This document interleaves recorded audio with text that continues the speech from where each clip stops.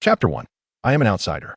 On July 19th, 1990, in London, Clapham District, a young boy curled up by the window of his bedroom, gazing out at the night sky with his gray-blue eyes, lost in contemplation or, perhaps, simply daydreaming. The boy, originally named Liu Xiaoze, was unmistakably Chinese. For reasons unknown, he found himself inexplicably transported into another realm, becoming a British citizen. At first, he believed it to be an extraordinarily vivid illusion. But as time passed, he came to realize that this was no mere dream. He had truly traversed worlds, reincarnated as an infant and gradually growing up. Now, he bore the name Chris Red, on the cusp of turning 11 and preparing to enter middle school. In the early days of his arrival, he felt somewhat bewildered. People often yearn for the thrill of traveling to another world, fantasizing about experiencing all its wonders and differences, ultimately achieving great success and acclaim.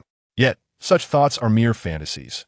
When one actually finds themselves in such a situation, the disorientation and the daunting unknowns of this new world can evoke a sense of fear and trepidation, which Chris experienced as well. That he felt lost, uncertain of what to do or how to proceed. In his past life, he was a 20-something unemployed youth, unaccomplished and daydreaming away his days. However, he had enjoyed a happy family, loving parents, and a circle of caring, kind-hearted friends. In comparison to some less fortunate souls, he was indeed quite blessed, yet he never anticipated this unexpected turn of events. Initially, he grappled with profound sorrow, fearing he might never see his loved ones again, in this new life. Even if he were to encounter them, it would likely be many years later, in the guise of strangers. Alas, such is the way of life, often beyond our control. Nevertheless, over the years, he pondered what he might accomplish as a time traveler. Feeling utterly inept, he feared being looked down upon. Yet Chris thought to himself, given his lack of abilities in his previous life, what could he possibly achieve in this one? The only viable path he saw was to become a ghostwriter or perhaps pen a book. After all, J.K. Rowling had yet to create Harry Potter, and while he might not match her literary prowess, he could certainly produce something of reasonable quality. Why not inherit a bit of that success and perhaps even attain a title of nobility? Once he managed a modest income, he could dabble in the Bitcoin craze and invest in the internet and real estate, potentially leading a fulfilling life. However, he felt unprepared at present. He resolved to make preparations, and once he entered middle school next year, he would submit the first book of Harry Potter to a publisher, embarking on a delightful new chapter of life starting next year. Chris, what are you doing? Why aren't you in bed yet? It's quite late, and your mother hopes you will be a good boy. At that moment, Chris' mother, Lisa, entered the room, gently tapping him on the shoulder as she spoke softly. All right, I understand, Mother. I was merely contemplating the specifics of my birthday party tomorrow. I certainly do not wish for it to be a disaster. Chris turned to Lisa and said, Oh, I see. Don't worry, dear mother will assist you. Now, hurry and get some rest. You are at that age where you are still growing, and staying up late will not help you grow taller. Additionally, happy birthday. Mother loves you. Lisa kissed Chris on the forehead.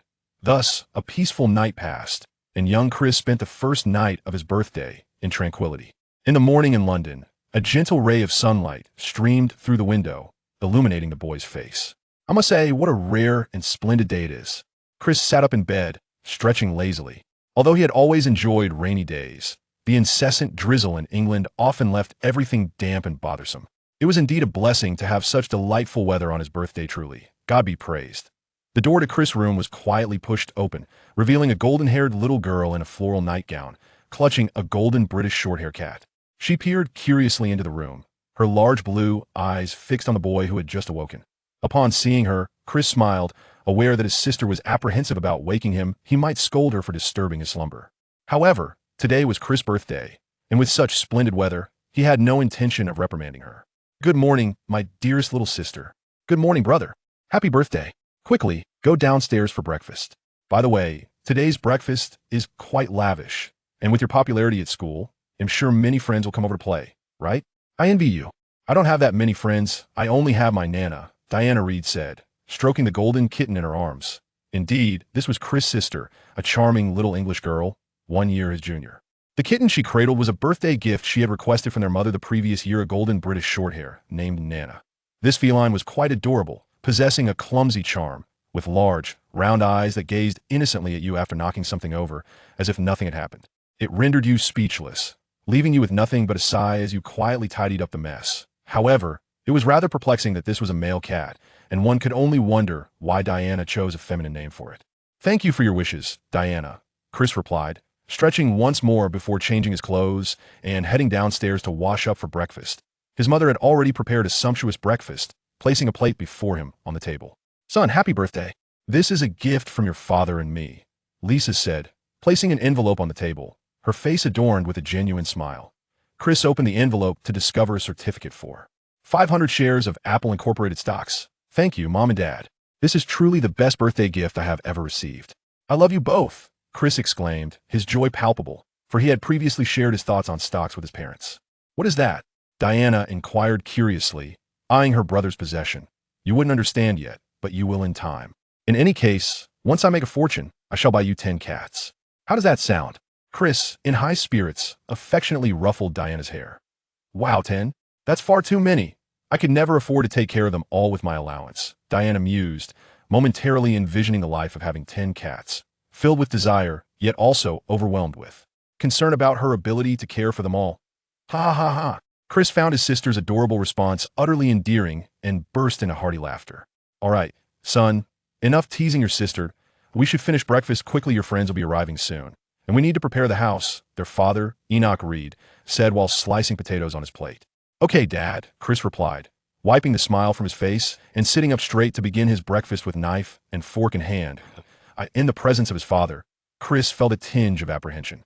Enoch, a retired military officer currently managing 3 chain supermarkets, was known for his serious demeanor, shaped by years of military discipline. He maintained a meticulous approach, whether with employees or family. Yet it was this very seriousness that had contributed to his modest success that, on the other hand, their mother, Lisa, once a primary school teacher, had resigned from her profession to become a devoted homemaker after Chris was born. With her gentle, graceful, and insightful nature, she adeptly managed the household's myriad affairs, successfully caring for her husband and children.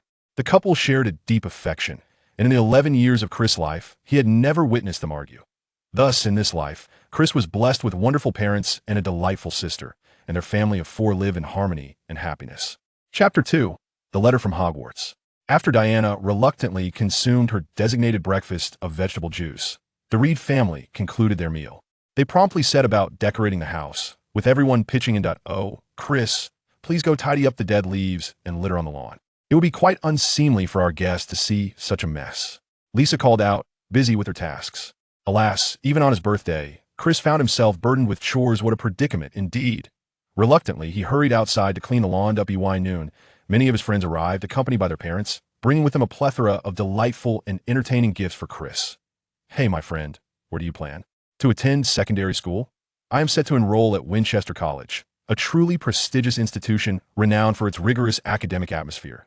It is said that 37 of its students gain admission to Oxford and Cambridge, though even if I do not make it, I shall take pride in being an alumnus alongside the illustrious George Mallory and Arnold Joseph Toynbee. Such celebrated figures," inquired a chubby boy, savoring a cake baked by Chris' mother. Lisa, "Oh dear, you must study diligently then. I feel for you. Our friend Imk is in for a challenge." "I shall not subject myself to such rigorous demands. I prefer the ease of Merchant Taylor's school," Chris replied with a smile. "What a pity we cannot share the same school. It is indeed a bit regrettable.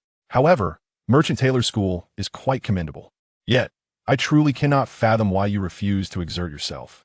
You must realize you possess genius, but alas, you are far too indolent.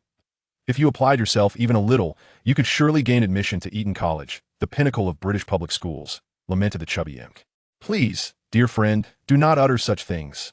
I am no genius. I am merely an ordinary individual. In time, I shall become a typical British man, perhaps court a lovely lady, and raise children. Let my son be the genius instead." "Ha ha," Chris quickly interjected. "Oh, Chris, your humility remains unwavering. You're unaware that William will be attending Eton. He has become quite insufferable, boasting at every turn, strutting about with his head held high, as though he has won a Nobel Prize. It is truly exasperating." Imk lamented. "Ha ha ha, let be. That fellow William has always been rather full of himself." Chris responded, unfazed by Imk's remarks. "Not everyone is destined to associate with one another. William has always looked down on them and seldom mingles with their group. Moreover, if they do not share common interests, there is no need for insistence on companionship. However, the persistent labeling of him as a genius does weigh on his conscience. He knows that he is no prodigy. The material covered in the British primary curriculum is hardly challenging. With a bit of observation and listening, one can easily grasp it. Additionally, his memory has indeed improved significantly in this lifetime. While he may not possess perfect recall, he can at least remember after reviewing a few times, which has been quite beneficial. Nonetheless, he still prefers to avoid the accolades of genius. Little do they know that the likes of Xiao Di, who once proclaimed, 30 years east of the river, 30 years west, do not underestimate the youth and poverty, also reflects the truth of once being a genius only to later become ineffectual.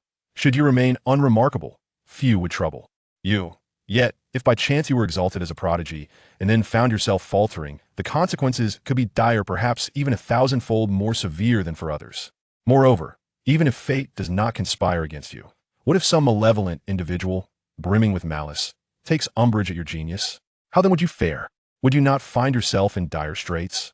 Human nature is drawn to the spectacle of a genius stumbling. Such misfortunes provide a perverse sense of satisfaction. It is prudent to maintain a low profile until one is adequately prepared. Once you have fortified your position, then you may consider other avenues.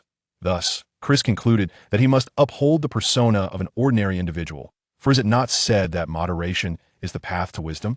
After the birthday celebration concluded and all guests had departed, the Red family leisurely commenced tidying up the remnants of the festivities.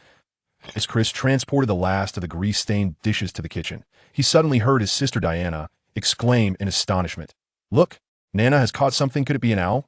Chris turned, astonished, following the direction of his sister's finger, and beheld Nana clutching a bird in her mouth.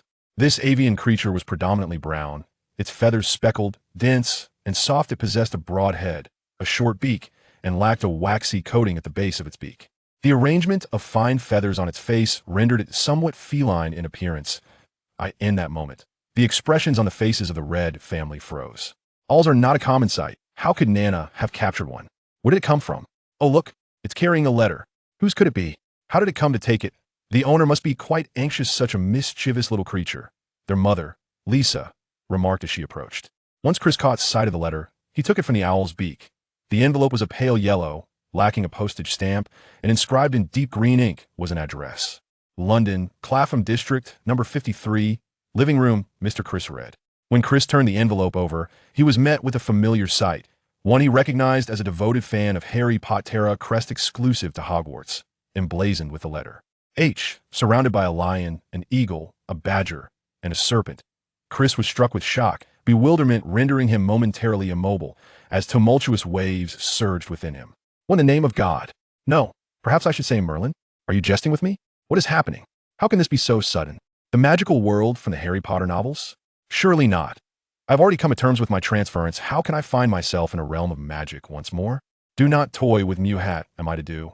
Upon observing his son, who stood in a state of bewilderment, the father, Enoch, approached with a look of perplexity. He took the letter from his son's hand, swiftly unsealed the envelope, and extracted the parchment within.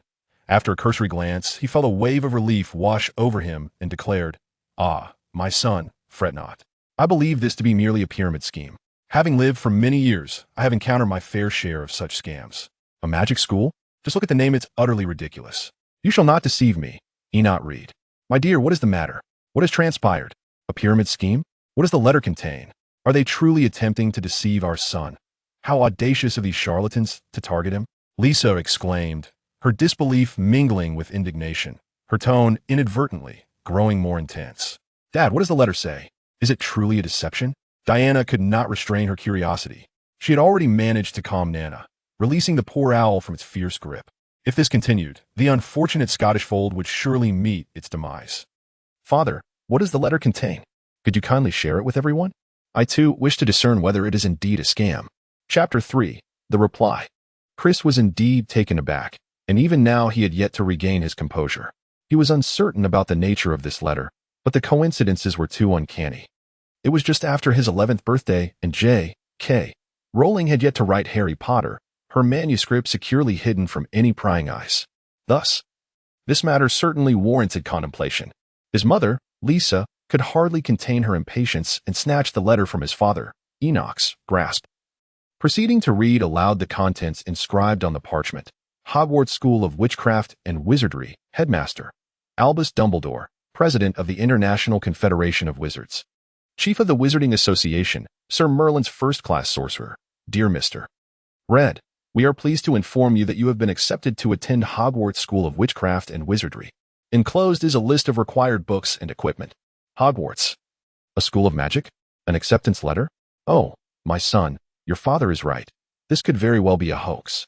How absurd to think that one could fabricate a school in order to deceive us into paying tuition. It is utterly preposterous. Lisa's indignation surged as she reached this point, feeling completely duped. Indeed, they could have at least constructed a more believable tale. Anything else we might have been able to accept, but a school of magic? Why would they have our son learn tricks? How ridiculous. Have con artists become so careless in their schemes? It is truly laughable. Enoch chimed in agreement. A school of magic? Such an institution exists? Brother, will you attend? Perhaps we should send Nana instead. Then she would become a magical kitty. How delightful that would be. Hee. Diana appeared to be quite cheerful, her face alight with unmistakable excitement, and she even leaned in to glimpse the letter's contents. Diana, do not tear the letter. Let mother finish reading, Chris urged, gesturing for his mother to continue while pulling Diana to sit beside him. Lisa, somewhat perplexed, noted that the truth had already been disclosed. Why did her son still want her to read on? Yet, she refrained from voicing her thoughts, clearing her throat softly, and resumed reading. Uniform. First-year students are required to have 1. 3 plain black robes. Books. All students must possess each of the following texts. 1,000 Magical Herbs and Fungi by Philidor. Other equipment. A wand. Note. First-year students are not permitted to possess their own broomsticks. The term is set to commence on September 1st. We shall await your owl's response by July 31st. Yours sincerely, Deputy Headmistress Minerva McGonagall. Well, that's that. My son, you must now believe, right? Listen to your parents. This is merely an attempt to swindle us out of tuition fees. Who knows who is behind this wicked scheme? Do you believe that if we contact them, they will insist we pay tuition first, perhaps 1,000, and then 800, and if we pay all the fees, they might even offer a discount? Lisa handed the letter back to Chris, her voice tinged with skepticism. After Chris finished reading the letter, he was convinced, not so much by his parents' words, but by the undeniable truth that he had entered the realm of magic. There was no doubt that the owl, the letter, and its contents were indeed reminiscent of the acceptance letter from Hogwarts in the Harry Potter universe. However, a flicker of doubt lingered in his mind. Why did the owl arrive only at night? Shouldn't he have come early this morning? Perhaps it had been distracted or lost its way. Nonetheless, such concerns seemed trivial in the grander scheme of things. The pressing issue was that he had never exhibited any magical abilities. Wasn't it said that young wizards occasionally manifested surges of magical power? Yet, he had experienced none of that. Could it be that he was simply too ordinary, with an abundance of magic so meager that it failed to create even the slightest ripple? How utterly embarrassing. Yet, this was not the time for such musings. The crucial question was how to navigate this situation. Attending Hogwarts was an absolute must. To forego such an extraordinary opportunity would be sheer folly. An encounter with magic and the chance to immerse himself in a world that countless fans dream of was too precious to miss. However, the dangers of this world were undeniable. He was weak, defenseless, and without any magical outbursts. How could he possibly survive in a world rife with threats, such as the Dark Lords? He might not even withstand a single curse, let alone a confrontation with formidable foes. Moreover, he might not even live to see such conflicts unfold. Danger lurked everywhere. This world was a precarious blend of beauty and peril. Could he truly remain safe in the mundane realm? Would he be swept away by its tumult? Even if he were unharmed, his Harry Potter dreams would remain unfulfilled. A grievous loss indeed. This was his chance to turn his life around. He could not let it slip away so easily. If the situation were dire, perhaps pursuing magic was the better option. At least he would experience the joy of spellcasting and the allure of enchanting companions. Ahem. Perhaps now was not the time for such thoughts. Currently, the pivotal task was convincing his family of the legitimacy of this school. His parents were irate and wholly skeptical. Even Diana was joining in the mockery, questioning the notion of a cat attending Hogwarts. Did they think it was Professor McGonagall? Yet, in truth, it wasn't entirely implausible. The meticulous design of the envelope and the content within did not appear to be mere fabrications. The required textbooks seemed credible. Perhaps there was truth to this after all.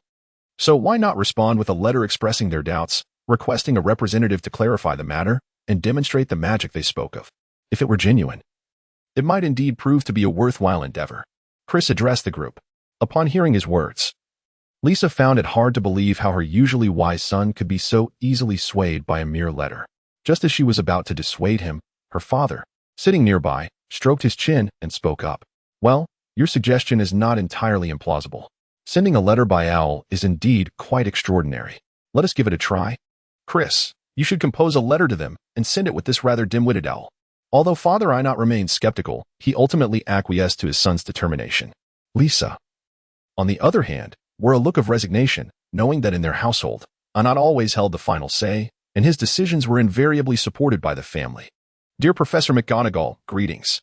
I am Chris Red, and I am thrilled to have the opportunity to attend Hogwarts and study magic. This is truly exhilarating, as I never imagined I possessed magical abilities.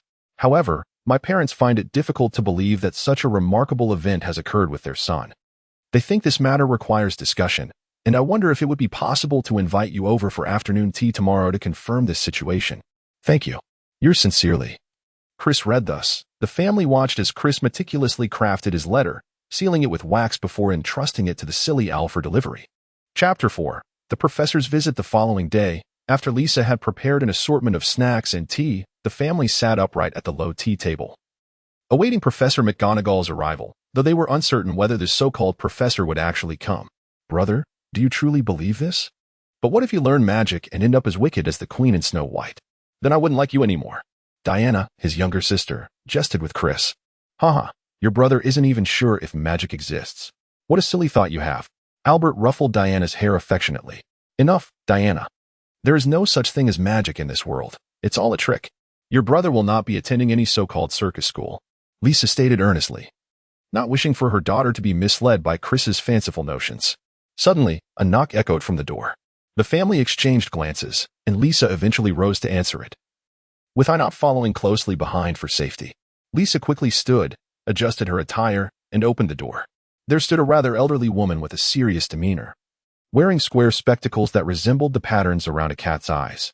She was draped in a rich green cloak, her dark hair tightly styled in a bun. Professor McGonagall? Lisa inquired skeptically, eyeing the woman before her. Are you here for Mr. Chris Red? The tone of the other party was rather stern. Hello, I am his mother. May I ask who you are? Lisa inquired. Minerva McGonagall, replied the elderly woman outside the door. Very well, please come in. Chris is inside. And I hope you can prove that magic is indeed real, Lisa said, feeling somewhat anxious. That is precisely why I am here. I have already perused Mr. Red's letter.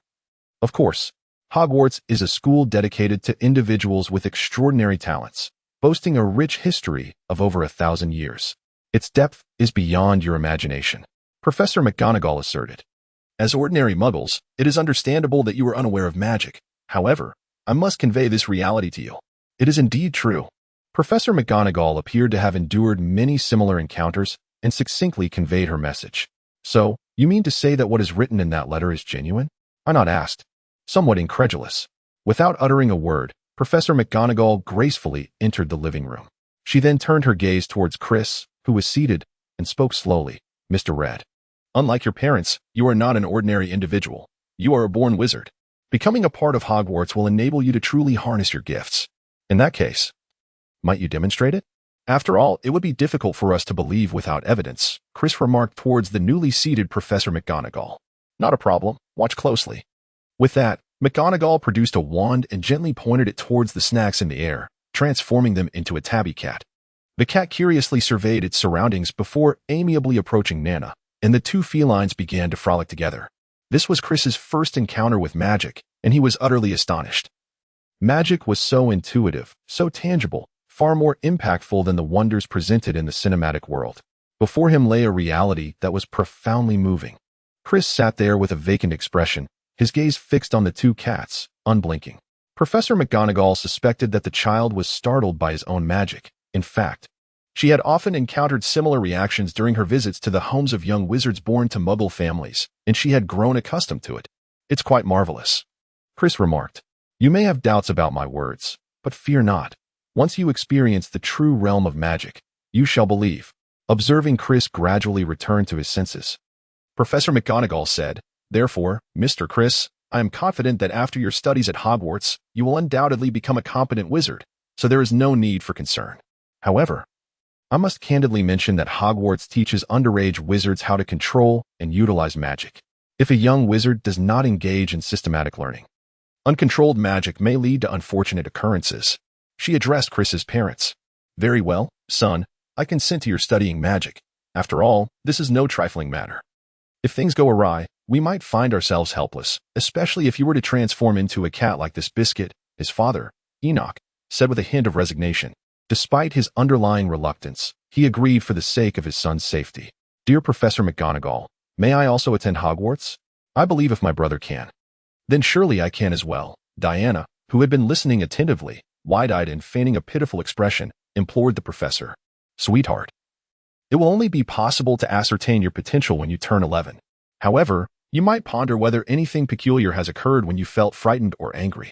Alternatively, you could accompany your brother to the Leaky Cauldron. If you can see it, that would indicate your giftedness, as ordinary folk cannot. Nevertheless, I eagerly anticipate your presence next year. Professor McGonagall smiled at the adorable Diana. After all, who could remain serious in the presence of such a charming young lady? Subsequently, Professor McGonagall provided Chris with directions to the Leaky Cauldron and couldn't resist adding, by the way, the proprietor of the Leaky Cauldron is named Tom. You will need to pass through the Leaky Cauldron to reach Diagon Alley to acquire the necessary books and school supplies for your studies at Hogwarts. As mentioned in your letter, regarding wizarding currency, you may exchange some pounds at Gringotts. For specifics on accessing Diagon Alley, you can inquire with Tom, who will be more than willing to guide you. As for Platform 9, it is situated between Platforms 9 and 10 at King's Cross Station. Simply walk through the barrier, and you shall arrive. If there are no further questions, I look forward to seeing you at Hogwarts on September 1st, Mr. Chris. Additionally, thank you for the delightful afternoon tea. It was quite splendid. Professor McGonagall finished her cup of tea and stood up, preparing to take her leave. Professor, this cat should return to normal shortly, right? Chris pointed to the tabby cat that had transformed from a pastry. Oh, do not worry. It will revert once the magic wears off. However, if you wish for it to return to its original form now, that is also possible. I see. That's fine. Let it play with Nana for a while. McGonagall nodded and exited the room. After Lisa saw her off, Professor McGonagall vanished with a flicker of apparition. Did she just disappear like that? Did she fly away or use invisibility? Anat gazed incredulously at the spot where Professor McGonagall had stood moments before. Who knows? Perhaps this is just magic. Chris shrugged. Dad, can we go to the Leaky Cauldron now? Diana was eager to confirm whether she was indeed a witch. Well, dear, I think we should wait until tomorrow. Today, my worldviews have truly been transformed. After all these years, I only just learned that magic exists. It's simply astonishing. The world is indeed full of the unknown. Let me take a moment to process this, Anat exclaimed with wonder. Indeed, the family had encountered something unimaginable today. Right before their eyes. Had they not witnessed it firsthand, they might have never believed it. Chris's parents certainly needed a bit more time to accept this reality. Chapter 5. Diagon Alley. The next day, the family drove to Diagon Alley for shopping. Chris could hardly contain his excitement at the prospect of entering the wizarding world.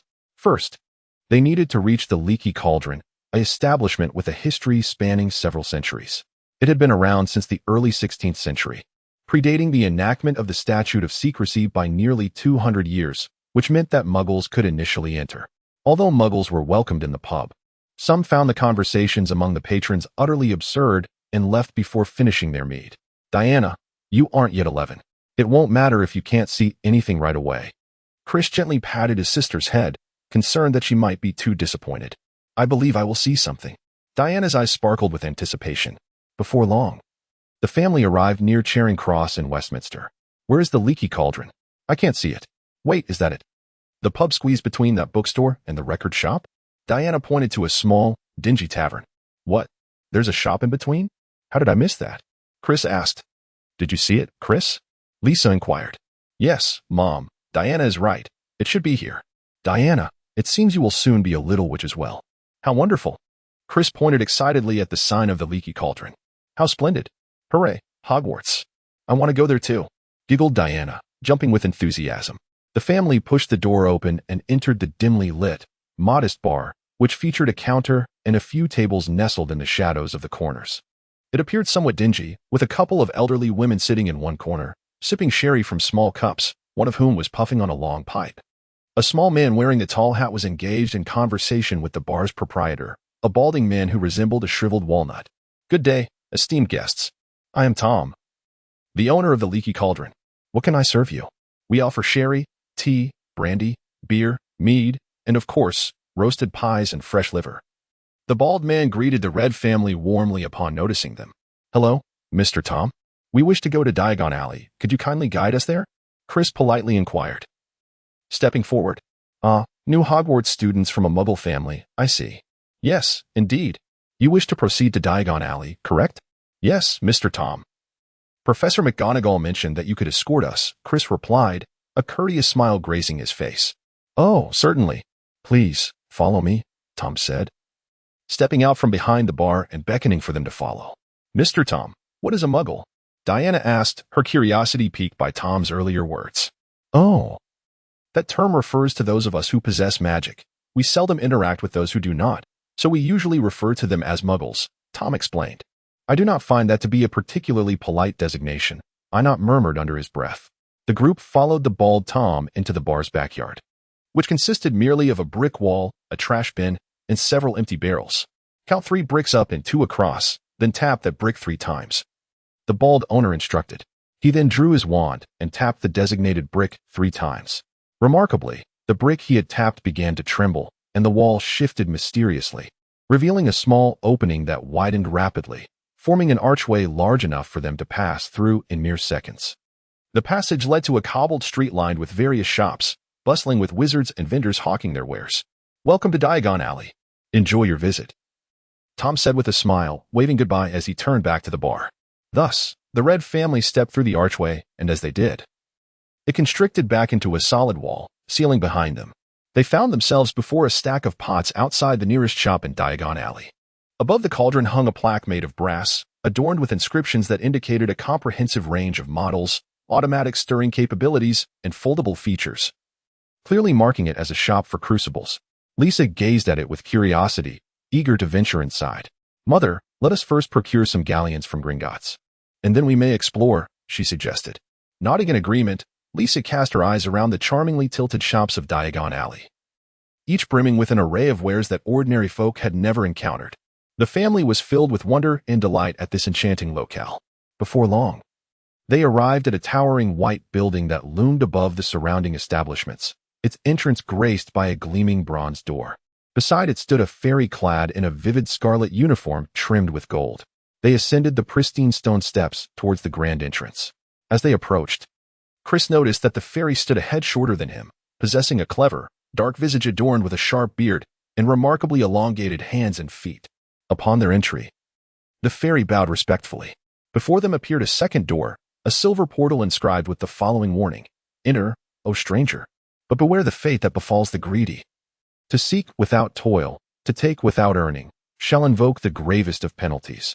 Therefore, if you aspire to seize wealth from our subterranean vaults that has never rightfully belonged to you, thief, heed this warning: what you summon may not be treasure, but retribution. In the past, Chris would have found it amusing to read that Gringotts had been breached by Quirrell, infiltrated by Harry and his companions, and ravaged by Voldemort's Death Eaters. Could it truly be as invulnerable as they claimed? Perhaps it could fend off and intimidate some ordinary ruffians. However, Chris no longer held such thoughts. What manner of individual would dare to rob a bank? Who among the common folk would engage in such illicit activities? Clearly, such deeds are not the domain of ordinary people. At least he himself could not envision it.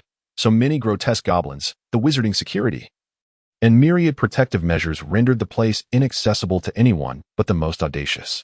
An 11-year-old wizard, who had yet to wield a wand, would certainly not entertain the notion of robbing Gringotts. It was utterly preposterous. The mere thought was terrifying, and he surmised that one would likely meet their demise before even setting foot inside.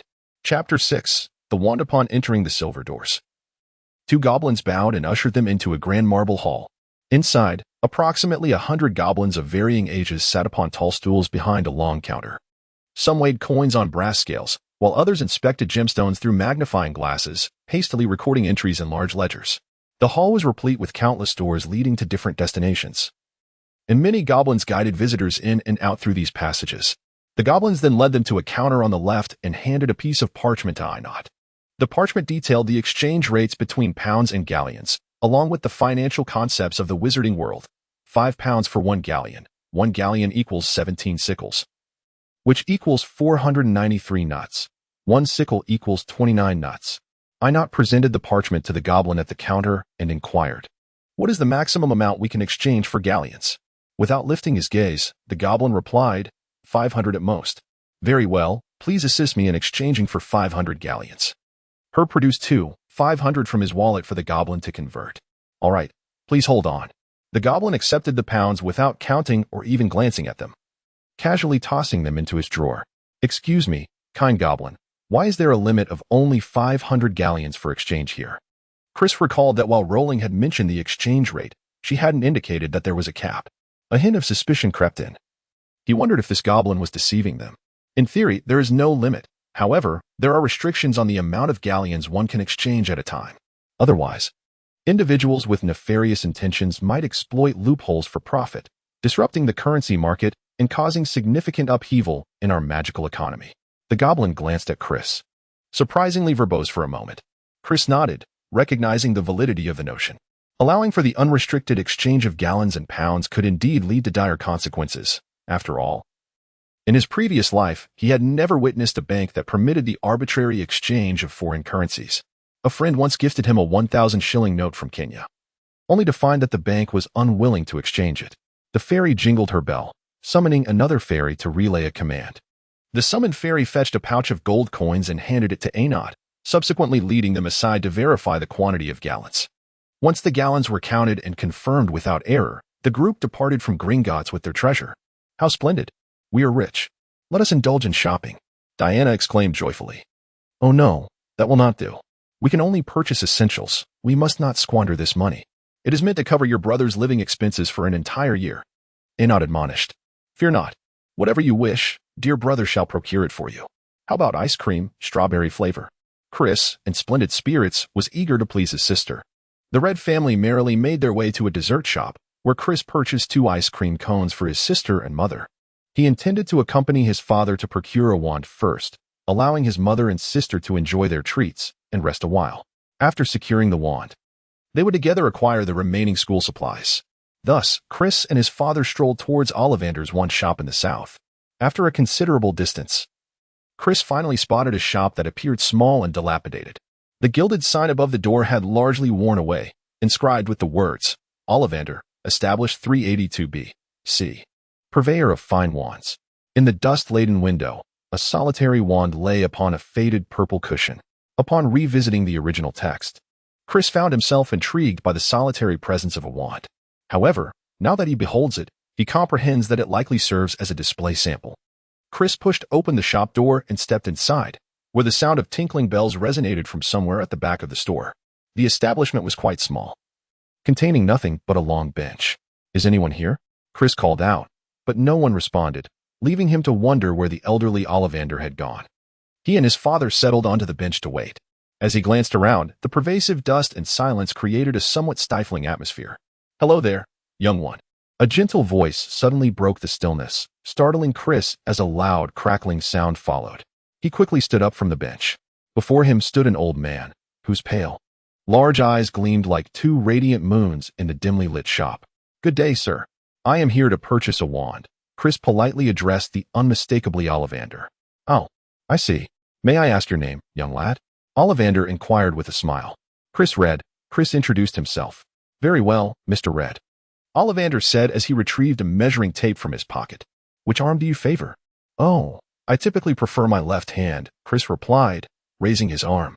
Ollivander proceeded to take Chris's measurements, first from shoulder to fingertip, then from wrist to elbow, shoulder to floor, knee to armpit, and finally, measuring his head circumference.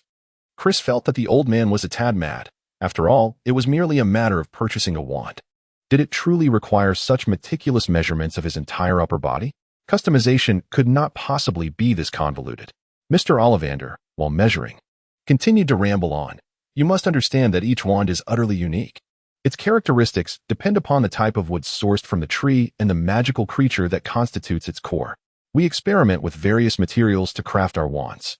Furthermore, once a wand finds its ideal owner, it begins to impart its traits and absorb the qualities of its wielder. Quite remarkable, isn't it? Ha. With that, Mr.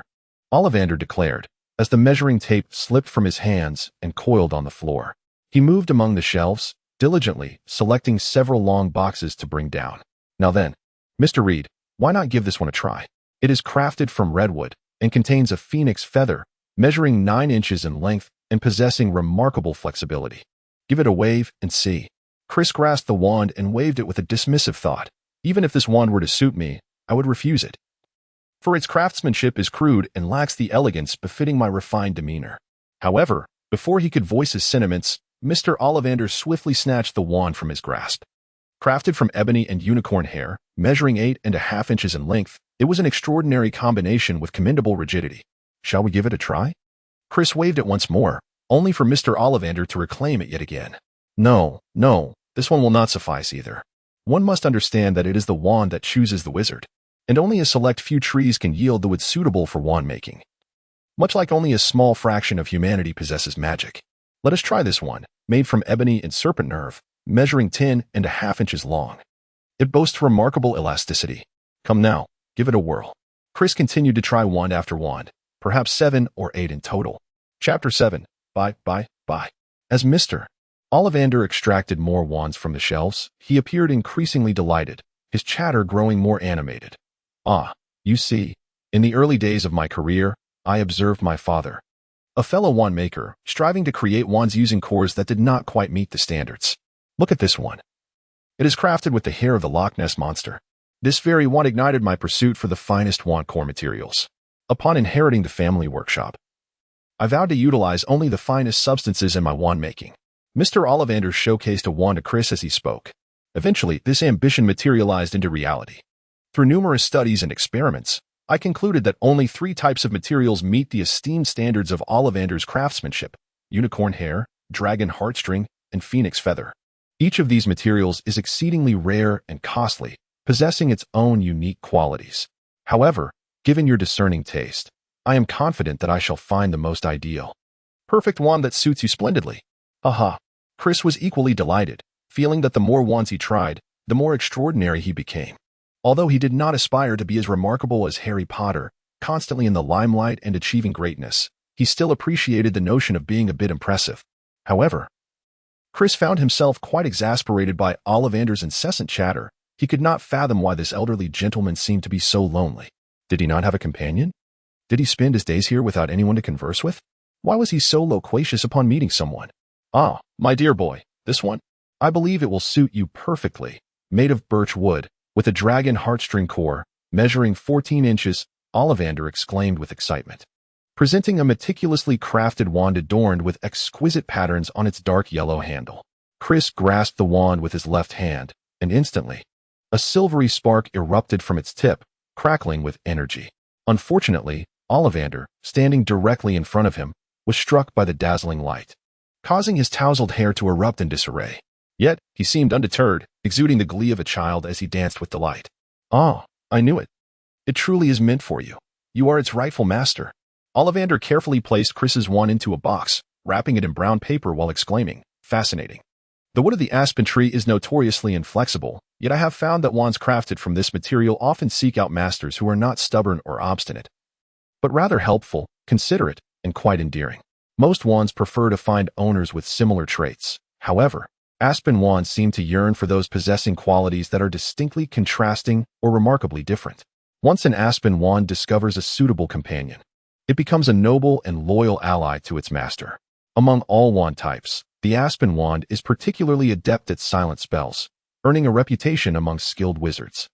My young friend, it seems you are destined for greatness. Haha, thank you for your kind words. I seek no grand achievements, merely peace and happiness, Chris replied, a hint of shyness creeping in. Indeed, my son has always been exceptional. He will surely surpass all expectations. Anat, sitting nearby, expressed unwavering confidence in his son. That will be 9 galleons in total. Thank you for your patronage, Ollivander concluded, having securely placed Chris's wand in a sturdy wooden box and wrapped it in leather paper. After paying Mr. Ollivander the 9 galleons, Chris departed with his wand in hand, accompanied by his father. They had spent quite some time in Ollivander's wand shop, uncertain whether their mother and sister were anxiously waiting. Nevertheless, Chris felt a profound satisfaction with his wand. He had finally affirmed his identity as a wizard. This wand bestowed upon him a sense of confidence, serving as a foundation for his future. Holding it in his hand brought him considerable comfort. After reuniting with his mother and sister, who had been waiting patiently, they all proceeded to the Weasley's Wizard Wheez's shop, located on the north side of Diagon Alley. Here, A diverse array of magical supplies is available for purchase, including telescopes and hourglasses. At that shop, I procured a brass balance, a brass telescope, and a crystal vial, totaling 15 galleons. There were indeed other items, such as a lunar chart for 5 galleons and a silver balance for 7 galleons. However, Chris deemed these additional purchases unnecessary as they were not immediately required, opting instead to refrain from extravagance. As the family made their way to the apothecary, Mother Lisa noticed Madame Pompineal's beauty elixirs and expressed a desire to explore. She was curious whether the beauty potions of the wizarding world could indeed enhance her skin's firmness and restore her youthful glow. Diana shared her interest, leaving Chris and Father no choice but to accompany them inside. After all, women often hold a keen interest in their own beauty, and there is little to be said against that.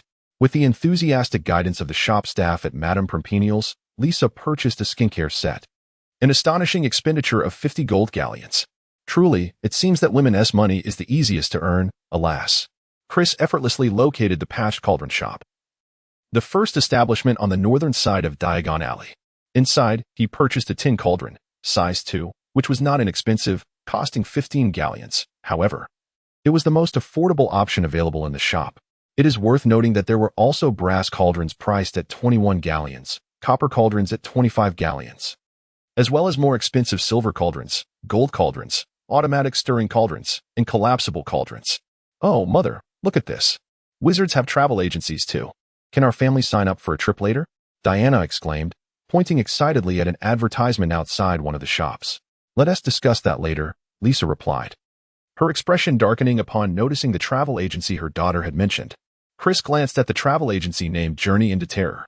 The sign proclaimed the offering of adventurous travel experiences, promising exhilarating holiday excursions.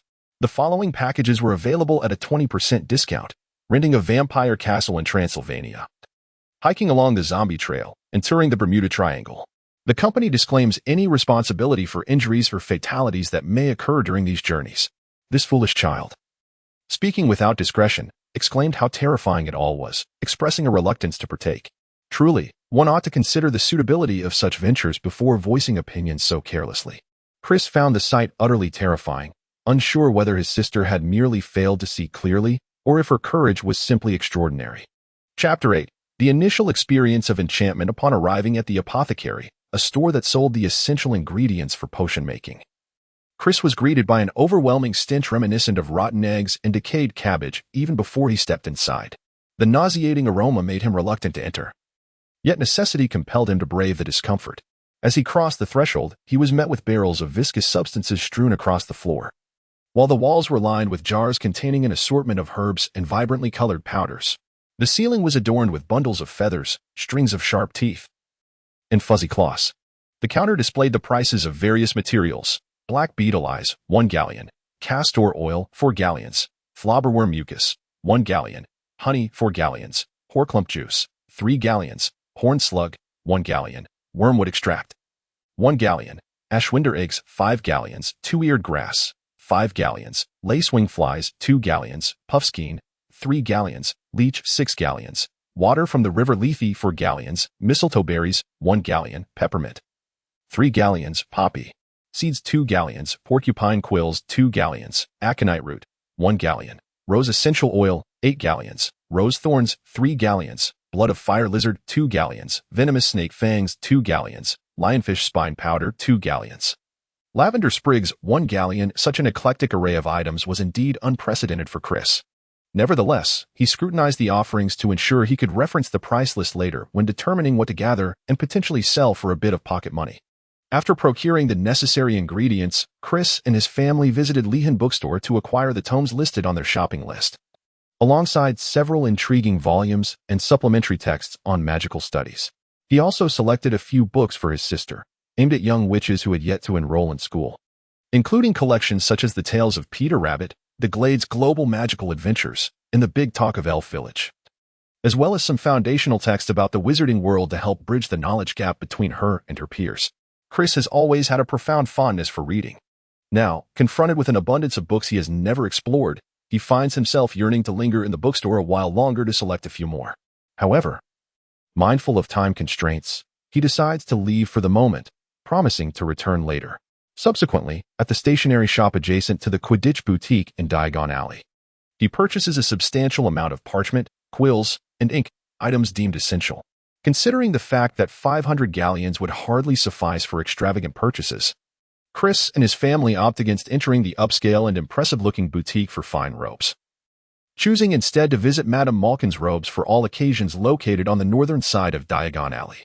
The garments here are equally commendable, and they also provide bespoke services for Hogwarts uniforms. The proprietor, Madame Malkin, is a short and plump witch, exuding warmth and quickly assisting Chris in selecting a suitable school uniform. Furthermore, Chris, with some reluctance, also acquires a self-ironing robe and a self-repairing robe, which promise to alleviate many of his future troubles. After all, he is uncertain whether the responsibility of washing, ironing, and mending clothes at Hogwarts falls to him or to the house elves. The thought of undertaking such tasks manually, especially without having mastered the necessary spells, seems daunting.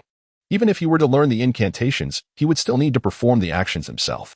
In fact, Chris harbors some skepticism regarding the efficacy of the cleaning spell, questioning whether it can truly cleanse garments without the use of water.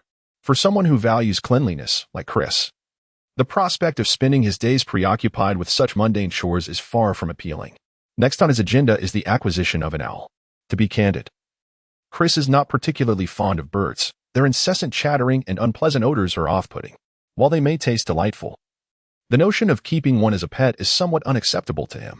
However, residing at Hogwarts without an owl as a means of communication would indeed be rather uncomfortable. So he resolves to procure one nonetheless. The Elops Owl Emporium, adorned with numerous owls hanging outside, presents a rather dim interior, likely a favored ambience for the creatures within. At first glance, Chris was captivated by a flat, heart-shaped plate adorned with a dark chestnut-colored rim, resembling a monkey's face. It was covered in soft fur, boasting a pair of large, deep-set eyes, a yellowish-brown beak that was not overly pointed, and an upper body of mottled orange-yellow, while its underbelly was white, slightly tinged with pale yellow and decorated with dark brown speckles. Overall, it was a striking white owl. The shopkeeper informed them that this charming creature was a monkey-faced owl, belonging to the grass owl family, and required 10 gold galleons. Chris readily paid the price, impressed by such a prompt customer. The shopkeeper graciously gifted him a bag of owl food. As the day of shopping in Diagon Alley came to a close, the sun cast a warm, golden glow, the oppressive heat of midday long gone. The Red family drove home, passing the towering edifices of the city, where pedestrians hurried along the streets, each absorbed in their own pursuit of livelihood. It was indeed a day filled with wonder. Upon returning home, Chris could hardly contain his excitement and eagerly began to peruse his new books. He was fervently keen to explore the magical texts he had heard of countless times, names that frequently appeared in the pages of Harry Potter, though he knew nothing of their intricate contents. His curiosity was palpable. Opening the book titled Standard Spells, Beginner, he flipped through its pages, which primarily detail the origins of various basic spells, explanations of their appropriate applications, and the methods and precautions for casting them. Chris casually flipped to another page, where the first paragraph read, "The charm differs from the transfiguration spell in the following aspects. A charm imbues an object or creature with specific attributes, while a transfiguration spell transforms it into something entirely different. Minor charms are not particularly difficult to unravel, as the effects of the charms you, as young wizards, have learned will generally dissipate within a few days or even hours. Jinxes, hexes, and curses are collectively referred to as dark magic. This book will not address such incantations." Chris nodded, finding the book quite commendable. It provided a thorough introduction to various fundamental concepts, proving immensely beneficial for wizards hailing from Muggle families. It encompassed not merely the learning of spells, but also aided in the understanding of essential knowledge. Upon encountering the description of the Lumos spell, he resolved to attempt this incantation, one that every wizard would surely know, arguably one of the simplest and least likely to result in unforeseen consequences. Moreover, using a wand at home posed no issues, as a minor loophole existed regarding the reasonable restrictions imposed on underage wizards. This regulation did not extend to young wizards who had yet to embark on their magical education but had already acquired a wand, alleviating any fears of receiving a warning from the Ministry of Magic merely for wielding a wand. Chapter 9. The school year begins illuminating light. Lumos, Chris proclaimed, raising his wand high. To his astonishment, he felt a surge of energy coalescing within him, gravitating towards the wand, an extraordinary sensation, which he surmised to be magic. No sooner had he uttered the incantation than a luminous sphere manifested at the tip of his wand. However, this sphere was rather large, approximately the size of a basketball, illuminating the room as brilliantly as daylight, rendering Chris unable to gaze directly at it. What was happening? This was not how it was supposed to unfold. The portrayal in the films differed vastly. Wasn't Lumos meant to conjure a faint glow? A mere flicker akin to that of a firefly? Why was his light so immense? Bewildered, Chris attempted to diminish the force channeling into his wand, and gradually, the brightness subsided. Wait, this seemed amiss. Had he truly expended less than 1% of his magical energy? That could not be right. Logically, a young wizard's magical capacity ought to be limited, and casting a few spells would typically deplete it significantly. Yet here he was, having conjured such a large sphere of light without exhausting his magic. This defied reason. Could it be that he was a prodigy, naturally gifted with abundant magical energy? Or perhaps this was simply the norm, and he was overthinking the situation? Chris scratched his head. He perused the standard spells again, this time searching for a slightly more challenging incantation. After scrutinizing the necessary precautions and the method of casting, he prepared for another attempt, eager to see if his assumptions held true. Severing charm. Defendo. Chris directed his wand toward his pillow. At first, it seemed unchanged. However, upon closer inspection, he was taken aback as the pillow disintegrated into fine fragments. What in the world? Chris gaped in astonishment. What was this? Was his spell so potent? Had he truly wielded a severing charm? Surely, this was not akin to a disintegration spell. Had he employed such a forceful incantation, his pillow would have been reduced to dust. The most perplexing aspect was that it had consumed so little of his magical energy. Chris found it utterly unimaginable. As a lowly wizard traversing the magical realm, he was astonished to possess such formidable power. With such a level of magical output, he felt he could unleash it 100 times. Truly remarkable. Perhaps he was even mightier than those who had passed the O.W.L.S. While his spells might not compare to those of students who had studied magic for several years, should he engage them in a duel, he would rely on but a single incantation, repeated 2 or 3 dozen times, to see if they could withstand it. At that moment, Chris felt a flicker of confidence in the face of the impending calamity threatening the wizarding world. Although he acknowledged he was still no match for the powerful wizards, he believed that after a few years of diligent magical study, he would undoubtedly grow stronger. While he did not expect to eliminate the threats, he was certain of his ability to protect himself. Excited, Chris continued to practice several other spells, mastering them without difficulty. It was late into the night when he finally set down his wand, closed his book, and prepared for bed. In truth, he wished to continue experimenting, as he felt no fatigue. However, his mother, Lisa, was quite displeased with his incessant activities in his room, compelling him to relent.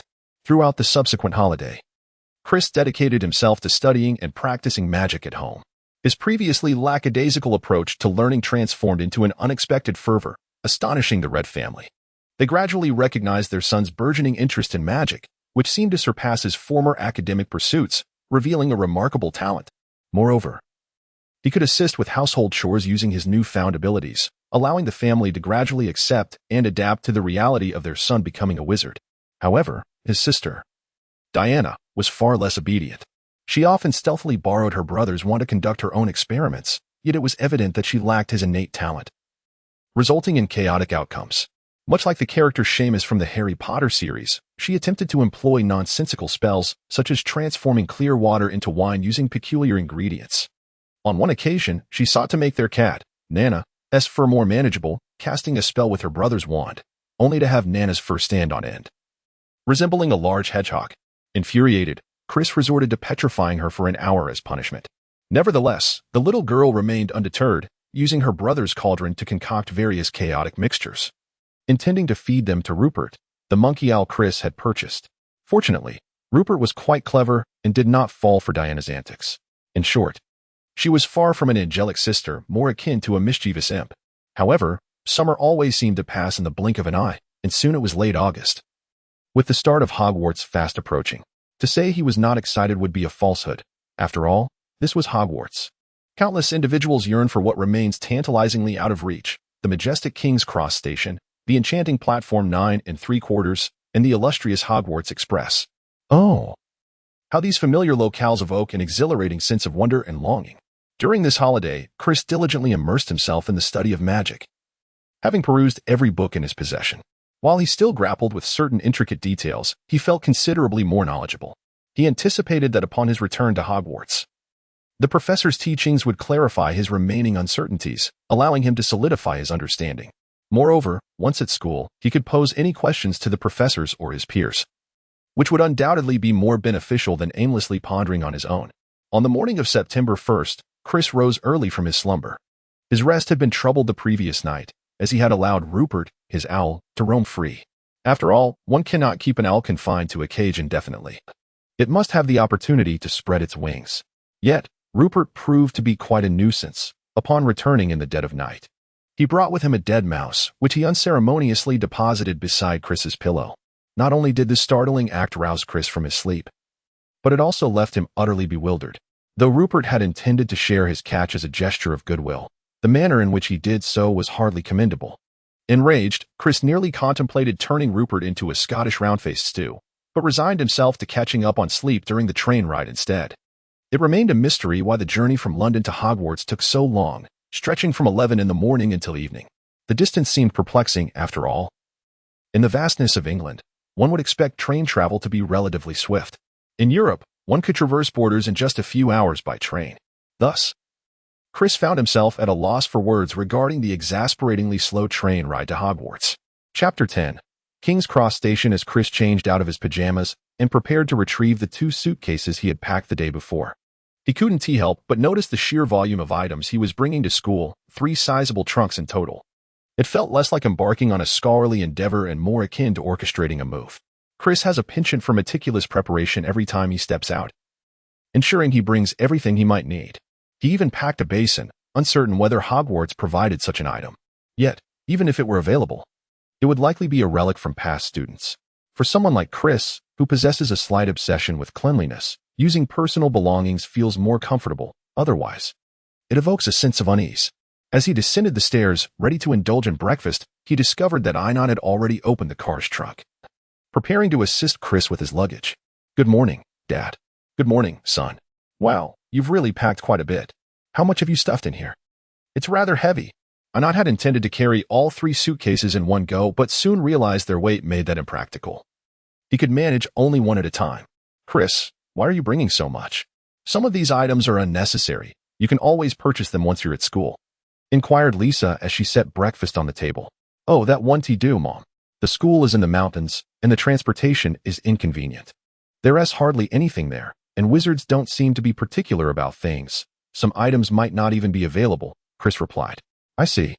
If you find yourself in need of anything once you're there, remember to send Rupert a letter. I'll have him bring it to you after I purchase it," Lisa said, feeling a twinge of sympathy for her son. "All right, Mom, thank you." "It's nothing," Lisa responded with a gentle smile. As usual, breakfast was lavish, and Lisa had prepared a generous box of food for Chris, crafted with care, worrying that he might grow hungry during the journey. She also advised him to share any leftovers with other children, as it might help him forge friendships. Chris was certainly aware that food was available on the train. Yet how could it possibly compare to the cleanliness, hygiene, and delectable nature of home-cooked meals? He vaguely recalled that the offerings on the train were mostly snacks, suitable as after-meal treats or for leisurely enjoyment, but hardly adequate as a proper meal. After the family had breakfast, they set off, with Diana carrying Nana, expressing her desire to first glimpse the train station that would take them to Hogwarts. She was somewhat curious about how to reach platform 9 3/4. Chris refrained from offering any explanations, deeming the matter insignificant. He decided to let his sister accompany them, considering it a suitable opportunity for her to familiarize herself in advance. Once the family had organized themselves, they set off towards King's Cross Station. Enoch drove slowly along the road, while Chris sat in the back seat, affectionately stroking the cat and humming a tune. She played the fiddle in an Irish band, but she fell in love with an Englishman. "What, brother? Are you going to date a man?" "Oh, Mother, this is outrageous. Your son is gay." "Huh?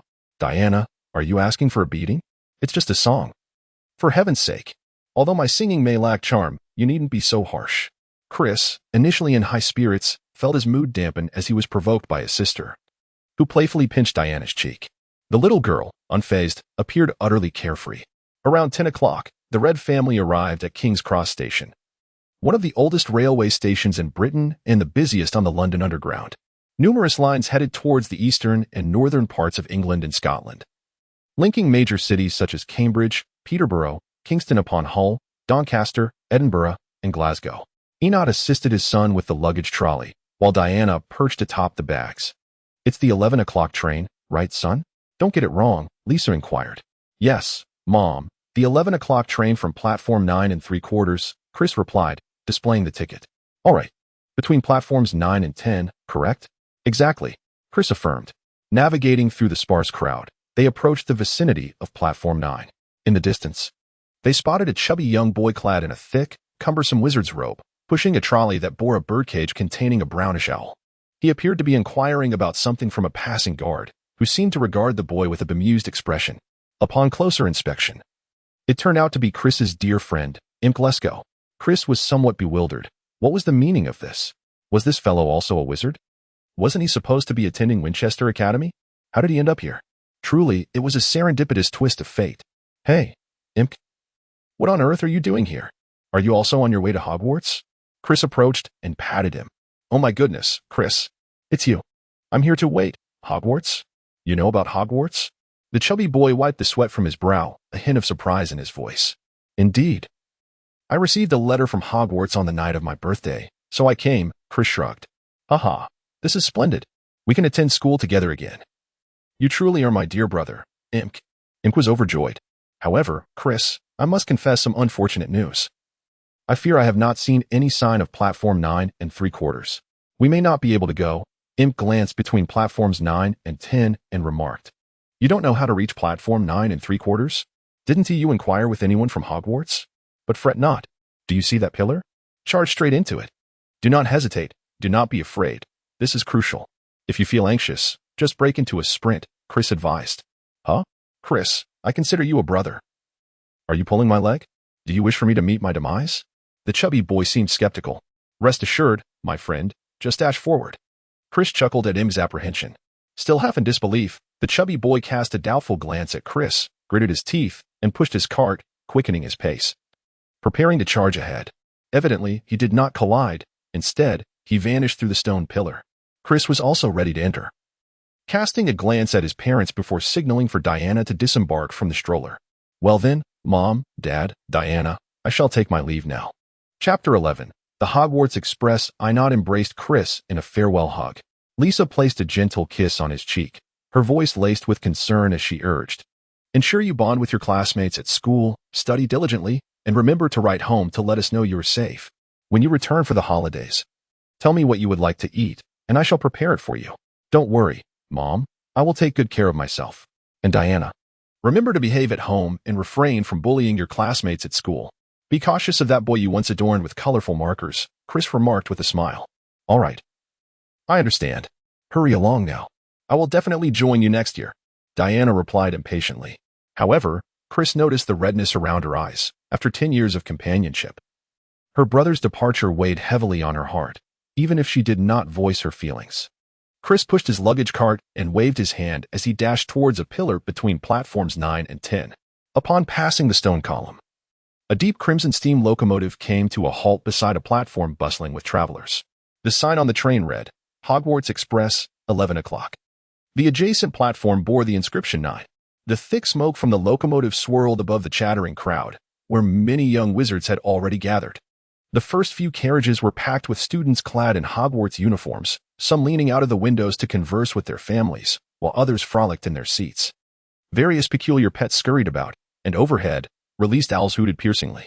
A multitude of eccentrically dressed adult wizards mingled, their buzzing conversations blending with the clamor of dragging heavy luggage. And Chris felt as though he were in a dream. As Chris gazed in awe at this scene, the chubby imp poked his head out from a carriage window, beckoning. "Hey, Chris, come over here. I've saved us a seat." Entering the carriage, Chris located the compartment that Imp had reserved, situated near the rear of the train. He promptly let Rupert out, who, upon seeing so many of his kind in the sky, was eager to join them and communicate. Then, Chris performed the levitation charm to place his suitcase on the luggage rack, casually closing the compartment door before sitting across from Imp. "Oh my goodness, Chris. How did you just do that? I mean, make the suitcase fly? Did you use magic?" Imp's eyes widened in astonishment. "Is there a problem, Imp? Don't tell me your enthusiasm for studying has waned." Chris replied, a bit curious as to why Imp, who usually relished learning, seemed unaware of such a spell. But isn't it forbidden for young wizards to cast spells outside of school? I could only read about it. I haven't even touched my wand. Imp protested, feeling aggrieved. I can assure you, no other first-year student is as adept at magic as you are. Oh, I see. Well, that explains it. Here's a little secret. It's perfectly permissible for underage wizards to use magic before school starts. No one monitors it. Perhaps they believe that a young wizard who hasn't yet enrolled wouldn't be capable of much magic, Chris explained while rummaging through his bag for a novel. However, such opportunities will cease once school begins. You won't be able to use magic until you come of age. What? Oh my, Chris, how did you discover this? You're truly remarkable. If I had known you were a wizard earlier, it would have saved me so much anguish this holiday. Ever since I received the letter from Hogwarts, I believed without a doubt. You know, I had no questions in my mind. I always knew I was special. However, you must understand that my parents are rather traditional. They completely dismiss this matter, and I find it impossible to elucidate my thoughts to them. They believe I must have lost my sanity. In my desperation, I resolved to visit my grandparents, who, thankfully, were very supportive of my endeavors. Without their encouragement, I fear I would have missed this opportunity, which would indeed be a tremendous pity. Upon reuniting with his dear friend, Imp may have been overwhelmed with excitement, pouring out his grievances to Chris. In truth, Chris has grown accustomed to this. Imp always tends to be rather loquacious. Should you dare to engage him in conversation, it may lead to an endless dialogue that could stretch through the entire day. Chris leaned against the window of his seat, observing the eclectic array of wizards on the platform as more young wizards boarded the train. Shortly thereafter, he noticed a short, plump woman holding the hands of a little girl and a little boy, engaging in conversation with several boys sporting vibrant red hair. Fred, you had better not cause any trouble at school. If I hear from Percy that you've been misbehaving and losing points, your pocket money will be gone, the stout woman admonished. I'm not Fred, I'm George, replied the red-haired boy. Honestly, you claim to be our mother. Yet you can't even recognize me as George? Sorry, George, but you're just as mischievous. Oh, mother, must you be so heartless? Just kidding, I'm Fred. The boy chuckled. Is this the Weasley family? Chris mused as he scrutinized the group, their strikingly red hair making them unmistakable. Particularly Ron Weasley caught his attention. With his silly expression, freckled face, large hands and feet, and long nose, which was simply amusing to behold. Beside Mrs. Weasley stood a girl, who must be Ginny. She appeared somewhat disheartened, perhaps saddened by the prospect of parting from her brothers. The Weasley family seemed to have arrived a bit late. With the train nearly ready to depart, though it appeared that they were often in such a predicament, Chris averted his gaze, intending to immerse himself in a book. With the prospect of dozing off should fatigue set in, the train commenced its journey, gradually accelerating as it distanced itself from the platform. As Chris perused a page of his book, the door swung open. Hello, I hope you don't mind squeezing in a couple more, said two red-haired boys standing at the threshold, the very twins from the Weasley family. One of them remarked, we arrived a bit late, and all the other compartments are packed. This is the only one left. Without waiting for Chris and Imp to respond, the other twin introduced himself. I am Fred. Fred Weasley. Oh, certainly, we don't mind at all. There's still plenty of space, Chris responded. The compartment of the train was indeed spacious, had this been in India.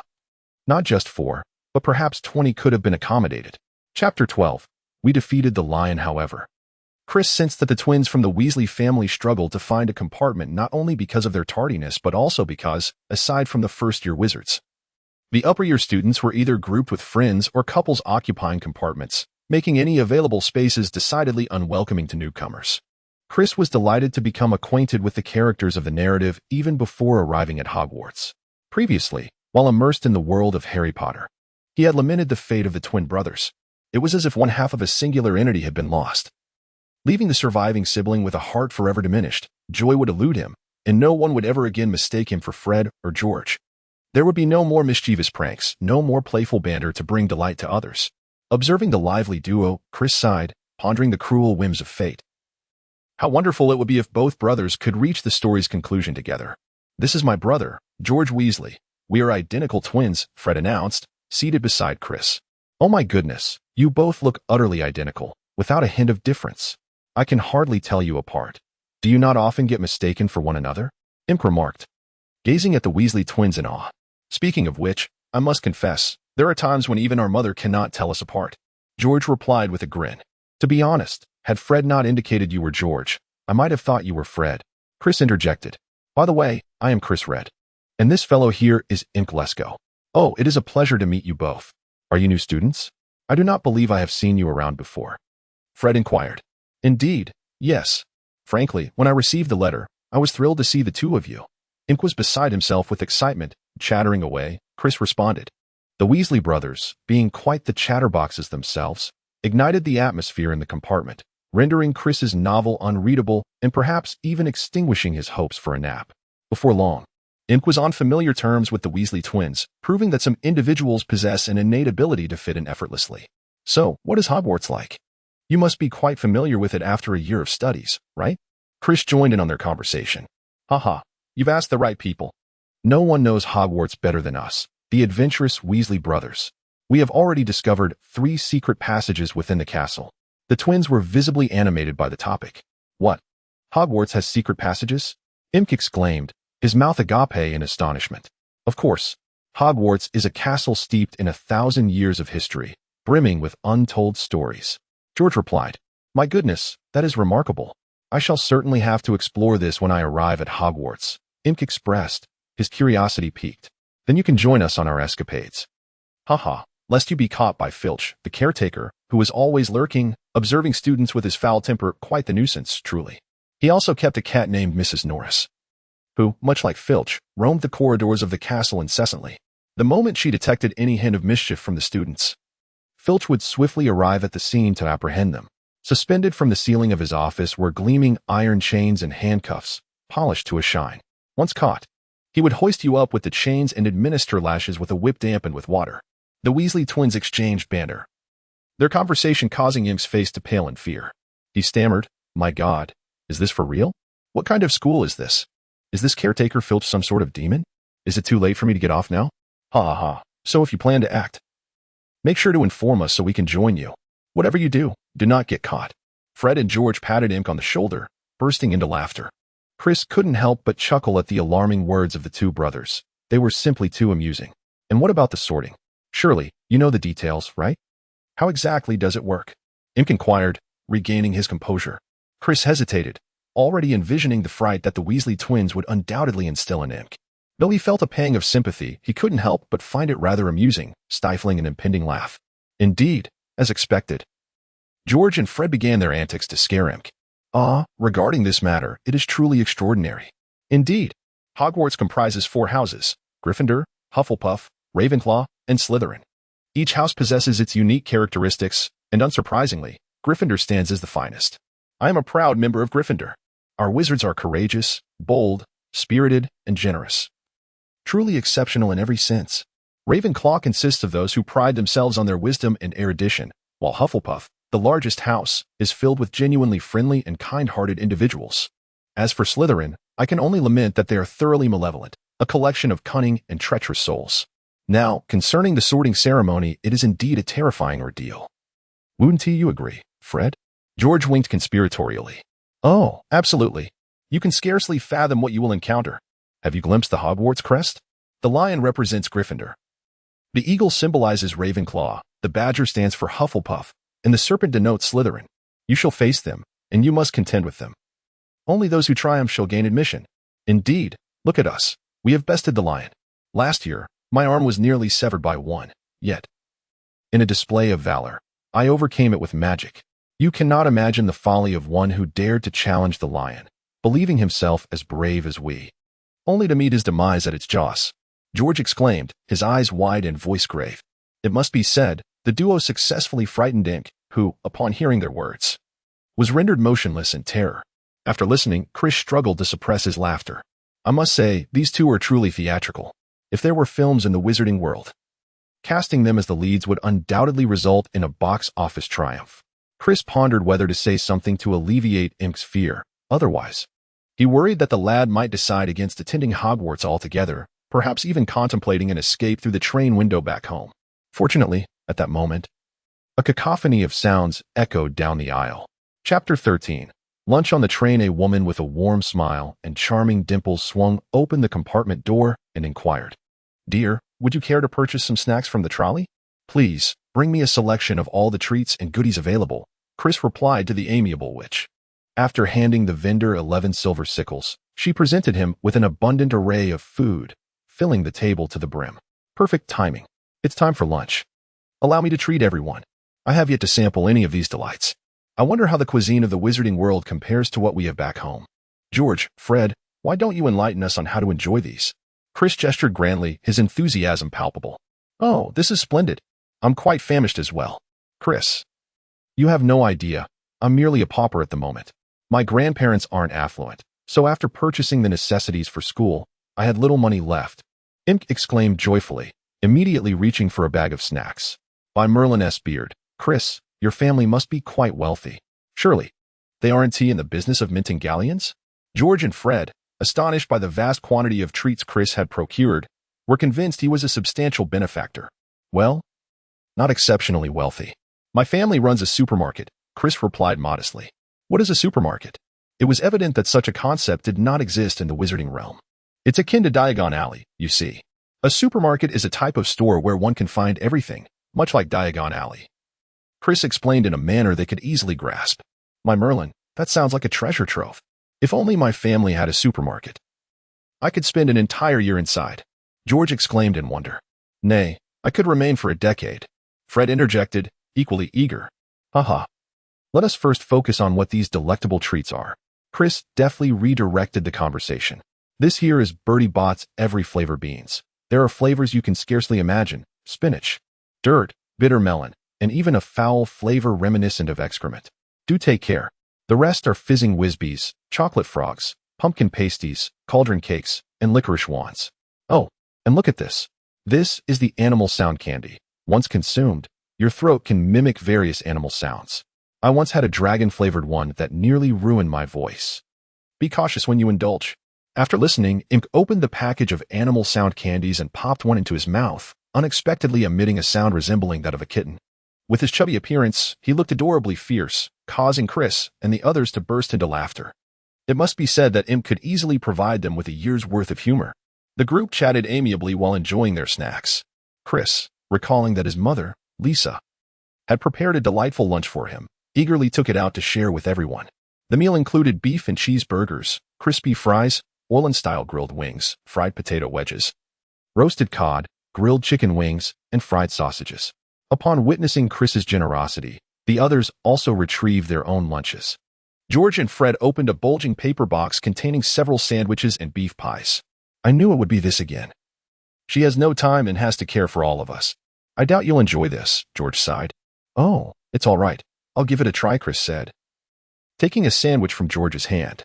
Not bad at all. Your mother's cooking is quite good, Chris commented after finishing the sandwich. However, to be honest, it's still decent. While it may not compare to restaurant fare, at least it's clean and hygienic, without any questionable ingredients. Haha, I'm glad you like it.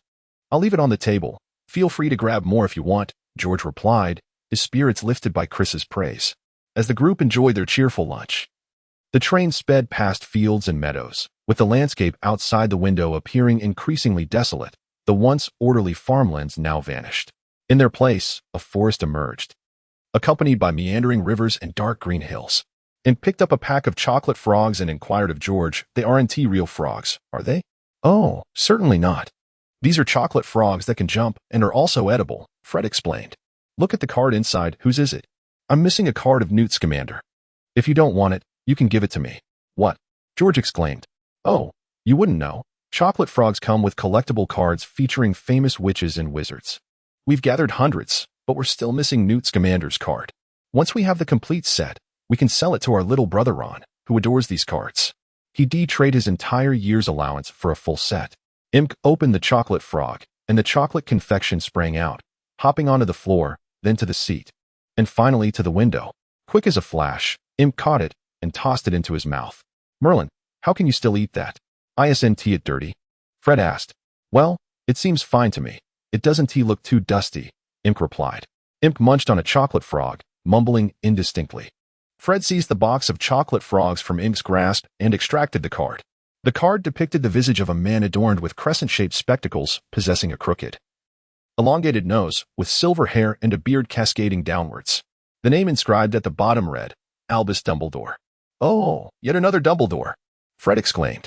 Chris took the card and turned it over, revealing the inscription, Albus Dumbledore, the current headmaster of Hogwarts, widely regarded as the greatest wizard of our time. Dumbledore's renowned contributions include defeating the dark wizard Grindelwald in 1945, discovering 12 uses of dragon's blood, and achieving remarkable success in alchemy with his partner Nicholas Flamel. Professor Dumbledore has a passion for chamber music and the game of gobstones. When Chris flipped the card back, he discovered that Dumbledore's portrait had vanished, which was quite remarkable. Here you go, Chris. We already have dozens of Dumbledore cards. His are the easiest to acquire, and now you can start collecting too, Fred said. No thanks. I'm not particularly interested in those cards, Chris replied. Well, then give it to me.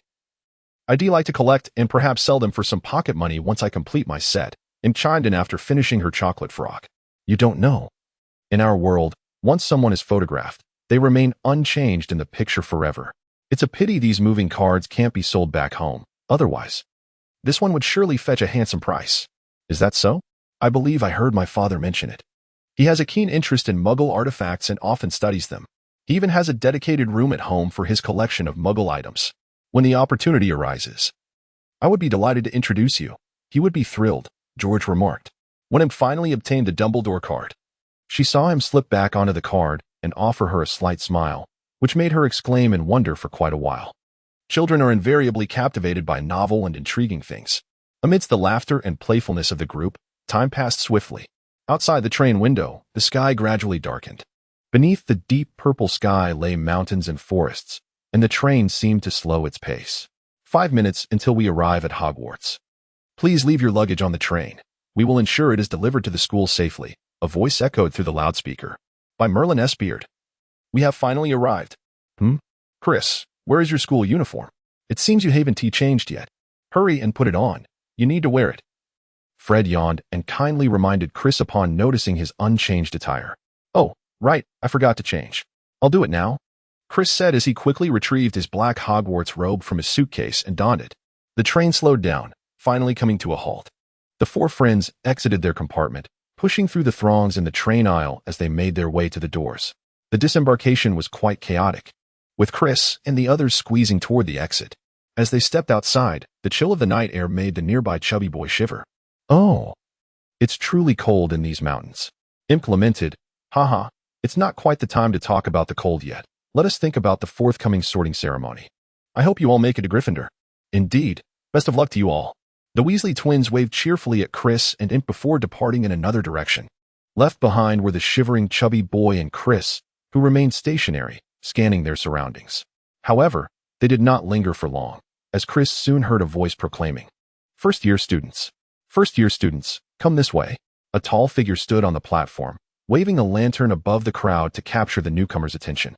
"What are we waiting for?" "Let's go," Chris urged, giving Imp a gentle nudge. "Hold on, let me fasten my button," Imp replied. The surroundings were dim, and the path was rather treacherous. Chris retrieved his wand and called out, "Lumos." Chris raised his glowing wand, guiding Imp as they approached their destination. Upon entering, they encountered an imposing figure awaiting them, a remarkably tall man. His face was nearly obscured by a thicket of unruly long hair and a tangled, dense beard, yet his eyes, resembling those of a black beetle, glimmered beneath the hair, exuding an intimidating aura. "This must be Hagrid," Chris mused, noting the man's formidable presence. "I am Hagrid, Rubeus Hagrid, the keeper of keys and grounds at Hogwarts." The bearded giant introduced himself. Then, with a smile breaking through his bushy beard, he inquired, "Are all the first-year students here? If so, let us embark." Hagrid led them away from the platform. The evening air was decidedly brisk. Chris tightened his robe around him for warmth. They followed Hagrid, sliding and stumbling as they navigated a steep, narrow path downhill. "Watch your step," Hagrid called out, but to little avail, as the rain had rendered the path treacherously muddy, causing several to slip along the way. "Oh, Imp, are you all right? Stay close. I'll light the way for you. Don't fall again," Chris exclaimed, rushing to help Imp, who had stumbled. "Thank you. This path is quite treacherous," Imp replied gratefully as Chris assisted him to his feet. "Let us keep moving." With his wand illuminating the way, Chris proceeded cautiously. Not long after, he overheard a small boy behind him muttering in frustration. It seemed he had been knocked down by someone nearby, leaving him in a dirty state, the epitome of misfortune. The darkness enveloped them on either side of the path, but Chris's wand cast a glow revealing thick woods flanking the trail. "Be careful, we're heading downhill," Hagrid warned from ahead. Once he descended, he stood by to ensure no students slipped on the steep slope. This proved a wise decision, as several young wizards nearly lost their footing. But Hagrid was quick to catch them. "Attention, we are nearing the lakeshore. Once we round this bend, you will see Hogwarts for the first time," Hagrid called back. A chorus of excited oohs erupted from the young wizards. After they descended, Hagrid led them onward, and they stumbled around a curve, finally arriving at a dark lake. On the opposite shore, a majestic castle loomed atop a high bank, the illustrious Hogwarts Castle. Its spires reached for the stars, and the windows twinkled under the night sky, making it all the more striking. This sight elicited gasps of awe from everyone, even from Chris, who had prepared himself for the spectacle. "Each boat cannot exceed 4 people. Remember, no more than 4. Hagrid bellowed, gesturing to a row of seemingly precarious boats lining the shore, addressing the young wizards. Chris and Imp followed the group onto the boat. They boarded a small vessel that was already occupied by a girl, a charming Chinese girl with 2 playful pigtails. As Chris and Imp settled in, a small boy clambered aboard, making a series of grunts and noises. Had it not been for Chris lending a hand, the poor child might have tumbled into the water. The little boat creaked under the weight of 4 passengers, threatening to capsize at any moment. Chris felt a pang of concern, wondering if Imp was too heavy and whether he should swap places with someone else. Sitting in such a small boat and traversing a considerable distance made him anxious. What would happen if they fell overboard? "Hey, Chris, we're not expected to row ourselves." "Are we? Goodness, I certainly hope not," the chubby boy whispered to Chris, noticing the absence of a boatman. "Oh, I don't think so. This boat seems to possess some magic. It can navigate on its own, so there's no need to worry," Chris reassured him. "That's a relief. If we paddled too slowly, we might not keep up," the boy sighed in relief. Chapter 15. The little ones were frightened to tears. "Everyone, hurry aboard. Is there anyone left behind?" Hagrid called out. Once he confirmed that no one was left behind, he boarded a boat himself. "Excellent, let us proceed." A fleet of small boats immediately glided across the mirror-like surface of the lake. The enchanted boats moved without oars, effortlessly making their way forward. Chris felt an urge to sing, envisioning a little white boat in the vast blue sky, carrying 4 little wizards on their way to school. The oars were invisible, and there were no sails fluttering. The boat drifted westward, crossing the milky waters towards Hogwarts. However, he was aware that his singing voice was rather unpleasant, so he refrained from singing aloud, merely humming the tune in his heart. Consequently, everyone remained silent, gazing at the towering castle that loomed above them. As they approached the cliff where the castle was situated, it appeared to tower overhead. "Duck!" Hagrid bellowed as the first batch of boats neared the precipice. Everyone hunched down as the boats carried them beneath the ivy-clad facade of the cliff, leading them to a concealed, expansive entrance. They traversed a dark tunnel, seemingly descending into the castle's depths, eventually arriving at a place resembling an underground dock, from which they climbed onto a surface of gravel and small pebbles. They then ascended a tunnel illuminated by Hagrid's lantern, finally reaching a damp, flat patch of grass beneath the castle's shadow. They climbed a flight of stone steps and gathered before a massive oak door. "Is everyone here?" Hagrid inquired, confirming their numbers before raising a large fist and knocking 3 times on the castle's grand entrance. Thud, thud, thud. The door swung open, revealing a tall witch clad in a vibrant green robe with dark hair, standing at the threshold. Her expression was solemn.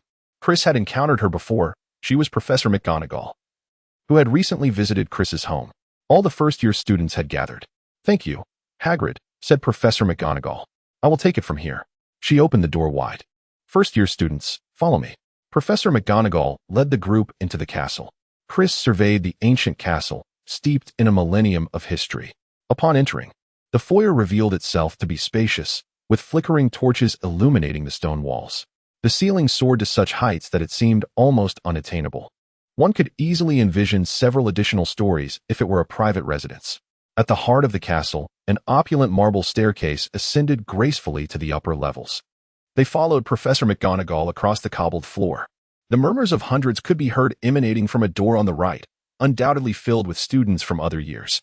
However, rather than ushering everyone directly inside, Professor McGonagall led the first-year students to a small, vacant room at the far end of the hall.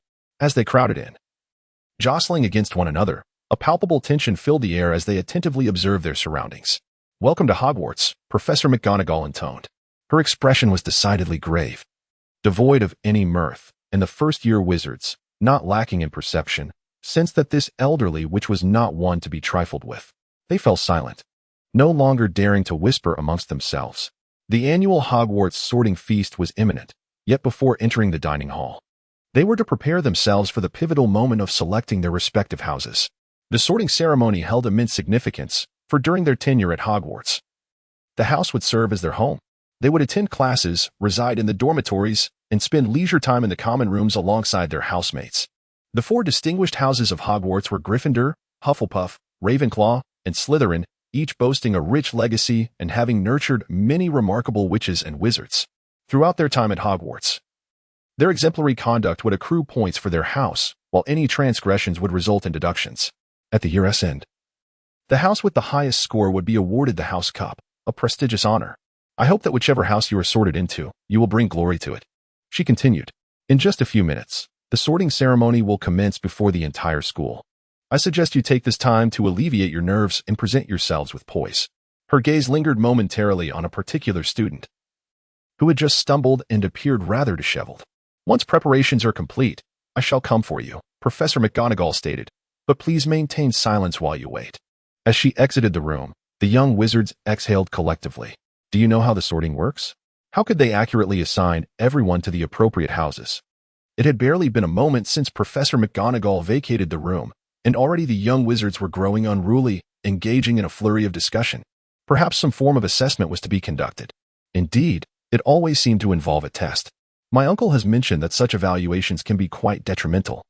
He is none other than Tiberius McLaggen, who is well acquainted with Rufus Scrimgeour, the head of the Auror office at the Ministry of Magic, and I believe his insights to be quite valid. A boy, introducing himself as Cormac McLaggen, munched on what appeared to be either an egg or some other type of ovum while exclaiming, Chris, did you hear what Cormac just said? A test? It must be exactly as Fred and George mentioned, before the entire school, but I still can't perform even a hint of magic. What am I to do? The chubby lad, already fraught with anxiety, felt his nerves intensifying at the words of others, causing him to tremble slightly, his forehead glistening with perspiration. Chris wiped the sweat from his forehead, contemplating that if Imk were to hear any more absurd remarks, he would likely faint from fright. Do not worry, Imk. I believe these individuals are thoroughly unreliable. Do you know how people meet their demise? It is often through their own fears, for there is truly nothing to dread. Chris reassured him. You cannot fathom it. My heart is racing terribly. Before arriving here, I never anticipated encountering such a predicament. I wonder if learning a spell would still be of any use.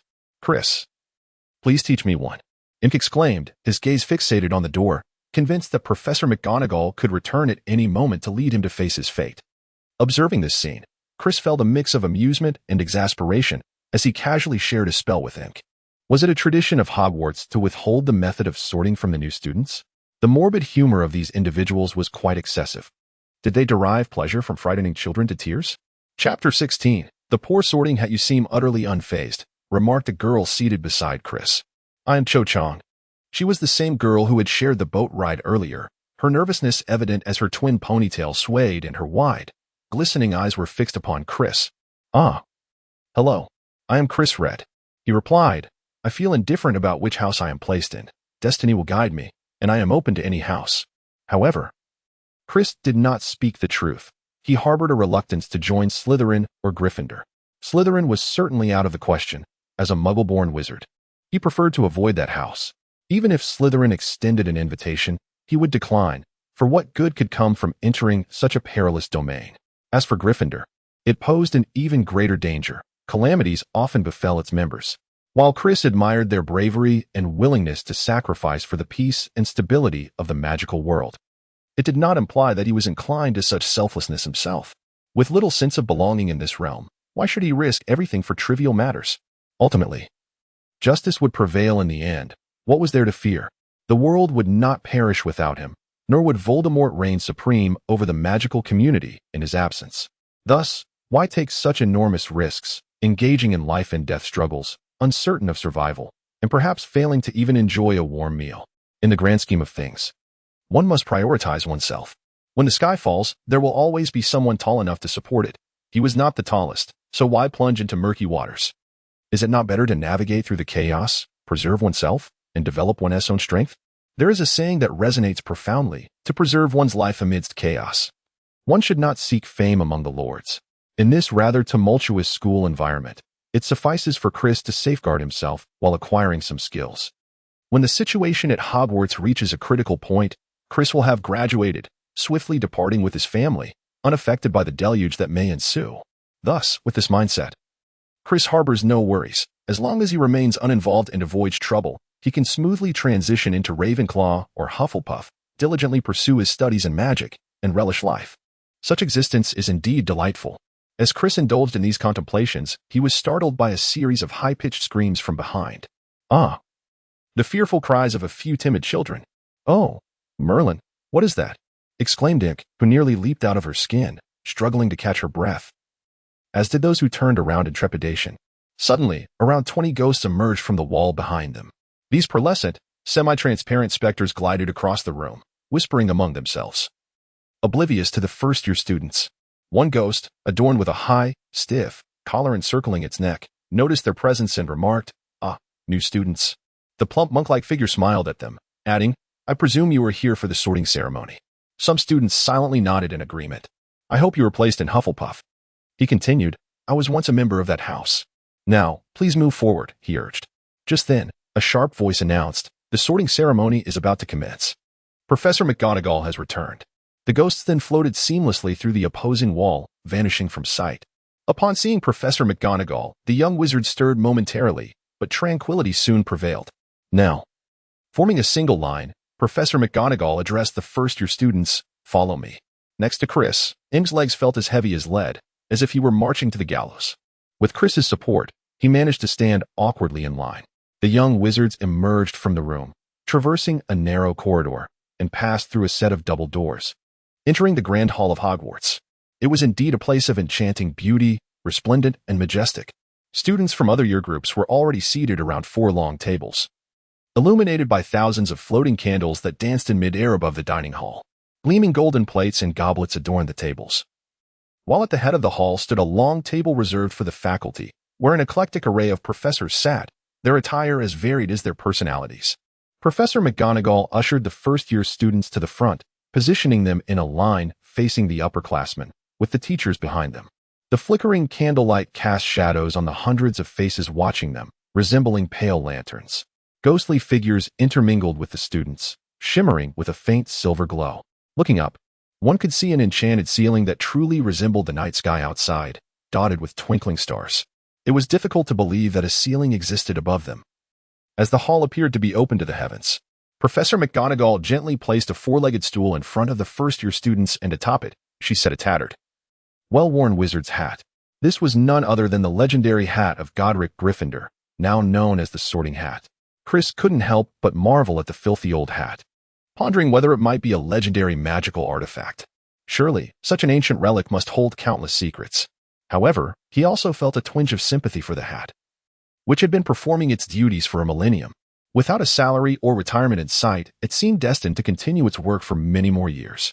All eyes in the hall were fixed upon the hat, and a profound silence enveloped the room. Suddenly, the hat began to stir. A wide seam opened along its brim, resembling a mouth, and in a raspy voice, it commenced to sing, "Oh, I am a hat, unmatched and irreplaceable, a wondrous hat indeed. Though many hats may exist in this world, none can claim my ancient lineage. Come forth, children, don me. If my appearance does not please you, fret not. For once you wear me, you shall come to revere my wisdom. I can see through you, discerning which house suits you best." The 4 founders of Hogwarts entrusted me with this noble task. Though 1,000 years have passed, their words remain vivid in my memory. Gryffindor spoke to me, "My students are the most courageous of lions." Ravenclaw remarked, "My students are undoubtedly the most brilliant." Hufflepuff said, "My students are all kind-hearted children." Slytherin asserted, "My students are all exceptionally gifted." Trust me, dear children, only I can assist you. Do not feel anxious, for I am here awaiting your presence. Today, I shall employ my millennia of wisdom and experience to help you rediscover yourselves. Chapter 17. To which house do you belong? After several minutes of suspense, the Sorting Hat finally concluded its self-proclaimed enchanting song. The young wizards enthusiastically applauded, and the hall resounded with thunderous applause. The Sorting Hat, oblivious to humility, proudly bowed to each of the 4 dining tables before coming to a standstill. "Oh heavens! Chris, it turns out we only need to don this hat." The chubby boy excitedly exclaimed to Chris, "I must deal with Fred and George. If I had known what he said, I would have doubted my very existence." At that moment, Professor McGonagall stepped forward, holding a roll of parchment.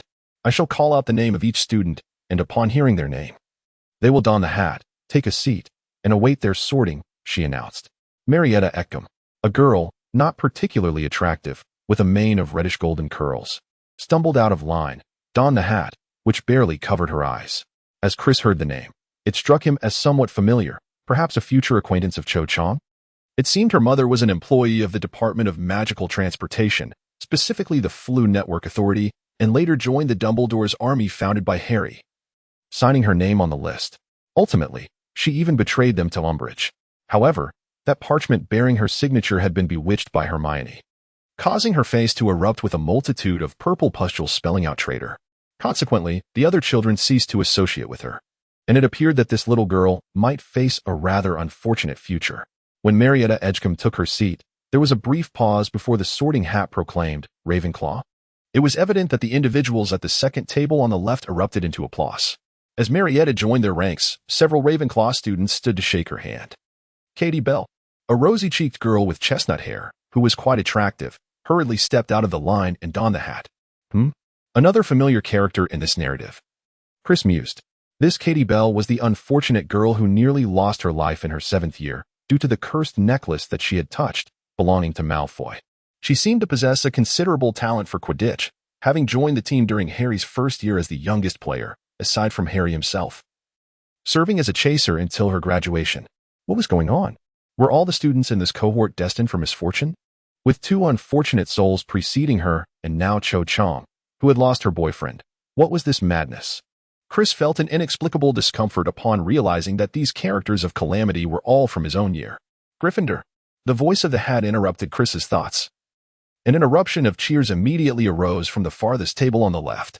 Chris observed as Fred and George were eager to embrace Katie Bell. Yet they were halted by a girl beside them, possessing long, black hair fashioned into a lengthy braided ponytail. Next came Rabiucket, a boy with a freckled face and an unappealing appearance, who nervously ran his fingers through his hair, resembling something a dog might have chewed. As he donned the sorting hat, Slytherin. The hat seemed to express its distaste for his disheveled locks almost immediately upon touching them. A wave of enthusiastic applause erupted from the table on the far right. The lad displayed a self-satisfied grin and promptly made his way over. Before long, Professor McGonagall called out, in Glesket. The chubby boy appeared quite anxious, wiping the sweat from his forehead. After casting a glance at Chris, he approached and placed the hat upon his head. Gryffindor. The sorting hat did not linger long in its decision. Once again, the individuals at the farthest table on the left erupted in cheers. As Imk, brimming with excitement, made his way over, Fred and George leaped up, each delivering a hearty slap on his back, while a slightly taller red-haired boy, presumably the infatuated Percy Weasley, extended a handshake to Imk. Soon after Imk, it was Chris's turn. Professor McGonagall called out. Chris read. Upon hearing this, Chris took a deep breath, feeling a twinge of anxiety. He suddenly recalled that the sorting hat had the ability to perceive one's innermost thoughts. Would it also be able to unveil his memories? Perhaps even those related to the narrative of Harry Potter? That would indeed be a calamity, for he had yet to master the art of mental occlusion. If this were to be reported to the headmaster, he could very well find himself imprisoned, driven to madness by the use of legilimency and veritaserum. Chris, suppressing his anxious heart, stepped forward under the watchful gaze of the crowd and took a somewhat uneasy seat. He lowered his head slightly, allowing Professor McGonagall to place the sorting hat upon his head. However, the hat's tattered and grimy condition was even worse than it appeared from a distance, adorned with numerous patches and emanating a peculiar odor. Ah, yet another intriguing child. To which house shall I assign you? The sorting hat mused. Slytherin seems unsuitable. I suppose Hufflepuff or Ravenclaw would be more fitting.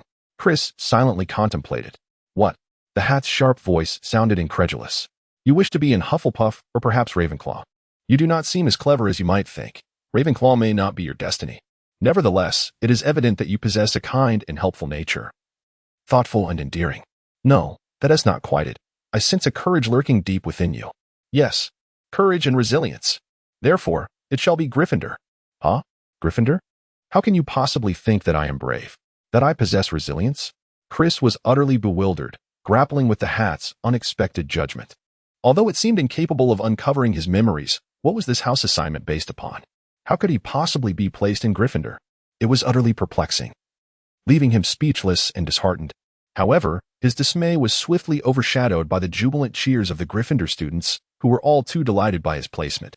Chris approached the Gryffindor table, where the front row of the long table had been vacated, evidently reserved for the new students. Fred and George spotted him and stood up to embrace him joyfully. "We never anticipated you would be sorted into Gryffindor. We thought you might end up in Ravenclaw." And grinned broadly, exclaiming, "Well done, Chris." Chapter 18. The Hogwarts Adventure Brotherhood. A nearby first year also offered him a faint smile. Once Chris took his seat, the sorting ceremony continued with the next student, Val Stibbons. Professor McGonagall announced, and a boy, seemingly rather dull-witted, walked up and sat down. "Hufflepuff," the sorting hat declared after a brief pause. The table on the right erupted in applause and cheers, welcoming him to their ranks. The fat friar ghost waved cheerfully in acknowledgement. Observing the seemingly simple boy, Chris mused that appearances can be deceiving. Beneath that unassuming exterior lies a less than pure heart. During the Triwizard Tournament, he had attended the Yule Ball with a Ravenclaw student named Fawcett. During the festivities, they had likely engaged in some mischief among the rose bushes, only to be caught by Professor Snape, resulting in a deduction of 10 house points for each of them. Indeed, one should never judge a book by its cover. The sorting ceremony concluded swiftly, with all students assigned to their houses. After all, there were hardly a few students in the first year. Professor McGonagall rolled up the parchment and took the sorting hat away. Headmaster Albus Dumbledore rose from his seat, beaming at the students, his arms outstretched as if nothing brought him more joy than the sight of the assembled students. "Welcome," he proclaimed. "Welcome to Hogwarts as we embark on a new academic year. Before the feast begins, I would like to share a few words. I hope everyone dedicates themselves to their studies, lives earnestly, and cherishes every moment of joy around them. Now, let the feast commence." "Thank you." He resumed his seat. The young wizards applauded and cheered. It seemed that each year's address varied, as he hadn't uttered the classic words, nitwit, blubber, oddment, tweak. To be candid, these phrases remain one of the unsolved mysteries within the Harry Potter narrative, with no definitive explanation provided to date. The official stance appears to be a desire to retain an element of intrigue and provoke discussion. Some suggest that these words, when translated into Latin, signify "May Merlin bless you." However, most knowledgeable Harry Potter enthusiasts dismiss this notion as mere rumor. Many Westerners, well-versed in Latin, have never encountered such a translation, indicating that it likely stems from an individual speculation that has been mistakenly taken seriously by others. The most credible interpretation suggests that these four words represent the differing attitudes of the four houses. In the vernacular of Chris and his companions, the terms are nitwit, blubber, oddment, tweak. Nitwit, a term associated with Ravenclaw, signifies that the male and female wizards of this house are typically the most intelligent.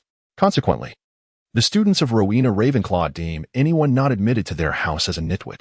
Blubber, in English-speaking countries, is frequently employed by adolescents to derogatorily refer to chubby, unfriendly children, who use this term to belittle their less physically fit peers. The students of Gryffindor are predominantly brave and consider their counterparts from other houses to be lacking in valor. Oddment, a term derived from the textile industry, refers to scraps of fabric that are too small to be repurposed into useful items. The students of Slytherin, staunch advocates of pure bloodlines, place great importance on integrity and unity. In the eyes of Slytherins, students from other houses are regarded as impure wizards, mere remnants. Tweak, a term belonging to Hufflepuff, embodies the diligent ethos of its students, who are earnest and hardworking, wishing that others might adjust their ways of doing things. What the truth actually is remains a mystery, known only to Dumbledore himself, and perhaps one day Chris may learn it from him.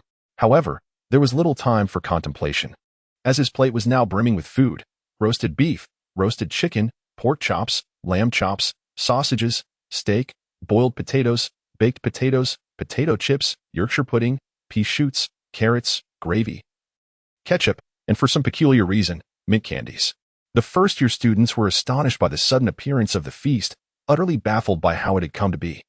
Although Chris understood that it was the house elves who magically transported the food from the kitchens below the Great Hall, he felt no need to elaborate, as appearing knowledgeable was of little consequence. After all, having endured a long day, the prospect of finally enjoying a warm meal was a welcome relief, and Chris could hardly contain his anticipation. Chris picked up a fork, pierced a piece of chicken, and stuffed it into his mouth, chewing contentedly. Surprisingly, the little elf had put considerable effort into the meal, and it tasted rather delightful. The others were also indulging heartily. A girl sitting across from him paid no heed to her ladylike demeanor, boldly devouring a chicken leg, appearing quite boisterous. How about some steak? Imk suggested, slicing a piece of steak and recommending. The steak at Hogwarts is quite delectable, far superior to the one served at Old John S. across from our school. All right, I will have some later. To be honest, Imk, I never anticipated being sorted into Gryffindor. You see, I don't believe I possess much courage, Chris mused, still perplexed as to why the sorting hat had placed him in Gryffindor when he had not wished for it. Oh, Chris, it seems to be the same for me. I too am unsure why I fit into Gryffindor. Honestly, when I donned the hat, I felt utterly dazed. I had no idea how I ended up here. It truly is quite extraordinary, Imk remarked while continuing to eat. Don't overthink it, mates. The fact that you are here in Gryffindor means you share a trait with us. We are all brave lions. Imk encouraged. Let us embark on a nocturnal adventure around Hogwarts. You should join us too, Chris. Fred chimed in from the other side. Huh? A night expedition? Isn't exploring Hogwarts during the day sufficient? The chubby boy questioned, perplexed. Oh, mate, what's the point of daytime? With so many people around, how could Hogwarts secrets possibly be revealed in plain sight? If one wishes to delve into Hogwarts mysteries, nighttime is undoubtedly the most fitting time, George interjected eagerly, joining the conversation. But what about Filch? The chubby boy hesitated. Don't worry, trust us. We will surely manage to evade him. Let us not forget our title, the Hogwarts Adventure Brothers, Fred exclaimed. However, once you two join us, we shall be known as the Hogwarts Adventure Brotherhood. Chapter 19. I love eating eggs all right. Fine. If the opportunity arises, we shall go together. Imk replied after a moment of contemplation. Chris sat quietly, savoring his steak, refraining from uttering a word. Engaging in such illicit activities was utterly contrary to his principles. The prospect of being caught not only meant a loss of points but also the possibility of confinement. Surely, diligently pursuing the knowledge of magic was a far more prudent endeavor. Why indulge in such reckless behavior? The consequences of point deductions would only lead to mockery or disdain from peers, who could possibly hold affection for mischievous students. However, it seemed that Imp possessed a certain Gryffindor audacity, demonstrating remarkable boldness. Despite the terrifying tales told by Fred and George about Filch during their train journey, he still had the audacity to agree to such a venture. This was indeed courageous, for typically, new students at Hogwarts are hesitant and awkward, still acclimating to their surroundings, hardly daring to embark on nocturnal escapades within the castle. As Chris pondered these thoughts, a disembodied head emerged from beneath the table, startling him and rendering his steak less appetizing. It was none other than the legendary nearly headless Nick. Chris harbored no fondness for specters. In the West, they are referred to as ghosts, while in the East, they are known as demons. Having been exposed to an abundance of suspenseful and terrifying tales since childhood, his perception of such entities was predominantly negative. They exuded an aura of ill omen and were utterly repugnant. Instead of peacefully departing, they lingered in the mortal realm, which was undeniably terrifying. It was unsettling to witness one, seemingly at ease, watching a plump boy savor his steak. Ah, indeed, it appears quite delectable. Would you care to partake? The ghost, adorned in a ruffled collar, gazed intently at the boy. Imk, however, exhibited no fear and audaciously reached out to touch the apparition. One could only wonder at the boy's erratic temperament, at times timid and at others, remarkably bold. Gryffindor was indeed a fitting house for him. I have not consumed food in 4 centuries, the ghost remarked. Though I do not require sustenance, I certainly reminisce about its exquisite flavors. I believe I have yet to introduce myself. I am Sir Nicholas of Pompington, the resident ghost of Gryffindor Tower. Ah, greetings, sir. It is a pleasure to make your acquaintance. I am Ink Lesko, but you may call me Ink, the boy replied cheerfully. Noticing the slight tension among the other young wizards nearby, the ghost chose not to linger and drifted away. Isn't he just splendid? Ink exclaimed in admiration. There's an even cooler one, though he belongs to Slytherin. Look over there. Fred pointed to a ghost seated at the adjacent Slytherin table. The specter loomed ominously, with vacant eyes and a gaunt visage, his robe stained with silvery blood. Well, Imp gasped in astonishment. I must say, aren't you all frightened? I find it quite unsettling, Chris confessed, feeling his appetite wane. Ha, it's rather amusing. Besides, they cannot harm us, except for that Peeves, Fred replied. Peeves? What ghost is that? Imp inquired, his curiosity piqued. He is Hogwarts' resident poltergeist, a ghost unlike the others, as he possesses a tangible form and can interact with objects. He delights in causing mischief, much to the chagrin of the caretaker, Filch, who is perpetually vexed by Peeves' antics, Fred explained. Chris found the situation utterly dismal. He deemed it necessary to take some time to explore suitable spells that could effectively deal with these individuals. It was not merely a matter of making them obedient. He wished for them to engage in something productive rather than spending their days amusing themselves at the expense of the students. In this precious domain of Hogwarts, every individual ought to contribute their worth, thereby enriching our esteemed institution. Such an endeavor would enhance the enchantment of magical life. Just consider, these individuals meander about aimlessly, neglecting their duties. How can that be acceptable? It is simply intolerable. Once everyone had satisfied their appetites, the remnants of food vanished from their plates as if by magic, leaving them as pristine as before. Shortly thereafter, desserts arrived, offering an array of ice creams, apple tarts, sponge cakes, jam-filled donuts, fruit-soaked puddings, strawberries, jellies, and puddings. Upon seeing these delectable treats, Chris's appetite was piqued, and he sampled a bit of everything to discern the flavors. The conversation then shifted to discussions of their respective families. Across the table, the boisterous Mike McLaggen began to regale the group once more with tales he had already repeated ad nauseum. Do you know who Tiberius McLaggen is? He is my uncle. My uncle, Tiberius McLaggen, is quite the formidable wizard, you know? He is well acquainted with Rufus Scrimgeour, the head of the Auror office at the Ministry of Magic. And my father, he too is a powerful wizard, though he pales in comparison to my uncle. Nonetheless, he is impressive. By the way, I am Mike McLaggen. Although I may not measure up to my uncle, I am confident that I shall become a great wizard. I have a particular fondness for egg-based dishes. If you wish to befriend me, you might consider treating me to some, as McLaggen boasted while munching on a spherical morsel. Resembling a pigeon's egg but smaller than what he had before the sorting ceremony, it appeared that no one was particularly interested in his tales. It seemed he was not favored by the others. Chris, being quite considerate, sought to alleviate any potential awkwardness by saying, "Oh, is that so?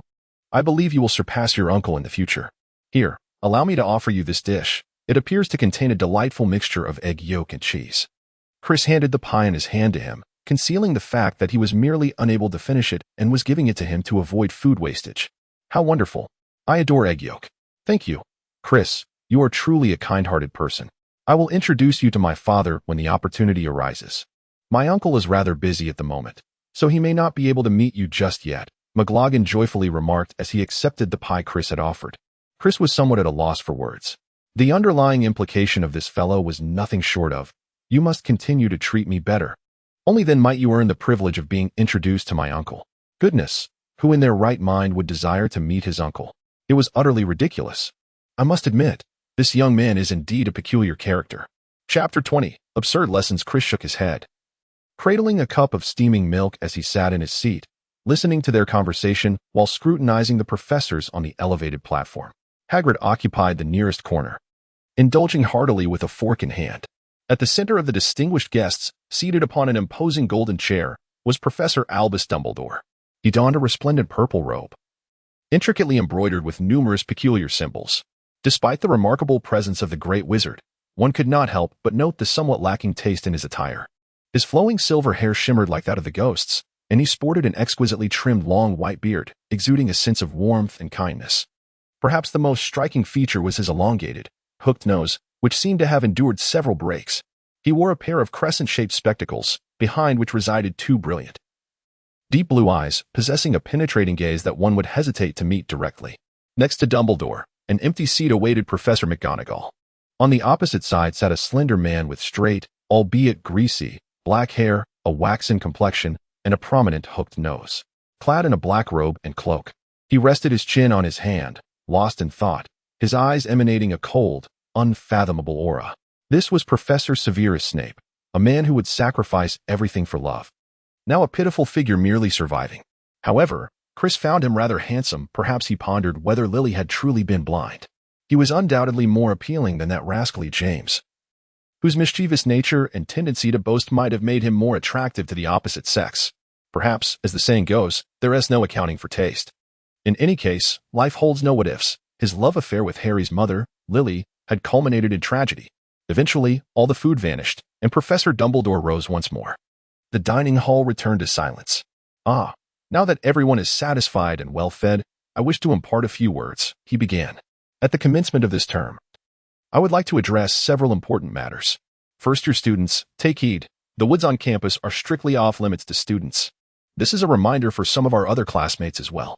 Dumbledore's bright gaze swept over the Weasley twins. Furthermore, Mr. Filch, the caretaker, has asked me to remind everyone that magic should not be performed in the corridors during breaks. Additionally, students below the 3rd year are prohibited from visiting Hogsmeade. Mr. Filch will be vigilant in this regard.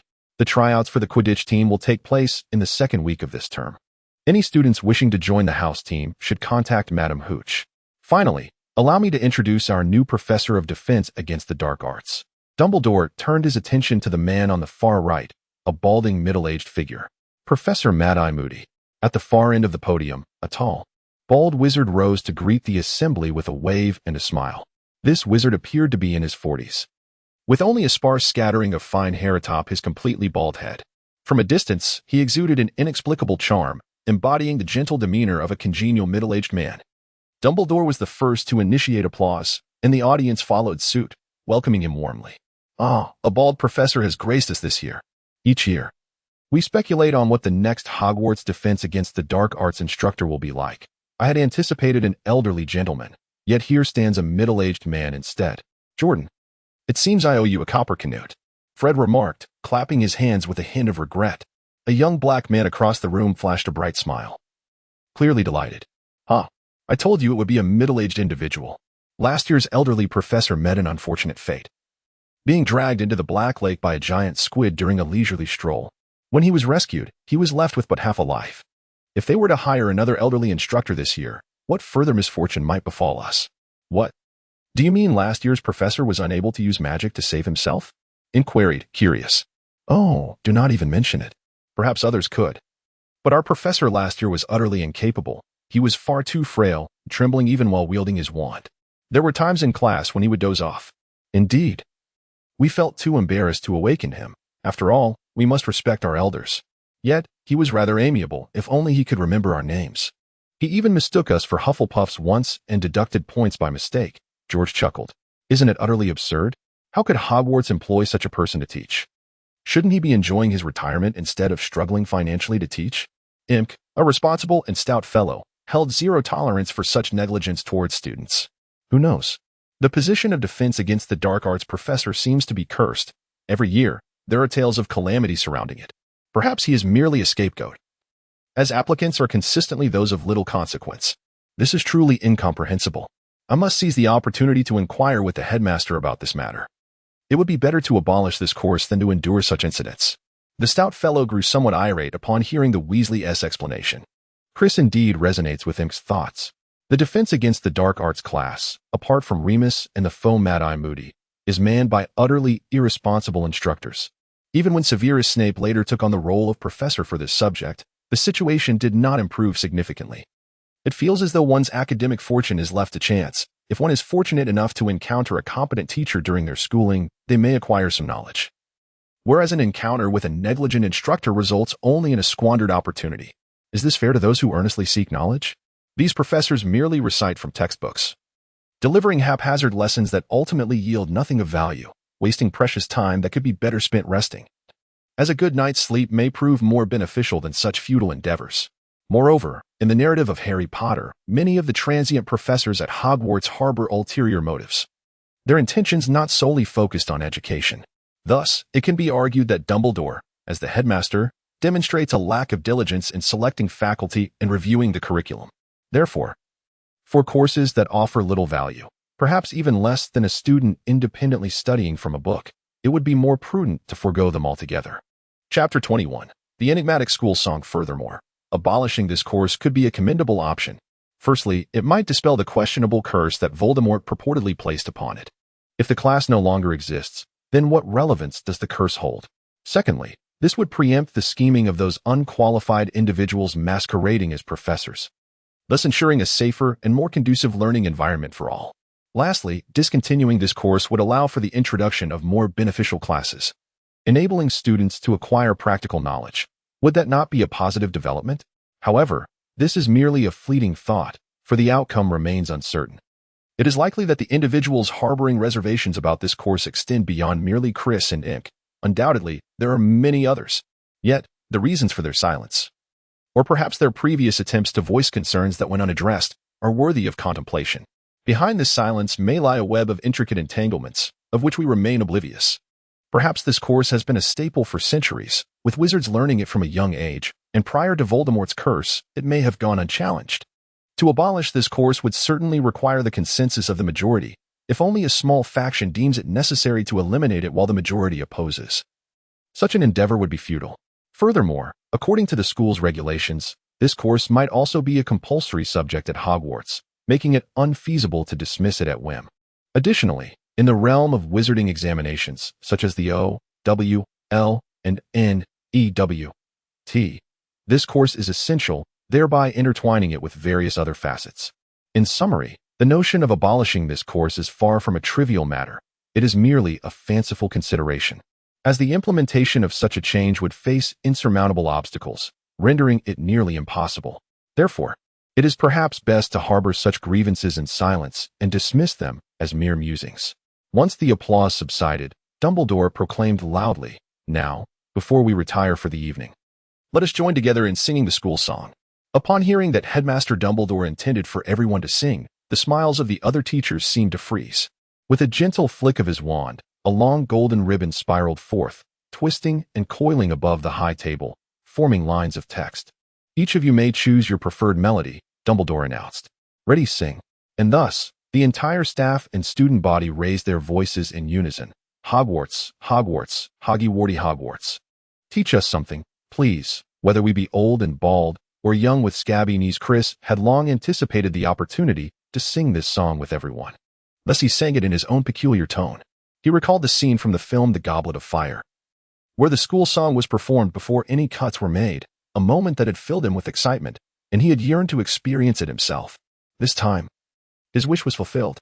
However, many of the young wizards merely filled the ranks. Some first-year students had never heard the song and could not sing it, while older students displayed a blatant disinterest, refusing to open their mouths, with some even exhibiting disdain or disgust. They believed it was far too foolish to sing aloud, thinking that remaining silent was the epitome of coolness, perhaps hoping to catch the attention of a favored young witch. They may have missed the point. During those fleeting years at school, participating in shared experiences could very well become their most cherished memories of youth.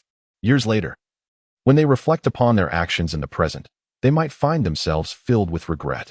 As the group sang the school song in a scattered fashion, only George and Fred Weasley continued to sing along with the somber melody of the funeral march. Dumbledore conducted the final few measures with his wand, and when they finished, his applause was the loudest. "Music," he said, wiping his eyes, "is far more enchanting than anything we do here. Now it is time for bed. Everyone, return to your dormitories. Newcomers, follow me."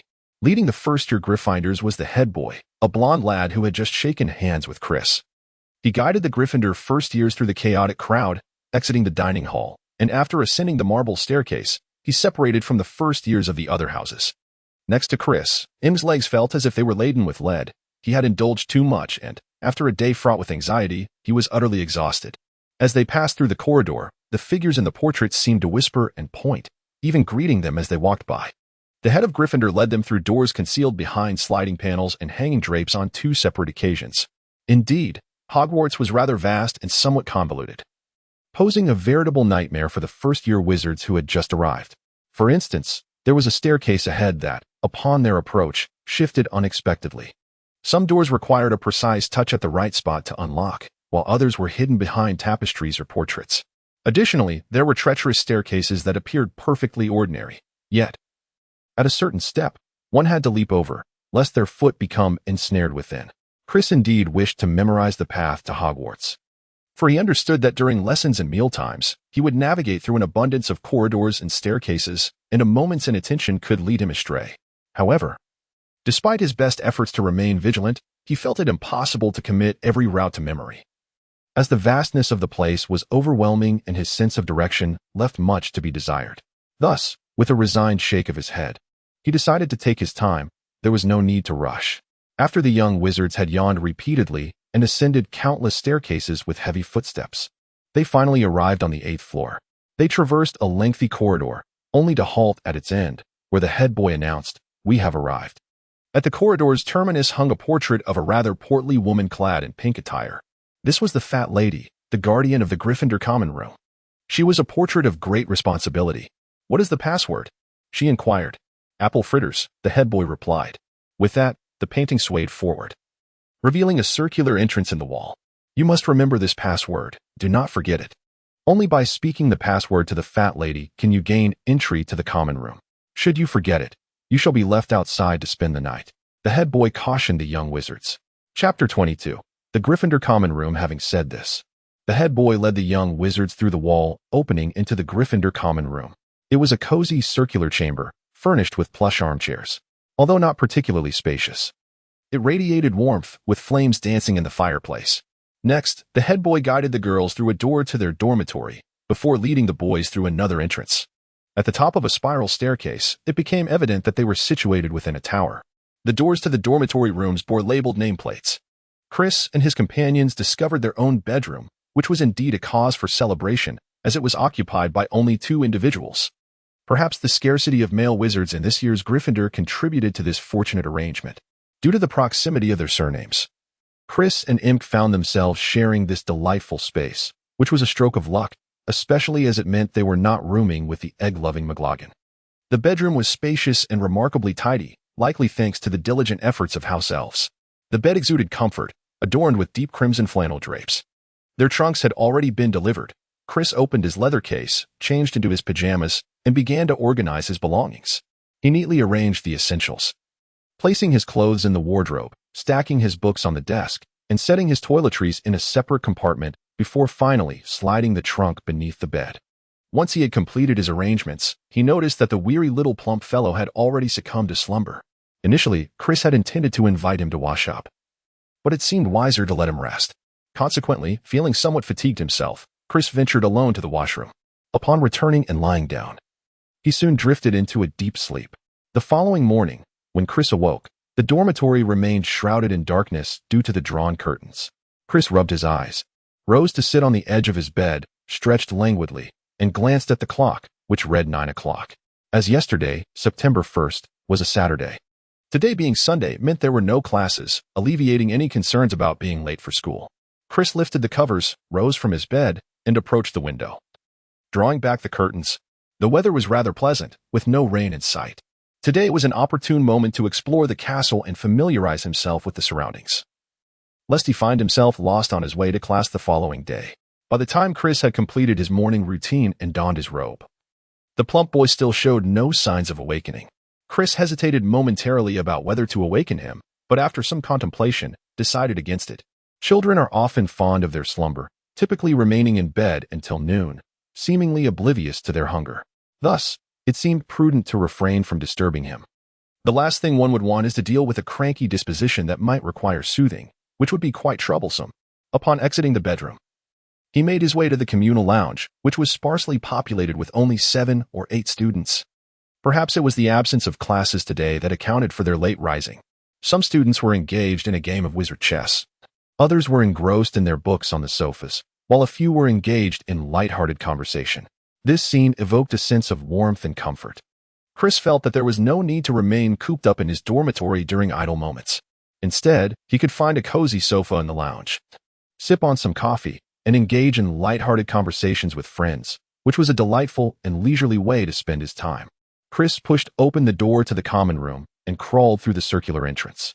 The plump lady was already warming up her voice for her morning exercises. After a brief bout of vocalization, she inquired about her singing, eager for praise. "It sounds splendid, madam," Chris replied, reluctant to dampen her spirits. The lady beamed with satisfaction and suggested that she might serenade him with a song on a future occasion. This left Chris in a rather awkward position. He felt torn between accepting and declining, ultimately opting to make a hasty exit. However, misfortune struck as Chris found himself lost on his way to the Great Hall for breakfast. One could hardly blame him. During his descent, he had inadvertently bypassed a crucial turn, which led him to the opposite side of the castle. Attempts to retrace his steps proved futile, compelling him to navigate an unfamiliar path. As he wandered, he found himself twisting and turning, utterly disoriented, unsure of his direction. To be candid, Hogwarts boasts a staggering 142 staircases.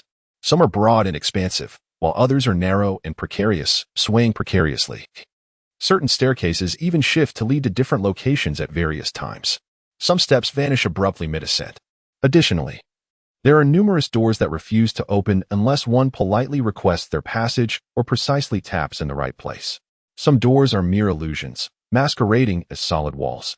Remembering the locations of various places becomes a formidable challenge, as everything seems to be in a constant state of flux. Portraits engage in perpetual visits, and even suits of armor roam about. Just as Chris was engulfed in confusion, a gentle voice whispered in his ear, "Are you lost?" Turning around, he beheld a girl of approximately 14 or 15 years, with delicate features and cascading curls. "Oh, hello, miss. I believe I am. I just arrived at Hogwarts yesterday, so—" "You understand," Chris said, feeling somewhat bashful in the presence of this enchanting young lady. "Huh, I guessed as much. After all, I've never seen you before. And you are nearly at Ravenclaw Tower. Where do you wish to go? Allow me to guide you," she offered with a soft laugh. "Really? I would be immensely grateful. I seek the Great Hall for breakfast." "I am Chris Red, a Gryffindor," he replied. "Is that so? How fortuitous. We are headed in the same direction." "I am Penelope Clearwater. A pleasure to meet you, Mr. Red," she responded, extending her hand in greeting. Chris also extended his hand to shake the young lady's, and indeed, it was smooth. To be honest, Chris did not expect to fortuitously encounter Penelope Clearwater, who was also heading to the hall for breakfast. She happens to be Percy's girlfriend in the original narrative. One cannot deny that Percy's taste is genuinely commendable. Observing his future self, it is likely that he possesses a certain charm, as evidenced by the original text which mentions that during the summer of 1992, Percy Weasley penned numerous letters to Penelope. Subsequently, throughout the following academic year, they clandestinely met at various locations within the school. On one occasion, Ginny Weasley even stumbled upon Penelope sharing a kiss with Percy. Percy certainly had his share of good fortune, though they ultimately could not remain together. Chapter 23. Percy, you truly are a dog. The young lady, Penelope Clearwater, is strikingly beautiful, exceptionally intelligent, ambitious, and rather kind-hearted, possessing few flaws, though her fortune seems to elude her. During her academic year in the enchanted corridors of Hogwarts, the fabled Chamber of Secrets was breached, unleashing a monster that began to prey upon students of Muggle descent. One fateful day, Penelope encountered Hermione Granger near the library, where Hermione had just deduced that the creature lurking within the chamber was a basilisk and was on the verge of sharing this revelation with Harry and Ron. In a bid to avoid gazing directly into the basilisk's eyes, Penelope, heeding Hermione's counsel, employed a mirror to observe the creature around a corridor's bend. Alas, they inadvertently glimpsed the basilisk's gaze, resulting in both being petrified. Ultimately, through the restorative properties of the Mandrake's potion, Penelope and the other victims of the attacks were revived. Her intelligence and kindness are evidenced in the original narrative, where Harry Potter and Ron Weasley, in their second year, disguised themselves as Vincent Crabbe and Gregory Goyle to glean information about the chamber from Draco Malfoy. By chance, they stumbled upon Penelope while searching for the Slytherin common room.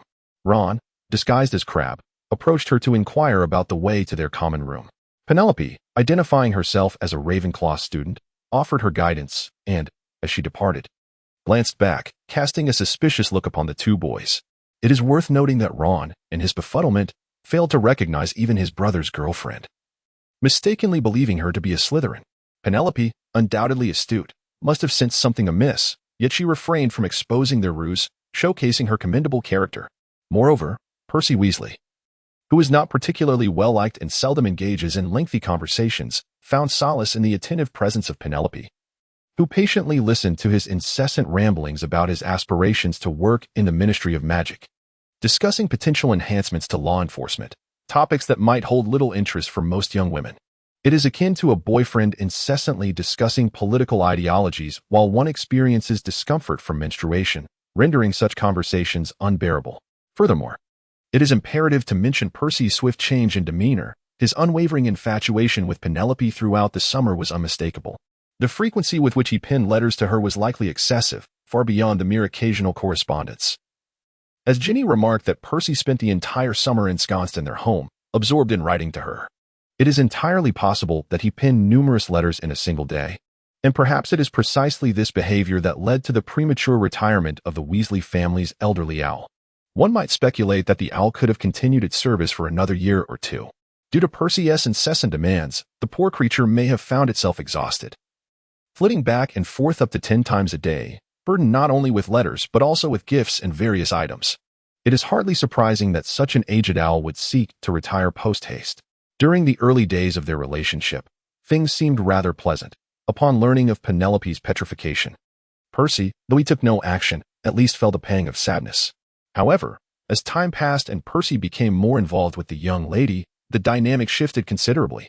For instance, Penelope harbored a keen interest in Quidditch. Prior to a match between Ravenclaw and Gryffindor, she wagered 10 galleons with Percy, betting on her house's victory. She even approached Harry Potter, inquiring if she might hold the firebolt for a moment. Percy, standing nearby, exhibited great excitement as he watched Penelope examine the broomstick, all the while cautioning her not to damage it. Is this truly a display of straightforward masculinity? To label him as merely a straight man would be an understatement. Not only does he appear delighted at the prospect of winning money from his girlfriend, but he also exhibits a lack of trust in her, fearing she might cause harm. What a peculiar predicament. Perhaps he also feared that if she damaged Harry's broom, he would be liable for the costs. In our circles, one might find themselves at the receiving end of a far more severe reprimand for such behavior. Following Ravenclaw's loss in the match, Percy congratulated Harry before seeking out Penelope to claim the 10 galleons he believed he had rightfully won. What an audacious move. It is almost unheard of to pursue such matters. One might feel compelled to exclaim in disbelief, even if they were just friends. Engaging in a wager with significant stakes typically would not warrant a serious demand for payment, as it could jeopardize their camaraderie. Yet, Percy boldly pursued the matter, and astonishingly, it was not merely a friend but his girlfriend from whom he sought payment. Such behavior is indeed rare, and those who can do so are far from ordinary. Ultimately, in his 7th year, Percy achieved his aspiration of becoming the head boy. On the 1st of September, as the school year commenced, he encountered Penelope at platform 9. At that moment, Percy strode towards her, deliberately puffing out his chest to prominently display the gleaming badge of the student council president. This was slightly more amusing than merely soliciting money, yet it remained rather comical. Holding the title of president is one thing, but incessantly flaunting it is quite another. While it is human nature to seek validation, it is one thing to assert oneself among peers and friends, and quite another to parade one's status before one's girlfriend in such a boastful manner, which is utterly ridiculous. Considering someone like Percy, even if he were to achieve prominence within the Ministry of Magic, one must wonder if he could ever be a commendable official. Just as his demeanor changed in his relationship with Penelope, one cannot guarantee that he would refrain from engaging in despicable actions once promoted within the ministry. Fortunately, they eventually parted ways. Otherwise, it would have been a disheartening experience for such a lovely girl. You must become acquainted with Hogwarts post-haste. If you are perpetually late due to getting lost or wandering into the wrong classrooms when school commences, you will find yourself facing deductions and points. Additionally, you are aware of Filch, are you not? If there is anything worse than Peeves, it would be Argus Filch, the caretaker. Well, I know, but surely it cannot be that bad? Oh, it certainly is, she replied. You should know that last year, a boy named Kenneth Toller, who was also from your Gryffindor house, attempted to force his way through a door. Filch did not believe he was lost and suspected him of deliberately trying to intrude, threatening to lock him in the dungeons. Fortunately, Professor McGonagall happened to pass by and intervened. Otherwise, it would have been dire for him. Penelope chuckled. One cannot deny that the girl has a captivating smile. Chapter 24. The kind-hearted Chris Filch also has a cat named Mrs. Norris, though the reasoning behind such a peculiar name remains a mystery. This gaunt, dark gray creature possesses bulbous eyes reminiscent of Filch himself. She often patrols the corridors alone, and should any rule be broken in her presence, even the slightest transgression, she swiftly scurries off to fetch Filch. Within 2 minutes, he will come puffing and panting down the corridor. However, at times, he appears unexpectedly like a ghost. The students harbor a deep disdain for him. Many would relish the opportunity to give Mrs. Norris a good kick. Is that true for you too? Chris could not help but inquire. What? Me? I would never stoop to that, for I am a diligent Ravenclaw student. How could I entertain such thoughts? Penelope seemed somewhat affronted by Chris's comment, for she had intended to kindly remind him, and yet this little impudent fellow dared to question her integrity. Oh, I must have thought too much. I assumed you were among those many you mentioned. I misjudged you, dear senior. Please forgive my misunderstanding. Humph, do not think that way again. Though Penelope harbored some lingering dissatisfaction, she refrained from voicing her grievances after Chris had already apologized. Soon, they arrived at the hall, where Chris expressed his gratitude once more before they parted ways. The hall was sparsely populated, likely due to the fact that many had yet to rise. As the summer break had just concluded and everyone needed time to readjust to the rhythm of school life, Chris approached the long table of Gryffindor and casually chose a seat to enjoy his breakfast. The morning meal was not particularly lavish. Those wishing for a more indulgent fare would have to seek out the house elves in the kitchen to prepare a personalized dish. However, such endeavors were likely few and far between, as few beyond the true gourmands paid much attention to the culinary offerings of Hogwarts. Chris had quite a fondness for food. Yet he was rather lazy. Given that breakfast was still being served in the hall, he was content with whatever might be available. Should there be a dire lack of options, he could always venture into the kitchen and request a meal from the house elf. After savoring a bowl of pumpkin porridge and indulging in 2 chocolate croissants, Chris decided to stop eating. After all, lunch was on the horizon, and he intended to have a more substantial meal then. Breakfast was merely a prelude, and one could not forsake their appetite until noon, as that would be detrimental to one's health. Upon finishing, Chris brought 2 slices of bread for Ink, his longtime friend. It was a rare blessing to still share a school and dormitory after all these years. Bringing a little sustenance for the lad was a thoughtful gesture. However, as Chris stood to make his way back, he pondered a troubling thought. What if he lost his way again? Perhaps he should ask Penelope to guide him once more? No, that didn't seem right. He resolved to navigate the path on his own. Surely he wouldn't falter again. Following the route he had taken yesterday, Chris successfully returned to the common room, which elicited a sigh of relief from him. It would have been truly embarrassing to have lost his way yet again. When he entered the room, the chubby boy had already awoken and was dressing.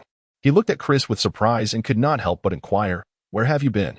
"I woke up and noticed you were gone. I thought perhaps a ghost from the castle had taken you. I was familiarizing myself with the surroundings and took the opportunity to have breakfast in the hall," Chris replied with a smile. "I was worried you might be hungry, so I brought you some bread. Here, have some." He retrieved the slices from his pocket and handed them to Imk. "Oh, this is splendid. Just as I was feeling peckish, I was contemplating drinking some water and waiting until lunch to eat," Imk exclaimed, eagerly grabbing a slice. "What do you plan to do today, Chris?" "George and Fred told me yesterday that they would be trying out for the Gryffindor Quidditch team. They said if I had the time, I should come and support them." "Do you know about Quidditch?" "I only learned about it yesterday, and I must say, it is quite different from what we have back home, a whole new version." Imk seemed genuinely intrigued by the wizarding sport. Quidditch is indeed the most significant sport in the wizarding world. Everyone is captivated by Quidditch, a game played by wizards riding flying broomsticks. Much like ordinary sports, it takes place in a stadium surrounded by spectators. At either end of the pitch stand 3 golden poles, each 50 feet high, topped with hoops. Competitors are divided into 2 teams, each consisting of 7 players, 1 keeper, 3 chasers, 2 beaters, and 1 seeker. The Weasley brothers were eager to audition for the role of beater, claiming it to be the coolest position. In Quidditch, there exist 2 slightly smaller yet fiercely aggressive black balls known as bludgers. These balls have a mind of their own, darting about in an attempt to knock players off their brooms. The beaters are tasked with protecting their teammates from these menacing bludgers, while simultaneously directing them towards the opposing players. George remarked that this is a formidable challenge, one for which they are exceptionally suited. But you might be unaware of what I referred to as the quaffle earlier. In this sport, Quidditch employs 3 distinct types of balls. The quaffle, resembling a standard soccer ball in size and appearance, is a red ball that chasers pass to one another, striving to send it through the opponent's hoops, earning 10 points with each successful goal, while the keeper stands guard over their own hoops. Imk animatedly gestured, despite holding a slice of bread in hand. Moreover, let us not forget the final ball, a golden snitch, roughly the size of a large hazelnut, adorned with silver wings. It zips through the air with the speed of lightning, and the seeker's objective is to capture it. When the golden snitch is caught, the team that secures it is awarded 150 points, thus concluding the match.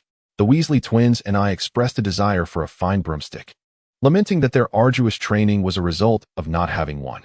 They claimed that with a superior broom, they could dominate the field as the ultimate champions.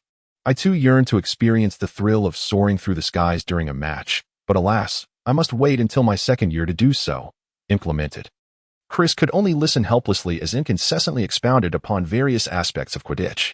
This little chubby boy had done well in his studies and exhibited a remarkable memory for certain topics. However, his athletic prowess was rather lacking.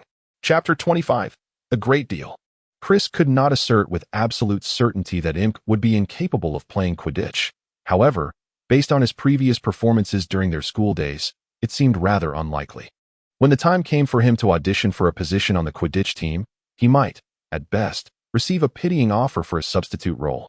The prospect of becoming a full-fledged team member appeared rather remote. Unless he dedicated himself entirely to the sport, practicing diligently every day, perhaps through relentless effort, he might eventually earn a chance to participate in a match. Chris, on the other hand, held little interest in Quidditch and was disinclined to partake in the sport.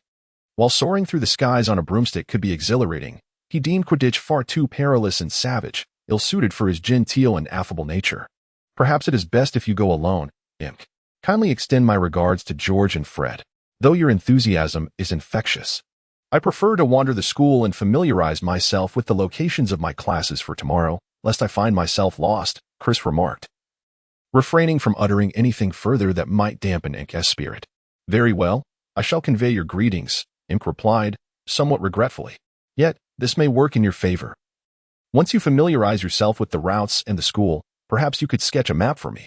You know my sense of direction is rather poor. Indeed. I shall create a map once I have a grasp of the layout, Chris responded. Speaking of maps, it occurs to me that George and Fred are quite familiar with Hogwarts, are they not? Perhaps I could enlist their assistance in crafting one. And then we could sell copies to younger witches and wizards, thereby earning a bit of pocket money. Chris stroked his chin thoughtfully. Hey, that idea seems rather promising. But would anyone actually buy it? Ink queried, uncertainty lacing his words. Trust me, there will be buyers. After all, not every first-year witch or wizard possesses a remarkable memory or sense of direction. With our map, they will no longer fear becoming lost. Additionally, I am certain that students from other years would be equally curious about Hogwarts. Many second-year students may still find themselves adrift in its vastness. Furthermore, we could sell the maps annually to incoming first years, ensuring a steady stream of income. Chris believed this was undoubtedly a lucrative venture. The newly enrolled young wizards would certainly require some time to familiarize themselves with Hogwarts, and this map would be immensely helpful to them. Additionally, some upperclassmen would likely be inclined to purchase a map as well, reminiscent of how Harry and Ron, in their second year, were oblivious to the location of the Slytherin common room. Had they possessed a map, they would not have foolishly wandered in search of it. Furthermore, for the curious souls eager to explore Hogwarts or seek a tranquil, secluded spot for a rendezvous, possessing such a map would be an indispensable asset. Well, hearing you articulate this makes me feel that this initiative is bound to be a resounding success. Chris, this is truly remarkable. You are a genius for conceiving such a brilliant idea, exclaimed Ink, giving Chris a thumbs up in admiration after listening to his analysis. Chris, feeling a bit sheepish, ran his fingers through his hair and glanced at the time, realizing it was nearly time for lunch. He looked up at Imp and said, All right. It's about that time. Let us head to the hall for lunch, and afterwards, we can discuss this plan with George and Fred. We need to act swiftly. The sooner we commence, the greater our profits will be. This time, Chris and his companions managed to navigate without getting lost and arrived at the hall without incident. Coincidentally, George and Fred were also present, one skillfully slicing potatoes with a dinner knife while the other munched on corn. Hello, good afternoon. How did you sleep last night? Chris greeted. Oh, splendidly. I was exhausted even before reaching my bedroom. I fell asleep the moment I hit the bed, Fred replied. However, Chris just shared a significant business proposal with me. Would you two like to join? Ink said mysteriously. What grand business? Sit down and elaborate, Fred urged with keen curiosity, prompting them to take a seat. Chris began, we could create a detailed map of Hogwarts and sell it to the new students or those in need.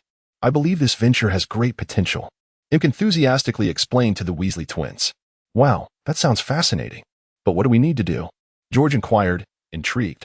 Well, since we aren't very familiar with Hogwarts, I thought you two, having a much better understanding of the school, could assist me in detailing its specifics. For instance, the locations of various floors, the common rooms of each house, and any hidden arrangements. Chris elaborated further. Oh, I believe we can manage that. No one knows the school better than us, right, George? Fred exclaimed excitedly. Indeed, you've come to the right people, Chris. We can definitely assist you. However, how do you plan to sell it once it's finished? George queried. I already have a few ideas. Once the map is complete, the four of us can sell it together, pricing it at 1 silver sickles. It's not too expensive, so everyone can afford it. And it will be beneficial to them. I believe this business could provide us with a steady income, Chris replied confidently. Oh, absolutely. I envision that as we expand, we could even create various versions of the map. For starters, a basic version highlighting the general locations within Hogwarts to help novice witches and wizards familiarize themselves quickly, preventing them from losing their way or inadvertently wandering into restricted areas. An upgraded version could include more secret classrooms and hidden passages. I'm convinced this approach will help us generate even more revenue. It must be said that the Weasley brothers possess a unique perspective on business. Their foresight and meticulous planning are commendable. Chris is delighted to have such partners in his endeavors. Very well, let us settle on this for now.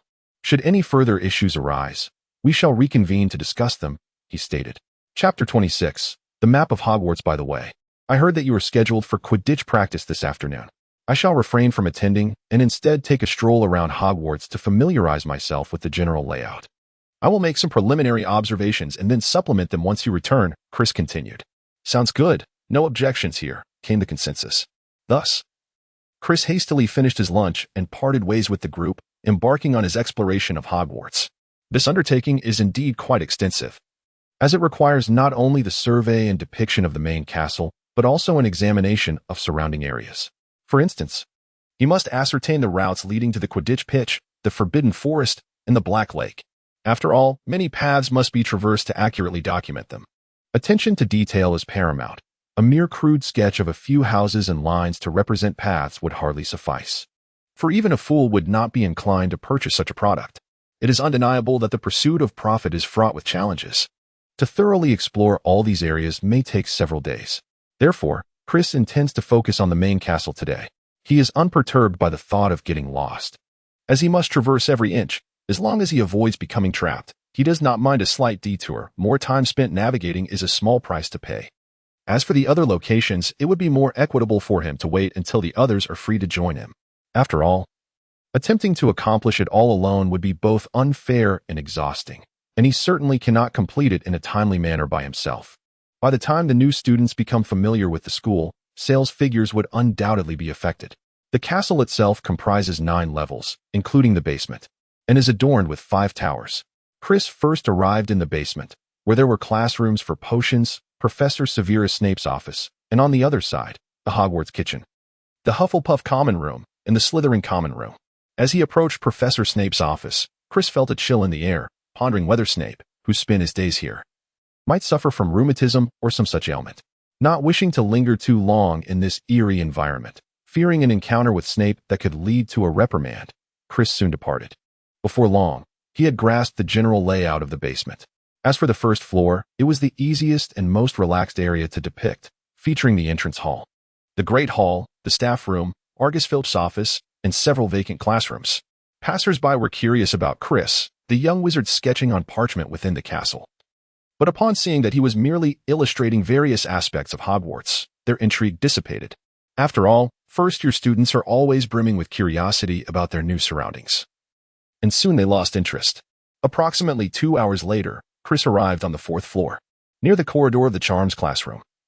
He stumbled upon a hidden passage concealed behind a tapestry. Chris hesitated for a moment before stepping inside, convinced that apart from the Chamber of Secrets, Hogwarts harbored no other dangers, and thus he need not worry about any threats lurking within the passageway. This tunnel was quite short, and before long, Chris emerged at the end, surprisingly finding himself in a corridor on the 4th floor, near the trophy display room. So this was its destination. It seemed the passage was not particularly concealed, as anyone willing to explore could easily uncover it, Chris mused. The door was unlocked, and upon entering the trophy room, he beheld a dazzling array of trophies, shields, medals, and statues displayed within crystal glass cabinets.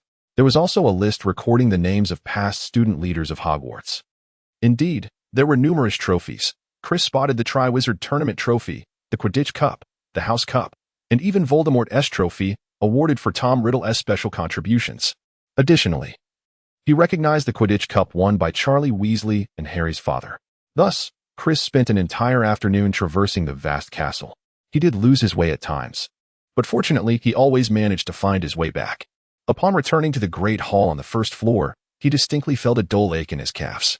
Nonetheless, the excursion proved to be quite rewarding, as he had sketched a rough map of the castle. However, he had yet to discern any patterns regarding the shifting locations of certain staircases within Hogwarts and would have to wait until George and Fred returned that evening to inquire if they had discovered any. At dinner, Chris enjoyed a delicious steak, noting that the Weasley twins had not yet returned. It seemed that the Gryffindor Quidditch team took their player selections quite seriously. After finishing his meal, Chris retreated to the Gryffindor common room, brewed a cup of tea, and began reviewing his textbooks. Classes would commence tomorrow, and to his dismay, the first lesson was potion-making with Snape. He wondered what the school was thinking, subjecting this year's young wizards to such a daunting start. Was it intended to deliver an early shock? Thus, Chris felt compelled to review the relevant potion texts to avoid any blunders when it came time to concoct potions in class. Chris was engrossed in A Thousand Magical Herbs and Fungi, authored by Philodespore. This tome proved to be quite beneficial, aiding Chris in his understanding of various herbs, while also offering an intriguing exploration of numerous wondrous plants.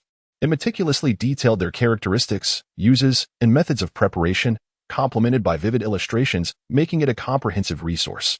Particularly helpful for the study of potion making, it served as a veritable guidebook. One herb of note was blackroot, a plant characterized by its black stem and white flowers. This potent herb possessed the remarkable ability to counteract spells upon consumption. As Chris contemplated this particular herb, the Weasley twins and Ink returned to the Gryffindor common room. Despite their somewhat weary appearance, the smiles on their faces were unmistakable. "Hey, mate, George and Fred played brilliantly. They've successfully secured the position of our Gryffindor beater, and they'll soon have their match. Let us go watch together." The chubby boy was elated, seemingly more thrilled than if he had been chosen himself. "Hey, Chris, how was your exploration this afternoon? Do you need any help?" Fred inquired as he settled down and took a sip of Chris's red tea. "I've nearly completed the drawing of Hogwarts' main castle, although there are still some details that require your input," Chris replied, handing over the parchment on his left. Chapter 27. Potions Class, The Great Terror. The group huddled around the map, scrutinizing it carefully. They could distinctly observe various secret passages and classroom markers, as well as the stairs that needed to be traversed. It was quite commendable, albeit not entirely exhaustive. However, it sufficed for temporary use. With further refinement and some enchantments to enhance the castle's three-dimensionality, along with positional indicators, it might fetch a handsome price of a galleon. Fred furrowed his brow, offering some astute suggestions. "You're absolutely right, Fred, but if that's the case, crafting such a map would be quite labor-intensive. For now, I believe we should focus on making the map more detailed, clearly marking locations and routes. This way, we can produce a batch for sale and, with the profits, create an even better, more precise map," Chris contemplated, responding thoughtfully.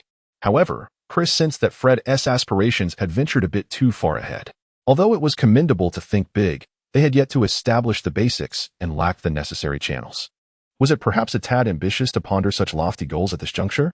Moreover, Chris felt that Fred's line of thinking had already reached the level of the creation of the Marauders map. According to Chris's understanding, the Marauders map is indeed a rare and exquisitely crafted magical artifact.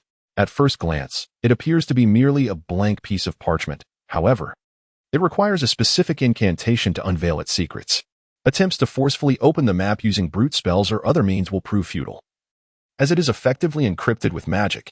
This process is akin to securing a program with a password, which is no trivial feat once you successfully activate the map. It reveals a three-dimensional, animated representation of Hogwarts, complete with secret passages. It can even display various routes based on your line of sight and indicate the locations of every individual within the castle. Furthermore, the map provides instructions on how to access the hidden passages. This intricate creation employs a multitude of obscure spells, such as rendering it an interactive map and pinpointing each person's location. As long as one remains within the known boundaries of the map, it can reveal their whereabouts, which implies a complete lack of privacy. The holder of this map can effortlessly track your movements, making it a tool far more potent than GPS. Its applications extend well beyond mere pranks. Of course, given their current capabilities, they are not yet able to create such a sophisticated device. It is essential to take a gradual approach, focusing first on mastering the fundamentals. Nonetheless, I believe the route you have charted is not entirely precise and requires some adjustments. Meanwhile, George picked up a quill to make annotations and corrections to a corridor on the 5th floor. Ah, and here, there is actually an abandoned classroom that is easily overlooked by everyone. Fred also added his thoughts. Throughout the night, several individuals meticulously modified and supplemented the map, refining the layout of the main castle that Chris had initially sketched. They had made significant progress, nearly completing the task, with only a few areas left to verify the following day before they could declare it a job well done. As for the other parts of Hogwarts, they would need to dedicate their spare time in the coming days to finish those. They had thoughtfully assigned each person specific locations to explore, with the stout imp having the most places to investigate, given that he had not yet contributed much to the endeavor. After a busy night, they quickly returned to their quarters to wash up and rest, as the first day of school awaited them, and they needed to be energized. The next day, after breakfast, Chris and Imk made their way to the potions classroom located in the basement. The classroom was modest in size, lined with numerous glass jars containing various animal specimens steeped in mysterious potions, lending an eerie atmosphere. This potions class was held alongside students from Slytherin, and although Snape had yet to arrive, several students were already present. Among them were the Gryffindor wizards, including Cormac McLaggen, who had come early to chat with others, with Cormac amusingly eating an egg while laughing, as the prime seats in the front row had been claimed. Chris and Imk could only find a casual spot at the back of the classroom. This potions class feels reminiscent of our biology lessons. Perhaps we will even have to dissect animals, Imk remarked, glancing at the worn cauldrons perched on the wooden tables. Honestly, I am more concerned about spending the entire morning in this gloomy classroom. I find it rather unbearable. Anywhere else would be preferable. Studying potion making here feels truly arduous. Chris lamented. Oh, that is indeed true. This classroom does have a rather chilly ambience, Imk agreed. Imk expressed his agreement. Although the environment here leaves much to be desired, Chris remains quite captivated by the art of potion making. Even though the substitute professor possesses a somewhat stern demeanor, this subject is undeniably intriguing and immensely beneficial. There is no need to harbor disdain for it simply due to the professor's character. While awaiting the commencement of class, Chris idly observed the various items within the classroom. In addition to the specimens, a long wooden table was adorned with a copper balance and jars of ingredients. In the corner, a stone basin featured a peculiar spout shaped like a monster, presumably intended for washing hands and utensils. Adjacent to the podium, there was a storage cabinet, and Chris mused that it might contain Snape's advanced potion-making book, which is replete with invaluable insights on potion crafting, Snape's little tricks, and the elusive incantations of the art. He resolved to seize the opportunity to study it diligently. Before long, Snape entered the classroom, clad in an expansive black cloak, swiftly closing the door behind him. Upon his entrance, it seemed that the temperature in the room dropped a few degrees. Snape ascended to the podium, squinting as he surveyed the room, his gaze falling upon McLaggen, who was furtively chewing something. With an icy tone, he remarked, "You, indeed. On the very first potion class of the term, you dare to indulge in snacks. In all my years, I have never encountered a student quite like you." "Humph.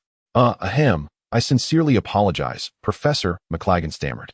His nerves frayed to the point that the morsel lodged in his throat, causing his face to flush red as he coughed and spoke. Chapter 28. Snape's Inquisition. Snape regarded him with disdain, stating, "It appears that the Gryffindor students are akin to creatures of lesser intellect, merely preoccupied with their appetites. I must certainly suggest to the headmaster that the admission standards be raised." "Professor Snape." A student beside McLaggen stood up, exclaiming, "I believe McLaggen did not intend to." Silence. 10 points from Gryffindor. Snape interrupted, "Is raising your hand to speak not a fundamental expectation of a student? Is this the conduct you display as members of Gryffindor? Do you possess no sense of decorum?" Despite Gryffindor's dissatisfaction, they were quelled by Snape's intimidation and fell silent. Meanwhile, the Slytherins observed Snape's treatment of Gryffindor with a sense of glee, stifling their laughter behind their hands. With a cold, sweeping gaze, Snape surveyed the classroom once more, satisfied that silence had been restored, and began to call the roll. Clearly, Snape possessed an effortless authority that ensured the classroom remained orderly. When Snape called out Chris's name, their eyes met. Chris was met with a gaze that was indifferent and hollow, reminiscent of two dark tunnels, unsettling in its intensity. This mental occlusion technique was undoubtedly masterful. Chris contemplated. "You have come here to learn the intricate science and rigorous craft of potion making." Snape set down the attendance roster and began to speak. His voice was scarcely louder than a whisper, yet every word was distinctly heard by all. "Since there is no foolish waving of wands in this space, many of you may find it hard to believe that this is indeed magic. I do not expect you to truly grasp the exquisite marvel of the simmering cauldron, billowing white steam and emanating fragrant aromas. You will not fully understand the enchanting power of the liquid that courses through human veins, stirring the heart and clouding the mind. I can teach you how to elevate your reputation, brew glory, and even stave off death. But there is one condition. You must not be the kind of inept fool who routinely burns through cauldrons." Following Snape's brief opening remarks, the entire class, including the Slytherin students, fell into stunned silence. Imk, seated beside Chris, straightened his posture, as if to assert his intelligence. "McLaggen," Snape suddenly interjected. "What is the purpose of Bubotober? What on earth?" "Bubotober? For blowing balloons, Professor?" McLaggen responded, bewildered. Snape pressed his lips tightly together, fixing a piercing gaze on McLaggen, who appeared uncertain whether his answer was correct. "Let us try again, Mr. McLaggen. What is the distinction between aconite and wolfsbane?" "Oh, I know this one, Professor," McLaggen exclaimed, brimming with enthusiasm. Snape disdainfully curled his lip. "Do tell. They have different names, so they must look different," McLaggen declared proudly. Laughter erupted amongst several Slytherin students at his response, yet McLaggen remained blissfully unaware. Snape shot a cold glance at the students before addressing McLaggen. "I suspect you have not perused a single book before the term began, have you?" "Of course not. I have thoroughly studied 1,000 magical herbs and fungi," McLaggen retorted, stubbornly denying his ignorance. "Humph. Then enlighten me about the uses of feather mucus." "I know this one. It can be used as glue. My uncle, Tiberius McLaggen, once gifted me one, and when I touched it, my hand got stuck." Several Slytherin students could no longer contain their laughter. Snape, visibly displeased, thundered, "McLaggen, I must say, you are the most inept student I have ever taught, utterly talentless. Gryffindor will lose 10 points due to your foolishness and ignorance." The class fell silent, startled by Snape's sudden rage. "Allow me to enlighten you, McLaggen. The pus of the Bubotober plant has specific therapeutic properties for troublesome pustules. Aconite and wolfsbane refer to the same plant, commonly known as aconite.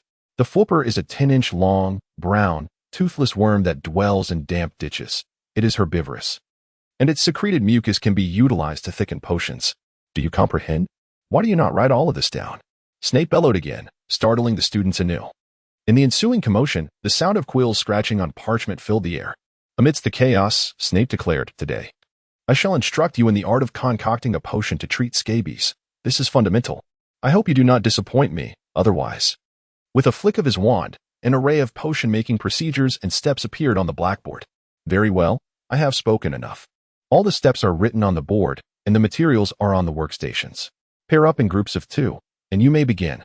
Thus, the potions class continued. Yet the predicament of the Gryffindor students remained unchanged. Snape prowled around the classroom, his lengthy black cloak trailing behind him. Chris also began to move, glancing at the method displayed on the blackboard. The materials and steps appeared rather intricate. However, it seemed that certain modifications could enhance the outcome compared to the textbook version. "Oh, Chris, are you adept at potion making? I thought it would be quite simple, but I never anticipated it to be so complicated," Imk inquired softly. Naturally, since Chris and Imk were seated together, they were required to concoct this potion as a team. "I believe we should review the steps a few times to familiarize ourselves before we commence the preparation of the scabious remedy, to avoid any lapses during the process. We must proceed slowly, without haste, and refrain from indiscriminately adding ingredients or stirring recklessly. Remember to adhere strictly to the instructions on the blackboard. The methods outlined in the textbook seem inferior. As long as we execute the steps correctly, we are bound to succeed. Could you please assist me in preparing the horn slug? This will require a considerable amount of time. Ensure it is thoroughly cleaned. And be cautious not to let the water in the crucible boil over." Imk nodded obediently, retrieving a rather repulsive-looking horned slug with tweezers from the box. Fortunately, being a boy, he could manage such things, unlike Katie Bell in front of them, who turned pale at the sight of the creature, rendered speechless by her fright. Chapter 29. The Tragedy of McLaggen. After advising Imk, Chris began to weigh out dried nettles and crush the fangs of a serpent, both of which required precise quantities and standards. There could be no excess or deficiency. Indeed, the art of potion-making is akin to chemistry, demanding exact measurements to meet the desired outcomes. Even the slightest error could lead to dire consequences. As Chris and his companions proceeded with their concoction, Snape glided around the classroom in his black cloak, resembling a large bat, scrutinizing their preparation steps. His formidable presence was palpable, and standing beside him felt akin to being ensnared by a venomous serpent. Any young wizard would instinctively question their own performance, becoming flustered and trembling with anxiety. Almost all of the Gryffindor students faced his criticism, and Chris's group was no exception. Even as Imk tended to the horned slug, he received a reprimand from Snape. Half an hour later, just as Chris finished grinding the porcupine quills, Imk informed him that the horned slug had been thoroughly boiled. Chris leaned in, using a medicine spoon to extract the horned slug, ensuring it was thoroughly boiled before proceeding with the next steps. He added powdered venom from a snake and dried nettles into the crucible, stirring slowly to achieve a complete amalgamation. As the concoction within the crucible gradually transformed into a deep brown hue. Subsequently, he intensified the flame, allowing the mixture to evolve into a rich green. This indicated a successful phase of the process. Is this the correct color? Imk inquired, uncertainty lacing his voice. Indeed it is, Chris affirmed, lifting the crucible from the fire. He then added the ground quills of a porcupine into the mixture, stirring until the deep green potion shifted to a lighter shade. Finally, he waved his wand above the crucible, completing the creation of the scabious potion. So is that all? Imp questioned, still unsure. Yes, Chris replied, transferring the finished potion into a small vial. The hue of the scabious potion closely matched the description found in the magical texts. Ah, this truly was no easy feat. Imp remarked, wiping the sweat from his brow. Professor, our group has completed the potion, Chris signaled to Snape. Snape approached, taking the vial in hand. His expression was peculiar, as though he sought flaws yet found none. He cast a cursory glance at the scabious potion within and remarked, barely satisfactory. Chris curled his lips in disdain. It was futile to expect Snape to bestow any points upon him or anyone else. The mere fact that he was not met with scorn was akin to receiving divine favor. After Chris and his peers submitted their concoctions, other young wizards began to present their crafted potions in succession, and Slytherin's Dorian Pusey even earned an additional 5 points for his efforts. Is this what you call a potion? It appears you are merely squandering ingredients, McLaggen. You are nothing short of a fool. Snape sneered contemptuously at McLaggen, holding the viscous black mixture that he had presented with the pride of a treasure. Fortunately, at least it had been produced safely, Chris thought to himself. Yet, perhaps fate had a peculiar sense of timing. At that moment, a noxious green smoke erupted from Katie Bell's cauldron, accompanied by a resounding hissing sound. Her cauldron had warped into a grotesque shape, and the potion inside splattered onto the flagstone floor, even burning a hole in the robe of a nearby girl. The chaos unfolded in mere seconds. However, Chris, sensing the impending disaster, hastily vacated his seat and sought refuge at the back. The chubby boy beside Chris reacted with surprising agility, swiftly climbing onto a stool to evade the splattering potion. However, McLaggen, who had just been reprimanded, was not so fortunate when the cauldron was overturned. He stood there, bewildered and oblivious to the chaos unfolding around him, as a considerable amount of potion splashed onto him. His neck and back were soon covered in swollen, red welts, causing him to cry out in pain. What an imbecile! Snape bellowed, brandishing his wand to clear the potion from the floor. Bell, I presume you neglected to remove the cauldron from the heat before adding the hedgehog spines, did you? Katie Bell began to cry, but mercifully, she had escaped the potion's wrath. Truly, she was fortunate. Take him to the hospital wing, Snape ordered the boy next to McLaggen, before turning his ire toward Chris, Imk, Red, and Lesko. Why did you not inform her when to add the hedgehog spines? Did you think once your task was complete, you could bask in glory? Her mistake reflects poorly on you, does it not? Gryffindor loses 2 points for your negligence. This is utterly unfair. The chubby boy exclaimed in indignation, ready to protest, but Chris pulled him back gently. Enough, don't say anything, Chris murmured. Half an hour later, they climbed the stairs from the underground classroom, with him still simmering with resentment. This is outrageous. While it's true that Snape is the head of Slytherin, his blatant favoritism is intolerable. Why should our potion work go unrewarded while he penalizes us? Although we failed to notice Bell's mistake in time, how can that be our fault? He himself overlooked it, and look at the chaos it caused. McLaggen is in that state because of the potion, and yet he blames us. Furthermore, the Slytherin's potion was inferior to ours. Ours matched the description in the book perfectly, while his was far too thick. How dare he? Imk was nearly on the verge of explosion. Don't dwell on it too much. Snape hardly shows any fondness for students, Chris replied soothingly. I suspect he might be going through a midlife crisis. After all, he is practically middle-aged.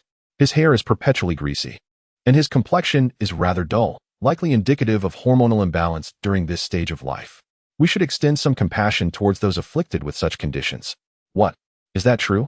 Imp laughed. I always suspected. Look at that dark robe he wears, resembling an old bat, as if everyone owes him money. Chris, you might be onto something. He's definitely in midlife crisis. Hearing Chris's interpretation, the chubby boy appeared to calm down, nodding in agreement with a smile. During lunch, the Weasley twins took seats beside Chris. Hey Chris, are you all right? The incident in which Snape inexplicably deducted points in the morning spread rapidly throughout Hogwarts. and nearly everyone was aware of it, including the ever-informative Fred and George. Chapter 30. Success in creation. Well, what's the matter? Chris deftly sprinkled black pepper on his steak. Oh, it's nothing. We are frequently penalized, so we have grown accustomed to it. This is not a significant issue. That fellow is consistently like this, particularly towards us Gryffindors. Fred remarked, taking a bite of bread with a smile. Do you have classes this afternoon? Chris inquired leisurely. What? Oh, of course not. We plan to venture outside the castle to explore and chart the maps of other areas. Fred quickly grasped Chris's meaning. All right, just sketch the outskirts of the Forbidden Forest. There's no need to venture inside, Chris cautioned, worried that the twins might impulsively decide to delve deeper and encounter danger. We never said we'd go in. That was your suggestion, George said with a grin. That's good to hear. Chris was aware that the Weasley twins were not always reliable. Who could tell if they had previously entered? Their boundless curiosity was a cause for concern. Why can't we enter the Forbidden Forest? Ink asked, somewhat puzzled. Because it is perilous within, and besides, the headmaster mentioned at the beginning of the term that it is off limits, Chris replied. What Forbidden Forest? George. Fred. If you dare to enter the Forbidden Forest, I shall write to Mother. Percy Weasley happened to pass by and overheard the twins' plan, glaring at them menacingly. Oh, rest assured. Percy, we won't, the twins hastily assured him upon seeing the thread of a letter to their mother. Very well. Percy nodded and walked away. In the afternoon, Chris and his companions commenced their activities for the mapping project. According to the tasks assigned the previous night, Chris was to survey the expansive lawn directly south of Hogwarts, alongside the Black Lake and the surrounding walls, to chart the area. Imk, having yet to contribute anything, faced a rather daunting task today. He first needed to explore the towers of Hogwarts, the North Tower, the Astronomy Tower, the West Tower, and the Ravenclaw Tower. The top floor of the North Tower housed the divination classroom, which also served as the residence of Professor Sybil Trelawney. The Astronomy Tower, aptly named, was where astronomy lessons took place and stood as the tallest tower at Hogwarts. The West Tower was the Ollery, with the top floor designated for the owls roosting. The Ravenclaw Tower, naturally, was the location of the common room and dormitories for Ravenclaws. Once he completed his survey of these towers, he would also need to visit the Quidditch pitch. One must admit that after running around all these places, the little plump fellow would likely shed a good 5 pounds. As for the tasks assigned to the Weasley brothers, they were indeed numerous. They were to explore the greenhouse located to the north of the castle, the venomous tentacula, Hagrid's hut, the vegetable patch, the outskirts of the Forbidden Forest, and the main entrance of the castle. Fortunately, with 2 of them, their explorations could be managed reasonably well if they split up. Regrettably, time was of the essence. They needed to expedite their cartographic endeavors. For the sooner they began selling their maps, the sooner they could earn a profit.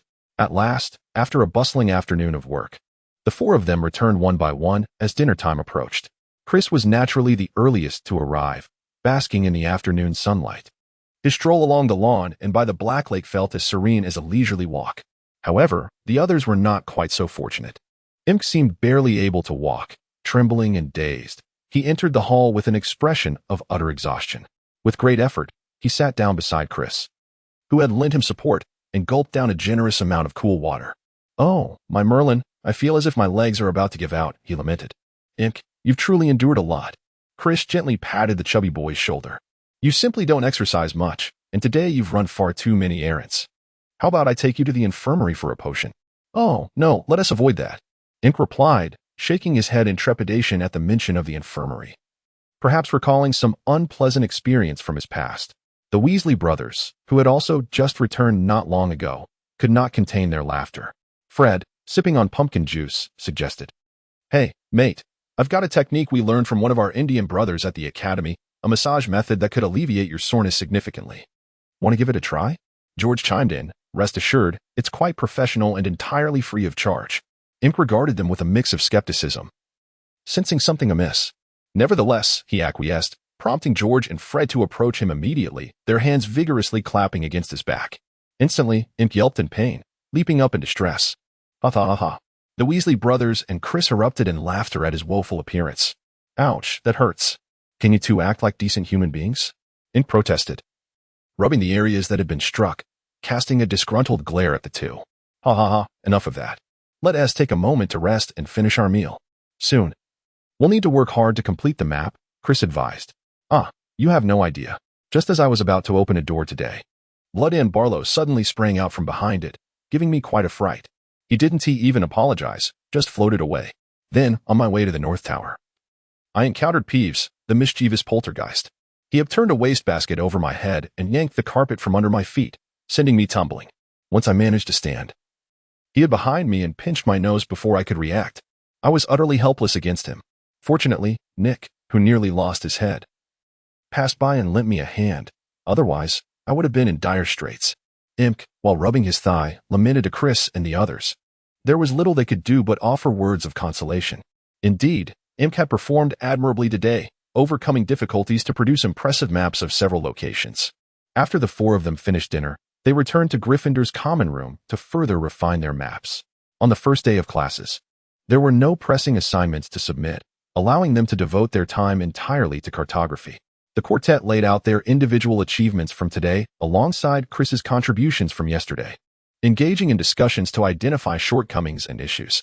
Following their deliberations, they collectively acknowledged that the map was indeed complete and ready for mass production. Aside from a few secret passages and obscure locations that remained unmarked, the map was detailed in every other respect. They planned to sell this initial version, subsequently releasing an upgraded edition that included hidden passages and discrete locations, suitable for romantic rendezvous. Chapter 31. The Art of Selling Maps. Regarding the more sophisticated maps previously proposed by the Weasley twins, Chris felt they currently lacked the expertise to create such designs and would attempt it later after acquiring more knowledge in the field. That very night, each of them took out their parchment and, in Chris's bedroom, used the duplication spell to replicate the maps. Chris and Imk quickly mastered the incantation alongside the Weasley twins. It is worth noting that the Weasley twins had become quite adept at the duplication spell. Having been discovered by their professor multiple times for copying assignments in their first year, they had gained considerable understanding of the spell. For instance, the replicated handwriting could be verified with other spells, and the text would gradually fade as the magical energy dissipated. Additionally, text from magical tomes could not be directly copied, as they were protected by counter charms. After mastering the spell, Chris attempted it on the pound and discovered it was ineffective. There must be a counter curse in place. Otherwise, those who struggle to thrive in the wizarding world would certainly become affluent in the Muggle realm, creating chaos at their leisure. In essence, while the spell appeared formidable on the surface, it harbored numerous limitations that rendered it less impressive than initially assumed. Imk, can you tally how many we've completed? Chris inquired while casting the spell. Perhaps around 70 or 80. Imk counted the finished maps. Should we continue producing them? That should suffice. I believe it would be commendable if we managed to sell them all, Chris replied as he neatly placed a freshly completed map aside and stowed his wand. Tomorrow, let's each take a few maps to class and try to sell them to our classmates. At the end, we can divide the earnings into 4 equal shares. What do you think? That could work, but what about Slytherin? I doubt they would purchase from us. Moreover, very few of us in Gryffindor have established relationships with them. George raised a challenging concern. Indeed, that is a predicament. Regardless of whom we sell to, we cannot overlook that wealthy Slytherin crowd. Since it may be difficult for us to sell directly to them, how about we recruit a student from another house as a dedicated sales representative for Slytherin? What do you think? Chris proposed an indirect approach. While the Gryffindors found it challenging to interact with Slytherin, they could easily enlist an intermediary. Perhaps a Ravenclaw or Hufflepuff willing to earn some extra pocket money. That's a splendid idea, but who should we choose? Imk inquired. We not only need someone from another house to handle the sales, but also someone who is communicative and astute enough to engage with those Slytherins, George added. However, it seems we do not know anyone fitting the description. Indeed, the Weasley brothers found themselves in a quandary. Well, I do have someone in mind for this role. Though I'm uncertain if it will work, Chris suddenly recalled an individual. A senior, intelligent, and amiable. This person likely knew a fair number of classmates and may even have friends in Slytherin. Yet, Chris was not well acquainted with them and was unsure if they would agree to help. Who is it? The others were intrigued, curious about how Chris had managed to expand his social circle in such a short time. It's a senior from Ravenclaw. I believe they would meet our requirements. However, I won't disclose their name just yet. I'll inquire tomorrow, Chris said. Cut it out. Being all mysterious, the group remarked, seeing that Chris was reluctant to reveal further details. After tidying their belongings, they gradually returned to their dormitories to rest. Chris donned his pajamas, preparing to retire for the night. As he climbed into bed, he tossed his recently discarded clothes into the laundry basket in the bedroom. The house elf would ensure the garments were washed and returned promptly. Thus, Chris's earlier concerns were unwarranted. Such trivial matters did not require their attention. Students at Hogwarts were relieved of many burdens, allowing them to focus solely on their studies. The following morning, around 8 o'clock, Chris and his companions arrived at the Great Hall. Today marked the commencement of their map-selling endeavor, and anticipation filled the air. After all, who does not relish the prospect of earning a bit of coin? They hastily consumed a modest breakfast before setting out to peddle their maps to the younger wizards. Hey, mate, would you like a Hogwarts map? Just 1 silver sickles for a copy. Imp enthusiastically showcased the map to a young, black Hufflepuff. The boy regarded him with a bemused expression, sensing something amiss, and shook his head before walking away. Disheartened by this initial setback, Imp scratched his head, pondering what might have gone awry in his pitch. Imp, I fear this approach may not yield results. Our map is indeed splendid, but they might not be aware of its value. You shouldn't present the map so abruptly. Allow me to give it a try, Chris suggested, patting him reassuringly on the shoulder. Chris then approached another Hufflepuff, a fair-haired lad, and leaned in conspiratorially. Hey, friend, would you care for a map? The boy, in the midst of enjoying a sandwich, looked up at Chris in confusion. This is the enigmatic map of Hogwarts, a rare item I acquired for 5 silver sickles. It details many of the school's lesser-known secret locations. I sense a connection between us, as a gesture of friendship. I shall sell it to you for merely 1 silver sickles.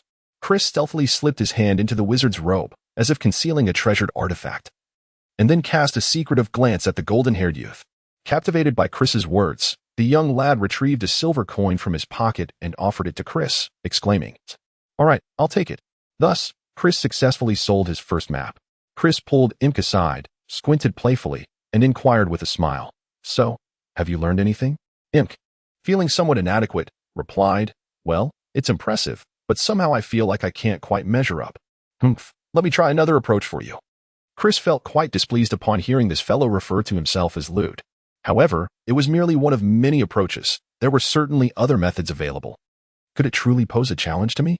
Chris stretched his neck and surveyed his surroundings, eager to identify his next target. Upon noticing another Hufflepuff boy entering the Great Hall, he recognized a golden opportunity.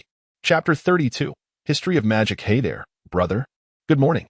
How have you been settling in at Hufflepuff? Chris approached the boy with a friendly demeanor, giving his shoulder an enthusiastic pat. Good morning. But may I ask who you are? I don't believe we've met before. The boy scrutinized Chris, clearly perplexed. Oh dear, have you truly forgotten me? We shared a boat ride to Hogwarts. You were marveling at the grandeur of the castle. Chris feigned a look of astonishment mixed with a hint of indignation, as if deeply wounded by the oversight. Upon witnessing Chris's expression, the boy promptly slapped his forehead in realization. Oh, it's you.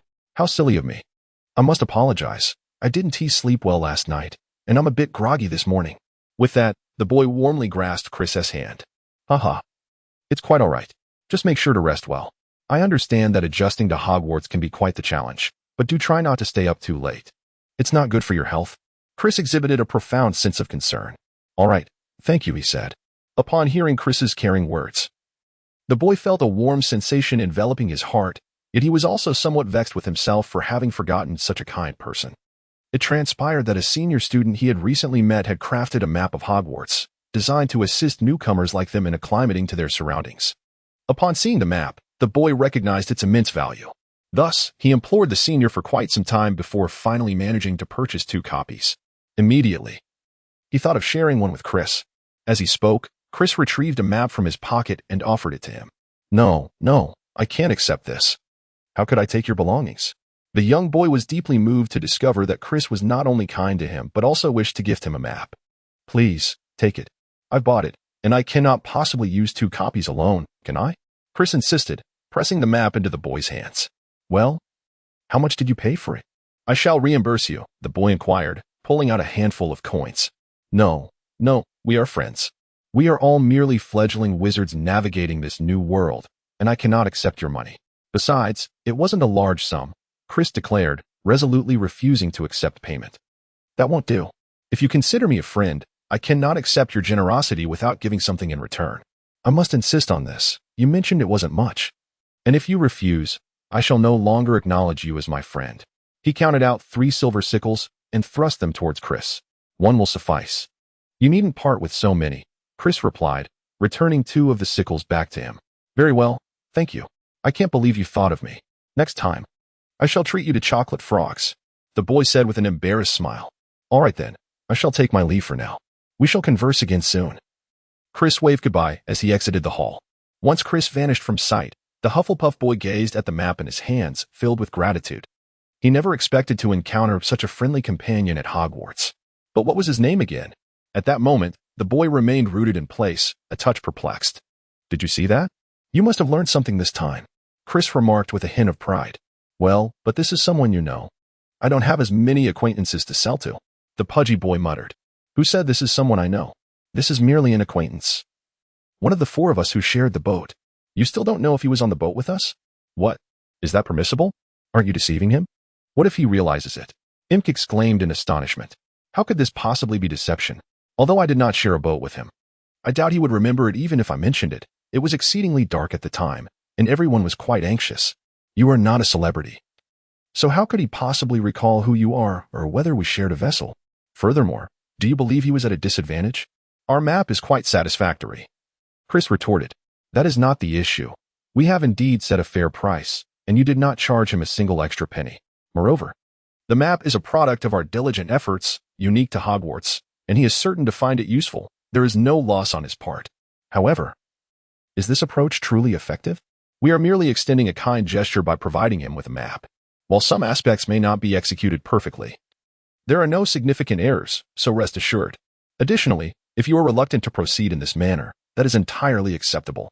I merely offered it as an example. To successfully sell the map, it is essential to demonstrate your goodwill and highlight the advantages of our map. Only then will people be inclined to purchase it. Avoid being too direct by immediately asking if they wish to buy, as this may intimidate them. Chris was aware that deceit was morally questionable. Yet in the realm of commerce, it was not uncommon to employ gentle persuasion to encourage customers to make purchases. This hardly constituted a moral failing. At this nascent stage, with little understanding of the quality of the maps, such tactics were somewhat inevitable. Once the maps had been utilized and their reputation established, such methods of promotion would naturally become unnecessary. Well, I believe I have discerned the course of action. Just wait and see. However, for now, we must attend our class, or we shall surely be late. Imk seemed to grasp this and nodded in agreement. The first class of the morning was History of Magic, a subject that piqued Chris's interest considerably. Prior to the commencement of the term, he had already perused the History of Magic, authored by Bashida Bahat, which was quite commendable.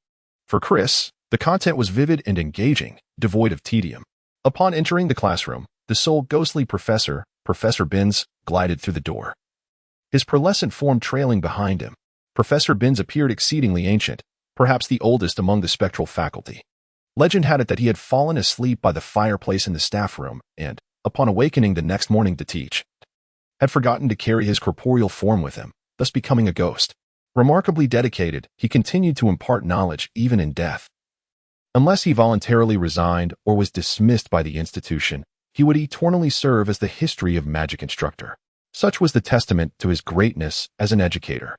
However, the delivery of his lessons left much to be desired, as his method had remained unchanged for centuries, characterized by a monotonous recitation of the textbook. He would drone on, laboriously reading from the pages, his voice barely audible amidst the cacophony of raucous bird calls and the shrill songs of the wicked harpy, rendering it nearly impossible for the eager young wizards to maintain their focus. Chapter 33. What? Is it on fire? By the time he reached the fascinating segment about the giants brandishing their clubs to demolish the hall, while the harpies glided about searching for children to devour, the students' heads began to droop, akin to chicks pecking for grain, as they succumbed to a drowsy stupor. As Chris initially managed to pay attention, jotting down a few notes, Professor Flitwick's dry, monotonous voice, reminiscent of a hypnotic chant, caused him to drift into a state of half-sleep.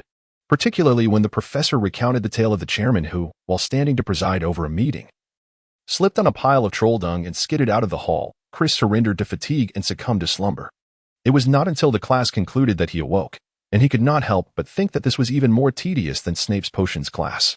Beside him, Imk remained blissfully unaware, only stirring when Chris gently tapped his round face, prompting him to open his eyes. Class is over. No more sleeping, Chris exclaimed. What? On fire? Surely not. The little plump boy seemed to snap awake instantly, springing up. Ha ha, what nonsense. You must have been dreaming. Class is over. Let us go.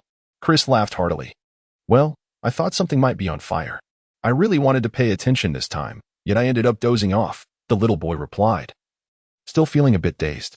Ha ha ha, perhaps it's the enchanting voice of our history of magic professor that has a hypnotic effect. What is next on the schedule? Chris inquired. Let me see. It appears to be Charms class, Ink said, glancing at the timetable. Thus, the two hurried to the Charms classroom on the 4th floor. Upon entering, they found a considerable number of students already present. The diminutive Professor Phileas Flitwick stood atop a stack of books to reach the lectern. Yet no one commented on his stature, nor did anyone mock him. However, curiosity lingered among the students, wondering if he indeed possessed some trace of fairy lineage as the rumors suggested. Before commencing the lesson, Professor Flitwick produced the attendance register and began calling names. This year's cohort lacked any notable figures, so he refrained from the dramatic reactions seen in the original text. Once the class began, the small Charms professor emphasized the significance of their studies and demonstrated several spells. Thunderous applause erupted in response to Professor Flitwick's splendid display, captivating the young wizards, who were eager to begin casting spells immediately. Alas, the professor did not grant their wish, informing them that they could not cast spells just yet, as there was much to learn first. He continued, "Now, open your textbooks. In the coming weeks, you must first grasp the theoretical foundations of several spells. Only once you have mastered these theories will you be able to cast." For the majority of the class, Professor Flitwick elaborated on the theories surrounding charms, requiring the students to take extensive and intricate notes. Subsequently, he instructed them on the proper wand movements and the correct pronunciation of incantations. However, to prevent any accidents from the young wizards wildly wielding their wands, Professor Flitwick forbade them from using their wands, compelling everyone to practice with quills instead. Chris had largely taught himself and was capable of casting spells. However, he did not wish to showcase his prowess. Instead, he diligently took notes and practiced alongside his peers with a quill.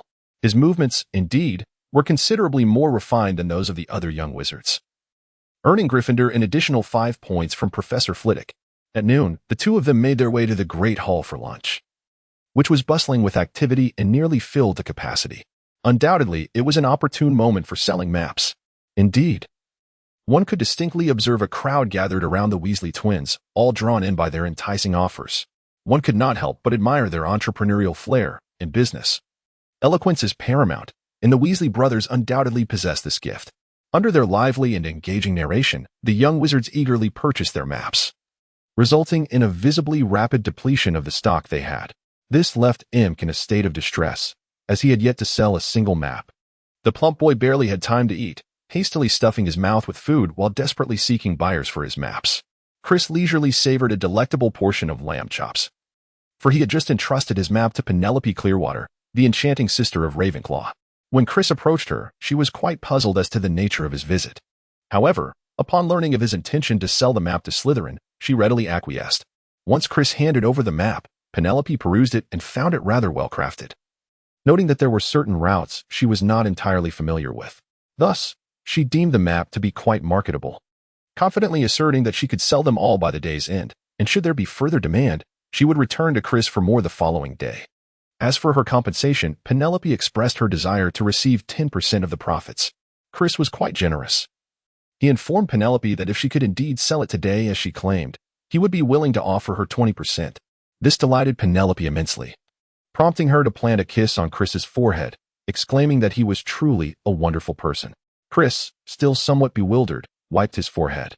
Was it really necessary to receive a good person card without any reason? In the afternoon, there was a significant transfiguration class, taught by Professor McGonagall, the head of Gryffindor House. The young wizards, including Chris, arrived at the classroom early, mindful of Professor McGonagall's strictness displayed during the sorting ceremony at the welcome feast. Naturally, they dared not be negligent. Undoubtedly, transfiguration was one of the classes Chris anticipated the most, having acquired considerable knowledge about it over the summer. As expected, this professor proved to be quite formidable. Right from the first lesson, she established her authority. "Good afternoon, everyone. I am Minerva McGonagall, your transfiguration instructor," she declared in a serious tone. "Transfiguration is the most complex and perilous magic you will encounter in your studies at Hogwarts. Should anyone misbehave in my class, I shall ask them to leave and never return. Consider this a warning." Her stern admonition immediately silenced the newly admitted young wizards, rendering the classroom as quiet as during potions class. Chapter 34. Transfiguration class. Then, she transformed her lectern into a pig and back again. The students were captivated, eager to begin their own transformations. However, she cautioned, you cannot simply start waving your wands to perform transfiguration. You must understand that transforming one object into another is an exceedingly intricate process. To achieve what I just demonstrated, you will require extensive study. Furthermore, do not attempt to use transfiguration on yourselves or others. Every few years, someone suffers a disability or even dies due to a failed transformation. To my knowledge, over 1,000 wizards have perished in transfiguration accidents throughout history, and nearly 5,000 have been left disabled. A plight that even the most skilled healers and potions cannot remedy. Therefore, I urge you to approach transfiguration with utmost caution. Do not repeat the mistakes of the past. With this, she cast a meaningful glance over the young wizards seated before her. It was undeniable that Professor McGonagall's words carried weight. The atmosphere in the transfiguration classroom grew exceedingly quiet, and the students no longer dared to treat the subject lightly. Now, please open your beginner's guide to transfiguration. We shall begin with the theoretical principles. The theoretical knowledge was undoubtedly dry and monotonous, as Professor McGonagall had just indicated that this course was not easily mastered. Some students even began to feel drowsy, yet they dared not surrender to sleep. Instead, they feigned note-taking, heads lowered in a haze. Chris listened with rapt attention. Although he had self-studied these theories, there remained certain aspects he found perplexing. After Professor McGonagall's elucidation, he felt his understanding of transfiguration had significantly improved. Over an hour elapsed, and the young wizards, their heads swimming, diligently noted down a plethora of intricate and esoteric concepts, perhaps noticing that her students had reached their limits. Professor McGonagall set aside her textbook and announced that they had now acquired a portion of theoretical knowledge and could attempt the simplest form of transfiguration.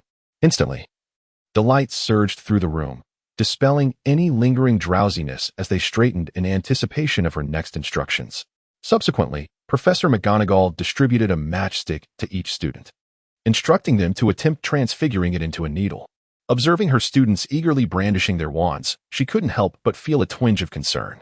She cautioned them to first vividly envision the transformation of the matchstick into a needle in their minds. Moreover, she emphasized the importance of wielding their wands with determination and decisiveness during the transfiguration process. It was crucial to avoid unnecessary movements or rotations of the wand. Otherwise, failure was inevitable. Vera, Verdo, Vera, Verdo, Vera, Vertu. Soon, the classroom resonated with the incantations as everyone enthusiastically waved their wands, attempting to transform the matchsticks into needles. However, thus far, no one had succeeded, including Chris. The reason Chris did not transform the matchstick into a needle was not due to his incompetence or inability to apply theory into practice. Rather, he sought to challenge himself to see if he could achieve the metamorphosis using a silent incantation. Consequently, he opened his mouth, pretending to recite the spell. Yet no sound escaped his lips. Alas, this endeavor proved futile, for the matchstick remained unchanged. Chris persevered in his practice, undeterred by the challenges he faced. Beside him, the plump imp was also making earnest attempts, yet his matchstick remained just that, a mere matchstick. Well, it had become slightly thinner than before. Vera, Vertu, exclaimed the recently healed McLaughlin, loudly reciting the altered incantation as he vigorously prodded his matchstick with his wand. Suddenly, a transformation occurred, but rather than morphing into a needle, it ignited instead. Professor McGonagall could only shake her head in exasperation as she provided him with another matchstick, advising him to pay closer attention this time. Half an hour later, through Chris's unwavering effort, his matchstick vanished, replaced by a needle that appeared upon the table. Though it was not flawless, one end remained somewhat thick, it was nonetheless a success. Wow, how did you manage that? Imk inquired, brimming with envy at Chris's achievement. Shoo, keep your voice down. I don't want anyone to notice, Chris hastily whispered, hoping to divert Imk's attention. However, it was too late. Just as Imk was about to voice his confusion, Professor McGonagall approached, seizing the needle Chris had just transformed. Look, class. Mr. Red has succeeded, earning 5 points for Gryffindor, she announced. Wow, that's incredible. How did you do it? The young wizards marveled at the needle in Professor McGonagall's hand, expressing their awe with various exclamations. The professor returned the needle to Chris, regarding him with rare approval in her eyes, softly stating, "Well done." Once Professor McGonagall had departed, Imp finally voiced his earlier confusion. "Why did you wish for no one to see? Isn't it a good thing?" Chris was at a loss for words. As Western children often fail to comprehend his moderate approach, the more he attempted to elucidate, the more convoluted the matter became. Thus, he decided to shift the topic. Do you know how I achieved success? Indeed, the chubby boy's curiosity regarding Chris's accomplishments surpassed his initial bewilderment over Chris's reluctance to showcase them. The boy fell silent, his eyes brimming with anticipation as he gazed at Chris. You must envision a needle in your mind, focusing intently and avoiding distraction. Maintain that image of the needle firmly in your thoughts. Remember to keep your eyes fixed on the matchstick, unwavering in your gaze. At this moment, wield your wand. Perform the movements accurately and articulate the incantation with precision, and it shall successfully transform into a needle. Upon hearing Chris's explanation, the chubby boy eagerly commenced his attempt. As the class neared its conclusion, Imp managed to produce some alterations in his matchstick. It began to take on the rudimentary shape of a needle. Professor McGonagall expressed her delight at Imp's progress. The lesson concluded, and aside from Chris, no one else had succeeded yet. Now, another Gryffindor had achieved success, which brought her a sense of satisfaction. Consequently, she awarded Gryffindor an additional 3 points. After class, the young wizards gradually filed out of the classroom. Mr. Reed. Professor McGonagall called out, halting Chris in his tracks. Professor McGonagall, is there something you wish to discuss? Chris inquired, pausing. Mr. Reed, you performed exceptionally well today. Historically, most students require considerable time to transform a matchstick into a needle, yet although your transformation is not yet flawless, it is already quite commendable. Chapter 35. The heart is truly weary.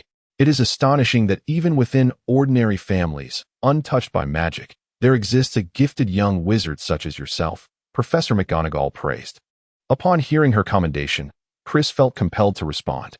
He must ensure that Professor McGonagall does not perceive him as exceptionally talented in transfiguration, otherwise, he might receive undue attention and care, which was contrary to his desires. Moreover, Professor McGonagall was a staunch member of the Order of the Phoenix. If she were to inform Professor Dumbledore of the emergence of an outstanding young wizard from Gryffindor this year, it could bring unwanted scrutiny upon him, especially before he had learned the technique of mental occlusion. Thus, Chris swiftly replied, "Oh, thank you for your kind words, Professor McGonagall. In truth, I merely prepared in advance during the summer and studied diligently. Furthermore, I attentively absorbed your explanations, which enabled me to grasp the concepts so swiftly." You prepared during the summer? Professor McGonagall asked, visibly astonished. Chris nodded, affirming, "Indeed, I studied it during the summer. It is truly impressive, Mr. Reed. I never anticipated that. Aside from your innate talent, you also possess such diligence. Most young wizards your age tend to be rather playful, even if they are gifted. They seldom dedicate time to their studies.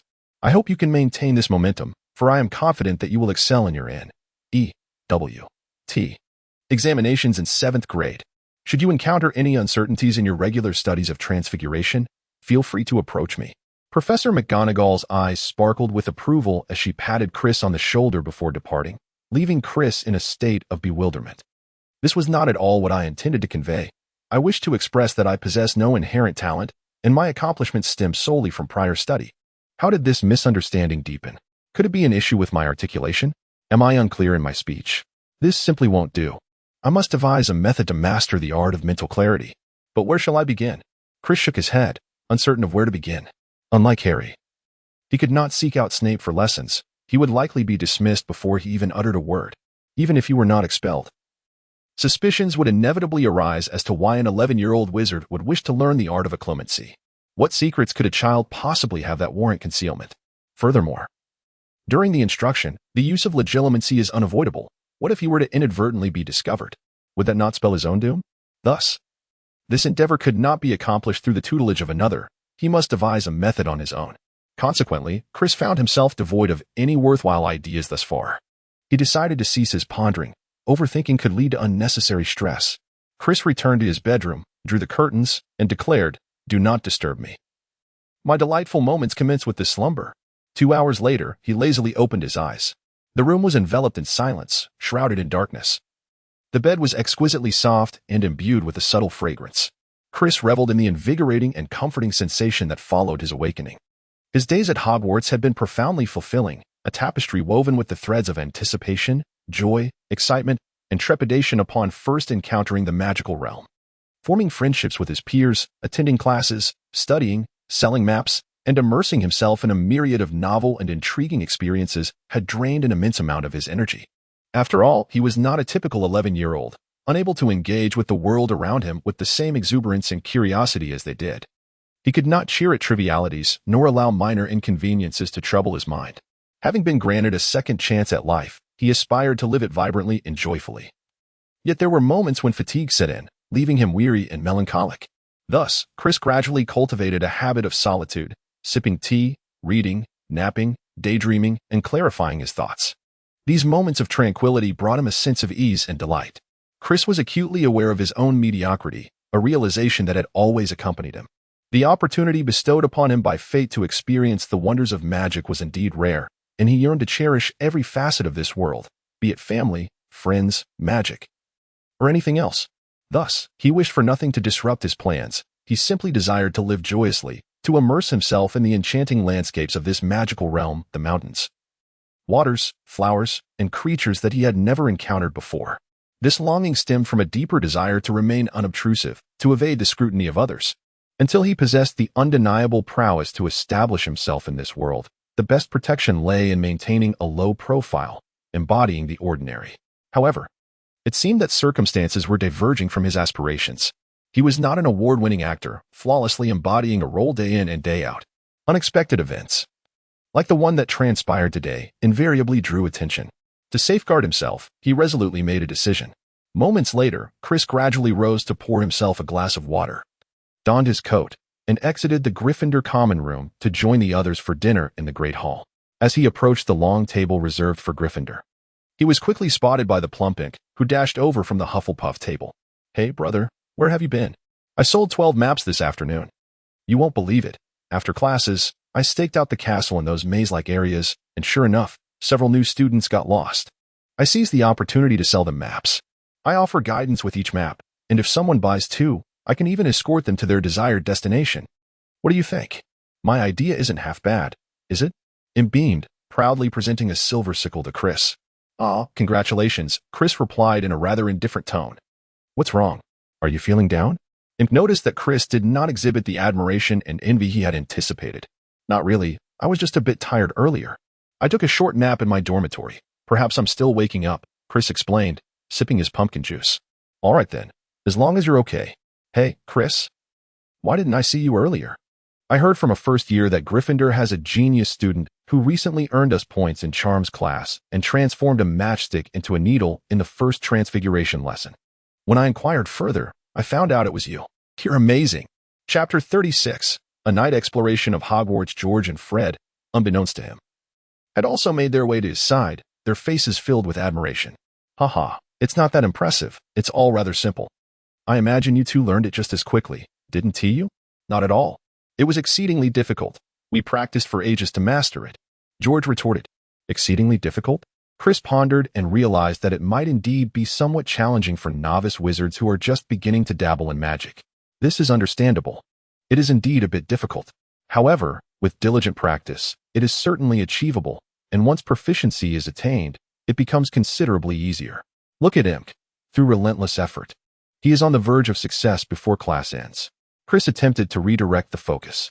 "That was also with your assistance. Had you not shared those techniques with me, my efforts would have been in vain until tomorrow," Imk explained. Well, Chris's attempt to shift the spotlight ended in failure. "Merlin, you have even distilled the essence of spellcasting. I had noticed you were quite innovative, but I had no idea that not only do you possess creativity, but your own prowess appears to be quite remarkable." George expressed his admiration for Chris even more. "I suppose you must have self-studied quite a bit, otherwise it wouldn't be possible for you to achieve such progress in merely 2 days," Fred inquired. One must admit, Fred is indeed astute. He has already caught on to some clues. For Chris to demonstrate such extraordinary talent in such a brief period is nothing short of astonishing. It is only plausible if he had practiced beforehand. Chris indeed found Fred's inquiry to be astute, a stroke of serendipity. Thus, he promptly replied, "Indeed. I too devoted considerable time during the holidays to diligently learn and master some skills. I must confess, I am rather inept. I am not as remarkable as you might think. I have merely acquired a smidgen more knowledge than others. You are greatly mistaken about my capabilities." Fred continued his probing. "So, how much magic have you currently mastered?" Chris candidly responded, I have attempted all those in the textbook. Have you succeeded in all? Fred pressed on. Well, most of them. Some are indeed quite challenging, Chris admitted. The others seemed to fall silent, gazing at him with wide eyes. And even Ink appeared to have forgotten to close his jaw. What is the matter with you? Chris queried, puzzled by their reactions. Oh, nothing at all. Fred replied. Merlin, I never would have anticipated that you are so proficient. You are destined to become a formidable wizard, George exclaimed in admiration. Chris felt justified in his assertions, for it was through diligent study during the holidays that he had gained a superior grasp of certain spells compared to his peers. Why the astonishment? Just as Hermione excelled without drawing such admiration, what was so remarkable about his abilities? This perplexity only deepened his resolve regarding the decision he had just made. May I ask for your assistance? Chris inquired earnestly. Without hesitation, Chris resolved to act promptly. There was no time to waste. Oh, what is it? Several of his companions asked with curiosity about the nature of his request. I've heard there are intriguing books in the restricted section of the Hogwarts library. This evening, I wish to explore it in hopes of finding a book on map-making. The idea you and George proposed previously was brilliant, and I believe we could create a map along those lines. Indeed, this was the determination Chris had firmly established. He planned to venture into the restricted section of the library under the cover of darkness, risking discovery without the aid of an invisibility cloak or disillusionment charm. However, he did not disclose his true intent of seeking books related to the obscure art of mind-blocking. Instead, he framed his quest as one for map-making literature. After all, explaining the intricacies of such an esoteric subject would be challenging. Even if they did not express skepticism, the risk of accidental revelation could lead to unforeseen complications. Thus, he deemed it wiser to use the pretext of searching for map-making resources, which he genuinely required. Without such knowledge, they would struggle to realize the sophisticated map they had envisioned. As for retrieving the Marauder's map still in Filth's possession, that route was fraught with peril, and he could not easily articulate how he knew of its existence. Furthermore, such an endeavor would not aid his study of mind-blocking. It was best to leave that for another time. The Weasley brothers would inevitably acquire it. For now, mastering the mind-blocking technique was paramount. Once he achieved that, he could breathe easier, for otherwise, he would remain in a state of perpetual anxiety. Wow, Chris, you're quite the strategist, they exclaimed. What a splendid idea. We're all in. Their interest was piqued, and they readily agreed to assist him. Sure, keep your voices down. We don't want anyone overhearing us.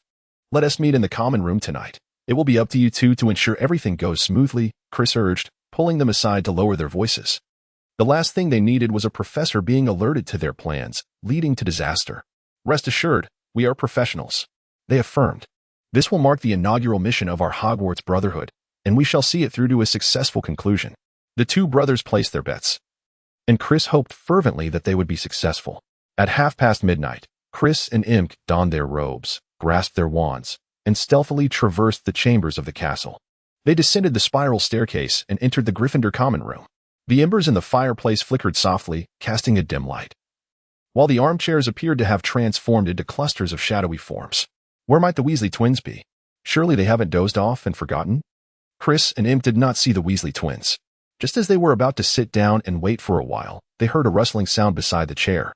Soon after, a voice called out, "Hey, we're over here." It turned out to be the Weasley twins, who had concealed themselves beneath a dark cloth. Apparently, their invisibility charm was quite effective, as they had successfully evaded detection. George emerged from beneath the black fabric, grinning as he exclaimed, "Nice. You truly have a knack for this." Imp felt that the Weasley twins were quite remarkable. "This is for you. Put it on quickly," George said, producing 2 more pieces of fabric to hand to Chris and Imp. Chapter 37. Come and get me. Once Chris and Imp donned their disguises, the 4 of them approached the portrait passage, pushing aside the fat lady's portrait and crawling through the opening. As they exited, the fat lady muttered, "Who is it?" But no one replied. They hurried down the corridor, swiftly making their way to the 2nd floor of Hogwarts, where the library was located. The library was shrouded in darkness, eerie and foreboding, filled with thousands of shelves housing countless tomes. Chris and his companions stealthily navigated through the rows of bookshelves. The restricted section lay at the rear of the library. They cautiously stepped over the rope that separated these volumes from the rest of the collection, casting a flickering illumination from their wands, emitting a faint glow that was not easily detected as they perused the titles. "Be careful while searching," Some of these books contain highly inappropriate content for young students and are even imbued with powerful dark magic. Fred cautioned. Chris cautiously wielded his wand, searching layer by layer for the tomes he sought. However, after scouring the shelves, he found no volumes pertaining to the art of cerebral closure. Some of the spines were peeling, their once gilded titles faded, seemingly inscribed in ancient runes. Other books bore no titles at all. One particular tome was marred by a dark, ominous stain, reminiscent of blood, evoking a chilling fear that raised the hairs on the back of his neck. Chris felt an ethereal whisper emanating from the book, as if it were aware of the presence of an unwelcome intruder. Perhaps it was merely a figment of his imagination, or perhaps it was not. Surely, this was a tome of dark magic, not the one he sought. Time was of the essence. Chris had to act swiftly. If they were to locate the desired volume, or if someone were to arrive, they would have to depart immediately, rendering today's endeavor futile. Chris gingerly ascended the ladder to examine the books arranged on the upper shelf. Following his gaze, he suddenly spotted a slender volume, approximately 12 inches in size, adorned in a deep green and silver hue. Chris withdrew it, illuminating the cover with his wand, upon which was inscribed, "Close your mind, Queenie Goldstein." Indeed, it was the very book he had sought. He quickly tucked it into his robes.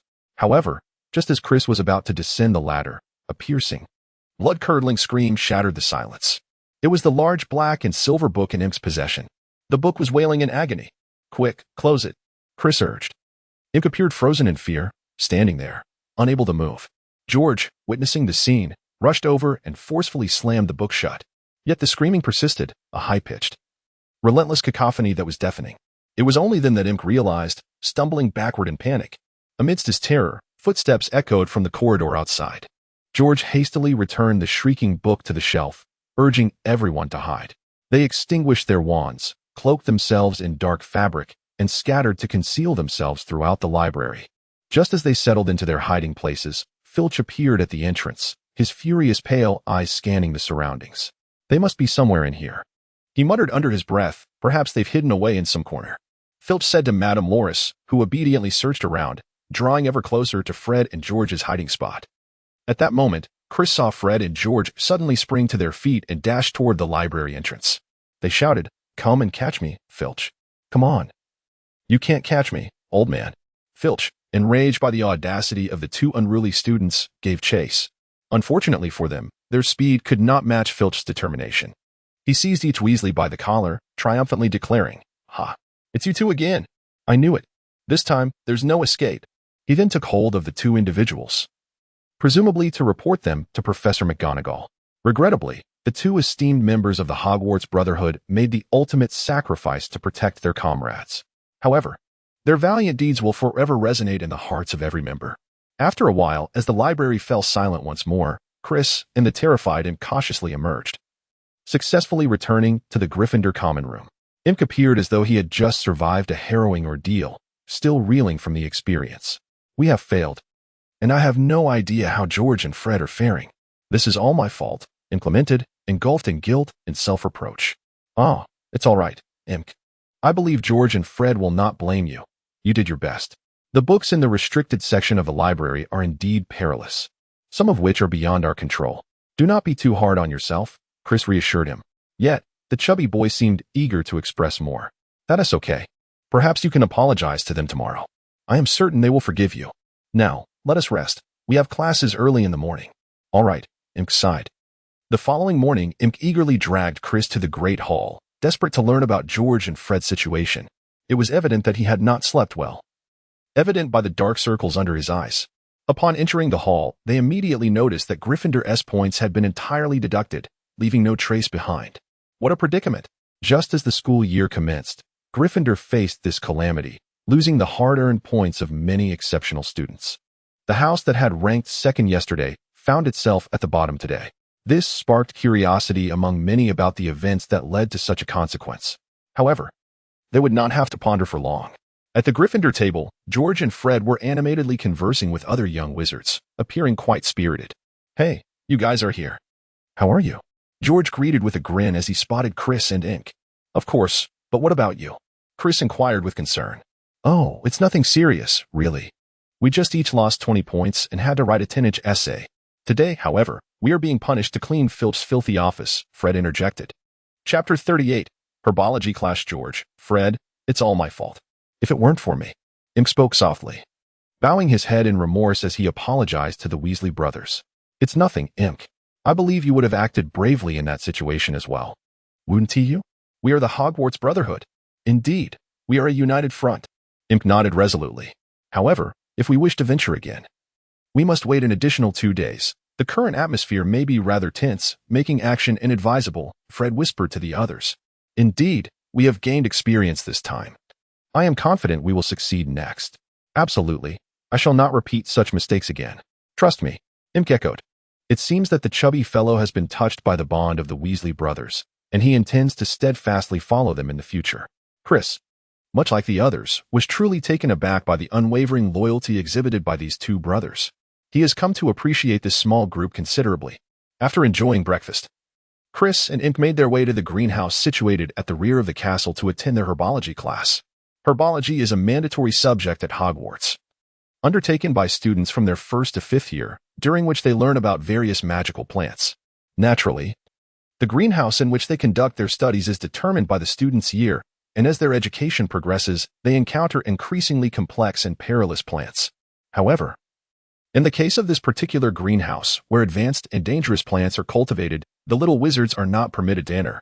Chris was indeed curious to take a look, for the place was abundant with remarkable herbs of considerable value. After all, Slughorn often frequented the greenhouse to gather a few herbs to sell.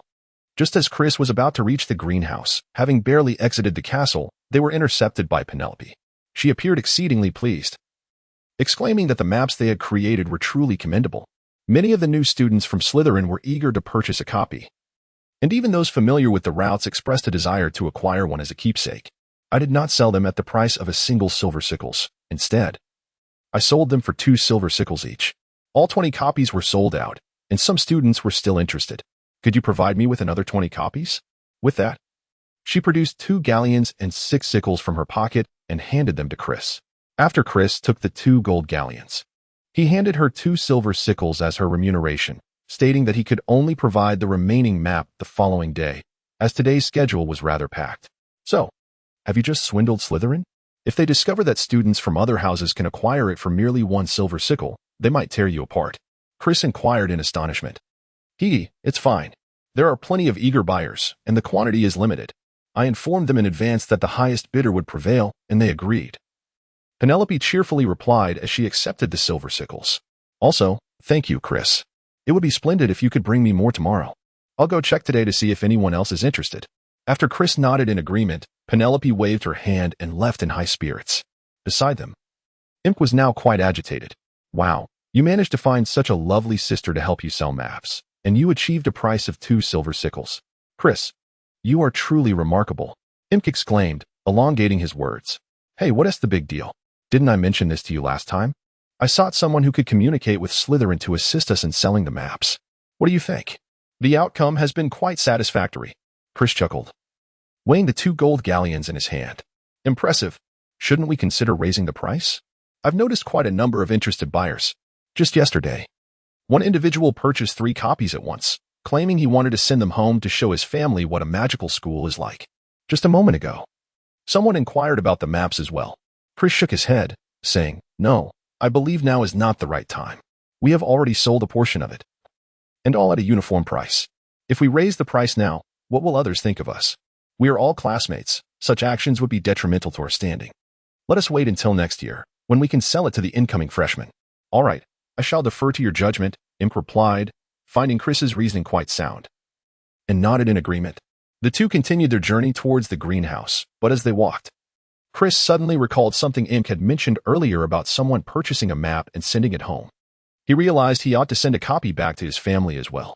Having been at Hogwarts for 3 days, he had only written a letter to his family on the first day to assure them of his safety, and that was the extent of his communication. This was rather inconsiderate of him, though he was caught up in the novelty of Hogwarts and the myriad of new experiences. It was important to maintain contact with his family. After all, he had lived with them for 11 years, and now, having departed, his parents and sister must surely miss him. He felt a pang of guilt for not reaching out more often. From now on, whenever he encountered something useful or enjoyable that he could share with his family, he would make it a point to send it back to them. Additionally, He would write letters to keep them updated on his life at school, ensuring they would not worry about him. Upon reaching the first greenhouse, Chris found that Professor Sprout had already arrived. She was a short, stout woman with a kindly demeanor, and she was also the head of Hufflepuff House. Once class commenced, Professor Sprout provided a detailed introduction to the subject of herbology, which is the study of magical and ordinary plants and fungi, akin to the Muggle discipline of botany. However, what they were learning paled in comparison to what Muggles studied. In herbology, students would learn how to care for and utilize plants while understanding their magical properties and applications. Many plants could serve as ingredients for potions and medicines, while others possessed unique magical effects. I hope you will familiarize yourselves with the textbooks, as they contain ample information about various plants. If you can become well acquainted with the material, I believe you will excel in herbology. When Professor Sprout uttered these words, several Gryffindor students erupted in laughter, glancing towards McLaggen. Indeed, they recalled how McLaggen had boasted during their first potions class about being well-versed in the book 1,000 Magical Herbs and Fungi. Observing the Gryffindor students in fits of laughter, Professor Sprout appeared somewhat perplexed, wondering what had transpired that warranted such amusement. Seeing everyone's gaze fixated on McLaggen, she too looked at him with considerable curiosity. McLaggen, feeling the weight of their attention, couldn't help but flush with embarrassment. Chapter 39, The Braised Chicken with White Mushrooms. Indeed, I'm Cowlick McLaggen, the nephew of Tiberius McLaggen, and I have thoroughly studied my textbooks during the summer vacation, he declared with a steely resolve. The sight of him elicited even more laughter from the crowd. Chris couldn't help but shake his head. This fellow, could he not boast without restraint? Moreover, he remained utterly unrepentant, boasting shamelessly to such a degree that it seemed hopeless. Yet, perhaps he might indeed become a renowned figure in the future, all thanks to his audacity. Very well, Mr. McLaggen, splendid. Today we shall delve into the study of dittany. Please share your insights on this herb.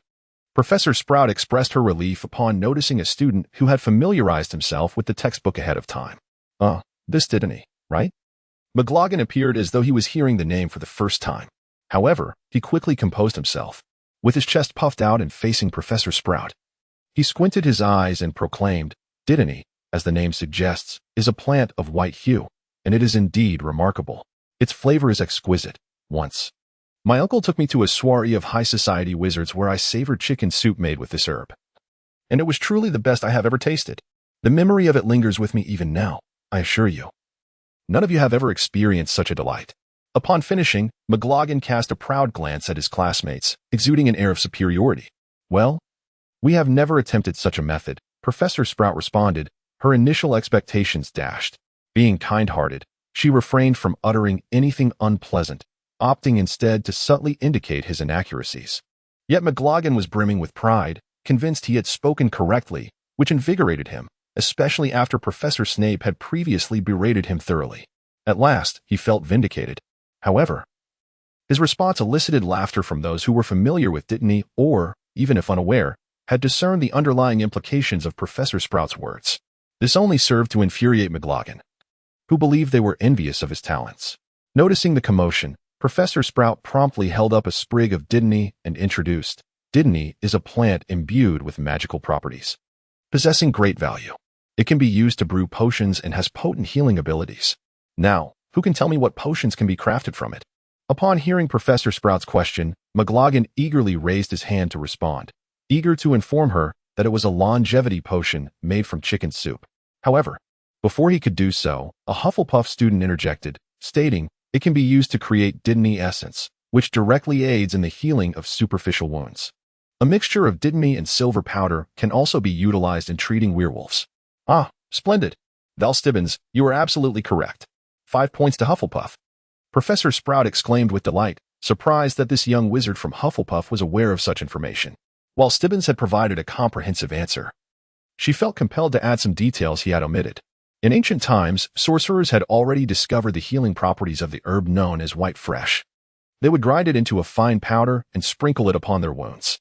As for the white fresh essence mentioned earlier by spinsters, its efficacy is even greater. A mere drop suffices to treat injuries effectively, leaving no scars in its wake.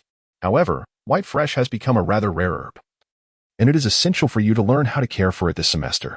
After listening to Professor Sprout's discourse on white fresh, Chris felt a compelling need to procure some of the herb or its essence. much like in the original narrative when Harry employed the stunning spell against Malfoy. Snape had informed Malfoy that timely application of white fresh could prevent scarring. It is truly remarkable that such a severe cut could heal without leaving a mark. Additionally, in 1997, Ron experienced a mishap during his escape from the Ministry of Magic, where Hermione utilized the white fresh essence to treat his wounds. Later, after fleeing Godric's Hollow, Hermione again applied the essence to heal Harry's injuries inflicted by Nagini. Following their infiltration into Gringotts, the trio suffered burns from the Fiendfire curse cast in Bellatrix Lestrange's fault, prompting them once more to resort to the healing properties of white fresh essence for their countless wounds. It is indeed an indispensable potion for every household. Though white fresh is relatively scarce, Hermione only carried a small vial during her quest with Harry and Ron to seek out the Horcruxes. Fortunately, as only a small amount is needed, that single vial would suffice for an extended duration. Chris pondered that, in the event of an injury, the timely application of certain remedies could potentially save his life. Even in the absence of grave circumstances, the use of white ash on minor wounds could ensure a scar-free recovery. He considered purchasing some to send home, believing that his mother, Lisa, and his sister, Diana, both of whom possessed an appreciation for beauty, would cherish such a gift.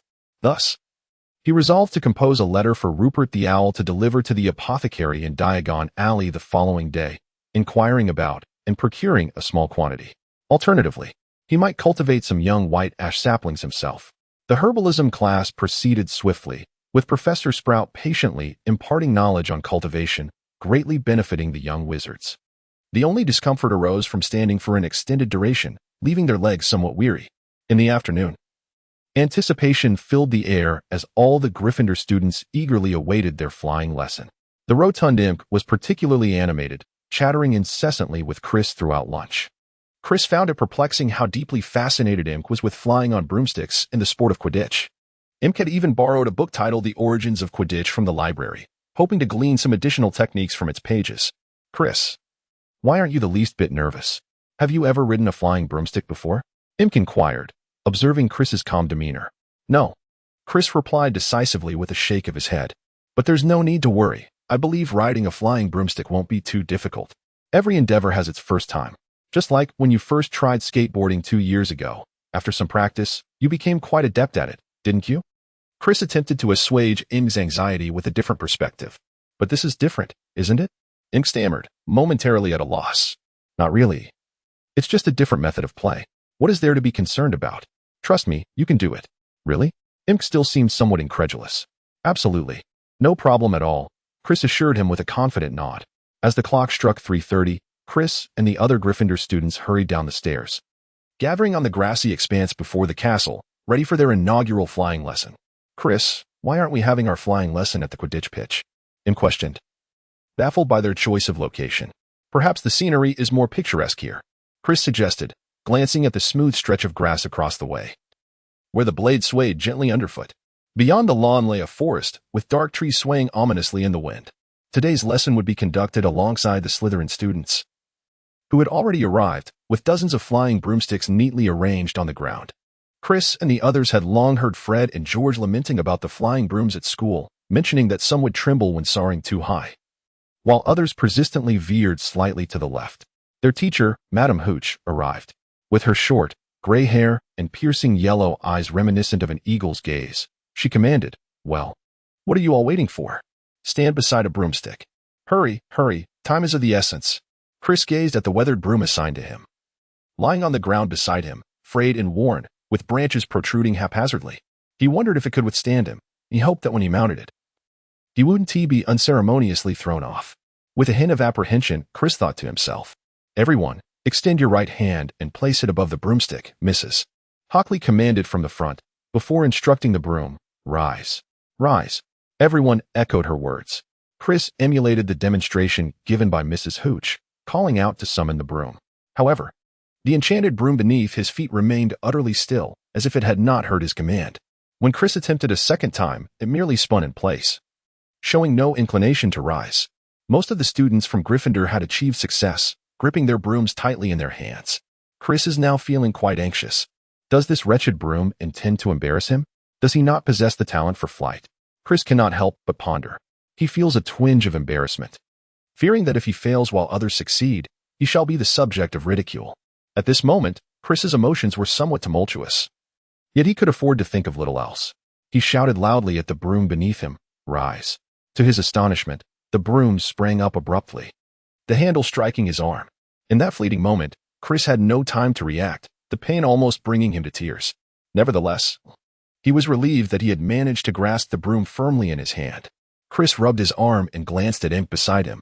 Just like Chris, Imp had shouted for the broom multiple times, yet it remained utterly unresponsive. The little chubby boy was in a state of panic, feeling utterly helpless and unsure of what to do. Don't fret. Give it another try. Perhaps infusing a bit of emotion into your call might yield better results, Chris advised Imp, sharing his technique. However, it proved futile, as the broom continued to lie motionless on the ground. Look at that pathetic Gryffindor. He truly is worthless. Darian Pusey, a student from Slytherin, pointed at Imp and laughed heartily, inciting a chorus of laughter from his fellow Slytherins. Imp, his face flushed with embarrassment, lowered his gaze, wishing he could disappear into the ground. Hey, you can shove it, you little brat. Mind your own business. Upon witnessing this, Chris felt a surge of irritation. He had already been displeased with the rebellious broom earlier, and now, a mischievous spirit dared to mock his friend. He could no longer contain himself. What the hell are you saying to me? Damn fool. Who gave you the audacity to speak to me in such a manner? Are you courting death? Delian Pewes was infuriated. How could a mere mudblood from Gryffindor dare to address him this way? In an instant, he felt a blaze of rage, yearning to rush forward and deliver a sound thrashing to Chris. His tongue felt tied and his throat constricted. Chris brandished his wand and, without a moment's hesitation, unleashed a spell that struck true, directly hitting Dorian Pusey squarely in the face. If you cannot speak, then remain silent, Chris intoned coldly. In an instant, Dorian's mouth and tongue were ensnared by the enchantment, rendering him unable to utter a sound as he muffled his cries. The other Slytherins, witnessing their fellow student being targeted by a Gryffindor's spell, hastily retrieved their wands, poised to retaliate. Meanwhile, the Gryffindors, observing the Slytherins' reaction, instinctively drew their own wands, leading to a tense standoff between the two factions. Chris stood resolutely at the forefront of the Gryffindors. He had no desire to instigate trouble, yet he was unafraid of confrontation. After all, the provocation had reached their doorstep. What else could they do? Submit? Act submissively? Throughout his life, and in all his previous incarnations, he had never been bullied, and he vowed never to cower. What are you all doing? Step aside. Everyone, disperse. At that moment, Madame Hooch parted the gathered crowd and approached with evident displeasure. She had not anticipated that anyone would dare to cause a commotion in her classroom. Put away your wands. What is going on here? Madame Hooch pointed an accusatory finger at Dorian Pusey, who was at a loss for words. It was him. That Gryffindor did it. Another Slytherin student, Montague, shouted while pointing at Chris. You. What is your name? How dare you behave this way? Madame Hooch inquired angrily as she turned to Chris. Chris read, Madame Hooch. He insulted my classmate, Inglesko, which compelled me to act. Chris responded with unwavering composure. But you cannot act in such a manner. He is your classmate too. I will certainly report this to Professor McGonagall. You will regret this. Madame Hooch recognized the underlying tensions. Gryffindor and Slytherin had historically been at odds, yet no one dared to disrupt her class so blatantly. This young wizard was sorely lacking in discipline. Therefore, Madame Hooch remained incensed. You, Red, is it? Do you not hasten to lift the curse upon him? Chris shrugged and lifted the spell from Dorian Pusey's lips. Upon feeling the enchantment lifted, Dorian, under the formidable presence of Madame Hooch, refrained from uttering another word. However, he cast a seething glare at Chris, as if he wished to devour him whole. Furthermore, points were deducted from both Gryffindor and Slytherin, 20 for each. From now on, I shall keep a close watch on you all. Return to your positions at once, Madame Hooch commanded. Witnessing her furious demeanor, the crowd instantly calmed, obediently returning to their designated spots. Chapter 41. Come now, let the duel commence. Chris obediently stood back up, gently patting him's shoulder and retrieving his broom, handing it back to him. Here, just take it. It's no trouble at all. Don't be upset. Oh, thank you, Chris. Truly thank you. Imk accepted the broom, somewhat astonished by Chris's gesture, yet still lost in the tumult of recent events. It's nothing. Those Slytherins are utterly despicable. I only acted out of frustration. But if it weren't for me, you wouldn't have. It's all my fault. I'm truly useless. George and Fred were punished last night because of me. And now you. It's perfectly all right, Imk. We are friends, and friends ought to support one another, shouldn't we? Please don't take it to heart. None of us blame you, especially since today's incident was not your fault, Chris reassured him. During the subsequent flying lesson, everyone was particularly obedient. Fearing the wrath of the clearly still irate Madame Hooch, Madame Hooch continued to demonstrate how to mount a broom without slipping off. Walking among the students to correct their grip, Chris had a commendable grasp of the situation, thus avoiding any further admonishments from Madame Hooch. Otherwise, he might have found himself burdened with a few deducted points as the troublesome student in her eyes. However, Imk was not as fortunate, having endured the earlier ordeal. He was entirely out of sorts. Madame Hooch continued to criticize his shortcomings, yet the more she reprimanded him, the more perplexed he became. In resignation, Madame Hooch resorted to a hands-on approach, guiding him until he could barely manage to hold the broom correctly. The Slytherins, particularly Dorian Pusey, observed this scene with barely concealed amusement, likely reveling in his delight. All right, when I whistle, you will kick off the ground with your legs, exerting considerable force, Madame Hooch instructed. Ensure you hold the broom steady, ascend a few feet, then lean forward slightly and descend vertically back to the ground. On my whistle, 3, 2, 1. Fly. This time, no unforeseen incidents occurred. All the brooms lifted off the ground, gently hovering in the air. After a while, the most proficient flyers among the group were granted permission by Madame Hooch to soar freely, albeit at a lower altitude. Chris's skills in flying were rather mediocre. Hence he continued to float slowly, familiarizing himself with the situation. This was of little concern to him, as he was unperturbed by his gradual mastery of the art of flight, believing that with patience, he would eventually improve. However, Imk's predicament was less favorable. The broom he rode trembled slightly. It was uncertain whether this was due to the broom's age or perhaps because his weight exceeded its capacity. Nonetheless, it was not a significant issue as long as no further mishaps occurred. Soon, the afternoon flying lesson was spent in the practice of the young wizards, and everything proceeded smoothly, with no one daring to cause trouble again. On the journey back to the castle, the chubby boy remained in the same state, head bowed and silent. Chris deemed it best to refrain from further persuasion at this moment, allowing him the solitude he required. In a couple of days, all would be well. However, as they approached the castle, a group of Slytherins confronted them, led by none other than Dorian Pusey. He had assumed that this individual would not dare to provoke them again so soon, yet here he was, seeking confrontation. Dorian Pusey resumed his earlier bravado, arrogantly declaring, "Hey, Red, isn't it? You think you're quite impressive, don't you? Daring to challenge me while my guard was down. You embarrassed me in front of so many classmates during class. Are you courting death? Huh. Show me what you've got. Do not prattle on like a coward. Come now, draw your wand, and let us duel." Chris brandished his wand, unwavering in his resolve. Dorian Pusey, observing Chris's audacious demeanor, gritted his teeth and retorted, "Humph. I won't be fooled by you. You merely wish to be discovered here, hoping to deduct points from Slytherin. After all, Gryffindor's points have long been depleted. Do you think you can drag us down with you? I assure you, that shall not happen. If you possess even a modicum of courage, meet me tonight in the trophy room for a duel between wizards." "No, I refuse. If a duel is to occur, let it be here." Chris vehemently shook his head. "What are you thinking? With George and Fred's recent capture fresh in our minds, the school will undoubtedly be on high alert these days. Would you dare to act recklessly? Have you lost your mind? Ha. Are you frightened?" Dorian Pusey and his band of Slytherins laughed brazenly. "I have no interest in engaging in a duel with a clueless child in the dead of night. If I had that time, I would rather chat with my sister. That would be far more enjoyable." Darian's expression darkened at Chris's words. Although he did not comprehend the mention of Chris's sister, he realized that Chris was unequivocally mocking him. "Humph, we shall see about this. I assure you, this matter is far from over." With that, he stormed off, his fellow Slytherins making faces at Chris and his companions as they departed. "Those wretches are insufferable. I must speak with Professor McGonagall about this. And I need to clarify today's events. This is not solely your concern," Imk declared, clenching his fists. "Fear not, Imk. I shall seize the opportunity to impart an unforgettable lesson upon them next time.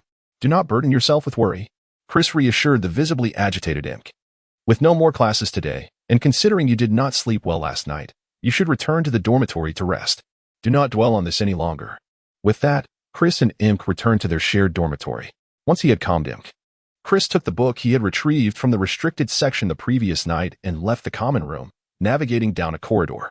Ahead, a grand vase stood, flanked by a tapestry depicting a giant being thrashed by a troll. The tapestry illustrated a grotesque assortment of trolls, some wielding clubs while others did not. Contorted in bizarre poses. Among them was a bald man clad in a lavish medieval garment, kneeling and pleading for mercy as he was mercilessly struck. Opposite this scene lay a barren wall, devoid of any adornment. Chris approached the white wall, extending his hand to touch its surface. The wall was exceptionally firm and smooth, yet devoid of anything, including the door to the fabled Wish Grantayer's room he sought. Chapter 42. The Wish Grantayer's room. Indeed, Chris was determined to uncover this legendary chamber. Not out of mere curiosity to behold its nature. There would always be time to delve into its mysteries later. Rather, it was his urgent desire to practice the art of mental closure that propelled him forward. The urgency was palpable. Today, he had failed to restrain himself. Which surely meant Professor McGee had plans to invite him for tea, and one could only speculate what unforeseen events might transpire. Thus, it was imperative for him to promptly master the technique of mental closure. He recalled that upon standing before this wall, the user was required to concentrate intently on the desired location. Subsequently, after traversing that stretch of wall 3 times, a remarkably smooth door would materialize, granting access to the Wish Grantayer's room. Please, grant me a place to study magic, a sanctuary for learning the arcane arts. Chris endeavored to concentrate, murmuring softly to himself as he paced back and forth by the wall. On his third pass, a transformation occurred. Esoteric and intricately beautiful magical runes emerged from the white surface, gradually evolving into a smooth door. Excellent, he thought. Success. A spark of joy flickered within him. As he gazed at the door, he refrained from recklessly entering. Instead, he turned to survey his surroundings. Upon confirming the absence of any onlookers, he grasped the doorknob, pulled it open, and stepped inside. The interior revealed an exceedingly spacious room, spanning nearly 1,000 square meters. The torches lining the walls ignited the moment he entered, creating a breathtaking spectacle. Within the chamber, various tables, chairs, and magical practice apparatuses were arranged. At the far end of the room stood several bookshelves, laden with approximately 100 tomes. Chris approached and observed a collection of books covering various subjects, including spells, transfiguration, and even dark magic. Prominently displayed on the bookshelf was a sign that read, "Knowledge is the most precious treasure of a wizard." Note: please do not remove these books, however. You may leave any that you deem useful for future readers. It appeared to be a hidden gem within Hogwarts, accessible only to those who discovered the room of requirement and possessed a genuine love for learning. It was truly splendid. Chris was utterly delighted. Here lay an abundance of knowledge that piqued his interest. Although he could not take the books with him, he could visit this place frequently. Moreover, before he could exhaust the reading material at hand, there was no need for him to venture into the restricted section in search of books that captivated him. Subsequently, Chris chose not to linger by the shelves any longer. There was ample time ahead for him to savor these volumes at his leisure. At present, the priority was to master the contents of Close Your Mind. The author of this intriguing book was Queenie Goldstein. Indeed, it was she. The moment Chris laid eyes upon the book, he recognized her. She was the sister of Tina Goldstein, the protagonist from Fantastic Beasts.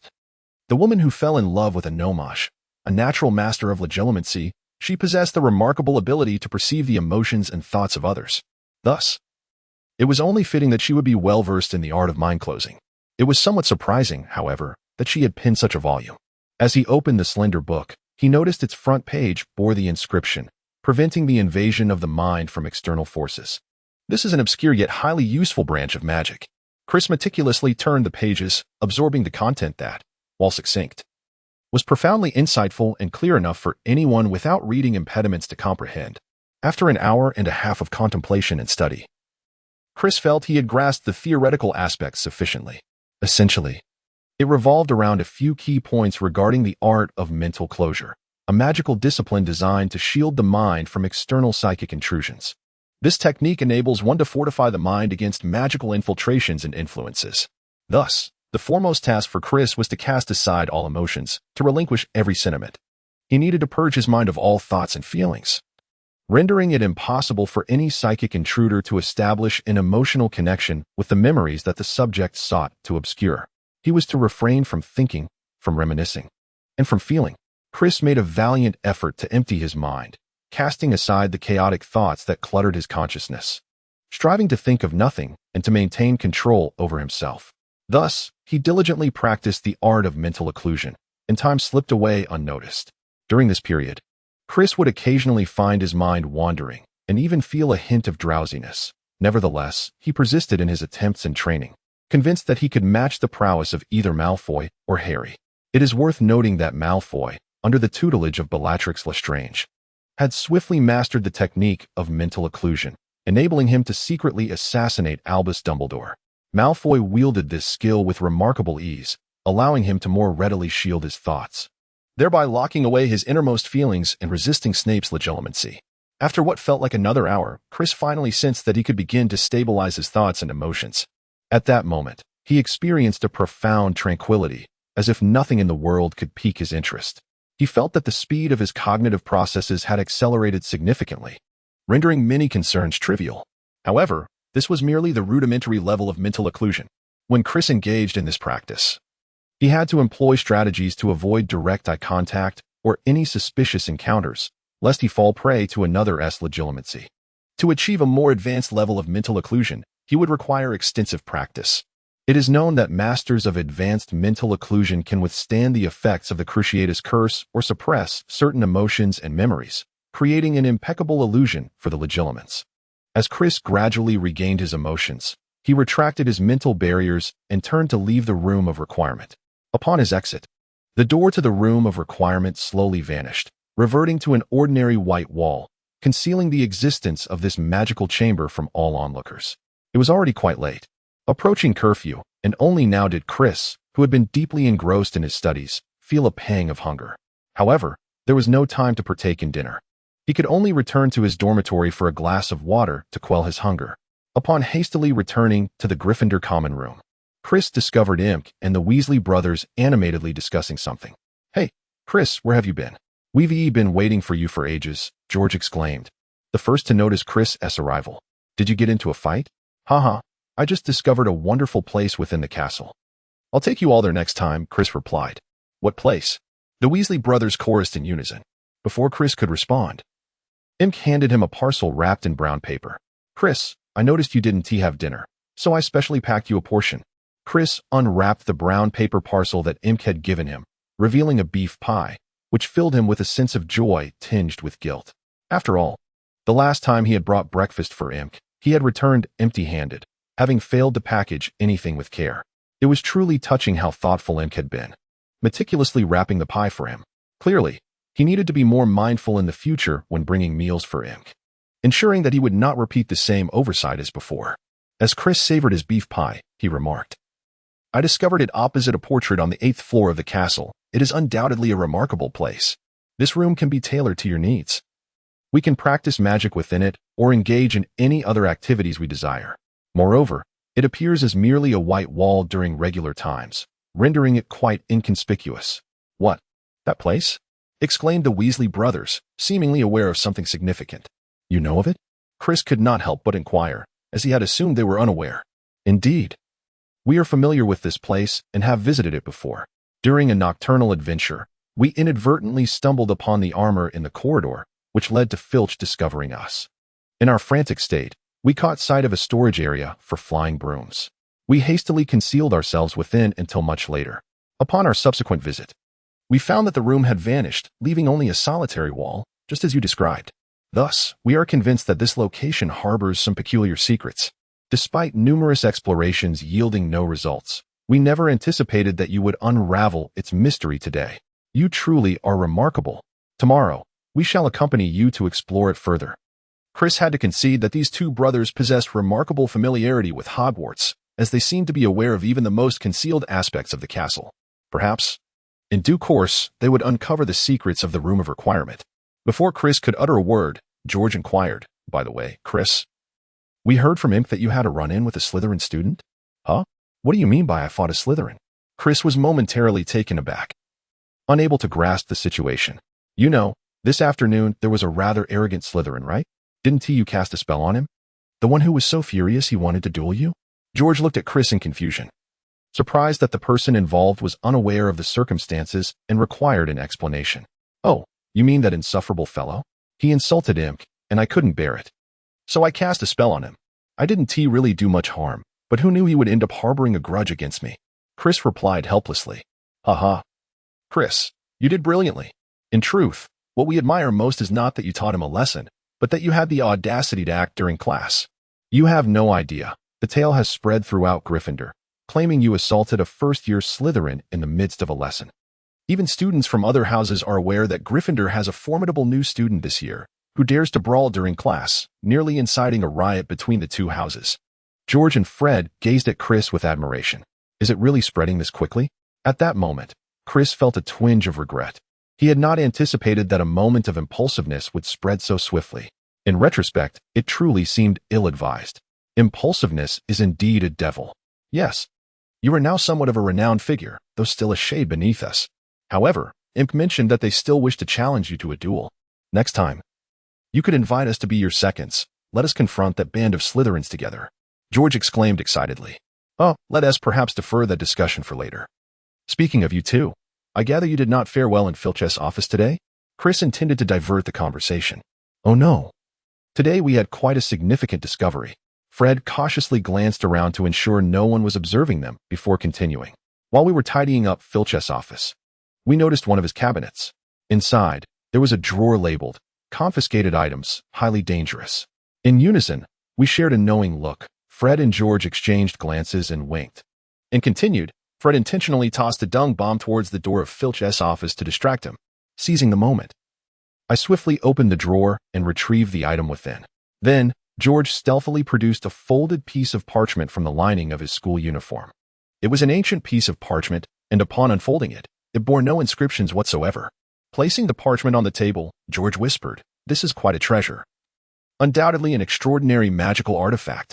Chris gazed at the parchment, fully aware that it was the legendary Marauder's map, renowned for its magical properties. The two brothers from the Weasley family had indeed managed to acquire this extraordinary artifact at such a moment. However, Chris refrained from revealing his knowledge of the map's secrets and feigned curiosity, posing the question, "Do you know what this is?" Fred, pleased with Chris's demeanor, patted the parchment and smiled as he explained, "Of course, this is a map of Hogwarts." Just a map? It can't possibly be like the ones we've created, can it? But why does it seem blank? Has the magic we cast faded? Surely not. Imp, standing beside them, looked at the map with bewilderment, bombarding them with inquiries. No, this is certainly not like our previous maps. You must not underestimate it. This is an enchanted map, conceived as we originally imagined, and it surpasses our expectations. I had no idea that someone before us had such ingenuity.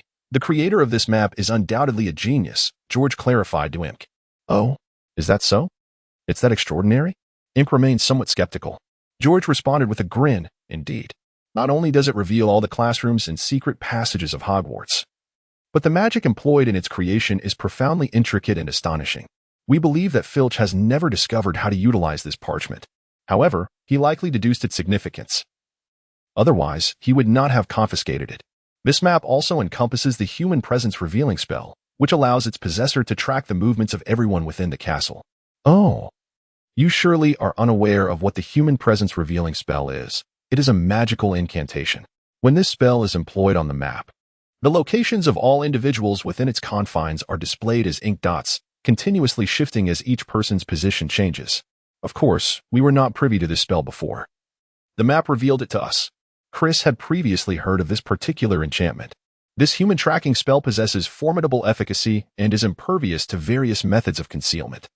Whether it be Harry donning the invisibility cloak, little Barty Crouch masquerading as Mad-Eye Moody through the Polyjuice potion, or the enigmatic transformation of Wormtail. As well as the ghosts of Hogwarts, this incantation is capable of accurate identification. Subsequently, George brandished his wand, directed it at the parchment, and declared, "I solemnly swear I am up to no good." Instantly, a drop of ink materialized at the point where his wand touched the parchment, and ink lines began to stretch and coalesce, revealing a map of Hogwarts. The map's details were remarkably intricate, far surpassing the one crafted by Chris and his companions. Akin to the work of a university student compared to that of an elementary school pupil, this map illustrated every classroom, corridor, and nook within the castle, as well as every inch of the grounds and the concealed secret passages, including the 7 hidden routes leading from Hogwarts to Hogsmeade. Upon closer inspection, Chris noted that the Marauder's map did not indicate all locations within the school, such as the Room of Requirement and the Chamber of Secrets. Whether this was due to the creator's unfamiliarity with these places remains uncertain. It seems plausible that ignorance of the chamber is acceptable, yet unawareness of the room of requirement is improbable. Thus, the only explanation is that these locations were bewitched, rendering them unchartable. Setting aside other matters, the most extraordinary aspect of this map was the multitude of small black dots that moved across its surface, each labeled with minuscule lettering. Everyone leaned in for a closer look. In the upper left corner, a dot marked Professor Dumbledore indicated he was pacing in his office, while the caretaker Filch's cat, Mrs. Norris, was patrolling the third floor, and the mischievous Peeves was frolicking in the trophy room. It seems these individuals were the creators, George pointed out, gesturing towards a line of small text at the top of the map. It read, Moony, Wormtail, Patfoot, and Prongs, providing assistance to creators of magical mischief. Proudly present the Marauders map. Curious, Chris gazed at the text and inquired, how did you uncover the secrets concealed within this parchment? After all, it bears the incantations you mentioned earlier. I presume one cannot merely guess them. Ah, indeed. It would be impossible to unearth such secrets through mere speculation, George elucidated. The reason we were able to unveil the secrets of this map is that it revealed them to us. Did I not mention that it disclosed the method by which the map was crafted, which included the human trace spell? Yes, when George and I activated it. The map unveiled all its mysteries, disclosing its willingness to serve us because we successfully acquired it from Filch through a prank, he continued. Once Chris and the others had perused the map, George tapped it lightly with his wand and declared, prank concluded. Instantly, the map's contents were obscured once more, reverting to a blank parchment. Oh, Merlin's beard, how marvelous. Fortuitously, you obtained this today, compensating for last night's loss in the library. Otherwise, I would have felt immense guilt, Imk exclaimed. Indeed, I believe we cannot remain perpetually unfortunate. Fate will surely smile upon us. George concurred. Can we subsequently upgrade our map according to the crafting method provided by this one? Chris inquired. Well, I fear that all the knowledge contained within this map is beyond our current grasp. It encompasses not only the intricate human trace spell, but also other advanced magics that are quite challenging to master and wield. Therefore, to thoroughly comprehend this map, we shall require considerable time. However, I believe we are capable of creating our own upgraded version. Fred proposed. We can incorporate some more obscure locations and little-known passages that were absent in the first edition. Indeed. One point warrants caution. It suffices to supplement the new map with only a portion of the secret passages. After all, if we intend to utilize them, revealing too much to others would be unwise. Moreover, our second edition will undoubtedly command a higher price than the first. If we were to include an excessive amount of detailed information all at once, people might assume we did so intentionally to fetch a higher price, which would be counterproductive. Conversely, if we release the information gradually, it will allow us to maintain our own usage of the passages while also giving the impression that our diligent exploration of Hogwarts has yielded these findings, thus justifying a higher price. In this manner, once the sales of each version reach saturation, we can unveil new editions, ultimately producing 10 versions or even more. What do you think of this approach? Chris articulated his analysis and thoughts to the crowd. Wow, splendid. I wholeheartedly agree. This is truly marvelous. Count me in. Indeed. Chris, you are a genius.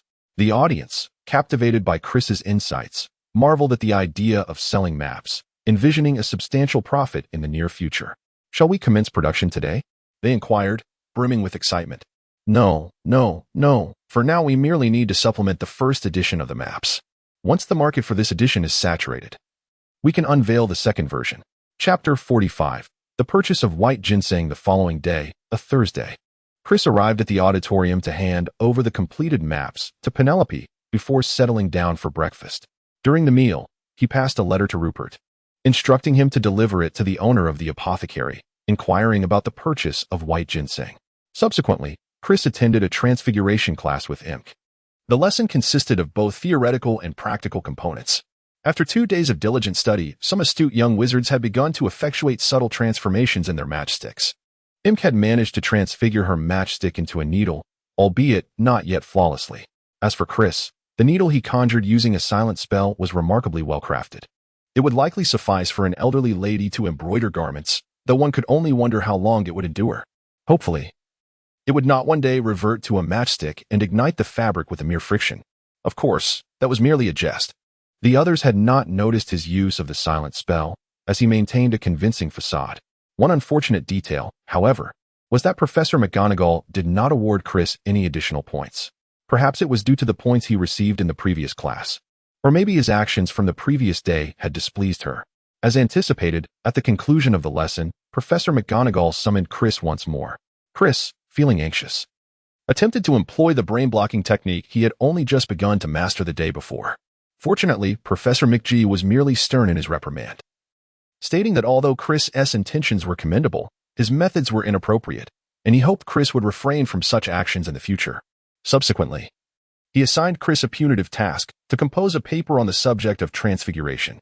There were no restrictions on the content, merely a requirement to express his thoughts on transfiguration with a minimum length of 20 inches. This punishment might seem rather harsh for other young wizards, likely leading them to tears and despair. However, Chris felt unfazed. Writing was not a daunting task.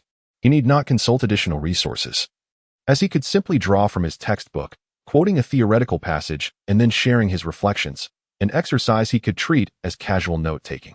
A few hours of effort would suffice. At lunchtime, Rupert returned, bringing with him a small vial of white fresh and a letter. The letter indicated that they typically only stocked ingredients for potion making and did not have seedlings of white fresh. If Chris required them, he could order from other shops, and he was welcome to place further orders for herbs and materials. Chris pondered for a moment and decided against it. The small vial of white ash had already cost him 2 gallons, and he believed it would be wiser to concoct it into a potion before use, as this would yield superior effects compared to employing the raw herb directly. As for the seedlings, Chris reflected and ultimately resolved not to purchase them. They were indeed rather expensive, and he was uncertain whether acquiring seedlings would be even more costly. As for the notion of pilfering seedlings from Professor Sprout's greenhouse, Chris felt he could not stoop to such an act. This was not akin to stealing books from the library. The latter was justified by the pursuit of knowledge that was otherwise inaccessible, aimed at personal growth, with the intention of returning the books unscathed, thereby causing no loss to either party. In contrast, stealing seedlings bore a different moral weight. Once taken and nurtured with great effort, they would surely not be returned.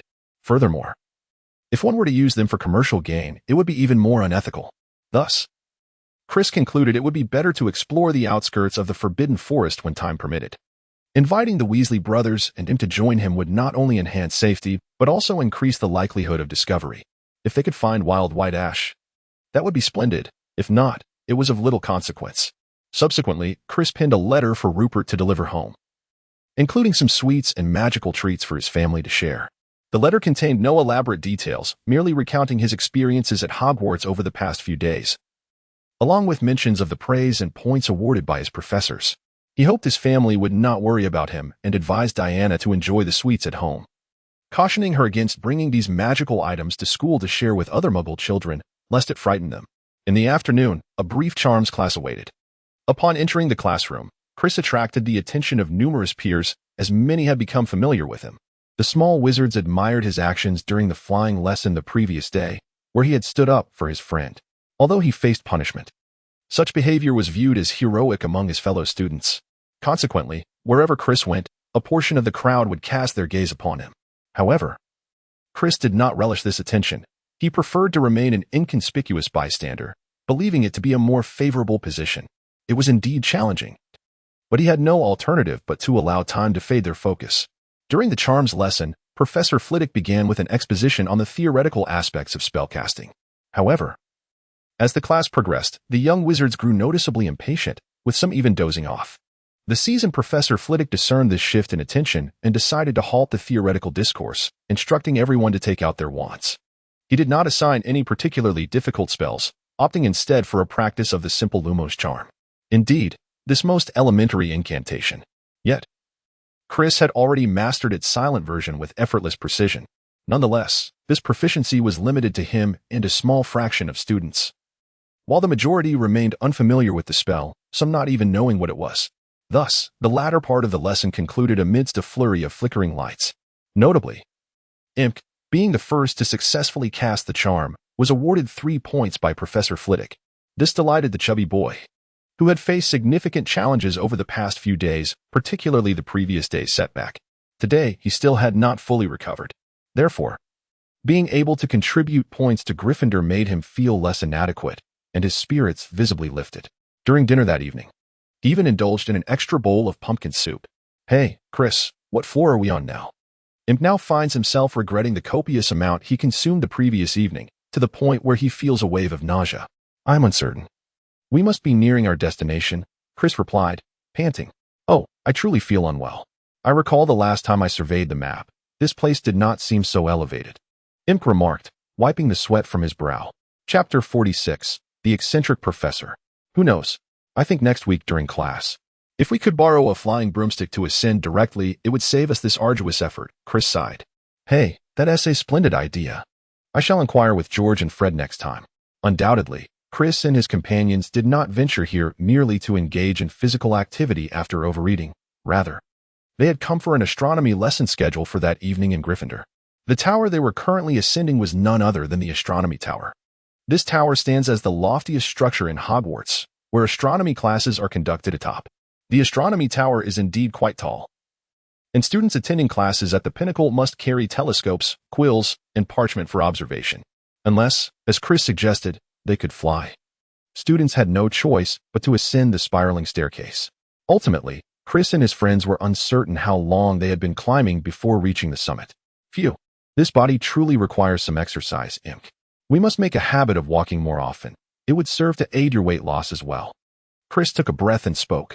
At this moment, Imp had lost his desire to converse, lying despondently on the ground. Subsequently, as the students gathered, Professor Aurora Sinistra of Astronomy summoned them to her side. I understand that many of you are unfamiliar with astronomy. It is the enchanting discipline that examines the trajectories of stars and planets. In this course, there is no requirement for the use of magic. You will delve into the names of stars, constellations, and planets, learning about their positions, movements, and the environments present on these celestial bodies and their satellites. As night fell, the wind atop the astronomical tower was fierce, making it difficult for every individual to hear Professor Sinistra's words clearly. For instance, Chris, standing at the back, could only catch snippets of her lecture. However, he surmised it was merely an introduction to the course, followed by an opportunity to peer through telescopes at the stars and take notes. He thought to himself, what else could it be? Due to Chris's inattentiveness, by the time class concluded, he remained oblivious to which star was Saturn and which was Mars. Yet, he was unconcerned. Believing the examination would likely entail sketching diagrams and labeling the stars' names, he planned to review the diligent notes taken by Imp at a later time, memorizing them to ensure passing, without any desire to strive for high marks. He had no ambition to be first or second in anything, thus dismissed subjects he deemed uninteresting. Friday was the most cherished day for these young wizards. Not due to splendid weather, but because following the morning classes, they could relish 2.5 days of respite. This prospect brought great delight to many young wizards, their smiles significantly brighter than the previous day atop the astronomical tower. The entire morning was dedicated to the defense against the dark arts class. There seemed to be a palpable excitement among the students who anticipated acquiring remarkable knowledge. Naturally, Chris was an exception. He was well aware of the tendencies of the defense against the dark arts instructors and was not optimistic about learning anything truly beneficial, as long as he didn't cause any disturbances. After class began, the balding, somewhat inept Professor Martipin Leandris, in his 40s, entered holding a book and a cage. The students were intensely curious about the contents of the cage. Perhaps there was a dragon inside. This was McLaughlин's speculation. Of course, no one took his words seriously.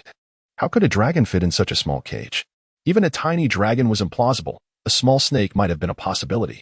Soon enough, Professor Leandris commenced his lesson. Please take out your textbooks. This is Dark Forces, a guide to self-defense. Yes, that is correct. You, the Gryffindor student. It appears you are not holding the correct book. Professor Leandris pointed at the red book in McLaughlин's hands. Confused, McLaughlin looked at the fresh eggs he had just pulled from his backpack and said, I don't think this is the book I brought this morning. His classmates erupted in laughter. Undoubtedly, it must have been one of his roommates who played a prank, swapping his textbook for this book. It seemed that McLaughlin did not have a good relationship with his roommate, which was understandable. Someone like him would struggle to maintain friendships. All right, everyone, please stop laughing, Professor Leandris said, feeling helpless in the face of the students' laughter. However, given their youth, the students naturally harbored a certain fear of their teacher, and his words had some effect. Just remember to bring the correct textbook next time, he added, choosing not to deduct any points and letting McLaughlin off with a gentle reprimand. To Chris, Professor Leandris did not seem particularly impressive. His soft-spoken nature matched his rather meek appearance. Perhaps it would be wise to cultivate a good relationship with him, as he might provide assistance when needed, such as borrowing a book from the restricted section. Subsequently, Professor Leanslaus began to introduce the content of the textbook. He then proceeded to read aloud, describing the redcaps. Mischievous little creatures resembling fairies that could be found wherever there was blood. They typically lurked in the dungeons of castles and the trenches of battlefields, waiting to ambush lost souls. The students listened with growing boredom, and a few bold young wizards had already begun to engage in their own antics. Yet, Professor Leanslaus remained oblivious, continuing to read from the book without interruption. Chris perceived that Professor Leanslaus seemed to revel in the moment, his enthusiasm escalating with each word. These gnomes, can you believe it? They dwell in the very depths of ancient battlefields or places stained with human blood. With spells, indeed. That's right. Drive them away. They pose a grave threat to muggles. What muggles, you ask? The solitary muggles. They are perilous. Under the cloak of night, what do? They bludgeon them to death with heavy clubs. Where are the redcaps? In the Nordic lands. Yes, indeed. As he spoke faster and faster, his tone transformed from the previous emotionless recitation akin to incantations, now resembling a spirited performance, as if even some rap could not rival his fervor. Chris felt that he had somewhat misjudged the professor. It appeared that he was not as dreadful as he had initially imagined. Perhaps, if there were a live broadcast, he might even surpass that so-called Jiaoge. Nevertheless, overall, this professor could certainly be classified as an eccentric.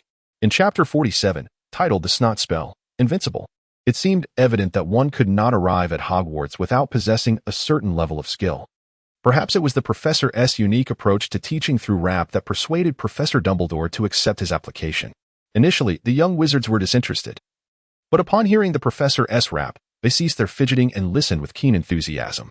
This was indeed commendable, at the very least, as they absorbed his rhythmic verses.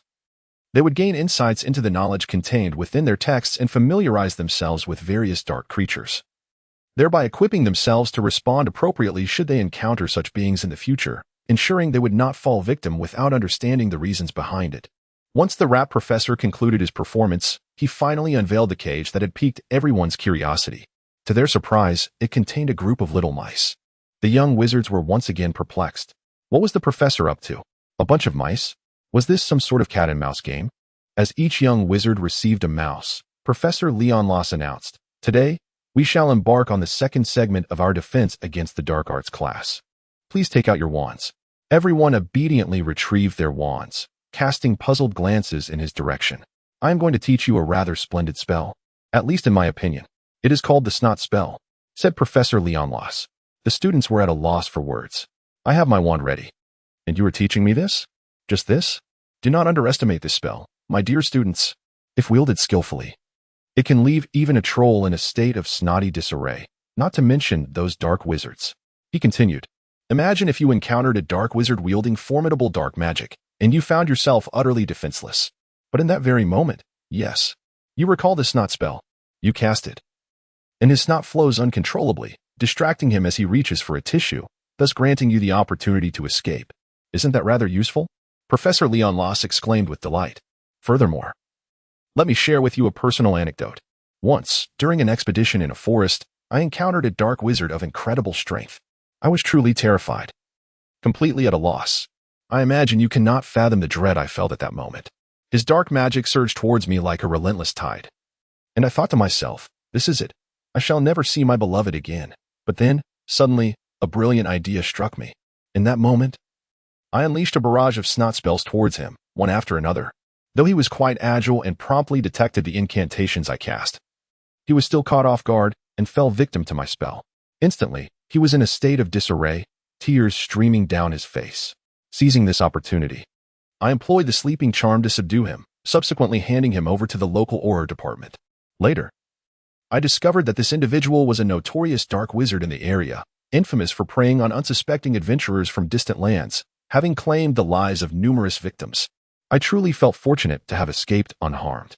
As a result, I was rewarded with a substantial sum of 50 galleons.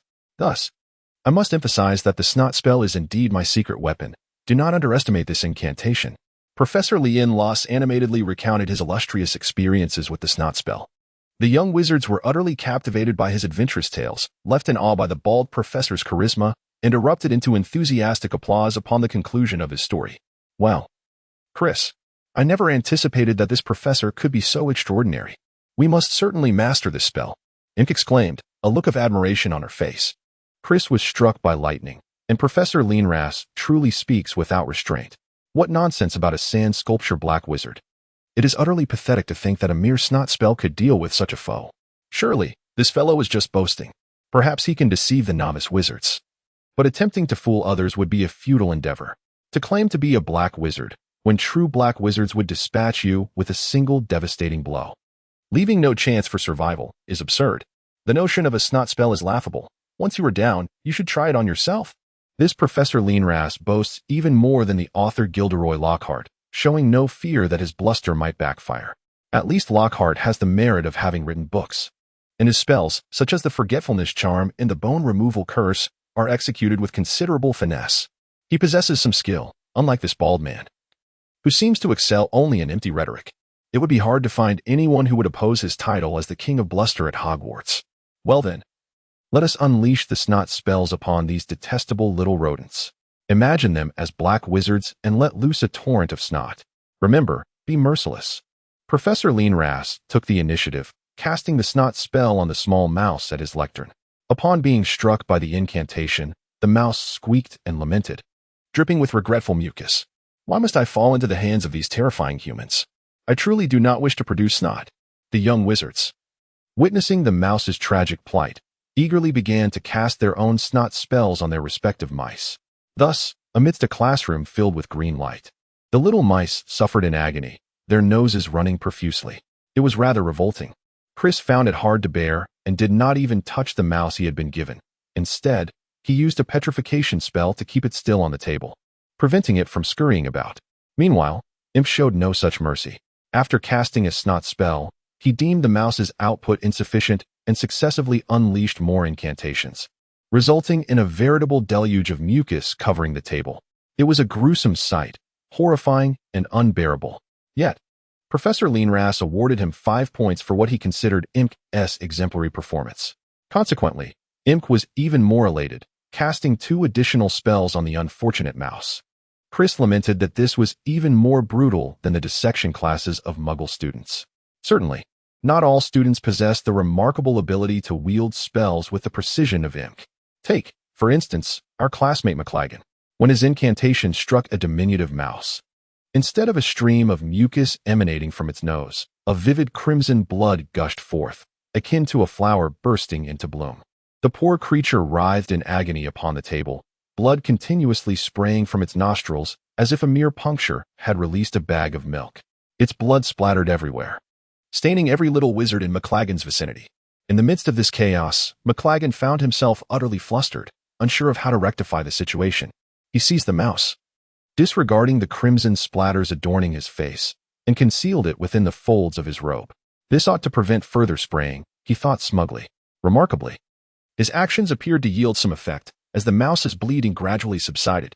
However, it had succumbed to an irreversible fate. It could no longer sing, bask in the sunlight, or frolic with its fellow mice in their joyful escapades. All of this tragedy was due to McLagan, the butcher, who had ruthlessly extinguished the life of an innocent and helpless creature. Such an atrocity demanded confinement in Azkaban. Of course, this perspective is solely from the vantage point of the mouse. The reactions of others to its demise were rather muted.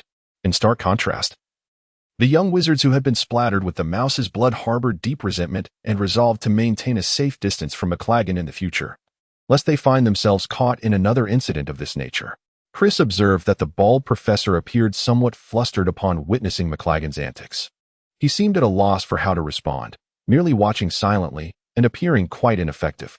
Naturally, Chris was equally incapable of addressing the situation, as he had yet to learn any spells pertaining to staunching blood flow. However, he found McLagan's recent bloodletting spell rather intriguing and mused that if he could inquire about it to practice and refine, it might evolve into a formidable incantation. Thus, the first defense against the dark arts class concluded amidst McLagan's farcical display.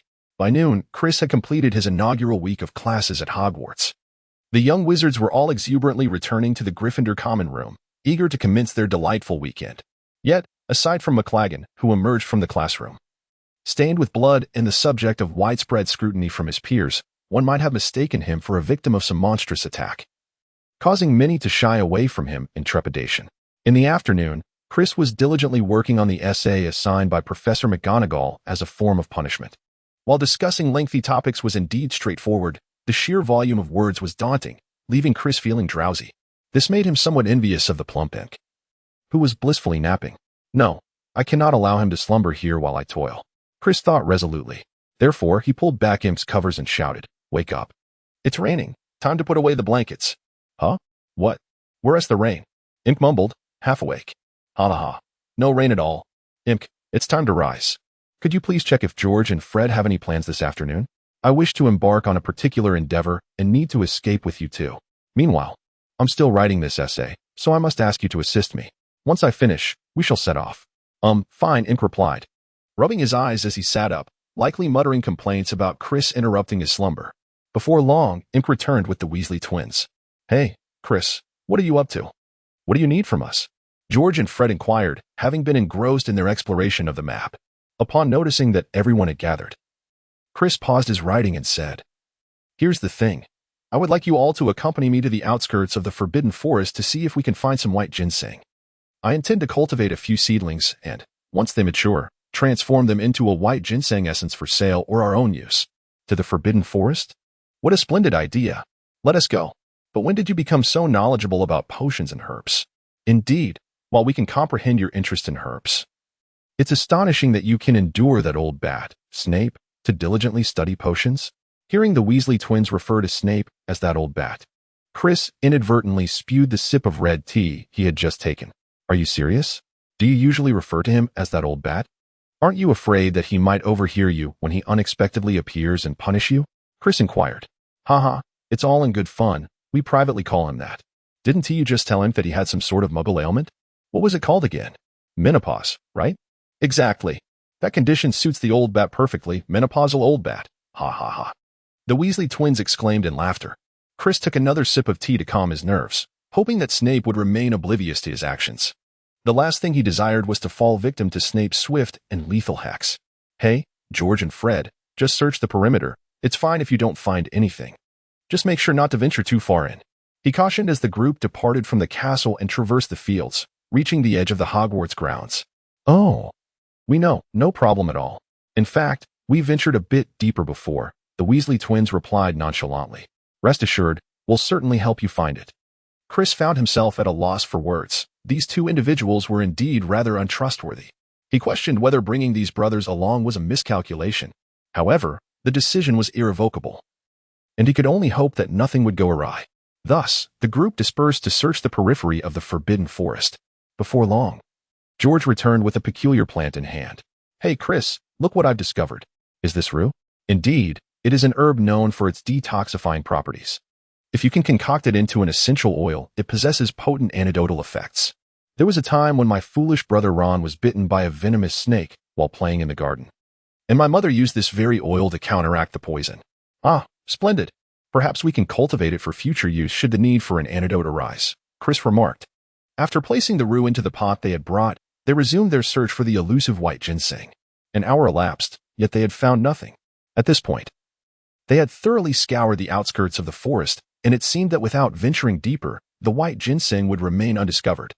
It appeared that such a rare herb was not readily found, and they were not fortunate enough to stumble upon it. As Chris was about to instruct him to summon the Weasley brothers back, he heard the distant barking of a dog accompanied by a rather gruff voice. Hey, you two red-haired rascals, what are you up to? What brings you here again? Is that Hagrid? Chris pondered. Sure enough, moments later, he spotted an extraordinarily tall giant clad in an oversized moleskin coat, one hand hoisting a Weasley brother. Hey, Hagrid, I assure you, I'm merely assisting my friends in gathering some herbs. I have no intention of venturing deeper, Chris pleaded. Yes, you must trust us, the Weasley brothers chimed in, appearing quite helpless in Hagrid's grasp. Their attempts to resist were futile, and they resigned themselves to the giant's hold. Enough. I don't believe you. How many times has it been? Last time, you claimed you were just wandering about, yet what happened? This time, I refuse to be deceived. If you utter another word of caution, I shall inform Molly, Hagrid declared with a look of skepticism. Upon entering, they spotted Chris and Ink, prompting the Weasley brothers to hurriedly exclaim, Look, Hagrid, This is my friend Chris Red and Imglesko. We came with them to search for herbs. Indeed, Hagrid. Please set us down. At that moment, Hagrid noticed the basin and herbs in the hands of Chris and his companions, realizing that he had perhaps misjudged the Weasley brothers. He felt a twinge of embarrassment and quickly set aside his earlier thoughts of them, scratching his hair, which resembled a bird's nest, and said, "Oh dear, I truly apologize. I misunderstood you all. But then again, you always seem to scurry into the woods whenever I approach." Turning his gaze to Chris and Ink, he continued, "Greetings. I am Hagrid, the keeper of keys and grounds at Hogwarts." "Hello, Hagrid," Chris replied. "I'm Chris Red, but you can simply call me Chris. We have known you for quite some time. During our recent visit to Hogwarts, you were the one who welcomed us. We haven't had the chance to thank you for guiding us." "Oh, really? Haha. Every year, my duty is to welcome you all. It is merely part of my responsibilities as a proud member of Hogwarts." Hagrid chuckled warmly. "Are you truly here to gather herbs in the Forbidden Forest? Please, do not provoke any attention from within the woods. I cannot allow you to enter. It is my charge from Dumbledore to keep watch over you." Hagrid added earnestly, "Oh, rest assured, we have no intention of venturing in, especially given how perilous it appears. We merely sought some white sapling, but regrettably, it seems there are none here. So we must return." Chris lamented. "I see you are in search of white sapling. I know where some can be found, but you must not go there. However, I can assist you by gathering a few for you, provided you promise me that you will never think of entering the Forbidden Forest, especially you two," Hagrid said. Glancing at the Weasley brothers, "You have our word, we shall not." The Weasley brothers replied, "Ah, I am truly grateful to you, Hagrid."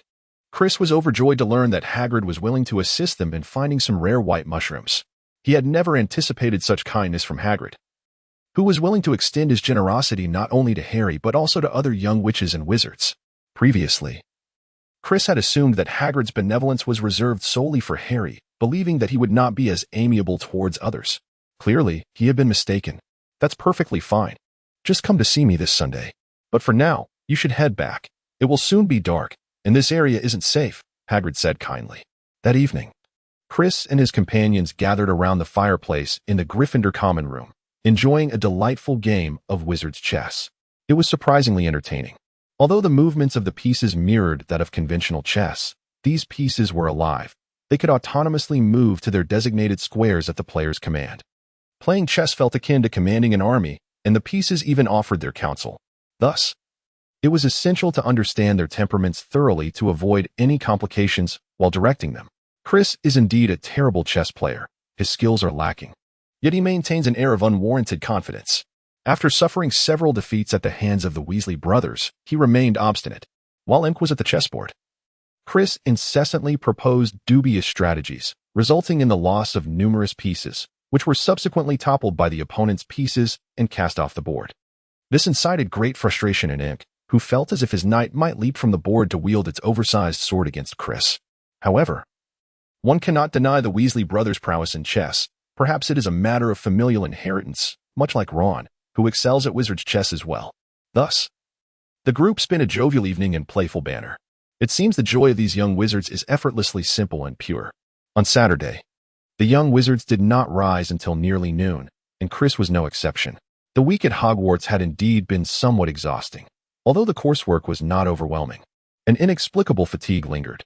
Finally able to rest, he yearned for a little more sleep. After awakening and having lunch, the four friends, as previously arranged, followed Chris to the room he had mentioned, where all wishes are granted. Chris led them to the 8th floor of the castle. After confirming that no one had noticed their presence, they entered the chamber dedicated to the study of magic. "Wow, this room is truly magnificent," someone exclaimed. "Indeed. I always imagined it to be merely a broom closet. What a surprise." The group marveled in unison. "There are numerous magical tomes here, each containing invaluable and rare knowledge. We can all come here during our leisure time.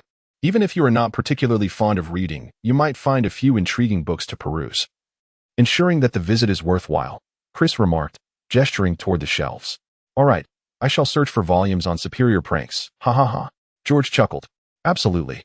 This will be our exclusive secret base for the Hogwarts Brothers Association. Besides us, no one else must know." Fred surveyed the surroundings, his enthusiasm palpable.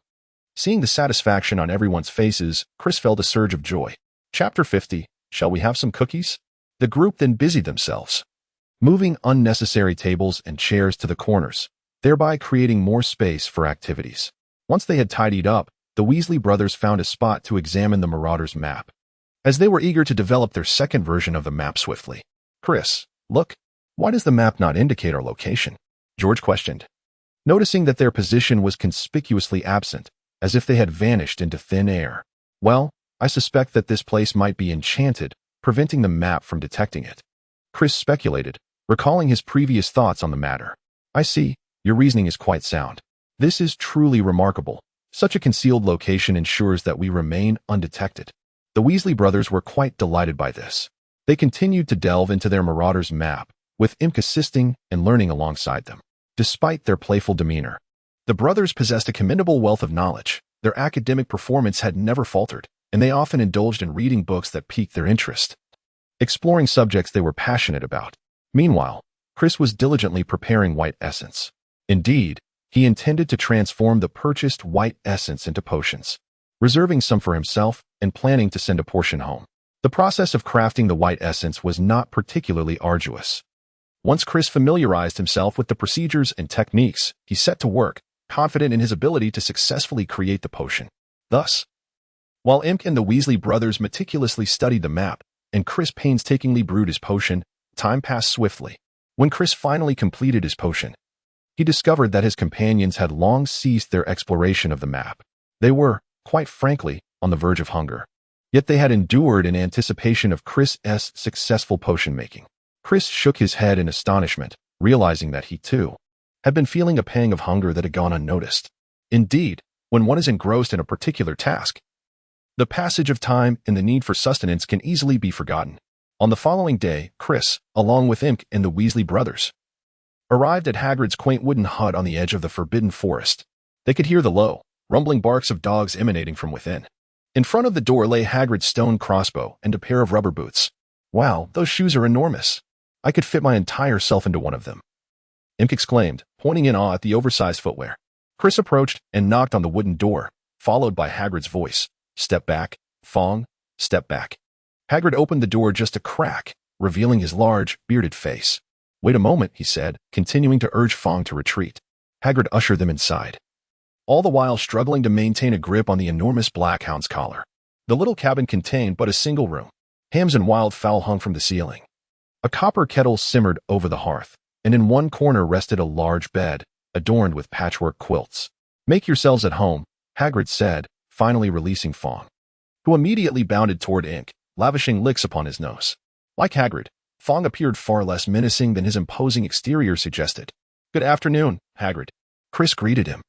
Hagrid was preoccupied pouring boiling water into a large teapot while arranging rock cakes onto a serving plate. "You didn't venture into the Forbidden Forest again yesterday, did you?" Hagrid inquired, casting a glance at the two Weasley twins. "It feels like I've spent the better part of my life trying to keep you two out of there." "No way, we're very obedient," the twins immediately retorted, though their words were likely too far-fetched even for Merlin to believe. Hagrid warmly offered them rock cakes to enjoy. Chris declined, stating that he was not feeling well and had little appetite for hard foods, preferring the softness of cakes and similar delicacies. Of course, Chris was aware of how challenging such items could be. Unless one possessed the teeth of an iron eater, it was best to avoid them altogether. "Oh, I see. Well, next time, if the opportunity arises, I shall invite you to enjoy the cakes I bake. My culinary skills in that area are quite commendable." Hagrid, noticing Chris's refusal of the rock cakes he had offered, turned instead to Imk, saying, "Come now, my little portly friend, surely your appetite remains robust. Do indulge." Although Imk was not particularly interested, he could not refuse and reluctantly accepted the offering. To his dismay, upon taking a bite, he nearly shattered his teeth. However, he could not reveal his struggle and feigned delight in eating, while Yaya rested her head upon Imk's knee, drooling and dampening his robe considerably. Observing Imk's apparent enjoyment, Hagrid was overjoyed and even promised to take some cakes home for the little fellow to enjoy when hunger struck. Faced with such enthusiasm from Hagrid, Imk was at a loss for how to decline. Fortunately, at that moment, Chris interjected, "So, Hagrid, have you found the white fungus? If not, it is of no consequence." "Oh, Merlin's trousers, I nearly forgot. What a memory I have," Hagrid exclaimed, patting his head before retrieving a burlap sack from a corner of the room. "Look, it's all here. though I cannot say if it will suffice for your needs. If not, I can always gather a bit more." Chris and his companions were astonished to behold a sack brimming with white ginseng. Is white ginseng a wild herb? My goodness. A full sack of white ginseng, how much could it possibly be worth? Surely several hundred gallons, at the very least? If it were to be crafted into potions, it would indeed be extraordinary. Hagrid, this is far too much. Where on earth did you procure such an abundance? We cannot possibly accept this much. You must understand that this substance is exceedingly rare and commands a high price in the marketplace. Chris was uncertain whether Hagrid was aware of the matter, for it was quite plausible that he might not be well informed about it, given his nature. Perhaps such things are scarce outside, but within the Forbidden Forest they abound. Worry not, I merely collected a small portion. Moreover, I have already brought it back. Surely you cannot expect me to replant it? It is of no consequence. You sought it for your own use, did you not? Take it, take it. Hagrid appeared somewhat indifferent. Oh, we initially intended to procure a small amount to brew potions for ourselves, but with so much at hand, how about this? Once we have prepared the potions, we shall gift you a portion, or sell some and share the galleons with you. Chris conceived this idea. Chapter 51. A sackful. Oh, there is no need for that. In truth, I have no use for these items.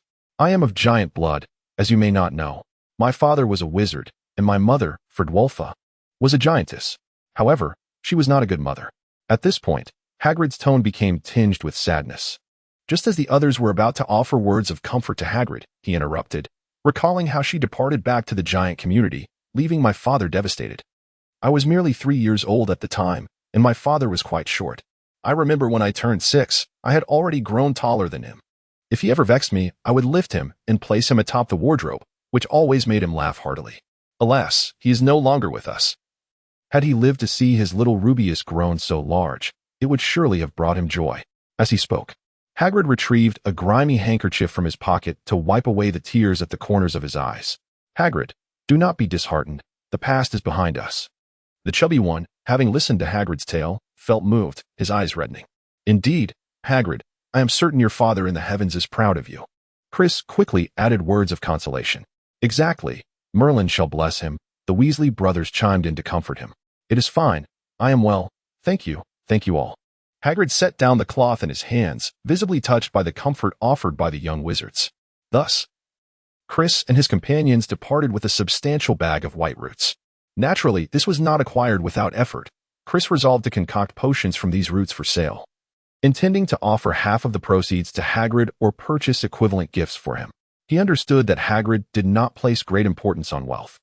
As the keeper of keys and grounds, he generously allowed the young wizards to harvest such a bountiful supply of white roots. Hagrid had ample opportunities to follow in the footsteps of Professor Slughorn, who scoured Hogwarts for valuable materials to sell, but he refrained from doing so. This was partly due to his loyalty to Hogwarts and Dumbledore, and partly because he did not hold material wealth in high regard. It is evident that Hagrid is truly a rare gem of a person. Upon returning to the castle, Chris and his friends selected some tender seedlings suitable for cultivation and nurtured them in pots. The sight of so many white roots filled Chris with joy and deep gratitude for Hagrid. He believed that should Hagrid ever require assistance, he would undoubtedly lend a hand without hesitation. However, not everyone shared in the merriment. For instance, Imp looked dismayed at the mountain of rock cakes before him. These were, of course, what Hagrid had given him upon his departure, reasoning that a chubby lad like him would often feel hungry while growing. After all, he had experienced the same. Hogwarts wasn't always abundant with food, so Hagrid suggested that Imp eat a few cakes to satiate his hunger. Consequently, Imp had no choice but to haul the cakes back with him. George and Fred found this utterly amusing, laughing heartily as they teased, "Imp, you'd better eat plenty. In fact, don't leave any behind. Let us not disappoint our kind-hearted Hagrid. Perhaps one day you'll grow to be just like him." Imp finds herself in a state of unutterable distress, at a loss for words. Perhaps this is the sensation of being cared for. Time at Hogwarts has indeed flown by. Perhaps the reason lies in her current busyness. Aside from the considerable time consumed by assignments across various subjects, Chris is preoccupied with brewing potions, absorbing knowledge from the Room of Requirement, collaborating with the Weasley twins on their map, and persistently practicing the art of mental occlusion. As Chris masters certain knowledge from the Room of Requirement, his proficiency in spellcasting and command of incantations continually improve. Moreover, Chris increasingly perceives magic as an enigmatic and profoundly intricate phenomenon, asserting that it is a pursuit worthy of a lifetime's devotion. It can be said that, apart from brief moments of respite, Chris's days are densely packed, leaving no room for idleness. However, this is perhaps for the best. A busy life distracts him from wandering thoughts. After all, as someone who has been reborn in another world, a sense of solitude is inevitable. There are countless sentiments he cannot share with others. He must tread carefully to avoid revealing his true self. Chris is curious about how other reincarnated individuals navigate this psychological hurdle. Having spent nearly a decade in this realm, he finds it increasingly challenging to suppress his feelings. Thus, remaining busy is advantageous. An occupied mind is less prone to overthinking. Human nature often leans towards sentimentality, and a lack of time for such indulgence brings a sense of relief. Notably, Chris and the Weasley twins have made significant strides in their research of the map. It is worth mentioning that during their free time, outside of the 3 evenings dedicated to Quidditch practice each week, they almost exclusively inhabit their secret base for study and research. Under these circumstances, their second edition map has already been released at Hogwarts. Unsurprisingly, this map, containing various hidden locations and secret passages, has garnered widespread acclaim. Priced at 6 sickles, they have managed to sell hundreds of copies, each earning them over 20 galleons. This windfall has brought immense joy to the Weasley twins, surpassing the savings they had accumulated over more than a decade. Perhaps next year they will acquire new wizarding robes, which has only intensified their enthusiasm for the matter. Naturally, the sale of maps has not been without its challenges. The maps have led to a rise in nocturnal escapades and clandestine rendezvous at Hogwarts. Everyone perceives their maps as invaluable tools, prompting these already lively individuals to become increasingly restless. Consequently, the workload of Filch has surged. On one occasion, he apprehended over 20 young wizards in a single night. However, many of these mischievous students managed to evade capture, thanks to their maps, which left Filch feeling frustrated rather than amused by his nightly catches. It was akin to Superman tirelessly combating crime. Even he experiences fatigue, and Filch is certainly no superhero. In light of this situation, Filch relayed his concerns to the professors, though they were already well aware of the issue and burdened by it. Thus, the second edition of the map was banned by the faculty. Chapter 52. I am just a kind-hearted person. This predicament did impact their sales, but it mattered little, as those who wished to purchase had already fulfilled their desires, negating the need for further sales. Moreover, this was merely the second edition. They planned to release more versions thereafter. If the second edition was no longer viable, there would still be a third, and if that too failed, a fourth would follow. In essence, challenges may arise, yet solutions are always at hand. So there is no cause for concern. As the damp, cold air enveloped the castle and the weather turned progressively chillier, Chris found himself astonished at having spent 2 entire months at Hogwarts. The place was becoming increasingly familiar, and his camaraderie with friends deepened, making Hogwarts feel ever more comfortable. Thus, October arrived. Recently, Hogwarts Castle had been shrouded in incessant rain for several days, with temperatures plummeting. The young wizards, possessing fragile constitutions, found themselves susceptible to colds, which quietly infiltrated the castle beneath the veil of rain. Among them, the Weasley brothers were the first to fall ill. It was unclear which of the two succumbed first.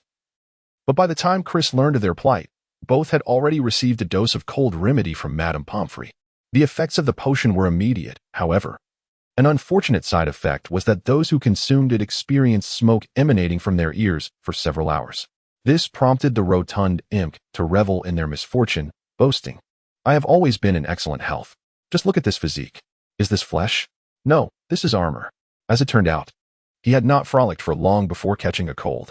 It was uncertain whether he had been infected by imp or simply neglected his own well-being. Ultimately, all 4 of them succumbed. Outside on that Sunday, the sun still did not shine, and the cold rain of England relentlessly battered the iron windows of Hogwarts. In the Gryffindor common room, a roaring fire burned brightly in the hearth, offering warmth and comfort. At that moment, Chris and his companions were gathered around the fireplace, diligently working on their homework. "Oh, Chris, why hasn't Snape assigned you any homework? This is utterly unfair. How can he treat you like this? Have you ever seen a Gryffindor receive such preferential treatment?" Imp lamented, scribbling away at Snape's lengthy and tedious assignment while directing his grievances towards Chris. Chris, engrossed in a wizard's adventure tale, had grown immune to Imp's complaints. After all, there was little he could do. This fellow incessantly poured out his woes. Perhaps this is merely the privilege of genius. Who among the professors would dare to challenge someone as exceptional as Chris? George remarked, who was nearby, copying Angelina's transfiguration essay. Indeed, have you not noticed that thanks to Chris's presence this semester, Gryffindor is not at the bottom of the House Cup standings? Fred, lost in his own world of copying, chimed in without looking up. That's true, aside from that old bat Snape, which Professor has not lavished excessive praise upon Chris, especially Professor Sprout, who seems to have awarded him more than 30 points. One might mistakenly believe he belongs to Hufflepuff. Imp pondered for a moment and found himself agreeing with their sentiments. Oh, come now, perhaps I am simply more amiable. I truly am not as remarkable as you all suggest. Chris found himself in a rather helpless situation. His sole intention was to nurture the growth of the herb, White Fresh, which led him to seek the guidance of Professor Sprout privately and to diligently learn the best cultivation techniques during class. This earnest dedication did not go unnoticed. Professor Sprout was quite pleased with him, considering Chris to be a genuine enthusiast of herbology. Consequently, it was not uncommon for her to frequently call upon him to answer questions during lectures. Faced with the professor's inquiries and expectations, could he consistently claim ignorance? Certainly not. After providing the correct answers, Chris would invariably receive additional points from Professor Sprout. This was a perfectly reasonable occurrence.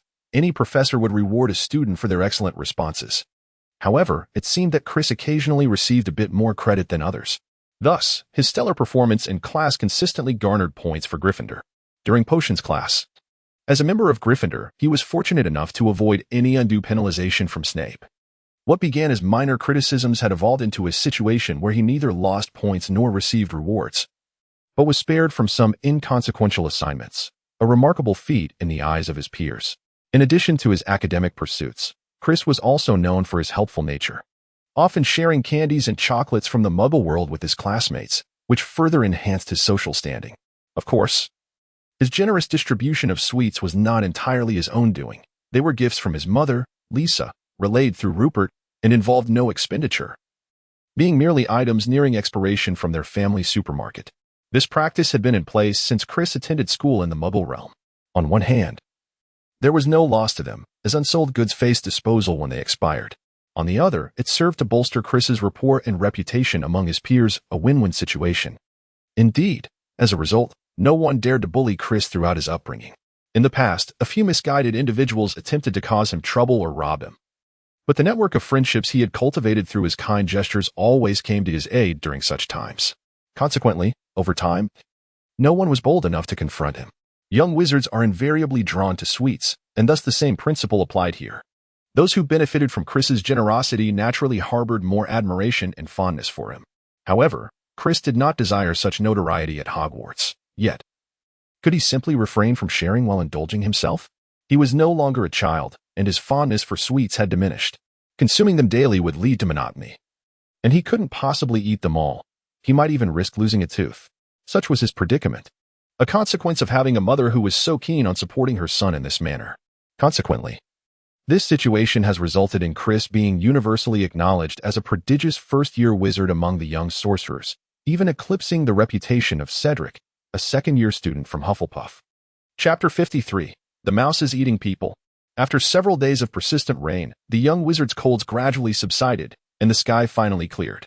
In the blink of an eye, October had come to an end. Hey, Chris, good morning. Hello. The pumpkin pastries are delightful today. Do indulge in a few more. Chris held half-eaten pumpkin pie in his hand and responded kindly to a student who greeted him. Indeed, today is November 1st, Halloween. Upon arriving at the hall early this morning, they were greeted by the enticing aroma of roasted pumpkin wafting through the corridors. It was a Thursday, and they had a transfiguration class scheduled for the morning. The subject of transfiguration had evolved far beyond the simplicity of transforming a matchstick into a needle.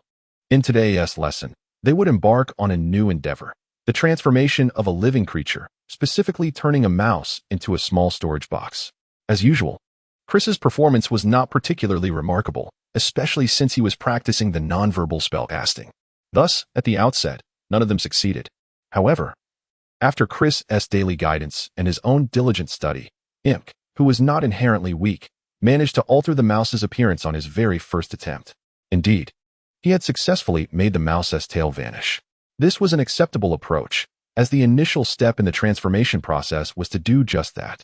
Naturally, not every young wizard could accurately follow the steps and perform the spell correctly. For instance, there was McLaggen, who, due to his incessant boasting about his uncle, had become a pariah among his peers. Even the most amicable Chris limited his interactions to mere greetings.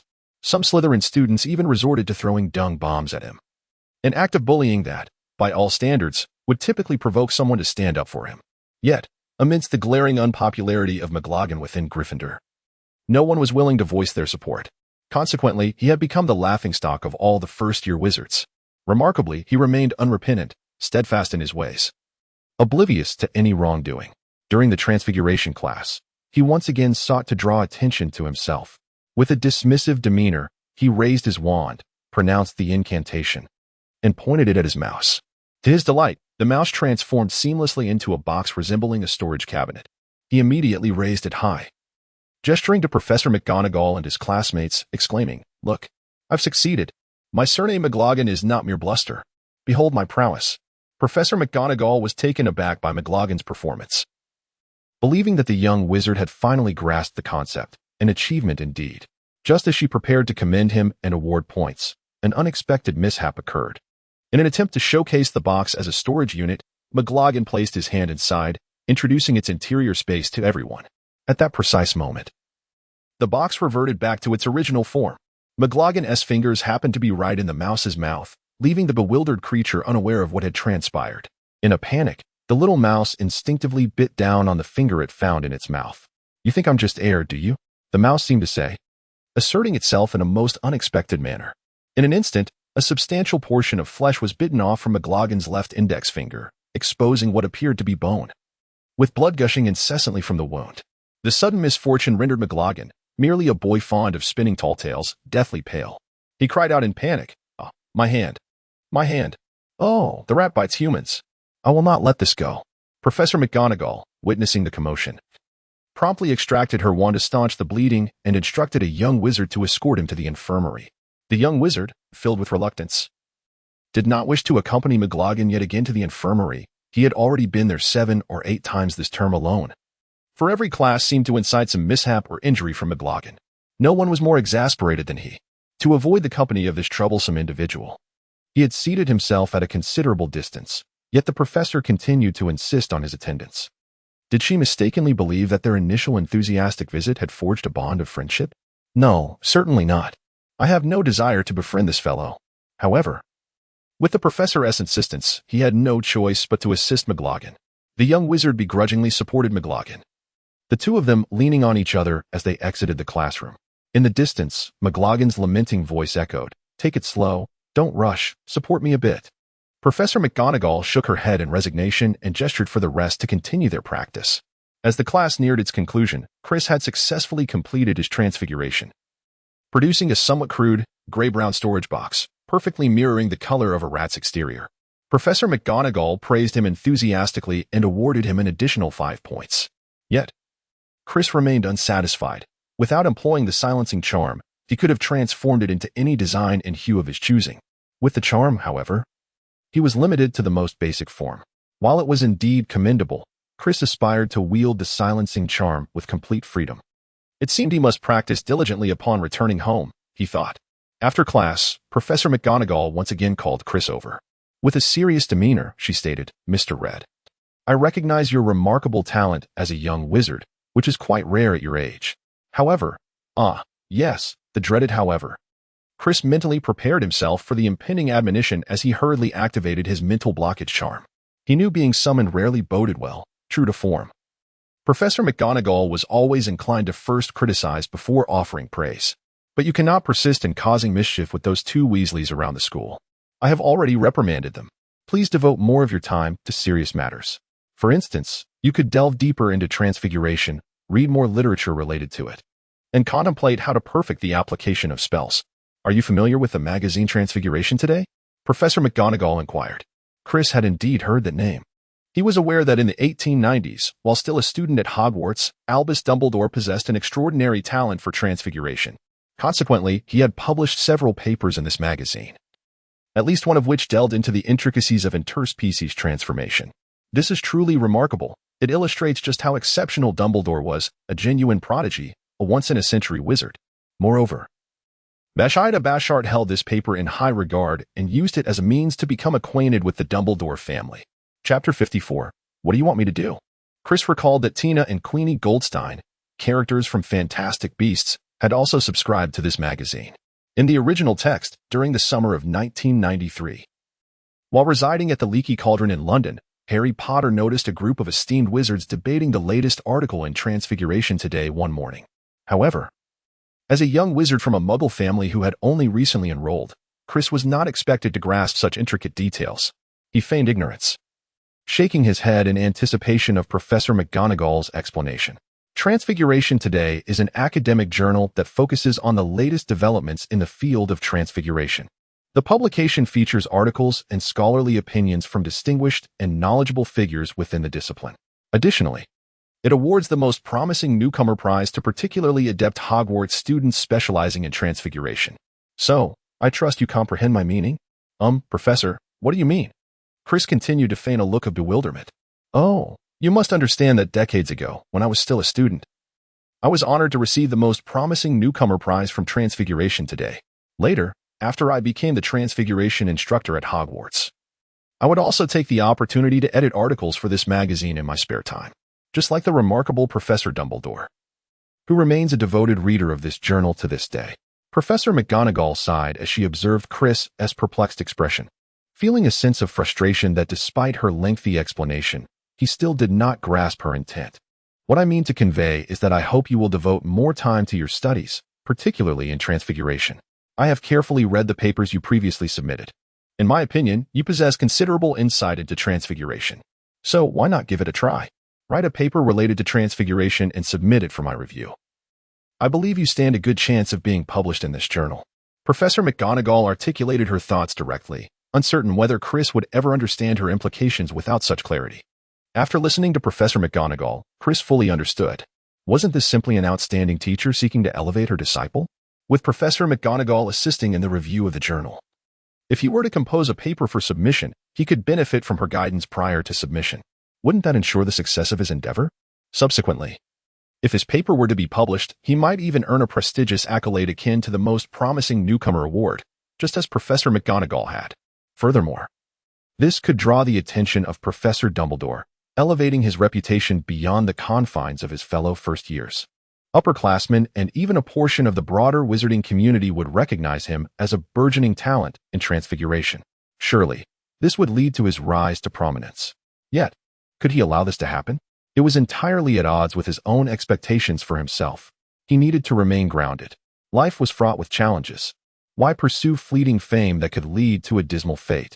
Realizing the gravity of the situation, Chris immediately interjected, No, that won't be necessary, Professor McGonagall.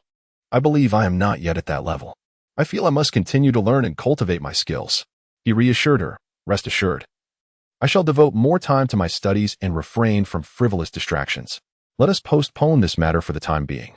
Professor McGonagall, upon hearing Chris's words, perceived that this young lad was being overly modest. His performance in class consistently surpassed that of his peers, and his assignments demonstrated insightful perspectives on Transfiguration. These insights were truly profound, distinctly setting him apart from others who merely cobbled together incongruous thoughts without coherence. The essays penned by Chris are remarkably coherent, maintaining a seamless flow from beginning to end, adeptly capturing the essence of a topic and elaborating upon it, a feat not easily accomplished. This level of insight is rarely attained by the average student. Indeed, it could be asserted that none among the current students at Hogwarts has penned an essay as insightful as Chris's. Consequently, Professor McGonagall holds a favorable view of Chris, believing that such extraordinary performance in his first year suggests that, with diligent guidance and nurturing, he may one day rival even Dumbledore himself. Thus, Professor McGonagall interprets Chris's modesty as mere humility and encourages Mr. Reed to engage with him. To share your thoughts on the Transfiguration spell. I recall that your last assignment touched upon it, and your ideas were quite innovative. Please submit your drafts to me next week, to ensure Chris takes this seriously. Professor McGonagall has set a deadline for him. Chris was utterly speechless, at a loss for words. He contemplated that the only option left was to acquiesce for the time being and subsequently postpone the matter. When Professor McGonagall inquired, he would simply express that he had yet to decide on a topic, confident that she would be unable to press him further. However, now, not only had Professor McGonagall assigned him a specific theme, but she had also imposed a deadline. This situation was truly beyond his capacity to endure, leaving him in a state of despair. In the afternoon, feeling dejected, Chris made his way to the charms classroom. Chris vowed that today, come what may, he would not exhibit any remarkable performance in the charms class. Absolutely not. Otherwise, after class commenced, Professor Flitwick announced that he believed they could begin to levitate objects. Ever since witnessing the professor make a rabbit soar around the classroom, the students had eagerly anticipated the opportunity to attempt such a skill. Professor Flitwick divided the entire class into pairs to commence their training. Naturally, Chris's partner was none other than Ink. The chubby boy brimmed with confidence, believing that with Chris by his side, they would undoubtedly be the first to succeed and earn points for Gryffindor. However, barring any unforeseen circumstances, Chris was poised to disappoint him. Now let us not forget the delicate wrist motion we have been practicing. Professor Flitwick, as usual, stood atop his stack of books, declared in his high-pitched voice, "A swish and a flick. Remember, a swish and a flick." It is also crucial to articulate the incantation correctly. Do not forget the tale of Wizard Baruffio, who pronounced F's and found himself sprawled on the ground with a buffalo standing on his chest. Thus, after the professor's meticulous admonitions, the young wizards began their enthusiastic practice. Chapter 55. Learning? Yet, in practice, it proved to be quite challenging. Chris feigned a sweeping motion, repeating the gesture time and again. Yet the feather that ought to have soared into the air lay motionless upon the floor. This was due to the fact that Chris had no genuine intention of employing the spell, and thus, the feather remained undisturbed. Imp, on the other hand, practiced with utmost seriousness, though his fortune seemed rather lacking.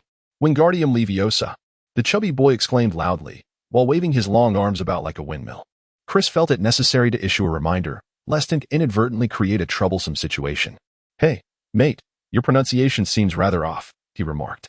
"It's you ja e Daimler way OSA. That ja needs to be pronounced long and clearly." "Oh, really? All right, I'll give it another go," said the chubby boy, rolling up his sleeves and waving his wand in continued attempts.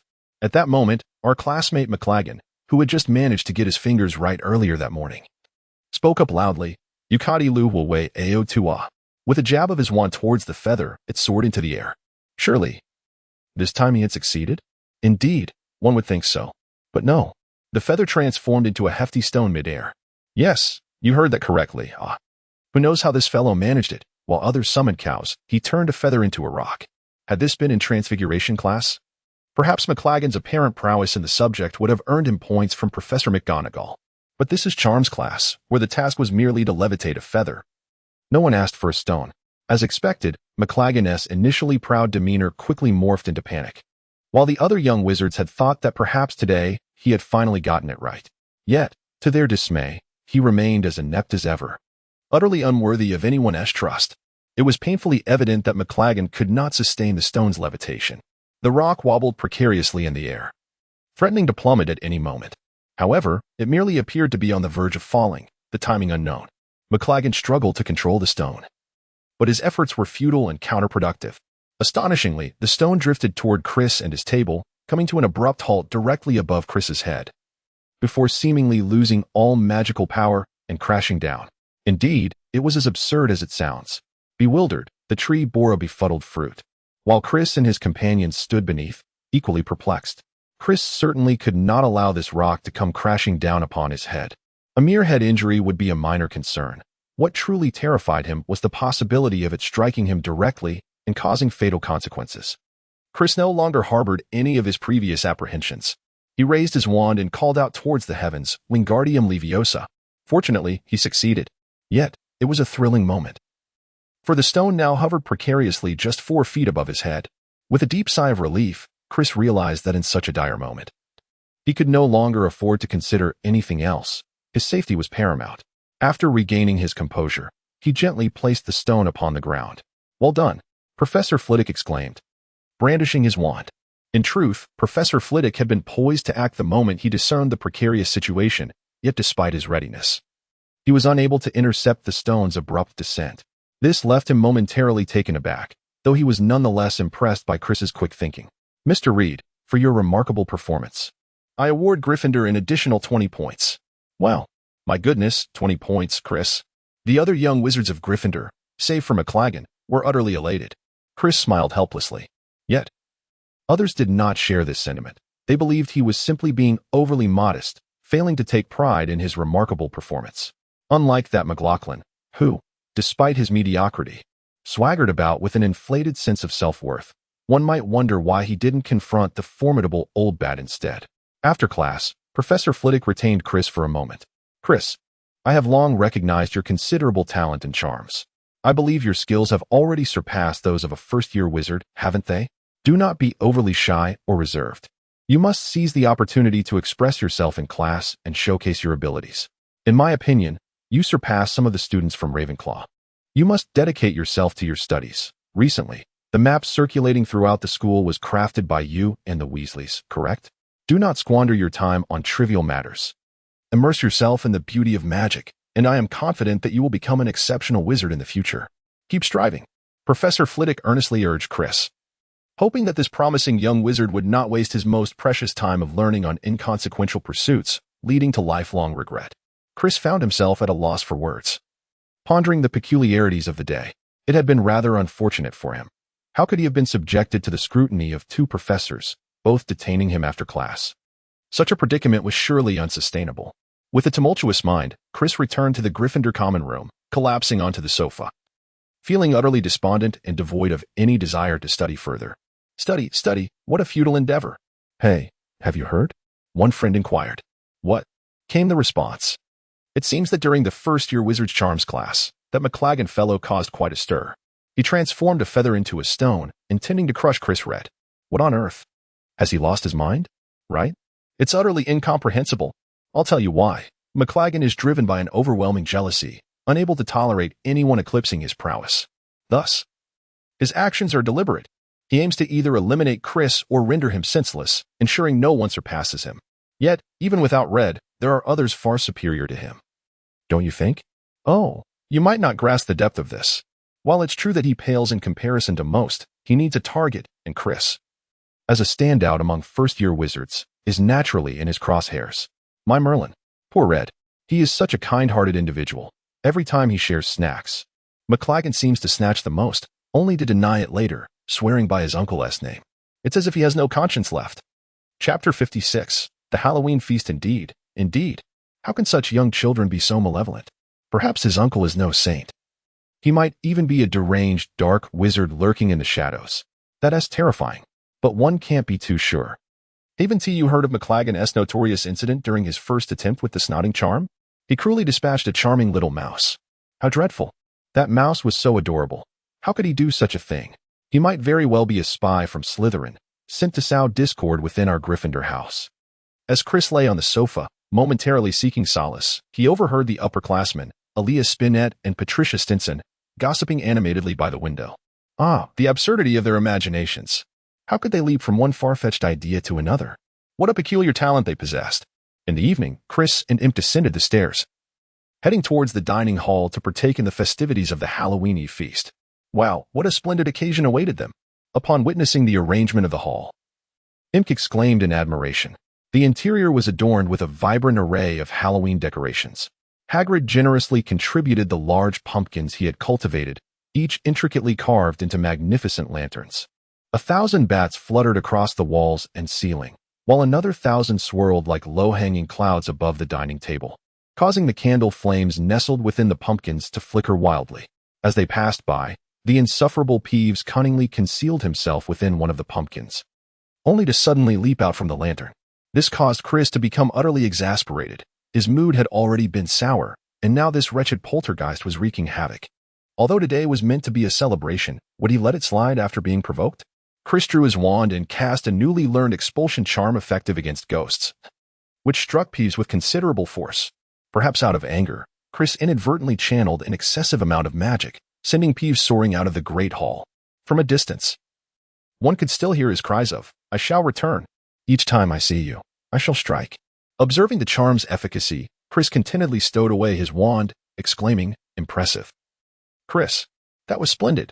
Several individuals were tormented by him moments ago, and we were utterly powerless." The nearby young wizards gazed at Chris with admiration. However, Chris felt a wave of embarrassment wash over him. He had inadvertently revealed his abilities once more. Alas, it is truly difficult to remain incognito. Before long, the banquet commenced.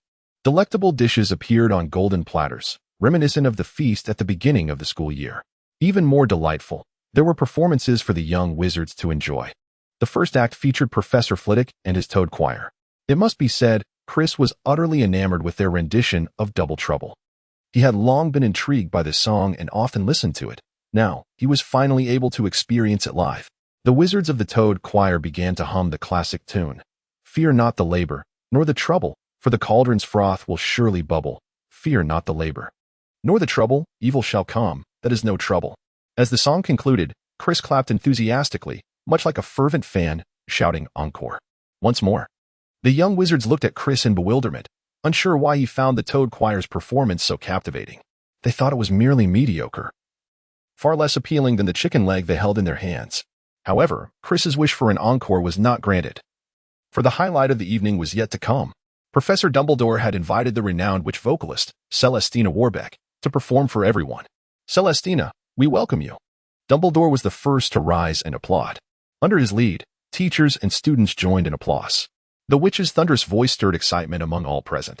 Chris was peeling a potato, and as he observed the fervor around him, he felt utterly bewildered. He could only imagine that he had looked similarly just moments ago. How awkward. Though the witch's singing was passable, it hardly seemed exceptional. Could it be that different strokes appeal to different folks? Or perhaps his tastes were simply out of step. Preferences often vary. Much like how he once favored Sue Song's melodies while the majority adored the dynamic performances of Kuan Kuan, with his singing, dancing, basketball, and rap. It was all rather perplexing. Thus, he found himself unable to resonate on the same wavelength as those around him. Fortunately, the witch's performance concluded to the enthusiastic applause of the crowd. Chris, what's the matter? Don't you like Celestina Warbeck's music? George inquired from beside him. Oh, no. It's quite good, but is she well known? Chris admitted his unfamiliarity with the witch. Absolutely, George replied without hesitation. The enchanting songstress, Celestina Warbeck, was born on August 18, 1917, in Wales, to a wizard father and a muggle mother. Her father held a modest position in the Muggle liaison office, while her mother was a disillusioned actress. Celestina's musical talent was evident from a young age. She was once a student at our Gryffindor house. George seemed quite knowledgeable about this artist, even recalling her birth date. You have no idea, Chris. Our entire Weasley family are her fans, especially my mother. We love playing her songs during the holidays, Fred chimed in, stuffing his mouth with steak. Indeed, our mother has always wanted to attend one of her live concerts, but tickets are usually snatched up immediately. She even performed a concert in Hogsmeade sponsored by the Cauldron Company. The tickets were a staggering 5 galleons each. Yet, her fans fervently bought them. In fact, 3 devoted fans collided on broomsticks over Liverpool, all in a desperate bid not to miss her concert, George continued. How remarkable. She truly is an extraordinary figure. Chris could only echo their admiration. Chris found the witch's song to be rather lackluster, or perhaps it was simply a style that did not resonate with his aesthetic sensibilities. He deemed the expenditure rather unworthy. After all, what was so remarkable about Dumbledore being the headmaster? Just because he had the funds at his disposal. Could he invite renowned performers to grace the stage based on his personal preferences? Humph, if I were the headmaster, I would focus on cultivating our school's band. The ensemble conducted by Professor Flitwick, the Toad Choir, seemed quite commendable. Chapter 57, The Smokescreen Spell Ultimately, amidst the revelry of the young wizards. The banquet came to a close. Professor Dumbledore signaled to Professor McGonagall, who tapped her goblet to capture the attention of everyone in the hall. For he had words to impart. Tonight has undoubtedly been a splendid evening, has it not? I hope all of you will remember that music is truly an indispensable elixir that enriches our lives. Dumbledore continued, however. It is now time for everyone to retire for the night. The students felt they had not yet exhausted their merriment, but with the headmaster's decree, they had no choice but to depart the hall in a gradual procession, returning to their respective dormitories. In the bedroom, the ever-enthusiastic Imp proposed to Chris. Shall we invite the Weasleys for a nocturnal adventure? No, Chris replied. We have classes in the morning. If we don't retire early, we shan't be able to rise on time. Chris set down the watering can after tending to the potted plants and yawned. It was Friday morning, and once again, it was time for the Defense Against the Dark Arts class. Today, Chris arrived early to the classroom, having had a restful night's sleep. Upon his arrival, he found himself alone, allowing him to choose an excellent seat. Almost as soon as he settled in, Professor Lenris, affectionately dubbed the snotty professor due to his remarkable sneezing charm, entered the room. Indeed, the students had long abandoned the moniker bald professor in favor of this more whimsical title. Upon learning of this new appellation, rather than reacting with indignation or embarrassment, the professor expressed delight, praising the creativity of the name, and graciously allowing the students to continue using it. This decision served to bridge the gap between him and his pupils, fostering a sense of camaraderie. Surprisingly, many students began to perceive him as amiable, their disdain for his oily demeanor diminishing significantly. Nonetheless, there remained a faction of students who regarded him as a spineless figure, lamenting that he could still find joy amidst such ridicule. However, Chris thought differently. He believed the professor was indeed a man of substance, far from being a mere trifler, and possessed considerable cunning. "Good morning, Professor Lenris." Chris greeted the professor, not expecting much more than a simple exchange. However, the professor engaged him in a warm conversation. "Oh, Chris, good morning. I have heard so much about your exceptional performance among the first-year students. Your grasp of the Snevellis charm in my class has also been commendable. Arriving this early for class, are you here to study ahead? Quite impressive." Thank you for your kind words, Professor. However, I consider myself rather ordinary. It is merely hearsay." Chris explained modestly. "Haha, there is no need to be humble. Should you encounter any challenges in your studies of defense against the dark arts, feel free to approach me anytime. I would be more than happy to assist you," Professor Leinras said with a smile. Chris politely expressed his gratitude. Yet inwardly he was cursing. What on earth? Not only did he avoid exposing himself, but he also sought your counsel? Am I losing my mind? What could he possibly wish to consult with you about? Rap? After the class commenced, the young wizards gradually retrieved their wands, eagerly awaiting Professor Leinras to distribute the little mice for the continuation of their snot spell training. Indeed, since the beginning of the term, they had been engaged in this particular study, as their so-called snot professor seemed to possess expertise solely in this area, imparting no other knowledge. Ahem. Today we shall not continue with the snot spell. I will teach you a new and formidable incantation. Before Professor Leinras could elaborate further, the young wizards erupted in cheers. They had long awaited this day. To be frank, aside from students like McLaughlin, the entire grade had already mastered this spell with great proficiency. They had even begun to employ this spell creatively in their daily disputes where, during conflicts, the young wizards would unleash a snot spell upon one another, determining the victor by the length and quantity of snot produced. Chris regarded this as truly foolish. However, the young wizards were, after all, still children. Some of them could even manage to urinate in the wind, so what was the big deal about a little snot? Once the students settled down, Professor Leinras continued, "Today, I shall impart to you the knowledge of the smoke concealment charm." Upon hearing the name of this spell, the young wizards were somewhat perplexed. What purpose did it serve? Could it be consumed? Upon hearing this, Chris indeed knew how to wield the incantation.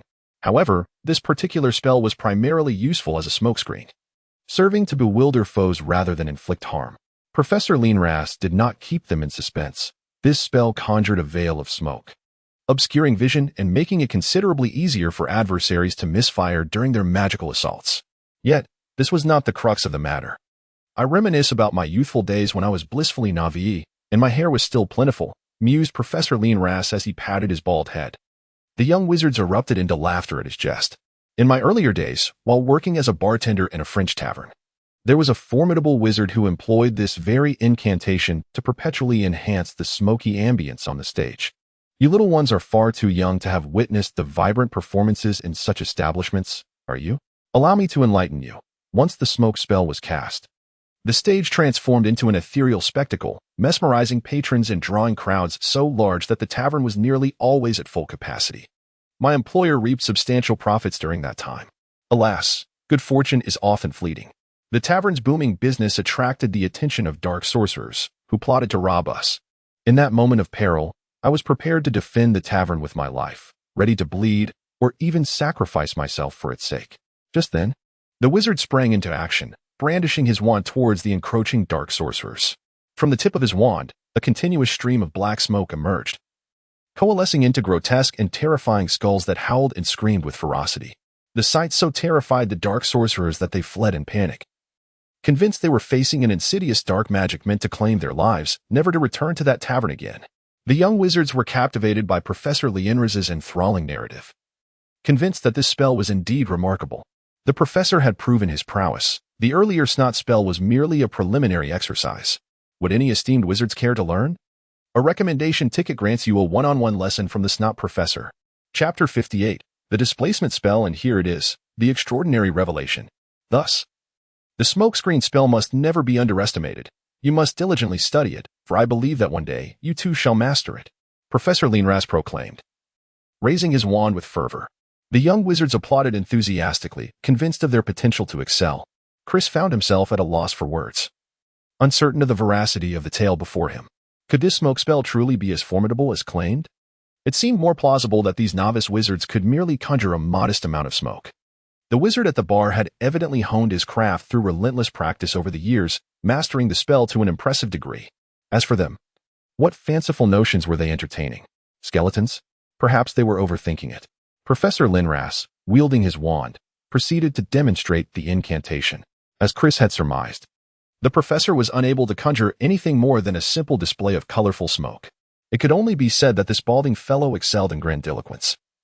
While his spell-casting lacked flair, his eloquence was indeed more vibrant than the smoke he produced. Nevertheless, whether he believed it or not mattered little. For the young wizards were thoroughly convinced.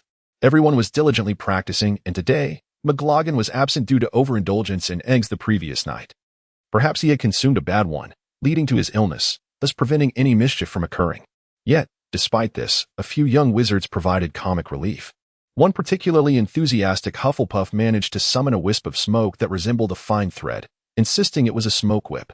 He proclaimed that anyone who dared to bully him would feel the sting of his whip, as he reveled in his own boastful words. The very breath he exhaled seemed to disperse his bravado. Truly, it was a moment steeped in divine embarrassment. By the conclusion of the defense against the dark arts class, not a single young wizard had managed to conjure a complete smokescreen, including Chris, who, to his credit, had no desire to steal the limelight.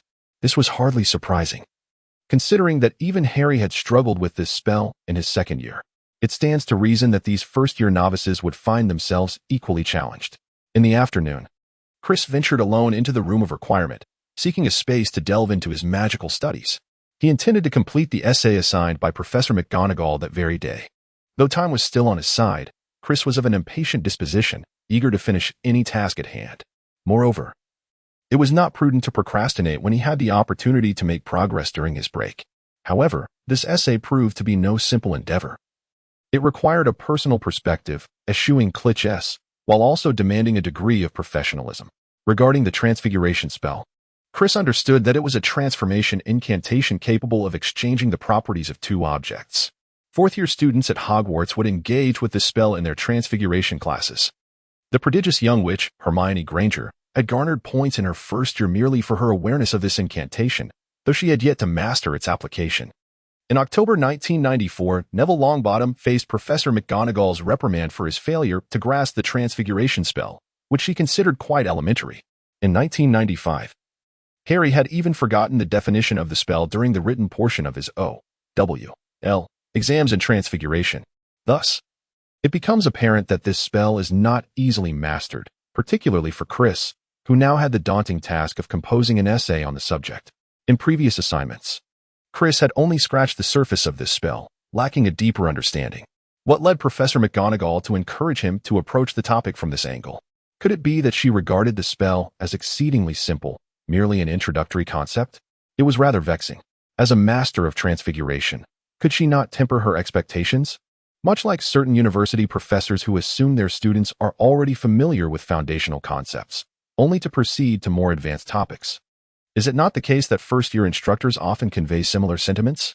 This concept is challenging, they might say, so I shall forego its explanation. Your future instructors will address it. Alas, there seems to be little recourse. Chris sat in his chair, pondering for several hours about how to approach this paper. Yet he remained utterly perplexed. Just as he was on the brink of frustration, a thought struck him. In the plot of the Goblet of Fire, Hermione Granger contemplated whether it was possible to transform the fangs of a dragon into something benign like gummy candies, thereby rendering the dragon less perilous. However, she abandoned this notion due to the formidable challenge of penetrating the dragon's hide with spells. Could he perhaps take a similar approach? Enhance the spell's penetrative capability? How could this be achieved? Chris found himself bewildered. Should he combine this incantation with others, or? Without further ado, Chris performed a transfiguration spell, turning a table into a dog and then back again. He mused that if it were he, transforming a dragon's fang into something like gummy candy should pose no difficulty. Since penetration was not feasible, could he amplify the spell's effect by infusing it with more magical energy? After all, a regular bullet might not pierce a bulletproof vest, but an armor-piercing round surely would. However, a new dilemma arose. Not everyone possessed magical prowess as profound as his own. Over time, Chris had come to realize that if his magical capacity was a 10, other young wizards like Imp would merely have a 1, and those slightly older than him, like George, would rate around 2. Therefore, as he matured, while it was unlikely he would reach the extraordinary power of wizards like Voldemort or Dumbledore, he would certainly not be far behind. If he were to encounter some fortuitous events or discover other means to augment his magic, it was quite conceivable that he could match or even surpass them. Thus, in his view, the question of whether this spell could breach defenses ultimately hinged upon the amount of magical energy employed. As for the experimentation involving the combination of this spell with others, Chris felt he had not yet attained the requisite skill. To embark on such endeavors recklessly would be futile at best, and at worst, could lead to catastrophic accidents that might endanger his life. Therefore, until he had sufficiently mastered the necessary knowledge, Chris would refrain from undertaking such experiments. Would esteemed wizards like to learn the displacement spell? If you have yet to experience it, this brand new version by Chris can be yours with just a vote of recommendation. Chapter 59. Experiment successful. Now, the question arises. Once Chris resolves the issue of the magical potency within the transfer spell, everything will fall into place. He spent the subsequent hours immersed in a relentless cycle of experimentation and deep contemplation, by altering the method of incantation and the various nuances of spellcasting. He sought to gauge the magnitude of magical output.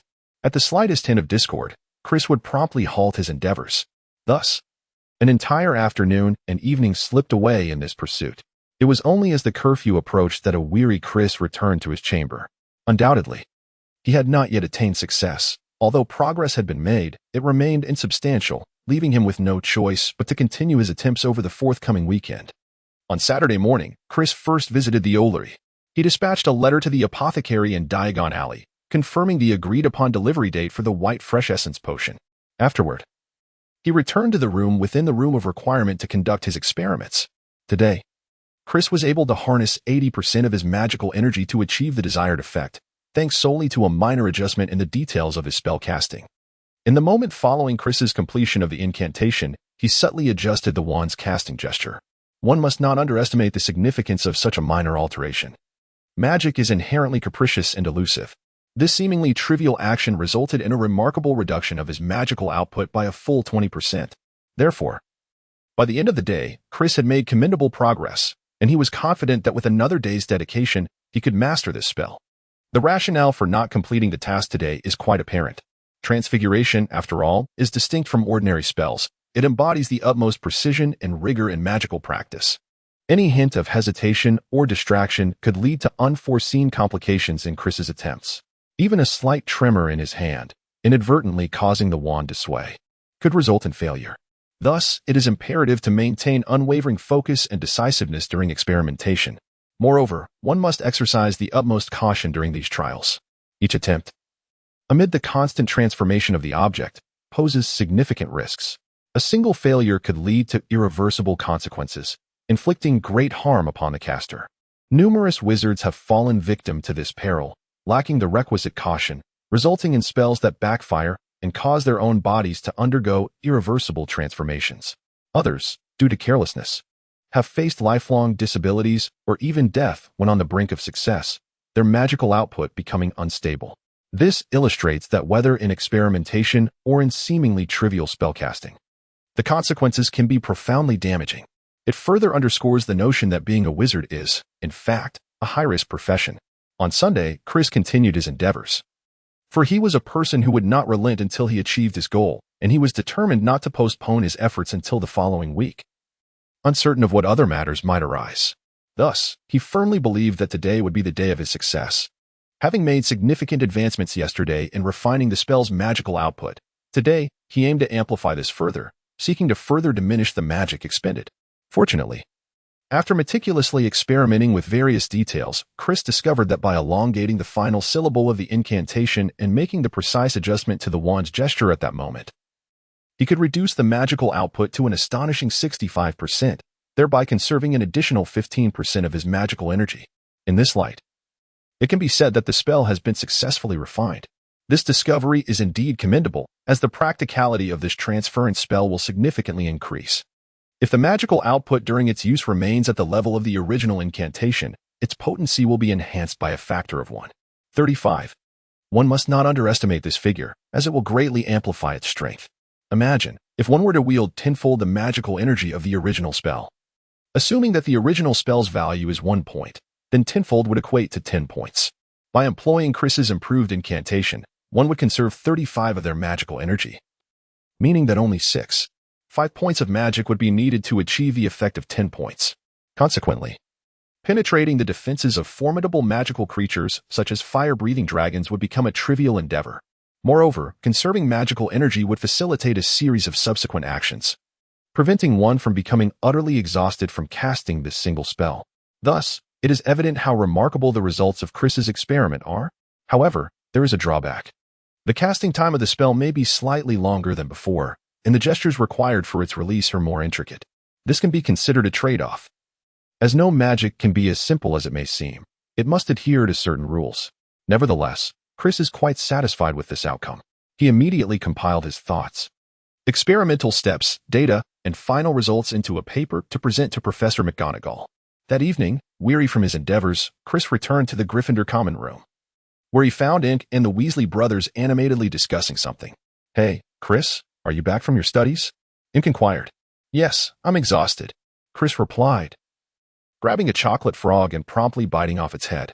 "We had no idea you were so accomplished, yet you still work so hard. We haven't seen you around during the weekend break," the Weasley brothers chimed in. "Indeed, if we hadn't known you were at your secret base, we might have thought you were captured by the creatures in the Forbidden Forest." George and Fred were tinkering with something while conversing with Chris. "What is this?"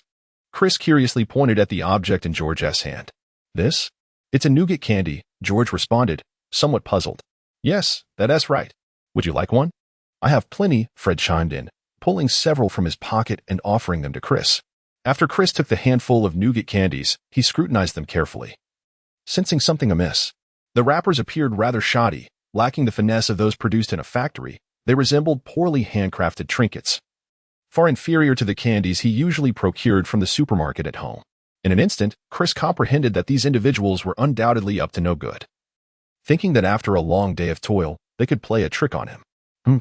They were sorely mistaken. Chapter 60. Nosebleed. "Hey," Chris said, peeling back one of the candies, feigning deep contemplation. "Huh? What's wrong? You aren't put off by our candy's appearance, are you? Though they may not compare to the ones you typically share with us, this is our heartfelt offering to you." Indeed. The group of individuals had been closely observing Chris's every move, eagerly anticipating his consumption of the candy. Their impatience grew as he merely held it without tasting it. "Oh, of course not. It's just that." Chris pretended to bring the candy to his lips, halting just a centimeter away. "This candy seems a bit foul. Would you like to take a whiff?" he inquired. "What? That can't be true. Is it spoiled?" Before the two could finish their sentences, Chris swiftly shoved the candy into George's mouth, who had leaned in to inspect it. "Ha, you should give it a try." Chris laughed. Cough. "How could you know?" George spat out the candy in disgust.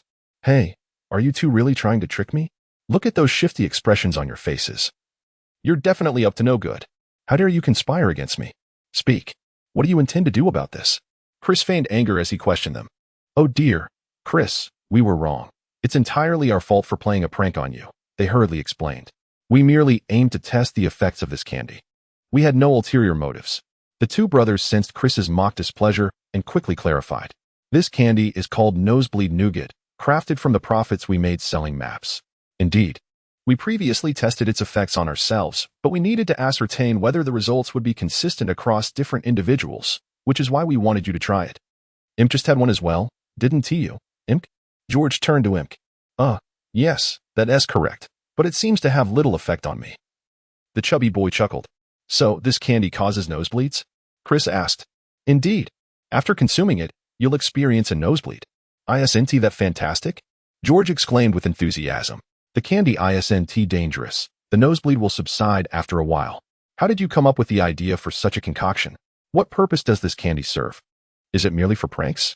Chris felt a twinge of confusion. He recalled that this item was among the array of instant noodle skipping sweets, a product that would later flourish in the Weasley Wizard Wheez's shop. It was designed to make the consumer appear ill. Most of these sweets consisted of two distinct colored halves. Ingesting one half would induce a simulated illness in students, while consuming the other half after leaving the classroom would restore them to their normal state. At that time, these rascals even experimented on younger students. Indeed, it was quite inhumane to use the little ones as guinea pigs, which infuriated Hermione immensely. She promptly intervened to prevent the Weasley twins from conducting experiments on unsuspecting classmates. George and Fred attempted to persuade Hermione of their previous successful tests on themselves, but she remained resolute in her demand for them to cease such antics. Initially, Fred and George mocked her, believing she could not deter them, yet they retreated when Hermione threatened to inform their mother. After all, their mother was quite fearsome. Subsequently, after Fred and George departed from Hogwarts, many students began utilizing these skipping sweets to feign illness and escape Dolores Umbridge's class. The old toad-like woman was incensed, seeking to uncover the origins of these mysterious ailments. Yet the students insisted it was a case of Umbridge syndrome. The old toad was left powerless. Thus, this incident would unfold 5 years later, and Chris could not fathom why they would contemplate such creations now. Was it merely for the sake of earning a little money? Hence, Chris posed these questions. The inspiration for this concoction arose from a recent class incident. Wasn't that McLaggen from your year the one who, during defense against the dark arts, used the nosebleed nuisance charm on a mouse, causing it to bleed profusely until it ultimately perished? This incident garnered much attention, as McLaggen incessantly boasted to his peers that the mouse's nosebleed was a testament to his mastery of the charm. However, the professors soon became aware of it. Upon learning of the situation, they deemed that a nosebleed could potentially pose a life-threatening risk to students. Consequently, it was decided that should any student exhibit symptoms such as a nosebleed during class, they would be permitted to take leave to visit the infirmary. Thus, upon the foundation of this matter, we have crafted a creation we refer to as Nosebleed Nougat, which also serves as the inaugural product of our planned series of rapid escape confections. However, the efficacy remains uncertain.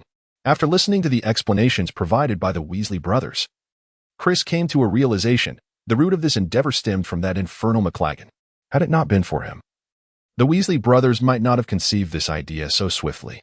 In truth, Chris merely acted as a catalyst, as his involvement had facilitated their opportunity for independent development through a modest profit. Fortunately, he was not the original instigator of this seemingly butterfly effect.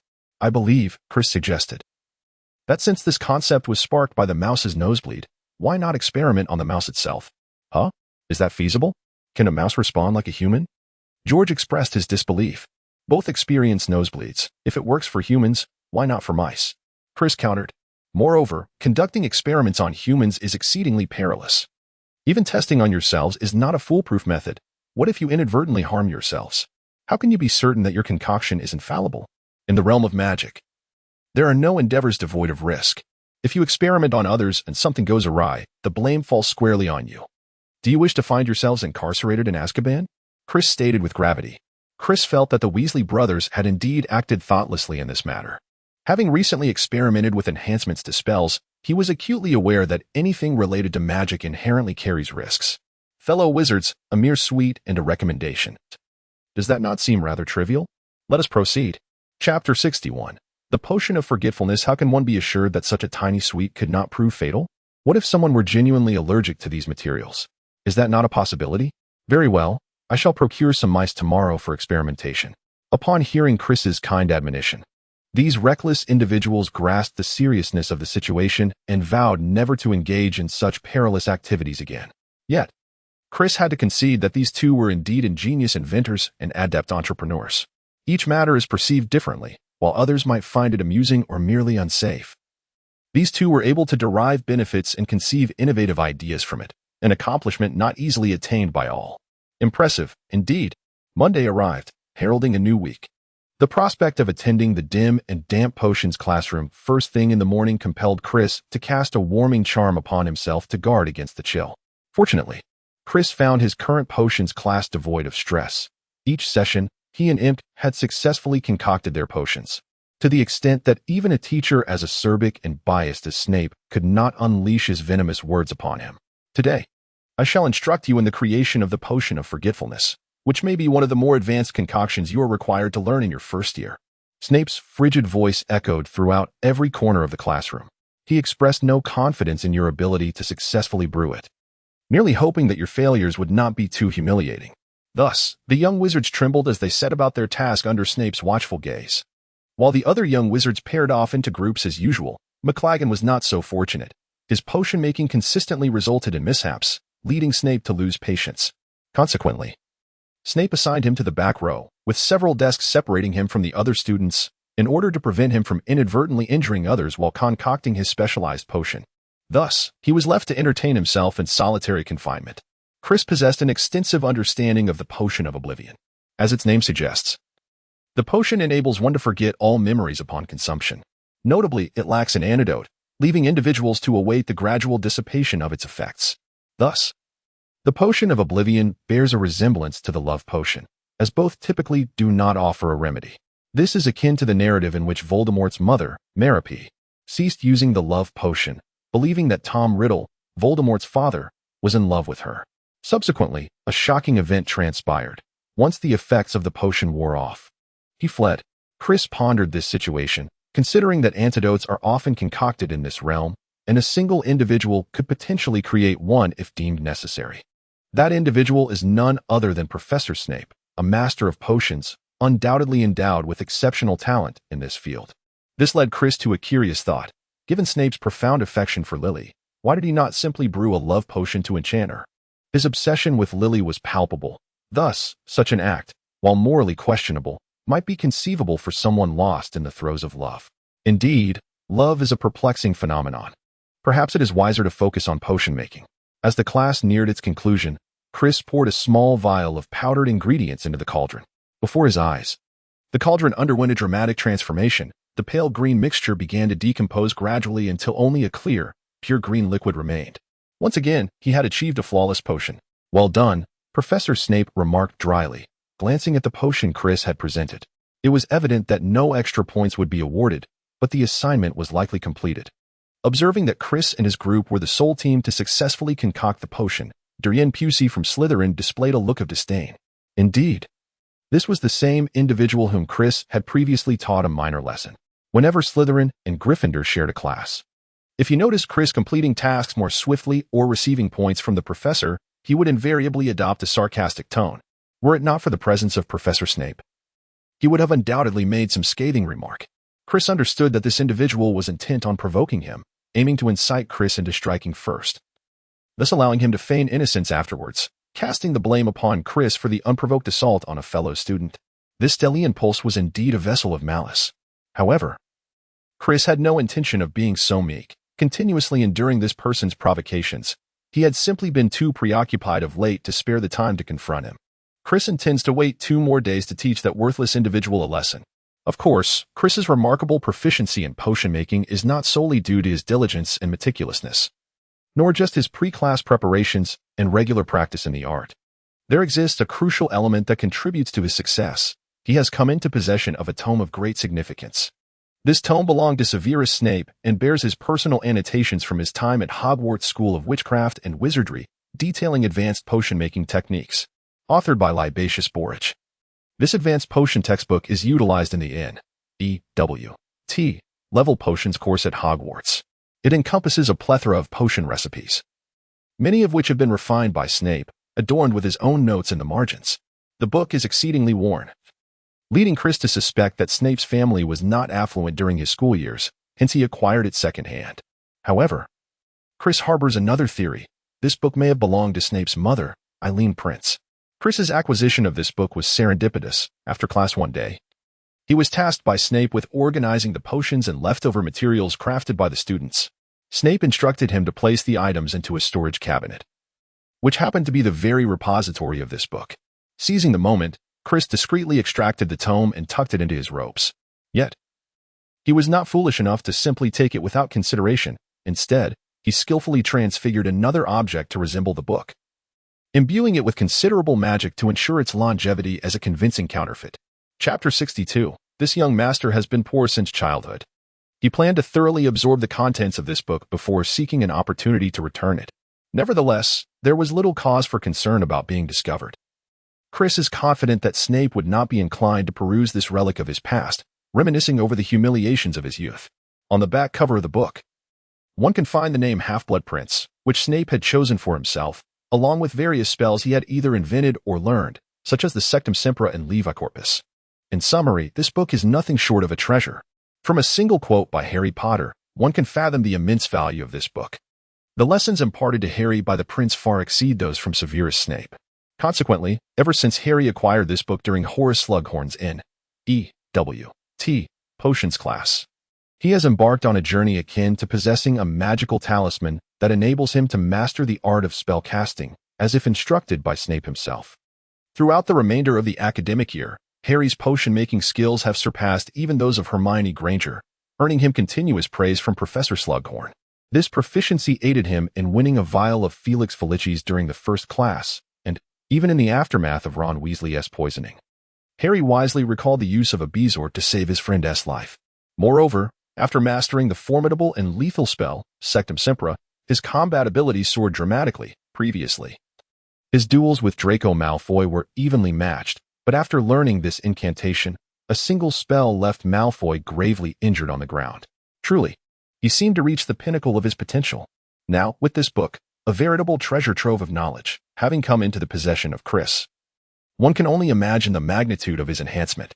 Currently, Chris has only begun to grasp a portion of the potion-related knowledge, while other concepts remain somewhat elusive and profound. He understands that continued study and practice in the future will be essential for his growth. As for the spells, Chris has learned the methods of incantation but has yet to practice them. He believes that the knowledge he has already acquired can be revisited and refined later. As the magical realm remains relatively safe for the time being, provided he refrains from courting trouble. After class, Chris gathered his belongings and intended to accompany him to the Great Hall for a meal. At that moment, the Slytherin, Darian Pusey, strutted flamboyantly past Chris. Chris and his companions could distinctly hear the clinking of coins in the man's pocket. Wow, this fellow is quite wealthy, Chris couldn't help but think. Hey, Red, where are you headed? Dorian Pusey inquired, blocking their path. Chris gazed at the contemptible expression of the fellow before him, his irritation barely contained. I suppose your opinion is of little consequence here, isn't it? Pusey, instead of wasting time on idle chatter, perhaps you should safeguard your galleons, lest you find them lost one day. He chuckled, but I doubt you need to worry about that. Though raised in modest circumstances with merely 6 estates and a handful of servants, I pride myself on my integrity, far exceeding the fade of a well-mannered student that you project. Delrian Pusey flicked the fabric of his custom-made waterproof robe from the elegant wizarding attire shop, disdain evident in his voice. Oh, so you think wealth makes you superior? Is it not true that this week we have a Quidditch match between Gryffindor and Slytherin? Why not wager on which of our houses will emerge victorious? Excellent proposal. I was just contemplating the same. What terms do you suggest? Delrian's interest piqued at Chris's willingness to bet on the Quidditch match. Given your modest background, I won't press you too hard. Let us wager 200 galleons each. Surely, you can manage that amount? Chris replied with a smile. 200 galleons is hardly a concern for me. I shall wager on Slytherin's victory. Then I shall bet on Gryffindor. Just be sure to honor your debt should you lose. Chris remarked, casting a glance at Delrian. Rest assured, I will not renege. I only hope you do not speak carelessly. Should you fail to produce those 200 galleons, you shall face the consequences. Delrian retorted, a hint of anger in his eyes at Chris's perceived disdain. Very well, let us see what fate holds. Chris, undeterred, turned and walked away with ink in tow. Haha. I am certain of victory. With Gryffindor at the helm, your confidence is misplaced.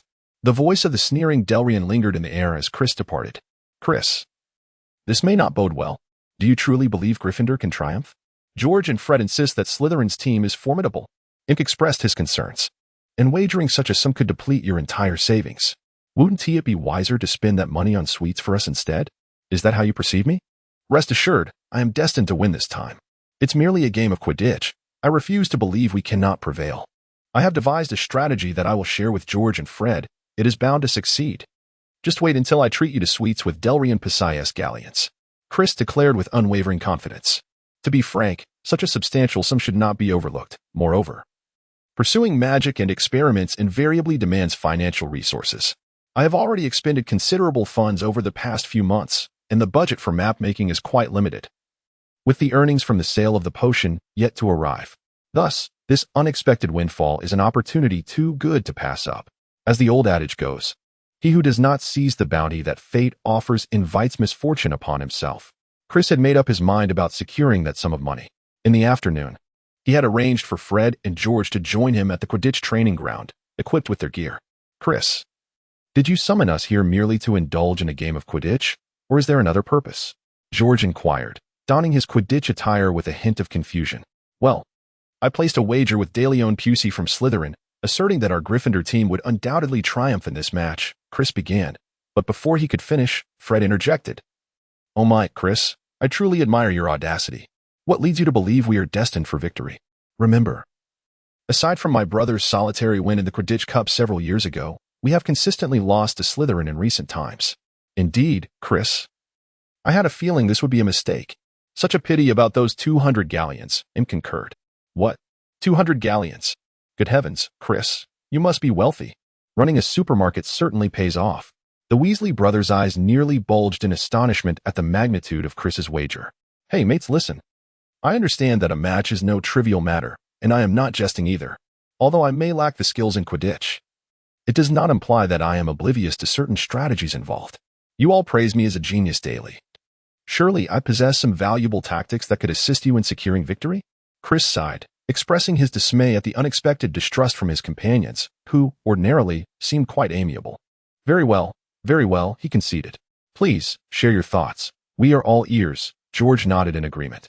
"You see, you two are designated batters, are you not? Your primary responsibility as batters is to wield the bat in order to shield your teammates from the oncoming rogue balls.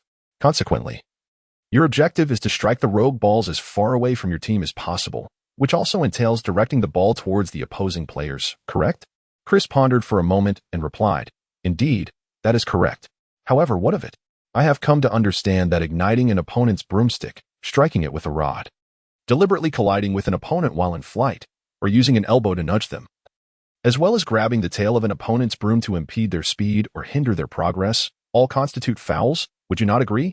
"Yes, indeed," came the affirmation. "Thus, I believe we might consider a different approach." At this point, Chris lowered his voice slightly. "A different approach? What precisely do you mean?" Fred inquired with keen interest. "I have been contemplating alternative methods. Have you heard of the Transylvanian feint? I am familiar with that. I encountered it in a book on Quidditch. It was first introduced during the Quidditch World Cup of 1473. The maneuver is executed to confuse or distract opposing players by feigning a punch aimed at their nose. As long as one does not make contact with the nose, the tactic is deemed legal. However, executing such a move accurately while on a flying broomstick is no easy feat," exclaimed the stout imp, brimming with enthusiasm for this specialized knowledge. "We are aware of that, yet its implementation poses a challenge. A misstep could lead to a foul. Although we are not averse to fouls, as the Slytherin lot are notorious for them, we certainly must retaliate." "Indeed, I understand," Chris replied. "Thus, this is merely one of several strategies. There is also another option. Are you not both quite adept at aiming?" Chris nodded and then inquired. "Indeed, if the two of us collaborate, the probability of sending the incoming ball soaring away is quite high," George replied. "Therefore, I wonder if you could strike the wandering ball directly onto the cursed flying ball, thereby causing it to collide with the Slytherin players and knock them down. Even if we cannot succeed in that endeavor, we could still disrupt their actions." Chris tentatively expressed his uncertainty regarding the feasibility of this approach. "Well, this idea is quite brilliant. I believe we might be able to give it a try," he continued. "I can lure over the Slytherins and then seize the opportunity to strike. Indeed, even if we cannot defeat them outright, we could disrupt the match and interfere with their play. Perhaps we could even thwart the Slytherin seeker when he attempts to catch the golden snitch, thereby creating an opportunity for our Gryffindor seeker. Absolutely, this is simply splendid. My brother Charlie is set to graduate from Hogwarts this year, and his desire is to secure another Quidditch trophy in his final year. Oh, Chris, you are truly remarkable. This strategy not only adheres to the rules but also enhances our chances of winning the match. Bravo. Indeed, I never imagined you could propose such an excellent suggestion, Chris. You truly are a genius among us Gryffindors." George and Fred found this plan exceedingly viable, and thus accolades flowed freely from their lips. Chris let out a sigh of relief, uncertain whether the approach he conceived would prove effective. After all, this method was highly practical. It was not merely a theoretical notion that could be resolved through idle speculation. Success hinged upon the ability of the batsmen to execute it themselves. One must acknowledge that it was fortunate that George and Fred, the twin brothers, were the batsmen. Not only did they possess commendable skills, but they also shared an unspoken understanding, a remarkable synergy between them. Chris was confident that on the Quidditch pitch, they would perform exceptionally well together, especially with their captain, Charlie Weasley, whose skills were commendable. Thus, success seemed inevitable. The two began an intensive training regimen, honing their technique on the field. Initially, they could only strike stationary objects. But as time passed, the chubby imp joined their efforts, albeit as a mere target. The Weasley twins instructed him to fly slowly around the pitch, testing their aim against him. It must be said, poor imp was somewhat pitiful, though their accuracy was not stellar. There were occasions when George and Fred mercilessly knocked him off his broom. Fortunately, Chris was always on standby below, ready to catch him with a levitation charm whenever he fell. They trained diligently throughout the afternoon, and although they had yet to reach their desired standard, significant progress was evident. One could only imagine how touched Charlie Weasley, the captain of Gryffindor's Quidditch team, would be to know that his teammates and brothers were taking the initiative to train during their spare time. Throughout that week, besides their regular training, Imk and Chris assisted the Weasley twins, proving to be quite a challenge for the duo. However, as new members of the team, they lacked practical experience and were eager to secure victory for their brother in the upcoming match. Their teamwork improved steadily, and the frequency of Imp being knocked down had increased substantially. Chapter 64. The match begins. Of course, this could be attributed to Imp's novice flying skills. It would be a different story altogether with more seasoned players. After a week of reflection, Chris began to question whether he had acted too impulsively, blinded by the allure of gold, leading him to devise a scheme to deceive Delrian Purse. This endeavor could very well backfire. The unpredictability of the arena meant that a single misstep could spell disaster. Alas, the die had been cast. At the very least, he would face the consequences when the time came. On Saturday morning, Chris rose early. As Hogwarts entered November, the weather had turned exceptionally frigid. And being sensitive to the cold, Chris was reluctant to get out of bed. However, there was no choice. At 9 o'clock that morning, the match between Gryffindor and Slytherin awaited him. Clad in a trench coat and tightly wrapped in a scarf, Chris arrived at the Quidditch pitch. From this vantage point, one could discern the great mountains surrounding the school, shrouded in a gray mist and blanketed in ice and snow, while the lake's surface resembled tempered steel, cold and unyielding. The match had yet to commence, and Chris spotted Hagrid, his entire frame enveloped in a lengthy moleskin coat, adorned with rabbit fur gloves and colossal beaver fur boots, wielding a large broom as he tidied up the Quidditch arena. "Hey, Hagrid, how have you been lately?" Chris greeted him with enthusiasm. "Oh, it's you, Chris. Good morning. What brings you here so early?" Hagrid paused in his tasks to inquire. "Today is Gryffindor's match, and it's my first time witnessing a Quidditch game in person. So I'm quite excited to be here early." "Haha, I see. I remember when I attended Hogwarts. I, too, arrived early for every Quidditch match. I even aspired to join the Quidditch team and participated in the tryouts in my second year, but alas, my physique rendered me rather clumsy on a broom, and I was regretfully eliminated." Hagrid chuckled. "Wow, I didn't realize you had such an interest in Quidditch," Chris remarked, a bit taken aback, as he had no recollection of this facet of Hagrid's past. "Indeed, haha," Hagrid smiled, choosing not to elaborate further, hinting at a story untold. Of course, Chris, not one to pry excessively, engaged in light conversation before making his way to the Gryffindor stands. To enhance his viewing experience, he had brought along a pair of binoculars.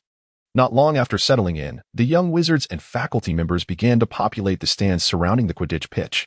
Many students, like Chris, had also brought binoculars. For although the seats were elevated, it was sometimes still challenging to discern the unfolding events of the match. Through his telescope, Chris observed the students of Slytherin adorned with green emblems, brandishing flags emblazoned with the serpent of Slytherin, while others held aloft a massive banner that shimmered with a spectrum of colors. In stark contrast, the Gryffindor Lions proudly displayed their red badges, their own banner roaring with the fierce spirit of the house. Naturally, Chris had also received a small flag, procured by Imp from some unknown source. "Hello, dear friends. Welcome to the first match of the year, featuring the Quidditch showdown between Gryffindor and Slytherin. Let us now welcome our two teams to the field," exclaimed an anonymous Gryffindor commentator. The atmosphere instantly ignited with enthusiasm as the young wizards fervently cheered for their respective houses, many excitedly waving their flags in the air. Amidst the cacophony of cheers, the Gryffindor team, clad in their striking red Quidditch uniforms, and the Slytherin team, draped in green, soared onto the pitch on their enchanted broomsticks, inciting another wave of raucous applause and cheers. "Oh, behold our Gryffindor team," the commentator bellowed. "This Gryffindor squad undoubtedly represents the elite of the elite." The Weasley brothers, Charlie, George, and Fred, formed the core of this team, with one seeker and two beaters among them.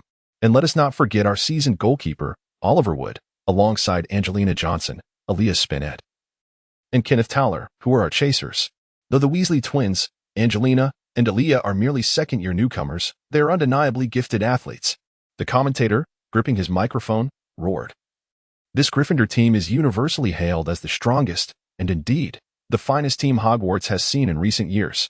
Clearly, the Gryffindor commentator exhibited a bias towards his own house, extolling the team's virtues to the heavens. Chris mused that the team seemed almost an extension of the Weasley family. With the captain hailing from their lineage and two beaters also carrying the Weasley name, one could not deny the Quidditch prowess possessed by these red-haired individuals. Meanwhile, the Slytherin students, upon hearing the commentator's introduction, scoffed in derision, asserting their own superiority as they had claimed the Quidditch Cup more times than any other house in recent years. However, the commentator paid little heed to such details as he continued, "Now, let us turn our attention to the Slytherin team. Look at their captain. It appears he has indulged in ample potions, for he is both tall and robust, evidently aiming to triumph through sheer strength. Among the Slytherin team, there is the Seeker, Terrence Higgs, who is undeniably impressive, showcasing remarkable flying skills. Look, Marcus Flint, the chaser from his team, has just made a face to intimidate the opposing Gryffindor player. Shouldn't the referee penalize him immediately?" The commentator, having observed Flint's antics, promptly inquired with the referee. Regrettably, his question elicited no response from Madame Hooch, evidently accustomed to his frequent provocations. "Oh, enough with the delays. Let us commence."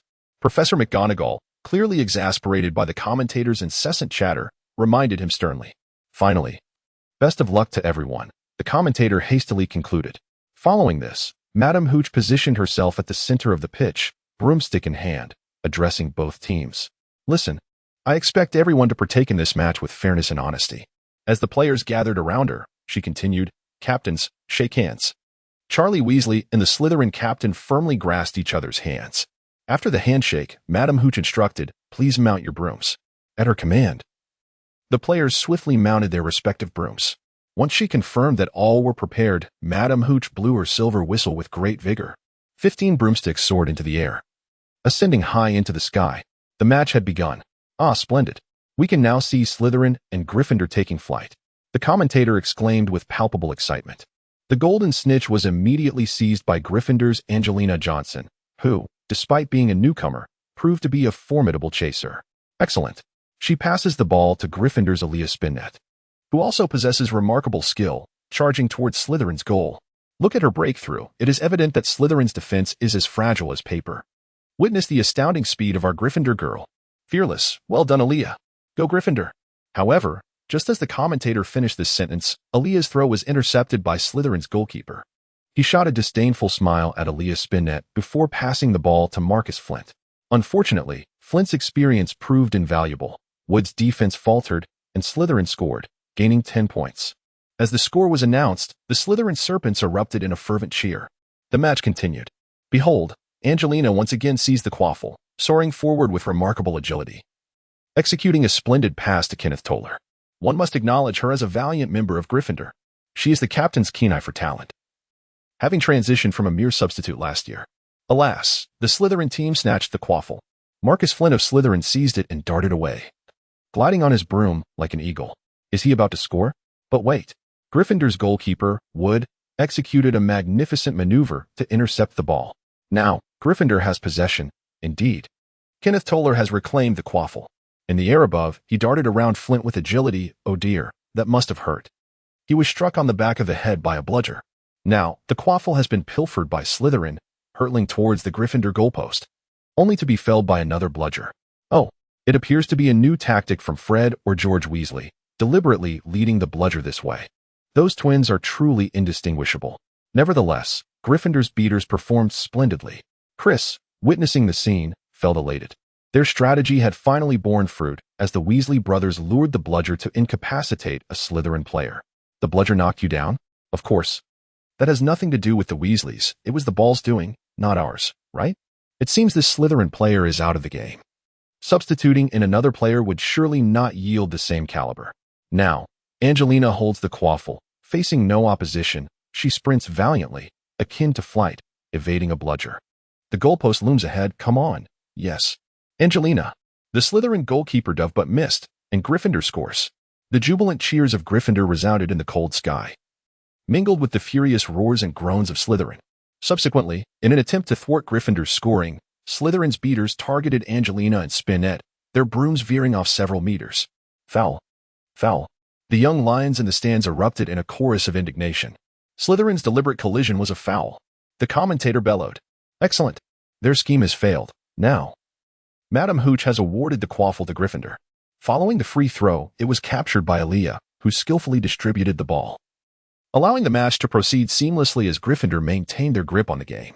Alas, Slytherin intercepted once more. Flint seized the quaffle and, oh dear, he was struck squarely in the face by a bludger. Yet, he retained possession of the ball, perhaps jesting that it might fracture his nose.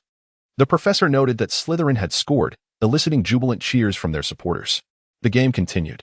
George and Fred incessantly employed tactics to create distractions. The feints inspired by Transylvania proved quite effective. To divert the attention of the Slytherin players, they frequently approached them, mimicking the motion of throwing a punch aimed at their noses. However, the endeavor was perilous, as George narrowly avoided tumbling from his broomstick moments ago. As time elapsed, the score between Gryffindor and Slytherin reached 30-80. Indeed, Gryffindor struggled against the cunning and treacherous Slytherins, although George and Fred exerted considerable effort. The match was not akin to their usual training sessions. Furthermore, it was their inaugural appearance on the field. Achieving such a performance was commendable, and no one could fault them. Chris, witnessing the unfolding situation, felt a surge of anxiety, wishing he could step in for them. Yet, the reality remained unchanged. The hope for Gryffindor's victory hinged solely on whether Charlie Weasley could seize the golden snitch.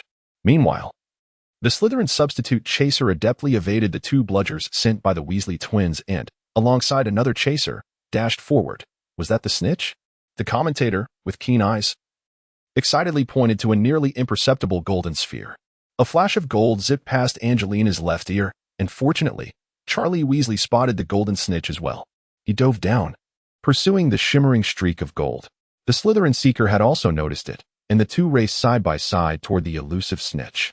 The chasers seemed to have momentarily forgotten their own roles, hovering in midair, transfixed by the spectacle. Clearly, Charlie, as captain, was faster. The small, winged orb darted ahead, and he accelerated with fervor. Charlie Weasley was on the verge of capturing it. Suddenly, a voice echoed behind him. Stop. Give me the money. Accompanied by an uproar of angry shouts from below, where the Gryffindors stood. However, he could not afford to be distracted. The golden snitch was his sole focus. With remarkable ease, Charlie grasped the snitch, raising it triumphantly above his head. Turning back, he noticed Marcus Flint from Slytherin had plummeted to the ground. It turned out he had deliberately collided with Charlie to prevent him from catching the snitch. In that critical moment, George and Fred executed their tactical maneuver with impeccable timing. First, George sent a bludger crashing into the quaffle that Slytherin intended to throw toward the goal, directing it toward Flint's position. Fred was already poised to act. He struck another bludger, propelling it accurately, and it struck the nefarious Flint. One must admit, united as brothers, victory in Quidditch was assured. Foul. Foul. The Slytherins protested vehemently. Yet Madam Hooch disregarded their claims. The Weasley twins had breached no rules, and thus Gryffindor triumphed with a score of 180-80. The young wizards of Gryffindor celebrated their team's victory, enthusiastically waving their flags. Imk, beside Chris, was even more exhilarated.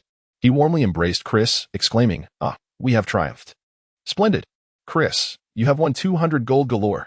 Chris was brimming with excitement, still somewhat in disbelief as he beheld the Weasley twins being hoisted into the air by their brother Charlie and a throng of supporters. They had triumphed.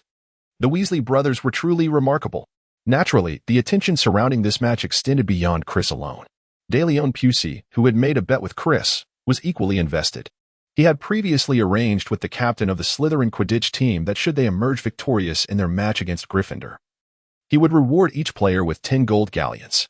Thus, each time Slytherin scored, he would leap from his seat, roaring in exhilaration.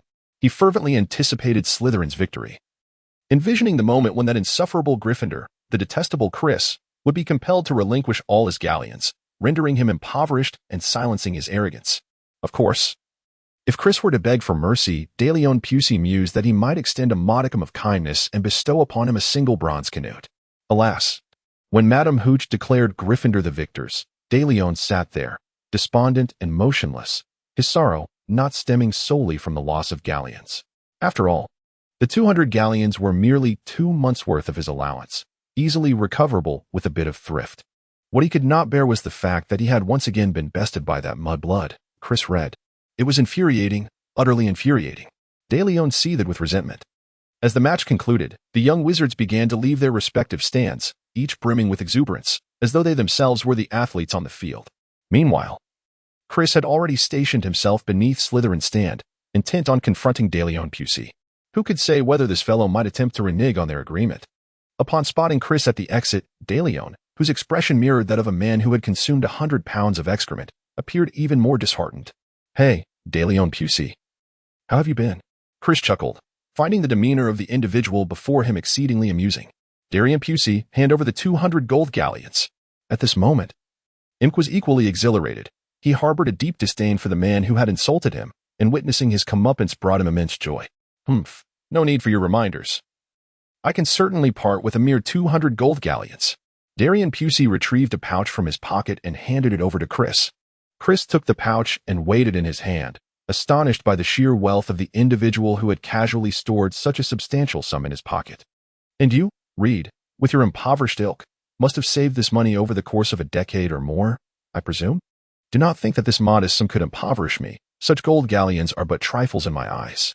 Our paths shall remain intertwined, unchanging as the mountains and flowing waters," declared De Leon Pusey with a feigned air of menace. "Haha, indeed. How could we possibly compare ourselves to one of your modest upbringing? Young Pusey, do you remember us when you encounter such fortuitous circumstances in the future?" Chris, having received the money, was in high spirits and could not resist teasing him. "Humph. Just wait and see." De Leon Pusey's irritation grew as he observed Chris's increasingly brazen demeanor. However, surrounded by a crowd, he felt it unwise to linger further, and with a reluctant retort, he departed. "Haha, let us return and celebrate with George and Fred." Chris chuckled, watching the retreating figure of the young lad alongside Imp. Upon Chris and Imp's return to the Gryffindor common room, they found the students exuberantly chanting the name of Weasley. The young wizards were thrilled by Gryffindor's victory. On the common room table, a modest spread of cake and meat pies was laid out, alongside a large barrel of butterbeer, the source of which remained a mystery. Possibly a generous contribution from an upperclassman.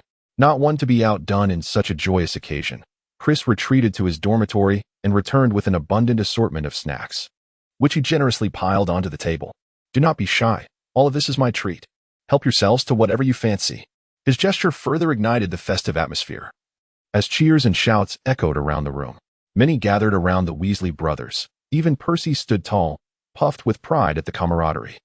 Chris also approached to extend his congratulations. George and Fred's brother Charlie, upon seeing Chris, warmly shook his hand and said, "Well done, Chris. I've heard from George and Fred that if it weren't for your brilliant strategy, I might never have caught the golden snitch." "Thank you," Chris humbly replied. "Oh, not at all. I merely played a trivial role. It was primarily their agility and teamwork that shone through, along with your own skills. Your Quidditch prowess is truly remarkable. You are the rightful heroes." Chris humbly stated that he was merely seeking a bit of money and had no desire for fame, suggesting that such pursuits were better left aside. In Chapter 67, Butterbeer brings me joy. "Oh, you are far too modest. Fred and George had already informed me that you are a paragon among our Gryffindor newcomers. Indeed, not only are you exceptionally talented, but your humility is commendable," Charlie Weasley remarked with a grin. "Would you be interested in joining our Gryffindor Quidditch team next semester? Although I will be graduating next year, my capable assistant Wood is poised to take over as captain of the Gryffindor team. I merely need to mention it to him. I trust that your flying skills must be quite impressive as well." Charlie Weasley continued to inquire. Let me ponder that for a moment. However, my friend Imblesko is eager to join our Quidditch team. Perhaps we could extend an opportunity to him instead?" Chris was acutely aware of his limitations. Thus he politely declined the offer, choosing to express his hesitance in a more nuanced manner, stating that he wished to contemplate the matter further. However, he was cognizant of the fact that the pudgy boy had long harbored aspirations to participate in the Quidditch matches, so he introduced Imk, who was seated beside him. To Charlie, "Is that so? What a pity. I truly believe you would excel as a Quidditch player, Chris." Charlie, perceptive as ever, discerned the subtext in Chris's words. Yet he understood that one cannot coerce someone unwilling. He then turned his attention to Imk. "Hello, it is a pleasure to meet you. Imk, you should consider trying out for the Quidditch team next year. Who knows, you might just become an outstanding chaser." Charlie's words filled Imk with immense joy, rendering him momentarily speechless with excitement. After a prolonged gaze at Charlie, Imk finally stammered, "Me? Really? Can I truly do that? I will definitely participate in the tryouts." "Excellent. I look forward to hearing good news from you," Charlie responded with a smile. "Hey, Chris, would you care for a glass of butterbeer? It is absolutely delightful." Fred, grinning after conversing with several girls, approached Chris with a mug of butterbeer. "Oh, sure. I have never tried this before. I have been eager to do so. Can it make one intoxicated?" Chris examined the butterbeer handed to him by George and inquired. "Well, I'm not entirely sure. We have never gotten drunk from it." George replied. "All right then." Chris took a delicate sip of the butterbeer in his hand. "Goodness, the flavor is delightful. Wizards certainly know how to indulge. This butterbeer is sweet, with a creamy caramel essence dancing upon the palate. However, it appears to contain alcohol, albeit at a lower proof than typical beer." Chris could sense that the sweetness of the cream effectively subdued the bitterness of the beer, leaving only a rich aroma to savor. It was delightful, truly delightful. In the future, one could alternate between milk tea and butterbeer. However, this particular beverage proved difficult to procure, as it seemed that underage wizards were not permitted to purchase it.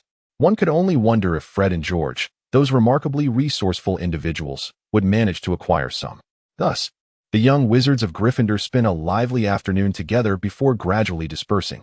Chris returned to his bedroom, feeling quite fatigued. It must be said that he had been rather weary lately. Today, he truly did not wish to study. After all, balance between work and rest is essential, and children ought to indulge in a bit more relaxation. In the following weeks, all subjects progressed steadily. Potions class was, of course, an exception. As Chris delved deeper into Snape's textbook, his proficiency in potion-making steadily advanced. Every potion he concocted during class was flawless, leading Snape to consistently exempt him from homework assignments. During this time, Imk, who was paired with Chris, also performed admirably in potion-making. However, the audacity of this chubby boy to forego his homework in an attempt to test Snape resulted in predictable consequences. He was sentenced to a week's confinement. This only served to amplify the astonishment surrounding Chris. It was indeed remarkable for a Gryffindor student to garner such favor from Snape. Naturally, this fueled the envy of Dorian Pusey even further. Yet, he lacked any effective strategy, as it was uncertain whether he could best Chris in a confrontation.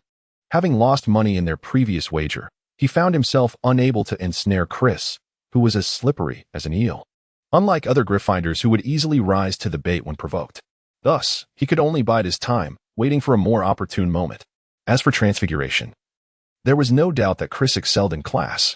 Having submitted his paper, Professor McGonagall commended his work, astonished that Chris had successfully improved the transformation spell, achieving significantly better results than before. Such an outstanding student brought her immense satisfaction. She had initially expected Chris to merely discuss the transformation spell and share his conjectures, never anticipating he would reach such a level of accomplishment.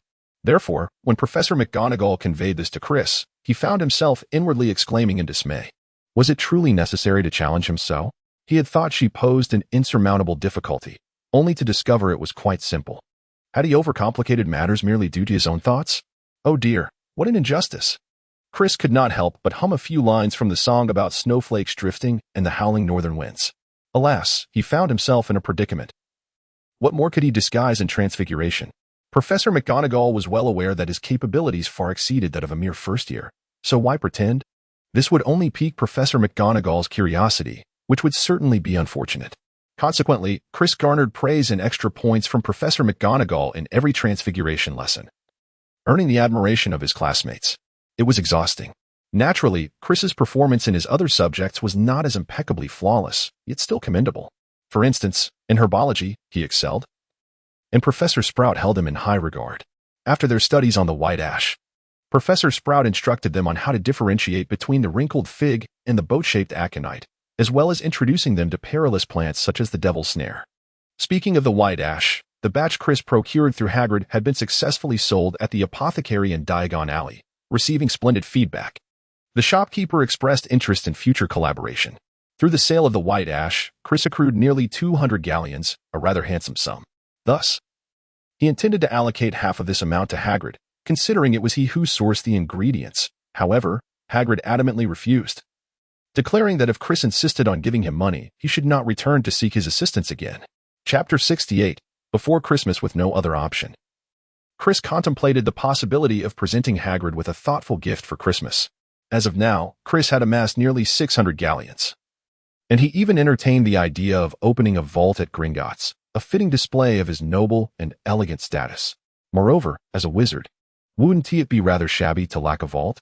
Although Chris was not particularly fond of the greedy goblins, having a secure place to store his wealth was appealing, as he seldom required such a vast amount of galleons in his daily life. Money, after all, could always be earned. Chris believed that during his years at Hogwarts, he could accumulate a substantial fortune.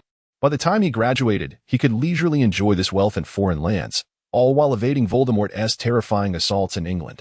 Surely, that would be splendid. Thus, as the enriching academic life unfolded, the time drew near to mid-December, and the skies over England began to snow, soon cloaking Hogwarts in a pristine white blanket. The weather here was always capricious, marked by frequent rain and snow. Chris had always been sensitive to the cold. Yet the chill of Hogwarts, nestled in the mountains, was far more biting than that of the city. Thus, he found himself unaccustomed to the necessity of donning several thick sweaters each day in this frigid weather. Although the Gryffindor common room and the Great Hall were ablaze with roaring fires, the corridors, which were swept by drafts, became painfully cold, and the classroom windows rattled under the assault of the biting winds.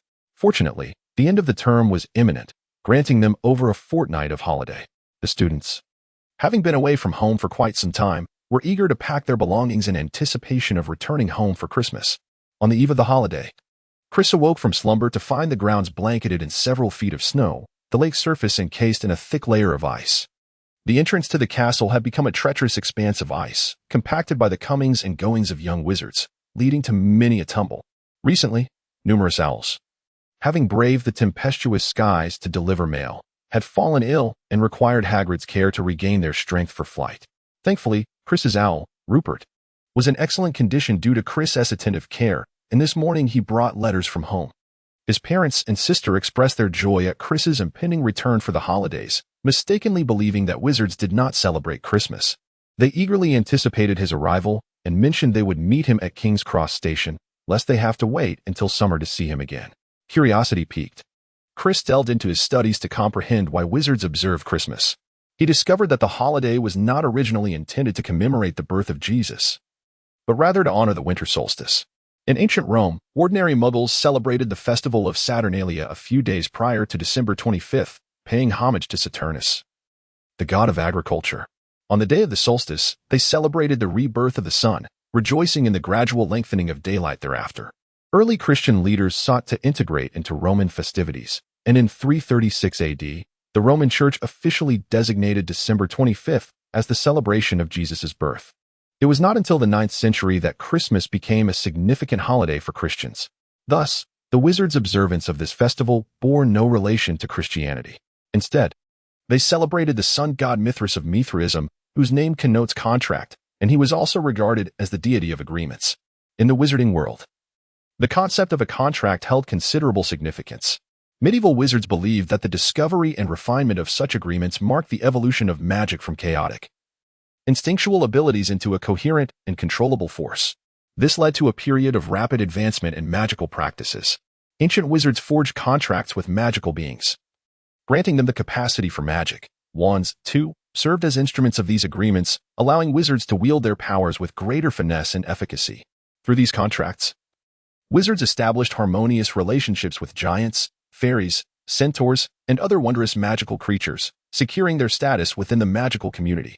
Even today, spells like the Unbreakable Vow represent such contracts, as do house elves serving their masters, all signifying the enduring presence of agreements. As for why Muggles celebrated this holiday, it stemmed from the close ties between the British magical community and the Roman Empire around the turn of the era. Mithraism spread throughout the Roman Empire circa the 1st century BC, and thus, the festivals of ancient Rome were largely influenced by the traditions passed down from wizards.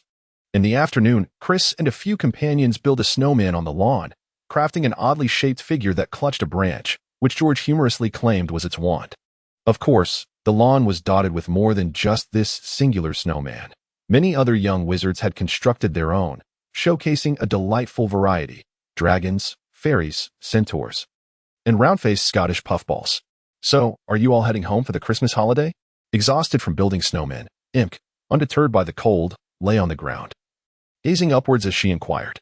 Indeed, returning home for the holidays, my mother will prepare a sumptuous Christmas dinner, Fred and George replied without a moment's hesitation.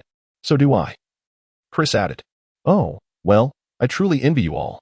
My holiday will be spent solely at school, the chubby boy spoke slowly.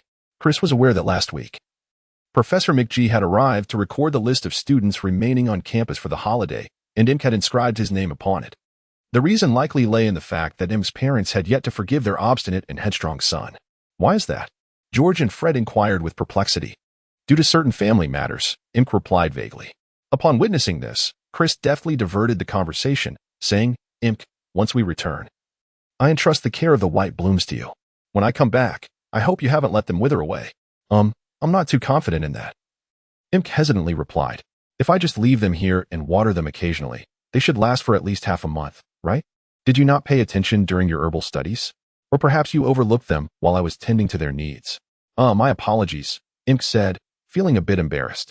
Chris sighed and patiently spoke to him at length. Chapter 69. Home is the greatest gift. On this day, the Christmas holiday began. Chris had already packed his luggage, ready to embark at any moment. However, poor Imk sat at the table, clutching a quill, in anguish as he tugged at his hair. It was evident that he was laboring over his holiday assignment. Indeed, the professors had cruelly burdened the young wizards with a plethora of homework. Truly, could my situation be so dire? Not only was I left all alone, but with such an overwhelming amount of work. Would I even be able to enjoy a proper Christmas? Implemented as he gazed at the parchment, where only 2 lines of his essay were written. Imk, do not despair. I shall present you with an unexpected Christmas gift. Chris chuckled, acknowledging that the volume of assignments during the Christmas holiday was indeed considerable. And he was not exempt from this burden. In fact, half of his suitcase was filled with books and homework. Oh, Chris, that sounds rather delightful. Perhaps this is my sole consolation, Imk remarked, her interest slightly piqued at the mention of gifts. As the time to depart approached, Chris arranged to travel to the station with several brothers from the Weasley family. What about Percy? Isn't he returning home? Chris spotted the Weasley twins, Charlie and Fred, but was notably missing Percy. Oh, don't mention him. Percy claims he is entering his 4th year next year, and this is a crucial time for him. His chances of becoming a prefect hinge on his performance this year and the next, so he insists on staying at school to study, George quipped. Not at all. Let me tell you, I've noticed he has been pestering that Ravenclaw girl, Penelope, to study in the library, the one who helped us buy the map, Chris. You know her, right? And then? Chris's curiosity was piqued. Well, based on my observations, this girl will be spending Christmas at Hogwarts, so you understand? Fred revealed a knowing smile that suggested mutual understanding. Oh, well, it seems this is really happening, Chris exclaimed. He truly hadn't anticipated Percy would be so keen on Penelope at this juncture. Wasn't it supposed to be during the summer of '92? Could it be that he had been pursuing her for over a year? Nevertheless, considering such a beautiful sister, it would be no surprise that many young wizards were taken with her. Indeed, Fred's subsequent remark confirmed Chris's suspicions. Not at all. He is just relentlessly trailing after her, utterly lacking in subtlety. I can distinctly sense Penelope's impatience. Ahem, all right, George, Charlie interjected.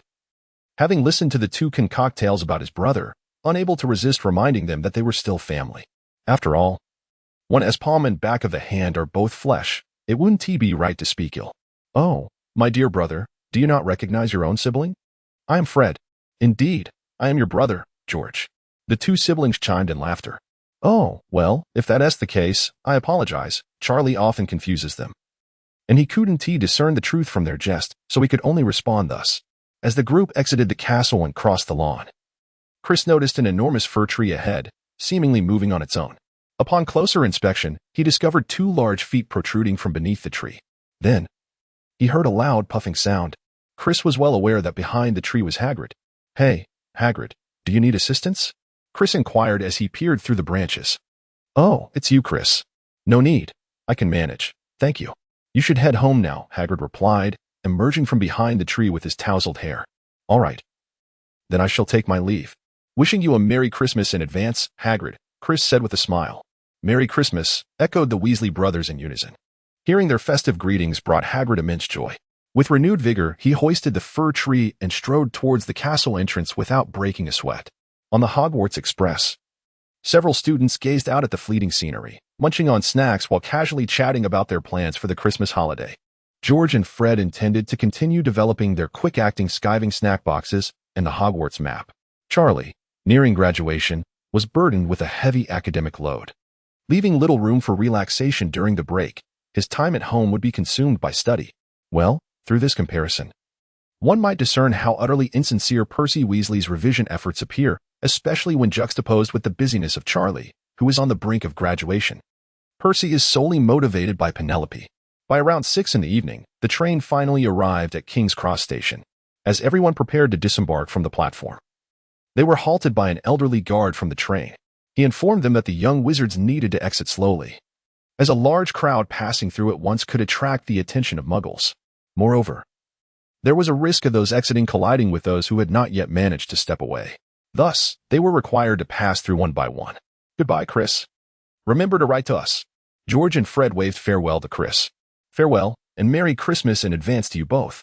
Chris waved back. Chris also noticed their mother, Molly, waiting for the group in the distance, perhaps poised to deliver a playful reprimand to the mischievous Weasley brothers. Meanwhile, Chris spotted his father, mother, and sister, who had been patiently waiting at King's Cross Station. With a beaming smile, Chris waved at his family and strode towards them. "Hey, it's been a while, Dad, Mom, and little sister," Chris exclaimed joyfully. "Humph, I don't want to see you," Diana retorted, pouting. "Oh, my dear son," his mother, Lisa, exclaimed, her eyes instantly glistening with tears as she enveloped him in a warm embrace. Chris sensed the intense emotions emanating from his mother, which caused a slight constriction in his heart. He softly uttered, "Mom, Merry Christmas." "Yes, my poor son, you have indeed lost quite a bit of weight." Lisa gently caressed Chris's cheek as she spoke.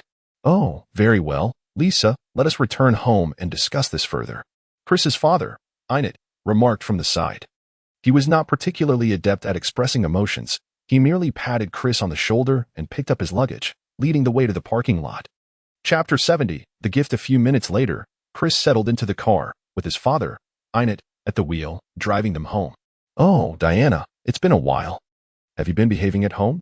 Chris reached out to ruffle his sister's hair. Diana attempted to evade him, but to no avail, enduring a couple of playful pats from Chris. "Hey, Chris, why do you always speak to me as if you're the adult? I'm only a year younger than you. Next year, I'll be off to Hogwarts too. And stop messing with my hair. It'll prevent me from growing tall," Diana complained. Einit, observing the sibling banter from the driver's seat, couldn't help but chuckle and queried Chris through the rearview mirror, "How's school treating you?" "Quite well, actually. I've made new friends. And the professors are all very kind to me," Chris replied without hesitation. "You did share the snacks I brought for you with your classmates, didn't you? Don't hoard them. It's important to be generous and share," Lisa, in the passenger seat, chimed in with a smile. "Oh, don't worry, Mom. You know me. I've always been very generous," Chris assured her. Throughout the journey, Chris animatedly recounted various amusing tales from Hogwarts, some of which he had mentioned in his letters and others that were new. After all, speaking about it in person was an entirely different experience. Listening to their son's astonishing stories, Einit and Lisa felt an overwhelming sense of longing. This was a world they had never witnessed, yet it was vividly unfolding in their son's life. Soon, their daughter would also embark on her journey at Hogwarts, filling their hearts with pride.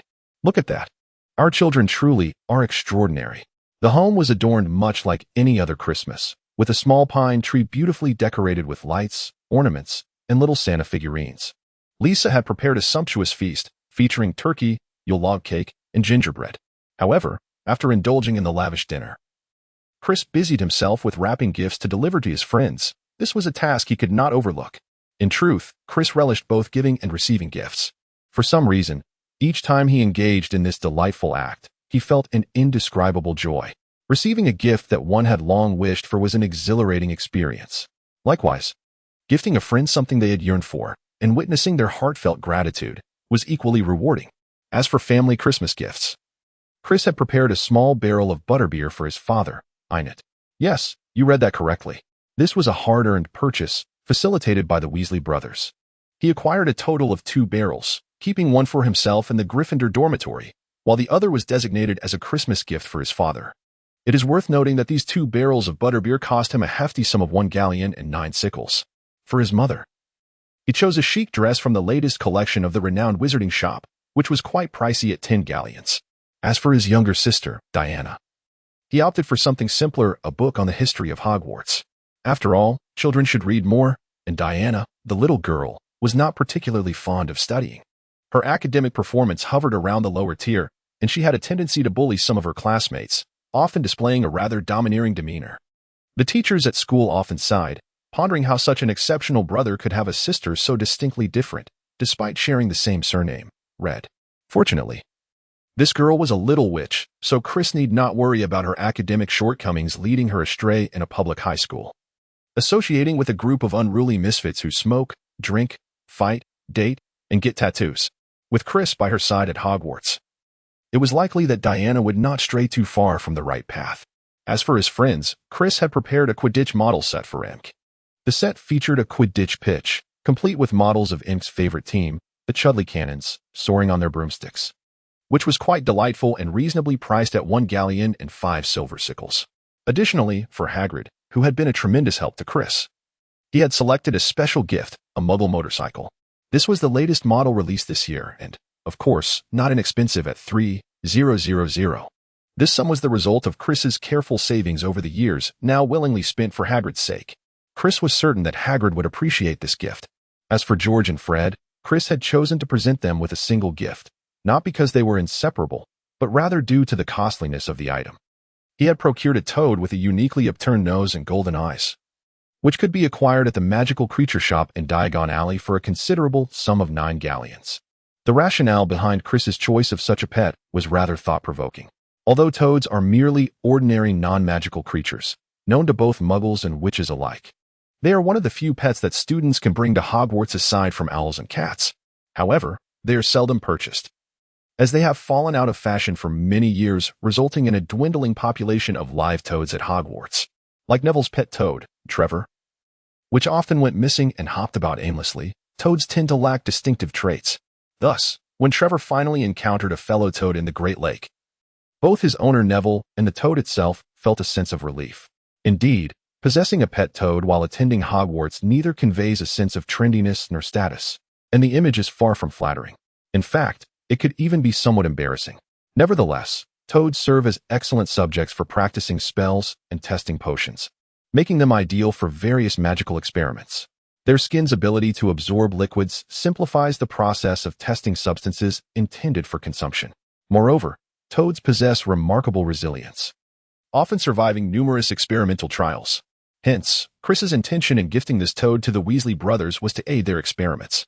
After Chris had previously advised them against experimenting on themselves or others, the brothers had taken his words to heart. However, their trials on mice had not yielded successful results, as the mice were ill-suited for their experiments. Consequently, Chris conceived the idea of gifting them a toad, which would not only serve as a pet but also provide invaluable assistance in the Weasley brothers' experiments, an exquisite solution indeed. As for others, Chris had sent some sweets to the unfortunate Professor Snape, hoping these treats would bring him a modicum of warmth during the frigid winter months. Would you like to receive a Christmas gift delivered from Chris across the void? It comes at a modest price, 1 recommendation ticket per item. Chapter 71. Reading? What book? After all, this old gentleman is in quite a dismal state. Surely, there is no one who would think to send him a gift during Christmas, just as he does. Thus, Chris bestowed the gift upon him out of sympathy and in appreciation for the kindness shown to him over the past few months. Moreover, it required no expenditure, as the items were merely nearing their expiration date from the family supermarket. Additionally, other classmates with whom Chris maintained amicable relations were also recipients of sweets or small snacks. As for Professor McGonagall and even Professor Dumbledore, Chris opted against disturbing them, particularly since he was currently under scrutiny. It was possible that Professor McGonagall would soon return his revised paper for publication, which could bring him unwarranted notoriety. Therefore, it was best to maintain a certain distance, resolutely. No gifts would be exchanged. In summary, these were all the individuals to whom Chris felt compelled to give gifts. Indeed, the list was quite extensive and the expenditures significant. Nevertheless, for the sake of family and friends, such funds were justly spent. This is the essence of human connection. The exchange of gifts fosters deeper bonds. Tonight, he would rely on the diligent owl, Rupert, to tirelessly deliver the presents, an animal courier, indeed a challenging endeavor. On the following morning, upon awakening, Chris's gaze fell upon a small pile of packages resting on the carpet beside his bed. Yes, Christmas gifts, numerous gifts. However, Chris did not rush to unwrap them. He had matured beyond the childlike eagerness to immediately open presents. There was no harm in waiting a while, as they would not fly away. Thus, Chris first attended to his morning routine, then descended to the living room to sip a cup of warm water, exhaling slowly in contentment. It must be said, there is no place quite as comfortable and relaxed as home. Yet, on the sofa lay the little cat, Nana, who appeared somewhat perplexed upon seeing Chris, as if she did not recognize this peculiar individual intruding upon her abode. Wait a moment, he even drank from my water. Such an affront was unforgivable. Angrily, Nana rose, hissing and threatening to pounce upon Chris, who was about to take a seat. Hey, little kitty, why are your eyes so round? How can you be so adorable? Chris found Nana's antics utterly adorable. This little creature had such charming chubby cheeks, and her round, sparkling eyes made her look like an endearing kitten, even when she was upset. Then, Chris extended his hand toward the fuming Nana, fully aware of her timid nature. She would never truly bite him. As for her claws, his mother, Lisa, frequently kept them trimmed, ensuring he remained unscathed. As expected, upon seeing his approach, Nana immediately surrendered, attempting to leap to the ground to evade Chris's grasp. However, he was not about to let her escape, and he swiftly pulled her into his embrace, where she succumbed to his affectionate hold. Chris gently caressed the fluffy head of the kitten, scratching its chin. The little feline promptly rolled over, exposing its belly, inviting Chris to continue his ministrations. Thus, the adorable yet fierce golden tabby, Nana, emitted a contented purr. How infuriating! This human dares to embrace me. However, his massage skills are quite commendable. If only he would offer me some delectable fish treats, I might just forgive him. Oh, brother, are you a devil? Diana, clad in her pajamas and barefoot, stormed down the stairs in a huff. What troubles you, Diana? Why the sour mood so early on Christmas morning? Chris inquired, releasing Nana with a puzzled expression. Humph. Look at the gift you bestowed upon me. What is this? A book? I swear, this is the most tedious thing I have ever received. The young girl flung Hogwarts, a history at Chris. Hey, Diana, this book relates to Hogwarts. You'll be attending next year. Don't you wish to learn more about it? Clearly, this is beneficial for you. Why get so upset? Chris stifled a laugh. You did this on purpose. You know I detest reading. I would much rather indulge in tasty snacks at the supermarket. Diana retorted, fuming. What's the matter, Diana? Already quarreling with your brother so early? Yulnot approached, curious about the commotion. Dad, look at him. He gave me a book for Christmas. Diana pointed accusingly at Chris. Yulnot, maintaining his composure, picked up the book from the coffee table. Oh, this is a book related to a magic school. It should be quite fascinating. Don't you like it, Diana? If that's the case, I shall not read it. Humph. With that, Diana scooped up Nana and retreated upstairs. The two men exchanged exasperated glances, shrugging. It was perplexing how unwilling she was to learn even a little. It was a source of great frustration at home. Son, I saw the Christmas gift you gave me, a splendid beer. Is this what wizards drink? It seems akin to what the little girl enjoys, Yulnot remarked. Yes, Dad. This beer is likely more favored by young wizards. If the opportunity arises, I'll bring you something stronger next time. Chris realized he had forgotten that his father preferred robust drinks like vodka. Did you see the gift your mother and I prepared for you? Do you like it? Oh. Sorry, Dad. I haven't had the chance to look yet. Then what are you waiting for? Go take a peek. I'm sure you'll love it. Yulnot ruffled his son-ass hair. All right, I'll go now. With that, Chris returned to his bedroom. Gazing at the piles of wrapped gifts, he pondered where to begin. Perhaps he should start with the smaller ones, unwrapping them in ascending order of size. Chris pondered as he unwrapped a tightly sealed small parcel. Inside lay a ring, seemingly crafted from silver, of little monetary value and an unremarkable design, prompting a feeling of futility. However, upon discovering a note accompanying the ring, he was astonished to find it was a gift from Professor McGonagall. The note read, "To my dearest student," Chris read. This is a magical ring imbued with a protective charm, which you may utilize in times of need. Yours faithfully, Minerva McGonagall. Shock enveloped him. It was indeed a gift from Professor McGonagall. This seemingly mundane ring, capable of casting a protective spell, must serve a function akin to that of armor. It could potentially ward off malevolent curses, though he wondered how many times it could be employed and if it bore any expiration. Chapter 72. You are truly remarkable. Dear Ancestor. Nonetheless, the item was undeniably valuable and precisely what Chris required. In moments devoid of protection, this ring could offer him a safeguard against ambushes or unforeseen attacks. Alas, it appeared that Professor McGonagall held a high regard for him, willing to bestow such a precious magical artifact, indicating that her support was far from mere words. She might even be planning to nurture his potential. Yet, he had not reciprocated with a gift. Indeed, that felt rather remiss. Seizing the opportunity while it was still early, he contemplated composing a letter in return and perhaps sending her a token of appreciation. But what could he offer? Chris found himself in a quandary, uncertain of an appropriate gift for an elder lady, as he possessed nothing suitable. Surely, snacks would be too embarrassing to present. Life was perplexing. Why must it always be so challenging? Chris adorned his finger with the ring, letting out a sigh, his brow furrowed in worry. Chris, breakfast is ready, came his mother Lisa's voice from downstairs. An idea struck him. He could send some of the delightful pastries his mother had prepared to Professor McGonagall. The last time she visited their home, she had praised their afternoon tea, indicating it suited her taste. It would be perfect to offer her some as a token of appreciation. He could explain that during her last visit, she had expressed her fondness for them. And thus he intended to have his mother prepare some for Christmas, delivering them early in the morning for Professor McGonagall to enjoy.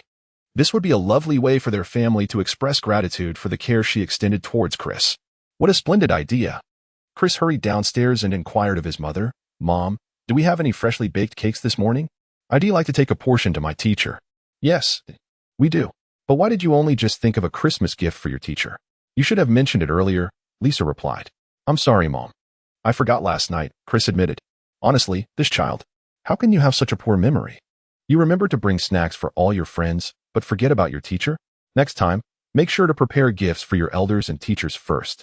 Then for your classmates. Do you understand? Lisa, unaware of Chris's thoughtful intentions, reproached him for his apparent carelessness in planning. Chris stuck out his tongue and softly said, I understand, Mom. It won't happen again. Subsequently, Lisa took out a box and placed some freshly made cheese cupcakes along with a roast turkey intended for tonight's dinner inside. Chris hurriedly took the box and dashed back to his bedroom, delivering the reply to Rupert, who was enjoying breakfast. You've truly worked hard, Rupert. I am immensely grateful. When you return, allow me to treat you to something delicious. Rupert was at a loss for words, wishing he could swat this fellow with his wings. What was the meaning of this? After flying all night, he was utterly exhausted and had intended to rest, yet here was Chris, demanding he run such a distance again. Did Chris think him immune to fatigue? However, considering Chris's kindness, he resigned himself to endure the inconvenience. After Chris saw Rupert off, he entered the dining room and affectionately patted Diana's head as she sipped her juice. Do not be upset, my little sweetheart. How about I get you another lovely gift later? Upon hearing her brother's words, Diana immediately lifted her head, her frown vanishing, and with her big, doe-like eyes, she asked, Really? You mustn't deceive me. Indeed. When have I ever lied to you? Humph. Can I choose it myself? Alas, no. Only I shall select it. Then what could possibly be good? Truly, Chris's words are as untrustworthy as a ghost. I would sooner believe in the supernatural than trust his promises. Diana pouted. Ha. Chris was so amused by his sister's antics that he nearly sprayed milk everywhere. All right. You too, hurry and eat your breakfast. Lisa interjected. At last, the siblings settled down. By the way, Chris, the clothes you sent me are of remarkable quality. They don't wrinkle at all, though the style could use some improvement. Lisa remarked as she set down her fork. Really? Mother, you don't like them? I ordered them from a high-end clothing brand in the wizarding world. And they're the latest winter style, waterproof, moisture-resistant, and wrinkle-free. Chris replied, bewildered. Well, it's fine. I do quite like it, for its quality is indeed excellent.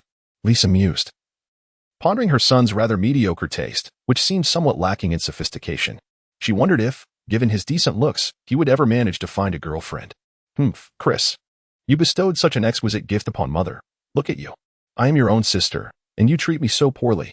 Diana, upon overhearing their conversation, felt disheartened once more.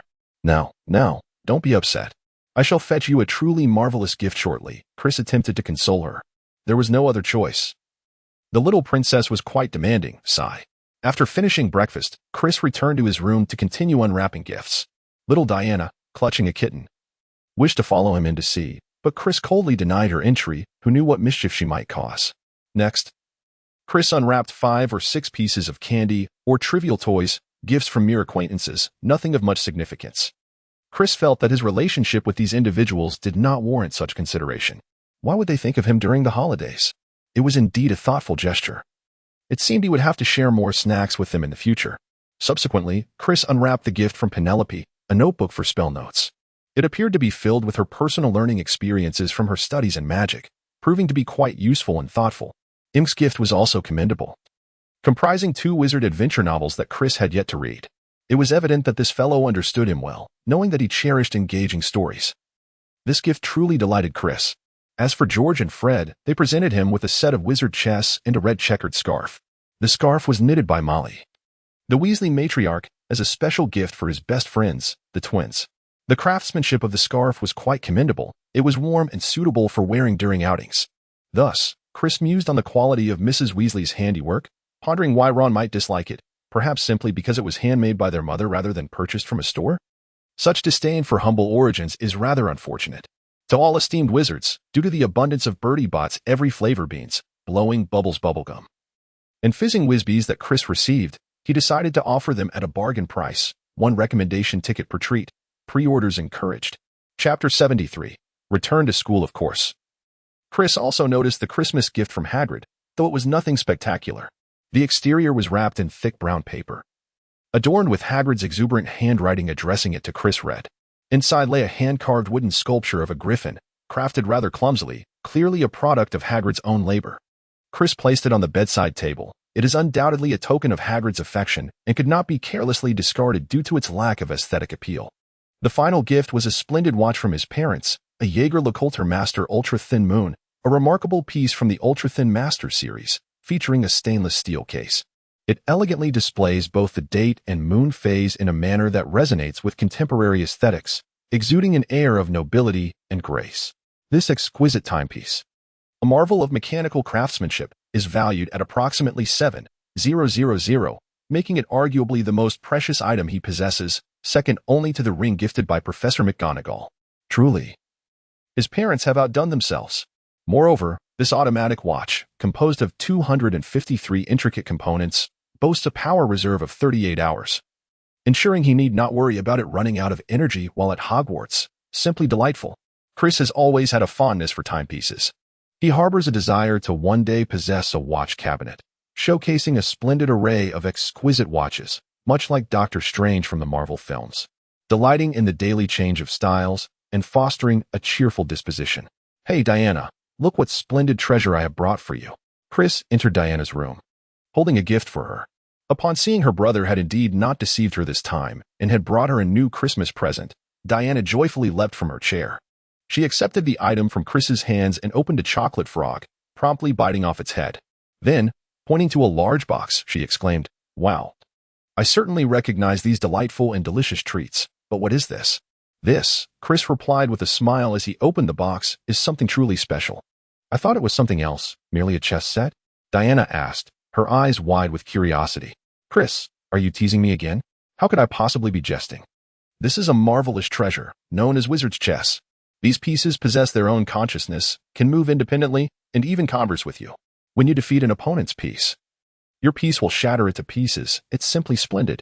If you don't believe me, let's take it out and play a couple of rounds."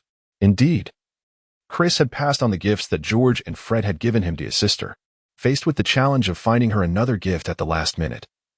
He had settled for this one as a suitable substitute. If the Weasley brothers inquired later, he would simply explain that he had been playing with the mischievous little sister at home over the holidays, and she had insisted he stay, crying if he refused. Thus he had no choice but to leave it with her. Subsequently, Chris, having played numerous games of chess before, was quite adept at wizard's chess. Although his skills had not dramatically improved, he was still considerably better than Diana. After 3 rounds, Diana had been thoroughly defeated in every game, leaving her in a fit of frustration, declaring that she would never play with Chris again. Chris was elated. laughing heartily. For he finally encountered someone whose skills were even worse than his own. Yet, his pride was short-lived as Diana brought in an external aid, Enoch. Although Enoch's proficiency in chess was not particularly remarkable, one could surmise it was at least on par with Chris's. Initially, Enoch struggled to adjust to the peculiar style of play, resulting in 2 losses. However, as he gradually acclimatized, Chris found himself facing a series of defeats. Sighing internally, Chris lamented that wizard chess was clearly not suited for him. In general, holidays were undoubtedly a source of immense joy.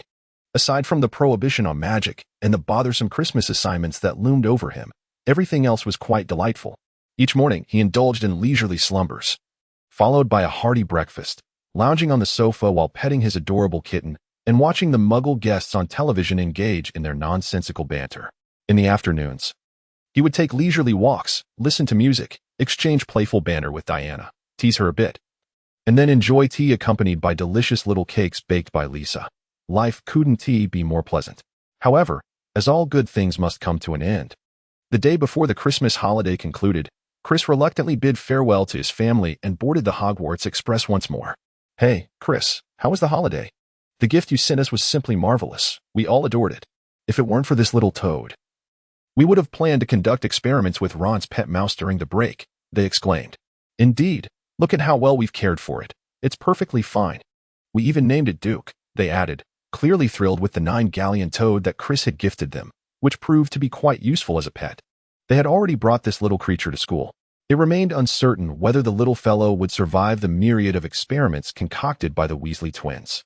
"Well, as long as you enjoy it. Have you completed your holiday assignments?"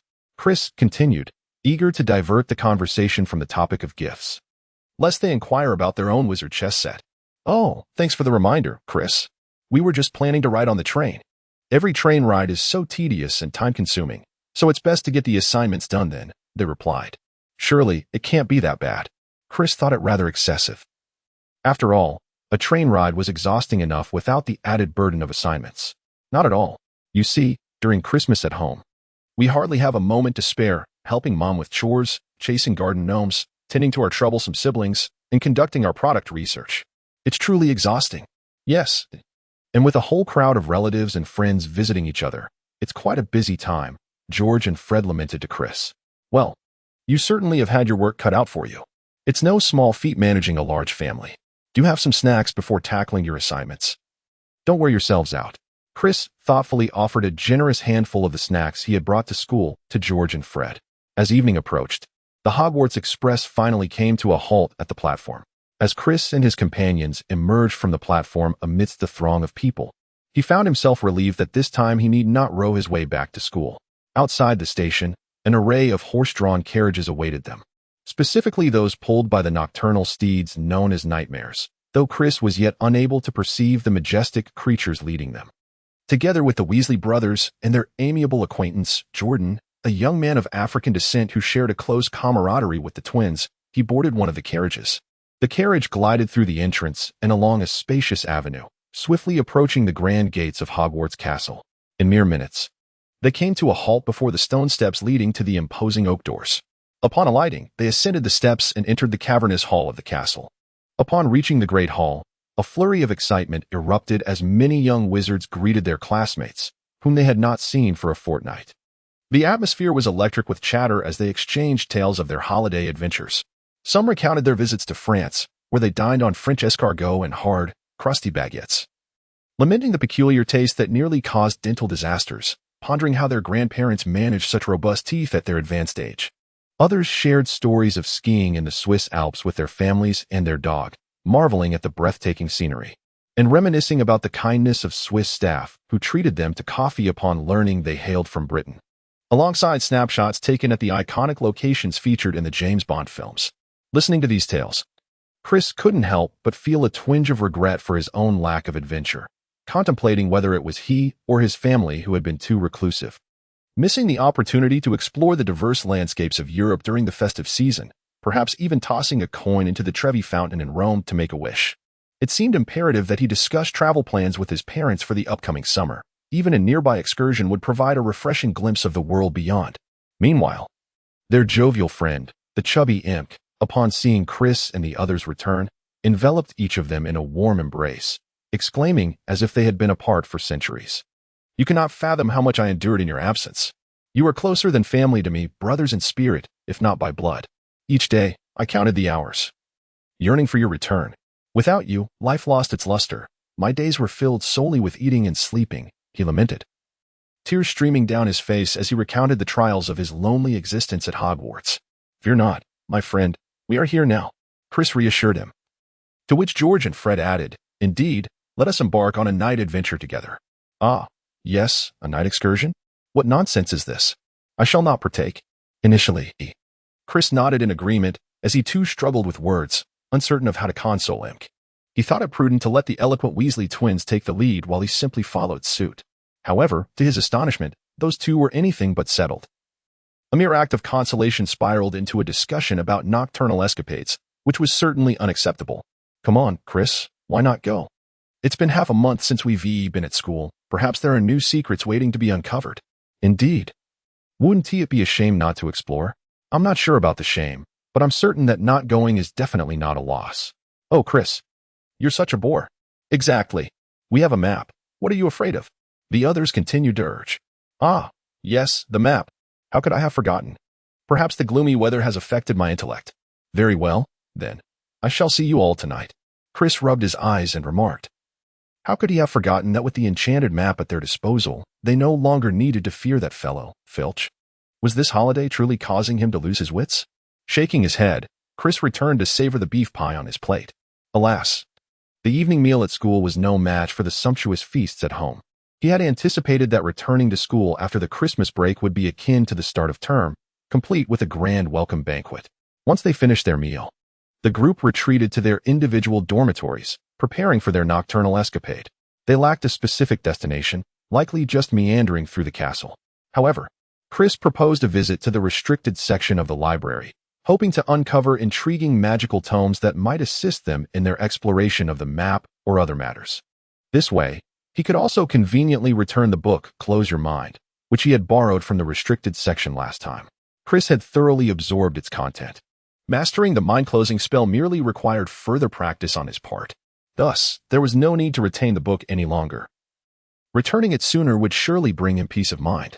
At midnight, the group reconvened in the Gryffindor common room, donning the black cloaks previously lent to them by the Weasley twins. After traversing the passage guarded by the fat lady, Chris, feeling uneasy, turned to George and inquired, "How about checking the map? Is anyone nearby?" "Oh, rest assured, it's safe," George replied. With that, they strolled into the library. Emboldened by their newfound courage and untroubled by the prospect of being caught, at that moment, Filch was downstairs in the entrance hall, preoccupied with his little cat. "Hey, Imk. Be cautious this time. Let's not disturb the books here. First, check the titles to ensure they pose no threat. If they're not sinister tomes of dark magic, then we can proceed to open them," Chris advised. "All right, I promise I won't touch anything this time. I'll hold the map and keep watch for you," Imk replied. Taking the map from George's hands, it seemed the little plump boy had learned his lesson well from a previous mishap. Soon enough, they began their careful search through the bookshelves. Chris pretended to peruse the books, then ascended the ladder to return the volume he held to its rightful place. "Have you found any useful books?" Imk inquired as Furk ascended the stairs, seemingly approaching them. "Oh, blast. I haven't come across a single worthwhile book. How did he arrive here so swiftly?" "I haven't had any luck either," George and Fred lamented. "Then let us depart. It appears our efforts have been in vain," Chris remarked, just having descended the ladder. With no other option, the group cautiously slipped out of the library. "Shall we venture to Hogwarts kitchen for a bite to eat?" "I refuse to leave empty-handed," George suggested. "Oh, that is a splendid idea.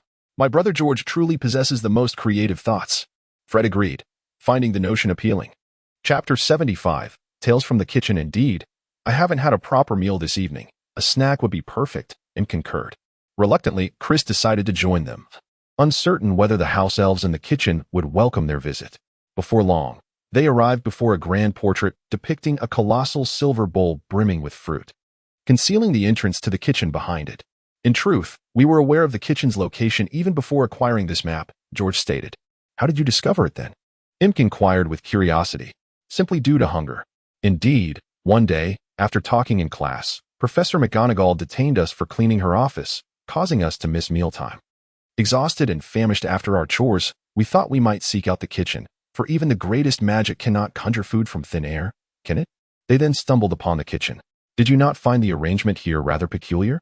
Curiosity prompted them to touch the pair, and lo and behold, the kitchen was revealed.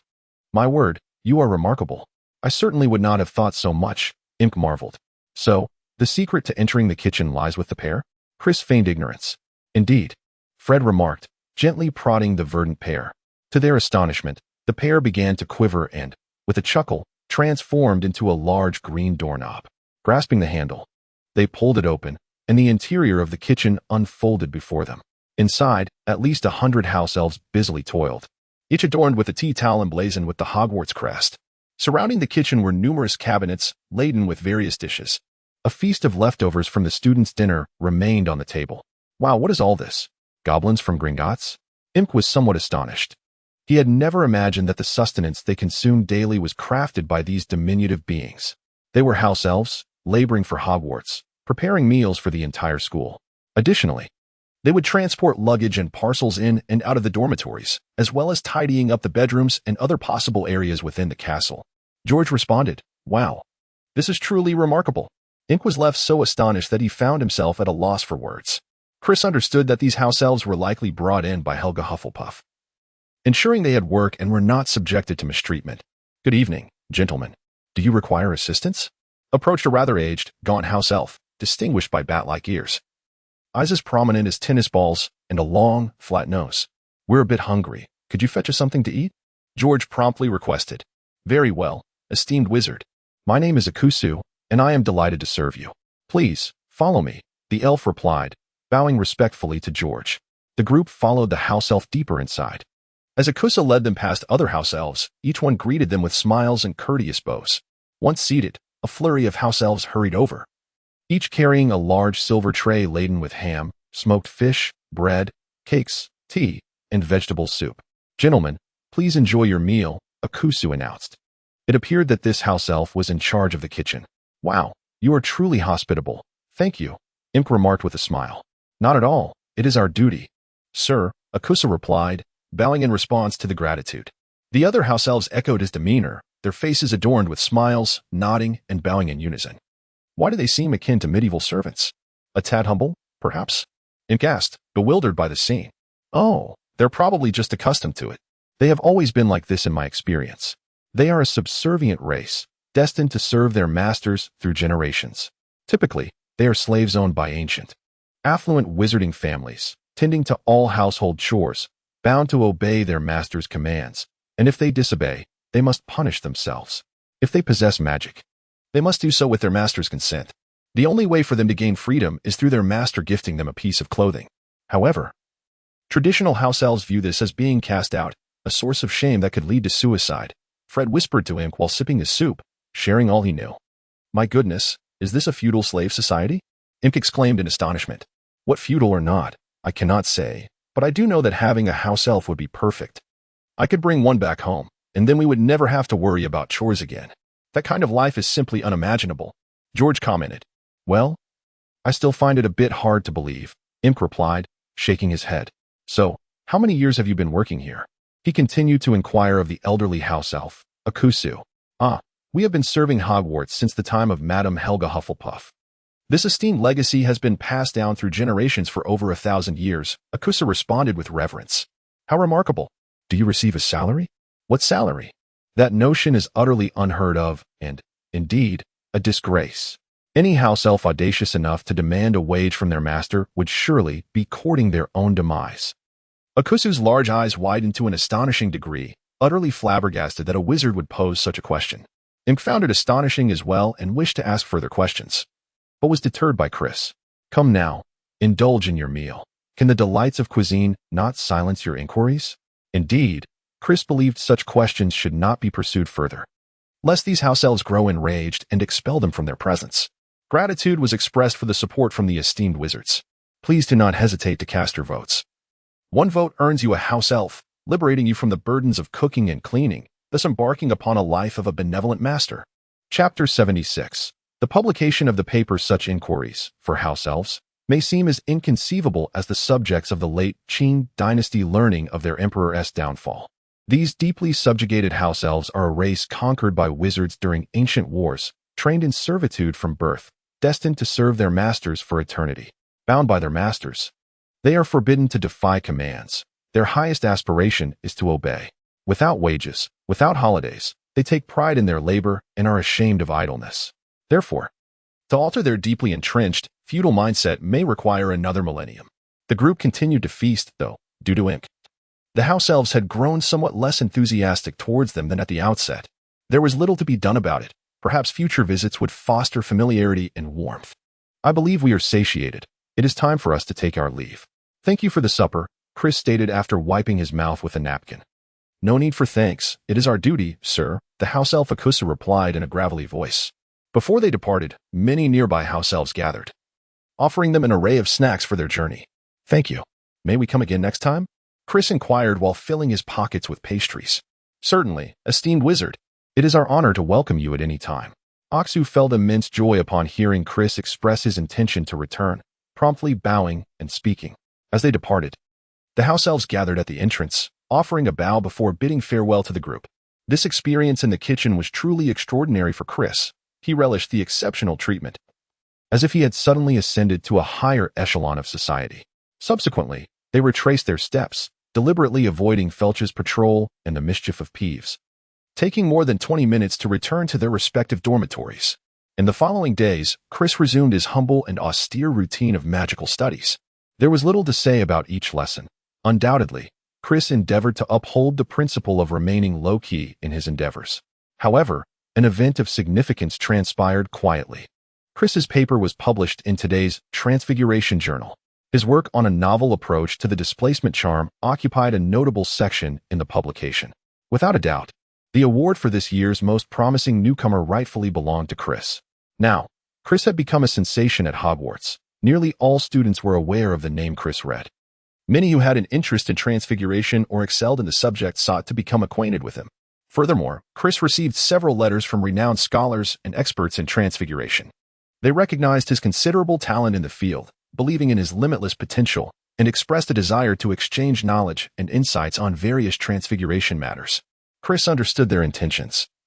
They likely wished to foster a connection with a promising wizard, hoping to establish a relationship with someone of accomplishment for future benefit. However, among these individuals were those with ulterior motives, perhaps harboring narrow-mindedness, unable to tolerate the emergence of an exceptional young wizard.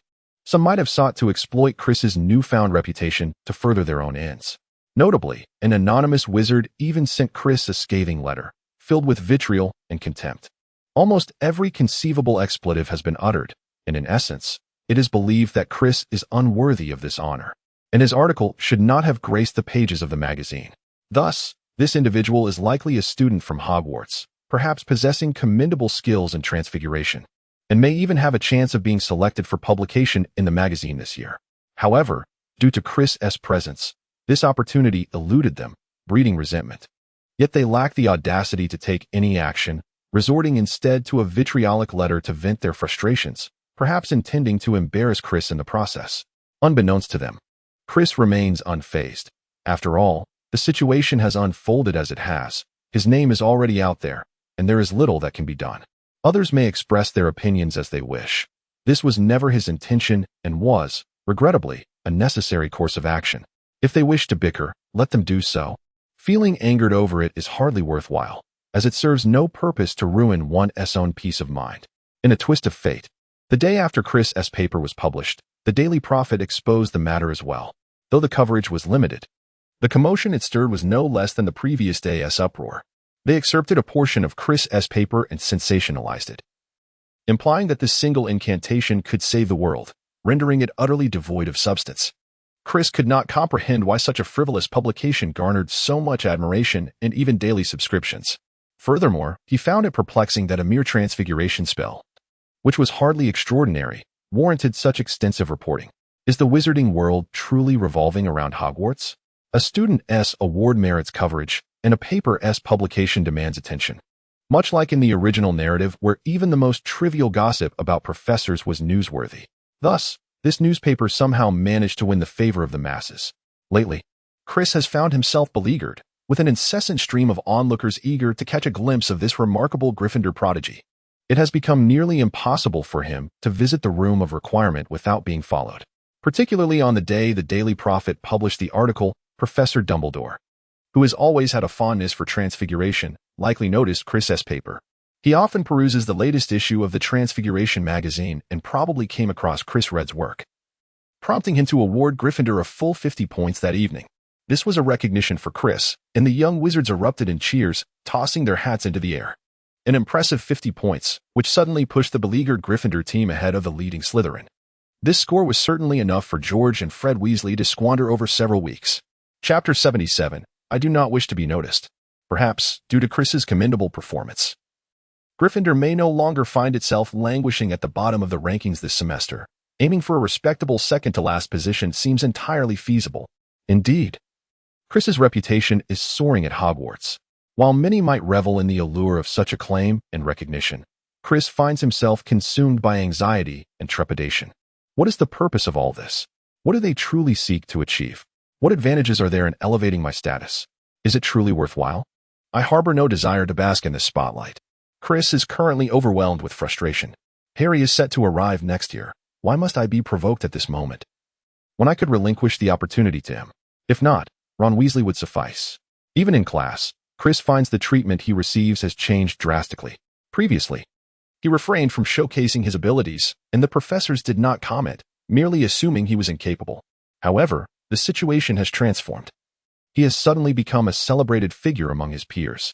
The professors, while aware of Chris's commendable reputation, never anticipated his capabilities would shine so brightly, thus igniting their interest in him. Consequently, during lessons, they consistently call upon him to answer questions, creating an unbearable pressure. Even in astronomy, the subject he despises most, gazing at stars in the cold, he has faced inquiries. Chris was nearly at a loss for words. In fact, he had initially contemplated skipping that class altogether. However, upon reflecting on his circumstances, he realized that his absence would likely be noticed, compelling him to attend. Fortunately, his decision to go proved fortuitous. Had he not been present when the professor posed a question, the consequences would have been dire. Alas, the ostentation prevalent in the current atmosphere of the school was overwhelming, leaving Chris feeling dizzy and overwhelmed, often retreating to the sanctuary of his bedroom. Fortunately, Imp played a pivotal role during Chris's tribulations. He helped maintain order during their outings, his stout figure resembling that of an eagle protecting its young, shielding Chris from those who approached with an insatiable curiosity about him. One might find such attention exaggerated. After all, he was merely a student, not deserving of such scrutiny. Yet, reality dictated otherwise, as the youthful exuberance and curiosity of his peers fueled this phenomenon. Of course, their intentions were benign, merely driven by the desire to observe. And likely, as the novelty wore off, the frenzy would dissipate. It was reminiscent of the initial fascination with Harry Potter, where people were equally eager to glimpse the scar on his forehead.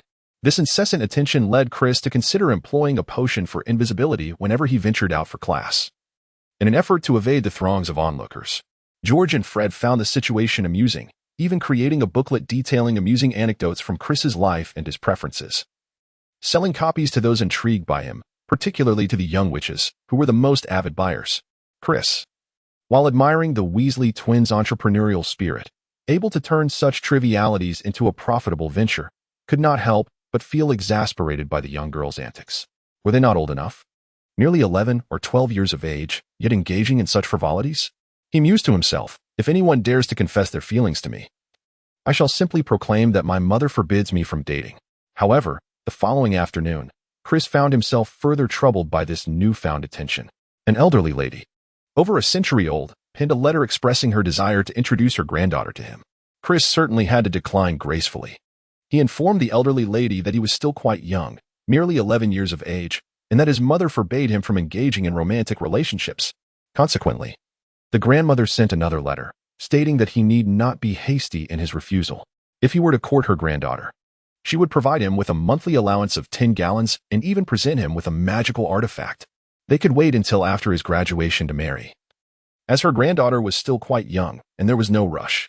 Furthermore, should they marry, he would inherit the entirety of their family estate, for there were no male heirs, only this solitary granddaughter. Thus, she longed to find a suitable young man for her to wed. Upon hearing this, Chris found the proposition rather appealing. A potential wife and a share in the family fortune seemed enticing. He felt a twinge of hesitation and decided it prudent to inquire about the granddaughter's appearance to ascertain whether she met his aesthetic preferences. In response, the grandmother wrote back, stating that her granddaughter was indeed young, aged 38, had never been in a relationship, stood at a height of 155 centimeters, and weighed 280 pounds. She was in the prime of her childbearing years, ready to produce offspring as soon as Chris graduated. Along with the letter, she included a photograph of her granddaughter. To Chris's utter dismay, he felt as if he had received a million blows. One could scarcely imagine the girl's appearance. Her face was marred with blemishes, and she was as corpulent as a pig. The thought of her sitting upon him was terrifying, and shockingly, she was older than Chris's own mother, Lisa. Can you believe it? Thus, Chris promptly rejected this extraordinary matrimonial proposal, realizing it was a burden he could not bear. He suggested she seek a more suitable match. Of course, the aforementioned encounters were relatively mild compared to what followed. Chris also received a letter from a dubious vendor of skincare products, who sought to leverage Chris's burgeoning reputation as a shape-shifting prodigy to promote his goods. He intended to claim that these beauty products were developed using the most advanced shape-shifting techniques by none other than Mr. Chris Red, promising remarkable skincare results that would rejuvenate and impart a radiant glow to one's complexion. Are you plagued by dry skin? Fear not. Do you suffer from excessive oiliness? Worry not. Are you beset by daily breakouts and dull skin? Do not fret. Have crow's feet? The product promises to bounce them away. Alas, Chris was astounded by the unscrupulous nature of such vendors. While he found the advertising pitch somewhat amusing, he questioned the safety of the products. Moreover, this mercenary seemed to possess the naivety of a child, akin to a young one with a lollipop, blissfully unaware of the world. He was willing to compensate Chris with a mere 10 silver sickles. Indeed, you read that correctly, not 10 golden galleons, but merely 10 silver sickles.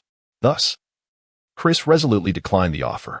Only a fool would engage in such a venture that promised nothing but loss. In summary, Chris has truly endured a period of considerable distress, which has left him appearing somewhat haggard, as though he has lost 10 pounds, an amount that no 2 hearty meals could possibly restore.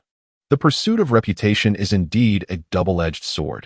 Both the good and the bad inevitably come rushing towards you. Chris believed that it was better to lead a life of mediocrity, achieving steady growth without drawing attention to oneself. This, he thought, was the true path. The current situation he found himself in was utterly exasperating.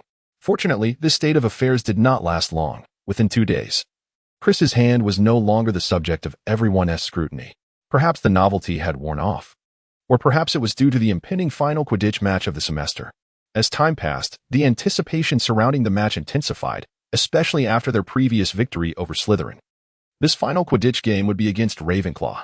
The players of Gryffindor immersed themselves in rigorous training, including George and Fred, who were eager to win the House Cup alongside their brother Charlie. The mere thought of clinching the House Cup filled everyone with excitement. For the past few years, Slytherin had dominated the cup, but this time, victory might well be claimed by Gryffindor. On the day of the match, the young wizards of Gryffindor were positively brimming with excitement, more joyous than during the festive season. Adorned with badges and waving their small Gryffindor flags, they exuberantly rushed toward the Quidditch pitch to witness this thrilling contest. "Chris, aren't you going to watch?" inquired the enthusiastic Imp, holding a banner specially made for the Weasleys, as she noticed Chris heading in the opposite direction. "Actually, I don't plan to go today. I intend to visit the Room of Requirement. After all, it has been quite a while since I last went. Given the splendid opportunity today, I finally have the chance," Chris replied, turning to Imp. "All right, but remember to join us for the celebration after we win," and called after him. Upon arriving at the Room of Requirement and entering the magical study space, Chris had no specific agenda. He merely perused some books to acquire new knowledge. In truth, he had a desire to visit the library, where numerous intriguing ordinary books awaited, and he was particularly interested in them. He could learn a great deal of knowledge and spells from there. However, Chris was apprehensive that upon his arrival, he would attract attention or encounter someone wishing to strike up a conversation, which he found bothersome, so he dismissed the idea. Solitude is truly comforting. As noon approached and he exited the Room of Requirement, Chris felt an immense sense of relaxation. This solitary time was preferable. His efficiency in reading had significantly increased. When he returned to the Gryffindor Common Room, it had transformed into a lively party. The Weasley brothers were at the center of the crowd. Chris, we won. Haha. The house cup is ours. Indeed, Wesley has proven to be the strongest. George and Fred sent that group of Ravenclaws scurrying in disarray, while Charlie effortlessly captured the golden snitch. Imk, upon seeing the newly arrived Chris, excitedly shared the news. He then pulled Chris into the jubilant throng. Just as Chris lifted a mug of butterbeer, ready to indulge, a hand clapped on his shoulder. It was Fred and George. Fred exclaimed, "Where have you been? We didn't see you at all." "Chris, we won, thanks in no small part to your earlier guidance. This is a resounding victory, 230-70. The Ravenclaws struggled at first, but ultimately they were utterly overwhelmed, reduced to tears. Ha ha ha. George chimed in. "Wow, this is absolutely magnificent. I knew you could do it. Congratulations. Gryffindor is the best." Chris, too, felt genuine joy for this triumph, as he had played a part in it. This sense of involvement was exhilarating. The crowd cheered as Charlie Weasley held the trophy high for all to see, and the young wizards jubilantly tossed Charlie into the air. The party atmosphere reached its zenith. Even McLaggen, in his exuberance, indulged in 2 extra pastries. With the conclusion of this Quidditch match, the past month had been remarkably tranquil, with all matters proceeding smoothly. Chris is no longer the center of attention.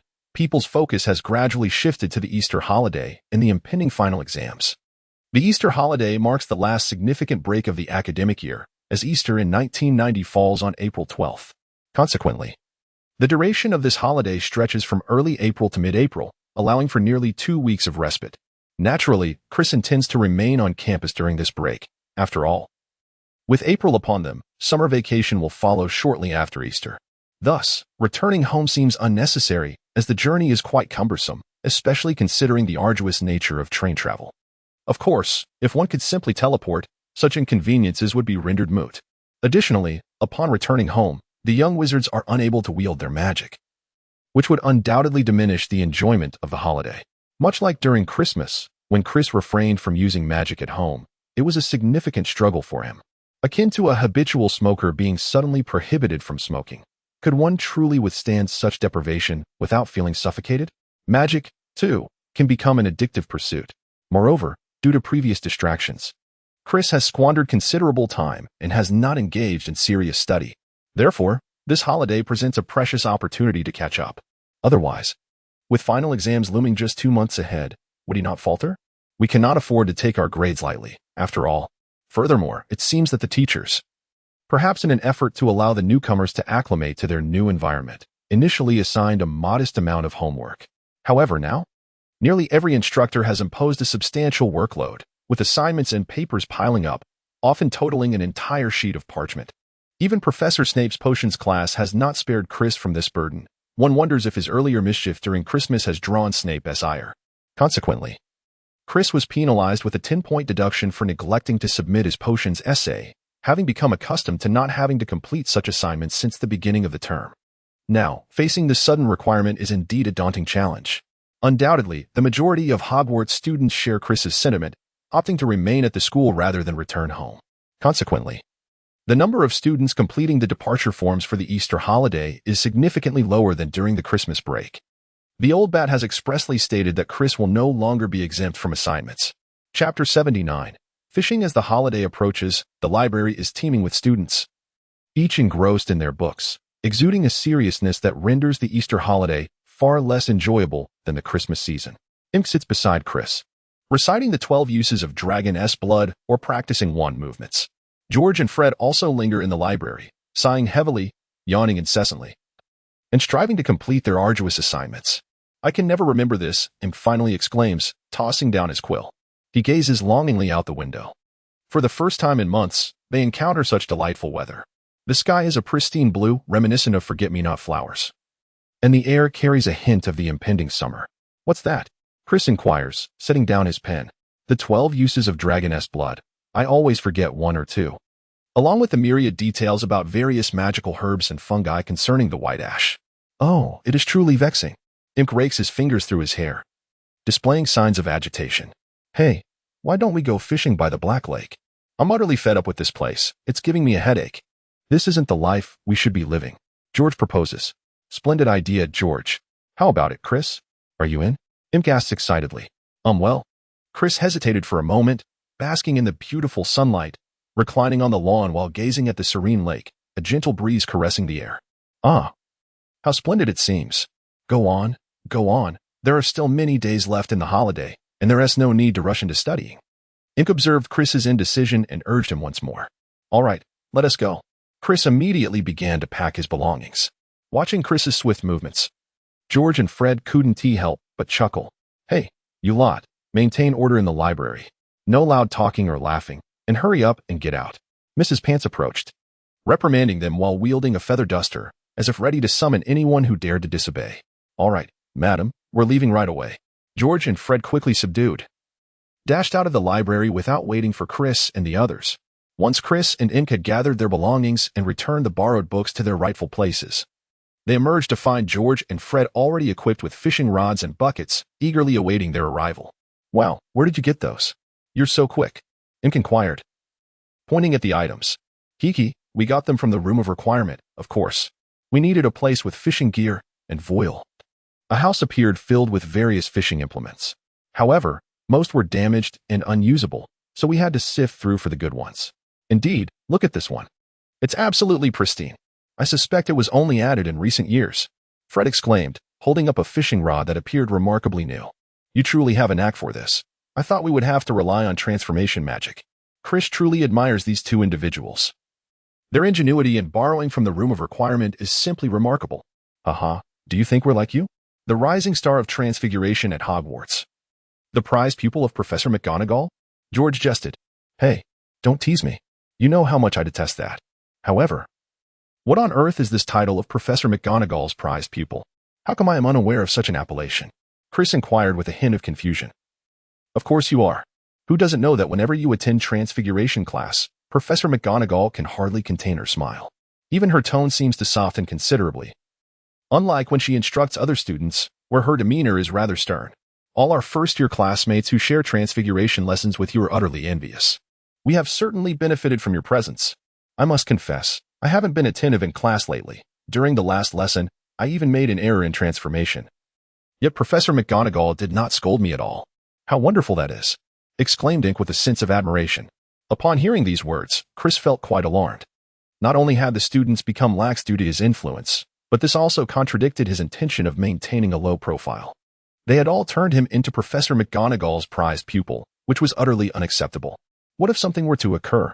They would undoubtedly come seeking him out, leaving him no avenue for escape. To his surprise, he had not previously recognized the gravity of the situation. Professor McGonagall ought to conduct her teaching with the utmost seriousness, as this would facilitate a better understanding of magic for everyone. No, this simply would not do. Since you all insist that I am Professor McGonagall's favorite student, I must suggest to her that she adopt a more earnest approach, Chris declared with deliberate intent. Oh, please do not. It took us so long to find some luck. Chris, you mustn't mention this, Imp implored, anxious that Chris might bring this matter to Professor McGonagall's attention. Then let it be known that you must no longer refer to me as Professor McGonagall's favorite pupil. I am merely an ordinary student like the rest of you, who happened to write a commendable paper by sheer chance. It is nothing more than luck, not the mark of a favored disciple. All right, I understand. We trust you. You know our bond, do you not? Rest assured, we shall no longer speak of it, and I will ensure that they refrain from mentioning it in the future. Ink replied earnestly. Chris nodded, feeling quite satisfied with Ink's response. Upon arriving at the edge of the Black Lake, Chris noticed that a considerable number of students had already gathered there. It is undeniable that due to the maps they were selling, there were very few places within the school that remained unknown to the students. Those secret passages that could be disclosed had already been marked on the maps for sale, while some remained private, exclusively for the members of the Hogwarts Brotherhood, thus not available for purchase. Consequently, George and Fred were eagerly preparing to explore the Forbidden Forest, intending to create their own map of that area.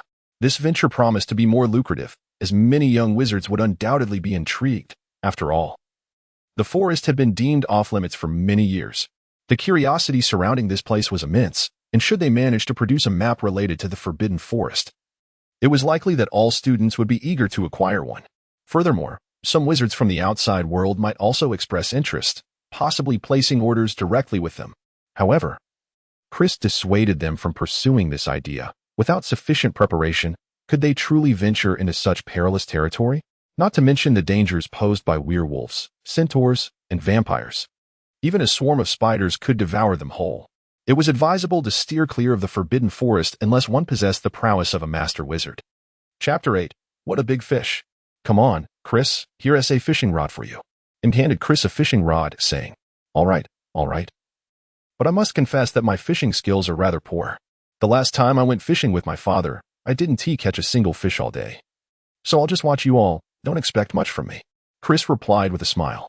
Hey, I can't believe there is something you're not good at. This is a revelation, George exclaimed, laughing heartily. Well, just keep an eye on us. Soon we'll catch a big fish. And later we can have the house elf in the kitchen roast it for us. George and Fred had already cast their hooks into the water, eagerly awaiting a catch. Before long, they reeled in their first fish of the day, brought in by none other than Imp. Unfortunately, it turned out to be a rather tiny fish. No larger than 2 fingers wide, far too small to eat, so they had to release it back into the water. Haha, Imp. You're not very good at this. Just watch me. Fred teased. Let us see who catches more. I bet a galleon on it, after all. I've already caught one, so I'm currently in the lead. You might not even catch one. Imp retorted defiantly. Haha. All right, let us compete. I believe this galleon is as good as ours, Imp. Don't cry if you lose, Fred said, turning to Chris. Chris, are you joining us? Hey, are you planning to pick on me? Do you really think I could catch a fish? If I do, I'll give you a galleon. There is no need for a competition. I already know I'd come in last, so why bother? You all have fun. I bask in the sun. Take in the scenery, read a book, and fish as fate may allow, Chris chuckled. Thus, a fishing competition commenced among the group. Imp exerted himself the most, frequently lifting his fishing rod to check if the bait had been lost, repositioning himself, convinced that the absence of fish was due to an unfavorable spot, and scattering additional bait in hopes of luring the fish closer. However, contrary to his hopes, George soon surpassed him, having already caught 2 fish, while Imp remained empty-handed. As Imp anxiously scratched his head, beads of sweat forming on his brow, his fishing rod finally began to move. The chubby lad quickly wiped his sweat and reeled in. The line taut with anticipation. Goodness, it could very well be a big catch, Imp exclaimed with excitement, as he steadily applied pressure to reel in the line. The object on the hook gradually emerged from the water. Ha. Imp, you are truly remarkable, Chris remarked with a smile, giving him a thumbs up. Indeed, Imp. What you've brought up is quite something. George and Fred chuckled in agreement. However, Imp's earlier exuberance had vanished. His face fell as he removed the catch from the hook, an old shoe. Yes, it was as dismal as that. Oh, my Merlin. Do the folks at Hogwarts possess no sense of public decency? I've prepared a bucket for large fish, and this is what you show me? Imp exclaimed in frustration, throwing the shoe to the ground, which elicited hearty laughter from the others. Don't be disheartened, Imp. The day's still young. Perhaps you'll catch a colossal fish soon. Chris consoled him. Resigned, Imp seemed to have come to terms with the situation. Whether he caught something or not had become inconsequential. He decided to return and prepare a galleon for the Weasleys instead. Thus, he settled himself in a different spot, no longer anxious, casting his rod and staring blankly at the bobber, embodying the essence of a patient angler.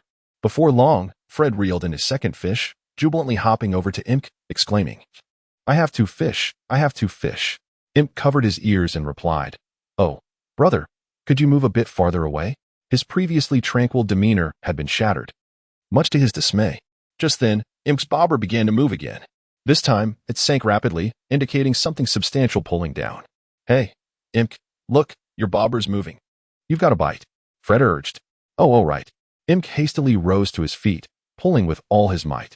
Yet, he had underestimated the strength of the creature lurking in the water. Despite exerting every ounce of his energy, he made little progress, and was perilously close to being dragged into the depths himself. Be careful, Imp. If you keep straining like that, the fishing line will snap, George cautioned, observing Imp struggle. What should I do then? Imp exclaimed. Take it slow. Let me assist you. We need to maintain our current position and tire it out. Then we can reel it in effortlessly, George offered, exuding an air of experience. Why complicate matters? We are wizards, after all. If it can be resolved with magic, then it is no issue at all, Chris chimed in, noting Imp's strenuous efforts. Oh, that's a splendid idea, Chris. However, do you not think it is easy to speak when one is not in the fray? What incantation do you believe I possess that could summon this wretched creature from the water? Imp, now utterly fatigued, felt that Chris was merely jesting, prompting him to speak a bit harshly. Well then, just watch me. I shall bring it up for you, Chris declared, brandishing his wand. Just be cautious. If it escapes, you owe me a replacement. Imp warned, eyeing Chris with a mixture of hope and skepticism. Fear not. I shall ascertain what this creature is. With a swift motion, Chris began his incantation. Chris employed the incantation that Harry had used to retrieve the trophy when Voldemort was resurrected, directing it towards the creature submerged in the water. Indeed, the spell proved effective, striking the entity with a jolt before it surged forward with remarkable speed, knocking down Imp, who was holding the fishing rod, and subsequently toppling George as well. Ouch! George groaned as he fell to the ground. By Merlin, what on earth is that? After his fall, Imp disregarded everything else and hastily turned his gaze to the peculiar catch.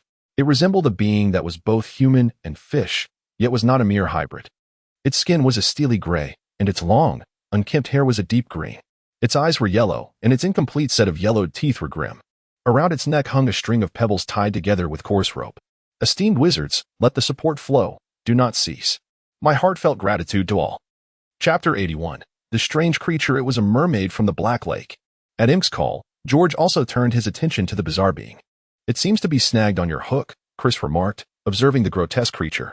Upon being dragged ashore, the mermaid appeared both enraged and terrified, emitting pain moans. What is it saying? Imp inquired. I am unsure, but it seems somewhat panicked. Perhaps it was avoiding something prior to this encounter. Its demeanor is indeed quite peculiar. However, look at its tail. It appears injured. Is that why it accidentally got caught on your hook? That makes sense, but after all this effort, I ended up with this thing? What a letdown. Imp sighed. So what shall we do with it now? Is it edible? I think we should return it to the water. This creature is so unsightly that it likely wouldn't be palatable. Moreover, it probably has companions. And as a magical creature under protection, if discovered, we might find ourselves in quite a predicament for consuming it. Chris believed it best to avoid trouble. Well, that makes sense. However, observing its demeanor, I sensed it was reluctant to allow us near. Perhaps if we dared approach, it might retaliate with a bite. And harbored some concern about the potential for harm from this creature. Chris gazed at the peculiar creature before him, feeling a sense of trepidation as he pondered how to communicate his desire to return them to safety. It was indeed a challenge. The others, equally perplexed, found themselves at a loss, staring at the grotesque being. Oh, my Merlin! Suddenly, a glowing object emerged from the water, gliding toward the shore, seemingly capable of speech. The group was taken aback, and Chris instinctively aimed his wand at the entity, readying himself for any eventuality. Yet, before they could make any further moves, the creature fully revealed itself from the water's surface. It was none other than Professor Mardiplin Lenrus. Imp, with keen eyes, quickly recognized that the shimmering object was the professor's bald head. What a startling revelation. Ah, it's Red and the Weasleys, along with Professor Lenrus, he remarked. Though it appeared he had momentarily forgotten the name of the portly boy. Imp, let's go, Professor, Imp reminded him. Oh, right. My memory fails me, how embarrassing. Let's go. And greetings to you all, Professor Lenrus exclaimed, shaking the water off his person. Hello, Professor, the group replied in unison. What brings you here? The professor inquired, seemingly oblivious to the injured mermaid lying on the ground. Fishing, Professor, Imp answered first. How splendid. What have you caught? Quite a bit, actually. We've landed several fish, so dinner is looking promising, Imp replied. Is that so? Speaking of dinner, I must admit I'm feeling a bit peckish, Professor Lenrus said, squeezing the water from his ropes. Chris couldn't help but internally critique the professor's lack of basic spells to dry himself. Hey, what is this? Professor Lenrus picked up a tattered shoe that Imp had just caught. This is a shoe we reeled in from the lake, Imp explained. Oh, how curious. I wondered where it had gone. It seems you've caught it. The professor slipped the broken shoe back onto his foot. My sincerest apologies, Professor. May I ask what you were doing out there? Chris couldn't resist inquiring. It was indeed a strange sight, a professor wading in the lake. Fishing, perhaps? Oh, you may find this hard to believe, but I was merely enjoying a stroll by the lake, as the sunlight was particularly inviting today. The gentle breeze across the water and the sparkling reflections reminded me of my childhood. In those days, I was but a child, reveling in the joy of swimming beneath the sun. A quaint little river flowed just outside my grandmother's home, where she kept a flock of geese that frolicked merrily in the water each day. Thus, I too would join them in their aquatic escapades. However, before Professor Lenrus could finish his thought, he appeared deeply saddened, his voice thick with emotion, and his eyes glistening with tears. It was uncertain whether those were indeed tears, as droplets from his hair continued to cascade down, many landing upon his face. "Oh, Professor, whatever the matter, please do not be disheartened," Imp kindly consoled him. "I am fine, truly," he replied. "I simply found myself reminiscing about the beauty of childhood, feeling a touch of nostalgia. Perhaps you are unaware, but as one reaches middle age, there is often a sense of melancholy regarding the past. Alas, it cannot be reclaimed. I was merely reflecting on my bygone days, which compel me to take a dip in the water for a couple of laps." "Ah, now I understand. Professor Leanras, do take care of the giant squid lurking beneath the surface," I exclaimed.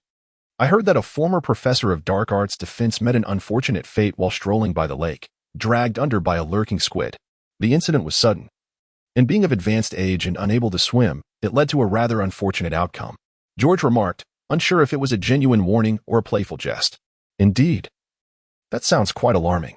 I shall certainly exercise caution next time. Thank you all." Leanras then inquired, "By the way, is that a mermaid? Merlin, what has happened to her?"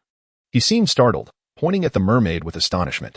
Chris harbored deep suspicions regarding the fellow's eyesight, and perhaps even his hearing. For despite the presence of such a grand mermaid, he incessantly uttered incomprehensible merfolk dialects, seemingly oblivious to her existence. What a curious predicament indeed. "Ah, yes, Professor. Did we not just engage in fishing? Who could have anticipated that we would reel in a mermaid? This was truly extraordinary." Imk, having finally heard the professor inquire about the matter, hastily responded. Chapter 82. The peculiar individual. In truth, he had been fraught with anxiety, for this was no trivial matter. It was a magical creature, after all. Should anything go awry due to this incident, he could scarcely bear the consequences. "I see," the esteemed Professor Lindos remarked, shaking his head. "It appears this fellow may have lost his senses, or perhaps he was ensnared by your delectable bait, leading to his capture. Such utter nonsense. The fishhook was lodged in the mermaid's back. How could it possibly be attributed to an appetite for bait? Did he intend to consume it with his back? What was the matter with that bald, snot-nosed professor today? It was utterly baffling." In the depths of his thoughts, Chris silently mused that this professor was increasingly peculiar. "Ha ha. This is our Weasley family's exclusive secret bait, a century-old recipe. Would you care to purchase some? When you go fishing, you'll undoubtedly catch a plethora of large fish." "Indeed. For just 1 galleon, you can acquire a substantial jar of bait, ensuring that your investment will be worthwhile." At this moment, George and Fred could not resist the temptation of a small business venture. However, selling bait to a professor, was that really a serious endeavor? "Ha ha ha. Thank you. But perhaps another time. When I find myself in need, I will let you know. For now, you should return to the castle with your spoils. As for this mermaid, I shall assist you in releasing her back." Professor Leanras chuckled, gesturing towards the mermaid on the ground. The mermaid, upon noticing the professor's pointing finger, appeared to be quite frightened, escalating her cries. I think it best we refrain from that. We've caused enough trouble already, so we shall handle this ourselves." "Thank you."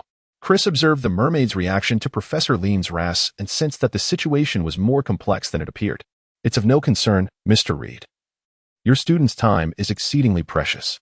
On the contrary, I am quite well, so allow me to assist you," Professor Leanras insisted, refusing to acquiesce. Upon witnessing this, Chris swiftly signaled to George and Fred. The two brothers, displaying remarkable wit and agility, discerned Chris's intentions and joined in persuading Professor Leanras. Observing the reluctance of everyone to allow Professor Leanras to intervene, Imk also concurred. Professor Leanras, seeing this, could only respond, "Very well, if you insist, do take care. This mermaid appears rather formidable. I wish you the best of luck. I shall take my leave." "Farewell, Professor," everyone echoed. Dressed in his tattered shoes, the professor departed, dripping and reluctant, glancing back at Chris and the others with evident concern. "Now that he is gone, Chris, have you discerned anything?" George inquired after Professor Leanras had distanced himself. "Indeed, I sense something amiss," Chris replied, observing the mermaid, which had noticeably recovered after the professor's departure. "What is it?" Imk asked curiously. "Do you think a professor would plunge into the water for such a dubious reason? Moreover, he did so fully clothed, soaking himself in the process. Would an ordinary person act in such a manner?" Chris calmly analyzed. "That does seem rather peculiar. I suppose unless he is mad, he would not engage in such behavior." "You make a valid point, Chris," Imk agreed. "Furthermore, does swimming not require breath? Unless he possesses some form of magic that allows him to breathe underwater." "Do you think Professor Leanras is capable of such magic?" Considering his performance in our classes, I doubt it, Imp pondered before responding. Indeed. There is also something else to note. Have you observed how the mermaid appeared particularly frightened upon Professor Lienriz's arrival, cowering and crying out in fear? Yes. I just noticed that too. It is indeed suspicious. Fred acknowledged. Do you think that perhaps Professor Lienraz encountered this mermaid in the water and frightened it, resulting in its current state? George asked, reflecting on Chris's analysis. That possibility cannot be dismissed. However, have you not forgotten how this mermaid was caught by Imp? Look at the hook embedded deeply in its back. It is unable to free itself. What does that indicate? Chris pointed to the fishhook deeply embedded in the mermaid's flesh and remarked, I believe her frantic struggles after being hooked only served to drive the hook deeper. Imp followed Chris's gaze and responded, under normal circumstances, do you think such a small hook could actually ensnare a mermaid? Chris continued to inquire, I doubt it. Even in a state of panic, she should be able to free herself. Perhaps your incantation was too swift, Chris? Did you catch her off guard and pull her ashore before she could react? No, I beg to differ, Chris countered. Look at her robust physique. She displays no signs of weakness. Have you not noticed? Even if she reaches the shore, she possesses hands and could easily remove the hook and escape back to the water. Why does she not flee into the depths? George interjected thoughtfully. Could it be that she is simply too frightened to return? Chris asserted confidently. Why would that be? She has always lived in the water. Does she truly fear it? How absurd. A mermaid afraid of water? Imp jested. Perhaps not the water itself, but rather something lurking within it. George mused, stroking his chin. Precisely. That is also my conjecture. However, having lived here all her life, she should be quite familiar with her surroundings. What could she possibly fear? Fred concurred with George's theory, though he delved a little deeper. In that case, could it be that the creature she fears has only just emerged from the Black Lake? Professor Snivel, Professor Leanless. The group eagerly voiced their conclusions, all pointing to the same individual. Yes, it is indeed that damp, balding man, Professor Leanless. But what could be his motive? Imp pondered, somewhat bewildered. Indeed, what benefits could he possibly gain from such actions? I believe his desire to harm the mermaid would yield him nothing of value. Chapter 83. Healing Chris also felt that such actions were utterly unprofitable. Not only would they yield no rewards, but they could also lead to disastrous consequences if discovered. Unless one were an exceedingly twisted individual, deriving pleasure from the torment of other species and reveling in such a process. The notion of finding a perverse satisfaction from such behavior would be truly dreadful and horrifying. Chris couldn't help but shiver.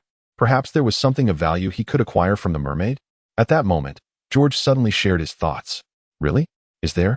Chris responded skeptically. Look at it. It's just this thing. What could possibly be of interest? Its grotesque face? Or its bulging fish eyes? Imp said, puzzled. That remains uncertain. But I sense there is something amiss, don't you think? Chris replied, raising his hands in a gesture of resignation. Well, that may indeed be the case. What the snotty professor intends is currently beyond our grasp, but we know for certain that his intentions are far from noble. George concluded. Indeed. But that does not concern us, does it?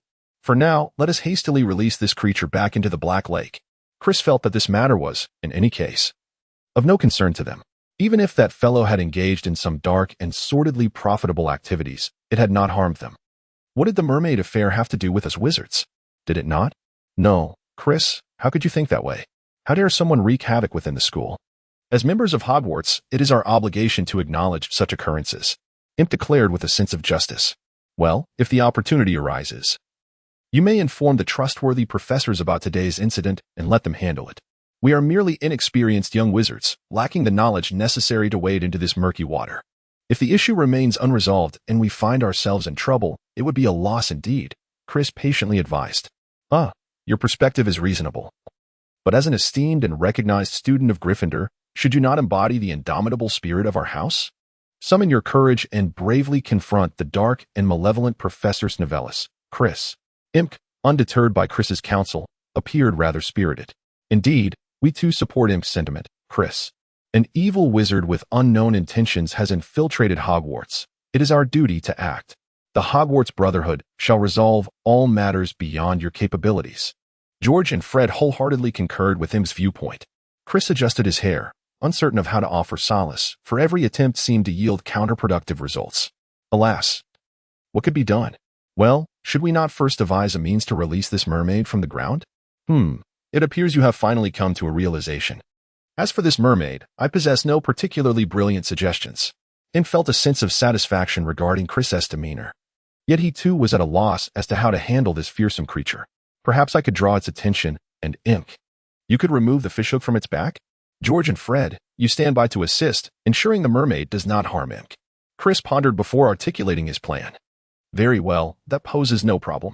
Everyone concurred with Chris's proposed course of action, as no superior solution presented itself. Hello there, Connie. Can you hear and comprehend my words? Chris approached the mermaid, cautiously inquiring. The mermaid stared at him with its large, bulging eyes, regarding him as if he were a fool. It appears you do not understand. The truth is, we intend to return you to Black Lake, allowing you to roam freely within its waters. However, there is an issue. A fishhook has ensnared your back. Therefore, we shall assist in removing it, all right? The mermaid continued to glare at him with its wide eyes, chattering incomprehensibly. Clearly, you do not grasp our intentions. I shall be direct then. Brace yourself and exercise caution.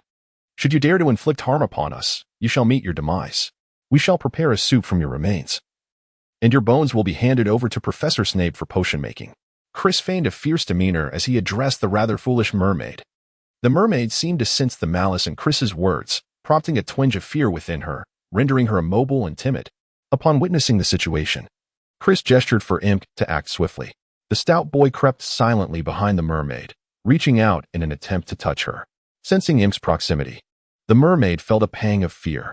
However, she was intimidated by Chris, who brandished a wand, and dared not move, shrinking her head in anticipation of the human's torment. Imp, why do you not use your wand to cast a spell to extract it? Why resort to manual intervention? Do you not find it repugnant? George inquired, observing Imp's actions with confusion. Oh, Merlin, I completely forgot that I could utilize magic. Thank Merlin's trousers, I am indeed a wizard. Imp finally realized, responding to George's words, that he could indeed perform such a feat. He had been so overwhelmed with anxiety that he had overlooked the most fundamental solution. Without further ado, Imp drew forth his wand and cast the levitation charm upon the fishhook, intending to liberate it from the mermaid's flesh. The spell was indeed effective, as the fishhook gradually emerged, slowly detaching itself from the mermaid's body. However, the process was far from gentle. The mermaid endured considerable pain, for these were merely a handful of Hogwarts students attempting a procedure that would typically require a skilled doctor or veterinarian. To extract the hook was already a commendable feat, yet to expect anything beyond that was rather unrealistic. With a painful cry, the mermaid clutched her bleeding back, uttering incomprehensible sounds as the fishhook was removed. Wow, Chris, how generous of you. You are willing to use such an expensive item on a mere mermaid. Truly benevolent. Chris felt a twinge of compassion as he retrieved a small vial of white fresh from his bag and handed it to Imp, suggesting that she apply it. Chapter 84, The Grilled Fish Feast. Indeed, it appears that we must now add an epithet to the illustrious young prodigies of Gryffindor at Hogwarts. Henceforth, they shall be known as the kind-hearted young genius, Mr. Chris read. George and Fred chimed in with playful mockery. Oh, come now, you two. You've never spoken a truthful word in your lives. Chris exclaimed, covering his head in exasperation. Hey, how can you say such a thing? It wounds my heart. George clutched his chest, feigning heartbreak. Indeed, look at me, my heart is melting. Oh, dear Chris, you are no longer the sweet and innocent soul we once knew. Have you truly lost that essence? Fred echoed, dramatically portraying a sense of injury, suggesting that no mere 2 galleons could mend his sorrow. Chris was at a loss for words, realizing that he could never hope to reason with these 2 naturally articulate jesters. Once Imp had carefully applied the white fresh to the mermaid's wound, the bleeding subsided. Clearly, the unfortunate creature was no longer in excruciating pain, though it remained there. Grumbling softly, Hey, you. Perhaps it would be wise to rest here a while before re-entering the water. Otherwise, your wound may reopen, and you shall have to fend for yourself. Surely, you merfolk must possess some superior method of healing? I can only offer this friendly advice, though I suspect my words may be in vain, as you likely cannot comprehend them, and I am no master of the mermaid tongue. So, be it as it may. Chris gazed at the foolish fellow, shaking his head as he spoke. Shall we leave now? Let us not concern ourselves with this individual. Imp hesitated, uncertain whether abandoning the mermaid here was the right course of action. It will be fine. I believe it will know when it is ready to depart, Chris reassured him. Besides, we still have to enjoy some roasted fish. Don't you want to taste it, Imp? I must tell you. The roasted fish prepared by the house elves at Hogwarts is absolutely delightful, Last time, I devoured 2 fish all by myself. Fred enticed Imp with the promise of delectable food. The effect was remarkably potent. Upon hearing of such deliciousness, Imp became visibly anxious, as if the food would vanish if they did not act swiftly. Let us go. Let us go. We must hurry. Imp eagerly lifted the bucket filled with fish and urged the group. Laughter erupted among the others as they witnessed Imp's enthusiasm. And they followed suit, seemingly indifferent to the earlier encounter with the mermaid. Children, after all, often have fleeting attentions. One moment they are engrossed in an activity, and in the blink of an eye, they forget it, only to become curious about something new and rush towards it. However, Chris was not one to forget so easily, and he deliberately turned back to glance at the mermaid. At that moment, he noticed the mermaid's demeanor after they had departed. It seemed she had finally grasped that Chris and his companions were not malevolent beings. As they left, she brought her hands together in gratitude, perhaps uttering words of thanks as her lips moved animatedly. Chris felt a sense of satisfaction, believing that she understood their kind intentions, and that this benevolent act was far removed from any tale of farmer and snake. Chris also found merit in this endeavor. Indeed, performing a good deed each day can uplift one's spirits. However, the events of today remain somewhat contentious, shrouded in numerous uncertainties. Chris is still perplexed about the true nature of this situation and feels it prudent to wait and contemplate further. Afterward, he intends to confer with others, pooling their insights. For surely the collective wisdom of 3 humble cobblers can rival that of a brilliant strategist. In due course, they might arrive at a plausible hypothesis. For now, however, it is best to indulge in the delectable roasted fish prepared exclusively by the house elves of Hogwarts kitchens. Flavored with black pepper and cumin, it is reputed to be utterly delightful. Hey, Chris. Hello. Happy Easter. Hi, Chris. Happy Easter to you too. And to you as well. Chris, I see you went fishing. Let me take a look. Goodness. What a bountiful catch. Could you spare me a fish? Huh. You rascal. You want to eat what you've caught yourself. Stop eyeing my fish. I've only a few, and they are not even mine. I merely followed along to enjoy some fresh fare. Do not interfere. Let us plan for another fishing trip together, and then we shall feast. For now, I must take my leave. Until we meet again. Chris greeted the familiar and amiable figure approaching him. Despite the passage of time, Chris's popularity remained remarkably high, for he was undeniably a warm and cheerful individual, making him easy to befriend. Unlike some rather brash Gryffindors whose conversations often lacked tact, leading to misunderstandings and potential conflicts, Chris maintained a gracious demeanor when engaging with those who expressed goodwill towards him. Consequently, his reputation at Hogwarts flourished, as he was adored by many for his charming, outstanding, lively, cheerful, and kind nature, a delightful blend of admirable qualities embodied in an unassuming and affable young boy. Oh, Chris, how I envy you. Look at how many acquaintances you have. And here I am, a mere shadow wherever I go, only occasionally attracting attention when someone remarks on my weight. Just look at that chubby fellow. Ink observed Chris as he made his way back to the castle, exchanging pleasantries with everyone he encountered, filled with admiration. If only we had even a fraction of your connections, our products would surely gain swift popularity. Perhaps they would be all the rage at Hogwarts by tomorrow. George and Fred shared similar sentiments, for their own popularity was limited to Gryffindor, beyond their house. They were merely known for their mischievous antics. Their social standing could hardly compare to Chris's, and thus, they too harbored a sense of envy. Hey, friends. Would you care for some delectable roasted fish? A local delicacy from the Black Lake, just one recommendation, and you can sample 2 pieces. Chapter 85, for galleons, hee hee. Ah, please, spare me your words. I am not at all concerned with such matters. It's exhausting to be the center of attention everywhere I go, having to engage in conversations with people whose names I barely know, all while pretending as if we share a close familiarity. It truly is tiring. Chris truly felt a sense of fatigue, lamenting that, after all, the privileges of stardom come at the cost of personal freedom. TCH, don't feign innocence while enjoying the benefits. You seem to revel in it. Someone retorted. Indeed, spare us the pretense of complaints. Such fortunate circumstances rarely come our way. The crowd responded with laughter, playfully teasing him. Alas, my troubles are indeed beyond your comprehension, Chris sighed. All right, enough of this idle chatter. Let us hurry to the kitchen for some fish. Imk interjected, unable to tolerate Chris's jest any longer, and urged everyone to hasten to the kitchen, his eagerness palpable. After Chris and his friends departed, the 2 upperclassmen from Hufflepuff who had greeted him moments earlier erupted into exuberant joy, as if they had just won a grand prize. One girl, her cheeks flushed and her hair styled in braids, animatedly chattered with her companion, brimming with excitement. Wow, did you see that? That was Chris. He even greeted us. Goodness. He is so polite. How charming. Absolutely. I am utterly enamored.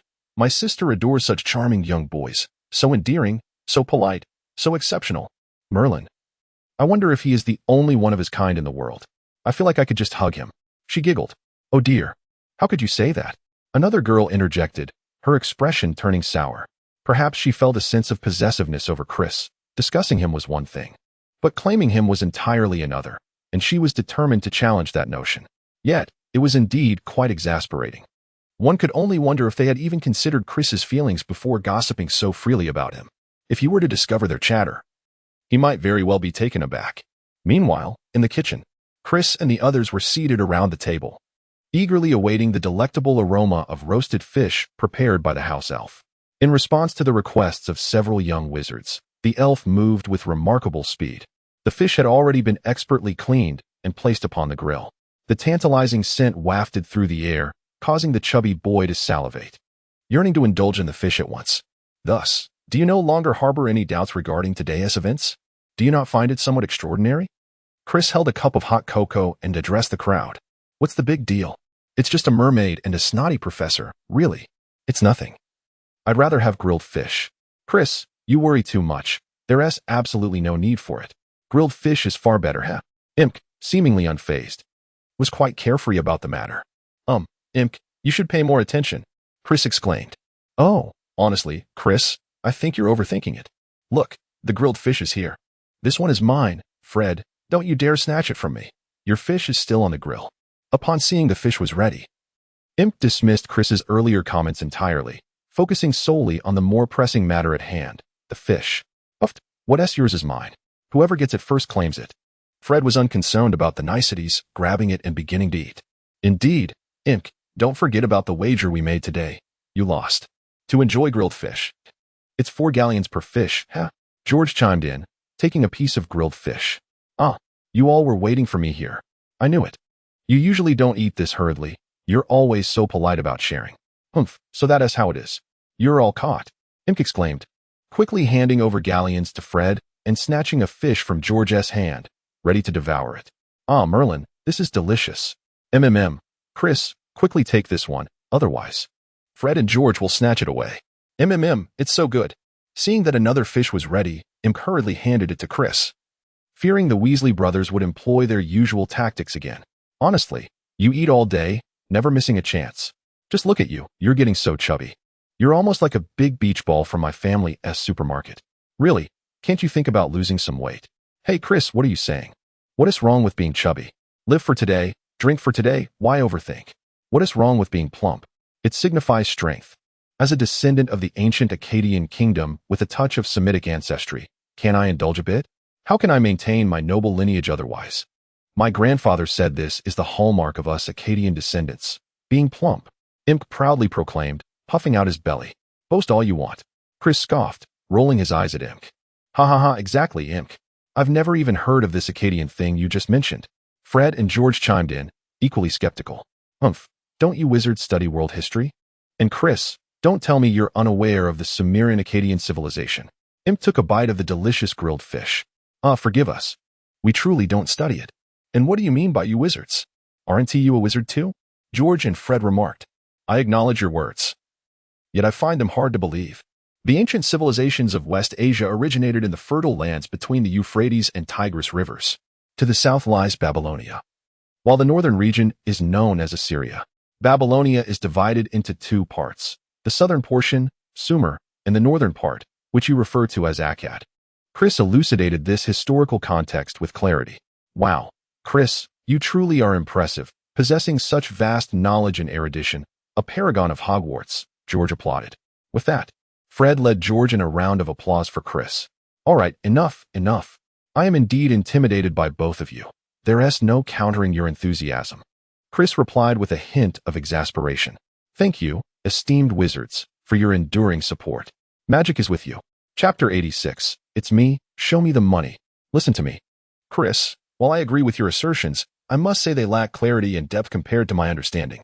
It is said that the Akkadian dynasty thrived from 2371 to 2191 BC. Initially, Akkad was merely an ordinary locale until the rise of a great monarch. He is the king of the four corners of the earth, Sargon. Surely, you have not heard of him, Imp declared proudly, tilting his head. Indeed. If you were to inquire about modern matters, I could engage with you, but when it comes to ancient human history, we are rather ignorant, Chris admitted, shaking his head. Exactly. We wizards are not well versed in such Muggle affairs. The most I know is the tale of King Arthur and the Knights of the Round Table. Fred chimed in with a grin. Humph, you both are lacking. Allow me to enlighten you. I, Imp Lesko, the historical encyclopedia, am not merely a title, especially when it pertains to my ancestors' history. Imp, upon noticing their ignorance, grew increasingly self-satisfied. Children often exhibit such tendencies. In the realm of magic, they cannot rival Chris, as they are on different levels. However, during a previous inquiry about the Weasley brothers' performance from the past year, Imp was taken aback by their unexpectedly excellent results, which momentarily shattered his confidence. Now, at last, he had something to boast about and was eager to share. My illustrious ancestor, the great King Sargon, during a time of chaos, rescued the common folk from peril and unified Sumer and Akkad. His subsequent achievements were even more remarkable. He undertook irrigation projects that spared the populace from devastating floods, significantly reducing crop failures. Moreover, he standardized weights and measures, expanded foreign trade, established new official positions for his nation, and created a centralized system of governance, famously declaring that the entire nation speaks with one voice. Truly remarkable. What you may not realize is that this marks the very first unification of the southern region of the two rivers in human history. Imp feels an immense pride. Wow. It truly sounds impressive. You Muggles are quite extraordinary, George exclaimed, having never heard of the historical tales of Muggles. I believe you should share this with my father. He is particularly fond of Muggle-related matters and would thoroughly enjoy a conversation with you. Fred chimed in. After listening, Chris realized that the great monarch Imp spoke of was indeed formidable, somewhat akin to China's first emperor, Qin Shi Huang. Both established a centralized state and unified their realms. With many similar experiences, however, this ruler seemed to lack the prowess of the first emperor, whose achievements eclipsed those of the three sovereigns and whose virtues surpassed those of the five emperors. He is, after all, a true emperor. Such claims are not mere exaggerations. In summary, Chris pondered whether history bears astonishing similarities. Regardless of the era, both Eastern and Western developments appear to follow a parallel trajectory, rarely deviating significantly. While some may argue that individual factors contribute to a nation's strength or an era's greatness, such perspectives are narrow and not entirely accurate. Individuals indeed play a role in history, yet the relentless march of time is primarily driven by societal forces and prevailing trends. Heroic figures may have their significance, but they merely rise to prominence amidst the tides of history. Therefore, when confronted with such matters, one must reject both individual heroism and historical nihilism, embracing a dialectical approach that allows for an objective and interconnected understanding of issues. It is vital to recognize that events are in a state of continuous evolution and change.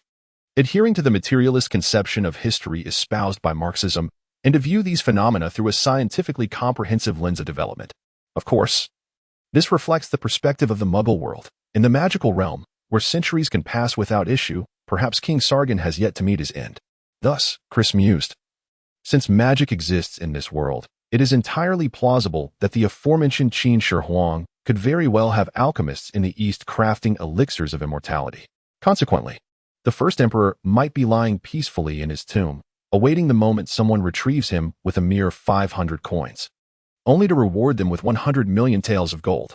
The allure of action is more potent than mere thoughts. Hasten, I summon you, Qin Shi Huang. Bring forth the riches. Hey, Chris, what are you thinking? You're about to drop the grilled fish. Imp, observing Chris's dazed expression and the inexplicable smile gracing his lips, inquired with some confusion.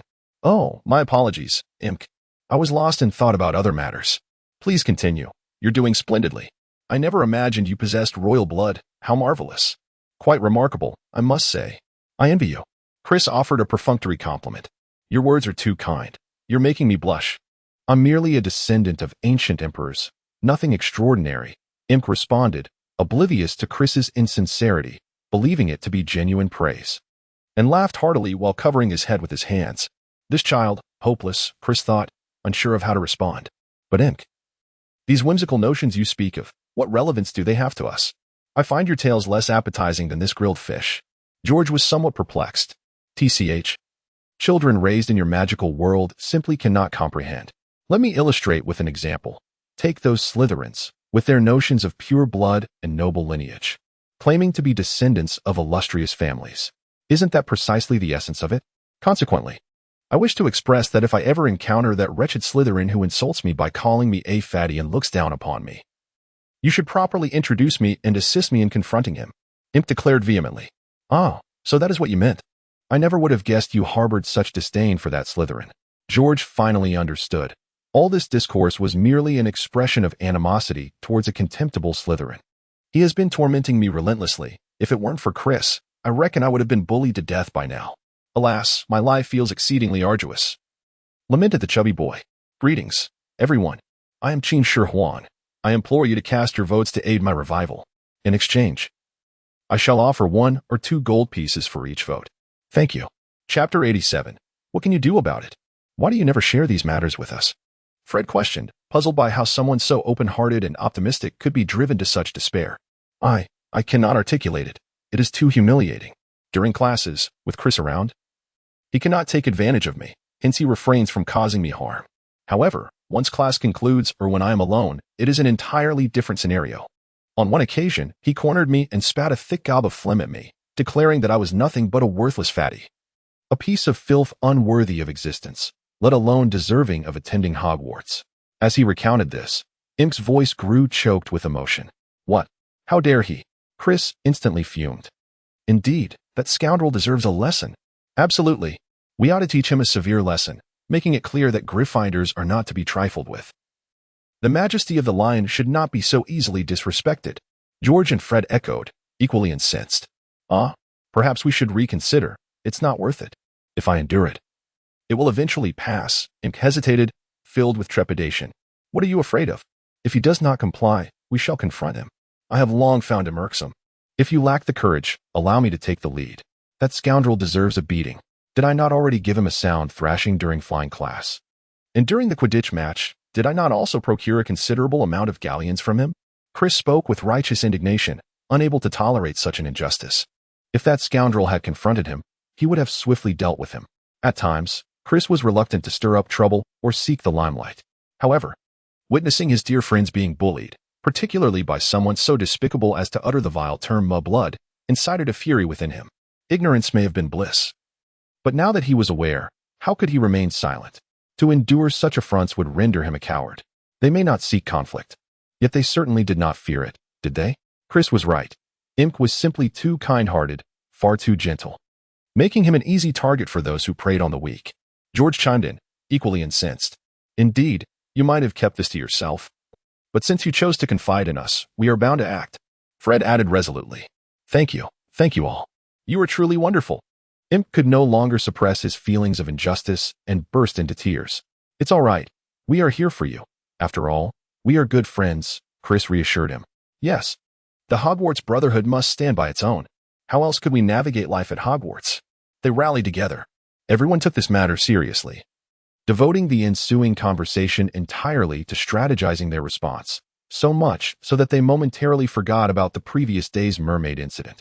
So, what you're suggesting is that tomorrow evening, we lure them out to the Hogwarts lawn for a showdown, thereby resolving this once and for all? George confirmed with Chris. Precisely. There's no need for prolonged conflict.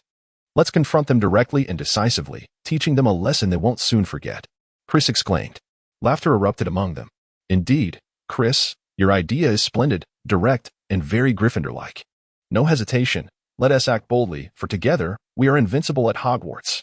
Fred, however, expressed a hint of concern. Yet, what if they are not as familiar with the school as we are? What if that old coot, Filch, catches us? Could that drag us down? What is there to fear? If they get caught, it would be a blessing. Should that wretched fiend dare to implicate us, it won't matter. For they have no evidence linking us to their duel. If apprehended, as long as we remain untarnished, we can simply claim they ventured out for mischief on their own. And their poor relationship with us is what led them to falsely accuse us. Chris was entirely untroubled by the situation, believing that as long as his close companions were unharmed, they could manage their own affairs. Well, Chris, I must commend you once more. Your analysis is indeed thorough. Fred expressed, devoid of any doubts.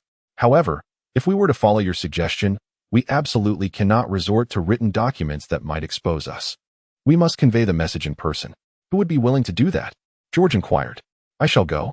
You all have sacrificed so much for me. Surely I can handle this minor task, Imp declared, patting his chest with confidence. Yet, what if he sees you and decides to make things difficult, mocking you? Imp fell silent, his earlier bravado waning, as he too felt a twinge of apprehension, having only just summoned the courage to speak up. Never mind, I will accompany you. I doubt he would dare to confront me, Chris replied readily. Thank you so much, Chris, Imp exclaimed, deeply moved. All right, enough talk. Let us hasten back. For we must ascertain if there are any formidable curses we can employ to give him a taste of his own medicine tomorrow, remedying his foul-mouthed habits. George suggested. Hey, you there. Yes, you. Come over and speak. Early the next morning, Chris, brimming with indignation, intercepted Dryan per se, who was on his way to the dining hall. What? Red? Are you still half asleep? Are you out of your mind? What do you want at this hour? Get out of my way before I have someone teach you a lesson. Though my circumstances are modest, I could easily hire a few upperclassmen to deal with you. Dryan per se retorted viciously. Enough with your empty threats. Do you really think they can intimidate me? I have no desire to waste time with you. I just have a few words to say, and then we shall depart. Chris responded dismissively. Humph, what do I have to discuss with you in this fatso? I've been rather busy lately and haven't had the opportunity to deal with you. Are you itching for trouble? Dryan per se scoffed. You, my friend, must be serious about what you said last time regarding Lesko being a mud dweller, aren't you? Indeed. My words are as solid as nails. I stand by what I said. What will you do about it? Dryan per se boasted, tilting his head defiantly. Chapter 88. The Night Battle. Very well. You have some backbone. Since you dare to speak, I shall not shy away from the truth. You, a worthless specimen, should consider the consequences should I inform the professor about this matter. Imagine the punishment you would face. Of course, I would not resort to such childish tactics. Instead, let us explore an alternative resolution. What do you think? Upon hearing that Chris intended to report the teacher, Delian Pugh's face paled instantly. As a child, he harbored a natural fear of authority figures. Thus he appeared somewhat feeble and stammered. What do you mean? What method do you propose? Surely, you are not seeking money again, are you? How much do you require? Would 10 gold crowns suffice? Upon hearing the words of the fellow, Chris couldn't help but chuckle. What? Is there a chance to earn some gold galloons in such a manner? Huh? Do you take me, Reed, for a fool? You think I'm merely interested in a few trifling coins from your pocket? Are you aware of the saying, pearls are as common as dirt, and gold as scarce as iron? Unlike you, I do not pretend to lament my humble beginnings. I possess wealth aplenty, with a mansion of white jade and steeds of gold, flourishing even in the harshest winters. Chris boasted deliberately. And what do you intend to achieve with this? Questioned Dorian per se, his pale face betraying a hint of confusion. If you do not seek money, what is your ulterior motive? Furthermore, I must admit, your previous remarks were rather perplexing. Nothing of great consequence. We simply wish to arrange a duel with you tonight, on the grounds of Hogwarts.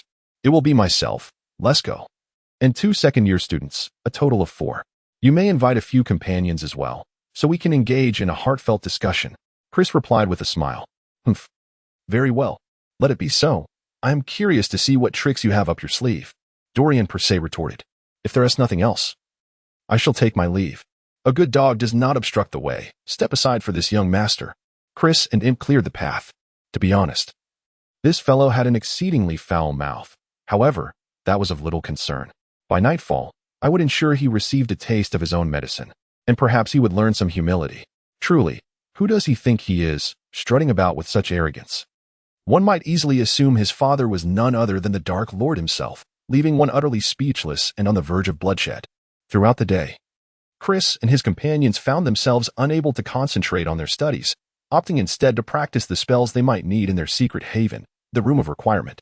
Chris also imparted the spell known as the Reverse Clockflower to the group, intending to augment their repertoire of incantations, a last-minute preparation, albeit somewhat hasty. However, George and Fred found this spell particularly intriguing, deeming it splendid for their mischievous exploits. Yet, Chris cautioned them against employing the spell on girls, for the repercussions could be quite dire.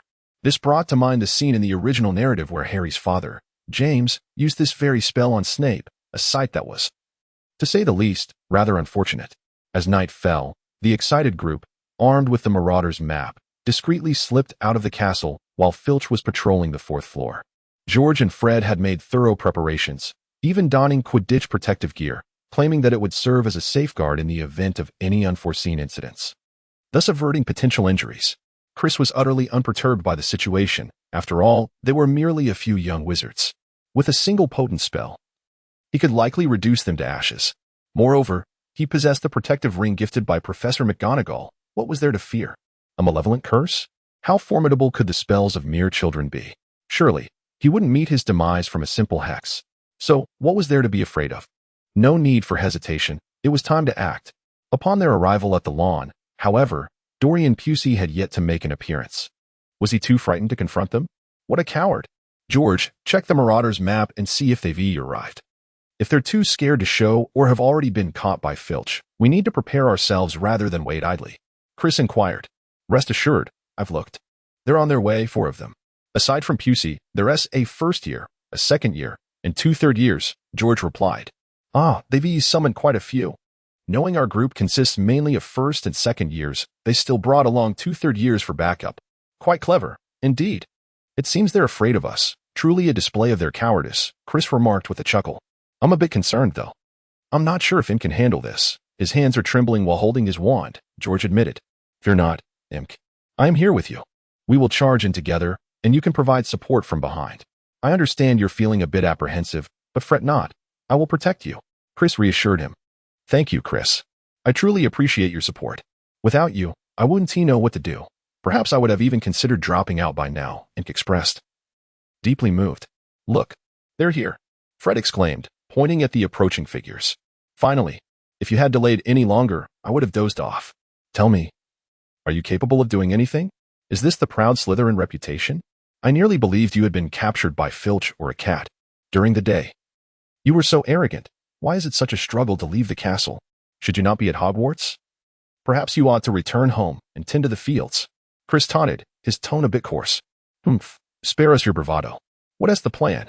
Dorian Pusey rushed over, still catching his breath. Just a few first and second years daring to provoke Master Pusey. They ought to look in the mirror and assess their own capabilities instead of merely boasting. A third-year Slytherin scoffed. Indeed. Don't be a silver-tongued fool. Is your reputation merely a fade? I've heard tales of your supposed brilliance and transfiguration, but you appear to be nothing but a waste of potential. Another third-year chimed in. Faced with such provocations, Chris felt a surge of anger. It was astonishing to witness the crude audacity of Slytherin. Very well. Today they would witness the wrath of Gryffindor. Let the battle commence. Chris, a man of few words, signaled to everyone to wield their wands and strike directly. There was no need for flamboyance or the formality of dueling etiquette. Was this a farce? Did they think they were acting? In a fight, one simply engages rather than indulging in excessive chatter and ostentatious displays. Were they merely playing a game? Colloportu. Colloportu.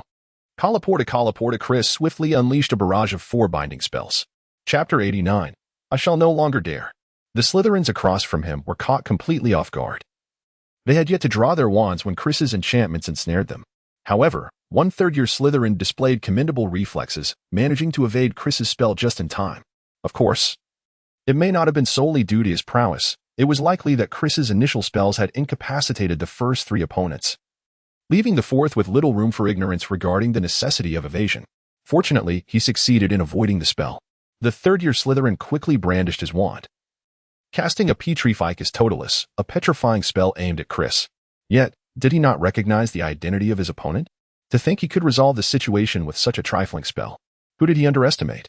Chris swiftly dispelled the spell, and George promptly followed suit with a stunning upside-down kick, leaving their adversary suspended in midair. The third-year Slytherin boy was utterly terrified. He could not comprehend the situation as he found himself floating backwards, the world around him turning topsy-turvy, prompting him to scream in sheer panic.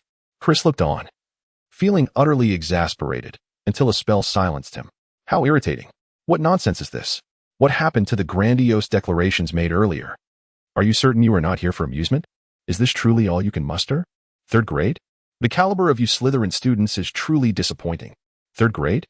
I dare say, even a 3-year-old could do better. At least they might conjure a magical eruption capable of squashing an ant. You? I suspect you couldn't even manage to eliminate a mere cockroach. The Slytherin student, suspended upside down, flushed with embarrassment. It was evident he was in great distress, hanging there, subjected to ridicule. Truly a humbling experience. And as for you, Dorian Pusey, are you not the one who fancies himself quite impressive? Do you not proclaim yourself a young master? Yet, you speak of your modest upbringing. Who are you trying to impress with your tales of poverty? Chris approached with resolute determination, delivering a forceful kick to the immobile De Leon Pusey, then placing his foot upon the man's face. Chris could no longer contain his indignation. This individual had proven to be insufferably arrogant. What was this notion of being superior by virtue of bloodline? It reeked of racism and elitism. Wasn't it the case that in The Great Gatsby, the husband of the woman adored by young Gatsby considered himself part of the upper crust, looking down upon Gatsby for his humble origins? Despite Gatsby's wealth, he remained scorned for his background, just as they were, deemed filthy and lowly by those who prided themselves on pure lineage. Such disdain was utterly vile. Consequently, Chris found himself consumed by fury, his righteous anger eclipsing reason, rendering him particularly wrathful that night. De Leon Pusey, subjected to this humiliation, shed tears of despair. "Oh, you still weep, you worthless scum. Let me see. That outfit you wear is rather fine. Where did you procure it? Surely it isn't custom-made? Ah, splendid. Being wealthy has its perks." With that, Chris lifted the curse upon De Leon Pusey and beckoned to Imk, saying, "Come, show him how he has wronged you." The onlookers, astonished by Chris's unexpected ferocity, were bewildered by the normally gentle and kind-hearted individual they had come to know. Imk approached timidly, glancing at the prostrate De Leon Pusey and finding that his animosity had begun to wane. Children, by nature, possess a certain kindness, even towards those who have tormented them.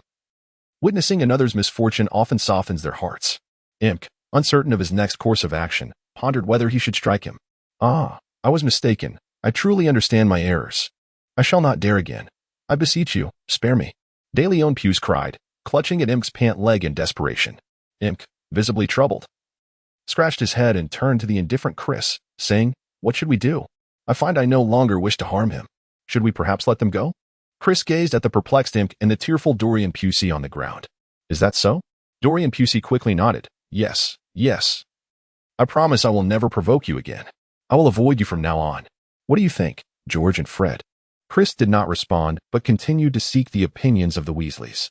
"It seems he has learned his lesson. Surely he wouldn't dare to act out again. Perhaps we should just let them go?" "Yes, truly, I will never dare again." Dorian Pusey bobbed his head vigorously. "Very well, you may leave. Remember the words spoken today. If you dare to cause trouble again, it will not be as easy as today. Beware of your heads." Chris threatened ominously, simultaneously lifting the spells cast on the others. "Take care on your way back. Don't be careless and get caught by Filch. Even if you do not betray us, or else." All right, don't worry. "I want tea." Dorian Pusey scrambled to his feet, nodding and bowing. "Be gone." Chris flicked his wizarding robe dismissively. The Slytherins hastily scurried back to the castle. "Oh dear. What a burden this is. Putting on such a fierce facade while my heart yearned to burst with laughter." After the Slytherins departed, Chris could no longer contain himself and burst into laughter.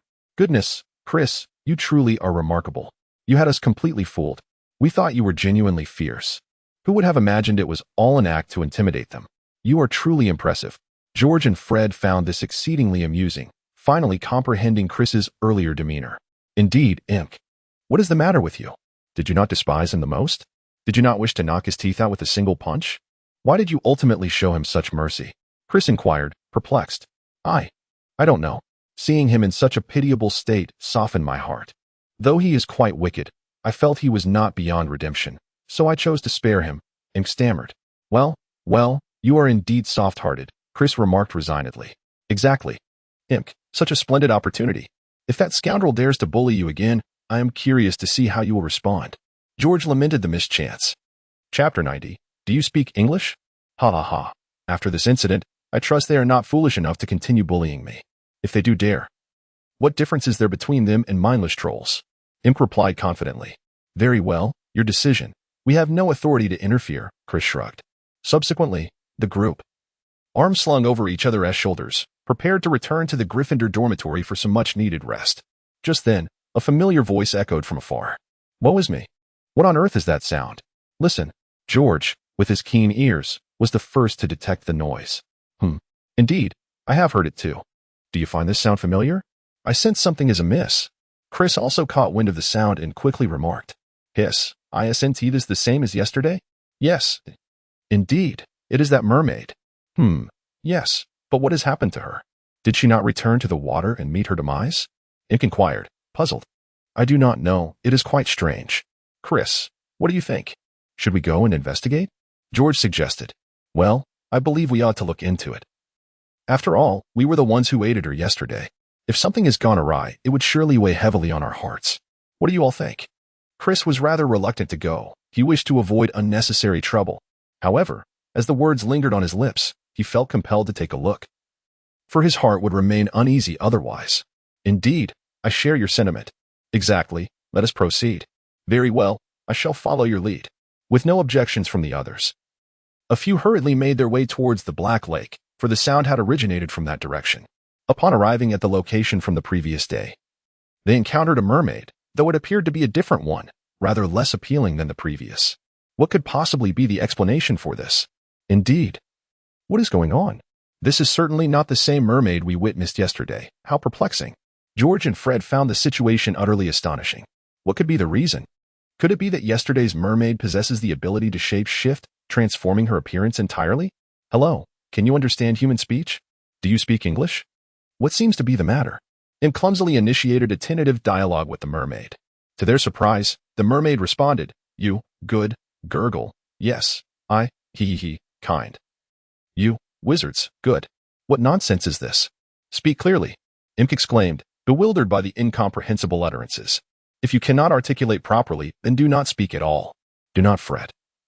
Imk, let the mermaid express herself slowly, George advised. You, kind, gurgle, we, friends, need help. Ah, you mean we are kind wizards. And you wish to be our friend and seek our assistance? Chris appeared to grasp the essence of the conversation.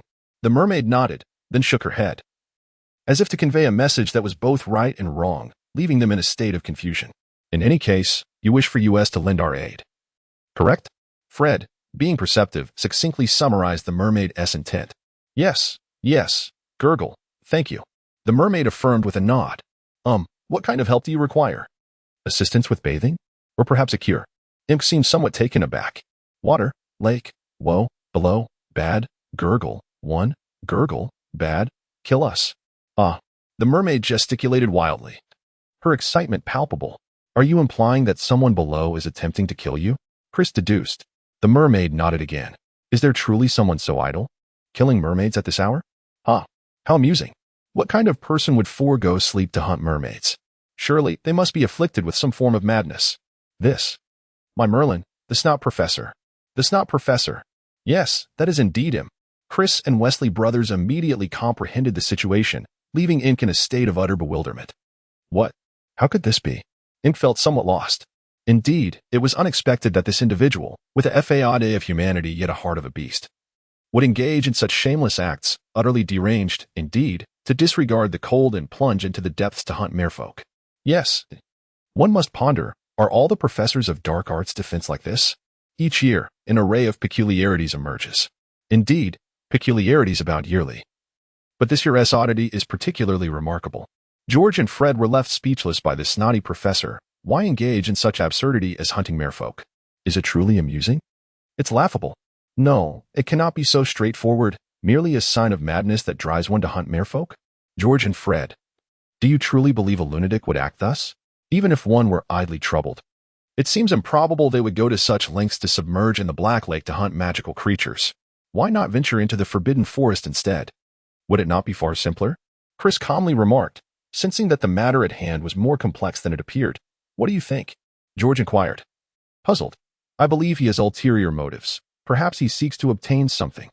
Chris replied. What? A mermaid's fork or tattered undergarments? Ha. Chris, you are quite the comedian. Fred chuckled. Darling.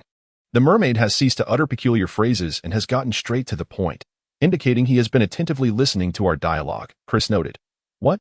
Do you mermaids possess treasures as well? By Merlin's oversized trousers, I cannot believe it. What treasures? Your leader's flowery shorts. George jested. No. Well, yes, treasures. The mermaid hurriedly interjected. Oh. Treasures, Chris, do you believe this? George remained skeptical. I find it entirely plausible. Otherwise, what could the snotty professor be scheming? Do you think a competent teacher could be insane? Headmaster Dumbledore is no fool. Would he admit a lunatic into the school? Ah, your reasoning makes me consider the possibility that this snotty professor is indeed up to no good. Of course, I do not believe he is genuinely insane. I trust Headmaster Dumbledore, who would never introduce a madman to the school. Thus, he must be searching for that mermaid's treasure, subsequently slaughtering mermaids to extract information regarding its whereabouts. Merlin, what is even happening? I cannot fathom the situation, Imk exclaimed. Having listened for quite some time without understanding, feeling utterly bewildered. Chapter 91. The adventure enough, Imk. You need not comprehend everything. Just follow our lead. George stated. George. What are you planning? My analysis was not intended to lead you into danger. Chris responded. Oh, Chris, you are incorrigible. Now that we are aware of this situation, we absolutely cannot remain passive. It is everyone's responsibility to protect the creatures of this world. Wouldn't you agree? In crucial moments, they have sought our assistance. Can you really hesitate? Is this still Gryffindor? Fred continued, his words overwhelming Chris. Chris originally had no desire to partake in this matter. He merely expressed himself to ensure that everyone comprehended what had transpired, not in pursuit of resolving the issue. What merit lies in personal heroism? One might find oneself swiftly extinguished. After all, he is not the protagonist, is he? Why strive for such heroic feats? Chris still exhibited a hint of hesitation. All right. Chris, let us proceed. Do not falter, let us act. George exclaimed with excitement, patting Chris on the shoulder. Very well. I can consent to accompany you all to observe this mermaid. After all, I am not made of stone. However, there is one question you must contemplate carefully. How do we intend to descend? Chris inquired calmly. Well, George and Fred found themselves at a loss, having hastily made their decision without a clear plan for their descent. Gulp, to eat this. Can we enter the water? The mermaid produced from her embrace a peculiar herb, cylindrical in shape, measuring approximately 20 to 35 centimeters in length, with an upper surface ranging from dark yellow-green to dark brown, and a lower surface of gray-green or gray-brown, its nodes distinctly visible, with slender petioles merging at the base into a sheath-like structure. What is this? Imk asked, taking the herb from the mermaid's hands for a closer examination. I am uncertain. It seems to be some sort of herb, Fred replied, somewhat puzzled.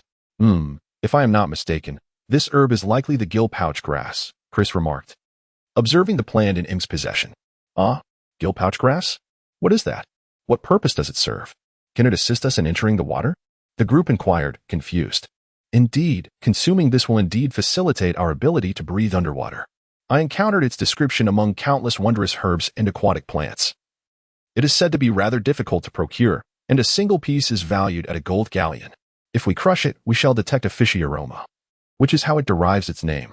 Furthermore, if we consume it, we shall develop gills akin to those of fish and webbed fingers and toes. This will enable us to breathe freely underwater, assimilating oxygen as effortlessly as the fish that dwell within it. It is indeed an essential item for underwater endeavors, significantly reducing the odds of mishaps compared to employing various spells for breathing underwater. However, cultivating and nurturing these plants is no simple task. Hence their price is far from trivial. Chris patiently elucidated to the crowd.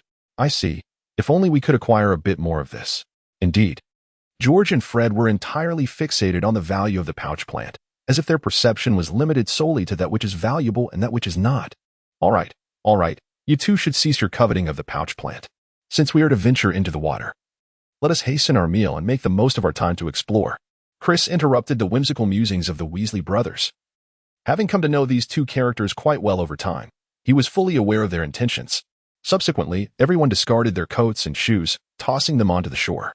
Indeed, the night was notably frigid. Hurry, let us plunge into the water. Goodness, it's truly cold, Imk exclaimed, shivering as he hugged his arms and stamped his feet.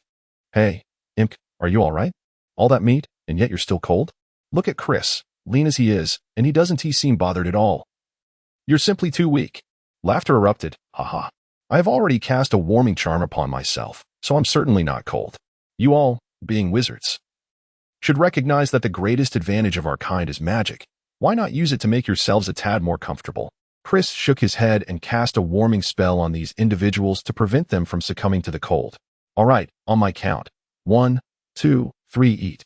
With that, everyone eagerly consumed the gillweed. Now, quickly into the water, Chris urged. The few who had eaten the gillweed hurriedly plunged into the water. Wow, my chin hurts so much, Imp exclaimed, cupping his jaw. Don't panic, just bear with it for a moment. Chris reassured him. Before long, gills resembling those of fish sprouted from their bodies, along with webbed fingers and toes. Merlin, this is truly remarkable. George marveled at his transformed hands and feet. Chris attempted to immerse his head beneath the water's surface, feeling the currents flow through the newly formed gills at his neck as air was filtered and inhaled into his lungs. Indeed, the magical herbs were truly remarkable, transforming the impossible into the possible. Now, let us follow this charming merman to uncover the mystery, Chris remarked, casting a glance at the somewhat daft merman before him. Upon hearing this, the merman nodded in acknowledgement. Everyone, pay attention. Hold your wands tightly, stay close to our guide, and exercise caution. Safety comes first. Let us not hinder their efforts, but rather ensure our own well-being. Chris reiterated, his concern palpable. Rest assured, Chris, we are all aware, came the collective response, heads nodding in agreement. With that, everyone plunged into the water, trailing behind the merman towards the scene of the incident. As they adjusted to their new state, still somewhat unskilled in enhancing their swimming speed, they could only glide forward at a leisurely pace. This caused considerable distress to their guide, who called out impatiently, urging them to hasten their movements. Chris and his companions also realized that if they continued at this pace, they would remain adrift indefinitely. Thus, they exerted themselves to swim forward. They navigated through some troublesome seaweed and encountered numerous creatures previously unknown to them. Approximately 20 minutes later, Chris and his companions traversed a curtain of water, arriving at a distinctly different locale. Chris discovered that the water here only reached their calves due to the barrier created by the water curtain, leaving the upper half empty, much like being above a lake. This enabled them to converse freely. Chapter 92. Sinister. This place is quite extraordinary. I wonder if it belongs to the merfolk community, Fred exclaimed in admiration. Indeed. Just look at this water curtain. It is evident that some form of magic has isolated this area. Quite impressive, George concurred.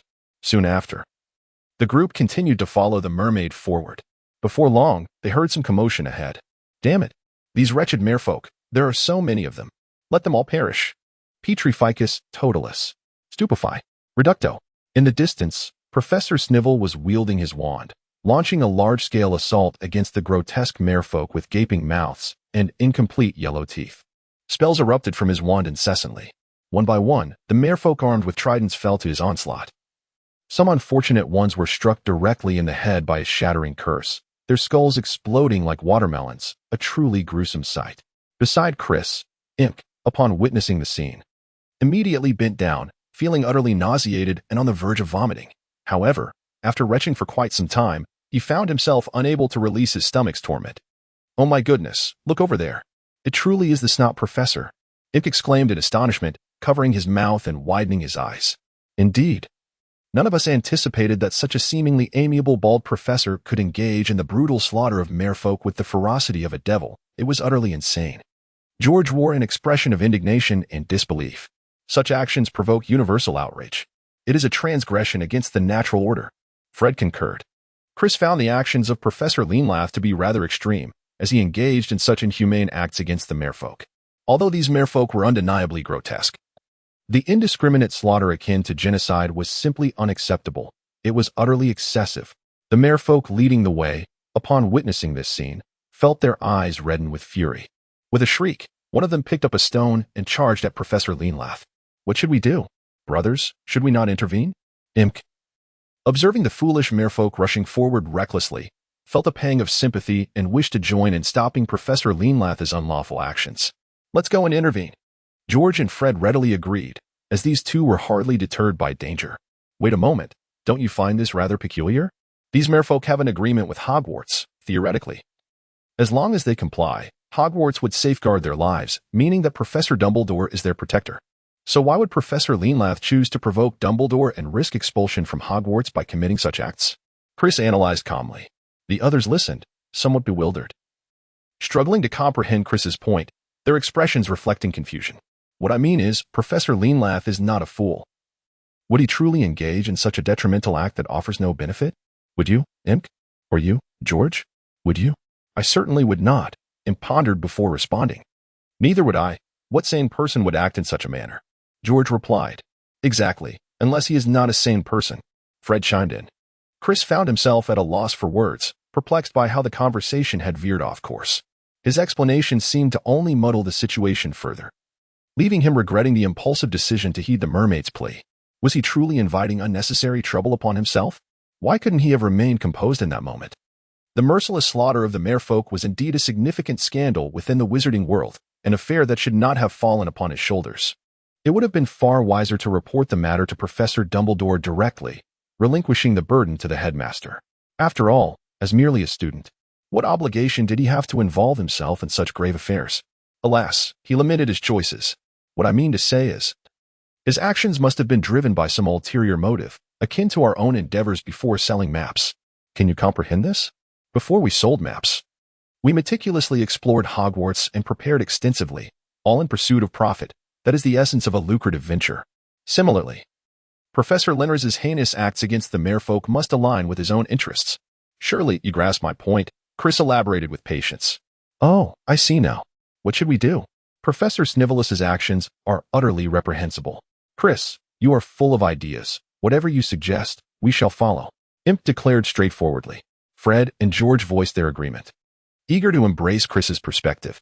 Well, Imp, I wish to assign you a formidable task alone, though I am uncertain of your capacity to handle it, Chris admitted hesitantly. You can count on me, Chris. Imp replied, his small eyes locked on Chris with determination. The task itself was not insurmountable. It merely required him to return to the Hogwarts castle alone and summon Professor Dumbledore, for he was the only one capable of assisting them now. However, Imp hesitated upon hearing Chris's words, suspecting that Chris considered him inadequate for such a responsibility. Hey, don't overthink it. You must understand how wicked Professor Snivelus is. He might very well be a dark wizard infiltrating Hogwarts, though we may become formidable in the future. We are still merely 11 or 12 years old. How could we possibly stand against a malevolent wizard with unclear intentions? Chris articulated his thoughts candidly and clenched his jaw, resolved. All right, I will fetch Professor Dumbledore for you. You all go ahead. Trust me, I can manage this. Good luck, brother. We're counting on you. The group encouraged him. Imp waved farewell, stepping forth with resolute strides as he swam back towards Hogwarts Castle. Chris, what shall we do next? Should we confront him directly? George inquired. No. What we truly require at this moment is time. We cannot allow this individual to continue unimpeded. We must hold him off until the arrival of Professor Dumbledore's assistance. At that point, we shall have succeeded, Chris replied with calm assurance. What then? Gratitude to the friends who remain. I implore you for your support. Chapter 93. The Duel of Magic. Thus, I shall charge at him first, create a diversion, and then seek to delay time. You two should find a secure position to hide. If you observe that I am unable to withstand his assaults, swiftly come to my aid and strike while he is unprepared. We must not all reveal ourselves at once, otherwise he may ensnare us all in one fell swoop. Which would be perilous, Chris articulated. Very well, that is an excellent plan. George and Fred concurred with Chris's strategy. Chris gritted his teeth and charged towards the snotty professor. Down he went, collapsing to the ground. Down he went, collapsing to the ground. Down he went, collapsing to the ground. Chris cast 3 formidable stunning spells in succession. However, regrettably, one missed its mark, another struck an unfortunate mermaid, and the third was precisely aimed at the snotty professor. Yet, it was not a matter of Chris's inadequacy, rather. This professor displayed an extraordinary level of vigilance, having mastered the rebounding charm, which redirected the stunning spell onto a nearby disheveled mermaid. The poor mermaid collapsed, rendered unconscious. Well, who do we have here? The snotty professor ceased his assault on the mermaid and, smiling, addressed Chris, who had rushed to confront him. The illustrious Mr. Chris Red, the renowned prodigy of transfiguration at Hogwarts, the pride of Gryffindor, a paragon among young wizards. Pray, enlighten your dear snotty professor. What brings you to this place? Initially, the dark arts professor, Madapin Leanras, spoke in a frivolous tone, but as he continued, his eyes widened, his demeanor turned aggressive, and he nearly roared at Chris, his words dripping with venom. Ha, Professor Leanras, whatever is the matter? I merely sought to learn from you, sharing your fondness for swimming. Alas, unable to sleep, I decided to take a dip by the Black Lake. What a stroke of misfortune that we should cross paths. Chris chuckled, feigning embarrassment. Oh dear, how awkward. My previous spell was merely to assist you in driving away these detestable mermaids. Just look at them. How grotesque they are. Humph, is that so? I find it hard to believe. What proof do you have to substantiate your claims? Leanras replied, a sardonic smile playing on his lips. Oh, come now, Professor. There's no need for such formalities between us. Why must we dwell on the distinction of truth? It is late. Why don't we return to the castle together? Let us not engage further with these wretched mermaids, Chris suggested, feigning casualness. Upon hearing Chris's words, the foolish mermaids immediately altered their demeanor. Initially, they had shown delight upon Chris's arrival, but upon being labeled as foolish and ugly, they failed to recognize his sarcasm and did not perceive his words as directed at them. Consequently, the irate mermaids bared their teeth at Chris, and a few vigilant ones even brandished tridents in his direction. At that moment, the snotty professor interjected, "Humph." Chris read, "Put away your deceitful little tricks. What do you intend to accomplish? Do you think I am unaware? It is merely a matter of your slight cleverness and cunning. You are here creating a ruckus. Seeking assistance? Let me tell you, it is futile to cry out. Professor Dumbledore will not come. Do you know why? I meticulously timed the execution of my plan for today, keenly observing the opportunity as it arose. Should you underestimate me for this? Allow me to enlighten you. It would be a grave error. Nevertheless, as the adage wisely states, even the most meticulous plans can harbor a flaw, and that flaw, dear Chris read, happens to be you. Cursed be the day, while I have endured the jest of being called Baldy or Professor Snivel. Dismissing them has been a mere trifle for the sake of my grand ambitions, a necessary patience I have embraced. Yet today, I implore you to swiftly vacate my path. Do not obstruct my way.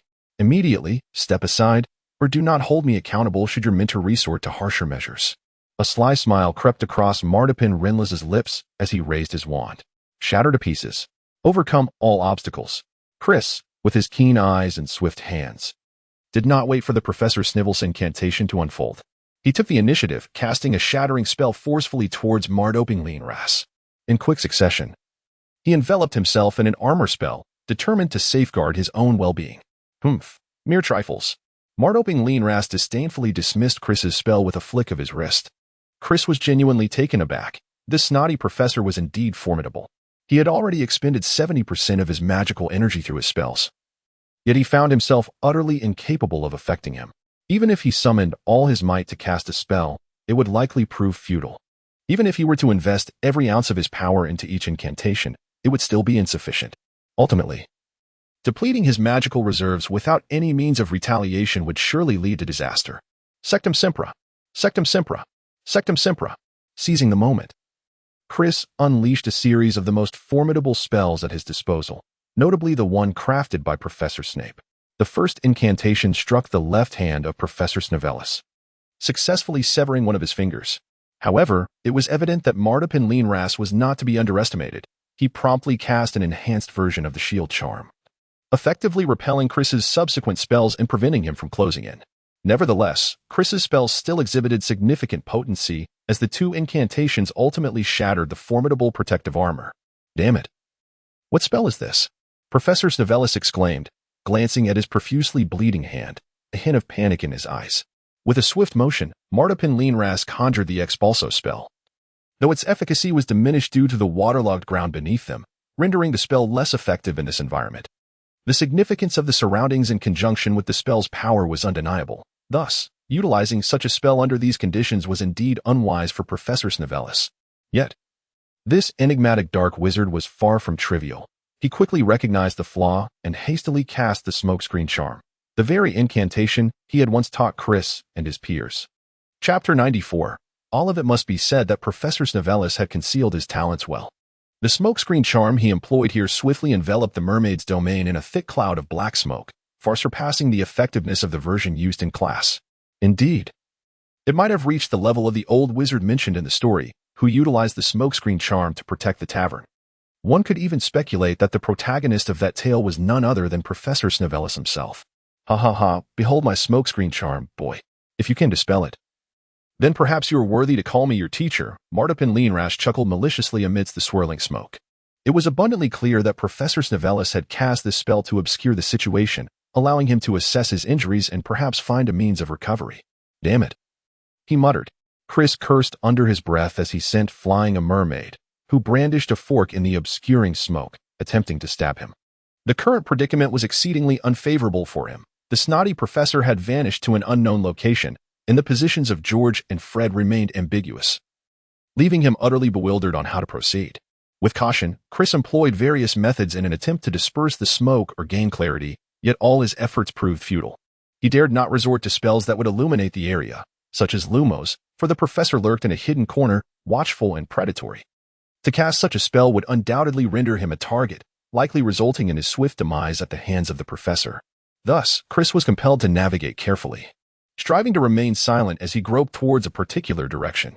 His plan was to distance himself from the shrouded confines of the watery curtain, hoping that once outside, he would gain a clearer view of the situation within. Remaining in such a passive position was excessively disadvantageous. He could only wish that Snape's spells were formidable enough, that the wretched professor would be unable to staunch the blood that flowed incessantly from his left hand, and that the Weasley brothers would emerge unscathed. Otherwise, he would find himself bearing the brunt of the consequences. Chris cautiously evaded a clumsy mermaid to his left. It must be said that these mermaids served as rather effective cover. Their movements were hindered by the thick smoke, rendering them nearly invisible and creating quite a commotion, which inadvertently aided Chris in concealing himself. After a few minutes, Chris sensed that he had brushed against something ahead, soft and smooth, akin to the water curtain he had encountered moments earlier. Overcome with joy, he hurried toward this newfound sensation. "Hey, what are you doing?" Suddenly, Chris found himself colliding with the water curtain, causing him to tumble to the ground. What was this? A talking creature? Chris pondered, bewildered. "Little wizard, how did you discover me?" The entity spoke, its voice faint and weary. Hello? It's too dark here. I can't see. I apologize. But what is going on? Why are you here? It's quite dangerous. You should hide quickly," Chris warned, fearful of being overheard by the snotty professor. He surmised that this must be a female mermaid capable of speaking the human tongue. "Hide? Where am I to hide? This is my home. That cursed dark wizard seeks to seize the treasure of my merfolk kin. As the leader of my kind, I cannot allow him to claim this precious artifact. His desire is nothing but a foolish dream," the mermaid declared. Chris was somewhat taken aback, having inadvertently stumbled upon the leader of the merfolk from Hogwarts. "Keep your voice down. You wouldn't want him to hear us. Otherwise, he might come looking for the source of the noise, and I would be at a loss," Chris hastily cautioned, listening to the unabashed remarks of this individual. The merfolk are never afraid, and as for me, Olivia, I have never been one to shy away from a challenge," proclaimed the creature who identified herself as Olivia. "Well, where were you when I was valiantly battling for your kind?" Chris retorted. Chris felt a sense of discomfort as he listened to its resolute words. "Here I am, battling a dark sorcerer capable of effortlessly slaughtering an entire street for the sake of you inconsequential beings, while you merely sit back and observe the struggle. Is that it? Do you wish to see the clam and the snipe fighting, hoping to profit from their conflict? How naive. Such good fortune exists in this world. If it does, I would gladly take a dozen of it. Of course not.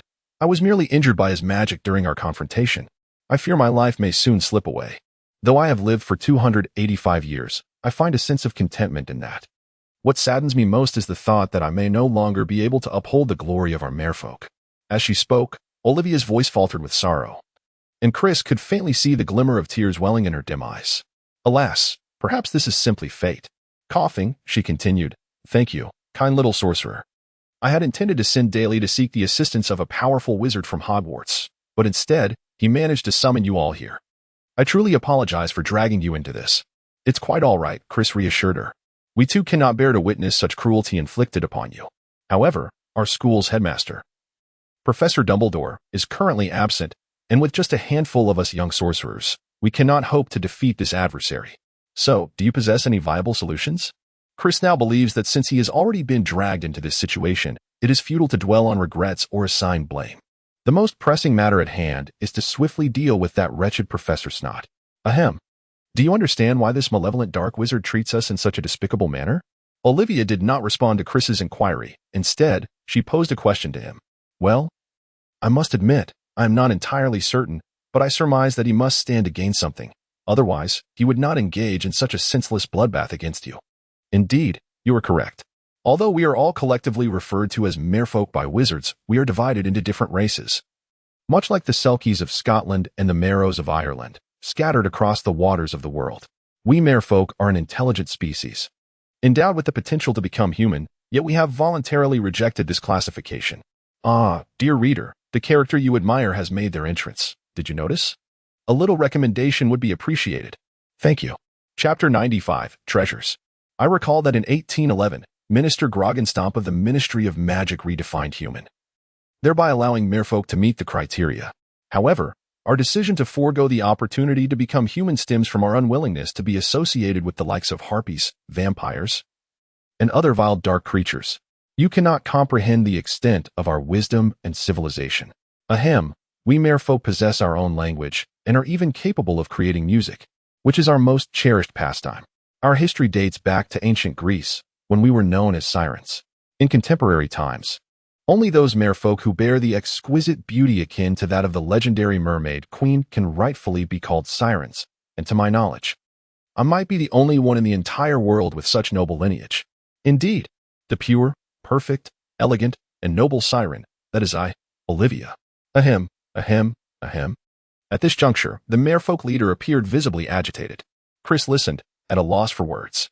In this pitch darkness, you proclaim your noble and beautiful lineage. Yet I cannot behold it. Who knows if you are merely boasting while hiding a set of large, yellowed teeth? Throughout thousands of years of history, we merfolk have cultivated a rich culture, thriving joyfully within highly organized communities, constructing our homes with meticulously crafted stone. Furthermore, we have domesticated creatures such as the grindilo, the merman with a horse's head and a serpent's tail, and the loba worm, employing the latter as a formidable weapon. We fashion exquisite jewelry and weaponry that delight your human sorcerers, create sculptures and other artistic masterpieces, and communicate through gestures. What magnificence! What splendor! Alas, today, the final legacy is destined to be buried with my last sovereign, Queen Olivia. Chris listened for quite some time and gradually grasped the essence of what the merfolk leader, Olivia, was implying. Was she not suggesting a tragic performance of sorts, lamenting the downfall of his great Qing dynasty? Her convoluted words left him utterly speechless. Thus, dear, kind-hearted young wizard, would you be willing to assist me? To protect our merfolk clan, I find myself at a loss. I can rely on you alone now. Cough, cough. From your recent duel with that dark sorcerer, it is evident that you are a benevolent, compassionate, and remarkable young wizard. I truly have no one else to turn to. Chris, feeling somewhat at a loss for words, was uncertain how to respond. To be fair, he had no desire to become entangled in this predicament. What benefit would it bring him? The formidable Professor Snot was not an adversary to be taken lightly, and even with 10 lives, he might not prevail against such a foe. Rest assured, I possess a means to help you defeat him. Olivia's gaze appeared resolute amidst the hazy smoke. She then produced a box from seemingly nowhere and slowly opened it, revealing a droplet-shaped object that shimmered like crystal, emanating a radiant blue light. The brilliance was dazzling, illuminating the space where they stood in an instant. Hey, what is that? Quickly put it away. Be cautious, or our location may be compromised. Martiplan Leanras will surely kill us. Chris, upon witnessing the scene, had no time to admire the beauty of Olivia. He hastily closed the box containing the wondrous item. Do not panic. He should still be recovering from the injuries inflicted by your magic. We have a bit of time, she reassured him, her voice steady despite the urgency. Cough, cough. This object is a treasure of our merfolk clan, and the dark sorcerer seeks it for himself. I recall that day when I was sleeping. He attempted to break in to kill me and seize this treasure. Fortunately, our brave merfolk soldiers stood strong against him. He likely retreated, fearing that too much commotion would attract attention. So, if you are willing, I would like to bestow it upon you. Chris vaguely perceived that Olivia's complexion seemed somewhat flushed at that moment. He could not discern whether it was a mere illusion or a fleeting moment of vitality. Alas, what use is this to me? The crux of the matter is that I truly cannot defeat it. He sighed in exasperation. Listen to me, young sorcerer. This treasure is the tale of our first mermaid queen. In ancient Greece, our mermaid queen fell deeply in love with a handsome young noble from the city-state of Athens. They pledged their lives to one another, vowing to be together eternally. However, their bliss was short-lived. The young man met his untimely demise while valiantly battling the Spartans during the Peloponnesian War. Upon receiving this devastating news, the mermaid queen was heartbroken, and as she sang, her sorrowful tears fell, shattering into fragments and vanishing from the mortal realm. The essence within this artifact is, in fact, the tale of our mermaid queen. That is indeed a captivating tale, yet what purpose does this tale serve? Chris remained composed, not one to be easily swayed by such fairy tale-like narratives. Her tears possess immense magical properties. Merely wearing it over an extended period can nourish your own magical abilities, rendering them more potent. If you were to consume it, you would acquire extraordinary strength, enabling you to vanquish this dark sorcerer with ease. Olivia asserted with unwavering conviction. Such a boon exists? Why do you not utilize it yourself? Chris inquired, puzzled. Olivia shook her head regretfully. I cannot. This tear was shed for that noble human, and only humans may wield its power. Should a mermaid attempt to use it, the magic would overwhelm her body, leading to instant death. Moreover, I am now beyond salvation. Even the great mermaid deity would struggle to save me. Thus, I must rely on you. Kind-hearted young sorcerer, drink it and defeat him. Prevent our kind from being utterly annihilated. I implore you. Olivia earnestly beseeched. Chris found himself in a predicament, having been so earnestly beseeched. It would require a heart of stone to refuse. Sighing, he resolved to make an effort. If I cannot preserve my own life, I shall have no choice but to depart. Do not hold it against me for being heartless, Chris replied. Thank you, dear little wizard. I knew you would acquiesce. Olivia expressed her gratitude. Ah, look, what have I captured? A red-haired little rabbit. Just as Olivia prepared to administer the mermaid queen's tears to Chris, a sudden turn of events unfolded. Chapter 96, A Perilous Situation. It was Martipin Linras, who seemed to have captured either George or Fred. Due to Chris's distance, he could not ascertain whether it was George or Fred based solely on sound. Release me, you wretched dark wizard, came the furious cries of Wesley from afar. Petrificus totalis. A flash of red light was followed by another voice. Damn it, Snavellis. Release George. It was clear that the individual in Linras's grasp was George, but alas, Fred's spell had gone awry and failed to hit its mark. Consequently, he too fell victim to the clutches of the dark wizard Linras. Release us, you fiend. The Weasley brothers shouted defiantly. Humph, noisy pests. Silencing spell. Linras, irritated by their raucousness, employed the same incantation Chris had once used against Dry and Purse, rendering them both mute. Chris read, Where are you? Come out, you despicable wretch. Linras bellowed, his voice tinged with menace. Hurry.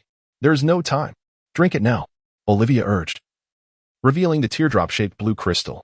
At this moment, Chris did not dwell on his thoughts. For the sake of George and Fred's safety, he hastily seized the potion, disregarding its taste, and downed it in one swift motion. Instantly, a remarkable energy surged within him, akin to a magical force. This energy was neither gentle nor overly aggressive, yet it soon melded with Chris's own magical essence. In an instant, his already abundant magical power surged even further. Chris felt that his vision, hearing, and overall physical prowess had significantly improved, as if any spell he cast could unleash a power magnified manifold compared to before. Clearly, the treasure of the merfolk lived up to its reputation. Go now, young wizard. Our survival hinges upon you. Before Chris could hear the completion of Olivia's words, a flash of green light erupted, and the enchanting mermaid queen fell silent. At that moment, Chris, now brimming with power, realized that Linras had arrived. Damn it. How could he have come so quickly? Chris muttered a curse under his breath, momentarily disregarding the sorrow for the mermaid leader, who had only just become a friend. Slain by the wretched Professor Snot, he hastily vacated his previous position. It was perilously close. A spell detonated precisely at the spot Chris had vacated. Had it not been for his current max abilities, he might well have met a grim fate at the hands of that accursed Professor Snot. At this moment, the dark mist had dissipated, likely due to the professor having staunched the earlier bloodshed. Huh, little brat, let us see where you run. Professor Snot sneered, leading two crimson-faced Weasleys with one hand while brandishing his wand with the other. However, as he approached, his laughter was stifled. Ah, you despicable wretch, how dare you? Why, that cursed mermaid, you would rather bestow the queen's tears upon a mere insignificant little wizard than grant them to me, Leanless. Infuriating, utterly infuriating. I shall see you shattered. Die. Leanless was consumed by rage, his once amiable visage contorted into an abhorrent expression. He was nearly driven to madness. Unable to fathom why the mermaid leader he had obliterated would choose death over surrender, preferring to squander treasures on a trivial wizard rather than offer them to him. Oh, accursed Professor Snot, look at what you have wrought. Your heart is so wicked. Even with Olivia dead, you show no mercy. How could you act in such a manner? As Chris beheld Linras obliterate Olivia's lifeless form, a tempest of fury surged within him. After all, this mermaid friend had graciously bestowed upon him a treasure of immense value. And now, reduced to mere ashes by the snotty professor, it was utterly infuriating. Shatter, he bellowed, unleashing a pair of smashing curses upon the professor, channeling every ounce of his strength into the incantations. Evidently, after consuming the tears of the mermaid queen, Chris's spells were formidable. Although the first curse was deflected by the professor, it forced him to stagger back a few steps before regaining his balance. However, with the onslaught of Chris's second curse, He found it increasingly difficult to withstand. While it did not inflict physical harm, it tore half of his sleeve away, leaving the snotty professor in a rather undignified state. Humph, Red, you have become quite impressive, but do not forget that your friends remain in my grasp. Should you dare to strike again? Do not blame me for my lack of mercy, Madapin Leansras warned ominously. Truth be told, he had momentarily overlooked the presence of his two lethal trump cards, confident that Chris would hesitate to act against him with his friends at stake. Subsequently, Madapin Leansras lifted the spells binding the Weasley twins and discarded them carelessly upon the ground, perhaps weary from holding them captive. Yet, George and Fred remained immobile, ensnared tightly by thick ropes conjured by the professor's transfiguration. Humph, two red-haired brats, scream for me. Yell loudly for your friend to surrender, or I will eliminate you both. Madapin Leansras threatened with malevolence. Chris, don't mind us. Focus on him. George and Fred shouted in unison, urging Chris to vanquish the vile and inhumane dark wizard before them. Haha, well said. Cruciatus. Cruciatus. Leansras cackled in rage. It hurts so much. The Weasley brothers were tormented to the brink of despair by the wicked Leansras. Chris stood at this perilous moment, utterly bewildered and unsure of how to proceed. What was he to do? On one side were two dear friends who should not have to endure such suffering, and on the other stood that detestable professor with his incessant sniveling. If he were to surrender, not only would he question whether this loathsome professor would show him mercy, but he would also grapple with the promise he made to the deceased Olivia, leaving him in a state of utter confusion. It was truly tormenting. Just as Chris remained rooted in place, lost in thought, Leanlos seized the opportunity to strike. A flash of crimson light darted through the air, and in an instant, Chris's wand was sent flying from his grasp by Leanlos's disarming spell, ultimately landing in the hands of the dark wizard. Chapter 97. Fatality. Humph, cowardly Red. I expected you to be indifferent to your friends, yet I see how woefully weak you are.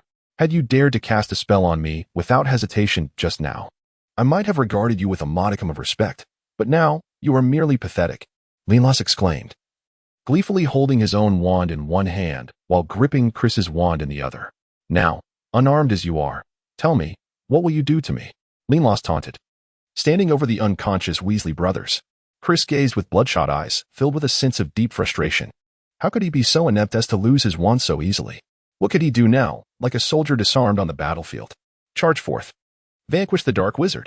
A cacophony of cries erupted. At that moment, several mermaids emerged behind Leonis, including the one who had guided them earlier. It was evident that they had witnessed Chris, the one their leader had high hopes for, in dire straits. They were determined to ensure the survival of their kind and to eliminate the wretched sorcerer who had slain their leader, throwing caution to the wind. What is life worth? Is it more precious than vengeance and the continuation of their race? The mermaids, undeterred, brandished various weapons and charged at Leonis. The outcome was inevitable. The snotty professor effortlessly dispatched several mermaids, leaving one in a grotesque state, torn asunder and unrecognizable. Yet, within that fleeting moment, Chris seized the precious opportunity for salvation. He summoned every ounce of magical energy within him, casting a wandless spell to manipulate the aquatic plants surrounding the snotty professor. As the professor dealt with the mermaids, Chris quietly crept closer, and in a split second, he ensnared him tightly. At that moment, Chris exhibited an unprecedented display of power, utilizing transmutation to transform the water plants into ropes as unyielding as iron. In an instant, he bound the snotty professor so thoroughly that he could not move. It is worth noting that Chris had diligently practiced silent spellcasting in secret, and while he had attempted wandless magic before, he had only succeeded with the simplest of incantations. Thus, achieving such an extraordinary feat today was indeed a first for him. Whether he would be able to replicate this feat in the future remained uncertain, but for now, he had triumphed. He had vanquished the malevolent mermaid slayer, the nefarious dark wizard, the despicable infiltrator, the infamous bald professor, Madapin Leonis. Chris slowly approached the thoroughly ensnared individual, reclaiming his wand from his grasp and also retrieving the wand belonging to Madapin Leansras. At that moment, Madapin Leansras was in great distress. Everything had transpired so suddenly that he had yet to comprehend the situation before it took a dramatic turn. Just as he was on the verge of success, he found himself imprisoned. Who could endure such a fate? Humph, you are truly cunning. Although you have triumphed for now, do not forget that I, Madapin Leansras, am not to be trifled with. As long as I live, you will face the consequences, mark my words. Madapin Leansras threatened, his demeanor fierce yet internally trembling. Chris, gazing at the unconscious Weasley twins lying on the ground, responded with indignation. You ruthlessly slaughtered hundreds of merfolk, tormented my friends with unforgivable curses, and schemed to infiltrate Hogwarts. Tell me, how could I possibly allow you to live? At least you understand. Madeline Leansras stammered, initially believing his threats held weight. Just as he was about to suggest that wise individuals recognize their circumstances, he was taken aback by Chris's words. It dawned on him that this young wizard possessed a formidable audacity and appeared intent on ending his life. This cannot be. I still wish to grow stronger and bring honor to my family. I cannot die. Madeline Leansras panicked and hastily exclaimed, What are you doing? I warn you. Do not act recklessly. I am a professor at Hogwarts. Dumbledore and the others are unaware of such matters. Should you commit any act against me, you too will face dire consequences. Your slaughter of merfolk and the actions against the Weasleys stand as the clearest evidence. Do I really need further proof? Chris replied with a mocking tone. Madeline Leansras was now genuinely frightened. You cannot kill me. At your tender age, you must uphold the virtues of chivalry. Respect your elders. I am still your teacher. Consider this carefully. Moreover, I still have my uses. Do you know why I targeted those merfolk? Do you know how I acquired this information?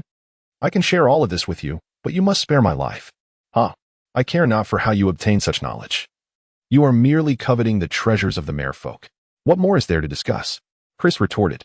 Madeline Leansras found himself at a loss for words, his eyes widening in shock. Suddenly, an idea struck him, and he eagerly said, You love to learn, do you not? I possess many exclusive spells that I could share with you. Just spare me, please. Enough. Who would desire to learn your nefarious arts? Chris felt a surge of impatience. After a relentless battle, fatigue weighed heavily upon him. Moreover, he was uncertain of the fate of the Weasley twins. And time was of the essence. He could not afford to linger on trivialities with this wretched creature. As the iron-like ropes around Professor Snevellis tightened mercilessly, Martipin Leanras quivered in fear, his voice growing increasingly feeble as he pleaded, Please, I beg you, spare me. I shall never dare again. I would become your servant. Oh. It hurts so much. I promise to obey. A sharp spike pierced Martipin Leanras's neck, and the malevolent dark wizard's blood gushed forth. Thus, the notorious dark sorcerer, the despicable infiltrator, the infamous bald professor, Professor Snevellis Martipin Leanras met his tragic end. Chris did not spare a glance at the loathsome figure, instead helping George and Fred to their feet. Fortunately, they still had breath. There was hope for their salvation. Chapter 98, Unconscious Next. Chris surveyed his surroundings and tidied up a bit. Addressing the lone survivor among the merfolk, he expressed his apologies, saying, I regret that, despite having vanquished the Dark Wizard, I could not save your leader. Please accept my condolences. Should you require assistance in the future, do not hesitate to seek me out. I shall do my utmost to aid you. Thank you, the mermaid replied, her voice trembling. Now, I must take my leave.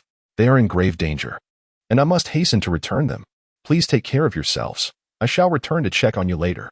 Without waiting for further words from the mermaid, Chris swiftly employed magic to lift the Weasley brothers and hurriedly made his way back to Hogwarts. Truth be told, he had not anticipated such events unfolding today. He had taken a life, albeit that of a dark wizard, yet it left an unsettling feeling within him. After all, he had never engaged in such actions in either of his lifetimes. It was quite a feat for him. Most individuals would be fortunate merely to survive, let alone take a life. Of course, Chris's earlier words to the merfolk were sincere. Having received significant aid from their leader, he felt an obligation to assist them in return. To do otherwise would be to show ingratitude, a betrayal of the highest order. In truth, Chris had considered lingering to see if he could offer further assistance, knowing that many of their kin had perished and there would be much to address. However, the Weasley brothers were in dire straits, having been tormented by that insufferable professor, and Chris feared for their lives if he did not promptly summon a healer. Thus, he departed in haste. Just as Chris had helped the Weasley brothers climb from the lake, he spotted figures approaching in the distance. Quickly, hurry, Severus. I hope nothing has befallen these children. As they drew nearer, Chris recognized that it was Imk, accompanied by Professor McGonagall, Professor Snape, and old Filch, who was cradling his cat. Chris, I could not locate Professor Dumbledore, but I brought Professor McGonagall and the others, Imk said, breathless and sweating profusely. How are you? My boy, are you unharmed? McGonagall's gaze was filled with concern, starkly contrasting her usual stern demeanor. Oh, it seems our little prodigy, Mr. Red, no longer requires our assistance, It appears he has managed the situation quite well, Snape remarked coldly, observing the scene. Professor, the Weasleys, they have been subjected to the unforgivable curse. Chris spoke intermittently, yet before he could finish his thoughts, he succumbed to unconsciousness. After all, he had first engaged in a confrontation with those creatures from Slytherin, followed by a harrowing struggle against a malevolent dark wizard in the depths of the Black Lake. Witnessing the brutal slaughter of mermaids, a scene that filled him with dread and trepidation. When Chris finally regained consciousness, he could not discern how much time had passed. All he perceived was the brilliant sun and the pristine white sheets of the infirmary, just as he found himself lost in contemplation of the events that had transpired. A voice beside him broke the silence. "Oh dear child, you have finally awakened." Chris turned to see Madame Pomfrey, the Hogwarts healer, renowned for her expertise in healing spells, potions, herbology, and various medicinal therapies. "Oh, madam, greetings. Could you kindly inform me how long I have been asleep? Is my health in good standing?" Chris inquired, regaining his composure. "Ah, dear child, you have been slumbering for over 10 hours. However, fret not, your condition is quite stable. You merely overexerted your magical abilities, which led to some damage and transient fatigue from the overwhelming surge of magic. You are now recovering well and will be able to discharge after a brief period of rest," Madame Pomfrey replied gently, demonstrating considerable patience toward her patient. "Thank you, madam. I appreciate your care. Might you know where George and Fred have gone?" Chris recalled his other two companions, feeling concerned about their well-being. "Ah, those poor Weasley twins. Though they are notorious for their mischief, encountering such a dire situation is truly horrifying. Merlin, I can hardly believe it. An unforgivable curse. They have already been sent to St. Mungo's for treatment. I hope they are faring well," Madame Pomfrey lamented, her face betraying the shock she felt regarding the incident. "Well, it seems your friend has been waiting for you. You should go and inquire with him," she suggested kindly. "Thank you, madam," Chris replied politely. Truthfully, Chris was at a loss for words upon hearing of the dire fate that had befallen the Weasley twins. It was all the fault of that wretched potions professor. He sincerely hoped George and Fred would recover and not end up like Neville's parents. Otherwise, "Hey Chris, you've finally awakened. I was really worried about you," Ink exclaimed, rushing over with a look of concern etched on his face.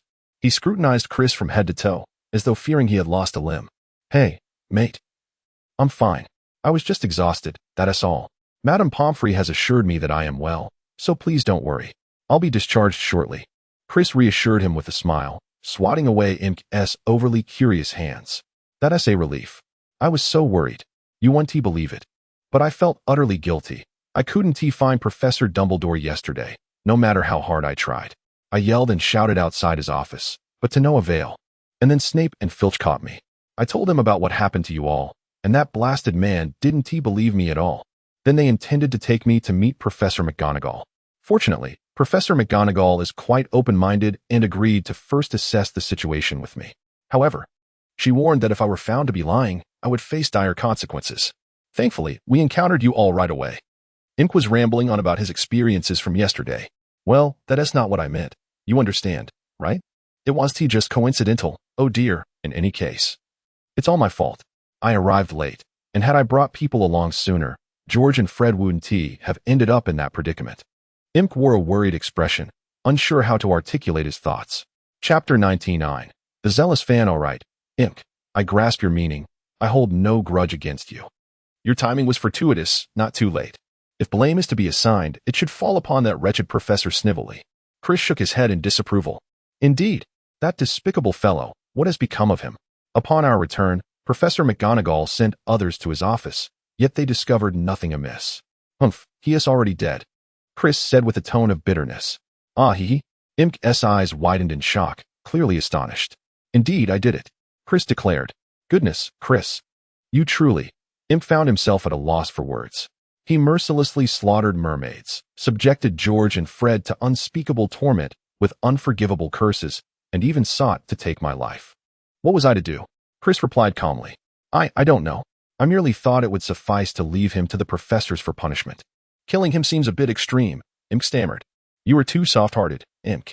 You must understand that this world is not the same as our former mundane existence. We inhabit the magical realm.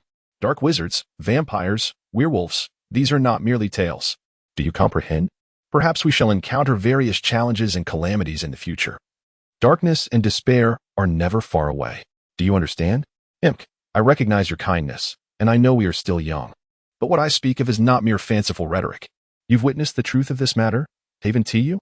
George and Fred nearly perished, and I too faced peril. Remember, when confronted with such dark wizards, it is a matter of either your survival or mine. You must harbor not a shred of mercy. Otherwise, it will be your demise. If you cannot accept this reality, I advise you to return to the mundane world at once. This place is ill-suited for you. Chris spoke vehemently to Imk. This could be considered his first outburst directed at Imk. Chris had always been composed and gentle. However, the situation had truly ignited a fiery rage within him.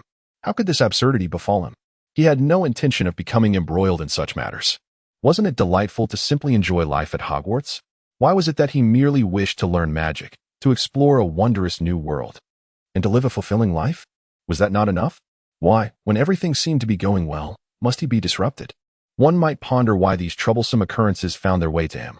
Why could one not seek a more peaceful path? It was utterly exasperating, indeed. Chris found himself at a loss for words. After he took a moment to catch his breath and regain his composure, he realized that his words to Imk had been rather harsh. After all, the lad was merely an 11-year-old child, still so innocent and unaware of the complexities of life. While his intention was to help him gain a clearer perspective, he acknowledged that he had perhaps gone overboard. All right, Imk. I apologize if my earlier words were a bit too severe. However, they reflect my sincere thoughts from my own standpoint. If you can take them to heart, I hope you do. If not, just disregard them and don't let it weigh heavily on you. No, Chris, I understand. I've always known this. You are right. Perhaps I am just too foolish and inept, always holding you back. I lack the courage, and it's all my fault. You are correct. Maybe I shouldn't be in Gryffindor. Imp replied, his voice tinged with tears. Indeed, Chris's words had struck hard, nearly bringing the little chubby boy to tears. What could be done? It was best to offer some comfort. Oh, Imp, don't be like this. You are incredibly brave. You are just too kind-hearted. I merely wish for you to find your strength and not be afraid. Be powerful. Do you understand? Upon hearing Chris's comforting words, Imp couldn't hold back any longer and burst into tears. This outburst ignited the ire of Madame Pomfrey, who had been quietly observing. What are you two doing? Two boys making such a racket. If there is nothing wrong, hurry back. At the sound of Madame Pomfrey's voice, Imp immediately composed himself, clearly intimidated by authority. Chris shook his head, acknowledging the situation. Due to the Easter holiday, not all students were present at the school, resulting in a relatively empty corridor. However, this did not mean that the rumors were not circulating. Wow, look, Chris is out. A girl near the hospital wing exclaimed upon seeing Chris and Imp emerge. Ah, Idol. Are you all right? One of Chris's admirers blushed with excitement at the sight of him. Chris, this is a little gift of consolation for you. Madame Pomfrey wouldn't let us in, so I couldn't give it to you. A senior Hufflepuff girl handed Chris a box of chocolates. This is from me. Chris, here you go. Wait, let me go first. Why should you? I was here first. Nonsense. I arrived this morning. These girls, both young and older, were caught in a lively squabble over who would present their gifts to Chris, nearly escalating into a playful altercation. Chris and Imp exchanged puzzled glances, both at a loss for words. Honestly, was he truly aware of his own remarkable status? Why were these individuals treating him with such kindness? It seemed as though a fan club was forming around him. Goodness. Was the very foundation of Hogwarts about to crumble? How could news spread so rapidly? It was utterly baffling. Chris gazed at Imp, silently pleading for assistance in devising a solution. Imp, with an expression of innocence, looked back at Chris, as if to say, who am I? Where am I? What is happening? This left Chris feeling quite overwhelmed. Suddenly, a stern voice echoed from the far end of the corridor. Enough. What on earth is wrong with you all? Is it that the holiday assignments are too few? Why are you loitering here? Move along. Be wary, or I shall deduct points. Without a doubt, it was Professor McGonagall. Upon realizing it was the strict and formidable professor, the girls hastily dispersed, leaving Chris, who sighed in relief, and a still bewildered Imp behind. Thank you, Professor, Chris said with a smile. Dear young wizards, do you have any recommendation votes left? Please cast a couple. Thank you. Chapter 100, An Audience with Dumbledore. Oh, it's nothing, my poor child. Are you all right?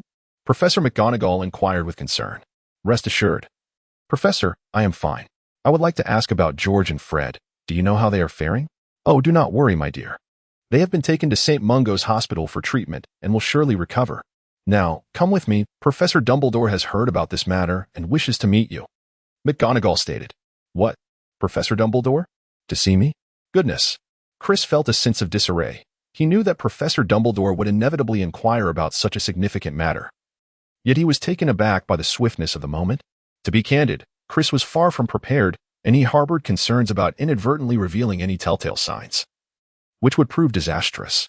Thus, with a heart full of apprehension, he followed Professor McGonagall to the 8th floor. Upon reaching the end of the spiral staircase, Chris beheld a gleaming oak door adorned with a brass knocker in the shape of a griffin. Guarding the entrance was a grotesque stone beast, known as the water-dripping gargoyle, which was remarkably hideous in its craftsmanship. Only by uttering the correct password could one persuade the gargoyle to leap aside, granting passage to a concealed, gently ascending spiral staircase leading to the headmaster's office. Treacle tart, Professor McGonagall announced. The password was correct. The gargoyle spoke and promptly moved aside, allowing the wall behind it to part, revealing the staircase. Accompanied by Professor McGonagall, Chris stepped into the legendary headmaster's office. It was a spacious, exquisite circular room, filled with an array of whimsical sounds. Upon a long-legged table lay an assortment of peculiar silver objects, whirling and emitting wisps of smoke. The walls were adorned with portraits of past headmasters and headmistresses who chattered animatedly among themselves. As Chris listened intently, he discerned a high-pitched witch's voice exclaiming, "Oh, look, a splendid young wizard." An elderly voice retorted, "Well, I don't see what's so impressive. Just another reckless Gryffindor lion." "Humph, Black. As if your Slytherins are any better. What's wrong with Gryffindor?" Another voice interjected, filled with discontent. "Oh, come now." Upon hearing the discussions surrounding his voice, Chris was utterly at a loss for words. One glance at him would reveal his true character, wouldn't it? These portraits seemed to be the product of idleness, as if they had never encountered a genuine person before. Surely, they must scrutinize and critique anyone they lay their eyes upon. Chris felt disinclined to argue with the portraits, instead continuing to observe the rarely seen headmaster's office. Within the room stood an enormous table, its legs shaped like claws. On a shelf behind the table rested the school's sorting hat, while beside it, encased in glass, lay a sword that Chris assumed to be the legendary sword of Gryffindor, a truly remarkable artifact. Opposite the glass case, a black cabinet displayed a pensive, perched upon a tall, gilded perch at the back of the room was Dumbledore's phoenix, Fawkes, who appeared to be dozing. He seemed somewhat aged and weary, perhaps on the verge of another rebirth.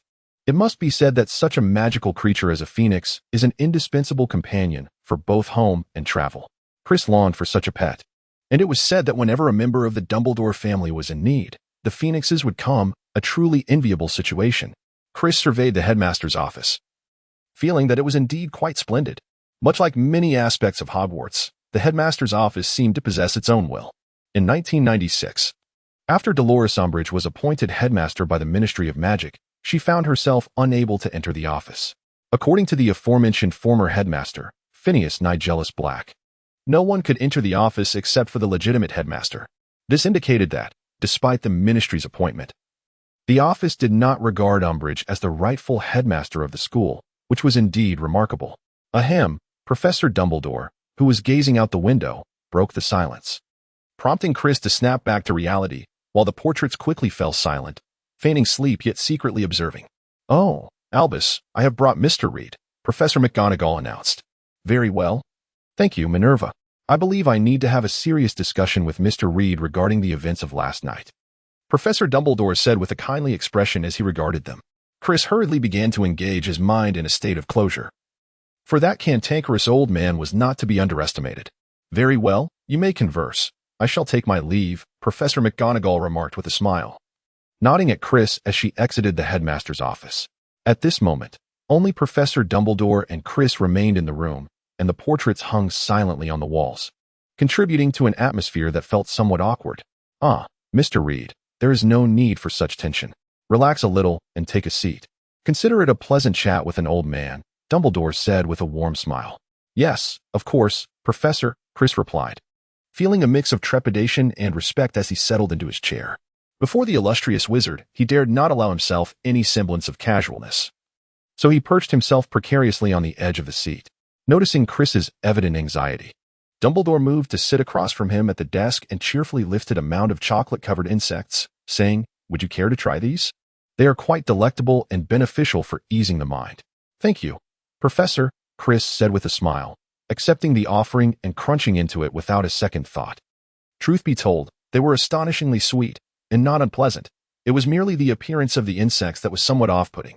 However, he was no stranger to unconventional delicacies. Having sampled cicadas and other critters in his past life, he recalled a trip to Yunnan, where a dish of 18 different kinds of insects was a local specialty, deep-fried to perfection and utterly delightful. Now, this chocolate-covered treat resembling a cockroach was hardly a cause for concern. After all, as the saying goes, one must not refuse a gift from the elder. Thus, Chris accepted it without hesitation, wishing to demonstrate his trust and respect for Professor Dumbledore as a Gryffindor student from a Muggle family. Hoping that this gesture would encourage a reciprocal trust in their forthcoming conversation. Chapter 101. The conversation, how does it taste? Dumbledore inquired, observing Chris's straightforward enjoyment of the snack with evident delight. It's quite good, thank you, Professor, Chris responded politely. Ah, splendid. If you find it enjoyable, do indulge further. There is no need for formality. Certainly, Chris replied, reaching for another piece but intending to hold it in his hand for a moment before eating. Now, Mr. Reed. Regarding the events of yesterday, I have gathered some information, yet I am aware that my understanding may be incomplete. Might you be inclined to elucidate the occurrences that transpired during that time? Professor Dumbledore wasted no time and directly inquired about the matter at hand. Well, Professor, I began. The situation is as follows. Our fellow student, Imp Lesko, has been subjected to severe bullying by a group of Slytherin students led by Dorian Pusey. In our Muggle world, such behavior is referred to as bullying. Reporting this to a teacher would merely address the symptoms and not the root of the problem, a notion you are likely familiar with. Consequently, we arranged to have a candid conversation with Dorian Pusey on the lawn to clarify the matter. Thus, we found ourselves in violation of school rules by discussing this issue on the school grounds after hours, hoping they would reflect upon their actions. Fortunately, the conversation went smoothly, and no unforeseen incidents occurred. The Slytherin students were quite understanding, assuring us that they would refrain from bothering Mr. Lesko in the future. With the matter resolved satisfactorily, we intended to return and rest, for although we acted out of necessity, we still felt a sense of guilt for breaching the rules. Chris articulated his account with remarkable detail, deliberately explaining why they found themselves outside the castle at that particular moment. He expressed profound remorse for violating school regulations, conveying a deep sense of guilt and acknowledgement of his missteps. Such an earnest display of contrition would surely facilitate the path to forgiveness. Very well, I understand. Please, continue. Professor Dumbledore encouraged, urging him to elaborate further. Soon after, we heard a sound emanating from the edge of the Black Lake. My cautious instincts urged me to refrain from venturing forth. However, George and Fred Weasley insisted that as members of Hogwarts, it was our duty to investigate for the safety of the school. After all, Hogwarts is my home, and safety should always be our foremost concern. Thus, we made our way to the banks of the Black Lake. Upon our arrival, we encountered a mermaid, who astonishingly possessed a limited grasp of the English language. She beckoned us to follow her to the mermaid base beneath the waters. Remarkably, this fairy mermaid was the one Mr. Lestrange had caught while fishing at the lake's edge. Headmaster, you may find it hard to believe such an occurrence, yet the coincidence is indeed striking. Chris was apprehensive that Dumbledore might perceive him as fabricating a tale. Hence he elaborated on his thoughts. Dumbledore said nothing, merely nodding in encouragement to continue. That day, an unsettling anomaly had already presented itself. After all, a mermaid, being a magical creature endowed with intelligence, could hardly be so easily ensnared by a few first-year wizards. Surely, there was something extraordinary afoot. Yet we chose not to dwell on it at the time. However, shortly thereafter, an astonishing event transpired. Professor Madaclean Lienriz's unexpected appearance. He claimed to have been swimming in the Black Lake, yet he had not even disrobed, losing only a single shoe in the process. One must wonder, is this normal? Of course, as students, we were prudent enough not to speculate on the professor's peculiar habits, thus we paid it little mind. That evening, as we weighed the pros and cons, we concluded that for the sake of Hogwarts, we could not refrain from investigating the destination to which the mermaid intended to lead us. So, when we followed the mermaid to its realm, can you guess what I beheld? Before Dumbledore could respond, Chris continued, it was none other than Professor Madaclean Lienraz himself. Strangely, he did not exhibit his usual demeanor. Instead, he displayed formidable power, ruthlessly slaughtering those mermaids. Yes, Professor, it was indeed a massacre. The mermaids were left with little to no capacity for defense against his lethal onslaught. Such a dire predicament was far beyond the capabilities of us mere young wizards. After deliberating amongst ourselves, we resolved to send Mr. Lesko back to seek your assistance. But to our dismay, you were nowhere to be found. We were truly ensnared by Madically and Leanras's cunning. Thus, we proceeded. Chris provided an elaborate account of the scene at that time, detailing his encounter with the leader of the mermaids, the acquisition of their treasure, the injury sustained by Wesley, and ultimately how Madoran Leanras met his demise. However, he refrained from stating that he personally dealt the fatal blow. He merely noted that Madoran, in his overconfidence, was bested in a single strike, only to be ambushed by the mermaids. Seizing the opportunity, Chris bound him, leading to his eventual end at the hands of the mermaids. Chris had no choice but to assert this. As an 11-year-old child, how could he claim to have taken a life, even if he were a dark wizard? Such an assertion would be untenable. After all, he is still a person. To proclaim oneself a killer is indeed remarkable, cold-hearted, and ruthless. What would others think, especially Professor Dumbledore? How would he perceive this? One might even find themselves in dire straits as a result. Thus, it is far wiser to attribute the deed to the mermaids. Fortunately, he harbored no fear of Dumbledore uncovering the truth, for after the demise of Martipin Leanras, he had arranged for the mermaids to tear his body apart in their fury. Moreover, he had instructed them to declare that, with his assistance, they had valiantly vanquished this wicked dark wizard. The mermaids readily acquiesced, for Chris had aided them in ridding the world of the malevolent sorcerer and had inherited their treasured artifact, promising the mermaid leader to look after their tribe. Thus, although they were unaware of the full context, they were eager to assist in this endeavor. Upon hearing Chris's account, Professor Dumbledore smiled. "Very well done, Mr. Reed. I had not anticipated such prowess from you. Truly, you are a standout among first-year wizards, a genius in transfiguration at Hogwarts. You possess remarkable talent." Faced with Dumbledore's unabashed praise, Chris feigned modesty. No, I merely enjoyed a stroke of luck and acquired the mermaid's treasure." Chapter 102. A notice in the paper undoubtedly. "My child, you are quite impressive. Ah, Olive, I know her. She is a most intriguing mermaid." Alas, Dumbledore continued, "Very well, Mr. Reed, I have grasped the situation. Selecting Martipin Leanras to teach at our school was indeed my oversight, and I sincerely apologize for the repercussions. Nevertheless, I must thank you, Reed. There are many forms of courage. To confront an enemy requires extraordinary bravery, yet to stand up for a friend demands an even greater fortitude." Dumbledore stated earnestly. "Professor, do you have any news about Fred and George?" Chris inquired with concern. "Oh, fret not. Their injuries are merely superficial. After a few days of rest, you shall see them once the holidays conclude," Professor Dumbledore reassured him with a smile. Chris had completed all his tasks and was aware of George and Fred's circumstances. Naturally, he was reluctant to continue spending time with that old busybody, so he hurriedly took his leave. However, Professor Dumbledore remained quite cordial, cheerfully suggesting that Chris should visit often. Upon hearing this, Chris nearly stumbled in disbelief. Visit often? He could hardly wish for anything less than to never return. What could come of it? Except for the times when trouble arose, what reason would he have to go back? Thus, he only desired to remain steady and avoid any further entanglements. Otherwise, it would truly become unbearable. Finally, after enduring so much turmoil, Chris returned to his bedroom.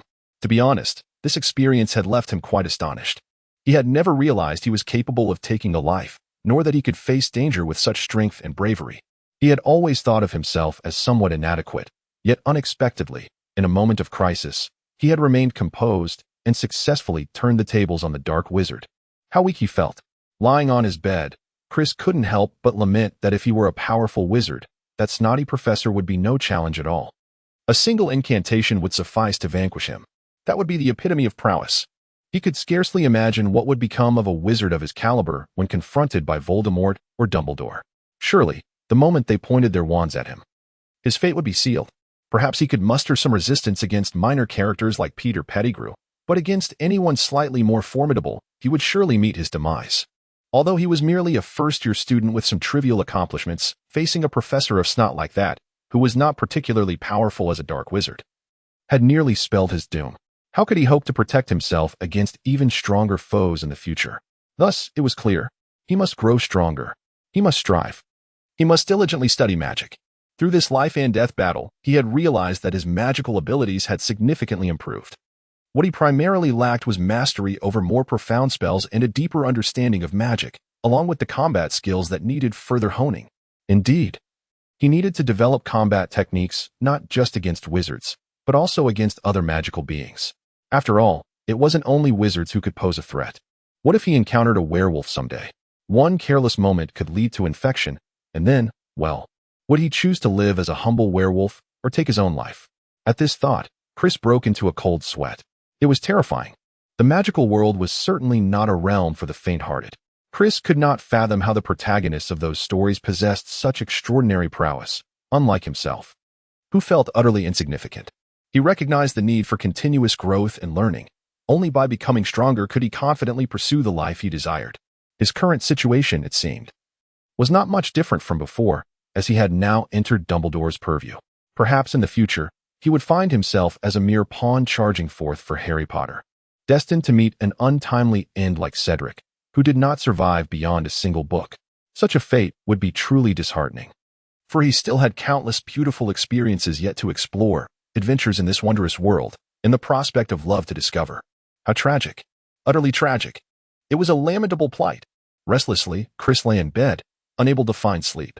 With no other recourse, he decided to seek solace in the company of Imp, who was also grappling with her own melancholic state, as they ventured together to the room of requirement to study.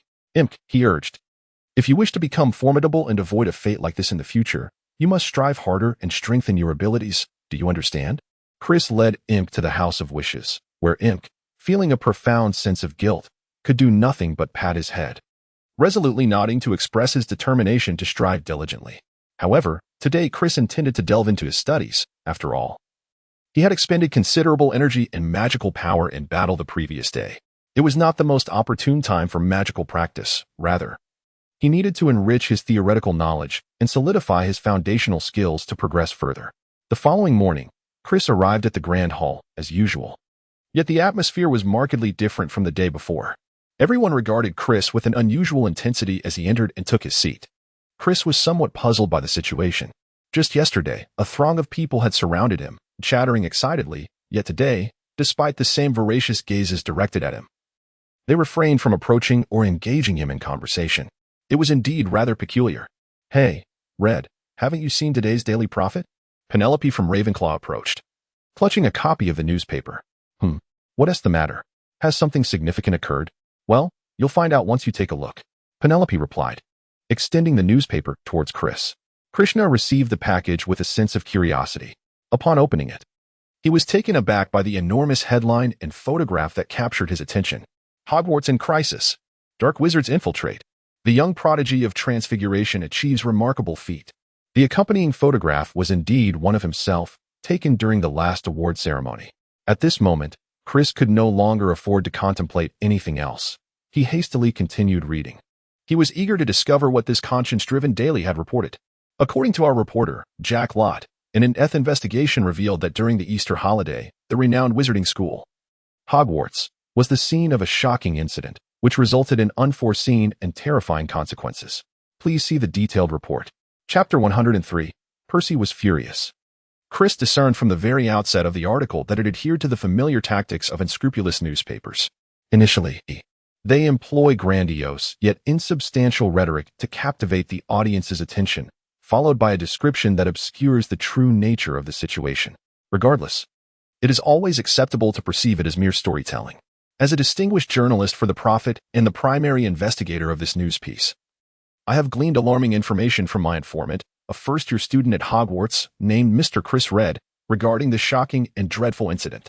On the evening prior, Mr. Chris Red, a prodigious talent in transfiguration from Gryffindor, along with his companions, arranged to engage in a duel with several illustrious young wizards from Slytherin on the expansive grounds of Hogwarts. The outcome revealed that the Slytherin wizards were ultimately bested by this remarkable talent. It must be said, Mr. Red indeed played his cards exceptionally well. Chris shook his head in exasperation. The newspaper was truly remarkable. What on earth was this informant, known as Pooh, spouting? What nonsensical claims were being conveyed? And that reporter, clearly a proponent of blood purity. The article was solely focused on glorifying the noble lineage of a few Slytherins, painting them in an admirable light, even in defeat, making it seem as though they were formidable. Anyone unaware of the truth might actually believe such fabrications. Little did they know, Chris could easily dispel those illusions with a single spell. Thus, one would think this matter should have concluded there, but an unexpected turn of events occurred. A mermaid emerged from the shore, roaring with tempestuous fury, revealing to Mr. Reed that they were being ruthlessly slaughtered by a powerful dark wizard. Upon hearing this news, the beacon of justice, Mr. Reed, could not stand idly by while the mermaid suffered. Filled with righteous indignation, he plunged into the Black Lake with his companions, only to be met with a shocking sight. In the gathering place of the mermaids, Madolphin Leenras, this year's professor of defense against the dark arts at Hogwarts, was cackling maniacally, brandishing his wicked wand, unleashing immensely dark and abyss-like magic upon the unsuspecting mermaids, who only knew to wield their small forks. As he witnessed the mermaids fall one by one, Chris Reed's eyes reddened with fury. He charged forward, shouting, "Stop! As a member of Hogwarts, I cannot allow this. You despicable bald dark wizard, how could I have misjudged you?" Thus, the valiant Mr. Chris Reed confronted Madolphin Leenras with righteous anger. Astonishingly, the current youth were indeed lacking in martial decorum. He bested the 49-year-old professor with ease.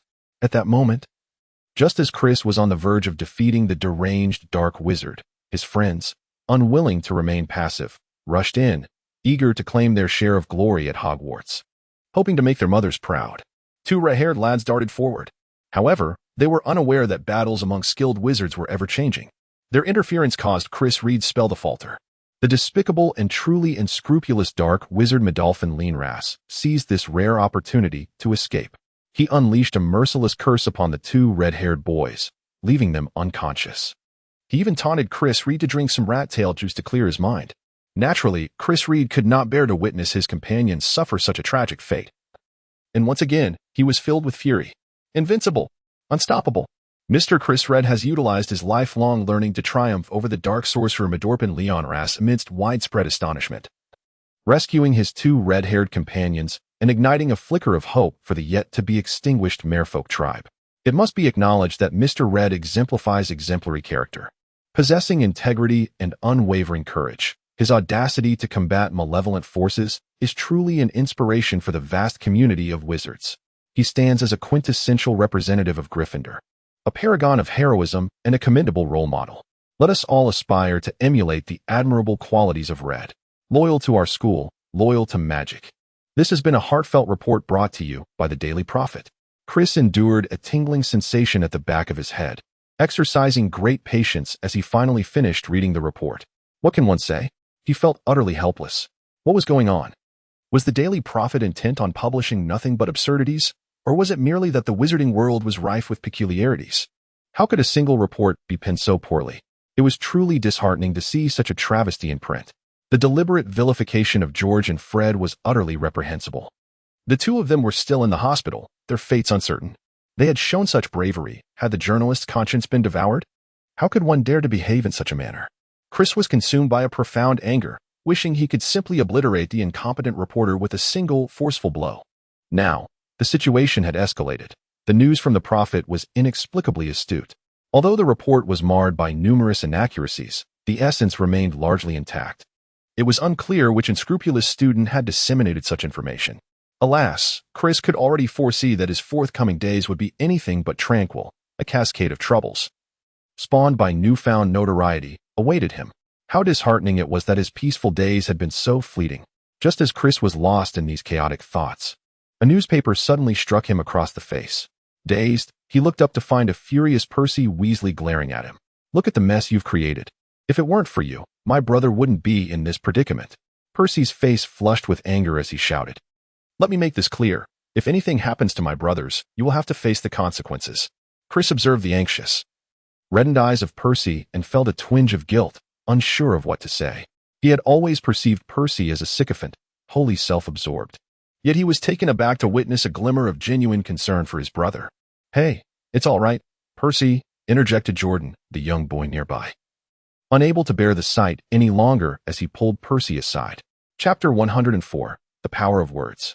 As close friends of George and Fred, we too were deeply affected by the despicable actions of the loathsome Professor Snape. It brought me great sorrow, yet I understood that we should not place blame on Reed. Without him, perhaps George and Fred would no longer be alive. Indeed, Percy, You must be aware of the usual antics of those two. So why must you make things difficult for Reed? Without him, who knows what further mischief that despicable professor might have wrought? Have you considered that? Chimed in an upperclassman, unable to remain silent. Precisely. You ought to reflect on your own character before casting aspersions on Reed, exclaimed another. Percy was truly amusing. Reed, don't let him provoke you. Stay calm, and I promise I'll have a treat for you soon. These were two ardent admirers of Chris, who could not tolerate any disparagement of him. Should anyone dare to utter a word against Chris, they would fiercely defend him, sparing no effort until their opponent was thoroughly silenced. Enough, enough. Percy, it is my fault. I take full responsibility for my lack of skill. If I had been stronger, I could have swiftly dealt with that individual, and none of this would have transpired. Chris hurriedly came to Percy's aid, sensing that if he remained silent, Percy might be driven to despair by the scornful remarks of the crowd. However, Percy was not grateful. He perceived Chris's intervention as a veiled insult. His face flushed with indignation as he silently seethed. What nonsense is this? What does he mean by lacking skill? If he possesses such prowess, why not simply dispatch that fellow? Does he imply he is more formidable than the professor? Can he outmatch a dark wizard? How ridiculous! Who knows how he achieved his victories? It's truly laughable to think he could cause a stir at Hogwarts, especially as a mere first-year student. How dare he speak so boldly? Of course, these thoughts remained unspoken, for Percy was acutely aware of Chris's numerous supporters. If he dared voice his true feelings, his standing at Hogwarts would be jeopardized. With a strained smile, Percy replied, Yes, my apologies, Chris. You know how it is. I was just a bit anxious. Please don't take it to heart. It's all right. I too feel quite troubled. I sincerely hope they recover swiftly, Chris responded earnestly. After hearing this, Percy chuckled softly, said nothing further, and turned to leave. Humph, who does Percy think he is? Truly oblivious. After Percy departed, another boy named Bitterbow expressed his outrage, garnering nods of agreement from those around him. Chris understood that if he did not say something for George and Fred at this moment, their future would be bleak, and he would be overwhelmed with guilt. Ahem, everyone, please settle down, and listen to me. Chris stood up and spoke loudly to the crowd. I am aware that many of you regard me highly. My achievements in shape-shifting have been commendable. I have triumphed over the dark sorcerers lurking among us, and I have rescued the mermaids. And, ahem, let us just say I am rather dashing, though you may choose to overlook that remark, haha. Chris's opening was laced with humor, eliciting warm laughter from the audience, with even a little witch murmuring, You're already quite handsome. However, let it be known that George Weasley and Fred Weasley are not the caricatures portrayed in the newspapers.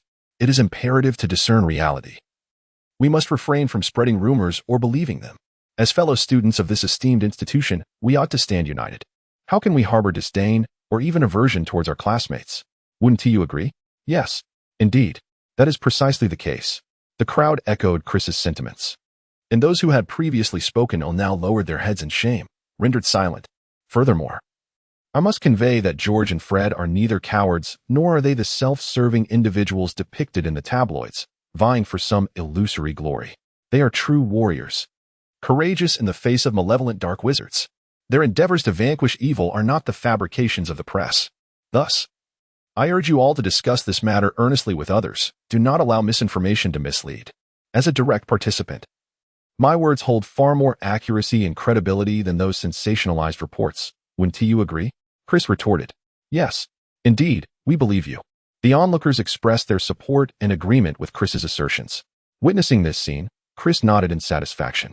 It seems that his fame is not entirely without merit. It has proven to be somewhat beneficial, as at least there are individuals who support and believe in his words. After concluding this morning's affair, Chris returned to his chamber to read and complete his assignments. He truly could not afford to be seen in public spaces such as the library, where onlookers gathered as if he were a spectacle, which had become quite unbearable. Even now, Chris remained in a state of bewilderment, with various newspapers reporting on the recent Hogwarts incident, elevating his notoriety beyond previous levels. Although not yet rivaling the fame of the savior of the wizarding world, he had nonetheless gained a modicum of popularity. However, this notoriety is merely a fleeting moment of attention, akin to a star, if one does not remain in the limelight. Who will remember you in a couple of years? Thus, Chris is currently untroubled, for when the savior arrives next year, the tides will inevitably turn. At that time, the savior will be at the center of major news, causing a commotion that will render him quite uneasy, with all attention from the magical realm shifting towards them. Wizards, much like humans, indulge in these spectacles merely for amusement. Life must continue on its own course, and the present takes precedence over all else. Consequently, their focus will soon drift away from him. Hence, Chris has come to terms with this reality and feels no anxiety whatsoever. However, he faces a slight predicament. Despite secluding himself in his dormitory, a plethora of packages and letters delivered by flamboyant owls have accumulated. Chapter 105. An unexpected letter. Some owls stubbornly refuse to leave, as if their masters had commanded them to stay, and unless Chris responds, they seem intent on remaining indefinitely. Helplessly, Chris truly wishes to find a few adorable, round-faced little owls to brew a comforting soup. Imk, Merlin, oh, you have finally returned to your studies. Please, can you lend me a hand? Look at this. What am I to do? Chris gazed at Imk, who had just entered, equally bewildered. My goodness, I can hardly believe what I see. What in the world are all these? This is utterly terrifying, Imk exclaimed. Eyes wide as she pointed at the packages on the floor, the letters on the table, and the rows of owls perched outside the window. Indeed, you see it too. Don't you? Look at those owls. They've left their droppings on our window. It's truly a spectacle. So, what do you think we should do about it? This was indeed beyond Imk's comprehension. Oh dear, never mind that. Come help me open the packages. Actually, I'll handle the unwrapping myself. It would be unfortunate if any dark magical artifacts were to harm you. Really? Is it that frightening? Who would be so malevolent as to send you dark magical items to bring you harm? Well, that is merely a conjecture. What if that Professor Snivel has some sort of gang? What then? Perhaps they already harbor a deep-seated hatred for me. Sending me a dark magical item wouldn't be all that surprising, would it? Oh my, this has truly frightened Imk, leaving her at a loss for words. Therefore, you might as well assist me in reviewing the letters on the table. Please reply to any that require a response, lest those owls outside linger indefinitely. As Chris spoke, he casually tore open another bag brimming with confections. In truth, he did not feel particularly apprehensive. After all, items imbued with dark magic were not so easily acquired, and it was unlikely that fortune would deal him such a misfortune as to stumble upon one and meet his demise. Furthermore, he had already mastered a notably useful spell, capable of detecting the presence of magical essence within objects and gauging their magical potency. Thus, Chris could employ this incantation to examine the contents of the package. Should he uncover anything suspicious, he would certainly refrain from touching it. As for the proper course of action, it would undeniably be to hand it over to the authorities. He felt a sense of gratitude towards the sage from the wish-granting house who had imparted this spell to him. He wondered if this wise figure had ever faced similar dilemmas. Just as Chris was nearing the completion of unpacking, Imk, who was writing a letter nearby, handed him an unusual missive. Chris, take a look at this letter. The sender claims to be a friend of the mermaid leader, Olivia. Oh. Chris received an unusual letter from Imk, and upon closer inspection, he discovered that it was signed by none other than Newt Scamander. This was indeed a remarkable individual. One couldn't help but wonder how this esteemed gentleman, now in the twilight of his years, would come to pen a letter to him. Chris couldn't help but feel a sense of curiosity as he straightened his posture, intending to carefully examine the contents of the letter. Dear Mr. Red, greetings to you. I have learned about your circumstances from the Daily Prophet and have inquired with my old friends regarding the details of this matter. Through my understanding, I must express my gratitude for your every action. Your efforts in safeguarding the merfolk have deeply moved me. I am also heartened to know that Hogwarts has someone like you, who bravely stands against schemers who would exploit innocent magical creatures for their own gain. As an elderly wizard with a modest understanding of magical creatures, I recall having many experiences akin to yours in my youth. I have traversed over 100 countries across 5 continents, observing various magical beings, gradually learning their habits and abilities, assisting them in resolving their issues, and striving to earn their trust. Thus, I find your actions truly commendable. However, I also wish to express my sympathy and mourning for the tragic fate of the merfolk leader, Olivia. I remember my own time at Hogwarts, when I was fascinated by the merfolk and aspired to explore their tribe. Regrettably, they were not particularly welcoming, perhaps suspecting my intentions, and I was driven away. Yet, during that time, I encountered the young Olivia, who graciously received me and gifted me some precious aquatic plants. In return, I taught her our language. Time has passed so swiftly. With a wave of my hand, my old friends have departed from this world. I find myself shedding a tear as I recall this. And I hope you do not mind the emotional display of an old man. My philosophy is that worrying entails enduring an additional hardship. The primary purpose of my letter is to convey my gratitude to you. Moreover, if you have an interest in magical creatures, I would be delighted to discuss them with you. In my view, they are not merely magical beings. They are unique individuals, possessing their own wisdom and behaviors, indistinguishable from us, deserving of our kindness and respect.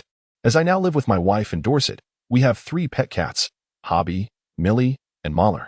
I do not perceive them as mere animals. Rather, I regard them as family. In closing, I extend my highest respect for your contributions to the merfolk community. And I hope you remain true to your original intentions, treating all magical creatures with kindness and compassion. Yours sincerely, Newt Artemis Fido Scamander. As Chris perused the somewhat lengthy letter, he was taken aback. Indeed, he had never anticipated that Newt Scamander would take an interest in this matter and reach out to him. It is worth noting that Mr.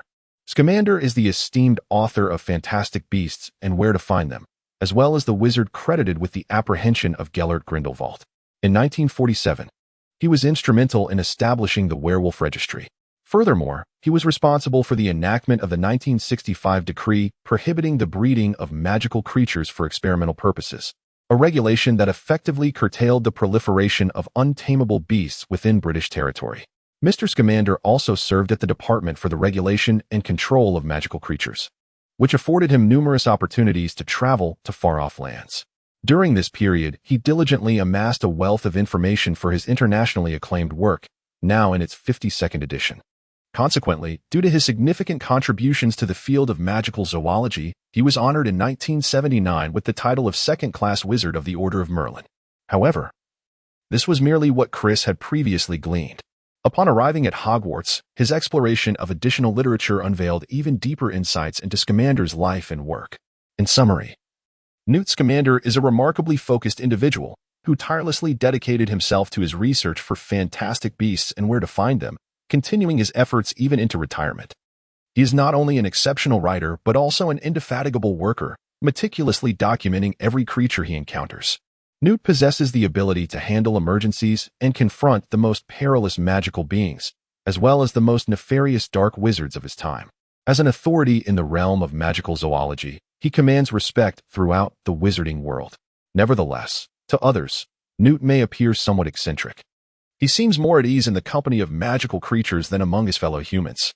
He openly acknowledges that many find him exasperating. A principled man, Newt does not judge others based on their lineage or beliefs. He treats non-wizards with utmost courtesy, as exemplified by his interactions with Mary Lou Barebone and Jacob Kowalski, with whom he formed a strong friendship.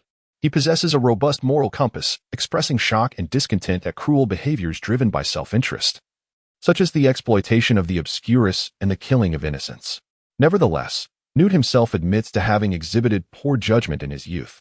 One notable instance being his desire to release a Thunderbird in America, even bringing a suitcase full of magical creatures into the country, which was strictly prohibited. Overall, Chris's admiration for this venerable gentleman is akin to an unceasing torrent of water. Amidst the surprise, Chris promptly seized the paper and pen from Imk's desk, hastily composing a letter to the elderly gentleman, expressing his fondness for the magical creatures and his commitment to continue aiding these adorable beings.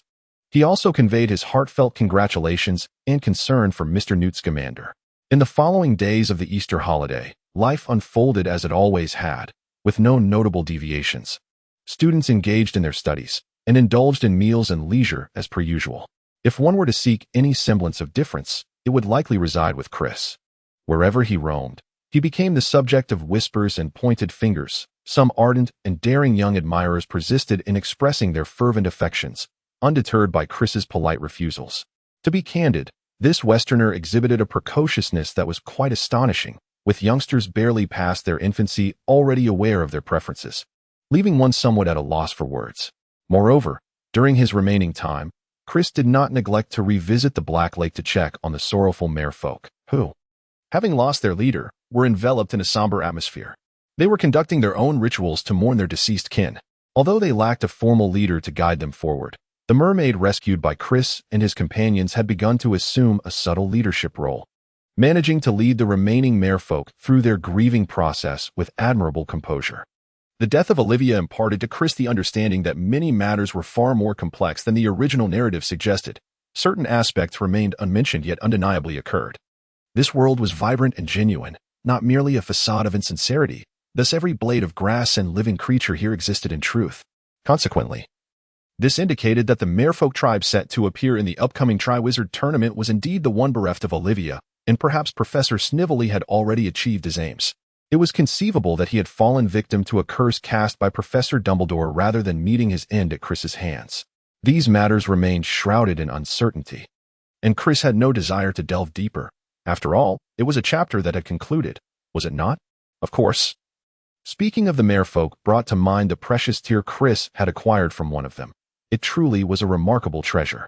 Chris felt a significant enhancement in his magical prowess lately, and should he encounter an adversary of Professor Snively's caliber again, he would likely find himself better equipped to handle the situation. During the remainder of the holiday, aside from these pursuits, Chris diligently studied magical knowledge alongside Ink. Learning new spells and practicing them earnestly, Chris was acutely aware that his most pressing issue was his insufficient practical experience. The spells he employed were limited in number. Consequently, he engaged in practical exercises with Ink whenever he had the time.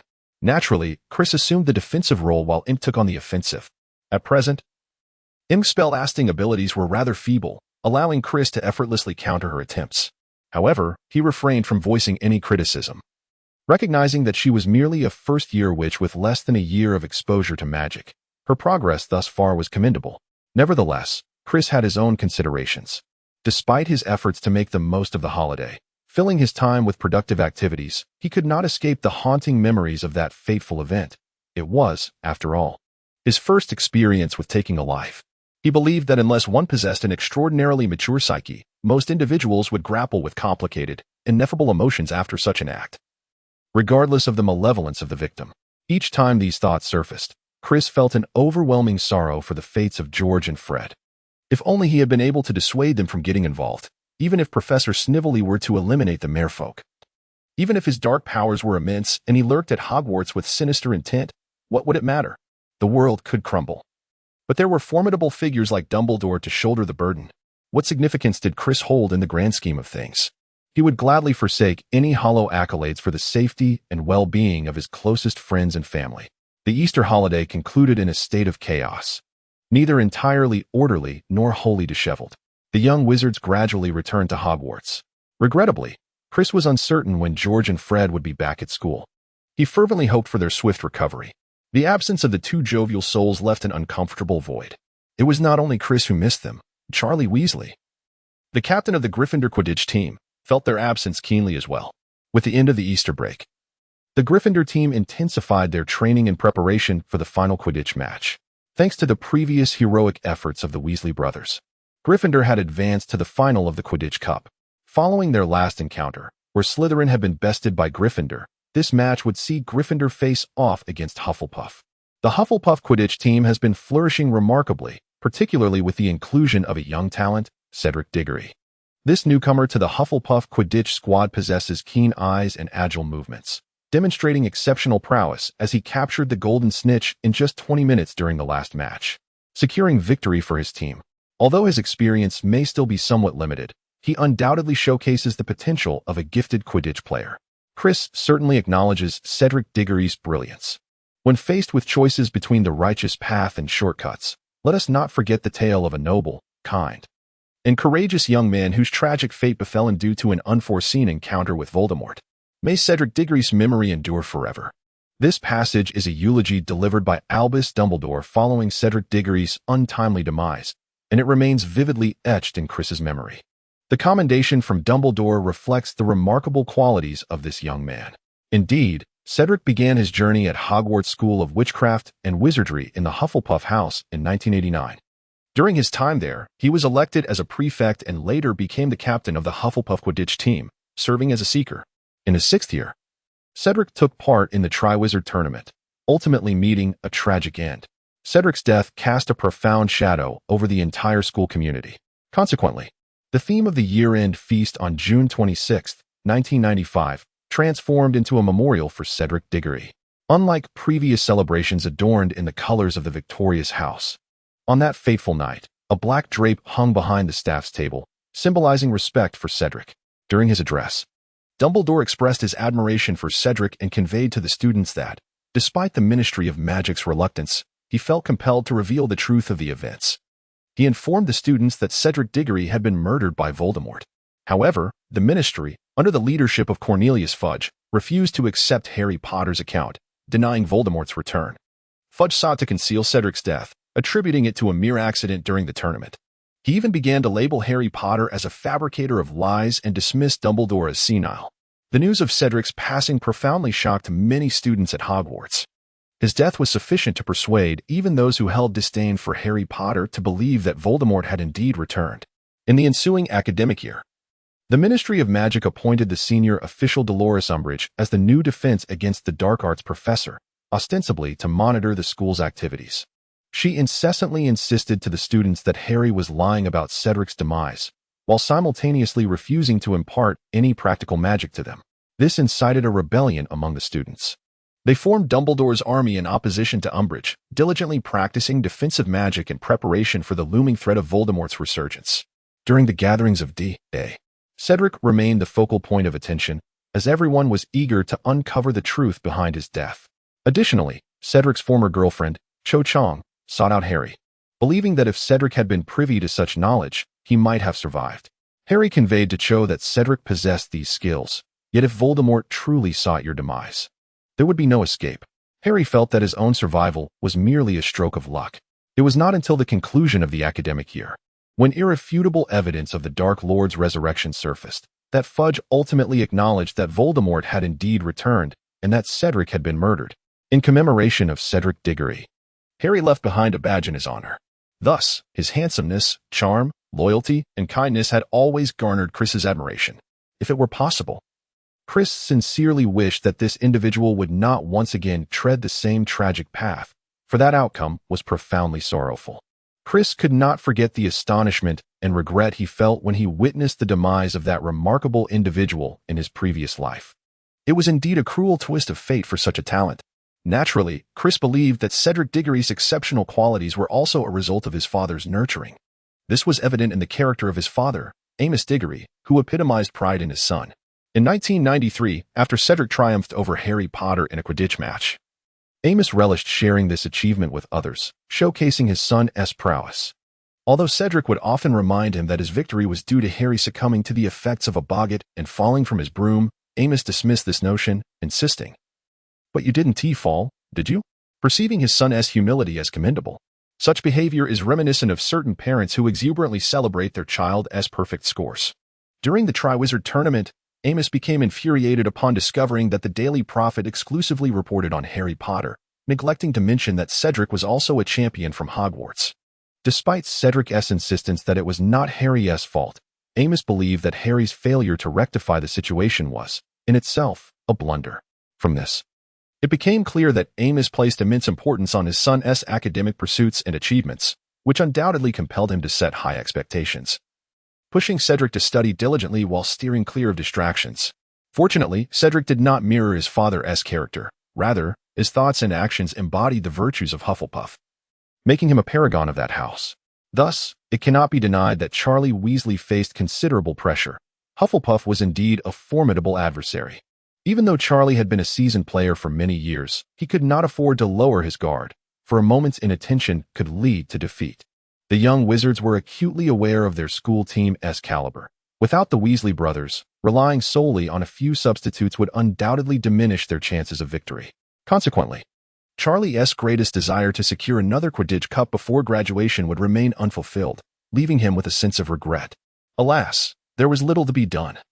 Especially with the presence of a rather inept professor at the helm, Severus Snape was now substituting for the defense against the dark arts class. As the semester continued to unfold, perhaps Professor Dumbledore deemed it impractical to seek a new instructor, fearing that any further complications could result in the loss of precious time. Professor Snape's defense against the dark arts class has become considerably simpler than before, devoid of the eccentric magical practices and operations that once characterized it. The lessons have reverted to a straightforward recitation of the material. The subsequent assignments mirror this simplicity, requiring students to reflect on the topics discussed in class. For Chris, this posed little challenge. However, for his fellow young wizards, the task proved to be quite perplexing. leaving them scratching their heads in confusion. As for the other subjects, Chris continued to shine as the most brilliant student. Notably, McLaggen once again managed to injure himself during class, eliciting peals of laughter from his classmates. This fellow has become quite the laughingstock, and one wonders how he eventually became a member of the Slug Club, perhaps owing to the influence of his uncle. Time passed swiftly, and the school appeared to remain tranquil on the surface, devoid of any tumult. Amidst the rigorous academic routine, the students eagerly anticipated the Quidditch finals. Just 2 days before the match, George and Fred finally returned to school. They arrived like heroes, beaming and waving at their classmates, who responded with enthusiastic cheers and applause. Everyone was genuinely concerned for the duo, as the consequences of falling victim to an unforgivable curse are well known. "Hey, did you all miss us?" George quipped, only to be met with playful retorts, "Not at all, and absolutely not," from their peers, who laughed in jest. How utterly heartbreaking. "Look, my heart is about to shatter." George feigned despair, prompting even more laughter. Observing the familiar, carefree antics of George and Fred, Chris felt a wave of relief wash over him, knowing that these two troublemakers had returned unscathed. "Hey, little brother, how are you? I heard you made quite a name for yourself while we were away," Fred remarked, approaching Chris with an arm around his shoulder, his smile infectious. "What about you two? How have you been? Feeling better?" Chris chuckled as he playfully punched him, saying, "Oh, come on, who are we? We've been fine for ages. If it weren't for Mom's anxiety, we would have returned to school last weekend." George chimed in. "That's right. It's my fault this time. If I had been a bit more clever and resourceful, you wouldn't feel so guilty, Chris." "It's not your fault, Chris. You performed admirably. It is we who were careless and reckless, allowing that guy to catch us. This is not on you," George replied nonchalantly. "Indeed, Chris, don't dwell on it too much. We owe you our gratitude. Had you not saved us, we might have met a dire fate." "You are our savior," Fred added in agreement. "I understand this situation now.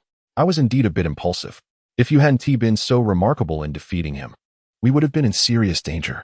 Mom has also given us a stern lecture, even asking us to express our thanks to you." George smiled at Chris. "Haha. There is no need for that. I'm just glad you're both safe." Chris waved his hand dismissively in response to their gratitude. However, standing nearby, Percy's expression darkened as he observed his brother's return with evident joy. Anger welled within him. Chris seemed to thrive on stirring up trouble, relishing his notoriety. Instead of renouncing such a troublesome association, they were here, expressing their thanks. What was there to be grateful for? Infuriated, Percy ascended the stairs, leaving without another word. "Honestly, Chris, when the curse was cast upon me, I felt a bone-chilling pain that was unbearable. The torment was excruciating. I wanted nothing more than to escape this world. It was terrifying. I never wished to endure such an experience again. I cannot comprehend how such a horrific curse exists. Indeed, my father told me that if the curse remains unbroken, the victim suffers to the brink of madness or even death. 2 of his close friends were driven insane by this very spell, and the caster will be imprisoned for life in Azkaban."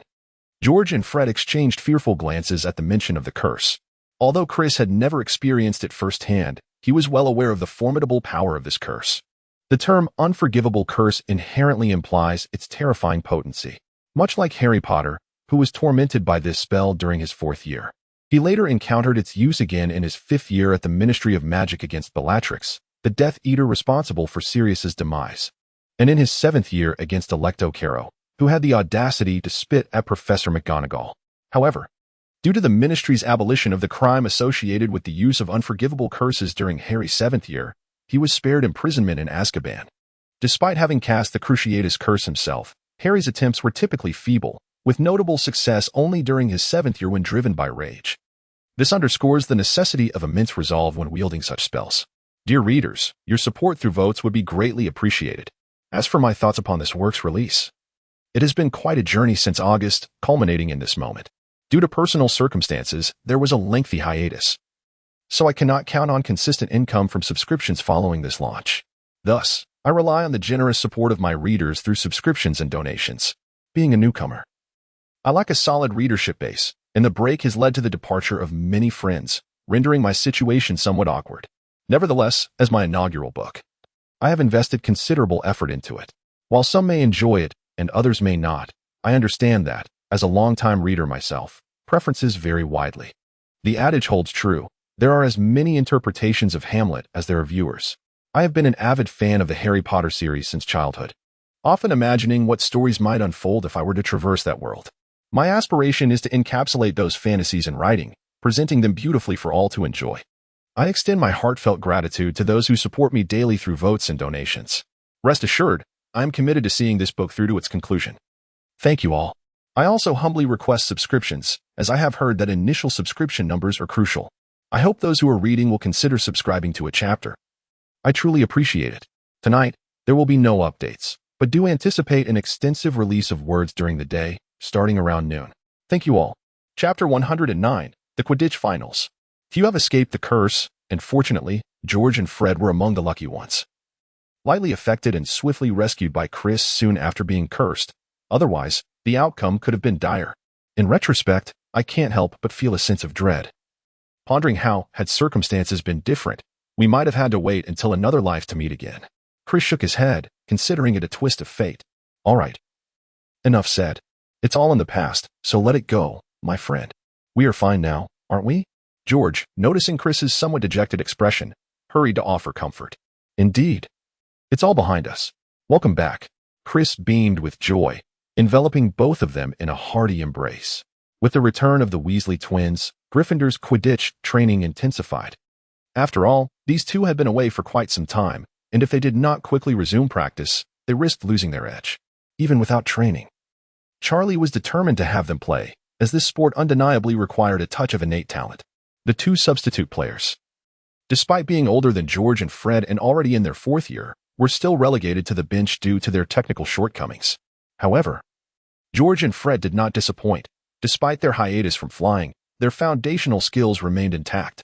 With a brief period of reacquaintance, they swiftly regained their prowess, and soon they were flying with remarkable speed and agility. Humph. This time, I shall ensure that Hufflepuff understands the might of Gryffindor. From now on, as long as we Weasleys are on the Gryffindor Quidditch team, victory is inevitable, declared George Weasley, removing his gloves with an air of confidence. Haha, we shall see about that. Charlie chuckled from the sidelines. Rest assured, united as brothers, we shall be unstoppable. Later that evening, during dinner, Chris and the others fortuitously encountered Cedric, who had just finished his meal. Hey, George and Fred, how are you doing? All well. Cedric greeted them with a warm smile. One could still discern a trace of youthful innocence in Cedric, though he was undeniably a striking young man, albeit slightly less so than Chris. Haha, of course, Diggory. Do not underestimate us. Tomorrow's championship will surely belong to Gryffindor, George replied, grinning as he patted Cedric on the shoulder. Haha, that's the spirit. I must take my leave now. Enjoy your meal, Cedric said, flashing a friendly smile before departing with a group of Hufflepuff friends. Cedric, good luck. Chris encouraged him as he was leaving. Haha, thank you, Mr. Red. Cedric was pleasantly surprised by the friendliness of the Gryffindors, who had recently gained so much attention, and he playfully thumped his chest in gratitude while gesturing toward Chris. Ugh, that guy is quite arrogant, Imp muttered in discontent. Come now, don't criticize him. I actually think he is a decent person. Imp, you may not understand. Besides, what if he is a bit proud? He excels not only in Quidditch but is also quite handsome, and academically, he is at the top of his class among Hufflepuffs, highly favored by Professor Sprout. Thus, this young lad, whom I believe to be my equal. Imp, what do you think? Chris explained. Well, I suppose I was mistaken, having spoken without understanding the situation. Imp said, nervously fiddling with the hem of his garment. Nevertheless, I still believe that in tomorrow's match, victory is nearly assured. Once we triumph, the Quidditch Championship, the Quidditch Cup, shall be ours. Moreover, with George and Fred on our side, having already bested Slytherin, what do we have to fear from Hufflepuff? Imp's spirits lifted as he spoke. By the way, George, once the match commences, keep a close watch on Cedric and aim to disrupt him with the bludgers as much as possible. Chris reminded him. Ha ha ha, rest assured. I will keep a close eye on that fellow. George replied with a grin. The following day, the weather was remarkably splendid, a rarity in England. The Gryffindor Lions were all quite invigorated, rising early in anticipation. After all, it had been many years since they had claimed a Quidditch trophy, and this opportunity was not to be missed.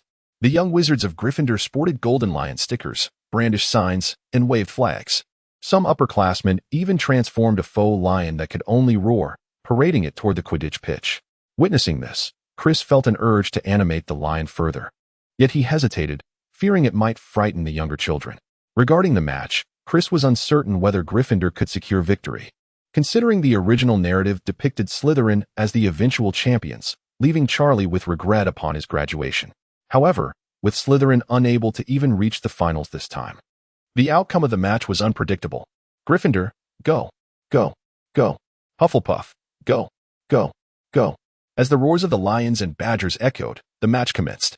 Clearly, the Hufflepuffs were aware of the prowess of the Weasley brothers, as they immediately assigned a player to closely monitor Charlie and intercepted George and Fred's attempts, successfully scoring 10 points.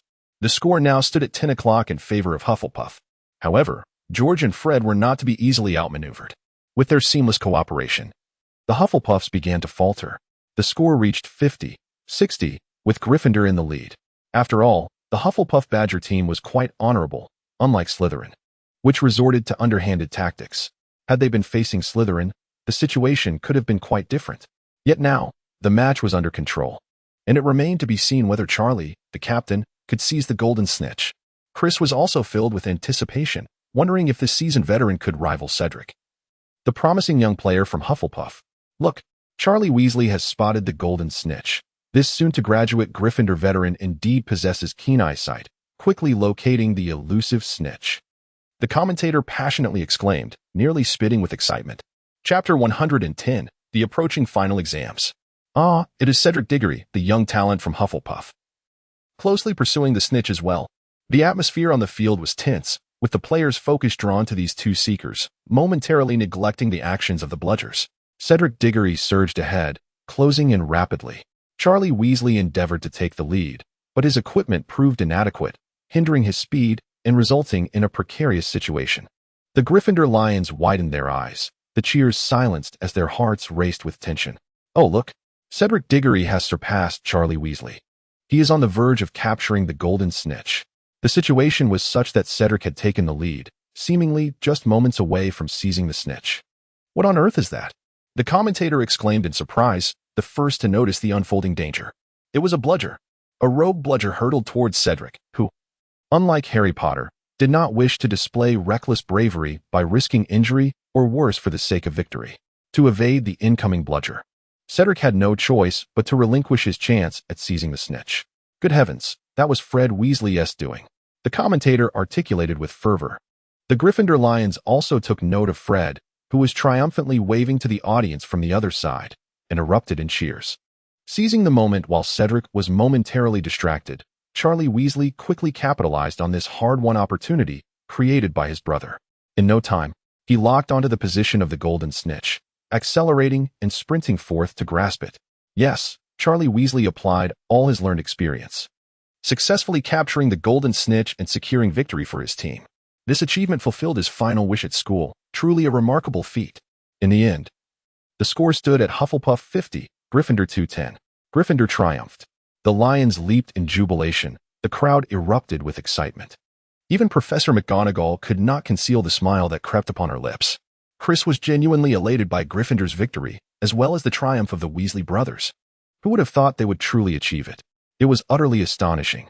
Upon returning to the Gryffindor common room, a delightful spread of food and drink awaited them.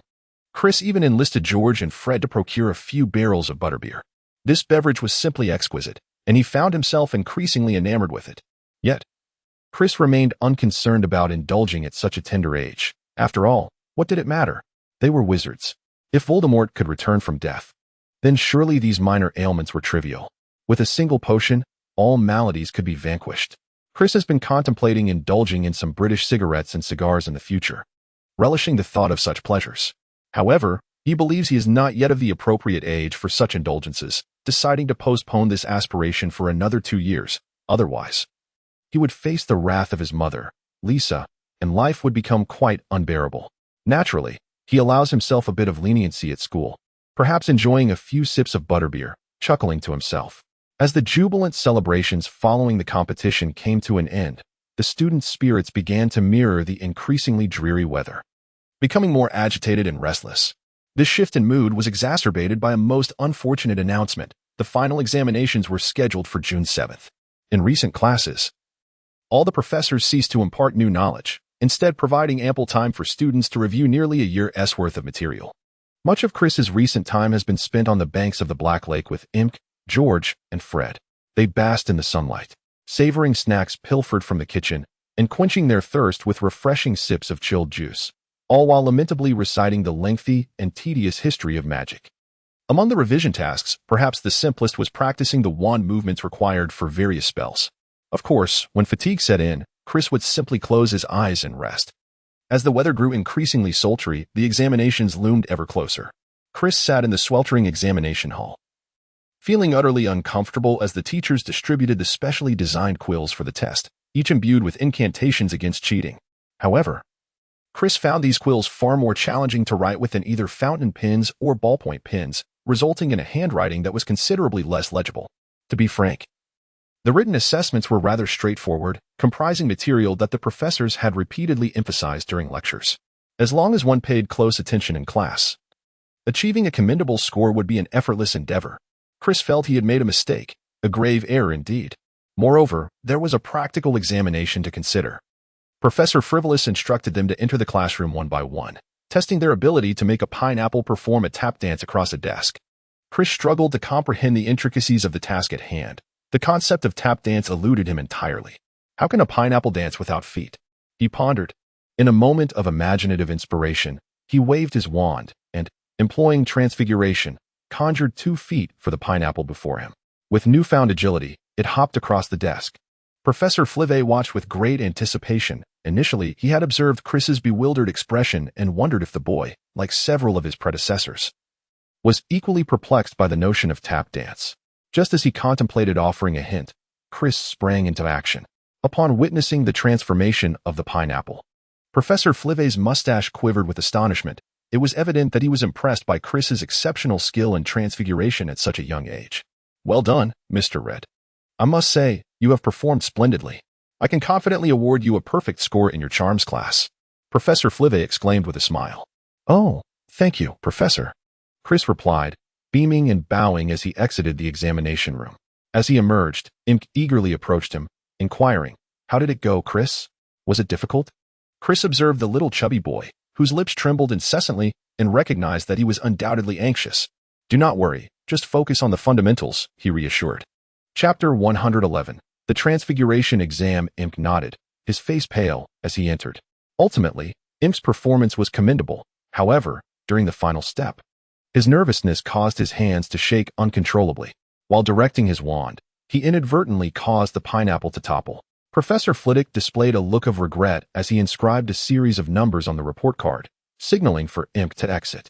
When it was time for the Transfiguration examination, Professor McGonagall observed them transforming a mouse into a snuff box. The more exquisite the box, the higher the score. However, should remnants of the mouse's whiskers remain on the box, points would be deducted. Chris also conversed with her classmates who had just completed the examination. They mentioned that as long as one successfully achieves the transformation, it is deemed satisfactory.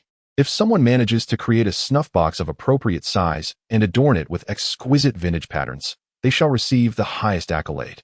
Chris, now composed, felt at ease. After all, transformation was his forte. Just wait and see as he conjures a flower for Professor McGonagall. He chuckled softly as Professor McGonagall's voice resonated from the classroom. Chris, gathering his thoughts, stepped inside the vast classroom where a solitary long table was positioned. Professor McGonagall was engrossed in inscribing something on a parchment, likely the grades of the previous student. Professor McGonagall, may I begin? Chris inquired eagerly, producing his wand from his sleeve. Certainly, she replied, raising her gaze to meet his, a satisfied glimmer in her eyes. I trust this examination should pose no challenge for you? In essence, examinations serve as a means for professors to evaluate whether their students meet the requisite standards of learning. However, this particular assessment would evidently fail to gauge Chris's true capabilities. Then perhaps I should be excused from the test? Chris jested. Oh, that would be out of the question. However, I have prepared an alternative challenge for you. How about attempting to transfigure a rabbit into a slipper? Professor McGonagall remarked, retrieving a lively little white rabbit from another cage, assuring Chris that his performance, regardless of the outcome, would not affect his examination results. Chris nodded. for he was aware that this particular spell was one that second-year students at Hogwarts would typically study in anticipation of their forthcoming final examinations. In 1993, Harry Potter and Ron Weasley had encountered this spell during Professor McGonagall's Transfiguration class. However, due to the grave threats confronting the school at the time, neither of them could concentrate sufficiently to successfully practice the magic in a practical setting. Chris felt that Professor McGonagall might be slightly underestimating him, as he had previously succeeded in casting this spell. However, this was quite agreeable, aligning well with his desire to conceal his abilities. He pondered whether he should transform within a minute, 2 minutes, or perhaps take even longer. Thus, Chris began to mentally outline the steps for the transformation.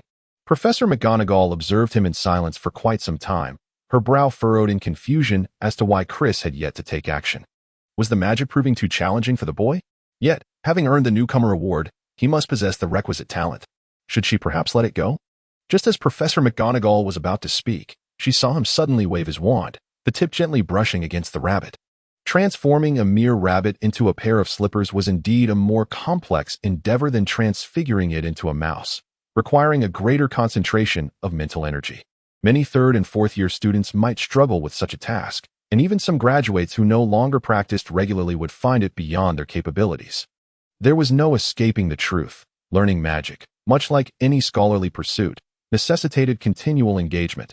Failure to review would lead to forgetfulness. Practice indeed makes perfect, and this principle applied equally to the study of magic. As Chris proceeded with his incantation, the unfortunate little rabbit began to stretch and morph into the anticipated shape. Professor McGonagall remained fixated on the rabbit, and after about a minute, a rather lovely pair of white plush slippers was presented before them. However, Chris exhaled slowly and, with a hint of embarrassment, remarked, "I apologize, Professor, but it seems the size of these slippers is somewhat mismatched." Chris had only mastered this spell but never employed it again. Much like the aforementioned notion that once learned, without practice, it eventually becomes unfamiliar. This is quite commendable. Your achievements have surpassed my expectations, Professor McGonagall remarked with satisfaction as she gazed at the pair of slippers on the table. She believed that even her most revered Dumbledore could not have reached the level of proficiency Chris Red had attained during his first year. Mr. Red, I have always held high hopes for you. In a few years, I envision you attempting to undertake the transformation into an animagus, Professor McGonagall said with a smile. Animagus? Chris's eyes sparkled with intrigue. He found himself deeply interested in this matter. However, he had refrained from attempting it thus far, as the transformation could indeed be perilous. A moment's carelessness might result in him becoming a monstrous creature, a truly terrifying prospect.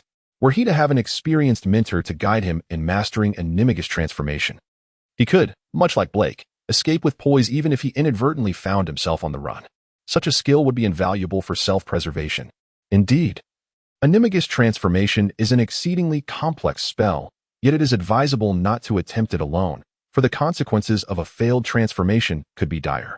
If you are genuinely interested, perhaps in 2 years, when your academic prowess and experience have sufficiently developed, I might be able to offer you some guidance. Professor McGonagall understood that exceptional students like Chris would inevitably pursue experiments in animagus transformation, and she recognized that it would be far better for her to instruct him than to allow Red to attempt it in secret. Chris undoubtedly consented without hesitation. He would never be foolish enough to attempt it himself.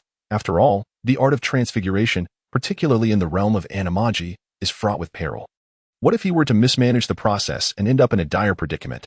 Furthermore, at Hogwarts, he preferred to limit his interactions with Dumbledore, making Professor McGonagall, with her unparalleled expertise in transfiguration and her own status as an animagus, the obvious choice for guidance. It is conceivable that Harry's father and his peers sought her counsel regarding their own experiences with transformation. To neglect such a valuable resource would indeed be a grave misstep. Very well, since you have agreed, let us proceed with this understanding. Focus diligently on your studies, and when the time is right, I shall impart the knowledge you seek, Professor McGonagall advised. Chris nodded in agreement. Please remember the original domain of this book. Chapter 112, The Tragedy of Ink. Before departing, Professor Mag was somewhat apprehensive about whether Chris would maintain his current attitude towards learning and continue on this path, as young boys of his age are often quite playful. It is difficult to predict the future. She had witnessed many remarkable individuals fade into obscurity over the years of her teaching. Thus, she gently reminded him that once the holidays arrive and he returns home, He should not neglect to review his studies, read more books, and familiarize himself with the latest developments in transfiguration, as such knowledge is both beneficial and harmless. Chris nodded, resolute in his humility. He would not allow himself to become arrogant simply because he had achieved a modicum of skill. It was imperative to recognize that his abilities were but a drop in the vast ocean of talent within the magical realm.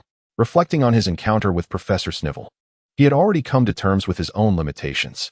Even when his magical prowess had been augmented, it had been largely due to serendipity that he had triumphed over the professor. Faced with even a marginally more formidable opponent, he feared he would be swiftly vanquished without a chance to resist. Thus, Chris had made a firm resolution to dedicate his holiday breaks to the study of magic, understanding that strength is cultivated over time. After all, one does not become robust overnight, nor does magical aptitude blossom instantaneously. Now was the critical period for laying a solid foundation. Vigilance was paramount. As Chris exited the classroom, Imk, who had been patiently waiting outside, initially feared that he had performed poorly on the exam. She hurried forward to offer comfort. "Chris, are you all right? It's perfectly normal to have an off day. I struggled in my charms class too. I was far from your level.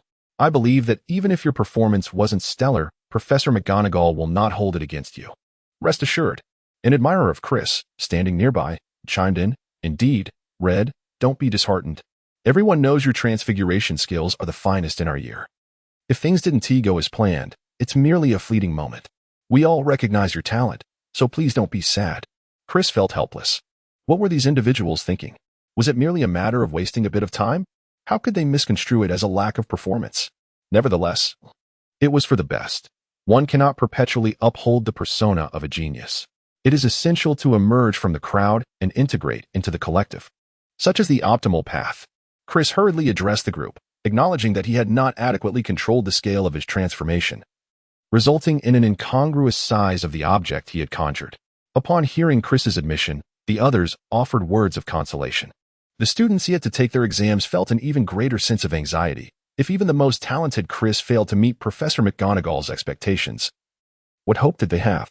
Their faces drained of color. Several students awaiting their turn were visibly anxious. When it came time for the potions examination, the young wizards fervently attempted to recall the intricate procedure for brewing the forgetfulness potion. Severus Snape stood closely behind, scrutinizing their every move. They could almost feel his breath upon the nape of their necks, heightening their nervousness. As the name suggests, the forgetfulness potion, once ingested, causes one to forget everything. And there exists no antidote. One must simply wait for the effects to wane. In truth, it was not an overly complex task. Chris had long mastered the art of potion brewing, completing the entire process in a mere 15 minutes. Upon submitting his potion, Professor Snape scrutinized the vial for a considerable time yet could find no faults.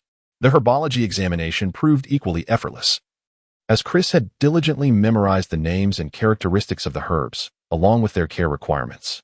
However, the streak of good fortune seemed to have come to an end, as the forthcoming exams promised to be less forgiving. During the written astronomy test, Chris did not perform particularly well.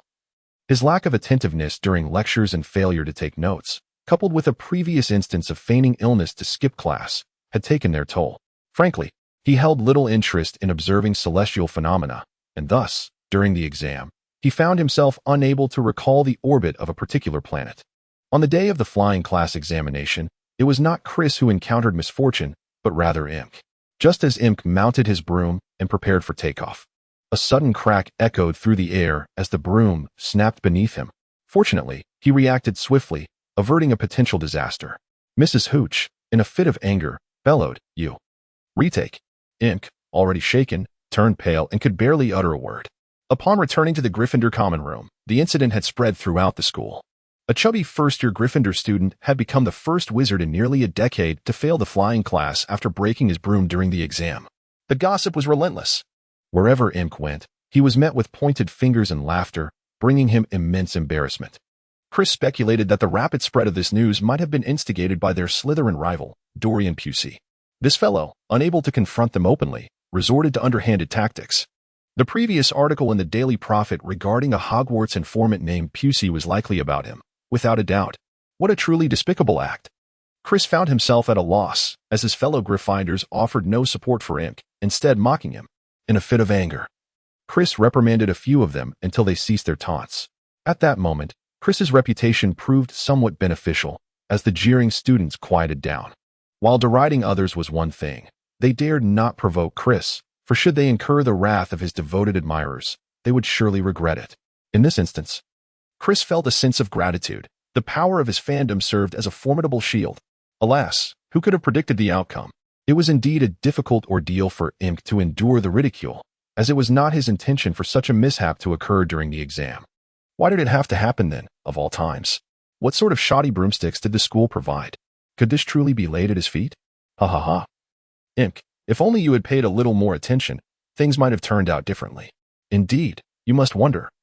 We all use the same broom from school during the matches, yet others manage just fine. Why is it that you alone seem to struggle? I think it's high time you considered shedding a few pounds. George and Fred teased with laughter. Chris understood that they meant no harm with their light-hearted banter. Yet the current situation for Imk was truly dismal. At such times, it is best for a true friend to refrain from making such remarks. Chapter 113. The frightening experience. All right, you two, hasten your revision and see. Speaking of Imk, he did not intend any offense. Imk, you as well. Do not dwell on it. Since it has come to this, it is imperative to focus on your studies for the upcoming examination. What has transpired can be addressed later. Thinking of this only heightened my distress. The remaining exams were utterly overwhelming. Practical assessments in defense against the dark arts and history of magic. The mere thought of them was enough to induce a headache. Say, do you think that the snotty professor has left us? Will Snape still conduct the exam?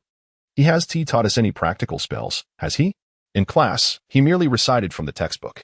So, tomorrow's exam won't be a recitation competition, will it? Who can read the best? Who knows? Chris shook his head. He too was uncertain of how Snape's practical exam in defense against the dark arts would unfold. As the morrow arrived, the practical exam in defense against the dark arts commenced as scheduled. Indeed, it was Snape who proctored the examination. Each student called by name entered the classroom alone to face him, emerging several minutes later before the next student took their turn. Anxiety permeated the air. Students were terrified. Facing Snape alone in a classroom was a harrowing ordeal, truly a frightful prospect. Some young witches and wizards felt their hands and feet grow cold. Others had lips that turned pale from fear, while some could scarcely utter a word, trembling uncontrollably. A few even struggled to maintain their footing. As each student exited, the expression on their faces was uniform, a look of profound relief. Oh, Merlin, Chris, what do you suppose this exam entails? Simply confronting Snape is terrifying enough, let alone having to undergo an examination. I can hardly imagine it. I might be too frightened to move, much less to take an exam. At that moment, Imk was equally anxious, his nerves rendering his legs unsteady. There's no need for such distress. You have studied diligently, and I have imparted much knowledge to you in this regard. Just muster some courage. Do not be overly anxious. I do not expect you to perform exceptionally. But if you can maintain your usual standard, I am confident you will fare well. For reasons unknown, the wait for the practical exam in defense against the dark arts seemed interminable, stretching on for what felt like ages. Chris read. Professor Snape called out. Good day. Professor Snape, Chris greeted politely. Do not just stand there gaping. Prepare yourself, the illustrious Mr. Red. Snape remarked with a frosty demeanor. Well then, Professor, what shall be the subject of the examination? Chris paid no heed to Snape's demeanor towards him. Snape uttered no further words. With a mere flick of his wand, several snakes materialized before Chris. Petrify them. Petrify them all. Snape commanded succinctly, his voice resonating with authority. Petrify them all. Petrify them all. Chris said little more, simply raising his wand and casting a spell towards the serpents that slithered towards him. With a few flashes of crimson light, the snakes appeared to be frozen in place, rendered immobile. All right, you may go now. Snape observed Chris's decisive movements without surprise or further comment. Chris bowed to Snape, and just as he turned to leave, Snape spoke once more. Do remember to return my book this evening, Mr. Red. Do you not feel any shame as a thief? Kristen was momentarily taken aback. How could this have been discovered? He recalled that when he had taken Snape's book, which belonged to the Half-Blood Prince, everything had seemed impeccable. Moreover, he found it hard to believe that a professor would have the leisure to rummage through old tomes for no particular reason. Chris now stood there, utterly bewildered and at a loss for words. After all, having taken someone else's belongings and being caught red-handed was undeniably humiliating. He found himself at a complete standstill, uncertain of what to say or how to justify his actions, his mouth opening and closing in a futile attempt to articulate his thoughts, feeling quite uncomfortable. Fortunately, Snape soon broke the silence, remarking, "Do you truly wonder how I came to know of this? Humph, allow me to enlighten you, Mr. Red. If one wishes to remain inconspicuous, one must refrain from wrongdoing. Do you believe I am oblivious to the incident that transpired at the Black Lake not long ago? Am I to be regarded as foolishly naive, akin to a simpleton?" Chris now understood that Snape's spell had become one of his trump cards. On that fateful day, he had cast a considerable number of stunning spells, some of which missed their targets, resulting in significant destruction at the scene. As someone deeply trusted by Dumbledore, Snape undoubtedly conducted an investigation of the area, especially since a dark wizard had fallen. The Ministry of Magic and the Wisengamot could not have overlooked this matter. Surely, with Dumbledore's protection, they refrained from troubling a first-year wizard who had just achieved a notable feat. However, it is likely that an investigation was indeed carried out. When Snape arrived to examine the site and observed the traces of the stunning spells, an ordinary person might not recognize them, but as the spell's creator, he was undoubtedly well acquainted with them. Recognizing them would not pose a challenge for him. Therefore, Snape must have realized that, under the circumstances where he had not imparted this particular spell to anyone, Chris had inexplicably learned it. This could not merely be a coincidence. Even a fool would discern that the only remaining possibility was from his former book. As a first-year student who had just begun studying potions, Chris could not possibly access advanced potions texts. The only likelihood was that he had secretly taken it. Alas, he truly found himself in a predicament from which he could not extricate himself. "I apologize, Professor, for taking your book without your permission. I am truly sorry. But I had my reasons." "Huh? What reasons could you possibly have? A thief is a thief." Snape snorted disdainfully. "The truth is, I have already mastered all the potions covered in our current curriculum, and I wish to delve deeper into advanced potion studies. Even if I do not attempt to brew them myself, I can still enrich my knowledge of the subject. Today S5 updates have been completed, and many friends have likely turned to pirated versions to read.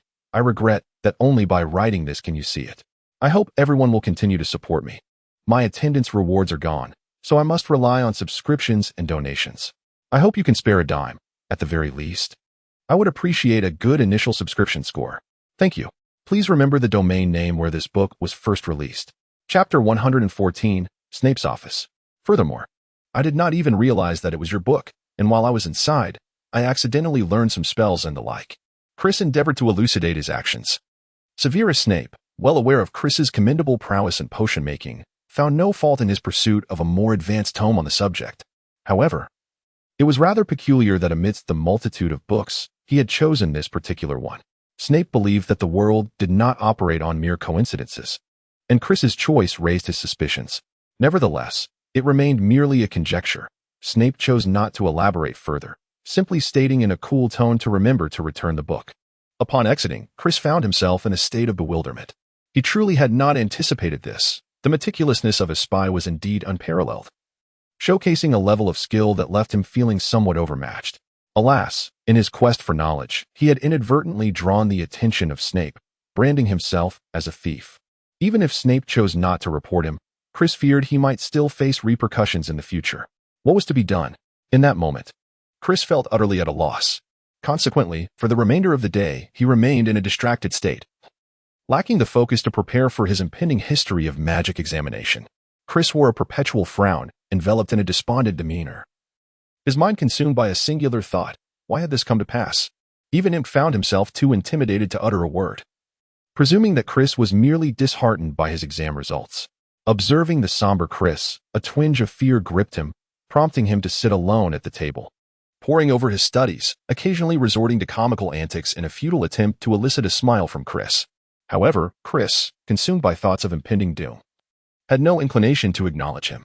As evening approached, Chris reluctantly clutched the book belonging to the Half-Blood Prince and steeled himself to leave the Gryffindor common room, seeking out Professor Snape to offer a sincere apology. There was no choice. He would be under the man's tutelage for 6 more years, and if this matter remained unresolved, his future would undoubtedly be fraught with difficulties. Knock, knock, knock. Professor Snape, here is your book. I apologize, and I implore you to forgive my fervent passion for potion making. Thank you. Chris articulated his sentiments with a touch of politeness and brevity. Since you profess a desire to delve into the more advanced realms of potion making, I presume you are already well acquainted with the content of this book, am I correct? Professor Snape, seated at his desk, cast a frosty glance at Chris. Yes, Professor, Chris hastily replied. Then, illustrious star of Hogwarts, Mr. Chris read. Would you kindly elucidate the third law of Gobelot as introduced in this tome?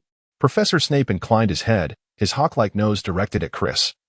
His icy gaze fixed intently upon him. Chris experienced a momentary lapse in judgment as he initially believed that his arrival would be met with a tempest of reprimands. Perhaps even corporal punishment, reminiscent of Harry Potter's experiences, such as being tasked with cutting a month's worth of materials. Upon his arrival, however, the situation was quite the opposite. Severus Snape's peculiar demeanor was indeed perplexing. Did not the genius just proclaim his newfound knowledge? Snape, with a disdainful curl of his lip, remarked mockingly, No. It is not the Gobelato's third law that states, the antidote for a mixed poison exceeds the sum of the antidotes for each individual component. Noticing Snape's dissatisfaction, Chris hastily clarified, it pertains to the formulation of antidotes. Assuming we have accurately analyzed the potion's components using Scarpin's revealing charm. Our primary objective is not merely to select the antidote for each individual ingredient, but to identify an additional component that can, through a process akin to alchemy, transmute the disparate elements. The antidote for a mixed poison is not simply a combination of the antidotes for each individual toxin. Therefore, the number of components in the antidote for a mixed poison must be greater than or equal to the total number of components contained in the antidotes for each separate poison. While the Gobelato's third law is indeed referenced, it lacks a detailed explanation, and what Chris articulated was among those unmentioned specifics. As for how Chris came by this knowledge, it was derived from Professor Slughorn's remarks in the original text. Whether he was correct or not remained uncertain. After all, with Snape in the picture, what could one do but engage in a bit of dialogue? In fact, during their 6th year at Hogwarts, they studied this law and were tasked with creating a potion based on it. Slughorn had Hermione Granger recite the law with remarkable speed. Crafting a potion according to this law proved to be quite challenging. In potions class, Hermione managed to concoct a semi-finished potion using 52 ingredients. Meanwhile, Harry Potter succeeded by boldly employing a bezoar, as guided by the notes of the Half-Blood Prince. Thus, it is evident that anything capable of confounding Hermione Granger possesses considerable depth. Severus Snape, listening to Chris's articulate discourse, found himself momentarily at a loss for words. This boy, hailing from a Muggle background, truly displayed a remarkable talent. Even Snape himself, at Chris's age, had not grasped such an extensive knowledge of potion making. Not only did Chris excel in potions, but he also excelled in transfiguration and charms, according to what Snape knew. This exceptionally gifted boy was indeed rather remarkable. Alas, one could only wonder what Dumbledore's intentions were. Truthfully, Snape was uncertain about how to handle Chris at this juncture.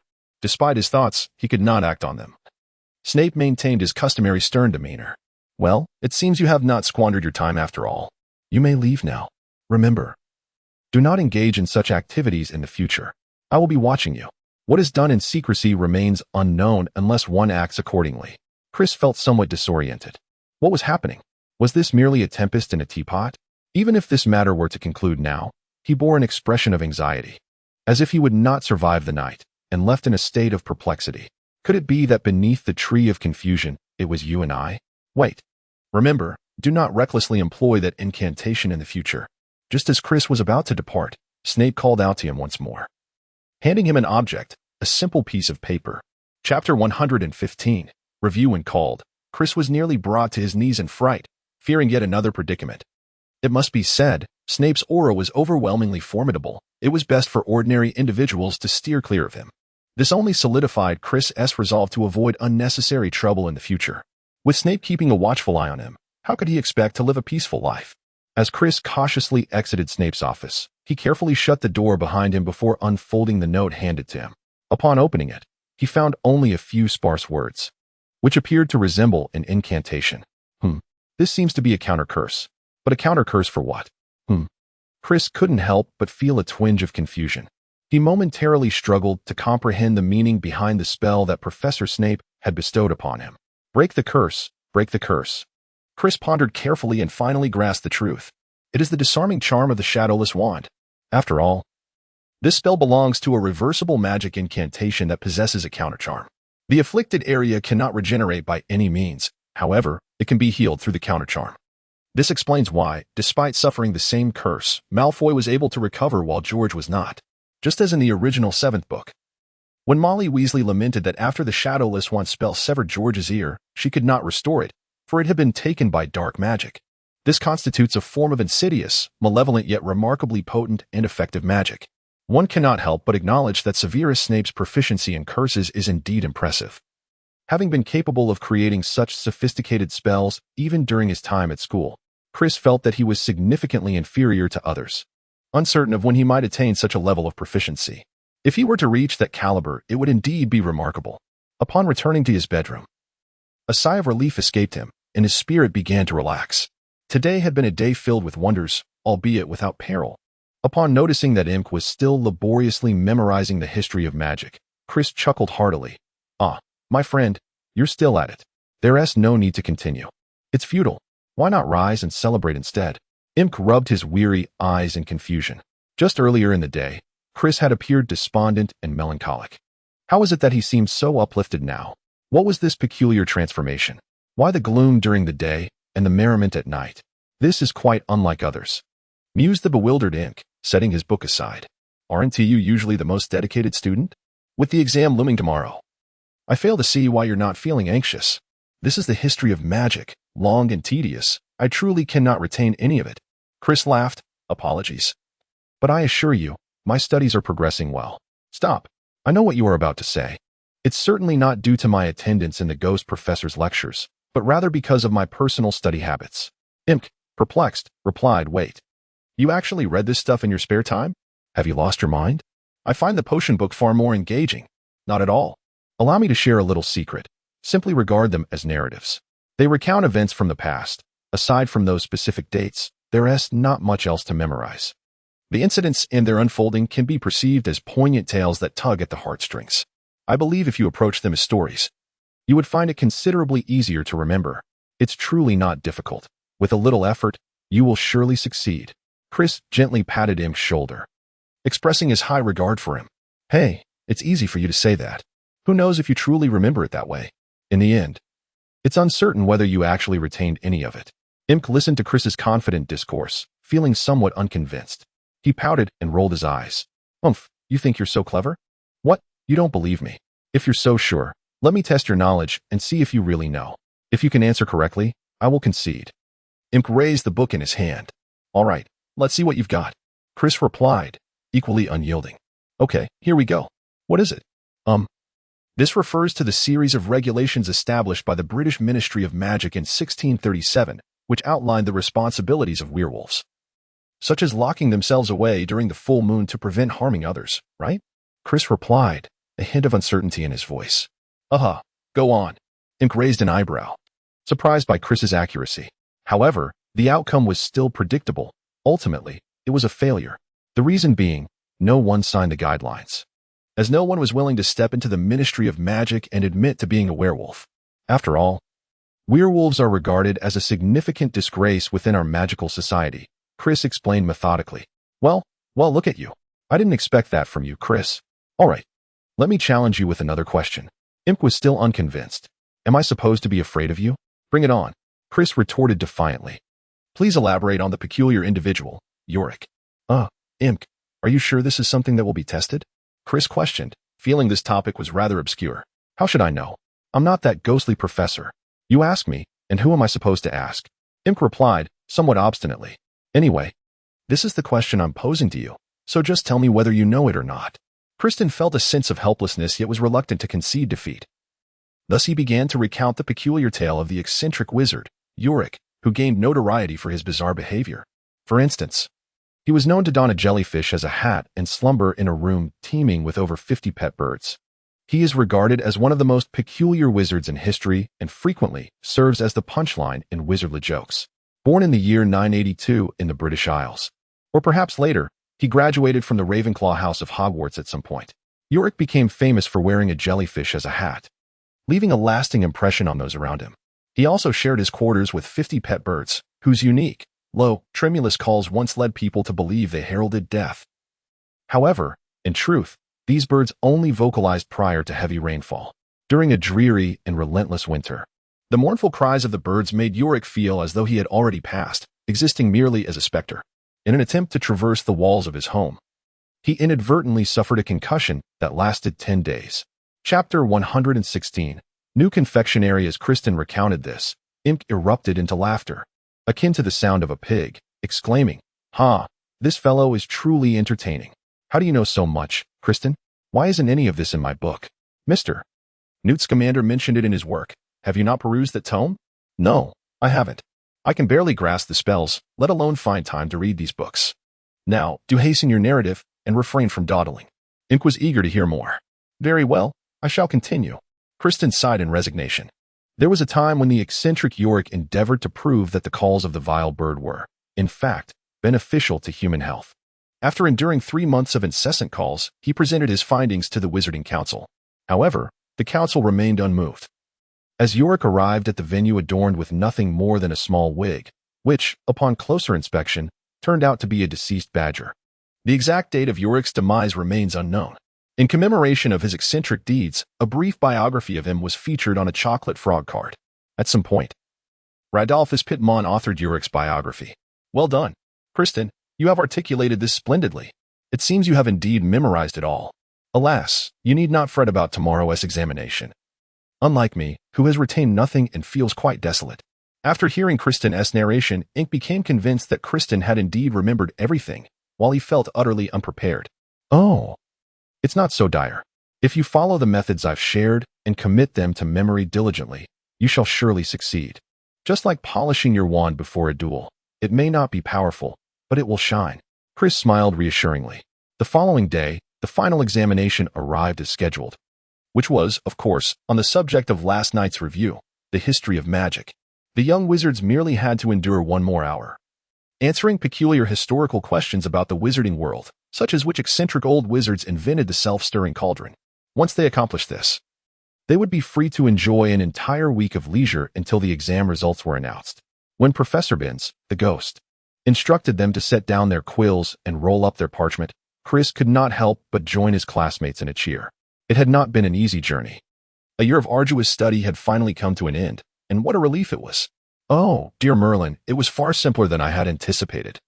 Last night's inquiry about the code of conduct for werewolves in 1637 was indeed on the test. One could say that fortune favored me."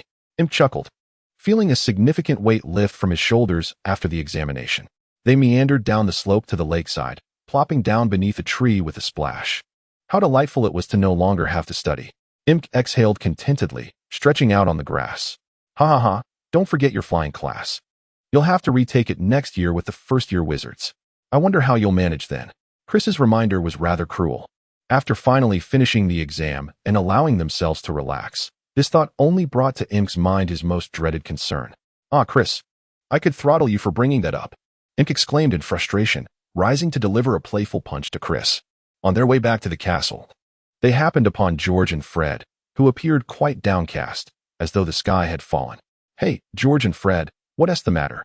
Did someone lose money?" Chris inquired with curiosity. "Well, not exactly, but we definitely bombed the history of magic exam," George sighed, casting a glance at Fred. "It's all your fault, Fred. I told you to set aside the research and focus on studying in the days leading up to the exam. Now look what has happened. If we don't do well, our holidays will be dreadful." Percy might even embellish the tale in front of Mom. What if she gets angry? I do not wish to witness her wrath. "Hey, can you blame me? Did you even study yesterday? You were the one talking about learning." "Learning my foot," Fred retorted defiantly, rolling his eyes. "Well, I was merely trying to earn us some extra funds for our Hogwarts brotherhood. Unlike you," George argued indignantly. "TCH, I'm aware of that. But you said it was during the research phase.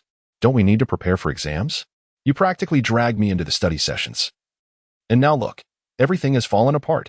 Fred expressed his dissatisfaction, saying, all right, it's nothing to worry about. I've heard from others that Professor Binns is quite reasonable. Generally speaking, as long as one completes the assignment and fills it adequately, provided the answers aren't excessively poor, passing should pose no issue." Chris observed the escalating argument between the two and quickly interjected with words of comfort. "Indeed, given the circumstances, what purpose does further conflict serve?" he remarked. "Don't you agree?" Imp also sought to mediate. "So, how is your research progressing?" Chris, still quite intrigued by the subject, inquired. "Well, allow me to show you this," Fred said as he retrieved an object from his pocket and handed it to Chris. Chris took the object and noticed once more a piece of poorly packaged candy, likely akin to the last nosebleed nougat they had encountered. Is this similar to the previous confection? What kind of effect does it possess? Chris merely stared at the candy in his hand, refraining from consuming it, for he knew all too well that indulging in such a treat would surely lead to discomfort. There was no need to subject himself to unnecessary suffering. Its effects differ from that of the previous candy. You shall know it upon tasting. George said with a mischievous grin. I won't fall for your tricks. Chris retorted. Does that mean it will make me vomit? Indeed. As long as you consume this candy during class, you shall expel everything you've eaten recently in a most spectacular fashion. The effect is guaranteed to be remarkable. That's right. Skip class, you deserve it. George and Fred animatedly presented the candy before them, akin to a comedic duo delighting in their own performance. Chris believed that the two of them were indeed quite talented. If they were to learn to perform crosstalk from Teacher Gua, they would undoubtedly achieve great success. Well then, you haven't sought out anyone else for human trials this time, have you? Chris said with a feigned seriousness, uncertain whether the two had managed to rid themselves of this unfortunate habit. Chapter 117. Results. Although Chris was aware of how immensely popular this candy would become in the future at Hogwarts, potentially selling well across various wizarding schools, he knew that after Fred and George left Hogwarts, many students began using this class-skipping candy to feign illness, allowing them to escape Dolores Umbridge's classes. Umbridge, infuriated, sought to trace the origins of these mysterious ailments, but the students insisted it was a case of Umbridge syndrome, leaving her utterly helpless. However, conducting experiments on fellow classmates was undeniably inhumane. Such actions bore no distinction from those of dark wizards. Just think, if a mere case of minor ailments could be remedied, that would be acceptable, but what if the treatment failed? What then? If someone were to perish as a result, what course of action would be taken? Thus, Chris took the matter quite seriously. Dear brother Chris, rest assured, we are not oblivious to the gravity of this. Besides, you already gifted us the toad we've been testing on. Previously, we lacked the funds to acquire such things, which is why we resorted to using people for experiments. Now, thanks to you, we have ample supplies for our experiments, so why would we need to use others? Fred and George stated earnestly. Very well, that is reassuring. This matter is not to be trifled with. Could you bear the responsibility if someone were to suffer gravely? It would also implicate your families, Chris reiterated with concern. All right, enough already. You're becoming more nagging than our own mother. Come, let us go have dinner. Fred and George, unable to withstand Chris's incessant admonitions, hurriedly pulled him towards the great hall for dinner. As the young wizards felt a mix of anxiety, claiming they were merely having fun, yet not truly enjoying themselves, or saying they were fretting over their exam results, though not entirely. After a week, the exam results were finally released. To be honest, the most pressing concern for the young wizards upon hearing this news was not to check their scores, but rather a sense of relief. The torment had finally come to an end, and summer vacation was on the horizon. Chris has achieved commendable results in his studies, excelling in transfiguration, potions, herbology, charms, history of magic, and defense against the dark arts, all earning the highest grade of outstanding. Although his scores in flying and astronomy were slightly less impressive, they still attained a respectable grade of exceeds expectations. It is important to note that Hogwarts employs a grading system with 6 classifications: outstanding, exceeds expectations, acceptable, poor, dreadful, and troll. In this academic year, there are no particularly outstanding scholars, thus, Chris naturally claims the top position in his year. This newfound recognition has brought Chris into the limelight. For whether in a muggle school or a wizarding institution, those who excel in their studies invariably attract attention. Furthermore, Chris's numerous remarkable feats have only amplified his reputation among students. Those who previously doubted Chris's abilities must now acknowledge his accomplishments. The end-of-term examinations were a true test, and one cannot contest the results when they fall short. Jealousy and baseless criticisms now seem futile, especially in light of their own inadequate performances compared to Chris's. On the other hand, Im's results are somewhat ambiguous, with outstanding grades in transfiguration, herbology, charms, and astronomy. While his potions and defense against the dark arts grades were commendable at exceeds expectations, however, his history of magic score barely passed with acceptable, and his performance in flying was dismal, deserving a troll, necessitating him to retake the class with next year's younger students. Look, here he is, seated at the table, lamenting his fate. I am utterly perplexed. How did this happen? Potions aside, where, apart from Chris, only a handful achieved outstanding, What on earth occurred in history of magic? I distinctly recall answering adequately, at least to the level of exceeds expectations. How did I end up with merely acceptable? Was I on the brink of receiving poor? I cannot fathom how you responded. Perhaps your answers lacked clarity? Chris himself is uncertain as well. How could this be? Tell me, regarding the commentary on the demon Emmerich, how did you respond? That's the only aspect I'm unsure about. Let me think. I remember describing him as a short-lived, yet highly formidable wizard. He was once the master of the Elder Wand and imposed a reign of terror in southern England during the early Middle Ages. He was slain in a duel against the monstrous Egbert, correct? What? It was him? Oh dear, Merlin, save me. While others confused the demon Emmerich with the creature Ulrich, I somehow ended up mistakenly attributing my thoughts to the frantic Elfric. Despite my initial confidence in my writing, it appears that I have encountered a significant issue. For such a crucial essay question, I can only assume I have scored 0. It is no surprise that my grade is merely an A. Alas. I truly feel quite foolish. With a sigh, I must remind myself that at least I have passed. George, who was engaged in a game of wizard's chess with Fred, could no longer tolerate Im's lamentations and interjected, "Hey, why are you picking on me? Surely, you two must have fared better than I did." Imk, somewhat irked, replied, "Oh, you are mistaken. Our other grades are either O or E. Only in history of magic did we score AP, just shy of passing." Fred moved his castle piece and added, "Indeed, who among us is worse off? Returning home, we'll struggle to explain ourselves to our mother." George, having captured Fred's night, chimed in, "I have a splendid idea for you. When you return home, if your mother questions your grades, simply tell her that you were unwell recently, which hindered your studies and attendance. Given your circumstances, your family will surely understand." Imk spoke with an air of expertise. "Oh, yes, I hadn't considered that. You seem quite experienced, Imk. Have you done this before?" George exclaimed, slapping his thigh in realization. Chapter 118, The End of Term Feast. No, I'm merely trying to help you. Let us not dwell on the details if the solution is effective. That is all that matters, right? However, as results were released, the holiday break loomed near. Chris yearned for respite and leisure. Yet he recognized the necessity of fortifying his strength for survival. Thus, he had no intention of relaxing. Thus far, Chris had managed reasonably well. But the forthcoming year promised greater peril. A single misstep could lead to ruin. Therefore, Chris must exert himself fully, striving to enhance his abilities and knowledge to safeguard his existence. He sought not to achieve fame as a legendary sorcerer, but merely to ensure his survival at Hogwarts. During the end-of-term summary feast, Chris, accompanied by a group of Gryffindor students, donned their wizarding robes and proceeded to the Great Hall for the banquet. The hall was adorned in the green and silver colors representing Slytherin, celebrating their triumphant victory in securing the House Cup for the 6th time. A massive banner depicting the Slytherin serpent hung on the wall behind the head table. Students and teachers arrived in succession, filling the grand hall to capacity. The young wizards gazed in awe at the sumptuous dishes, their excitement palpable amidst the lively chatter. The students of Slytherin, victors of the House Cup, were animatedly conversing, their words brimming with the joy and confidence of their triumph. In stark contrast, most of the Gryffindor students wore expressions devoid of cheer, for their rivals, Slytherin, had once again claimed the coveted cup. "Look at that. No matter how formidable Chris Red may be from your house, the House Cup ultimately belongs to us, Slytherin," sneered a Slytherin student who had once been bested by Chris. Several Gryffindor students, overhearing this, turned crimson with anger, clenching their fists, unsure of how to respond. As the hall began to fill, Headmaster Albus Dumbledore conferred with Professor McGonagall. She tapped her goblet with a fork, calling for silence. Gradually, the hall quieted to a hushed stillness as Dumbledore rose, smiling at the assembly. "Before you indulge in these delightful treats, I must trouble you to listen to this old man's cliches," Professor Dumbledore gently remarked.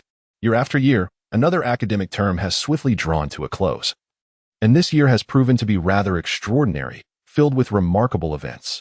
What a splendid year it has been. I trust your minds have grown richer than before. And an entire summer awaits you to digest all that you have learned, making room for the knowledge to come. Now, as I understand, we must first conduct the awards ceremony for the House Cup. The scores are as follows. 4th place, Hufflepuff, with 355 points.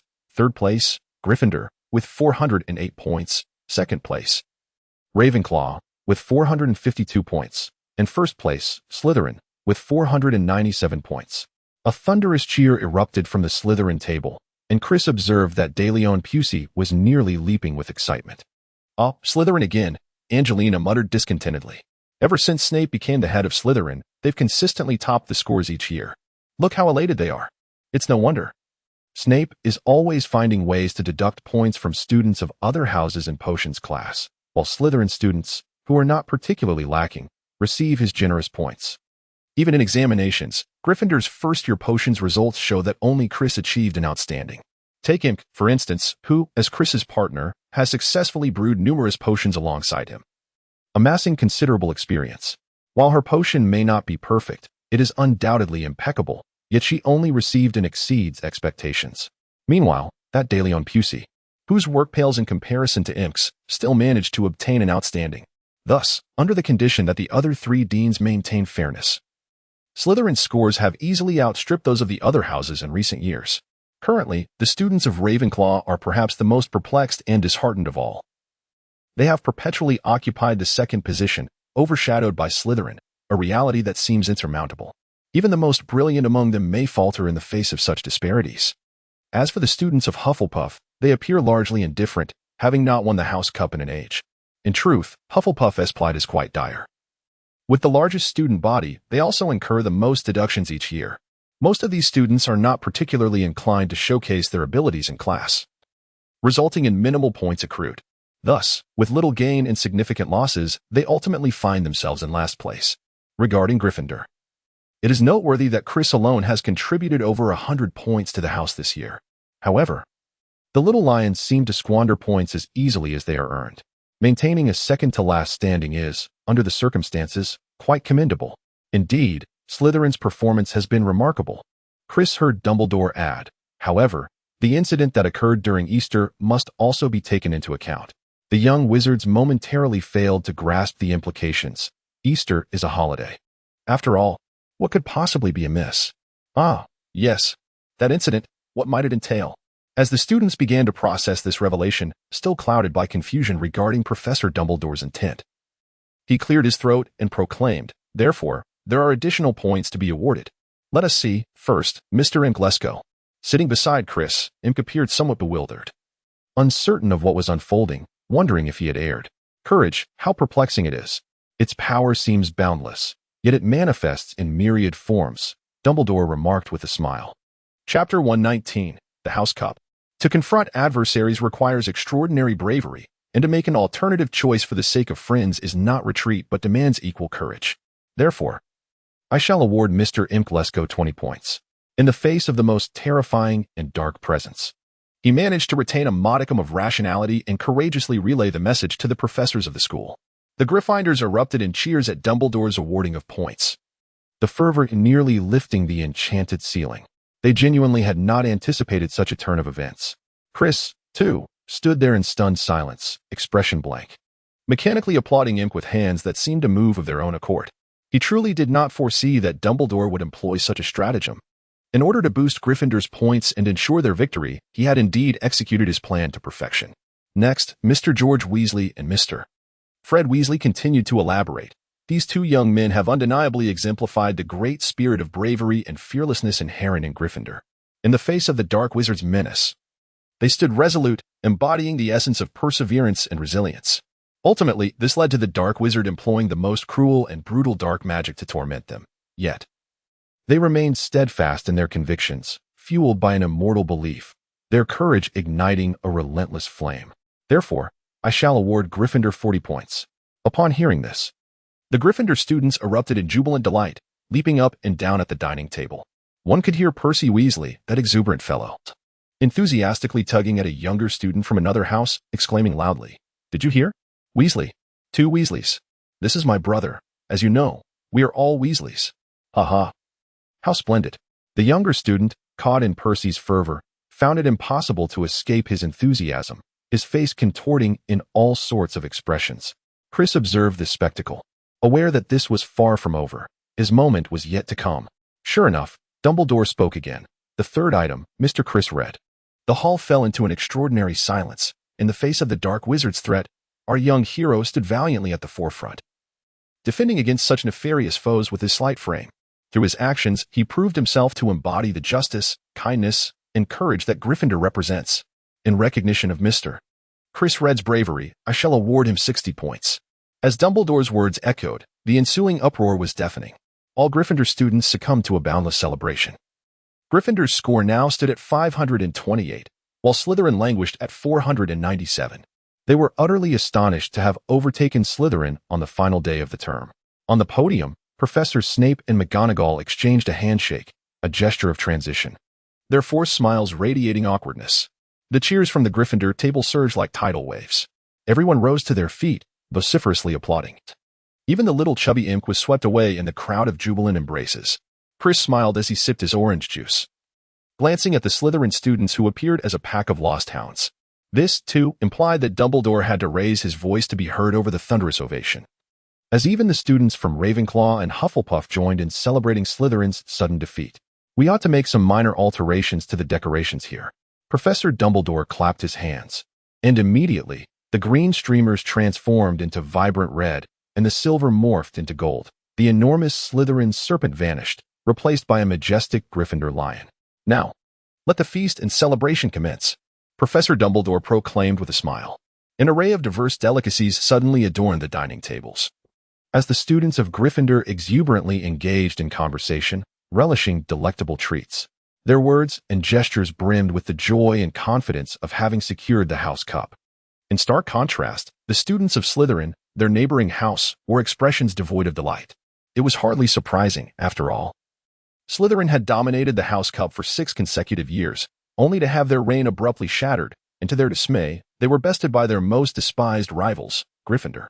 Who could possibly feel elated under such circumstances? Did you hear? Just moments ago, Professor Dumbledore praised me. He remarked on my ability to maintain a semblance of reason in the face of the most terrifying and darkest of entities, and my bravery in conveying the message to the professors of the school. Such commendation from Dumbledore is indeed a tremendous honor. I dare say, among the multitude of students, how many could possibly have left an impression on him? Yet, he remembered me and lauded my efforts. Look at how impressive I am.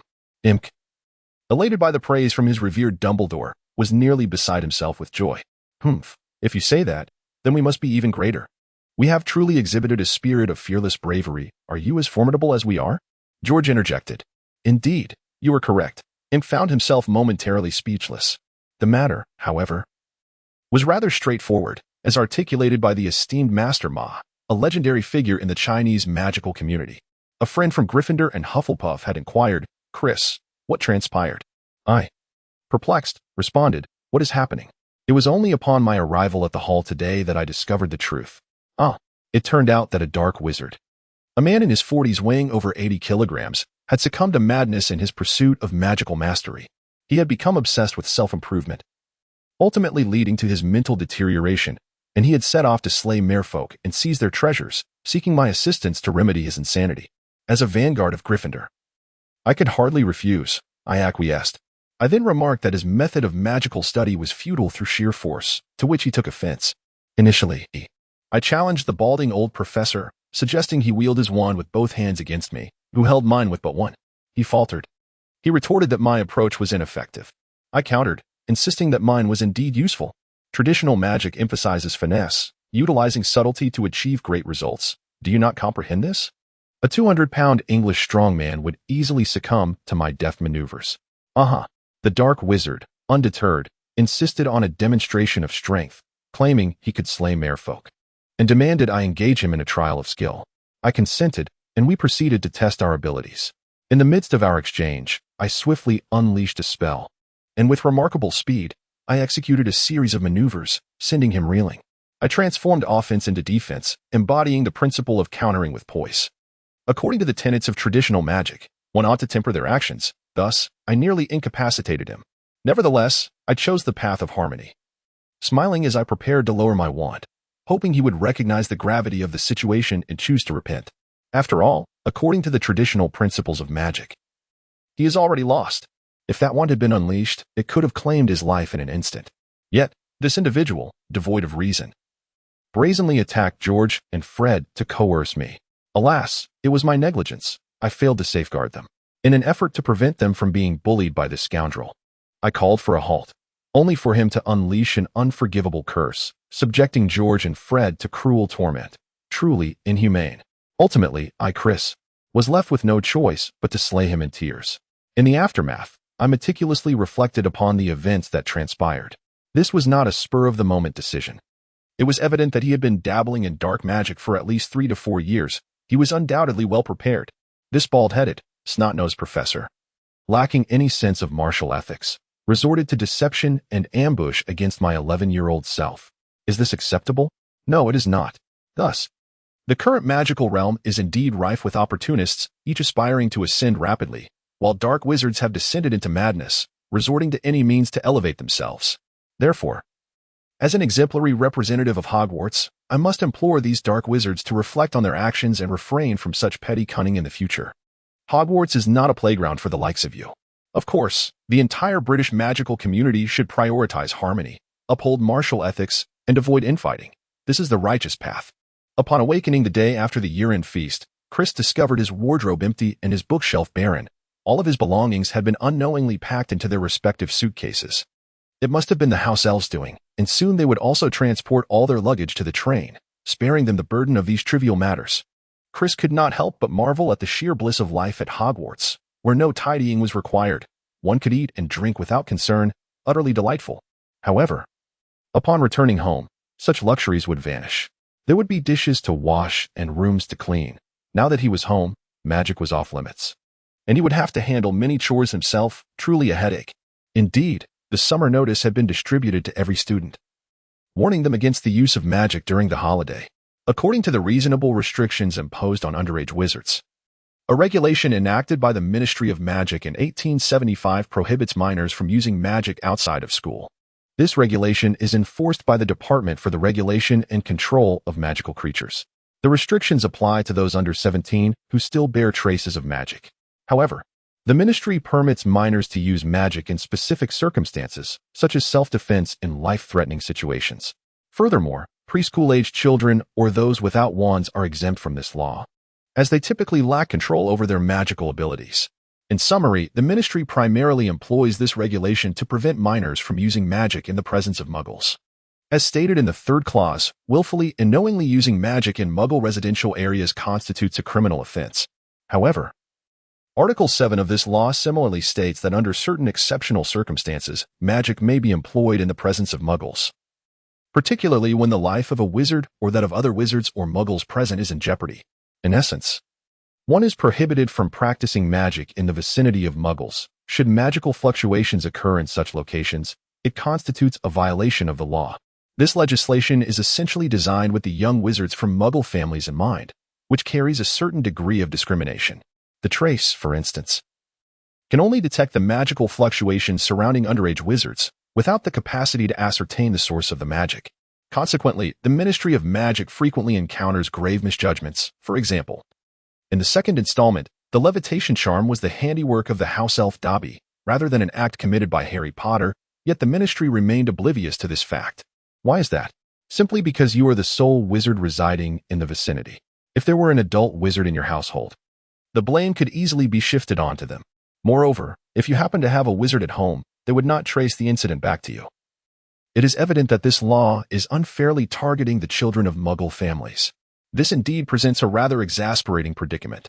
Nevertheless, upon returning home, Chris can still employ minor spells, as his sister has yet to enroll in school.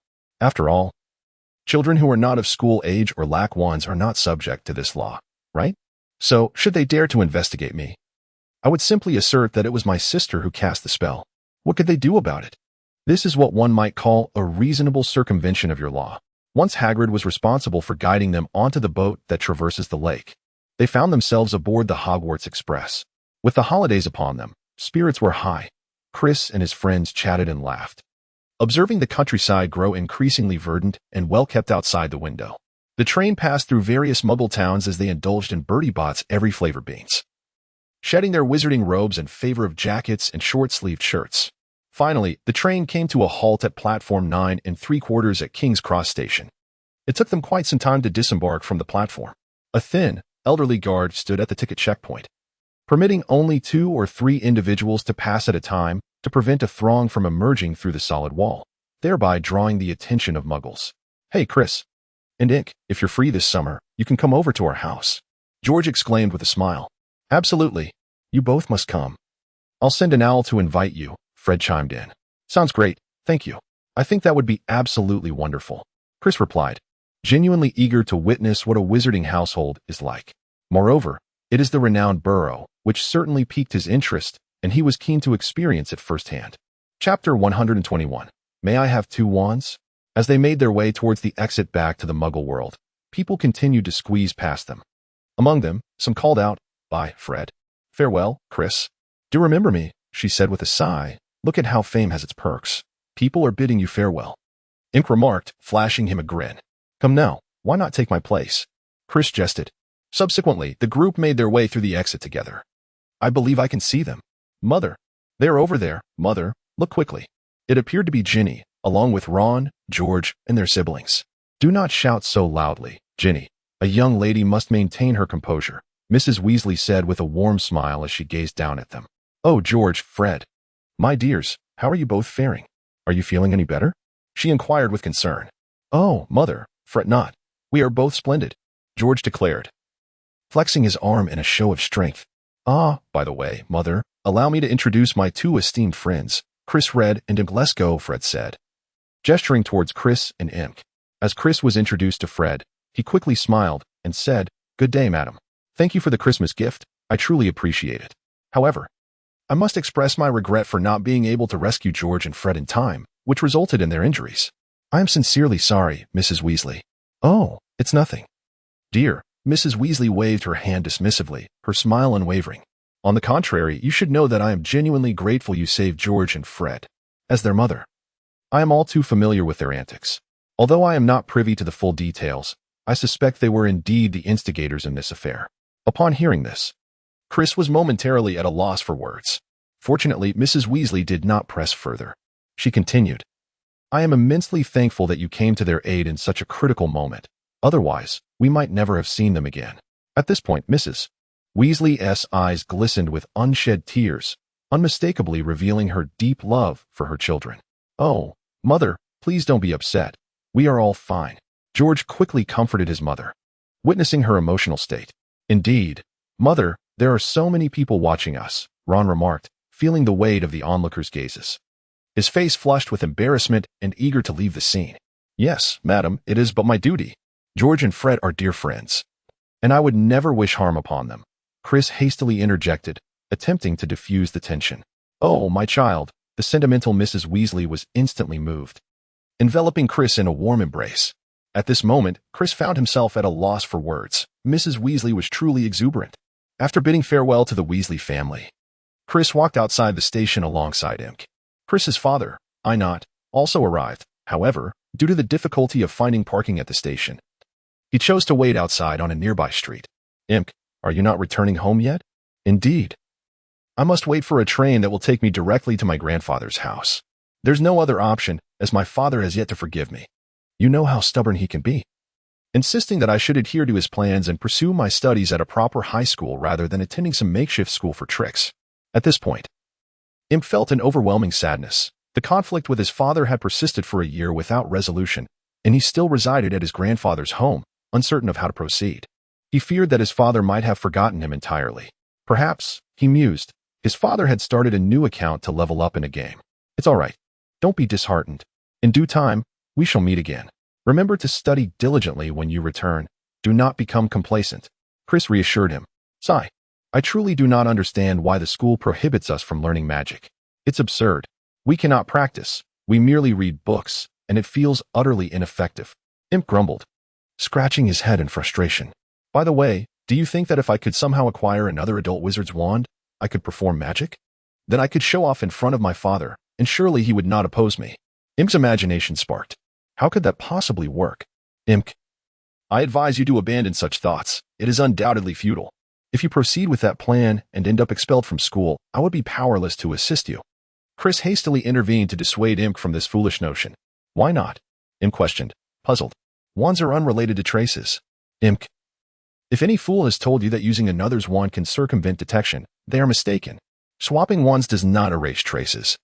It merely allows you to carry out actions you wish to keep hidden without leaving evidence. Moreover, you must ensure that the wand does not fall into the hands of the Ministry of Magic. Otherwise, it would be disastrous. Chris admonished sternly. Are you familiar with the African wizarding school, Hogwarts? I think I've heard of it. Imp replied uncertainly. It is a magical institution located in the Moon Mountains of Uganda, Africa. It is the largest of all wizarding schools, as it enrolls students from across the continent. However, wands are a European invention. Although we have been using wands for quite some time, you know how it is in Africa. Therefore, it wasn't until the last century that African wizards and witches began to regard wands as useful tools.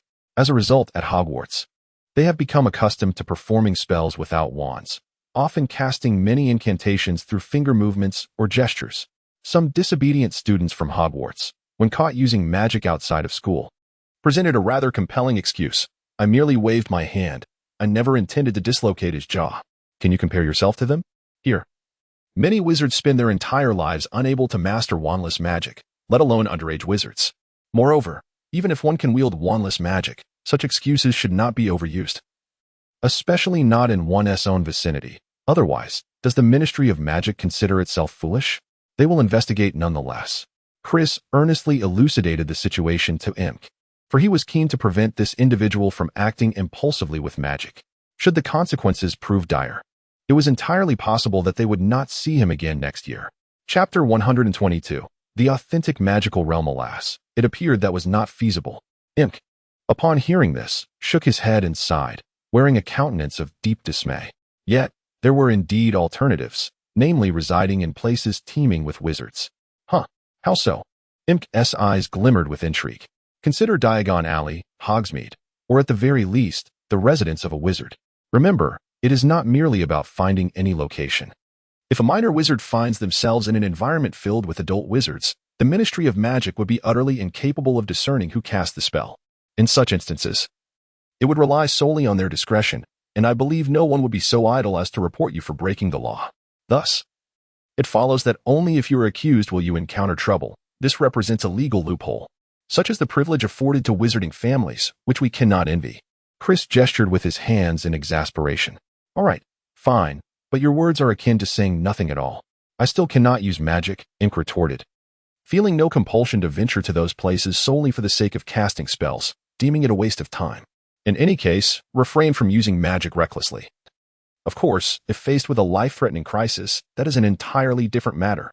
The Ministry of Magic maintains exceedingly stringent regulations in this regard.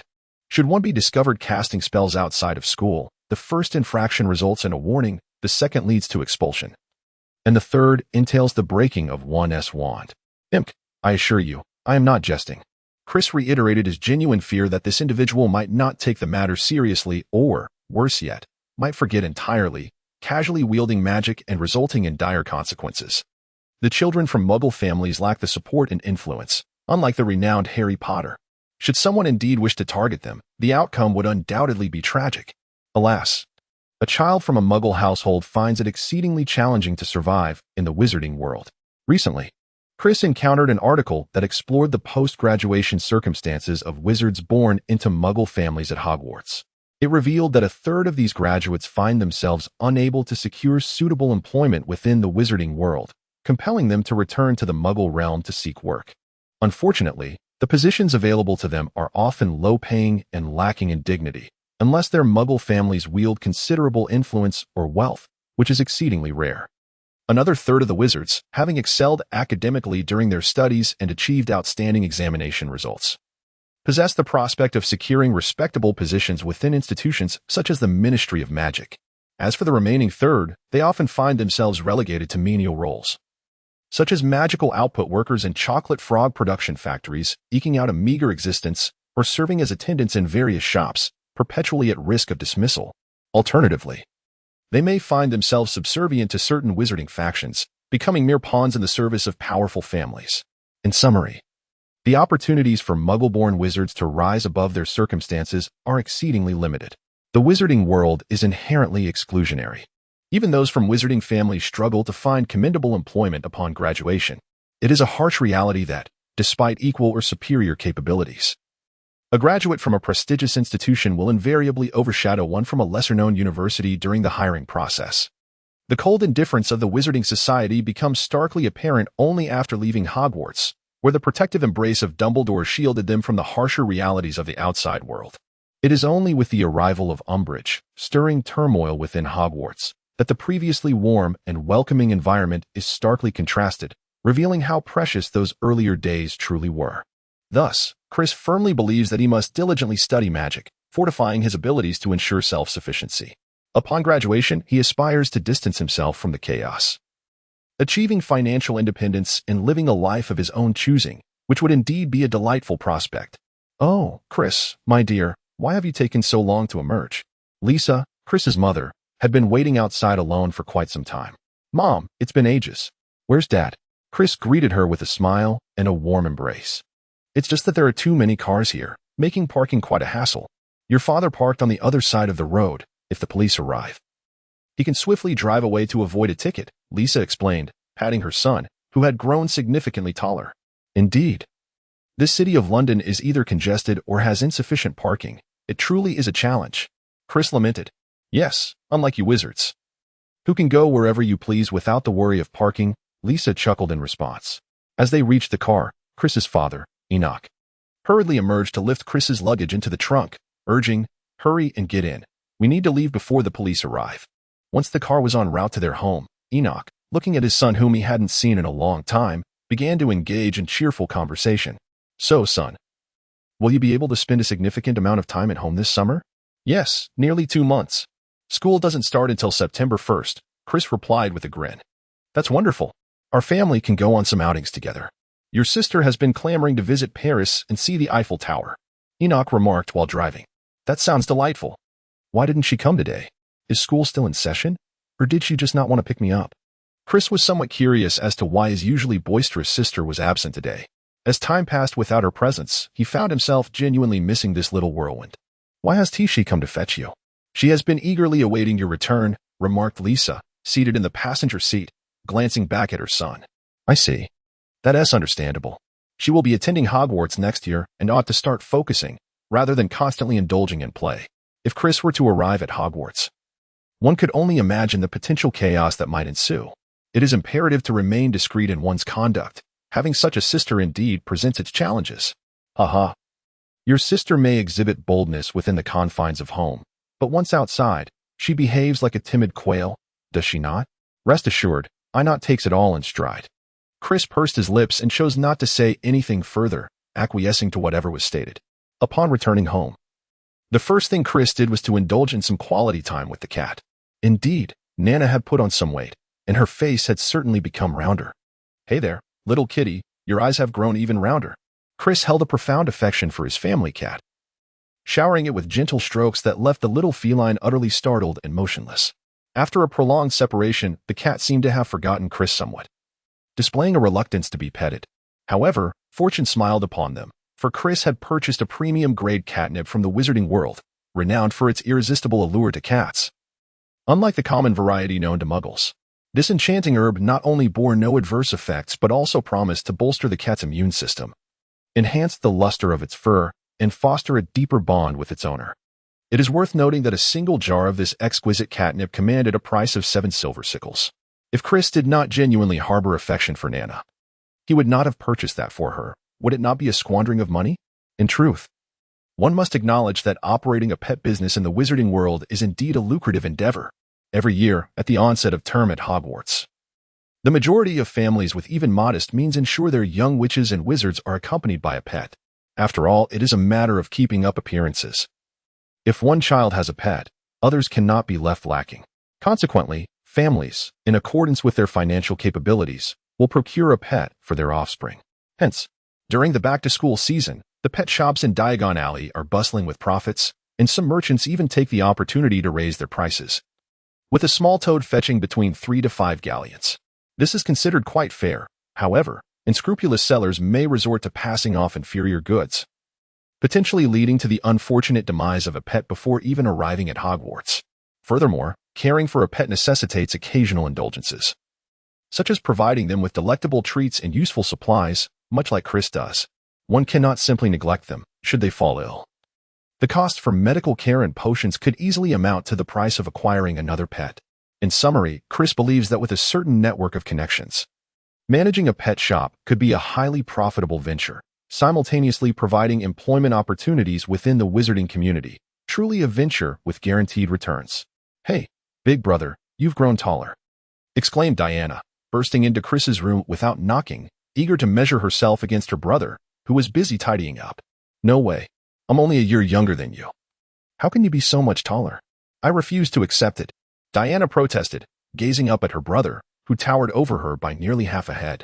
Haha. Don't worry, little Carrot Top. I believe you will grow taller, soon enough. My sister will be tall, slender, and beautiful.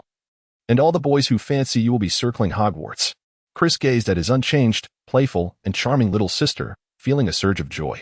Though she was a tad mischievous, her adorability more than compensated for it. He chuckled, acknowledging that it was an undeniable fact.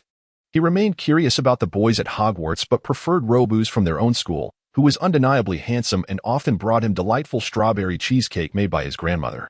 Diana seemed to reminisce, her eyes curving into crescent moons filled with laughter. Oh my goodness, at such a tender age, you already have boys vying for your attention? Alas. The world is indeed changing, and the innocence of youth seems to be fading.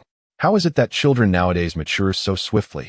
Chris shook his head, adopting an elder-esque demeanor as he spoke. As if you were significantly older than I am. Who knows, perhaps after someone leaves home without supervision, they might turn wild. They've even found me a sister-in-law at Hogwarts. By the time we graduate, we might very well emerge as a family of 3, Diana remarked, her words laced with veiled sarcasm. Are you asking for a beating? Diana, you are becoming increasingly disobedient. Chris feigned annoyance. Diana made a silly face and trotted off with a grin. From a distance, Chris could still hear her teasing the cat downstairs. Oh, Nana. I'm back. What delicious treats are you indulging in? Meow. Half a month later. The family of 4 procured their passports for international travel and boarded a flight to Charles de Gaulle Airport in Paris, France. To be honest, there are numerous flights from England to France, all remarkably convenient. Chris felt as though this journey was not truly abroad. It resembled a mere interprovincial trip, devoid of any sense of crossing international borders, except for the awkward English spoken by the customs officers upon landing, which sounded as if they had a persistent phlegm lodged in their throats. Chris is not proficient in French. Unfortunately, it is quite a challenging language to master, and he lacks a particular fondness for studying languages, as well as any notable aptitude in this area. However, his father, Anat, speaks French fluently, facilitating seamless communication without any barriers. Chris felt that knowing French was not particularly necessary. Being proficient in English would suffice. Although the French may not speak English very well, they can generally comprehend what you say. All right, Diana, be careful not to get lost. Did you see that man over there? He might take you away. Lisa, noticing Diana's distracted demeanor, felt a surge of anxiety and pointed at a suspicious-looking man loitering near the airport entrance to frighten her. Initially, Diana felt a twinge of fear upon hearing her mother Lisa's warning, but then she remembered that she was no ordinary child, and with a defiant tone, she declared, I am not afraid. Be careful, or I shall use my magic against him. I am indeed a magic girl. Chris glanced at the girl, taken aback by her newfound audacity to speak back to their mother. He playfully rapped her on the head, admonishing her to keep the noise down. Upon hearing her brother's reprimand, Diana pouted but refrained from further protest.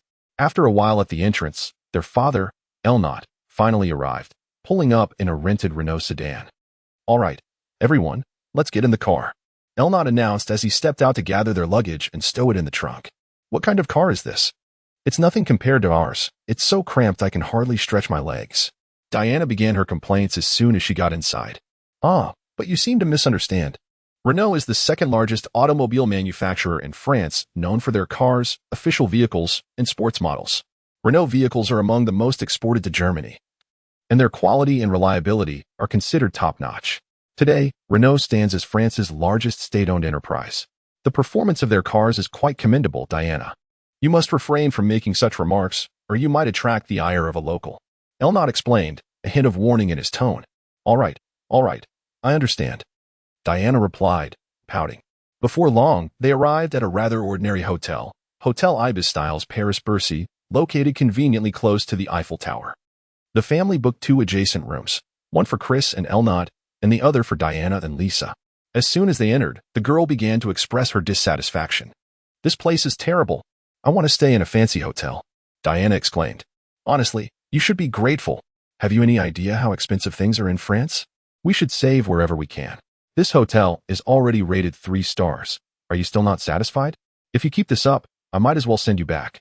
Chris was quite dissatisfied with his sister's pampered demeanor, constantly finding fault with everything and expressing disdain. How could this continue? Humph. Diana, too, had a penchant for bullying the meek. If one spoke to her gently, she would ignore them, yet a firm tone would render her timid and submissive. At noon, they casually selected a restaurant along the Champs, Elysees for lunch. Chris ordered a double cheeseburger with beef and sausage. Whether it was the hunger from their travels or perhaps the allure of a foreign moon appearing rounder than at home, Chris found the meal delectable. With each bite, the enchanting blend of cheese and beef tantalized his palate, while the aroma was simply divine. The fries, perfectly fried, were astonishingly crispy and fragrant. They were delightful enough to be enjoyed with just a sprinkle of salt, without the need for any dipping sauce. As afternoon approached, the group ambled toward the Eiffel Tower. At that hour, the crowd was sparse, predominantly consisting of visitors with yellow skin and dark hair, likely hailing from the vast Ming Empire. Chris had not anticipated that this world would differ significantly from his previous life. The Ming dynasty, which was expected to have fallen in 1644, has remarkably endured into the present day. They still stand as a formidable world power, having traversed through bloodshed and conflict, emerging resilient during the age of colonial exploration. A colossal empire. Currently, the throne is occupied by Emperor Zhu Xianqian, a mere 20 years of age, who is but a figurehead in a constitutional monarchy. Although he is no longer a citizen of this nation, Chris still feels a profound sense of joy and pride for the strength and resilience of the people. As he approached the Eiffel Tower, he first passed by the Arc de Triomphe, and he couldn't help but feel a tinge of disappointment. It seemed rather unremarkable. A mere gateway encircled by traffic, with tourists snapping photos nearby. Had it not been for Lisa insisting he take a picture, he would have likely opted out entirely. In the distance, a group of ragged 11 or 12-year-old gypsy girls surrounded a Korean tourist. One girl held a tattered sign, the contents of which were unclear, but it was evident she was soliciting donations. Meanwhile, a few others brazenly rifled through the belongings of the unsuspecting tourist in broad daylight, masquerading their theft as a plea for charity. The Korean man, seemingly kind-hearted, hesitated to resist, fearful of harming the young girls or causing trouble, and thus allowed the situation to unfold. The surrounding tourists remained silent, either choosing to avert their gaze or simply observing without intervening. Chris felt it was imperative to intervene. Yet being in France, he found himself unable to wield magic. The constraints of his situation rendered him helpless. Caught in a dilemma, he was uncertain whether to offer assistance. Just as he hesitated, his father, Enoch, pulled them aside, cautioning against involving themselves with those formidable individuals. "You must refrain from meddling," he warned. "We are merely here to travel, not to play the hero." Chris pondered whether it was reasonable for an ordinary person, as his father suggested, to expect to protect themselves while simultaneously aiding the weak and impoverished. Was it not more akin to foolishness than heroism? Fortunately, Chris was not overly concerned, as several individuals from Mingwa intervened, pulling the girls away and rescuing the North Korean man. The girls, visibly disgruntled, glared at their Mingwa counterparts but refrained from further confrontation, perhaps seeking other targets for their frustrations. It is well known that Korea has been a vassal state of Mingwa for centuries, with its very name originating from the founder of Mingwa. Naturally, when faced with adversity, the North Koreans would turn to their elder brother for assistance. It is worth noting that Mingwa nationals abroad exhibit a certain confidence that deters common individuals from provoking them. These gypsies likely knew from past experience the consequences of antagonizing Mingwa citizens and thus refrained from overstepping their bounds. Although Chris did not intervene in the incident, he felt a sense of relief that it had resolved itself without further escalation. Currently, Paris struck Chris as chaotic, with vendors peddling counterfeit goods and deceiving tourists. Groups of ruffians lounged beneath bridges, while disorganized factions paraded banners on the streets, creating an atmosphere devoid of stability in this long-established capitalist nation. By the time the Red family arrived at the Eiffel Tower, it was already 4 in the afternoon, and the sun blazed down, reddening Lisa's neck. Beneath the Eiffel Tower, a vast lawn was dotted with people reclining on blankets, engaging in leisurely conversations and picnics, offering a glimpse of beauty amid the disorder. To ascend the Eiffel Tower, one must purchase a ticket, which Chris found rather uninteresting, so he chose to remain at a nearby carousel. Observing 2 young Frenchmen racing in luxury cars, a yellow Lamborghini and a fiery red Ferrari, Chris couldn't help but reflect on the allure of wealth. Envisioning a future post-Hogwarts where he could indulge in stocks and lead a life of opulence, perhaps even acquiring 10 cars to flaunt and evoke envy in others, After Diana and her family descended from the Eiffel Tower, they returned to the hotel, but Diana had forgotten her slippers, and since the hotel did not provide any, Chris had to go buy her a pair. Otherwise, the young girl would surely raise a fuss, a rather vexing predicament. Chapter 125, A Memoir of Paris. Excuse me, what did you say? The convenience store owner appeared puzzled by Chris's request. Slippers, Chris pointed to his own feet, clarifying. I'm not quite sure I understand. Are you referring to socks? The convenience store owner touched his socks and inquired. No, there aren't any. The shoes available are flip-flops. Chris reiterated. What shoes? I apologize, he stammered. Perhaps you could convey this to the British lad, as my English is truly inadequate. The store owner conversed in French with a customer he recognized. This handsome young man smiled and asked Chris, Hello, what would you like to purchase? Chris replied, Hello. I wish to buy flip-flops. The young man furrowed his brow, puzzled by Chris's meaning, and shook his head in confusion at the store owner. Chris finally realized that they did not comprehend the English word for slippers and its meaning. Could you possibly inform me of the nearest supermarket? Chris had no choice but to seek an alternative location. There is indeed a supermarket, but it is already closed, and the only store nearby is mine. The owner, having understood, quickly responded, and then proceeded to babble in a mix of English and French, saying a great deal. The owner understood. But now it was Chris's turn to be perplexed, as the man's command of English was truly poor. Nevertheless, he somewhat grasped the essence of what the owner was conveying. There was nothing available here. Chris must now retract his earlier statement that speaking English in France would pose no issues. Alas, poor Chris finds himself in a predicament, as he cannot conjure a pair of shoes out of thin air. Frustrated, he continues his search, but regrettably, he has yet to find what he seeks. Ultimately, he decides to venture further afield. As Chris traverses a nearby park, he encounters a group of smokers gathered around a metal barrel, one of whom flashes him a smile. This unexpected gesture genuinely startles Chris, leading him to fear that these individuals might harbor ill intentions. I have killed before. What do I have to fear? Chris suppresses his anxiety, mentally reassuring himself not to succumb to fear. Truth be told, being in a foreign land, even at 8 in the evening, feels no different than midday due to the long days and short nights. Those who claim to be unafraid are likely not in the same situation as Chris. Fortunately, he soon spots a grocery store that exclusively sells flip-flops. In his quest to purchase a pair of pink women's sandals, Chris spends a staggering €30, feeling as though he has been taken advantage of by the English-speaking proprietor. Yet, he concedes that being able to buy them is a small victory. If Diana is dissatisfied, she can come and purchase them herself. He is too weary and disheartened to cater to her whims. Upon his return, Chris is relieved to find that Diana does not express any skepticism regarding his choice. On the contrary, she adores the pink sandals adorned with cherry blossom designs. The following day, a group embarks on a leisurely yacht ride along the Seine River. The scenery along the river is indeed splendid, and Chris captures photographs of Notre Dame Cathedral and the Bastille with his camera. Unfortunately, a white-haired elderly woman occupies his vantage point, posing in a most irritating manner. Chris believed it would be delightful to introduce this fellow to Dumbledore as a potential romantic companion. One must concede that these French individuals truly relish life. The riverbanks are visibly adorned with numerous people reclining in loungers or casually spreading blankets, unabashedly basking in the sun's warm embrace.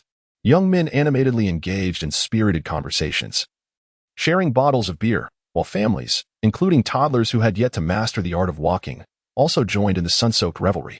The following evening, Chris and his family dined at a riverside restaurant aboard a luxurious cruise on the Seine. Chris found the food to be reasonably acceptable after a long day of wanderings. Yet he felt utterly exhausted and had little appetite. However, Diana expressed her disdain for the dishes served at the restaurant, particularly disapproving of the excessively greasy pork knuckle. The little girl refused to take even a single bite and incessantly begged her brother to buy her a strawberry ice cream instead. Chris would never let go of the opportunity. After all, the items sold along the banks of the Seine are exorbitantly priced. A single scoop of freshly made ice cream costs €10. If you agree, Diana will undoubtedly push her luck, and if you hesitate, she won't settle for less than 5 scoops. In the end, whether you choose to buy or not, you will find yourself compelled to purchase. Lest the little girl resorts to tears. On the third day, a family set off for the Louvre to admire the masterpieces of the greats. Chris was delighted to finally behold the original artwork. To be honest, the dimensions of this particular painting are surprisingly small. Gaining access to view it is no simple feat. One must first queue to enter the exhibition hall. Once inside, you will find a vast gallery showcasing this singular piece, surrounded by hundreds, if not thousands, of admirers. A barrier stands in front, limiting your view to a distance. Attempting to gaze more closely? That is out of the question. The security guards would surely apprehend you. Questioning your intentions, are you trying to steal a glimpse? Chris once contemplated the notion of a wizard stealing the painting, subsequently selling it for a handsome sum in the Muggle world, and then living out a blissful life among them. However, such a far-fetched and impractical idea should be swiftly dismissed. Within this exhibition hall, Chris could ascertain that there were, in plain sight, 5 ores from the French Ministry of Magic, with many more likely concealed or patrolling in other galleries. Moreover, Chris sensed subtle magical fluctuations surrounding the painting, suggesting that this area was likely warded against apparition and protected by enchantments. Did one still wish to commit theft? Only someone of Voldemort or Grindelwald's caliber could even entertain such a thought. As for other renowned works of art, Chris briefly glanced at them but felt no particular enthusiasm, hastily taking a few photographs before moving on. In the following days, the Red family visited other attractions, such as the Palace of Versailles and the Galleries Lafayette, which were quite enjoyable. The department store, however, was a letdown comprising 3 vast buildings connected by sky bridges. It resembled a bustling marketplace. Various Muggle luxury boutiques were teeming with customers, and apart from a few high-end shops that enforced crowd control, the other brands lacked the high-class ambience Chris had previously encountered. They felt akin to a wholesale clothing market. Chapter 126. Brewing Potions. Additionally, there were a considerable number of Chinese tourists laden with shopping bags, purchasing items for themselves and their relatives back home. The luxury store staff spoke impeccable Mandarin, seemingly eager to cater to the Chinese clientele. Just moments ago, Chris witnessed a man from Shaanxi struggling with his numerous purchases, who promptly entered a Prada store to buy a large backpack to accommodate his belongings. This scene evoked a sense of wonder in Chris. How splendid it is to have wealth. A week later, after an enjoyable trip to France, the Red family returned home, marking the true beginning of Chris's holiday.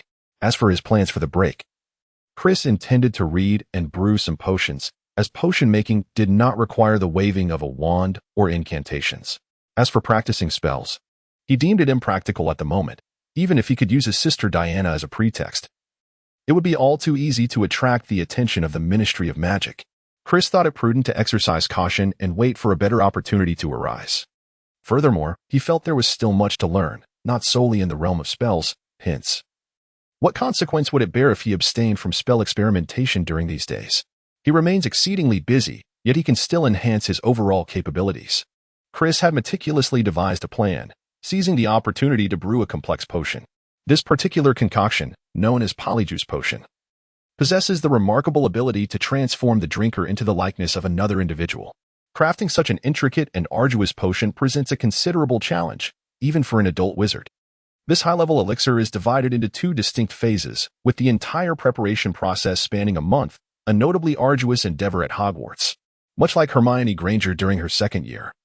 When Harry Potter and Ron Weasley suspected Draco Malfoy of being the heir of Slytherin, Hermione proposed the use of Polyjuice Potion to assume the appearance of a Slytherin student, enabling her to directly interrogate Malfoy. To execute this plan, Hermione first acquired the potion's recipe and pilfered 2 rare ingredients from Snape's storeroom before embarking on the lengthy brewing process. Fortunately for Chris, he no longer needed to navigate such challenges as Hermione did. Through the sale of a rare essence, he had established a collaborative partnership with a local apothecary, significantly elevating his capabilities. The ingredients necessary for brewing the Polyjuice Potion are quite demanding, including lacewing flies, leeches, fluxweed, 2 handfuls of powdered bicorn horn, and fragments of African snake skin. Moreover, extensive preparatory work is essential prior to the potion's creation. For instance, lacewing flies must be steeped for a full 21 days, while fluxweed can only be harvested during a full moon for optimal results. Consequently, the entire process requires a minimum of 1 month to complete, and it is only within the confines of his home that Chris can ensure he remains undisturbed. Utilizing the room of requirement for potion making is indeed a possibility, yet it poses challenges in terms of consistent oversight. Any unexpected interruptions could jeopardize the entire endeavor. Therefore, Hermione's ability to successfully brew the Polyjuice Potion in Moaning Myrtle's lavatory for an entire month, without failure, was undoubtedly a testament to both her skill and a stroke of fortunate circumstance. Chris believes that concocting some polyjuice potion for future use or for sale is indeed a commendable choice. For instance, in times of peril, one might utilize it to assume another's identity, thereby departing with an air of confidence. As is often the case, individuals utilizing the polyjuice potion to transform generally do not arouse suspicion, which attests to the potion's rarity as a magical elixir. Of course, Severus Snape, upon discovering that someone had pilfered ingredients from his storeroom to brew the potion, immediately suspected Harry Potter. This inclination likely stemmed from his habitual mistrust rather than from any substantial evidence. Thus, the safety of employing the polyjuice potion remains unquestionable. What revolts Chris, however, is the necessity of incorporating a fragment of the individual being impersonated into the potion prior to consumption.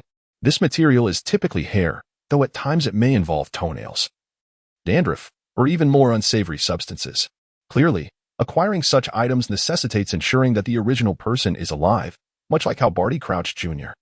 had to keep Alastor Moody alive to continuously produce the polyjuice potion. Before the final ingredient is added, the potion resembles a viscous sludge, slowly bubbling away. However, once the essence of the person to be mimicked is incorporated, the potion undergoes a transformation in color, which varies from individual to individual. If the person being imitated possesses a kind disposition, the polyjuice potion tends to exhibit a more appealing hue. Conversely, it may appear repugnant if the individual is of a less amiable nature. For instance, Harry Potter's polyjuice potion manifests as a clear, golden yellow, while that of Gregory Goyle appears as a murky brown, reminiscent of dried nasal mucus. Therefore, the flavor of the polyjuice potion can also differ markedly among various individuals. Chris merely hopes that when the time comes for him to utilize it, he will not experience that nauseating sensation, for that would be truly dreadful. Furthermore, the duration of the polyjuice potion's effects varies between 10 minutes to 12 hours, contingent upon the quality of the potion's preparation. Continuing to consume the potion before the transformation wears off can extend the duration of the metamorphosis until the effects of the newly ingested potion also dissipate. For instance, Hermione, during her second year, brewed a potion that managed to sustain the transformation for an hour, which is quite commendable. After all, considering the arduous conditions under which one must brew such potions, and the fact that she was merely a second year which attempting the polyjuice potion for the first time, achieving an hour of effectiveness is quite impressive. As for the other effects of the polyjuice potion, should an individual perish before the potion's effects fade, as was the case with Mrs. Crouch, that person will remain in their transformed state and will not revert to their original form. Moreover, individuals can also utilize the polyjuice potion to transform into the opposite gender, wherein the effects can similarly mimic the age of the individual being imitated, as well as any injuries they may have sustained. Young Barty Crouch, while impersonating Alastor Moody, needed to employ his magical eye and wooden leg. The innate characteristics of the individual will also be replicated, as evidenced by Hermione, who, after transforming into Harry, could only see clearly when wearing glasses. Chapter 127, The Encounter. Regarding instances of failure, much like Hermione, who had prepared the potion correctly only to mistakenly use a cat hair instead of Millicent Bulstrode's hair, resulting in her transforming into a cat-like form while retaining a human body. Since the polyjuice potion cannot be used for animal transformations, she was unable to revert after an hour. She remained in the hospital wing from Christmas until early February before fully recovering. A rather pitiable predicament for a young girl to find herself transformed into a cat. Therefore, it is imperative to exercise utmost caution when brewing potions. Much like some perilous experiments conducted by Muggles, a moment of carelessness could lead to consequences far graver than one might anticipate. As the potion neared completion, Chris was soon to visit the Weasley household, stepping into a wizarding family and further immersing himself in the lifestyle of the magical realm. To be candid, this was what Chris most eagerly anticipated during his holiday. As for other matters during the break, he was tasked with assisting his sister, Diana, with her studies, an endeavor that undoubtedly proved to be quite vexing. Diana, that girl, has a rather significant lack of aptitude. How should one put it? It cannot be said that she was incompetent. Rather, she exhibited a lack of diligence in all her endeavors, be it transfiguration, potion-making, or any other subject. Her mind seemed perpetually elsewhere. Chris had taken the initiative to teach her some spells intended for first-year wizards, yet she nearly set their home ablaze, filling the house with acrid smoke. To complicate matters, their neighbor, an overzealous individual, called the fire brigade, leaving them in an exasperating situation. Of course, this incident occurred after Chris had accompanied Diana, who had received her acceptance letter from Hogwarts, to Diagon Alley, where they procured various essential items along with some rather frivolous trinkets. Unfortunately, the funds were provided by Lisa as living expenses for Diana, which the young girl managed independently. No matter how adept Chris was, he could not simply seize the funds of this young lady. Why would he pry into her finances? Was he harboring ulterior motives? Thus, Chris found himself in a position of helplessness, allowing her to make her whimsical purchases. Fortunately, the girl was not particularly inclined towards her studies. Upon visiting the bookstore, she discovered the prices of the new books to be rather steep and hesitated to spend her money. Consequently, she reluctantly agreed to utilize the used books that Chris had employed the previous year. Chris felt helpless. If one did not wish to use it, then do not. Little did they know how many at Hogwarts yearned for me to utilize the book. Moreover, one seemed to take advantage of the situation, perhaps thinking that once you arrived at school, those rascals might even exchange or steal your books. Naturally, Chris also procured the necessary books for the second year. Fortunately, that Gilderoy Lockhart had yet to arrive, sparing him the need to purchase his overpriced and nonsensical items. All he required were standard textbooks like these, which would not cost much. As for Diana's wand, it was crafted from dogwood and contained a unicorn hair, measuring 8.5 inches in length. Accompanying Diana to the wand shop, I listened to Ollivander speak of the peculiar nature of dogwood wands, discovering that seeking a master for them was an amusing endeavor. Dogwood wands were whimsical and mischievous. They possessed a playful spirit, persistently searching for those who could bring them excitement and joy. Indeed, it was Diana who was meant for one of these wands. Of course, due to the use of magic, Chris received a warning letter from the Ministry of Magic. However, he remained undeterred. Rules and laws were not meant to be broken, but rather, they served as our best shield to be embraced and utilized. Thus, Chris shifted the responsibility entirely onto his sister, concocting an arrangement with Diana involving 3 strawberry ice creams as a pretext. Ultimately, the matter faded into obscurity. Much like Ron had mentioned to his father, such trivialities were inconsequential and not worth excessive concern unless someone sought to make a fuss about it. As a result, it appeared they had received tacit approval, and the ministry seemed to have forgotten the incident, no longer pursuing it relentlessly. Naturally, Chris was well prepared for this. He instructed his sister that sometimes it was unnecessary to use his own wand, demonstrating simple spells without one and utilizing her wand for more complex incantations. This precaution helped avert any scrutiny from the ever-watchful ministry officials, should they decide to employ a backfire curse for investigation, thus avoiding any personal repercussions. After all, caution is the mother of safety. Otherwise, if those meddlesome individuals took issue, there would be no place for lamentation. This was a real world, not a child's play where one pokes another with a stick. Any misstep could be perilous. Time during the holidays indeed passed swiftly, spent concocting potions, studying, reading, teaching his sister magic, and dining with family at delightful restaurants, relishing the splendid moments. In the evenings, the family would gather on the sofa, enjoying snacks, engaging in conversation, petting the cat, and watching films and British dramas. Before long, it was the end of August, and one morning, Chris, along with George and Fred, had arranged to visit Grimmauld Place. Chris was uncertain about how to proceed. George and the others merely inquired about the address of his home, then advised him to wait for them in the morning. So he decided to wait and see what tricks they had up their sleeves. Early in the morning, Chris had already made preparations with his potion supplies and packed the rest of his belongings, eagerly anticipating their arrival in the living room. Before long, he heard the sound of a vehicle outside. "Chris, is that your friend? I think I see them coming," Diana exclaimed, peering out of the window. "Really?" Chris set down his cup of red tea and rose to look outside. The first person he spotted was Imk, the chubby lad. "Goodness, you've gained some weight." "Hey, Imk. Your grandparents must have some good food to have fed you so well." Seeing his friend filled Chris with joy, and he hurried to open the front door, enthusiastically giving Imk a pat on the back. "Oh, it's nothing much, just the countryside's good environment and a bit more food. I guess I might have unwittingly gained a little weight," Imk replied cheerfully, pulling Chris into conversation. "How did you all get here?" Chris asked, his curiosity piqued. "Well, did you see this?" Chris pointed to the vehicle parked by the roadside. Chris turned his gaze in the direction indicated by Imk, landing on a blue Ford Anglia parked nearby, where George and Fred were busy. Chapter 128. I am an experienced driver. "Are you driving?" Chris inquired, perplexed. He couldn't fathom that these fellows could operate a muggle vehicle. "Heh, this is no ordinary car." George approached with a grin. "Indeed," Fred chimed in, following closely behind. "Goodness, could it be?" Chris pondered, suddenly struck by a thought. Absolutely, it's a magical car, George stated unequivocally. I heard that George and Fred's father took it to work today, so they came to pick us up in it. I tell you, this car is incredibly fast and can even become invisible, you know? It took less than an hour to get from my grandfather's house to yours, Imp declared proudly, as if the car belonged to him. That's impressive.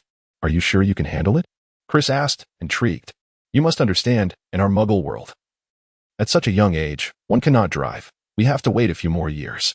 Fortunately, my parents are busy with work today and aren't home. Otherwise, they would surely have kept us from going anywhere. Chris expressed his concerns regarding their driving skills, especially considering that only a year remained until the significant event, and he feared there might be some technical issues. Oh, fret not. We are seasoned drivers, George confidently assured, patting his chest. All right then. I shall place my trust in you this once. I will go fetch my luggage, Chris replied with a smile. Let us go together, and chimed in, giving Chris a gentle pat. Allow me to introduce you to my sister, Diana Reed. You may simply call her Diana. She, too, will be attending Hogwarts this year. Chris pointed to Diana, who was crouching by the door watching them. Oh, what a coincidence. My brother is also starting first grade this year. I can introduce you to each other. Hello, Diana. George greeted her with a smile. Just don't get her in trouble, George. Our silly brother Ron might be a handful. Fred joked, nudging George. Hello. What's up with your brother? Is he a new student too? Diana inquired curiously. Yes, he should be in the same class as you, provided you both get sorted into the same house. However, I worry he might not be placed in Gryffindor, George replied, concern evident in his voice. Honestly, he doesn't seem to possess the same qualities as us Weasleys. But Diana, I'm sure you will fit in just fine, just like your brother. George chuckled. Hey, don't forget, my sister thinks very little of me. Just like me, she wouldn't want to be associated with this, Chris laughed. I'm 100 times better than Chris. Just you wait. Diana made a funny face, declaring proudly. Everyone burst into laughter. All right, Diana. I'll be off to their house for a few days. When school starts, let us meet at King's Cross Station. Remember to bring all your luggage. Don't forget. Chris reminded her once more. Oh, I know. Just go already. Once you leave, it'll be peaceful around here. Bye. Diana playfully pushed Chris out the door, waved to the others, and closed the door, returning inside without a word. Chris helplessly shook his head, at a loss for words. Your sister remains unchanged, just as she was before, having graduated from elementary school yet not grown up, Imp remarked. Alas, what a disappointment, Chris sighed, shaking his head with the demeanor of an elder. However, your family is quite remarkable. Do you not have ancestors who were wizards? After all, wizardry runs in your blood. How else could both you and your sister possess magical abilities? It is known that even within wizarding families, there can be those who are non-magical. It is indeed rare for a family to produce two wizards, George interjected with his thoughts. I have no idea about that, Chris replied. My father has never spoken of it. I suppose it must be a coincidence, haha. The world is filled with such coincidences, so it's not surprising, is it? At this point, Chris himself was uncertain that events had unfolded. Their family had produced two wizards. What could be done? There was no need for further explanation. Perhaps it was merely luck. Wait, what is a non-magical person? Imp asked, looking perplexed. A non-magical person is one born into a wizarding family who cannot wield magic. George clarified. Noticing Imp's confusion, he continued to explain, essentially, a non-magical person is a wizard born of muggles. They are quite rare and, to some extent, are looked down upon by certain pure-blood wizards. However, he added, non-magical individuals who come from magical families differ from those born to muggles in many respects. They possess insights into the magical world that muggles cannot see and can utilize certain magical objects and creatures that aid them. Do you know about that fellow at our school, Argus Filch? He has a non-magical person, George exclaimed. Imp was taken aback. He never expected that Filch would actually have a non-magical person. How do you know this? Chris asked, intrigued. He had never heard of anyone at Hogwarts knowing that Filch had a non-magical person. Is that even a question? Have you ever seen him use a wand? No. In truth, this matter is hardly a secret at Hogwarts. Over time, it has become common knowledge, George explained. Chris was somewhat familiar with non-magical people. They inhabit a space between wizards and muggles, neither fully wizard nor truly muggle, and tend to lead tragic lives in the wizarding world. The Ministry of Magic does not maintain records of non-magical births, which signifies the general disregard for them within magical society. However, they can ascertain whether someone is non-magical by checking their parents' names. much like what was done during Harry Potter's trial in 1995. Typically, the approach towards non-magical individuals involves sending them to Muggle schools during their childhood, encouraging them to integrate into Muggle society. This is far more merciful than finding them a place in the magical world, where they would invariably face discrimination. However, there are some Muggles who choose to remain in the magical realm. Naturally, certain pureblood families, such as the Black family, would expunge any Muggle-born members from their family tree, akin to erasing the name of Marlius Black. Even those who might accept Muggles and those of Muggle descent, like the Weasley family, seem to shun Muggles. The Weasleys, known for their amicable disposition towards Muggles, seldom discuss their relative who works as an accountant in the Muggle world, a Muggle-born. Chapter 129. Flying Cars. Moreover, many wizarding families are eager to witness the emergence of magical abilities in their children, seeking early signs. The prospect of a child having a Muggle parent would cause them great dismay. For instance, Neville Longbottom was once regarded by his relatives as having a Muggle parent due to his underwhelming magical prowess in childhood. Similarly, Mellopop Gunter was disparagingly referred to as a Muggle by her father, Mavolo. Under the pressure exerted by her father, Mellopop's magical potential seemed to remain unfulfilled. Nevertheless, there exist organizations within the magical world that advocate for Muggles, such as the Muggle Support Association. The attitude of Voldemort towards Muggles remains uncertain. He has consistently expressed his intent to eradicate Muggle-born wizards, claiming they steal magic. However, due to Argus Filch remaining at Hogwarts under the control of Death Eaters, they may not face the same scrutiny as those of Muggle descent. In summary, there exists a sorrowful group aware of the magical world yet unable to partake in its wonders, a plight more tragic than that of Muggles. Alright, enough of this chatter. We must set off as we have quite a distance to cover. It would be best to arrive before Mother returns home, or else she will surely twist our ears. Fred observed the lively discussion among them, unable to contain himself, and urged them onward. Alright, let us get into the car. Chris, have you gathered all your belongings? George snapped back to attention and inquired. Rest assured, I have everything in order, Chris signaled with an okay gesture.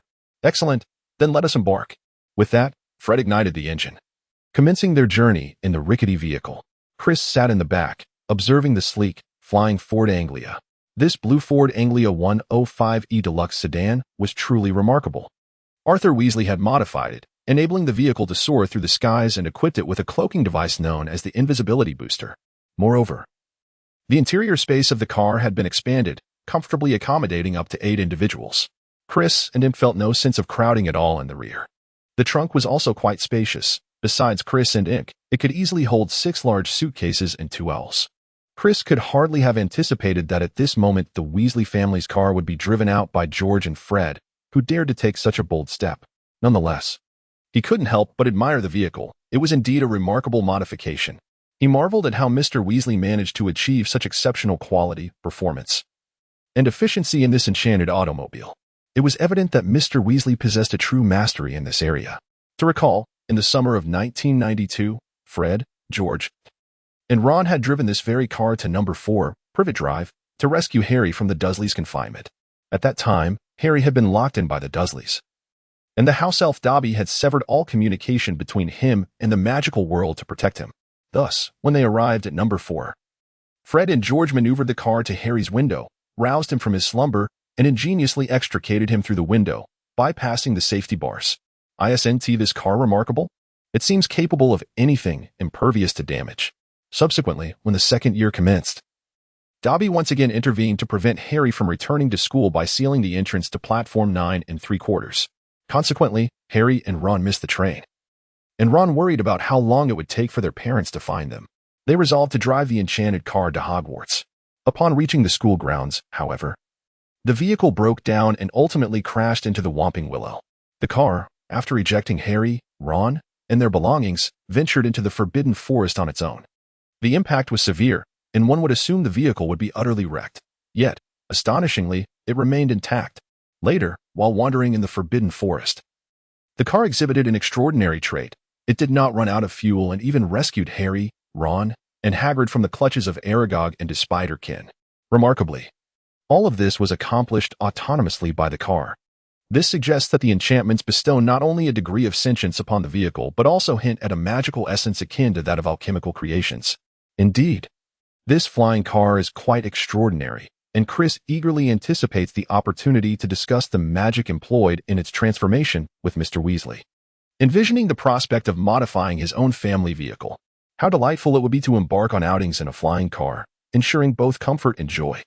After approximately an hour, the four of them were nearing their destination, the Burrow, located in the village of Ottery St. Catchpole in Devon, England.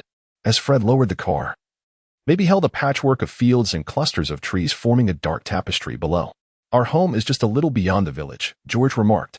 The car descended lower, and Chris could finally discern the outline of the Burrow. "We're landing.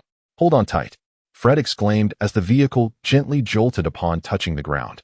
They had descended upon a dilapidated structure, adjacent to a garage, surrounded by a small courtyard.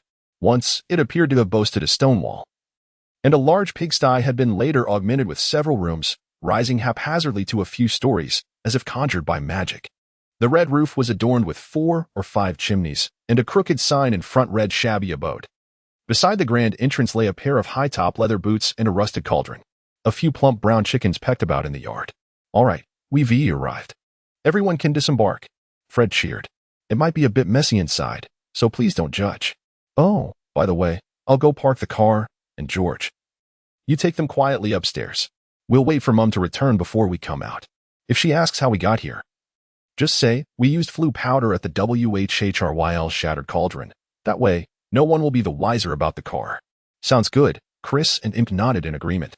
However, before they could unload their luggage from the vehicle, Mrs. Weasley was seen striding towards them from the yard, causing the chickens to scatter in fright. Surprisingly, despite her plump figure and kind demeanor, she bore an uncanny resemblance to a tiger, baring its fangs. "Oh no," Fred gasped. "Merlin Espeard." George's eyes widened in astonishment. Chapter 130, Furious. Mrs. Weasley halted before them, hands on her hips, scrutinizing each guilt-ridden face.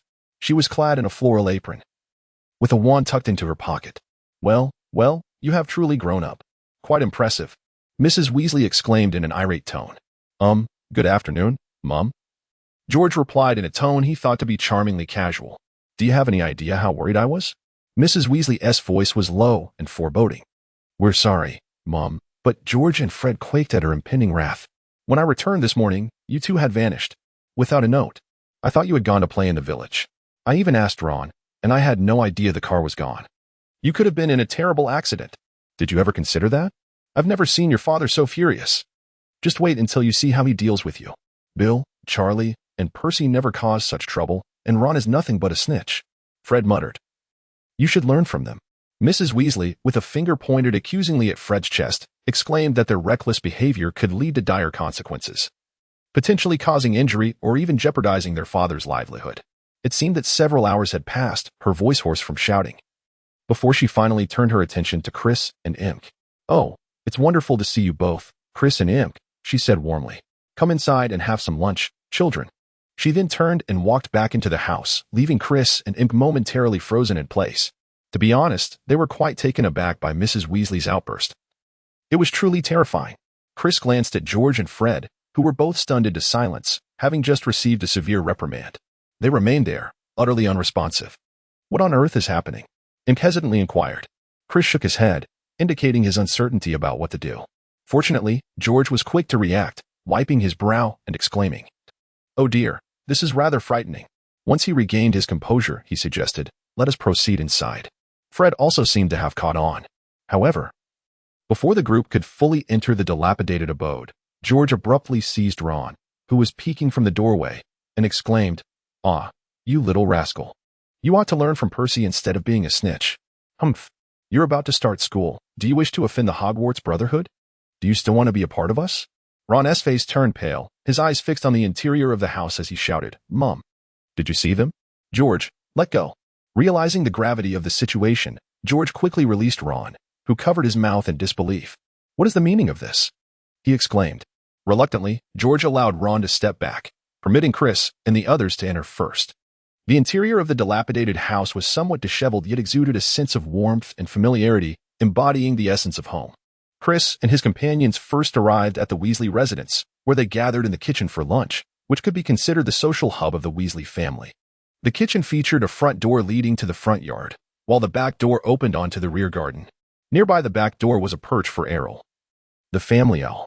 To reach the front yard from the kitchen, one had to descend a few steps. The kitchen itself was rather small and quite cramped, with a spotless wooden table at its center surrounded by several chairs. Additionally, a fireplace connected the Weasley home to the Floo network. "Do you usually have your meals here?"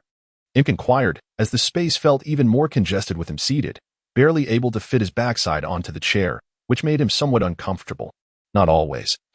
When there are many of us, we sometimes dine outside in the yard," George replied.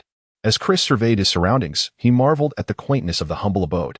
His attention was particularly drawn to the clock mounted on the opposite wall. This peculiar timepiece had only a single hand and bore no numerals. Instead, its face was inscribed with phrases such as "brew tea," "feed the chickens," and "you're going to be late." The clock, adorned with an array of pendulums, seemed to chime the hour and quarter hour by striking 3 bells situated above it. It likely served as a reminder for Molly Weasley to keep track of her daily tasks. Upon the mantelpiece lay 3 volumes, all dedicated to the culinary arts, filled with magical recipes. Beside the sink, an old radio crackled to life, announcing that the upcoming magical music program would feature the esteemed witch singer, Celestina Warbeck. Mrs. Weasley was busy ladling the freshly prepared lunch onto plates, casting occasional disapproving glances at her sons while muttering under her breath, "I cannot fathom what you were thinking. I truly can't believe you." Chris, feeling a sense of unease, politely remarked, "It's quite all right, madam. I assure you, it was indeed a bit perilous, and I should have intervened." Yes, we understand." "We're sorry, ma'am," chimed in Ink in agreement. "Oh, you dear children, do eat up." Mrs. Weasley smiled, affectionately ruffling Imp's hair. With a flick of her wand, she casually directed it towards the sink, and the dishes began to wash themselves with a melodic clatter, akin to a charming background symphony. "Oh, Mother, we were wrong too. Please forgive us," Fred exclaimed. At the table, one must not speak while eating. Mrs. Weasley instantly adopted a stern expression, her voice firm. "Mother," George protested. "You too." "Be silent," Mrs. Weasley retorted. At that moment, a small figure in a long nightgown with vibrant red hair dashed into the kitchen, exclaiming, "Oh, is there a new guest?" "This is Ginny, our youngest, a year younger than Ron," George introduced. "Hello, I'm Ginny, your brother's friend," Chris read. Chris smiled as he set down his fork. Hi, I'm also your brother's friend. You can call me Imp." Imp mumbled, her mouth full of potato. "Oh, hello. I've heard my brothers mention you," Ginny said with a warm smile. Chris felt that the little girl was charming in her youth, her voice as melodious as a song. George and Fred, chuckling, were about to utter something, but upon catching their mother's gaze, they immediately buried their heads into their meals, falling silent. Consequently, the atmosphere grew somewhat awkward as the group dined in silence, and before long, their plates were entirely cleared. Chapter 131. The Burrow. "Oh, I am utterly exhausted," Fred sighed, dropping his cutlery and slumping into his chair. "I think I shall retire to bed." "So tired? Who told you to drive? You brought this upon yourself. Had you not driven, you wouldn't be so fatigued," Mrs. Weasley teased. "Oh, Mother," Fred groaned, holding his forehead, at a loss for words. "Well, since you all have finished your meals, do take Chris and Imp to stow away their luggage and belongings. Think of your friends, Fred," Mrs. Weasley instructed. "Very well, Mother." Fred complied, reluctantly rising from his seat. "No need, ma'am. I believe we can manage on our own, but may I inquire if I could tour your home? This is, after all, my first visit to a wizard's residence." Chris politely expressed his curiosity about the Burrow. "Oh, of course, as long as you don't mind, to be honest. This house is rather old," Mrs. Weasley replied with a hint of embarrassment. "No worries at all, ma'am," Chris smiled. "In truth, this house is quite meaningful. The Burrow once housed 9 Weasleys, Arthur and Molly Weasley, along with their 7 children. As the children matured, some moved out.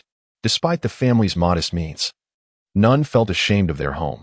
On the contrary, they cherished the cozy and relaxed atmosphere.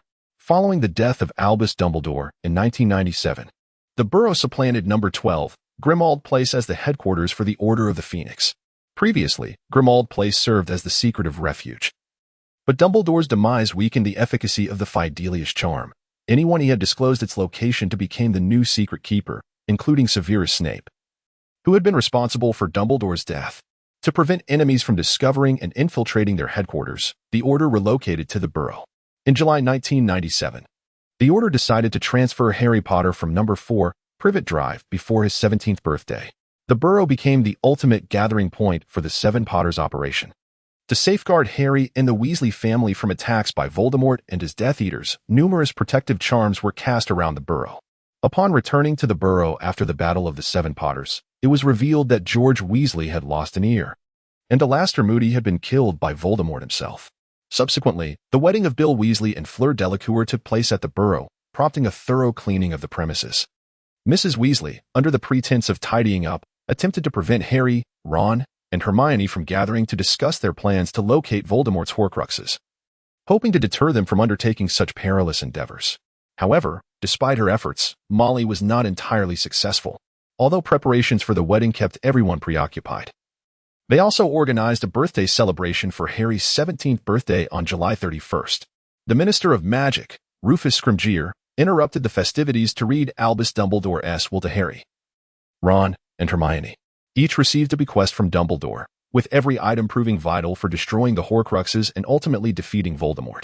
On August 1, 1997, the day following Harry's birthday, the Burrow hosted the wedding of Bill and Fleur, relatives from both the Weasley and Delacour families, as well as members of the Order and Friends of the Weasleys, gathered to celebrate.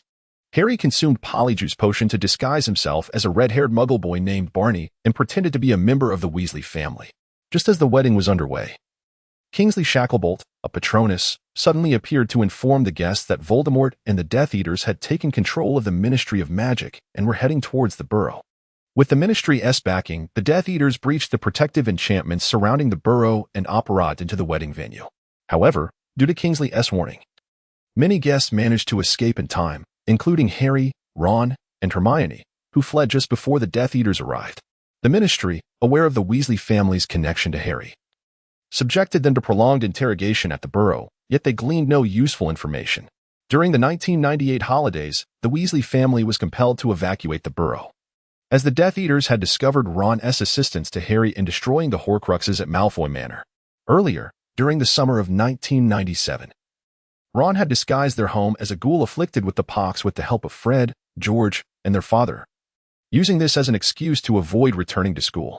After Harry, Ron, and Hermione were captured and taken to Malfoy Manor, Ron's whereabouts became known. The Weasley family, already under covert surveillance by the Ministry, was identified as a prominent pure-blood traitor family publicly supporting Voldemort's adversaries to evade Voldemort and the Death Eaters. The Weasleys relocated to Aunt Muriel's house in Shell Cottage, employing the Fidelius charm for protection. Consequently, the fate of the burrow remains uncertain. It is highly plausible that it was destroyed by the Death Eaters after the family's departure. The destruction of such a significant place is indeed a lamentable loss. Our home is not particularly impressive, George remarked, leading Chris on a tour. Just ahead, there's a chicken coop in that little yard. Additionally, there exists a garage here designated for the storage of my father's automobiles and other creations, which are his masterpieces that he typically forbids us from touching. Fred elaborated. On the first floor, there is the kitchen and the living room. The kitchen, as you have just seen, is where we dine, and the living room, George indicated, is located on the opposite side. Chris followed the twins into their home, arriving in the living room. The Weasley household's sitting area was a cozy room adorned with a sofa and several chairs.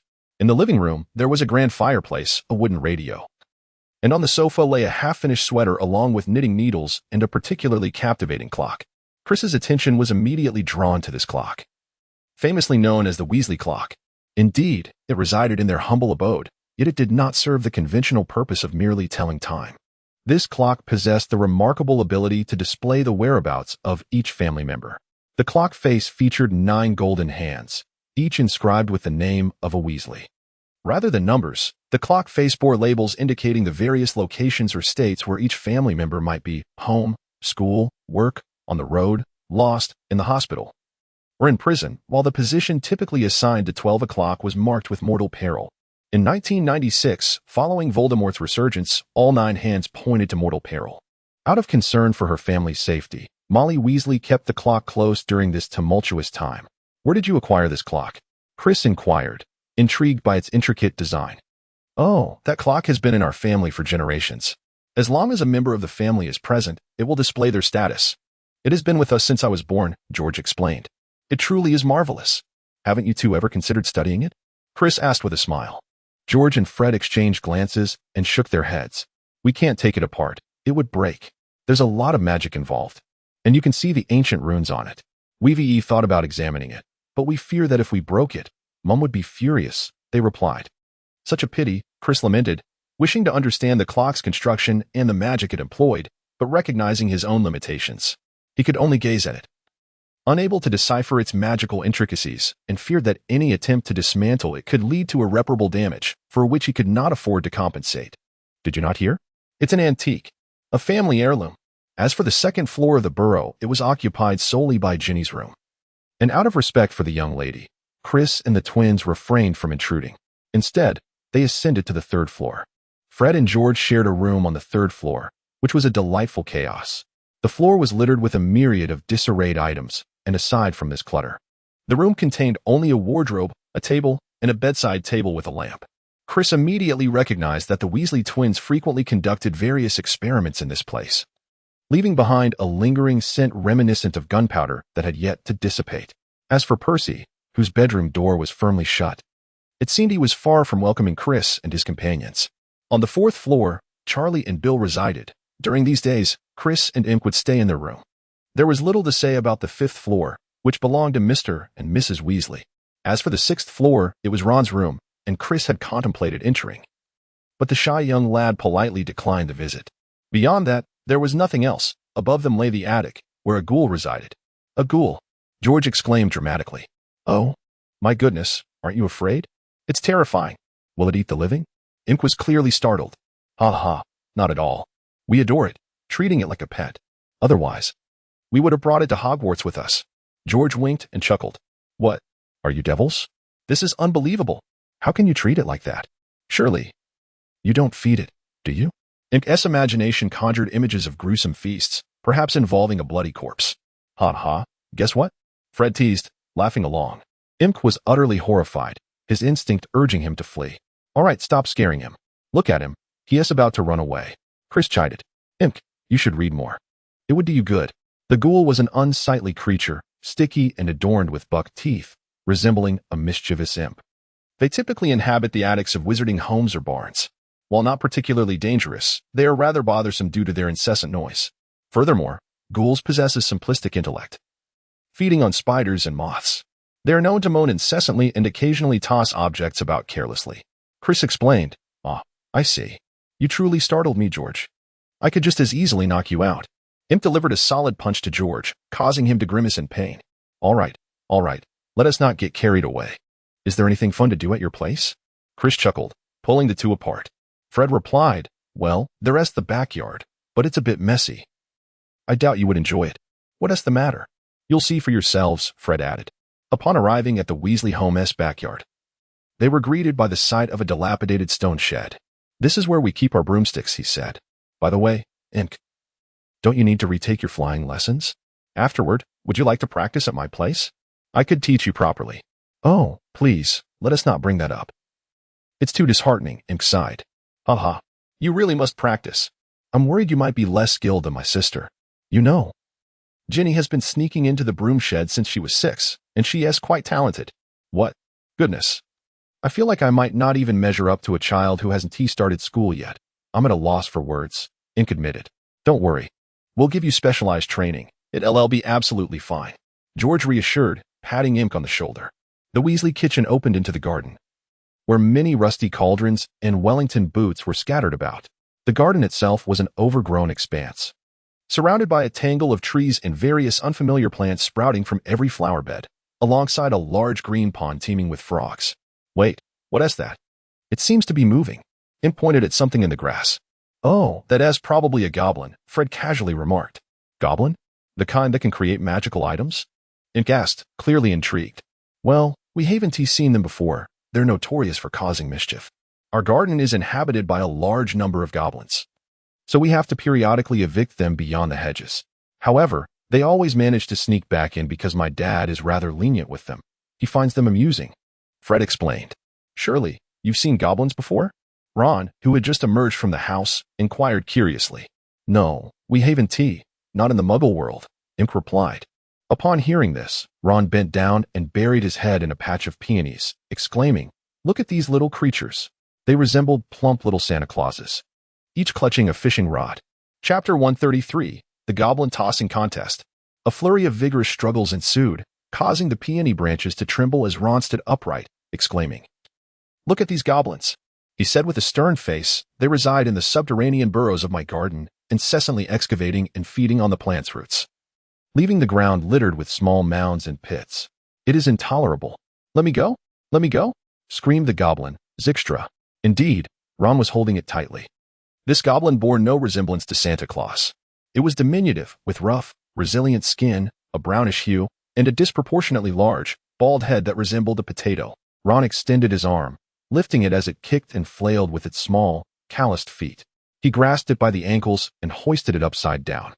"You must do it this way," he said, raising the goblin overhead and starting to swing it in large circles, much like tossing a lasso.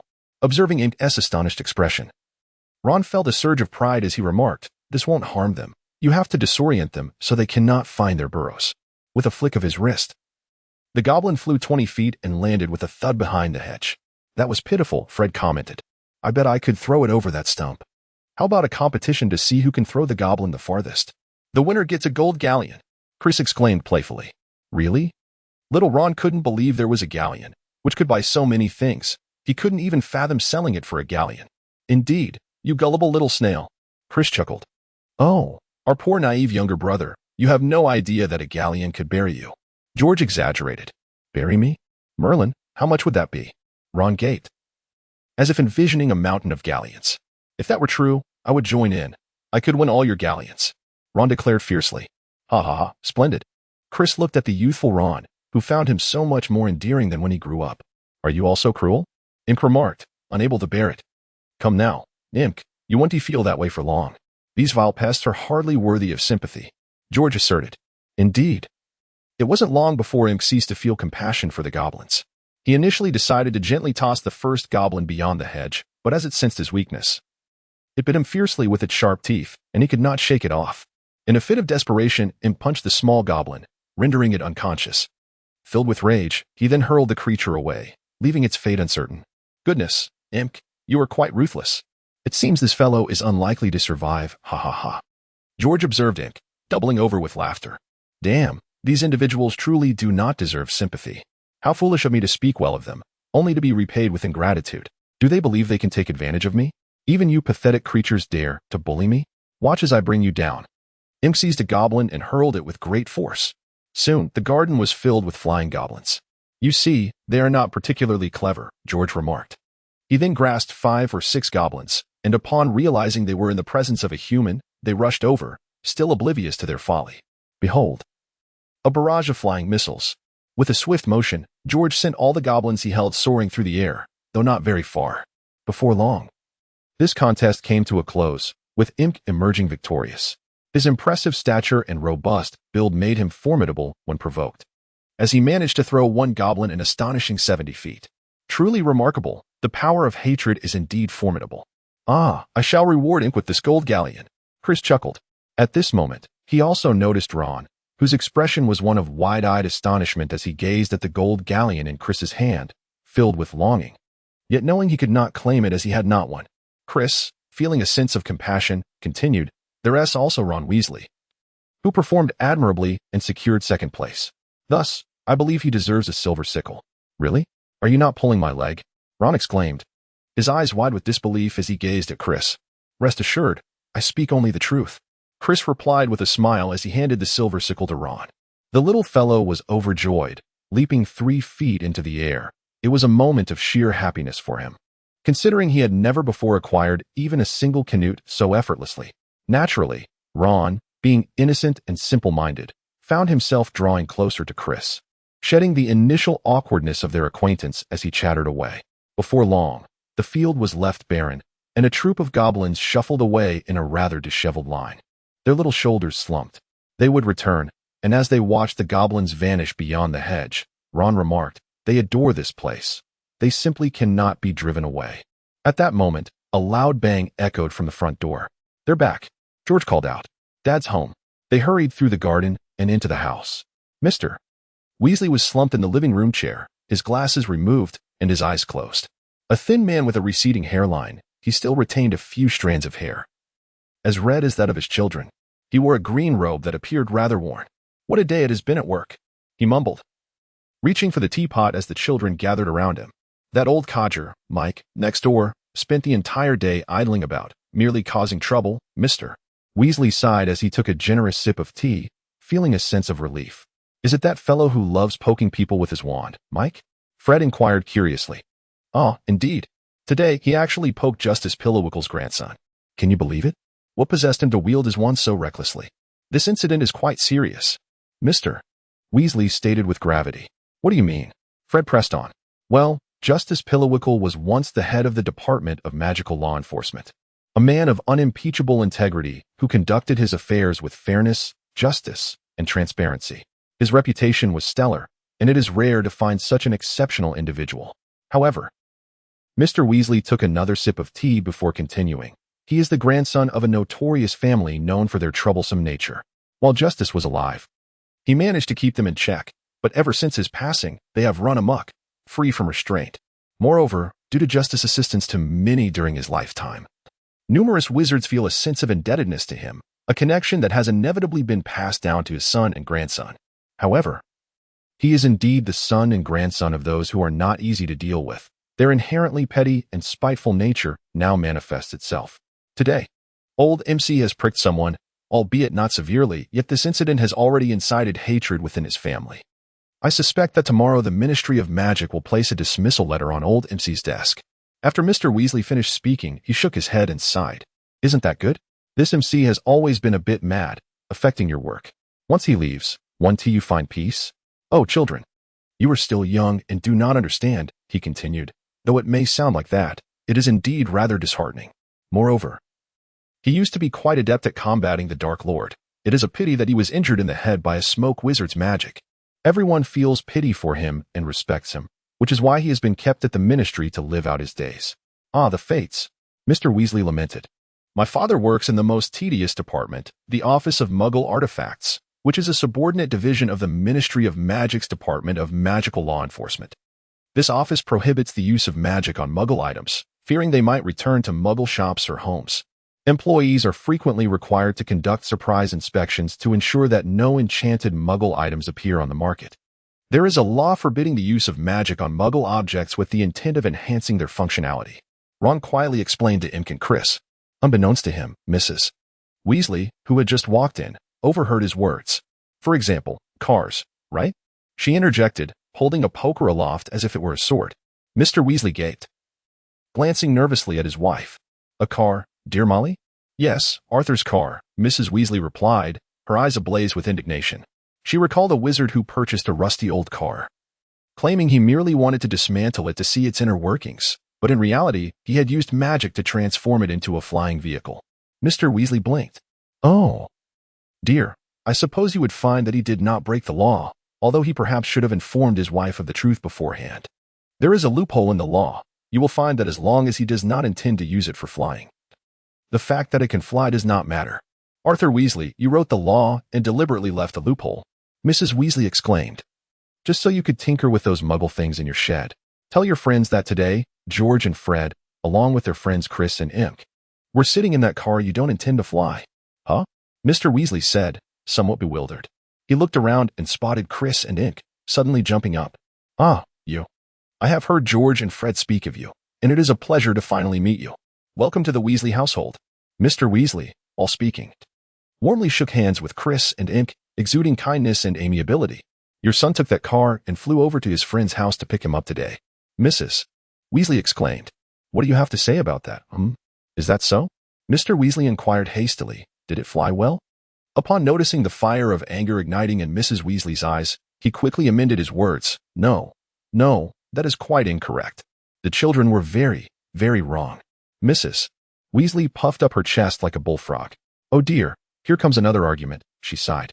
Let them argue if they wish. George and Fred exchanged knowing glances with Chris and said, let us make our exit for now.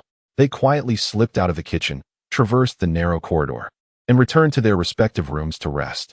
Chris lay on his bed, contemplating the words spoken by Mr. Weasley.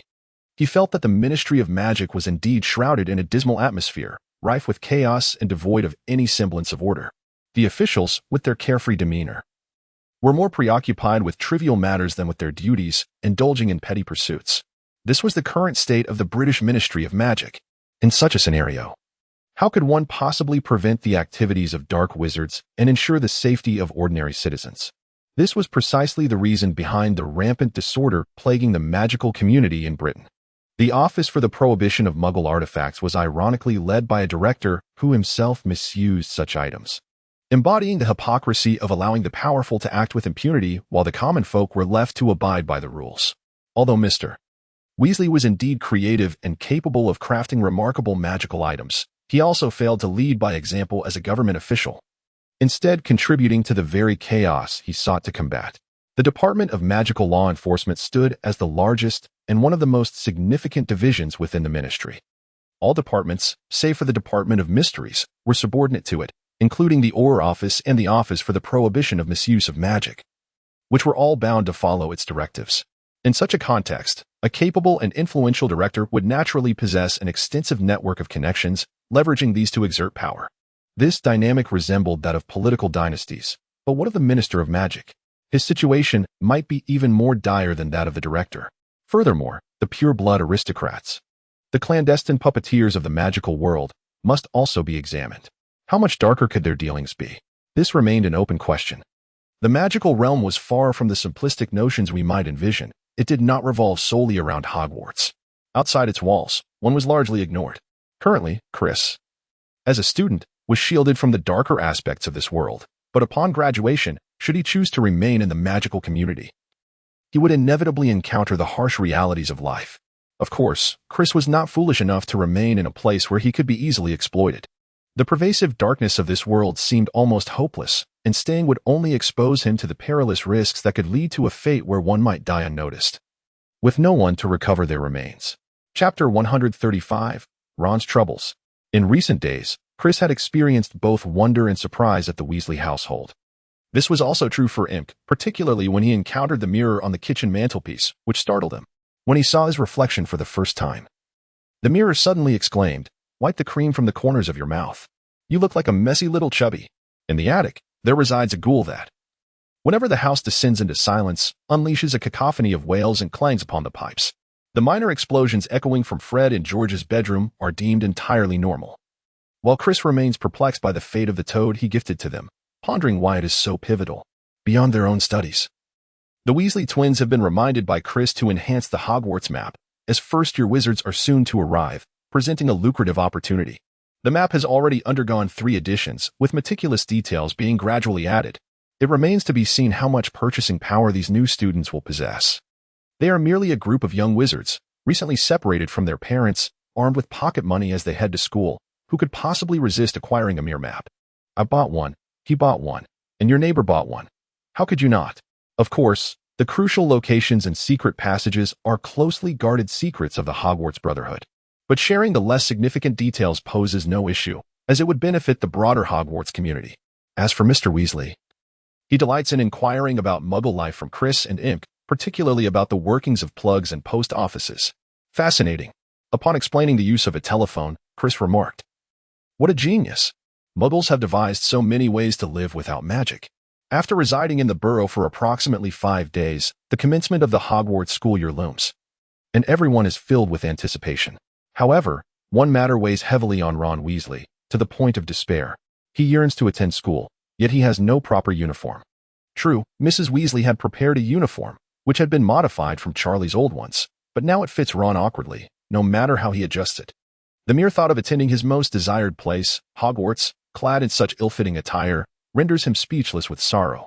Consequently, Ron resorts to venting his frustrations on a gnome, hurling a diminutive creature out of the garden to alleviate his discontent. "Hey, Ron, what's wrong? You seem rather downcast," Chris inquired with a smile, sipping coffee with Imp at the kitchen door. "Oh, it's nothing. I'm just helping with pest control at home," Ron replied, flustered by Chris's sudden concern, feeling too embarrassed to reveal the truth. "Don't worry. Just tell us what's bothering you. Your brother is here to help," Imp interjected, patting his chest confidently. "Indeed, Ron. Don't hesitate. If you need assistance with anything, just speak up," Chris said. "Could you possibly lend me 2 silver coins? I wish to visit the second-hand shop in hopes of finding a decent uniform. I am quite uncomfortable in this outfit." Ron, blushing slightly, added, "Ah?" Imp's eyes widened in surprise. He had never anticipated such a situation. Though he had never been destitute, he had never worn second-hand or used clothing. Chris felt similarly. He empathized with Ron's unfortunate circumstances. However, he found himself powerless, as his family's financial situation was exceedingly dire. Chris estimated that even Mrs. Weasley probably hadn't purchased a fine piece of clothing in many years, while Mr. Weasley's beige suit was nearly faded. How about this, Ron? I have my school uniform and some other wizarding robes that I can give to you. I only wore them for a year last year, so they're still relatively new. What do you think? Chris proposed. Indeed, I can offer you mine as well, although the fabric may not be as fine as Chris's. Imk added without hesitation. Is that appropriate? Do you still need your clothes? Ron inquired, a hint of surprise in his voice. Ha ha ha, rest assured. We grow quite quickly, so last year's clothes no longer fit us. This year, we've already ordered new outfits. And it would be a shame for those old garments to go to waste. They're perfect for you. Chris replied with a smile. Ah, that is wonderful. Thank you. Thank you both. Ron exclaimed, his joy making him leap 3 feet into the air, inadvertently kicking 2 goblins aside. Here, you can wear this one for now. I've already asked Rupert to write home and have Diana bring the others when school starts, Chris said, handing Ron a finely crafted school uniform. Ah, this is lovely. Thank you, Chris. If you ever need anything, don't hesitate to ask me in return. I wouldn't want to take your generosity for granted, Ron replied, caressing the silky fabric of the clothing, scarcely able to believe such fine attire now belonged to him. Really? Is that so? Chris asked in astonishment, surprised that Ron would express such sentiments, revealing a sense of loyalty and gratitude. Of course, just say the word, Ron nodded earnestly. How about you join us in selling maps? For every copy you sell, I'll share the profits with you. What do you think? Chris suggested. Wait. I could earn money? Ron was taken aback, feeling that simply receiving such splendid clothing was already a blessing. The prospect of earning money seemed like a stroke of fortune that left him dizzy with joy. Perhaps you should also join the Hogwarts Brothers Club, Imk interjected at that moment. Do you think that is possible? Chris asked, uncertain about George and Fred's stance on the matter. I believe it's feasible. After all, he is George and Fred's brother. Imk nodded in affirmation. What club? Ron queried, puzzled. Oh, it's just a small group we formed. Nothing too significant, Chris replied modestly. Imk waved his hand and said, All right, Chris understands now. Imk is about to start boasting again. As anticipated, our Hogwarts Brotherhood is a harmonious and supportive collective, led by none other than Chris Red, George Weasley, Fred Weasley, and myself, Imk Kliesco. At this point, Imk puffed out his chest. Chapter 136, The Long-Awaited Encounter with Harry Potter. What purpose do you serve? Ron asked, somewhat perplexed. Hey, our significance is immense. We study magic, vanquish dark creatures, and safeguard Hogwarts, ensuring peace and bestowing health, joy, and happiness upon our fellow students and faculty. We strive to make every Hogwarts individual proud. Well, you are truly impressive. Ron was captivated by Imk's words. Haha, indeed.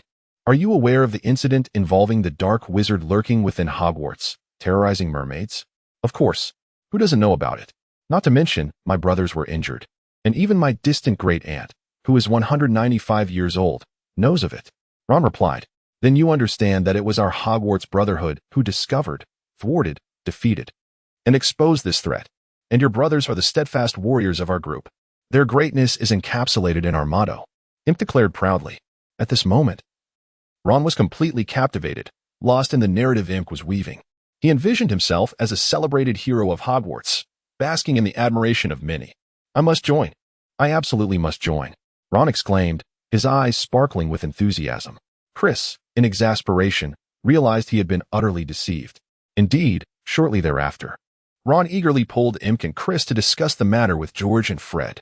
Thus, the Hogwarts Brotherhood convened for their third extraordinary meeting, which was unanimously passed, welcoming young Ron to join their ranks, potentially making him the sole member. The Hogwarts Brotherhood had established new regulations, declaring there would be no leader, and all matters would be resolved through a collective council. The council comprised 5 elders, Chris Red, George Weasley, Fred Weasley, Imk Kliesco, with one position temporarily vacant, awaiting a remarkable contributor to the Brotherhood to fill it. Among them, Chris Red served as the executive director of the council, possessing a veto vote. It must be said that they organized things quite well, with only a few members of the Brotherhood present. On September 1st, at King's Cross Station, the Red couple and Diana had been waiting for Chris and his companions for quite some time. Hey Chris, why are you so late? Aren't you afraid of missing the train? Diana expressed her dissatisfaction, suggesting that had it not been for Chris, she might have already entered the station. Ah. I take full responsibility. I may have delayed things a bit while seeing the children off to school, Mrs. Weasley said with a smile. I apologize on behalf of my child. She often lacks understanding, Lisa remarked with a playful glance at Diana. Your Chris is quite impressive. You have raised such an exceptional young wizard, Mrs. Weasley said, showing no prejudice against Chris's muggle parents, rather being warmly engaged in conversation with them. Oh, Mom. We should hurry. It's crowded with muggles here, Ginny said impatiently, observing the adults' conversation. All right. You're right. You're the most anxious one here, Mrs. Weasley replied. Slightly annoyed at being interrupted by her daughter while enjoying her chat with Lisa, but she knew they could not delay the train.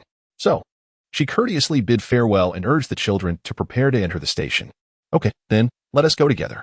See you during the holidays. Chris smiled at his parents. Oh, children, remember to take care of your sister, Lisa said, somewhat concerned. I'm going to a magical school. I'm a big kid now. I know how to take care of myself. Diana interjected, unimpressed, cutting off Lisa. Don't worry, I'll keep an eye on her, Chris responded, shooting a pointed look at Diana. Diana rolled her eyes dismissively and walked away. At platform 9, Ginny, holding her mother's hand, exclaimed in a high-pitched voice, Mom, I really can't go. You are still too young, Ginny. Now, refrain from speaking. Percy, you shall lead the way. Upon hearing this, Percy entered without uttering another word. All right, Fred, George, Chris, and Imk, you four may proceed, Mrs. Weasley instructed. Very well, Mother, George replied as he dashed in first, closely followed by Fred. Following closely behind was Chris, who was intent on rushing forward when suddenly a cart appeared. Upon this cart rested a cage containing a pure white owl. A young boy approached, his frail figure disheveled, with tousled hair and unmistakable round glasses that clearly indicated his identity. He was none other than Harry Potter, the famed savior of the magical realm, who had miraculously survived great peril. At this moment, Chris widened his eyes in astonishment, witnessing a scene that was nothing short of absolute, classic, and eternal, truly an experience not to be missed. My apologies, Harry said to Mrs. Weasley. Hello, dear. Is this your first time at Hogwarts? She inquired, gesturing towards Ron, who was also a newcomer. Yes, Harry replied, but I'm unsure about how to reach the platform. Mrs. Weasley, with understanding, reassured him, and Harry nodded. Do not worry, she said. Simply walk straight towards the barrier between platforms 9 and 10. Do not stop or hesitate. It's crucial that you run straight through. If you feel nervous, just sprint. Chris added, you can demonstrate for them. This child can follow along with Ron. All right then. Harry responded. Chris nodded and said nothing further as he rushed inside, followed closely by Imk. They did not wait for Harry Potter to join them or for anything else. Earlier, when Harry had inquired for directions, the exchange felt somewhat lacking in courtesy. Mrs. Weasley, with her warm and patient demeanor, had kindly provided him with guidance. Yet he offered no words of gratitude, merely acknowledging with a couple of murmurs. Chris found the child's lack of manners somewhat perplexing. However, he had little time to ponder this, as he had arrived early at the Hogwarts Express. The young wizard soon noticed him, flocking to engage him in conversation or simply to gaze in his direction. Ah, yes, it's Red who has arrived. Wow, it's Chris. Chris, I have a seat available. Would you like to join me? A senior girl exclaimed, patting her thigh. How shameless. Chris, come sit with me. Another girl reproached the first. Although she exhibited the same behavior, Chris, with a resigned shake of his head, offered a polite smile to them. How charming his smile was. It seemed he had grown taller. He looked even more handsome. Oh, I can't take it anymore. The young admirers blushed at the sight of Chris, bouncing with excitement as they engaged in animated discussions with their close friends. Chapter 137. Who is that boy? Chris, feeling helpless, wonders why it has taken so long for a change in idols. He expresses his frustration, imploring others not to cling to him incessantly. With the arrival of Harry Potter, it seems a new star is rising, and perhaps the attention of his older admirers should shift towards this fresh talent. Meanwhile, Chris feels like an old relic, unnoticed but content in his own way, relishing the simplicity of life. The first few carriages are bustling with students, some leaning out of the windows to converse with their families, while others engage in playful antics in their seats, just as Chris is about to board. He passes a carriage where a round-faced boy shouts to an elderly woman outside, "Grandma, something terrible has happened." Curiously, his grandmother inquires, "What is it, my dear grandson?" The boy replies, "I've lost the toad again." Sighing, the elderly woman is at a loss for words, exclaiming, "Oh, Neville." Chris was curious as he glanced at the little boy, who unexpectedly turned out to be Neville. Neville Longbottom, the only child of Frank and Alice Longbottom, was raised by his grandmother after his parents, revered members of the Order of the Phoenix, were tortured into madness by 4 Death Eaters using the Cruciatus Curse when he was merely 16 months old. Subsequently, they were admitted to St. Mungo's Hospital for Magical Maladies and Injuries in the Janus Thickey ward. For the majority of his school years, Neville was perceived as a shy, awkward, introverted boy, often reprimanded by his grandmother for not living up to the legacy of his illustrious parents. However, he possessed immense courage and resilience. He became a crucial member of Dumbledore's army, participating in the battles of the Department of Mysteries and the Astronomy Tower. During the Battle of Hogwarts, he rejected Voldemort's temptation to become a Death Eater and, wielding the sword of Gryffindor, beheaded Nagini, thus destroying the 7th and final Horcrux. Additionally, during the trio's absence from school, Neville emerged as one of the leaders of Dumbledore's army. After the Second Wizarding War, he briefly served as an Auror before becoming the herbology professor at Hogwarts School of Witchcraft and Wizardry and marrying Hannah Abbott from Hufflepuff House. He undeniably surpassed the legacy of his parents, embodying the noble qualities of Gryffindor. Just as Chris intended to say something to the little round boy, he was interrupted by the chubby imp. "Why are you rushing? Wait for me. Can you help me check my car? My shoelace came undone," Imp said as he bent down. After Imp tied his shoelaces, Chris and the others headed towards George and Fred, who had indeed found their seats with remarkable swiftness. "Hey, George, where's Diana? Isn't she with you?" Chris inquired as he entered the box. "Huh? No, she's not. What's the matter?" George asked, puzzled. Chris scratched his head, pondering where that girl might have disappeared to. It was truly perplexing. She hadn't even arrived at school yet and was already causing chaos. "I wonder where she is gone. Can everyone please help me look for her?" "The train is about to depart," Chris lamented, with a sigh of resignation. Several individuals set down their luggage and stepped out of the compartment to search. As they exited the train, they spotted Harry Potter struggling to load his own luggage onto the train. His frail form appeared to be having difficulty maneuvering the large, heavy wooden trunk. Chris was currently preoccupied with the urgent search for his sister, leaving him little inclination to assist anyone else. However, George and Fred, displaying commendable kindness, extended a helping hand. In the midst of their efforts, it appeared that George suddenly made a startling discovery, pointing at Harry Potter's head and exclaiming, "Oh my goodness." Fred, taken aback, gasped, "Could it be you?" George hesitated and inquired, "You? No? What?" Harry was equally perplexed. "Harry Potter," the Weasley brothers chorused in unison. "Oh, it's him," Harry replied, somewhat sheepishly. The brothers stared at him in astonishment, causing Harry to feel his cheeks flush with embarrassment. At that moment, a loud voice echoed from a distance, calling out, "Chris? Fred? George? Where are you?" The unmistakable voice belonged to Mrs. Weasley, who was accompanied by Chris, who noticed her pulling along a reluctant Diana. "Ah, Diana, where have you been running off to? I've been searching for you for ages," Chris said with a hint of annoyance, giving Diana a playful pat on the head. Diana, unimpressed, made a face in response. "That child just ran under the train tracks. Thankfully, I spotted her. Otherwise, it could have been quite dangerous," Mrs. Weasley remarked. "Thank you, ma'am," Chris replied politely. "It's nothing," Mrs. Weasley said with a warm smile.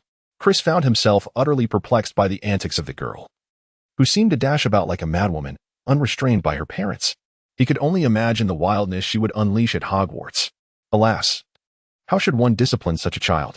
"All right, everyone, hurry and board the train," Mrs. Weasley urged, glancing at the time. "Ah, Ron, you have something on your nose," she added, producing a handkerchief, ready to wipe his face. However, Ron, unwilling, attempted to evade her. Yet, how could he possibly escape Mrs. Weasley's grasp? With a swift motion, she seized him and wiped his nose. "Mom, let go of me," Ron protested, squirming. "Oh, Ron, you little rascal, is your nose dusty again?" George chuckled. "Shut up," Ron retorted. "All right, children, I wish you all a successful term," Mrs. Weasley said to Chris and the others. She then turned to the twins, saying, "Now it's your turn. This year, you two need to behave. If an owl sends me word that you've blown up a toilet, we've never blown up a toilet," they exclaimed in unison. "Well, that's a splendid idea. Thanks a lot, Mom," they added with mock seriousness. "This is no jest. Take good care of Ron, understand?" "Don't worry, Ron will be just fine with us," they reassured her. "Shut up," Ron said, embarrassed, his nose still red from Mrs. Weasley's ministrations. "Oh, by the way, Mum, guess what? You'll never believe who I ran into on the train. You know that boy with the messy hair who was standing next to us at the station? Do you know who he is?" "Who?" "Harry Potter," George exclaimed, feigning astonishment. Everyone fell silent, except for Chris and Diana. Chapter 138, All Petrified. At that moment, Ginny excitedly chimed in. "Oh, Mum, can I go on the train to see him? Please. You've already seen him, Ginny. That poor boy isn't a zoo animal for you to gawk at." "Is it really him, George? How do you know?" "I asked him. I saw his scar. It's just like a lightning bolt. Poor boy. No wonder he is all alone." "I was wondering about that." "Forget that. Do you think he remembers what Voldemort looked like?" Their mother's expression suddenly turned serious. "You are not to ask him. Do you dare to ask? You wouldn't want him to recall that on his very first day at school." "All right, don't get angry." At that moment, the train let out a sharp whistle. "Hurry," Mrs. Weasley remarked on the hurried boarding of the train by the crowd. Their little sister Ginny was outside, weeping once more. "Do not cry, Ginny. We shall send countless owls to find you. Indeed, we will gift you a Hogwarts toilet seat." "George, do not jest. It is your mother." The train began to move. Ginny, both crying and laughing, ran alongside the train until it accelerated, leaving her behind as she continued to wave fervently.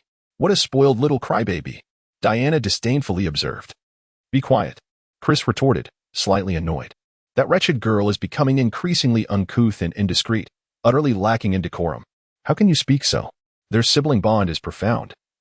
Yet you find it so unbearable? When I departed, you did not act this way. Your behavior is truly disappointing. How have you changed so?" Chris lamented with frustration. "Well, I shall remain as I am. What can you do about it?" Diana shouted defiantly. "Very well. If that is the case, I must show you some discipline." Chris, who truly did not wish for Diana to present herself in such a spoiled and domineering manner before others, was at a loss. It was bewildering how this young girl had already entered adolescence. They say young girls mature early, but this seemed rather premature. It was utterly absurd that such a refined individual like him should have a sister so unreasonable. Petrificus totalis. Chris cast a spell upon Diana. "All right. You shall go to Hogwarts like this. Reflect on your behavior. It is simply intolerable," Chris said, retracting his wand with a stoic expression. The others exchanged glances, unsure of how to respond. "Isn't this a bit too harsh, Chris?" Imp ventured first. "Ah, she is still young and does not understand." "We have not taken her words to heart," they argued. "This is somewhat inhumane," George and Fred interjected. "Indeed, my sister does tend to cry rather easily. And her words do have some truth," Ron added in an attempt to mediate. Chris was uncertain about their situation, as Diana's beauty was overwhelming, making it difficult to approach her. In his view, there was no real necessity for the current predicament. It was merely a minor reprimand, and perhaps in time, he would relent and resolve it. "You need not concern yourselves with this. Please, take a seat," Chris gestured dismissively. The others found themselves at a loss for words. Feeling the awkwardness of the moment, "I'll find another booth. It's a bit cramped here," Ron remarked, noticing that with him, there were already 6 people in the compartment, making it somewhat difficult to move, and the air felt stifling. "Ah, by the way, Ron, you can start selling maps soon," Chris reminded him. Ron nodded in acknowledgement. Next, Chris gently lifted Nana from Diana's embrace. The little kitten seemed somewhat overwhelmed by the unusual sights she had encountered today, appearing frightened and remaining still instead of darting around and meowing. Chris felt a pang of sympathy for the poor creature and offered her some treats, which seemed to help her settle down. "Your sister's antics are making us quite uncomfortable. We should get back to selling maps," remarked Ink, feeling increasingly uneasy. "All right. You all go ahead. I'll keep an eye on her here," Chris replied, having intended only a minor reprimand for Diana, not anticipating that everyone would be so soft-hearted. Meanwhile, Ron found himself sitting with Harry, enjoying the snacks Harry had purchased. The two chatted jovially, completely forgetting about selling maps. Their focus solely on the delectable treats before them. Ron was also eager to showcase a spell in front of the renowned, but notoriously inept Harry Potter. After rummaging through his bag for a while, he produced a rather worn wand, its surface peeling in places, with the tip still gleaming white, revealing the unicorn hair beneath. Just as he raised the wand, the compartment door swung open unexpectedly. A young girl entered without a greeting, her long, thick brown hair cascading down her back.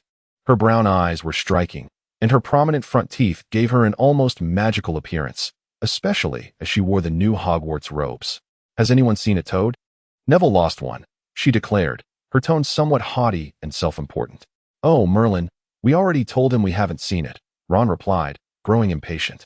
However, the girl seemed undeterred, her gaze fixated on the wand in his hand. "Oh, are you casting spells? Then let us see," she exclaimed, taking a seat. Ron, clearly taken aback, felt somewhat flustered. All right," he stammered. He then attempted to perform a rather useless spell, while Hermione chimed in with various comments, but Ron's patience was wearing thin. Suddenly, he realized that these two could potentially be excellent resources for selling maps. He hastily produced the Hogwarts map designated for him to sell. Indeed, both Hermione and Neville exhibited great interest, each purchasing a copy, which brought immense joy to Ron, rendering him almost disoriented with happiness. "I truly did not anticipate it would be this effortless," Ron exclaimed to Harry. "Well, I would like to acquire a copy as well, for I find myself rather unable to remember the routes," Harry admitted sheepishly. This is something I can manage," Ron hesitated to say. "Not that you cannot." Ron's words were interrupted as George and Fred made their entrance. "Hey, Mr. Harry Potter, we haven't had the pleasure of introducing ourselves yet. I'm George. And this is Fred. We are Ron's brothers," George declared. Chapter 139. Witness to death. After listening to them, Harry warmly shook hands with George and Fred, feeling quite fond of these two boys. "Listen, Harry, we possess an even more remarkable map, one that truly befits you, albeit at a slightly higher price. I wonder if you could indulge," George continued. "However, do not fret. This map differs from the one Ron is selling. It has been meticulously crafted by us and reveals some of Hogwarts' little secrets. You see, these indicate hidden passages, and these mark seldom visited classrooms, among other locations. With this map in your possession, you shall never lose your way at Hogwarts. You can traverse freely," Fred urged, holding up the third edition of the map for Harry to see. "Only one galleon," George winked. "Wow, just one galleon? Then I shall take 2 copies," Harry said with a smile, retrieving 2 galleons to hand to George. George was taken aback by Harry Potter's generosity and wealth, feeling somewhat embarrassed, thus gifting Harry an additional map. As evening approached, the train seemed to slow its pace.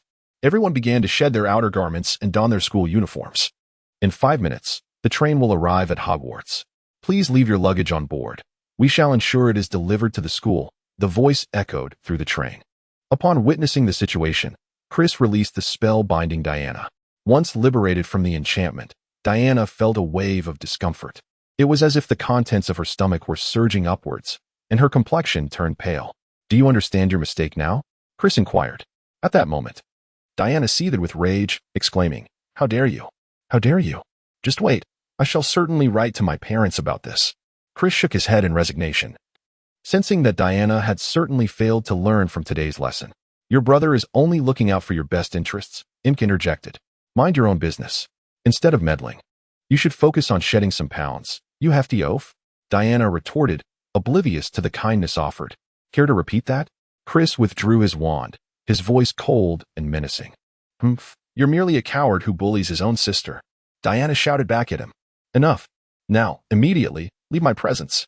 Chris erupted in anger, faced with his fury. Diana faltered slightly and hurried out of the compartment, though she stumbled due to having been petrified for so long. The train began to decelerate and eventually came to a halt. Young wizards jostled and surged towards the doors, flowing down the aisle and disembarking onto the platform.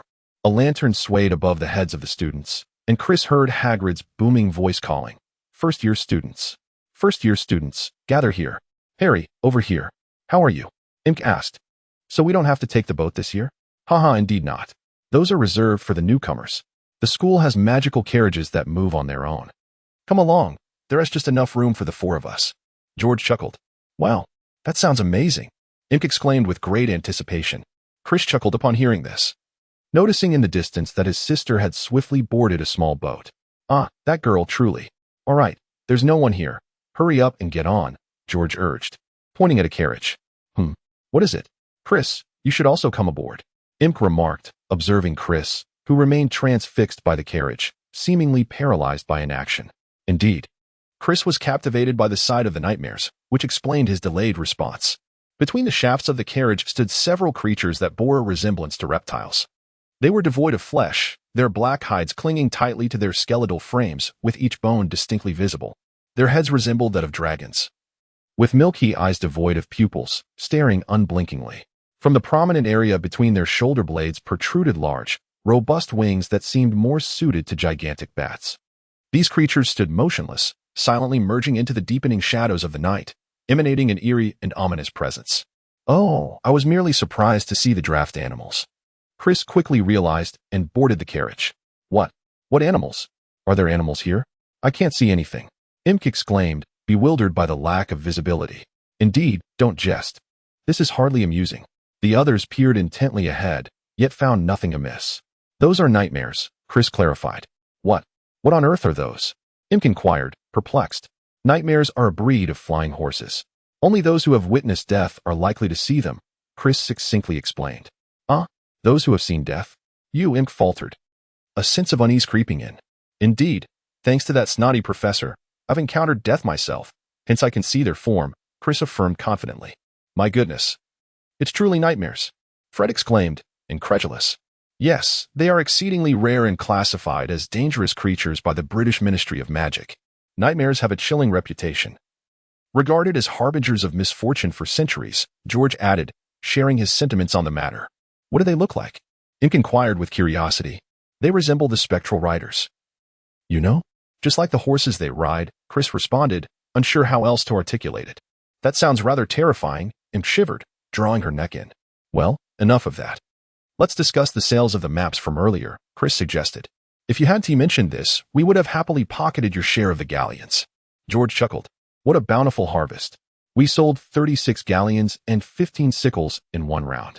We expect to collect a bit more once we reach school, George continued. That sounds quite good. Chris chuckled.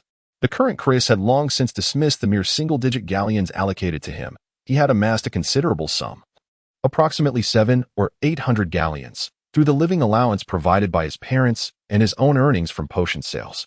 While this amount was not exorbitant, it was sufficient for his needs, enabling him to purchase materials for brewing potions for resale in the future. Frankly, Chris found that earning money through his own efforts and potion sales was far more lucrative than selling maps, which felt rather trivial in comparison. The night steeds galloped swiftly, and it was not long before the group arrived at Hogwarts. Hogwarts, we are back, Imk exclaimed loudly. The students turned to look at the stout boy. It was nothing unusual as long as one possessed a thick skin. Unfortunately, this exuberance caught the attention of Professor McGonagall. Mr. Lesko, be mindful of your conduct. You are now a second-year student and should comport yourself accordingly. Imk blushed with embarrassment at her reprimand. It's all right, at least you weren't deducted any points, George remarked with a grin. Soon after, they entered the Great Hall and took their seats. After a holiday apart, everyone was eager to share their experiences, buzzing with excitement. Silence. The first years are waiting outside, and I trust you do not wish for them to witness your antics, Professor McGonagall announced sternly as she entered. The students fell silent at her words. Wow, another year has passed. We can consider ourselves seasoned veterans now. Chris, do you remember how I was nearly petrified last year? I wonder how the new first years will fare this time. Let's hope they are not too embarrassing, Imk remarked with a tone of mock authority, enjoying the spectacle. Oh, by the way, I wonder to which house your sister will be assigned. She strikes me as a likely Gryffindor, Imk speculated. That would be unfortunate for Gryffindor. Truth be told, she is rather a spoiled child and could use some discipline, Chris lamented. Meanwhile, Hermione was fervently reciting spells she had learned. Indecisive about which one to employ, Ron stood anxiously outside, nervously wringing his hands. He yearned to join Gryffindor, but feared he might fail and bring shame upon his family. Harry, equally apprehensive, questioned Ron. How can they accurately place us into our houses? I suppose it always involves some sort of test, Ron replied. Fred and George had jokingly claimed that it involved battling trolls, but Ron hoped they were merely jesting. A shiver ran through the nearby young wizards at the mere thought of fighting in front of the entire school.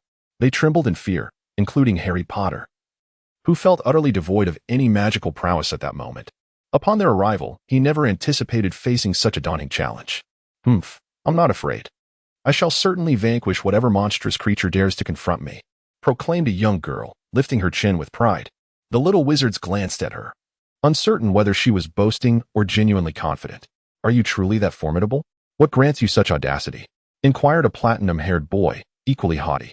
Harry recognized him as Draco Malfoy, the same individual who had insulted Ron on the train and encountered them at the tailor's shop. What did you say, you white-haired brat? Diana scoffed, her irritation palpable from having been reprimanded by her brother earlier that day. She was eager to channel her frustration into action. "Oh, you dare to insult me, the young master? Are you courting death?" Malfoy retorted angrily, signaling his companions Crabbe and Goyle, intending to teach this unknown girl, whether pureblood or half-blood, a lesson. After all, how could he, Master Malfoy, establish his presence at Hogwarts otherwise? "Hey, don't stir up trouble. She is the sister of Chris Red. Do you know who that is?" Ron interjected, unable to remain silent. He feared that if anything untoward happened to Chris's sister under his watch, his standing within the Gryffindor Brotherhood would be jeopardized. "Red, green. Who cares? I've never heard of such nonsense." Malfoy sneered at Ron's words, dismissing him with contempt. He believed that anyone associated with a pauper like Ron could not possibly be of any worth, merely a fighter amidst refuse. How utterly ridiculous. "Silence, please. I assure you, should anyone wish to forego their education, I would be more than delighted to escort them back home." In a moment of palpable tension, Professor McGonagall returned, her gaze fixed firmly upon the rowdy individuals causing a disturbance. Upon her arrival, Draco Malfoy and his companions quelled their bravado, refraining from further mischief. They then formed an orderly line, exiting the room, traversing the entrance hall, and passing through a grand pair of double doors into the opulent dining hall. The young witches and wizards in the hall could not contain their chatter upon seeing the new students, and soon, the sorting hat began to stir. A wide seam split open along the brim, resembling a mouth, and the hat commenced its song. "You may polish your top hats to a deep sheen, or fashion your high-crowned hats to stand tall and smooth, yet I am the magical hat designated for the sorting at Hogwarts, far surpassing your hats in skill. Any thoughts concealed within your minds will not escape the keen gaze of my enchanted eyes. Dummy, and I shall reveal to you the house to which you truly belong. Perhaps you are destined for Gryffindor, where bravery lies deep within. Their courage and spirit elevate them above the rest. Or you may find yourself in Slytherin, where genuine friendships may blossom. Yet beware of those treacherous souls who will stop at nothing to achieve their aims. Come, Wormy. Fear not. Do not panic. You are utterly safe in my grasp. For I am a thinking hat." As the hat concluded its melodic performance, thunderous applause erupted throughout the hall, and the hat bowed graciously to each of the 4 tables before coming to a standstill. The new students breathed a sigh of relief upon hearing the sorting hat song, realizing that the process was merely to don the hat. Indeed, what a fright it had been. At that moment, Professor McGonagall stepped forward, clutching a scroll of parchment. "I will call forth the name of each student, and they shall put on the hat and take a seat, awaiting their sorting," she announced. First up, Hannah Abbott. At last, the much-admired Hannah, known for her steadfastness, made her entrance. The rosy-cheeked girl with 2 golden braids stumbled forward, donned the hat, which conveniently covered her eyes as she sat down. After a brief pause, the hat proclaimed, "Hufflepuff." The Hufflepuffs on the right erupted into applause, welcoming her to their table. Justin Finch-Fletchley, Hufflepuff. Soon, it was Chris's sister, Diana Red's turn. Fearless, she strode confidently to the front, and as the hat touched her head, it called out, "Gryffindor." She seamlessly became a new member of Gryffindor, and an eruption of cheers erupted from the furthest table on the left. "Chris's sister is also one of us in Gryffindor." "Ha ha," a Gryffindor girl exclaimed, clapping and cheering with exuberance, her joy surpassing even her own sorting into Gryffindor. Chapter 141, The Feast. "Oh, how adorable his sister is, like a doll. I truly adore her. I now have a sister-in-law," a Gryffindor boy exclaimed. Beside him, an older boy, presumably his brother, inquired with curiosity, "What? Your brother-in-law?" "It's Chris Red. He is indeed my brother-in-law," the boy replied. "Pfft. Let's not even discuss whether he would ever take a liking to you. You, as if you could be Chris's brother-in-law? Dream on." His brother ruthlessly shattered the dreams of the young lad. The sorting ceremony continued. "Susan Pence, Hufflepuff," the hat called out. Susan swiftly dashed to sit beside Hannah. "Terry Boot, Ravenclaw." This time, applause erupted from the second table on the left. As Terry joined their ranks, several Ravenclaw students stood to shake his hand. Next, Millicent Bulstrode became a new Slytherin. Hermione Granger. Hermione nearly sprinted to the stool, hurriedly placing the hat upon her head. "Gryffindor," the hat declared, when Draco's name was called. He strode over with swagger, and almost as soon as the hat touched his head, it cried out, "Slytherin." Draco proceeded to join his friends Crabbe and Goyle, wearing a self-satisfied expression. Afterwards, only a few remained, Millicent Parkinson followed by a pair of Patil twins. Finally, it was at last Harry Potter's turn. Chris could distinctly sense the sudden hum of whispers that erupted in the dining hall upon Professor McGonagall uttering the name. What? Potter? Was she calling Potter? The very Harry Potter? It was unclear. The restaurant was bustling with patrons, all craning their necks in anticipation to catch a glimpse of him. The young admirers who had been fixated on Chris now turned their gaze toward the direction of Harry Potter. Chris chuckled to himself, thinking, let them all focus on the savior. This will make my task much easier. Gryffindor. After a considerable pause, the hat finally proclaimed. The long table of Gryffindor erupted into the loudest cheers and applause. Prefect Percy stood up and firmly shook hands with Harry Potter. George and Fred shouted exuberantly, "We've got Potter! We've got Potter!" Even the ghosts joyfully patted Harry Potter's arm, while Hagrid in the guest seats on the raised platform was nearly moved to tears. Chris couldn't help but shake his head. Such is the allure of the protagonist, exuding an overwhelming presence upon their entrance, unmatched and unparalleled. The sorting ceremony continued. With only 3 individuals remaining for allocation, Lisa DePayne was welcomed as a new member of Ravenclaw. Next came Ron Weasley, whose face bore a pallor of anxiety. However, in the blink of an eye, the sorting hat proclaimed, Gryffindor. Excellent, Ron, splendid indeed, Percy Weasley exclaimed in an exaggerated tone. Finally, the last remaining student, Blaise Zabini, was assigned to Slytherin. Professor McGonagall rolled up the parchment and took her leave with the sorting hat in hand. Chris's attention had long since wandered, as he dared not meet the gaze of the individual directly, lest he arouse suspicion. Instead, he stealthily fixed his peripheral vision upon Quirinus Quirrell. Indeed, it was he, the newly appointed professor of defense against the dark arts, the temporary Horcrux of Voldemort, who had endeavored to assist in the theft of the Philosopher's Stone, only to meet his demise upon encountering Harry Potter. Although the original narrative depicted him as a rather inept and pitiful antagonist, Chris did not underestimate him in the slightest. It is essential to recognize that Quirrell was renowned for his intellect, possessing a robust theoretical foundation, yet he yearned for first-hand practical experience. Consequently, he ventured into the Forbidden Forest, where he encountered tribulations, ostensibly claiming to have faced several vampires and witches. Ultimately, during his travels to Albania, he crossed paths with Voldemort, who at that time was undoubtedly residing within the bodies of small rodents. This unexpected turn of events led Quirrell to be persuaded into aligning himself with dark forces, becoming a servant of Voldemort. Chris surmised that this individual's dark magic rivaled that of the former defense against the dark arts professor, known for his foolishness. Despite his apparent ineptitude, this person possessed a certain degree of skill in the magical arts. This was evident during the first Quidditch match of the year when Quirrell employed dark magic on Harry's broom, attempting to dislodge him. However, Severus Snape cast a counter curse to assist, resulting in a stalemate where Harry Potter remained suspended in midair, unable to move, with neither party able to overpower the other. Had it not been for Hermione setting fire to Snape's robes, inadvertently knocking Quirrell off balance, the situation might have proven far more challenging. Indeed, it was a most arduous academic year. Chris felt somewhat at a loss, hoping fervently that none of this turmoil would touch him. At the heart of the main guest table, Albus Dumbledore sat regally in an ornate golden chair. The silver strands of his hair shimmered like the spirits themselves. Soon after, Albus Dumbledore rose to his feet. With a beaming smile, he gazed upon the students, extending his arms as if nothing could bring him greater joy than witnessing the assembly of eager young minds. "Welcome," he exclaimed. "Welcome to Hogwarts as we embark on a new academic year. Before we commence the feast, I would like to share a few words. Fools, crybabies, scum, twist. Thank you all." He then resumed his seat, met with resounding applause and cheers from the audience. Chris exclaimed that he had finally uttered that iconic phrase.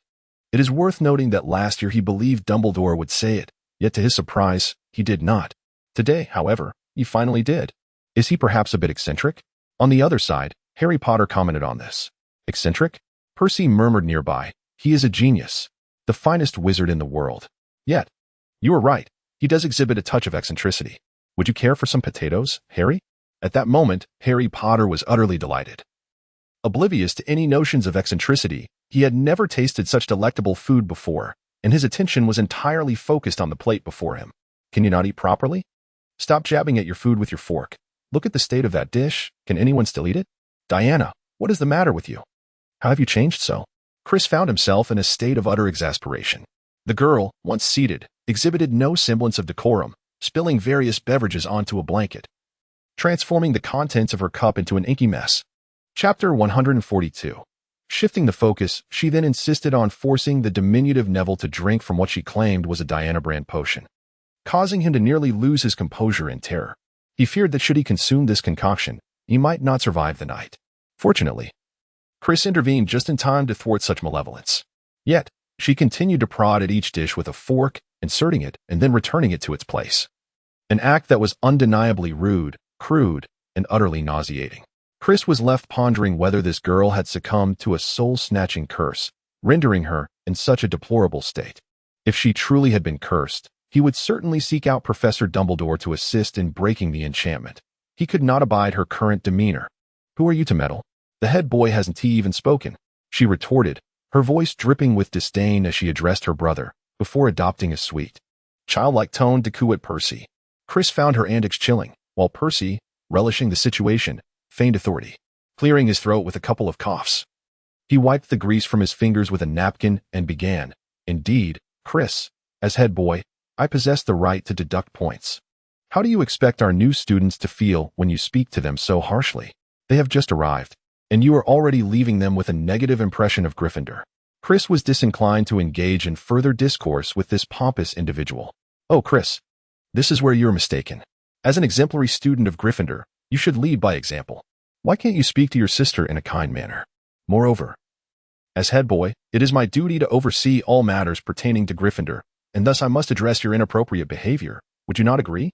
Percy continued to drone on in his officious manner, leaving Chris utterly speechless. The attention of those present had shifted to Harry Potter, and no one seemed inclined to defend Chris. Feeling defeated, he resolved to let things unfold as they would, confident that someone would eventually correct her bad habits. Once everyone had filled their bellies, the remaining food vanished from the platters, leaving them spotless. Soon, pudding was served, featuring an array of ice cream flavors, apple tarts, treacle tarts, chocolate soufflés, fried jam-filled donuts, wine-soaked fruit pudding, strawberries, and jelly. Chris sensed that this year's feast was far more lavish than the previous one. He speculated that perhaps old Dumbledore, having witnessed Harry Potter's struggles over the years, had made a concerted effort to improve the dining experience, ensuring the children could truly indulge. After the young wizards had sufficiently indulged, the pudding too disappeared, and Professor Dumbledore rose once more, restoring silence to the hall. "Oh, now that everyone is well-fed and well-watered, I would like to share a few words with you all. At the commencement of the semester, I wish to draw everyone's attention to a few important matters. First-year students, take heed. Entry into the woods on campus is strictly prohibited for all students. It is imperative that even our more seasoned classmates remember this rule." Dumbledore cast a bright gaze toward the Weasley twins. "We have no desire to venture into the Forbidden Forest now, do we, George?" Fred chuckled. "Indeed, what's so entertaining about that place? We've long since grown weary of it."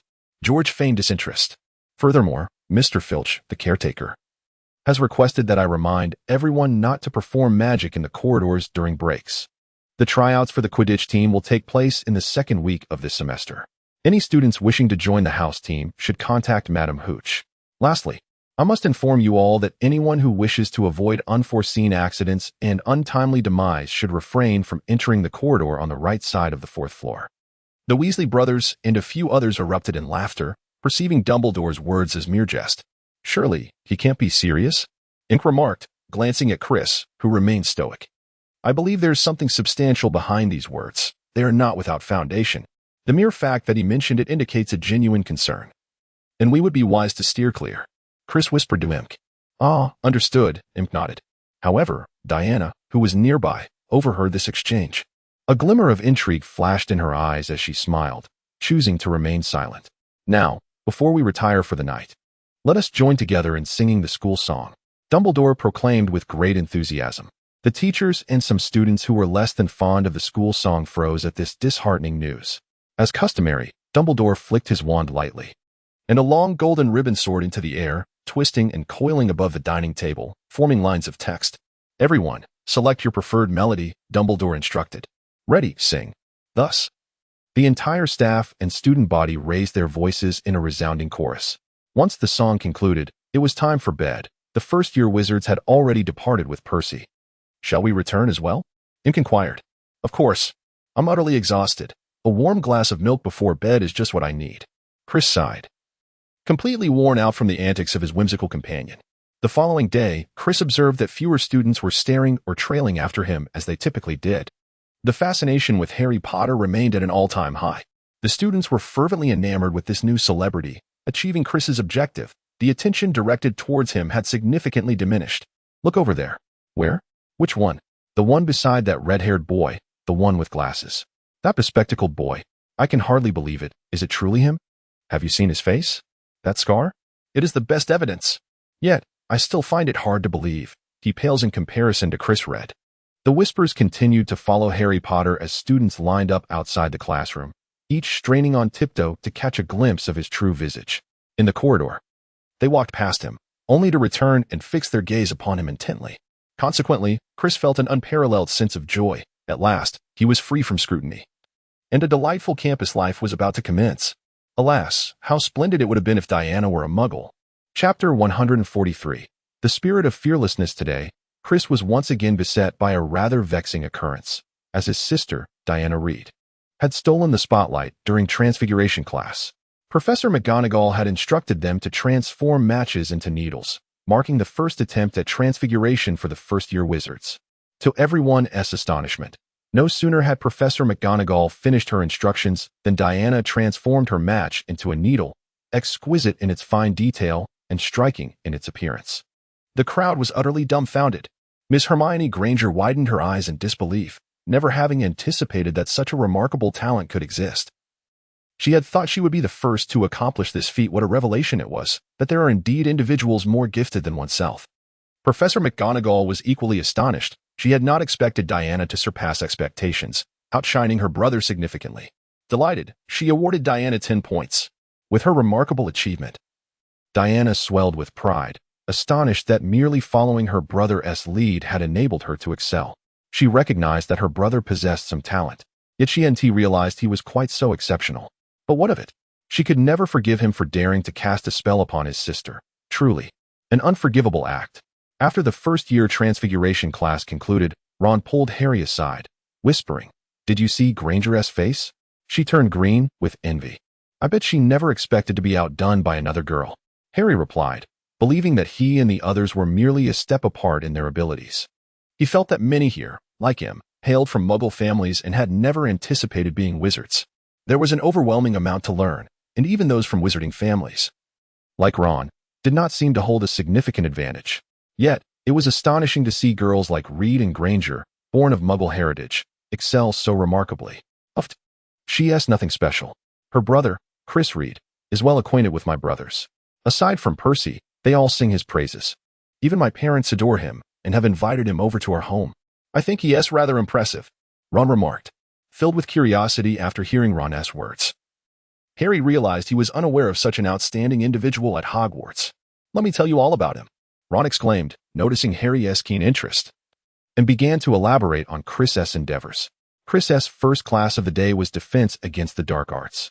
The young wizards were filled with anticipation, considering it the most intriguing subject, as they would encounter various new instructors, bringing a refreshing element to their studies. Moreover, the opportunity to jest about the lessons added an element of enjoyment, a pastime in which the young wizards reveled endlessly. Indeed, the much-anticipated lecture by Professor Chilo had devolved into a near farce. The classroom was permeated with an overwhelming odor of garlic, which was said to be a precaution against a vampire he had encountered in Romania. Many speculated that he feared the creature might return to ensnare him. He claimed that his voluminous scarf was a gift from an African prince, bestowed in gratitude for assisting the prince in liberating himself from a ghastly zombie. Yet, no one truly believed his tale. Initially, when the egg-loving McLaggen impatiently inquired about how Professor Chilo had vanquished the zombie, the professor's face flushed crimson as he awkwardly diverted the conversation to the weather. Furthermore, they noted that his scarf exuded an odd scent, leading the young wizards to conjecture that it was stuffed with garlic, ensuring that wherever Professor Chilo ventured, he would remain protected. Chris found some solace in the professor's timid demeanor, believing it meant he would not trouble him or even pay him any mind, allowing Chris to relish his role as an ordinary bystander, uninterested in meddling. He pondered whether his sister, Diana, with her impulsive nature, might foolishly attempt to remove Professor Chilo's scarf. That would be disastrous. Fortunately, Diana had expressed her disgust at the odor and had no such inclination, which relieved Chris considerably. Since Diana's arrival at school, he had felt a constant sense of apprehension. Truth be told, aside from his concern for Diana, Chris's life was quite pleasant. As a second-year student, he had not acquired any additional courses and even lost one flying class, granting him more time for personal pursuits. Naturally, Chris devoted much of this time to reading, envisioning himself on a rainy day, reclining in the plush confines of his Gryffindor bed, nestled within a down pillow. A book in hand, with a steaming cup of hot tea or coffee resting on his bedside table. He felt he could linger there for a decade. It was sheer bliss. On Saturday morning, Chris descended the stairs with Imp to partake in breakfast. The table was already laden with an abundance of pumpkin porridge, Wellington sausages, sliced bread, and plates of golden fried eggs accompanied by crispy bacon. The golden fried eggs were undoubtedly McLagan's favorite. He had arrived early, already consuming a dozen eggs. Yet he showed no signs of satiation, continuing to devour more. "Good morning, Chris. Did you hear about what transpired in potions class yesterday?" Fred and George, bowls of pumpkin porridge in hand, took their seats across from him. "Don't you two usually sleep in on Saturdays? What brings you up so early today?" Chris replied, though he didn't receive an answer. "Oh, never mind that. Just tell me, have you heard?" George pressed. "No, what happened?" Chris exchanged a puzzled glance with Imp, as they struggled to comprehend what the Weasley twins were hinting at. "We heard that a significant incident occurred in potions class yesterday." Fred and George exchanged knowing glances before continuing. "What do you mean?" In yesterday's potions class, Harry Potter faced the relentless scrutiny of Professor Snape, who posed 3 questions that Harry was unable to answer. Consequently, Snape deducted points from Harry, instilling such fear in the other students that they dared not raise their heads, let alone speak. At a crucial moment, however, your sister interjected, bravely standing up for Harry just as you would protect us. She audaciously countered Professor Snape, defending Harry with commendable valor, demonstrating the same indomitable Gryffindor spirit that you possess. At this point, George appeared quite animated. Chapter 144, Mandrake. Upon hearing this, Chris grew somewhat anxious. And what was the outcome? Well, it was rather unfortunate. She was penalized by Professor Snape with a deduction of 15 points and was assigned to spend half a month in his office handling materials daily. No matter, they continued their meal and conversation, and Chris felt reassured. The others found this a bit incredulous. After all, it was the formidable Dark Lord Snape. Were you not the slightest bit concerned? Even if your sister is a bit mischievous, she is still your sister, is she not? Why does it seem as though this bears no relation to you? On Sunday, Chris, along with George, Fred, and the ever-eager Imp, arrived at the Quidditch pitch, intending to provide Imp with specialized training so that he would not embarrass himself in front of the first-year students during the upcoming flying class. Yes, Imp had to retake the flying course, which meant he would be joining the first years for another year. It was indeed a rather humiliating situation, and Imp was determined to avoid the pointed fingers of the newcomers, saying, "Look, this is what happens when one does not apply oneself." The group practiced with Imp for an entire afternoon. While there was indeed some improvement, it was hardly noteworthy. "Hey, Chris, Charlie has left. And this year there's an opening for a seeker on the team. Don't you want to give it a try? I can speak to Wood. It should be no problem, given your skills," George suggested. "Forget it, I have no interest in that," Chris replied, shaking his head. "What a joke. That position belongs to Harry Potter. Why would I want to create a spectacle for myself? I might as well enjoy 2 steaks instead." Thus, Chris's first weekend of his second year at Hogwarts passed swiftly, filled with comfort and enjoyment in his academic pursuits. On Monday, their first class was herbology. "Good morning, everyone. Today, we will be repotting the mandrakes," Professor Sprout announced with a smile. She then produced a large box filled with dozens of earplugs and looked around at the students, saying, "The cries of the mandrake can cause fainting at the least and death at worst. Therefore, we must take precautions when caring for them. Please put on your earplugs. Safety during our lesson is of utmost importance." The little wizards nodded in agreement. Professor Sprout observed the attentive faces of her students, a satisfied smile gracing her lips, before continuing with her inquiry. "Now, which of you can enlighten me on the characteristics of mandrake?" She directed her gaze towards the greenhouse, initially overlooking the raised hand of McLagan, and instead focusing on a student from Hufflepuff. Mandrake, also known as mandragora, is a potent restorative herb, employed to revert those who have been transfigured or enchanted to their original state. It serves as a crucial ingredient in the formulation of many antidotes. However, one must exercise caution, for the mandrake is perilous, a renowned potion master, Mr. Maldywitch, met his demise due to neglecting to wear earmuffs while preparing a potion that involved mandrake. Excellent response. Hufflepuff earns a point, she acknowledged. Indeed, the mandrake is invaluable yet treacherous. This is to be expected, as most hazardous herbs possess significant utility. Rest assured, the mandrakes we have here are still quite juvenile. Their cries may induce fainting, but certainly not death. There is no cause for alarm. Zacharias Smith's knowledge of herbology is quite impressive. Imogen whispered to Chris. I hear his father is a master herbologist, Katie Bell chimed in. Little wonder. If only I were that skilled, Imogen remarked, her expression one of realization. Professor Sprout then distributed earmuffs to each student. Your task is to repot them, she indicated towards a row of deep containers. Everyone leaned in closer to observe, where approximately 100 green and purple-hued seedlings awaited. When I instruct you to don your earmuffs, ensure they cover your ears snugly. I would not wish for anyone to faint due to improper usage. Professor Sprout raised her thumbs for emphasis, continuing, when it is safe to remove the earmuffs. I will signal by raising both thumbs just like this. Now, please put on your earmuffs. Professor Sprout was the first to secure her earmuffs, rolling up her sleeves as she grasped the leaves of the mandrake firmly, pulling it from its pot. A cacophony of screams erupted in the classroom. Naturally, with everyone wearing earmuffs, no one could hear the others' cries.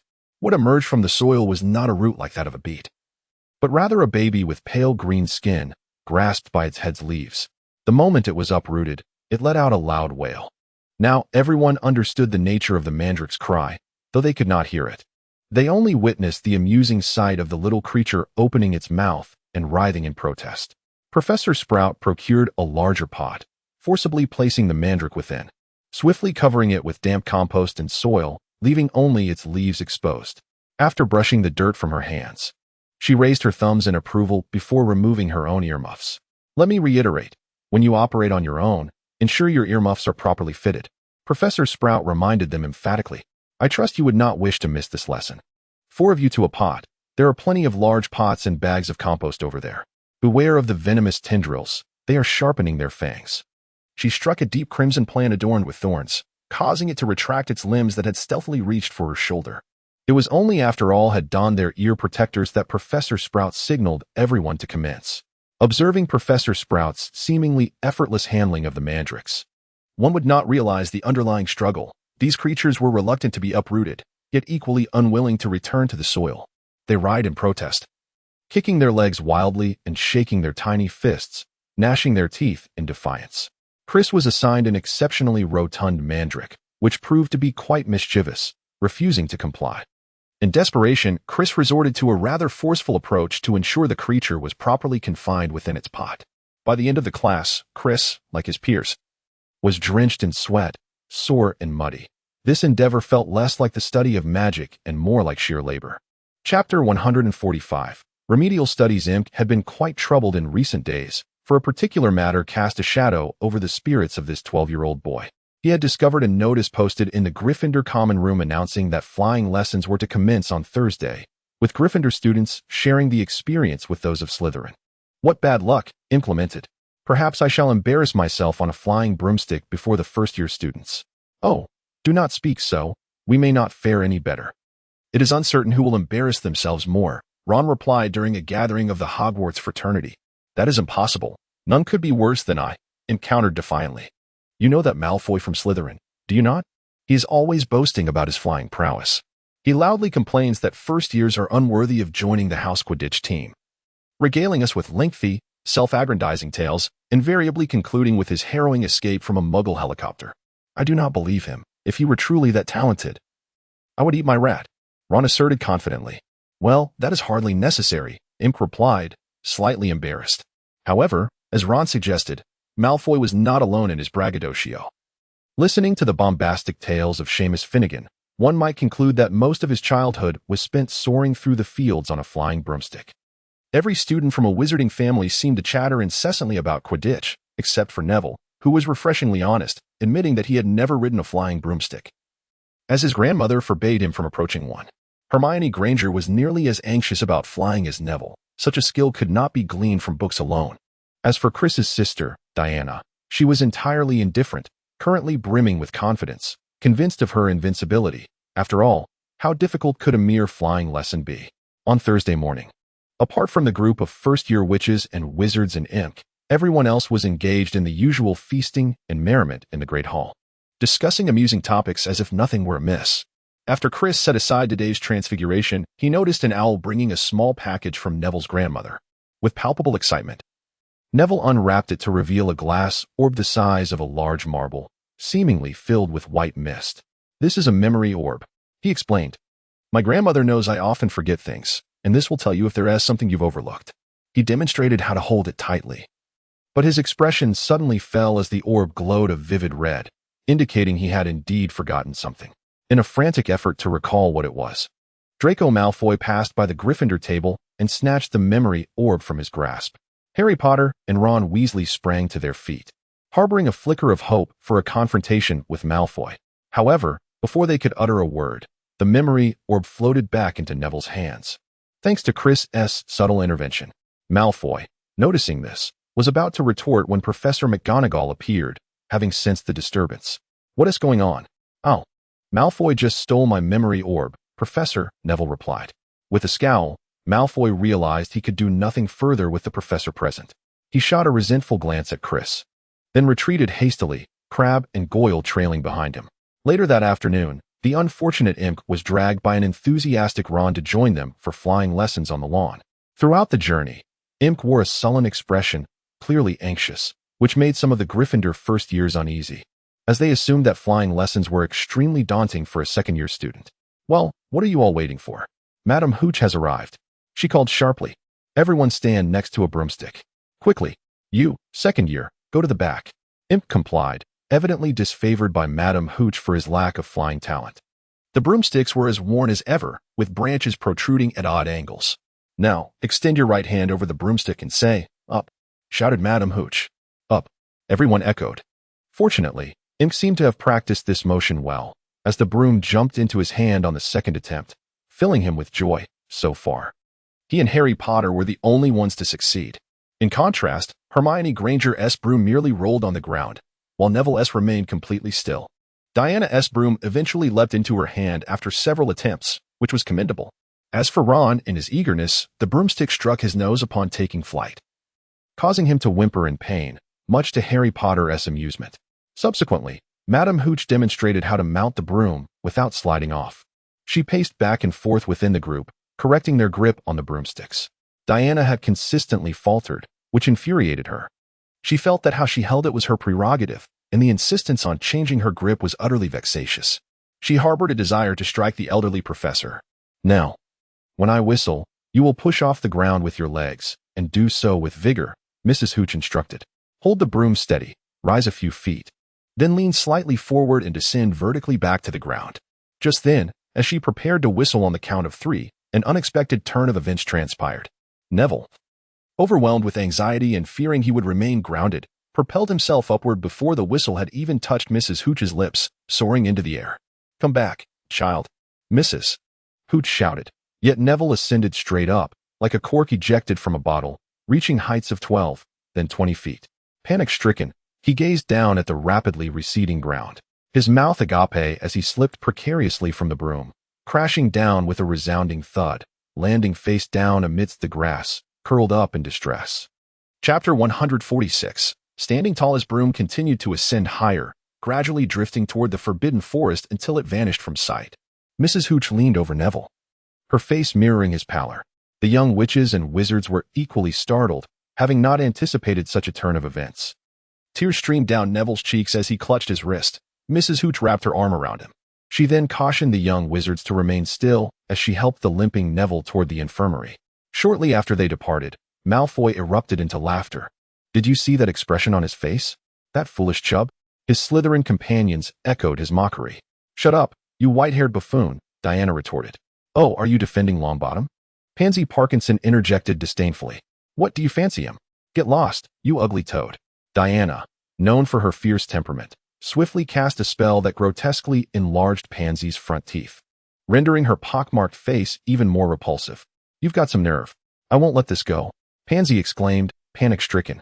She hadn't anticipated that this Gryffindor would retaliate for a mere 2 jibes, and she hurriedly fled. "Pathetic," Diana scoffed, watching Pansy retreat in disarray.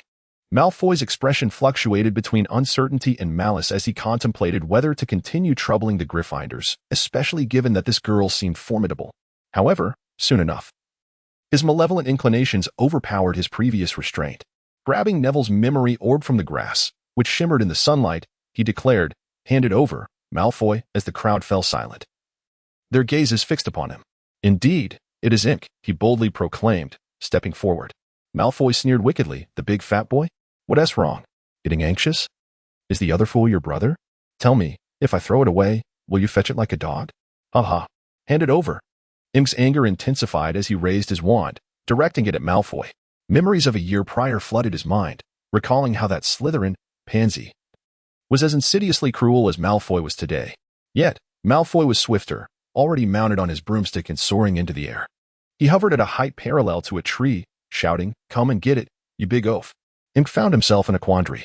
His flying skills were woefully inadequate to keep pace with Malfoy. Indeed, a second-year repeat student was no match for a first-year. Imk's face shifted from blue to red, utterly at a loss. At that moment, a powerful gust rushed past him. No, it was not merely the wind. It was a person, a figure, reminiscent of Chris. Emerged in his time of peril. Mounted upon a broomstick, the air whipped through his hair as his robe billowed behind him, ascending higher alongside Malfoy. The only sounds accompanying Imk now were the shrieks and gasps of the girls, alongside Ron's exclamations of admiration. Indeed, it was the boy who had defied death, Harry Potter. Malfoy, now panicked, hurled the glass orb high into the air before swiftly descending towards the ground. Harry leaned forward, aiming his broom downward. And in the blink of an eye, he dove after the orb. Just a foot above the ground, he caught the orb. Deftly straightening his broom and landing gently on the grass, his palm securely grasping the memory ball, the young wizards erupted in cheers. Astonished by the remarkable feats of the legendary boy, Harry Potter, Professor McGonagall arrived, her astonishment rendering her momentarily speechless. Her glasses sparkled with fury as she chastised. "How dare you? You could have broken your neck." "It's not his fault, Professor," interjected Miss Red, but that Malfoy, Diana continued defiantly. "Enough, Potter, follow me," McGonagall interjected, leading Harry away as the young wizards exchanged bewildered glances. "Humph, that white-haired brat. If anything happens to him, it's your doing. I want to let this go." Diana seethed, her admiration for Harry burgeoning from the earlier scene, while her disdain for the troublemaking Malfoy remained unwavering. That's his own folly, not my concern. We have nothing to settle," Malfoy retorted, somewhat intimidated by the furious looks from the Gryffindors, led by Diana. In the aftermath, word spread that Harry had become the new seeker for Gryffindor, a remarkable feat, as he was the youngest player in a century. Those who had not witnessed the afternoon's events found it hard to believe, suspecting favoritism in Harry's selection. Those voicing such opinions were swiftly silenced by eyewitnesses, leaving them hesitant to express their doubts further. I sensed that our hopes for this year's Quidditch Cup were renewed, with Charlie having graduated. I initially feared for the fate of the Gryffindor team. However, I did not anticipate that Harry would prove to be so exceptionally talented. Victory seems assured. Wood, the captain of Gryffindor and known for his unyielding nature, remarked thus after practice. This did much to alleviate the doubts harbored by some, inciting a wave of admiration. "Indeed, he is quite remarkable," Imp commented in front of Chris. Chris shrugged, saying nothing. It was an expected development, and he felt no surprise. On the contrary, it would have been a cause for concern had Harry not made the team. However, Diana's actions left Chris at a loss for words. She was far too ostentatious, daring to cast a spell against a Slytherin girl in front of so many classmates. Yet, he seemed to forget that he had done something similar last year, publicly punishing the indiscreet Pusey. "Hey, Chris, we are set to duel with Malfoy tonight. Do you have any powerful spells you could teach me?" Ron whispered, tugging at Chris, who was nestled in a corner of the common room, engrossed in a wizarding adventure novel. "You're going to duel?" Chris asked, setting down his book. "Indeed. Malfoy has been brooding over today's events. That fellow is truly insidious. He has invited Harry and me to a wizard duel, as we had planned to explain," Ron elaborated. Chris was aware of this situation but was taken aback that Ron sought his guidance on spells. Could such a thing be taught instantaneously? Setting aside whether it could be taught or learned, it would be a futile endeavor. Master Malfoy would never actually show up. It seemed he was merely toying with the two of them, playing them for fools while making them anxious. Chris was at a loss for words. "Very well. I shall teach you the spell Levicorpus. What do you think?" Chris inquired. "What sort of spell is that? I have never heard of it. Is it formidable?" Ron asked, intrigued. It is a jinx that, once cast, will cause your opponent to be hoisted into the air. You can do as you please with them afterward. How about it? Would you like to learn? Well, that is incredible. Yes, I want to learn. Ron eagerly nodded in agreement. All right, repeat after me. Levi Corpus. Remember, the ending should be elongated. Like this. Levi Corpus. Chris demonstrated, pointing his wand at Ron's little mouse. Liber Corpus. He then uttered, performing the counterspell to gently lower the mouse back to the ground. Wow, that is simply amazing, Ron exclaimed, utterly astonished by Chris's demonstration. He even envisioned himself in a display of grandeur, hoisting Malfoy to the ceiling and delivering a thorough thrashing. Now be sure to practice diligently. I believe in you, Ron. Chris encouraged him. Ron nodded appreciatively, never having considered that someone could be so kind to him, providing him with fine clothing, offering him part-time employment, and imparting valuable knowledge, stepping up in times of crisis. He felt that Chris treated him far better than his own brothers. Chris truly resembled a brother to him. At this moment, Ron moved. Recited spells while practicing with his little mouse, though he regrettably had yet to succeed, as the timid creature remained frozen in fear. It's 11:30, Ron whispered. We must depart. Are you feeling confident, Ron? Harry inquired apprehensively. Rest assured, I have learned a powerful spell from Chris, Ron asserted, patting his chest. They donned their robes, grasped their wands, and stealthily traversed the castle's chambers, descending the spiral staircase into the Gryffindor common room. The fireplace still flickered with embers, and the armchairs appeared as dark, shadowy forms. As they approached the portrait passage, they heard someone speaking from the nearest chair.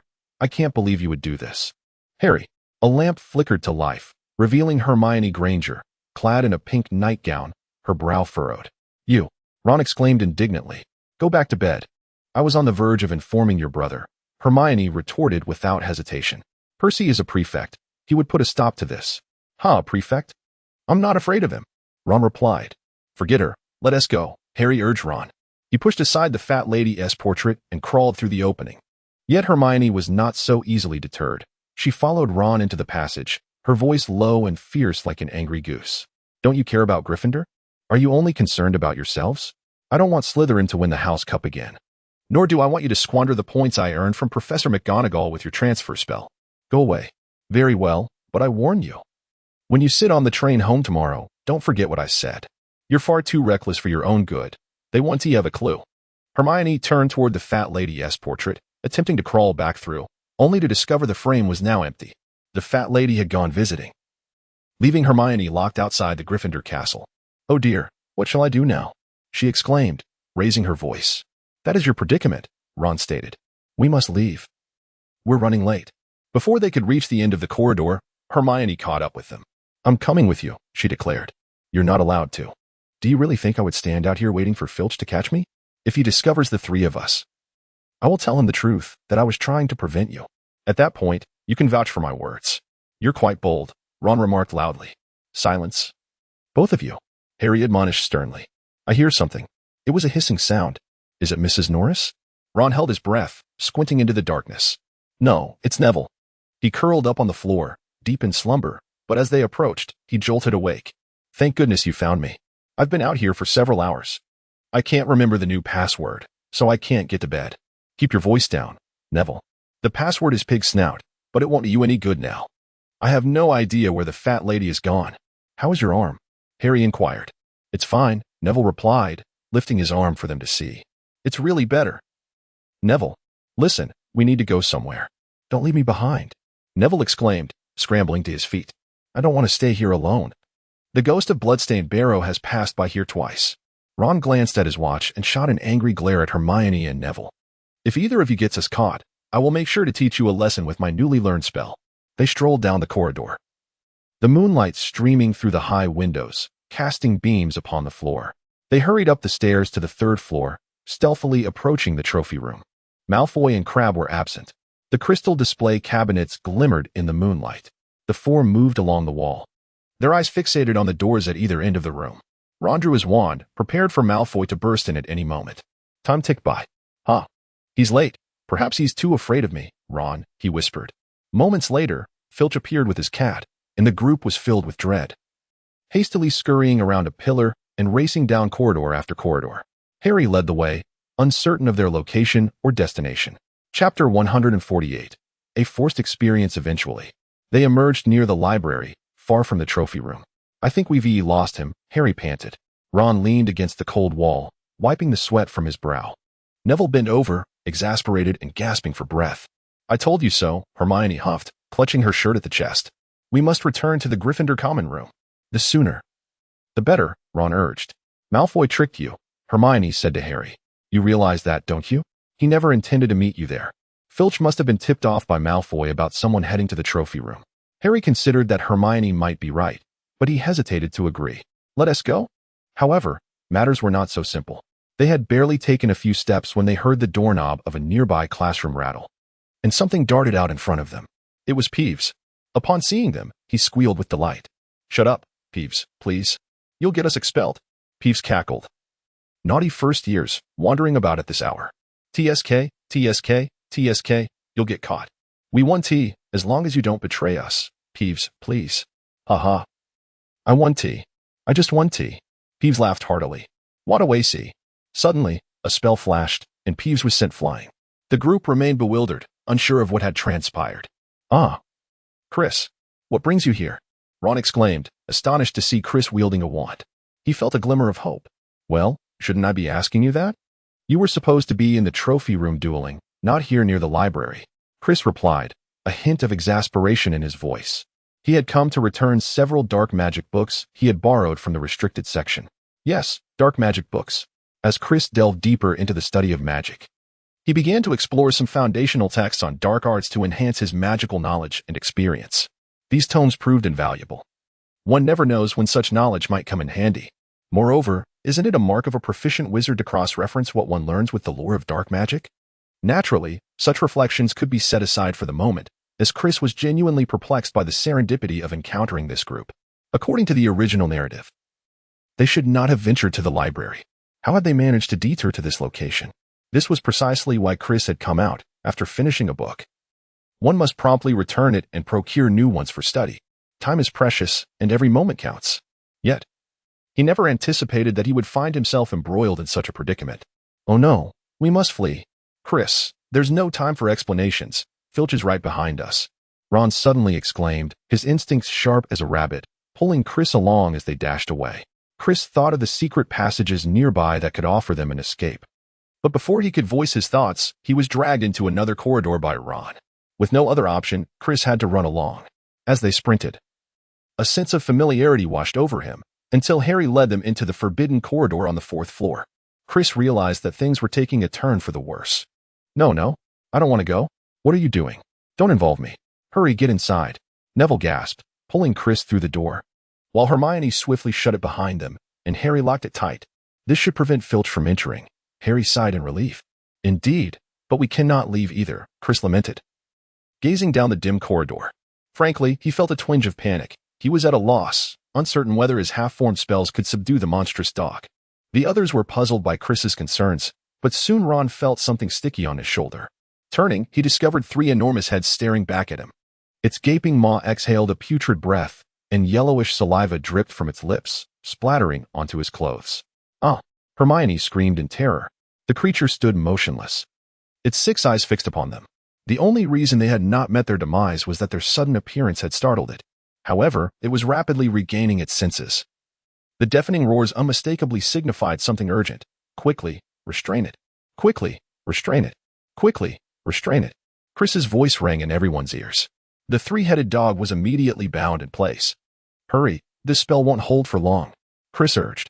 At that moment, Harry Potter, reacting with remarkable swiftness, dashed towards the door, tugging at the handle with all his might, only to discover that it was locked. Alohomora! Chris exclaimed, casting a spell that released the lock. The group fled with utmost haste, managing to shut the door just in time before the beast could emerge. Once a safe distance away, they all breathed a sigh of relief, listening to the distant sounds of banging and growling. Surely, that creature won't break through the door, will it? Ron voiced his concern. It shouldn't, Chris replied. I believe you all recall that when we first arrived at school, Dumbledore warned us that this place was off limits. Had we not violated school rules by sneaking out at midnight, we wouldn't have ended up here. It's all your fault, Hermione exclaimed in frustration. Harry and Ron knew Hermione was about to launch into a lengthy tirade. By the way, Chris, I haven't had the chance to thank you. Truly. Had it not been for you, we might have been devoured by that creature. Ron cleverly diverted the conversation from Hermione's incessant chatter. Hearing Ron's words, Hermione and the others hurriedly expressed their gratitude. By the way, Chris, how did you end up there? Hermione inquired. Ron, I had a bit of concern after hearing about this incident in the afternoon, so I came to find you. Chris fabricated a story, aware that he could not confess to sneaking into the restricted section at midnight for books. Harry and the others felt even more ashamed. Where have you all been? The fat lady asked, observing their disheveled robes and flushed faces glistening with sweat. Don't ask, pig nose. Harry replied impatiently as the portrait swung open. Chapter 149. New papers and awards. They stumbled into the common room, trembling and collapsing into the armchairs. For a considerable time, silence enveloped them. What about Neville? He seems as though he will never speak again. What were they thinking, locking such a creature in the school? Ron finally remarked. If any dog needs training, it is that one. What are your eyes for? She retorted angrily. Did you not see what it was standing on? The floor? Harry speculated. I didn't look at its feet. I was too busy staring at its head. No, it wasn't on the floor. It was standing on a trapdoor. Clearly, it was guarding something. She stood up, glaring at them in anger. We nearly got ourselves bitten to death or worse, expelled from school. Well, if you all don't mind, I'm going to bed. Ron stared at her retreating figure, his mouth agape in astonishment. Go ahead. We have no objections, he said. What does this matter? As if we were dragging her away against her will. Immediately, Hermione set aside Harry and Ron, turning her attention to the trapdoor guarded by the three-headed dog, speculating on the secrets it might conceal. Eventually, Harry revealed that he had previously accompanied Hagrid to retrieve a parcel from Gringotts before the school year commenced. It appeared that Harry had discerned the whereabouts of the filthy little package from Vault 713. They also sought Chris's opinion, but he was adamant about not involving himself in the matter, claiming fatigue and retreating to his bedroom with a weary demeanor. The following day, Harry and Ron remained thoroughly intrigued by the events of the previous night, whispering excitedly to each other and even attempting to engage Chris in a discussion. However, Chris's reaction mirrored that of Hermione and Neville, displaying a lack of interest, prompting them to abandon their efforts. Here, a special cup of milk tea just for you, Chris said, handing a chilled cup of cheese milk tea to Diana, who was lounging in the common room with the cat. Since arriving at Hogwarts, his tea-making skills had significantly improved. After all, one could not find milk tea here and had to resort to making it themselves. While he had attempted to teach the house elves how to prepare milk tea, he always felt that their attempts lacked a certain charm, leading him to experiment on his own. Yet, compared to the exquisite blends he had once savored, there remained a considerable gap. Homemade concoctions rarely matched the finesse of proprietary recipes. In an effort to alleviate Diana's recent grievances towards him, Chris hoped that this gesture would serve as a means of appeasement or reconciliation. Fortunately, children are often quick to forgive, and a delightful cup of milk tea diminished much of Diana's resentment towards her brother.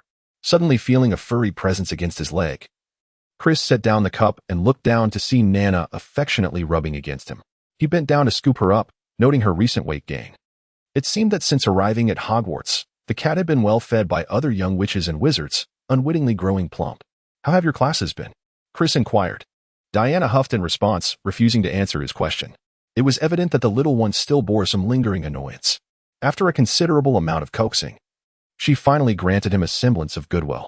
Once he had soothed the little girl, Chris turned his attention to his own important tasks. Indeed, he had a significant assignment to complete, one that Professor McGonagall had entrusted to him, a new task concerning advanced applications of transfiguration. For instance, students in their 5th year were expected to transform an owl into a small telescope, a challenging feat that had appeared in the ordinary wizarding level examinations. Professor McGonagall believed that Chris had mastered transfiguration to such an extent that he navigated it with remarkable ease. Consequently, she decided that this year, Chris would submit a paper on this subject, presenting innovative arguments and applications for discussion and conjecture. Undoubtedly, this was no simple task. Recently, Chris had delved into extensive research and conducted numerous experiments. It is well understood that acquiring knowledge and wielding it with dexterity can be achieved through diligent effort.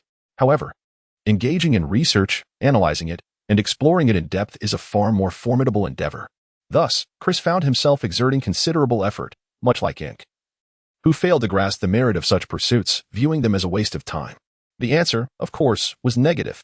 Through his research and deeper investigation, Chris transcended mere surface learning, enriching his mastery and foundational skills in transfiguration. Learning a subject, if confined to mere acquisition, is undoubtedly not a difficult task as long as one applies themselves. However, transcending from the first layer to the second is truly an elevation of understanding.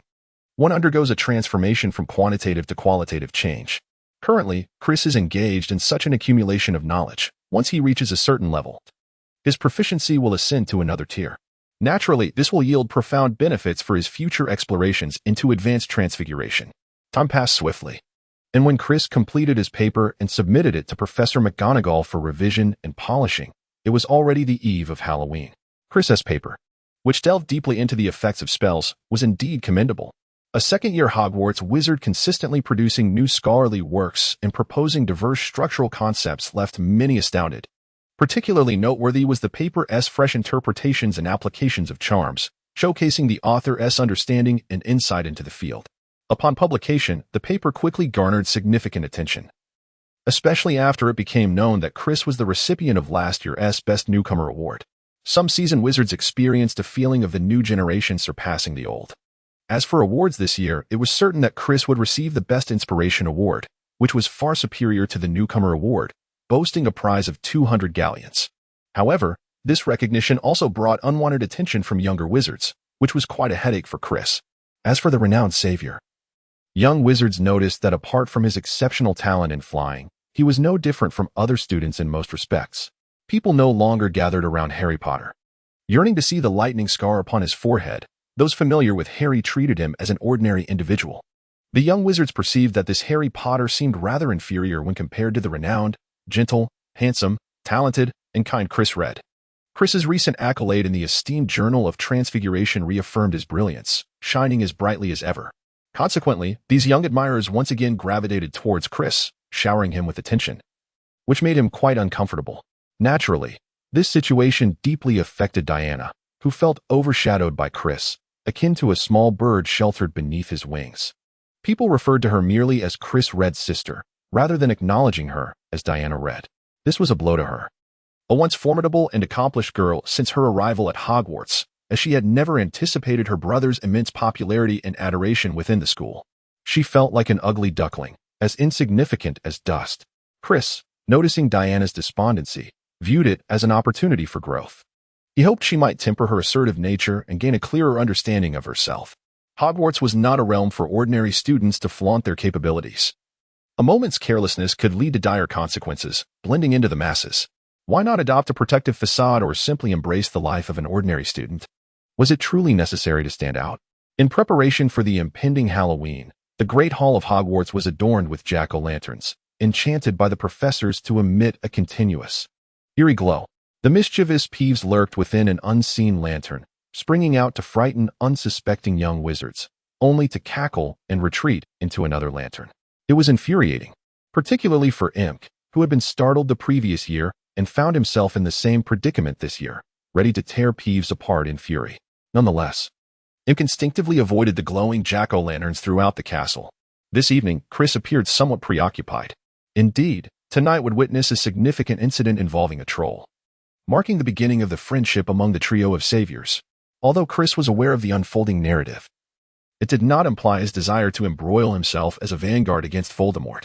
He contemplated the merits of simply surviving until graduation and mastering magic before making his escape. Thus, Harry Potter remained quite pivotal. Furthermore, adhering to the original storyline held its own merits, and Chris was reluctant to involve himself. As night fell, Chris entered the Great Hall alongside others, where vibrant Halloween decorations adorned the space. 1,000 bats fluttered across the walls and ceiling, while another 1,000 hovered like low-hanging clouds above the dining tables, causing the candle flames within the pumpkins to flicker. Delectable dishes materialized on golden plates, reminiscent of the feast at the start of the term. At that moment, Chris was unconcerned with anything else. He simply wished to indulge in the feast. For once the chaos began, such delightful fare might no longer be available. As anticipated, it was not long before Professor Chilo burst into the dining hall. His large scarf askew upon his head, his face etched with terror. All eyes were fixed upon him as he staggered to Professor Dumbledore's side, leaning heavily on the table. Gasping, "A troll is in the underground classroom.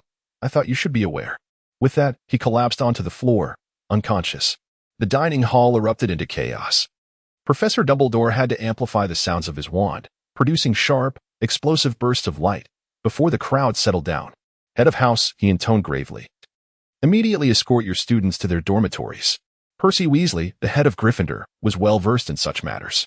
Follow me. Do not stray. First your students. Fear not. As long as you heed my instructions and stay close, there is nothing to fear from the troll. Now, stay right behind me. Make way. First years need to pass. Please forgive me. I am the head of house. Chris followed the throng towards the common room. How could a troll even get in here? As they ascended the staircase, Imp inquired. Who knows? Chris replied, feigning ignorance. Along the way, they encountered several hurried groups heading in various directions. As they squeezed through a perplexed cluster of Hufflepuff students, someone suddenly grasped Chris's arm. Chris, it's Nana. Diana exclaimed anxiously. What happened? Chris asked, confused. She's missing. I was looking for her before dinner. And then Ron told me he heard a girl say Nana was with Hermione this afternoon, so I felt relieved. But just now, before Diana could finish her thought, Chris understood. Hermione had taken the cat and was now in distress. That clever girl had always adored kittens, especially Nana. Upon seeing Nana's adorably foolish demeanor, she couldn't resist holding her close, which contributed to Nana's plumpness, as she often indulged her. Both Diana and Chris were aware of this bond. Who would have anticipated that today she would take Nana away? Perhaps the kitten could provide some solace to her wounded heart, but under the current circumstances, alas, the timing could not be worse. Why now of all times? Nana was merely an ordinary golden tabby, lacking the cunning of a cat with wild lineage. That creature was foolish beyond measure, chasing after treats without a thought. What if she were to be paralyzed with fear by the troll and met her demise beneath its club? Even if she survived, the ensuing distress could prove troublesome. Chapter 151. A brave battle against the troll. Chris held a deep affection for the cat, which had been a cherished member of the household for many years. If anything were to happen to it, the family would undoubtedly be devastated. Anyone who has cared for a pet understands the profound significance they hold in their lives. Thus, it was imperative for Chris to embark on this journey. Imp, keep an eye on Diana and escort her back to the lounge. I must go. With that, Chris hurriedly made his way toward the direction of the ogre. Upon nearing the vicinity of the creature, a foul stench assaulted his nostrils, an abhorrent blend reminiscent of soiled socks and an unkempt public restroom. He then heard a low, rumbling murmur and the sound of heavy footsteps dragging across the floor. At the far end of a side passage, a colossal figure lumbered closer. Chris quickly retreated into the shadows, watching as it gradually moved into the moonlight. The sight was utterly terrifying. Towering at 12 feet, its skin was dull and lifeless, resembling a grayish granite. Its massive, clumsy body resembled a heap of enormous rubble, topped with a head no larger than a cocoa bean. Its short legs were as stout as tree stumps, ending in flat, calloused feet. The stench emanating from it was nauseating. Clutched in its hand was a thick wooden stick, which dragged along the ground due to the length of its arms. The ogre paused beside a doorway, peering inside.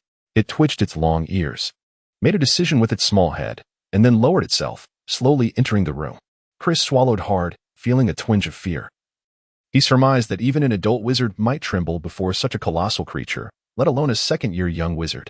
He felt gratitude that he had refrained from recklessly charging in to strike it with a five-fold whip. A blow from the ogre's unwieldy club would likely result in more than mere fractures. As Chris pondered his next move, he spotted Ron and Harry lurking stealthily. This was disastrous. They intended to lock the door. Hermione and Nana were inside. No, this simply could not happen. Stop, Chris shouted urgently, just as Harry and Ron, their faces filled with confusion, were about to question him. A chilling sound reverberated from within the room, a piercing, terrified scream of a girl, accompanied by the frightened wail of a cat. Hermione, Harry, and Ron exclaimed in unison. Nana, Chris cried out. Without hesitation, he shoved past the two who blocked his path and dashed into the room. There, Hermione Granger clung to Nana, huddled against the wall, as if on the verge of fainting. The ogre was advancing toward them, its clumsy strides causing the sinks to detach from the walls. It halted just a few paces away from Hermione, turning awkwardly, blinking stupidly as it attempted to discern the source of the noise. Its grotesque little eyes locked onto Chris, who had intruded into its domain. He hesitated for a moment before turning to approach Chris, raising the wooden stick in his hand. In this critical situation, Chris understood that one must never act recklessly when confronted by such a formidable creature, endowed with astonishing strength and considerable magical resistance, yet lacking in intellect. Furthermore, He had never contemplated eliminating this giant beast. He now faced the daunting task of subduing it without resorting to dark magic or other forms of lethal spells. A truly formidable challenge. After all, he was merely there to rescue a cat, with no intention of revealing his hand and inciting astonishment or suspicion among the professors. What, then, should he do? Chris found himself engulfed in confusion. As the massive stick was about to descend, he remained unmoved, much to the dismay of Ron and Harry at the doorway. "Hey, you big idiot!" Ron shouted from across the room, hurling a metal pipe at the giant. The creature seemed oblivious to the pipe striking its shoulder, but upon hearing the shout, it halted and turned its grotesque snout towards Ron. Seizing the opportunity, Chris evaded and maneuvered behind the giant, promptly casting his most adept transformation spell, converting fragments of shattered wooden doors into robust vines that ensnared the creature. However, the giant was no fool. Sensing something wrapping around it, it abandoned its pursuit of Ron and began to rip at the encroaching vines. Chris intensified his magical output, conjuring an ever-increasing number of vines to coil around the giant, which only became thicker and more secure. The giant roared, exerting tremendous force to tear the vines apart, and Chris found himself struggling against the overwhelming strength. His control was evidently insufficient. After all, his approach was akin to attempting to capture this giant beast alive, a feat that even the most skilled wizards would find challenging. At that moment, Harry performed an act of remarkable bravery. He lunged forward, wrapping his arms around the giant's neck from behind. The creature, preoccupied with the tightening vines, remained unaware of Harry clinging to it. Yet, inserting a long stick into its nostril would certainly not go unnoticed. As he leaped, Harry thrust his wand directly into one of the giant's nostrils, eliciting a pained roar as it thrashed about, swinging its stick in an attempt to dislodge Harry Potter. This daring maneuver provided Chris with a golden opportunity. He redoubled his magical efforts, causing an increasing number of vines to entwine the giant tightly, securely, and progressively, until the creature's capacity for resistance waned. Breathing heavily, Chris stood to the side, casting a few rapid binding spells before employing the levitation charm to hoist the giant's massive club high into the air, slowly rotating it before bringing it crashing down onto the giant's head with a thunderous crack. "All right, we have successfully captured a giant," Harry exclaimed as he rose to his feet, trembling and gasping for breath. Ron stood there, wide-eyed, incredulous at the spectacle before him. At last, it was Hermione who broke the silence. "Is it dead?" she inquired. "I don't believe so. It is likely just unconscious," Chris replied. Chapter 152, Victory. He took a deep breath and gently lifted Nana from Hermione's embrace. "Oh, little kitty, are you all right?" "Such a good girl," Chris murmured, slowly caressing the small creature in his arms. Initially frightened, the little one had calmed down and began to purr. The onlookers were somewhat speechless. They had assumed Chris had come out of concern for them, only to realize he was there for the cat. Hermione's cheeks flushed crimson as she too had thought, like the others, that they were there to check on her, unaware that Red was actually seeking the feline. At that moment, Harry Potter awkwardly bent down to extract his wand from the troll's nose, which was smeared with copious amounts of a gray, gelatinous substance. "Ugh, troll snot," he muttered, wiping his wand on the troll's trousers. Suddenly, a loud banging echoed through the room, accompanied by the sound of heavy footsteps. The 4 humans and 1 cat looked up, oblivious to the ruckus they had just caused. Surely, the people downstairs had heard the violent collisions and the troll's roars. Moments later, Professor McGonagall burst into the room, closely followed by Snape, with Quirrell trailing behind. Quirrell cast a fleeting glance at the troll, emitting a feeble whimper as he sank onto a toilet seat. Clutching his chest tightly, Snape bent down to inspect the troll, while McGonagall surveyed the scene, her expression one of fury, her lips pale. "What on earth are you playing at?" she demanded, her voice laced with icy indignation. It seems that this year, apart from our savior of the wizarding world, the renowned transfiguration prodigy remains as impressive as ever, achieving feats that even some professors cannot." Snape's expression was inscrutable as he regarded Chris, though his words dripped with sarcasm. Quirrell, still appearing meek and hunched, trembled at Snape's words, yet offered no further reaction, as if the professor he spoke of were not him. Then, with a piercing gaze, Snape turned swiftly to Harry. Harry kept his eyes on the floor. At that moment, a low voice emerged from the shadows. "Please don't do that, Professor McGonagall. They're looking for me." "Miss Granger." Hermione finally managed to stand, struggling slightly. "I went to confront the troll because I thought I could handle it alone. You see, I've read about them and know quite a bit." Did Hermione Granger just tell a colossal lie to a teacher? If it weren't for me, I would surely be dead by now. Red trapped the troll with magic and even knocked it out with its own club. Harry and Ron helped considerably as well. We didn't have time to seek help. By the time they arrived, the troll was about to swallow me whole. Harry and Ron made every effort to feign familiarity with the story, which amused Chris, who couldn't help but smirk. However, Professor McGonagall caught sight of it and, in a fit of anger, exclaimed, "Red, what are you doing? Why have you brought a cat along? Have you become so arrogant as to believe your transfiguration skills have reached perfection?" McGonagall's ire was palpable. "Oh, Professor, I am sorry. I am truly sorry. It was my fault. How could I possibly entertain such thoughts? It was simply a moment of desperation, and I forgot to return the cat." Chris replied with a sheepish smile. "Oh, if that is the case." McGonagall paused, scrutinizing them thoughtfully. "Miss Granger, you foolish girl. How could you ever think you could tackle a mountain of a troll all on your own?" Hermione lowered her head in silence. Harry and Ron were at a loss for words. Hermione was the last person one would expect to break school rules, and now, in an effort to extricate them from trouble, she had lied about her own transgression. It was as unbelievable as if Snape had begun handing out sweets to everyone. "Miss Granger, for this incident, Gryffindor shall lose 5 points, McGonagall stated. "I am quite disappointed in you. If you are unscathed, it would be wise for you to return to Gryffindor Tower, where the other students are enjoying the Halloween feast." Hermione departed quietly. McGonagall then turned to Chris, Harry, and Ron. "Well, I must say you are fortunate. Few students can contend with an adult troll. Chris, your application of transfiguration magic is indeed commendable. I must admit, your skills in this area surpass my expectations. I shall award you 20 points. "Thank you, Professor, but Harry Potter and Ron Weasley were quite instrumental as well. Without their help, I could not have managed it alone," Chris replied with a grin. "Very well, both of you shall also earn 5 points for Gryffindor. I will inform Professor Dumbledore of this matter. You may leave now," McGonagall concluded. They hurried out of the room, ascending 2 flights of stairs in silence. Finally, the foul stench of the troll was no longer detectable, and they breathed a sigh of relief. "Hermione is truly wonderful. She stood up for us and got us out of trouble," Ron whispered to Harry. "Don't forget, we did save her. Had we not confined her with that beast, she might not have needed rescuing at all.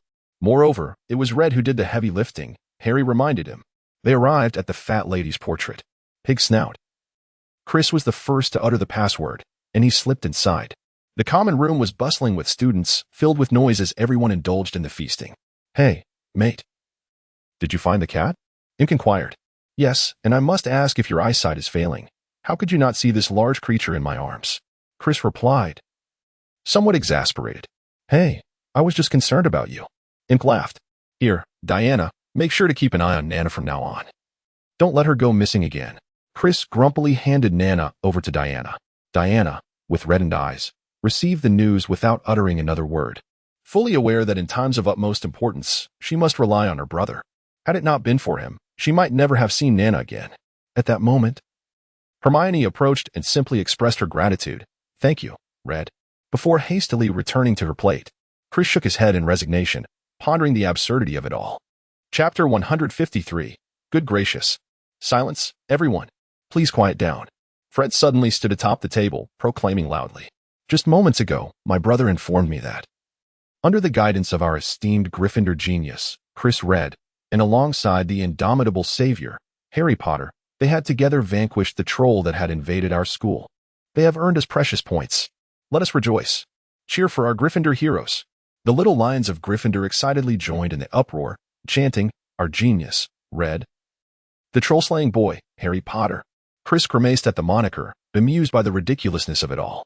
In no time, the enthusiastic lions hoisted Chris and Harry into the air. They were tossed about like rag dolls, enduring the commotion until the excitement waned and they were finally set down. Chris learned that it was Ron who, in a bid to boast of his own valiant exploits, had embellished the tale of their battle against the troll and the rescue of Hermione upon their return to the common room. The incident, which had confined the young wizards to the common room for Halloween, quickly transformed into a sensational story that spread like wildfire, exaggerated with each retelling. Naturally, the mischievous Weasley twins took it upon themselves to broadcast the event, even giving it a rather clumsy nickname. Thankfully, they did not dub themselves the Troll Geniuses. Upon understanding the sequence of events, Chris couldn't help but marvel at how circumstances forge heroes. Initially reluctant to partake, he found himself amidst a throng of young lions, some of whom were casting him flirtatious glances, while a few bold witches approached him, eager to inquire about the details of the troll's demise, their attentiveness nearly overwhelming him. The exuberant Gryffindor lions continued their revelry into the late hours of the night. Considering the classes awaiting them the next day, they finally retreated to their respective dormitories. As the guest of honor at this impromptu celebration, Chris was utterly exhausted. Indeed, what a spectacle, he remarked, supported by Imk as they made their way to his bedroom. The following morning, still weary, Chris was reluctantly roused from his slumber by Imk's urging to attend class. The previous day's excitement had drained him significantly, and he had yet to regain his energy. By the time morning arrived, the tale of Chris's triumph over the troll had seemingly spread throughout the entire school, ensuring that wherever he went, he could hear the whispers of the admirers who had once trailed closely behind him, now returned with renewed fervor. Even Cedric Diggory from Hufflepuff approached him with a look of admiration to extend his congratulations. Indeed, this was the same Cedric born in 1977, who, at the tender age of 17, boldly placed his name into the Goblet of Fire, ultimately being chosen to represent Hogwarts as a champion. He was a year senior to Chris, yet 2 years his elder. While their acquaintance was rather superficial, Cedric's thoughtful gesture in personally congratulating Chris and expressing his respect spoke volumes about his character, and it was no wonder he was so well-liked. This prompted Chris to quicken his pace, eager to reach the charms classroom and avoid the crowd, for he truly found such encounters rather taxing. To be honest, he was not particularly fond of dealing with these situations. The other young wizards from Gryffindor had arrived even earlier than Chris and Ink, and were now settled in the left side of the room, engaging in playful banter and snacking, with the front seats already occupied. Reluctantly, Chris declined the offers from some kind-hearted girls to take their seats and instead took a place at the back with Imk. "All right, children, let us begin class. Please return to your seats." Professor Flitwick entered precisely on time, and had it not been for his voice, the students might not have noticed his arrival. Clearing his throat, Professor Flitwick addressed the seated young wizards. "I trust you have all heard the news that just yesterday, Mr. Red, with his remarkable transfiguration skills and sharp intellect, successfully defeated a troll in the corridors of Hogwarts." As he concluded, the classroom erupted into a flurry of excited chatter, particularly among the Hufflepuff students, and Chris suddenly found himself the center of attention. Although many young wizards had heard the news, they regarded it skeptically, as it had originated from Gryffindor. However, the professor's confirmation lent it undeniable credibility. Yet, rather than feeling pleased by Professor Flitwick's praise, Chris found no joy in it, as he sensed it was not necessarily a commendation to celebrate. The professor continued, "However, I must remind you that trolls are exceedingly powerful and dangerous creatures, and certainly not something an ungraduated young wizard could hope to defeat. Mr. Red is indeed an exceptional case, for even Professor Quirrell, who teaches you defense against the dark arts, fainted from fright at the Halloween feast." The young wizards erupted into laughter upon hearing Professor Flitwick's remarks about Professor Quirrell's performance. "All right, settle down and allow me to continue," he urged, just as Mr. Red did. He merely restrained the troll without seeking to vanquish it. Thus, defeating a troll is not as simple as you might think. Do not attempt to emulate his actions. His tone grew serious as he surveyed the young faces before him, prompting immediate silence. "Today, in this class, I shall teach you a most useful spell that will serve you well, the freezing charm." "But what is the purpose of this spell?" inquired Hufflepuff's Marlowe, intrigued. "An excellent question, Mr. Malamore. This is a spell that can immobilize a target and halt its movement. It can be employed on magical creatures, preventing them from fleeing, as well as deactivating items with special functions, such as Muggle security alarms. For instance, consider the troll from yesterday. If you master this incantation, you could apply it to the creature. While you may not completely freeze it in place, you could at least slow its movements, affording you additional time to devise a strategy for confronting it or making your escape." Chapter 154. A New Year's competition. Similarly, using it against an adversary proves to be an effective spell, Professor Flitwick remarked. The young wizards expressed keen interest, sitting attentively as Professor Flitwick elaborated on the topic. Having always been intrigued by practical offensive spells, Chris couldn't help but admire Professor Flitwick's teaching method, beginning with a concrete example to illustrate a point, subsequently expanding into the lesson's content, which effectively engaged the students and enhanced their enthusiasm. This approach was far more effective than a straightforward lecture. As Chris diligently continued his studies, time passed swiftly, and soon November arrived, bringing with it a significant drop in temperature.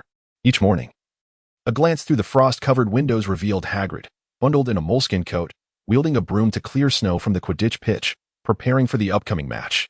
During this time, the Weasley twins were exceedingly busy. Their coursework as third-year students was considerably more demanding than in their earlier years.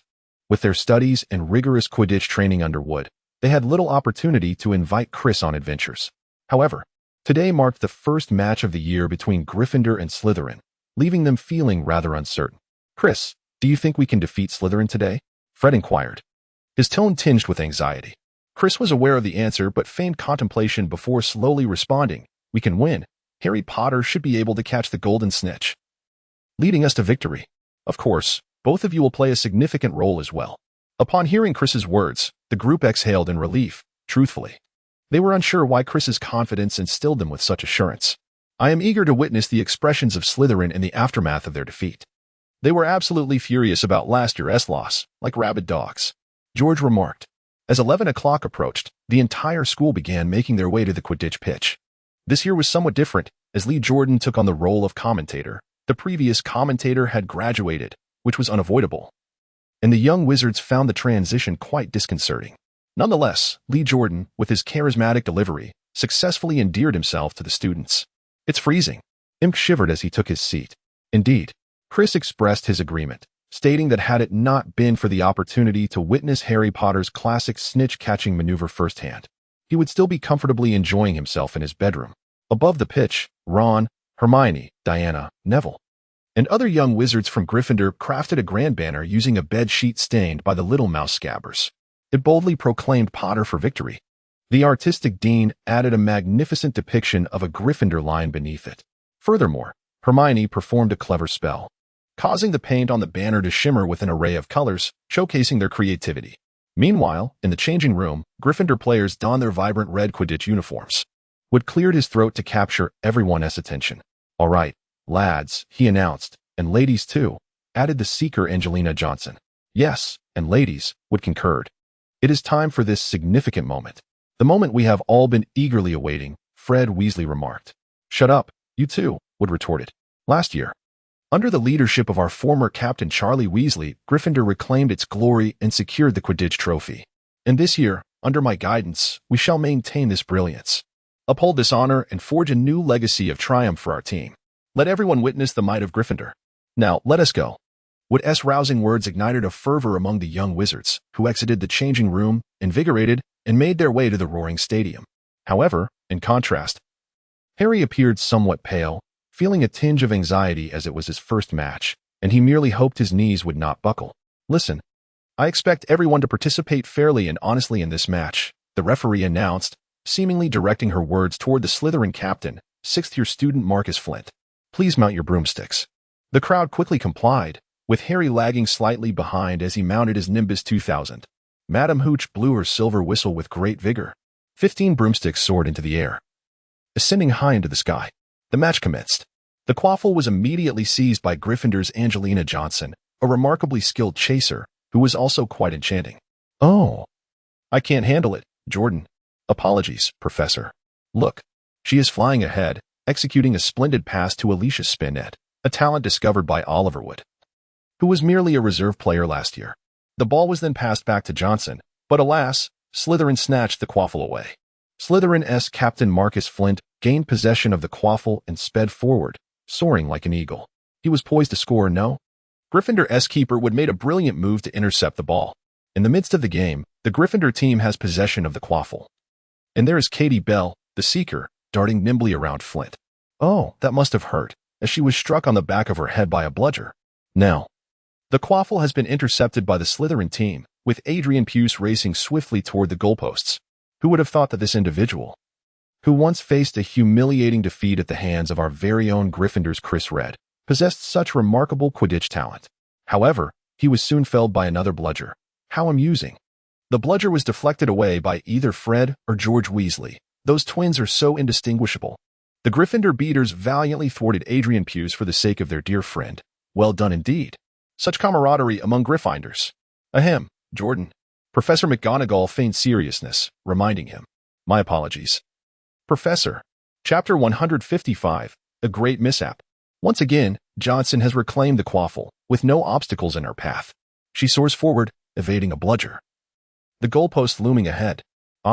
Angelina, the goalkeeper, lunges but misses, allowing Gryffindor to score. The cheers of Gryffindors reverberate in the cold sky, mingling with the roars and groans of the Slytherins. The match continues. Lee Jordan remarked, as seeker Adrian Puce ducked to evade 2 bludgers. Skillfully dodging the Weasley twins and Chaser Bell, one must admit, this fellow is quite cunning. Alas, Adrian Puce has seized the quaffle, and wait, could that be the golden snitch? At that moment, Puce too noticed it, turning his head to behold the glimmer of gold zipping past his left ear, inadvertently letting the quaffle slip away. Inciting murmurs from the crowd. Harry Potter has spotted the snitch. A surge of excitement coursed through him as he dove, pursuing the golden streak. Slytherin seeker, Terrence Higgs, also caught sight of it. The entire Quidditch stadium fell silent, all eyes fixated on the impending contest, as spectators rose in anticipation of who would claim victory. The 2 seekers raced side by side toward the snitch, while the chasers seemed to forget their own duties, hovering in midair, transfixed. Harry's speed surpassed Higgs's. He could see the tiny golden sphere, wings flapping, darting ahead. He accelerated, and then, boom, something appeared to collide beside Harry. He glanced back to see Marcus Flint deliberately charging at him, eliciting a roar of indignation from the Gryffindors below. However, his attempt was thwarted. The strategic duo of George and Fred had successfully anticipated Flint's vile maneuver and effectively intercepted him. Harry Potter, undeterred, continued his relentless pursuit of the elusive golden snitch. Closer. Ever closer. It was almost within his grasp. Just as Harry was about to seize the snitch, his Nimbus 2000 suddenly went awry. The broom hurtled downward, propelling Harry towards the ground. The events unfolded with astonishing rapidity. Harry Potter was utterly engrossed in the movements of the golden snitch, completely oblivious to the impending calamity that would befall his broomstick. He plummeted directly to the ground, landing flat on the pitch.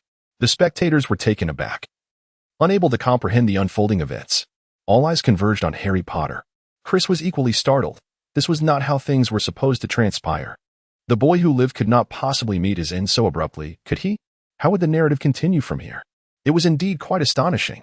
However, no one seemed to notice that at that moment, Professor Quirrell wore a peculiar smile at the corners of his lips. The crowd, in a state of panic, rushed to ascertain Harry's condition, but before they could reach him, he sprang to his feet. This startled everyone.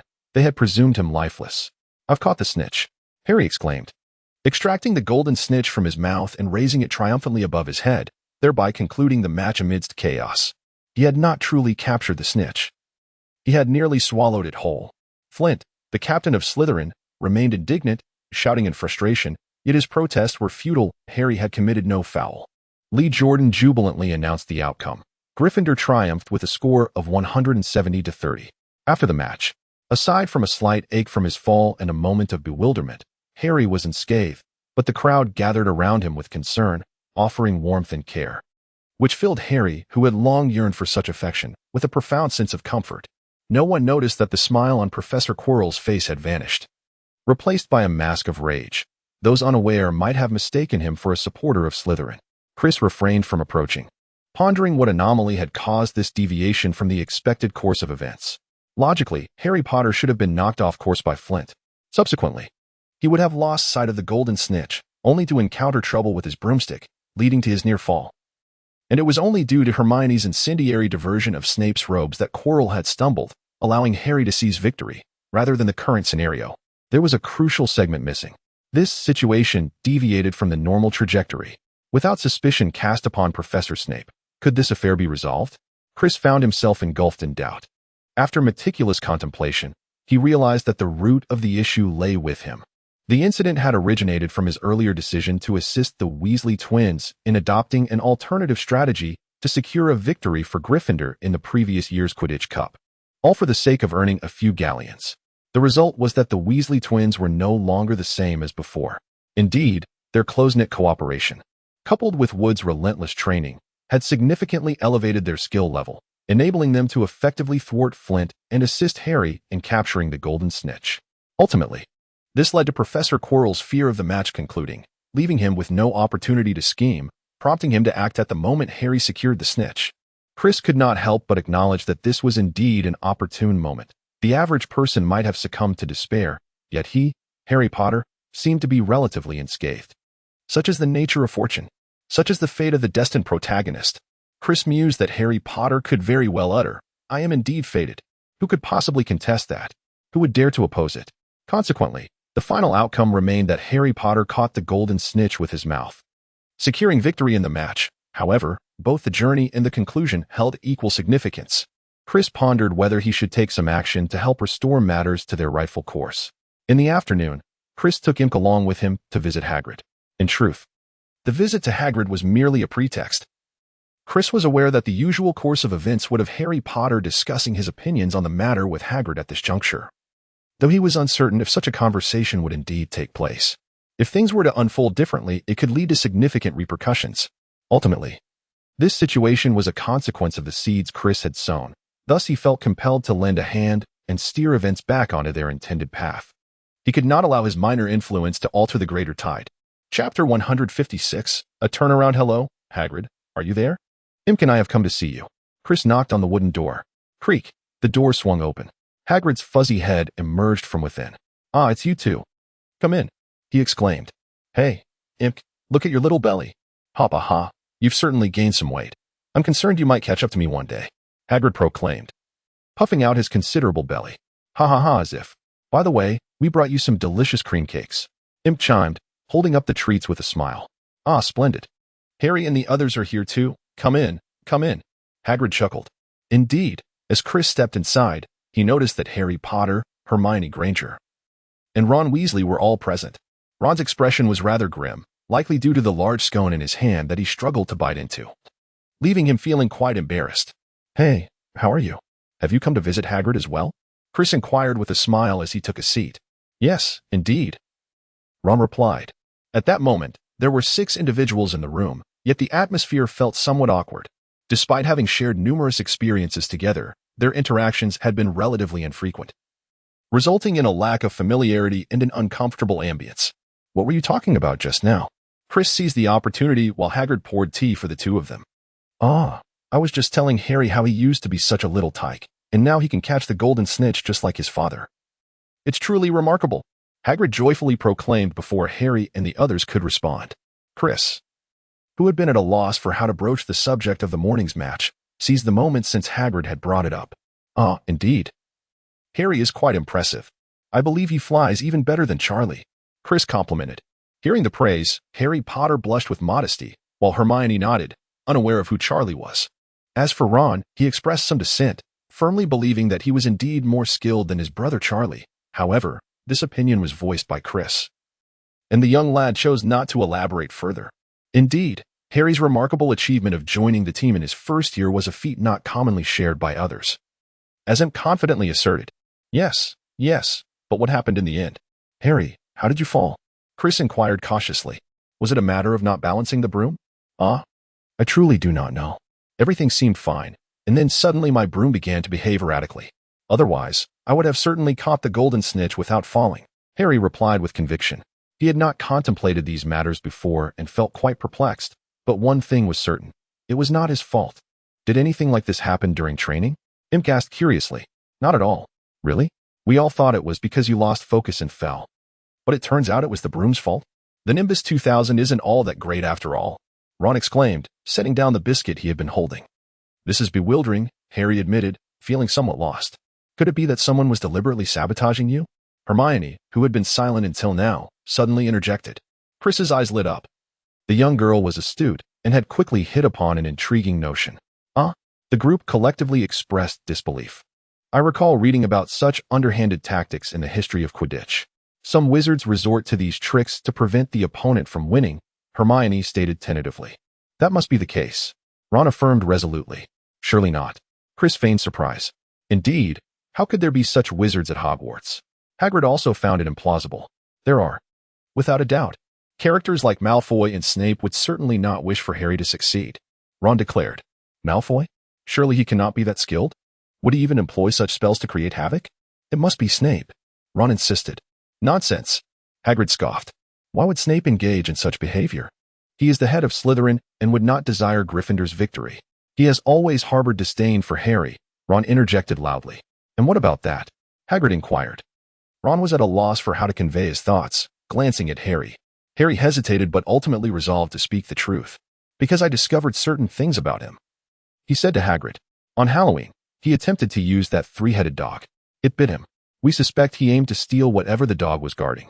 Hagrid set the teapot down heavily. How do you know about Fluffy? He asked.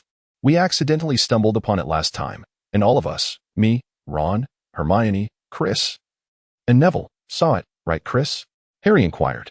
Chris, seeking to corroborate Harry's statement, nodded in agreement.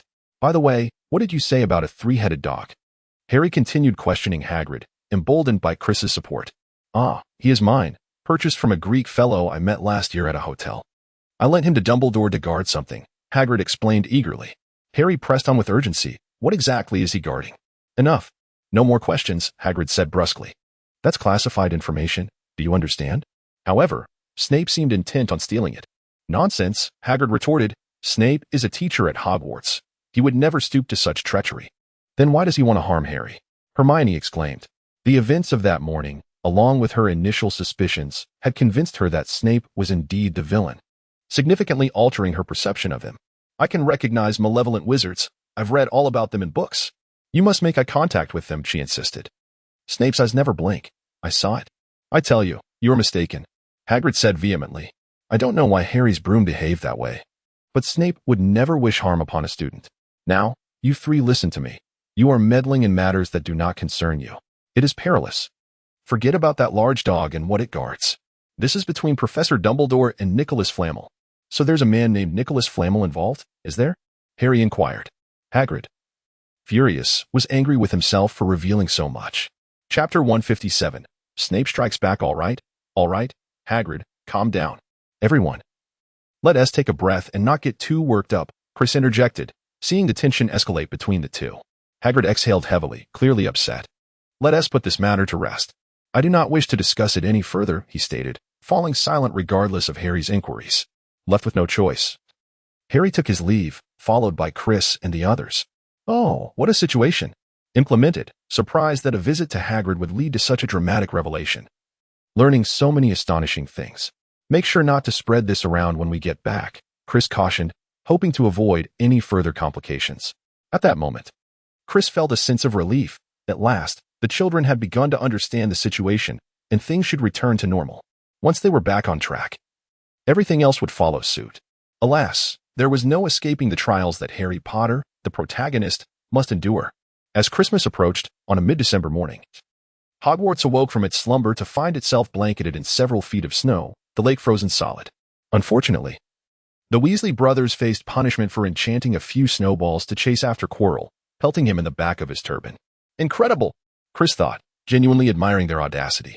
He pondered where they found such courage, perhaps from that wizard named Leong from the East.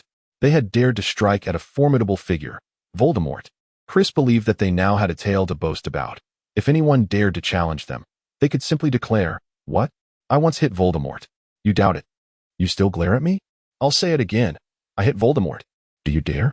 It seems you dare not act foolishly. Do you comply or not? Returning to the matter at hand, Hogwarts in December is indeed quite frigid, and even Diana has recently become rather listless, showing little inclination to join in the festivities. It is said that several owls have braved the tempestuous skies to deliver messages, and upon their return, they were frozen solid like plump chickens. They must recuperate under Hagrid's care before they can take flight again. Everyone is eagerly anticipating the holiday break. Although the Gryffindor common room and the Great Hall are ablaze with a roaring fire, the corridors, buffeted by chilling drafts, have turned bitterly cold, and the glass panes of the classroom windows rattle under the onslaught of the icy wind. The most disheartening aspect is that Professor Snape's lessons take place in the underground classroom, where their breath condenses into a white mist, compelling them to huddle close to their steaming cauldrons. In this lesson, they are studying how to concoct the swelling solution. This potion causes the body part that comes into contact with it to swell, with its primary ingredient being the eyes of a pufferfish. Such rudimentary potion making poses no challenge for Chris, who has long mastered this low-level potion. However, Snape seems all too aware of Chris's capabilities, unlike last year. He does not disregard him, but instead, frequently poses questions to him during class, often with a hint of derision. Chris likely understands the reason. His sister Diana. She possesses no talent for potion making whatsoever. She truly lacks patience and consistently challenges Snape, refusing to back down even when penalized. This defiance leaves Snape at a loss. Deducting points proves ineffective, for she retaliates with words, and even punishment fails to deter her resolve. What recourse does Snape have? Surely, he cannot resort to violence or worse against a student, as he is not that cruel. She is truly a Gryffindor warrior determined to stand her ground against Snape. Indeed, many Gryffindors admire and respect her greatly, including Harry and Ron, who lack the courage to confront Snape in such a manner. This situation inevitably drags Chris into the fray. Alas, Snape has once again turned his attention to him. Red, explain the steps for concocting the swelling solution. Snape intoned coldly. First, add 2 spoonfuls of dried nettle to the mortar, then incorporate 3 parts of pufferfish eyes, grinding them into a fine powder. Next, add 2 parts of the mixture to the cauldron, heating it at medium temperature for 20 seconds, and after waving your wand, simmer for 60 minutes. You have overlooked something. Do you not realize? Snape sneered, relishing the prospect of Chris erring. It depends on the type of cauldron. While yours may indeed be so, what about theirs? After all this time studying potions, do you not understand that potion making should be adjusted according to circumstances? Your oversight could lead to accidents for others during potion making. For this reason, Gryffindor loses 5 points. Snape declared mercilessly. Chris merely smirked. This was indeed his fault. And he had no retort. Continue. Subsequently, a portion of bat spleen was added to the crucible, stirred counterclockwise 4 times, and then subjected to low-temperature heating for 30 seconds. At last, with a flourish of the wand, the potion was complete, as Chris remarked. This time, there were no issues, and Snape could not find fault. Shortly thereafter, Snape instructed everyone to commence potion making, and initially, everything proceeded smoothly. However, during the brewing process, an amusing incident occurred. McLaggen, in his folly, committed a rather foolish act. Due to the recent change in weather, he had caught a slight cold, although he had begun to recover. The frigid temperature of the potions classroom left him feeling exceedingly uncomfortable and in desperate need of a sneeze. Yet, the terror instilled by Professor Snape left him too frightened to sneeze, fearing it might result in a loss of points. So he endured until he completed the preparatory work for the potion. As tension eased, a sneeze escaped him unexpectedly, landing squarely on the face of a classmate at the adjacent table. Startled, the young man lost his grip, inadvertently tossing the freshly ground ingredients into the cauldron of Slytherin's Dorian Pusey. The cauldron erupted in a furious boil, splashing onto Dorian Pusey's striking visage. Almost instantly, Dorian's face began to swell, causing him to scream in alarm. Chapter 158, He truly resembles a dog. Fool. Snape, infuriated, could hardly fathom that this group of students could be so troublesome. Even in their second year, their clumsiness resembled that of first-year students, leading to such chaotic mishaps. In a fit of rage, Snape deducted 20 points from Gryffindor. How amusing, Chris. Did you witness Dorian Pusey's face? Honestly, I could hardly contain my laughter. This is more satisfying than punching him. After class, Chris and Imp strolled back to the Gryffindor common room, with Imp's laughter nearly distorting his face. Chris shook his head in exasperation. He did not find anything particularly gratifying. After receiving a severe reprimand from Chris the previous year, Dorian Pusey had become timid and no longer dared to trouble Chris and his friends. Thus, Chris had little interest in engaging with him further, the only regret being that he could no longer extract coin from that young lord. As Chris and his companions traversed the corridor, they were abruptly obstructed by a massive fir tree, around which a heated argument ensued, drawing a crowd of spectators. Excuse me, could you please move aside? You're blocking the way, Malfoy drawled coldly, his voice elongated. Oh, and you? Are you hoping to earn some pocket money, Weasley? I imagine you aspire to guard the hunting grounds after graduating from Hogwarts, right? Hagrid's hut must seem like a palace compared to your former home. Malfoy sneered. Beside him, Ron, infuriated, charged toward Malfoy. Just then, Snape's voice echoed behind Chris and his friends, Weasley. Ron paused momentarily, hastily releasing his grip on Malfoy's shirt. It was Professor Snape who had provoked him first. Hagrid emerged from behind a tree, his unruly mane of hair bobbing as he spoke. Malfoy just insulted his family. Nevertheless, resorting to violence is a violation of Hogwarts rules, Hagrid, Snape remarked in a smooth voice. 5 points have been deducted from Gryffindor, Weasley. You should consider yourself fortunate that it wasn't more. Now, off you go, all of you. With that, Professor Snape departed. Malfoy, Crabbe, and Goyle rudely squeezed past the tree, dislodging needles everywhere, while they laughed triumphantly. I want to teach him a lesson, Ron seethed, watching Malfoy's retreating figure. One day, I will make him pay dearly. No need to wait. I can help you right now. Chris chuckled, giving Ron's shoulder a friendly pat.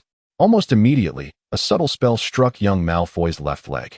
Before long, Malfoy stumbled, falling flat on his face. Ha! Look at him. He resembles a dog. Ron and Harry erupted with laughter, their spirits lifted. Damn it. Who was that? Malfoy fumed. Did you trip me? He glared back at Ron and the others. Not at all. How could we? Ron stifled a laugh. Harry nodded in agreement. Draco, it seems you just lost your balance, Goyle remarked, bewildered. Yes, indeed, Crabbe concurred. Really? Malfoy questioned, somewhat puzzled. Yes, indeed, Crabbe reiterated. Humph. It was those two disgusting fools who made me fall. Just wait, I won't let this go. Malfoy mimicked his father's demeanor, angrily flicking his luxurious wizarding robe as he walked away, flanked by Goyle and Crabbe. However, having taken quite a tumble, he limped slightly as he walked. Ha! He looks even more like a dog now, Imp laughed. Indeed, Ron echoed, imitating Crabbe. Everyone was in high spirits. Ugh, I truly detest those two, Harry said, referring to Malfoy and Snape. Come now, cheer up. Christmas is just around the corner, Hagrid interjected, having not intervened in Chris's actions earlier, as he too held a disdain for the young Malfoy. By the way, guess what? Come with me to the dining hall and see. It's simply marvelous.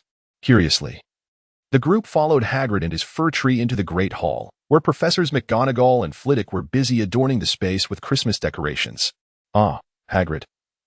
The last tree has been brought in and placed in that corner, right? The hall appeared magnificent, adorned with cascading garlands of holly and mistletoe, while 12 towering Christmas trees stood proudly throughout the room, some bedecked with glistening icicles and others twinkling with hundreds of candles. Ah, Chris, you've arrived. Perfect timing. Could you help me magically decorate over there? Professor McGonagall asked upon seeing Chris. Oh, I would be delighted, Professor, Chris replied with a smile. He then set to work energetically. Are there still a few days until the holiday? Hagrid set down the great tree and inquired. Only one day left? Beside him, Imp said joyfully. Oh, that reminds me, Harry, Ron, we only have half an hour until dinner.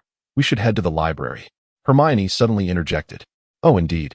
You are right, Ron replied irritably, shifting his gaze away from Chris, who was conjuring a cascade of golden bubbles with his wand and adorning the branches of a Christmas tree with them. The library? Hagrid asked with curiosity. Isn't that a bit studious? Subsequently, they conversed as they departed from the hall, which held no interest for them. Oh, we are not reviewing our lessons, Harry cheerfully responded. Ever since you mentioned Nicholas Flamel, we have been trying to ascertain his identity. What? Hagrid appeared alarmed. Listen, I told you to drop it. That large dog guards something that is of no concern to you. We merely wish to know who Nicholas Flamel is, nothing more, Hermione stated. Would you be willing to enlighten us, to spare us the trouble? We have perused at least 100 books and have yet to catch even a glimpse of him. Just give us a hint. I know I have encountered his name somewhere. I shall not divulge anything, Hagrid replied tersely. Then we shall have to seek the answers ourselves, Ron said. They hurried to the library, leaving Hagrid standing there, visibly agitated. Indeed, since Hagrid had inadvertently let slip information, they had been searching through books for Flamel's name. What other means did they have to uncover what Snape was attempting to steal? Chapter 159. Staying at school naturally, they had inquired with Chris and others, but everyone claimed ignorance, stating they had never heard of him. Chris was intentionally unhelpful, while the others genuinely did not know. Consequently, they found themselves at a loss as to where to begin, uncertain of what remarkable achievements Flamel had accomplished to warrant mention in literature. He was absent from the compendium of 20th century wizards and the directory of contemporary notable magicians. Furthermore, his name could not be found in significant discoveries of modern magic or recent studies of witchcraft development. Undoubtedly, the sheer scale of the library's collection was daunting, containing thousands of books, countless shelves, and numerous narrow aisles, making the search for such an individual exceedingly arduous. This Christmas, Chris had no intention of returning home. For reasons unknown, he was decidedly reluctant to spend time with the bothersome Diana. Taking advantage of her absence during the holiday, Chris resolved to enjoy some tranquility at school. The common room was significantly less populated during the break, allowing the remaining students to occupy the more comfortable armchairs by the fireplace.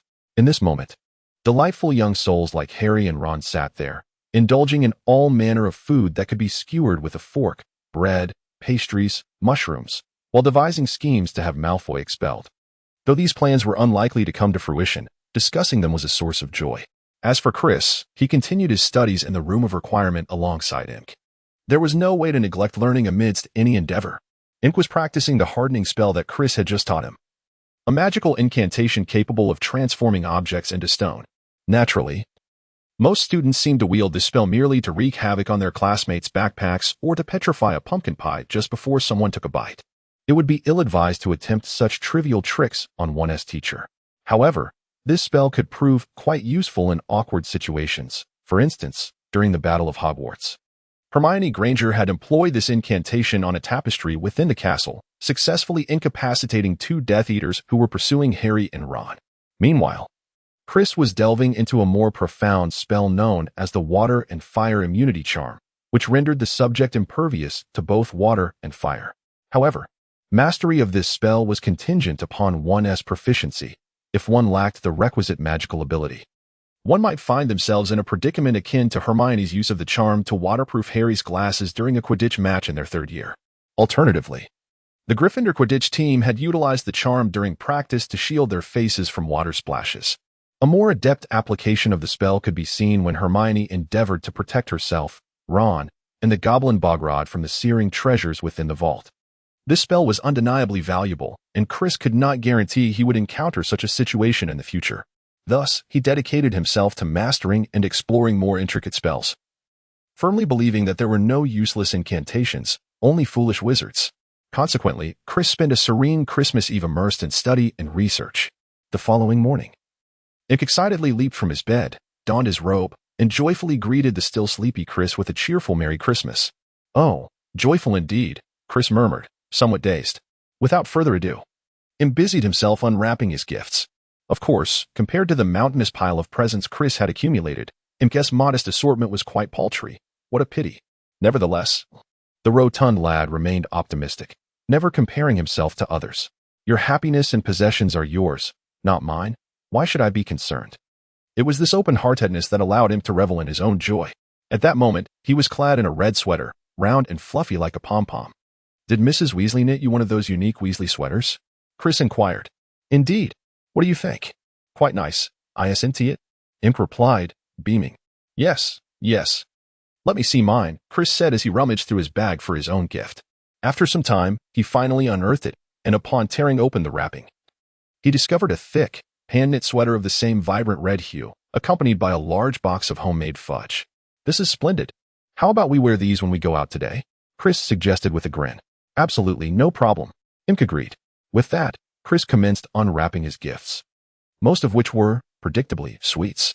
Additionally, there were various types of chocolates aplenty. Moreover, there were some trinkets that evoked a sense of blandness, yet felt too precious to discard. Chris found these items unnecessary for himself.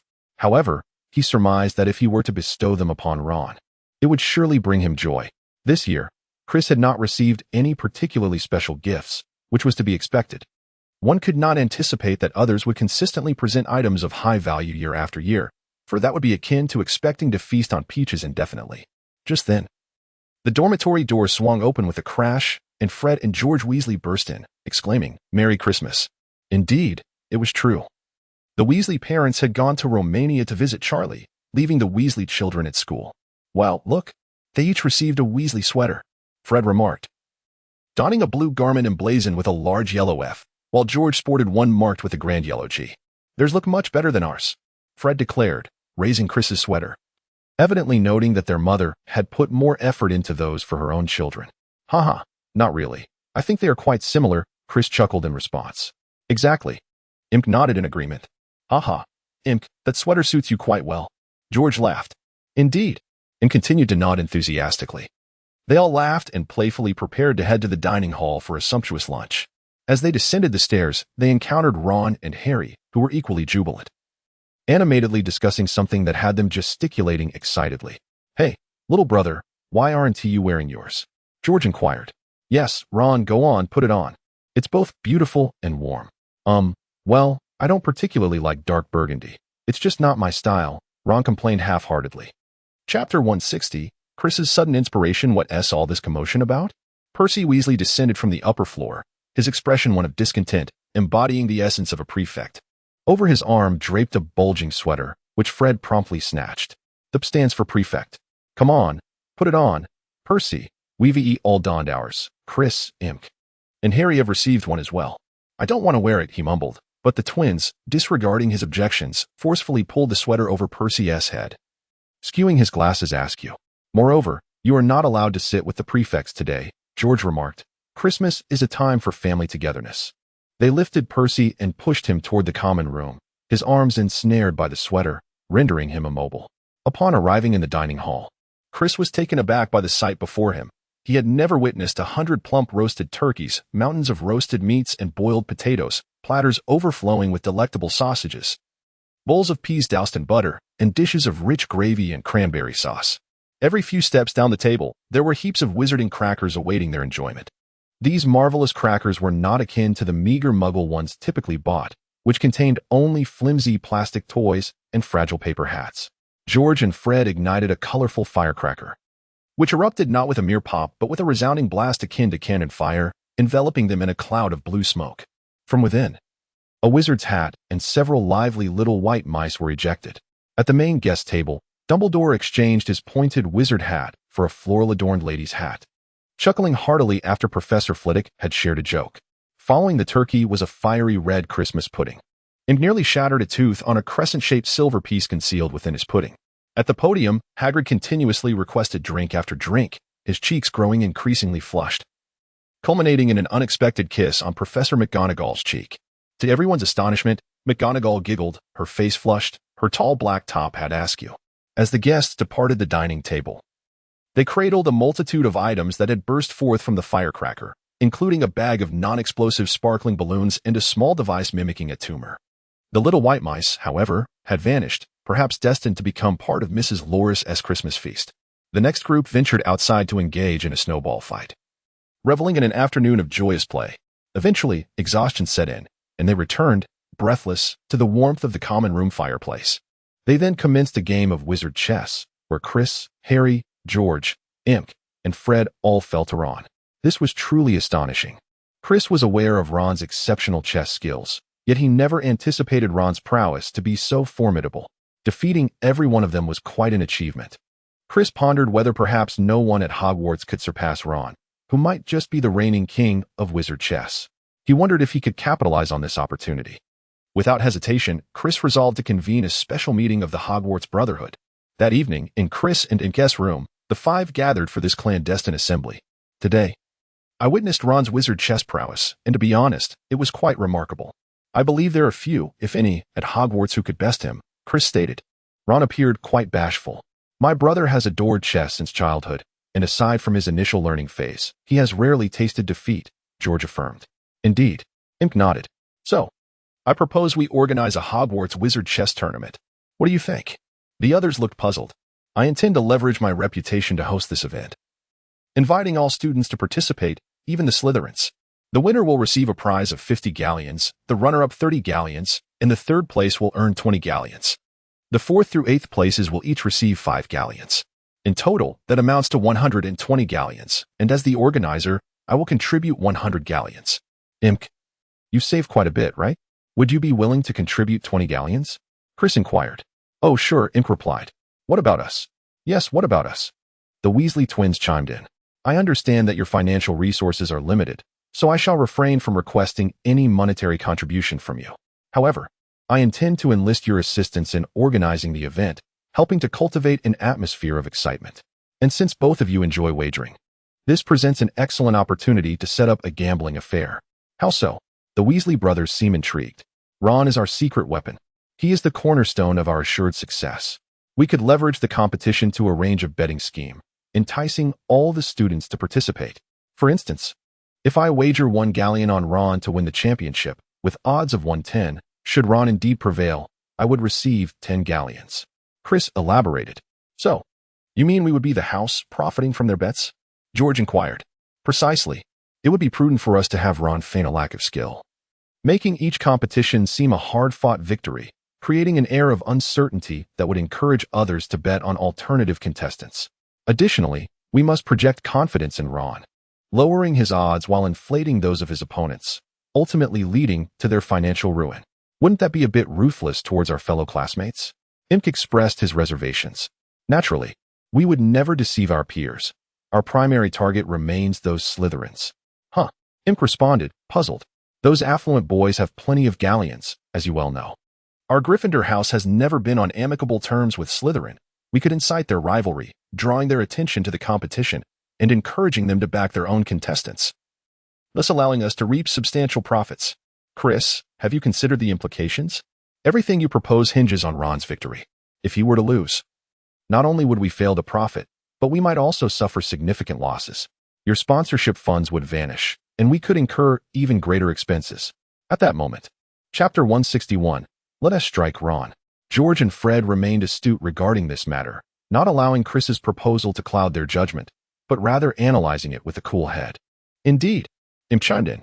Chris was exasperated. This rotund fellow, always in agreement, was nothing if not a sycophant.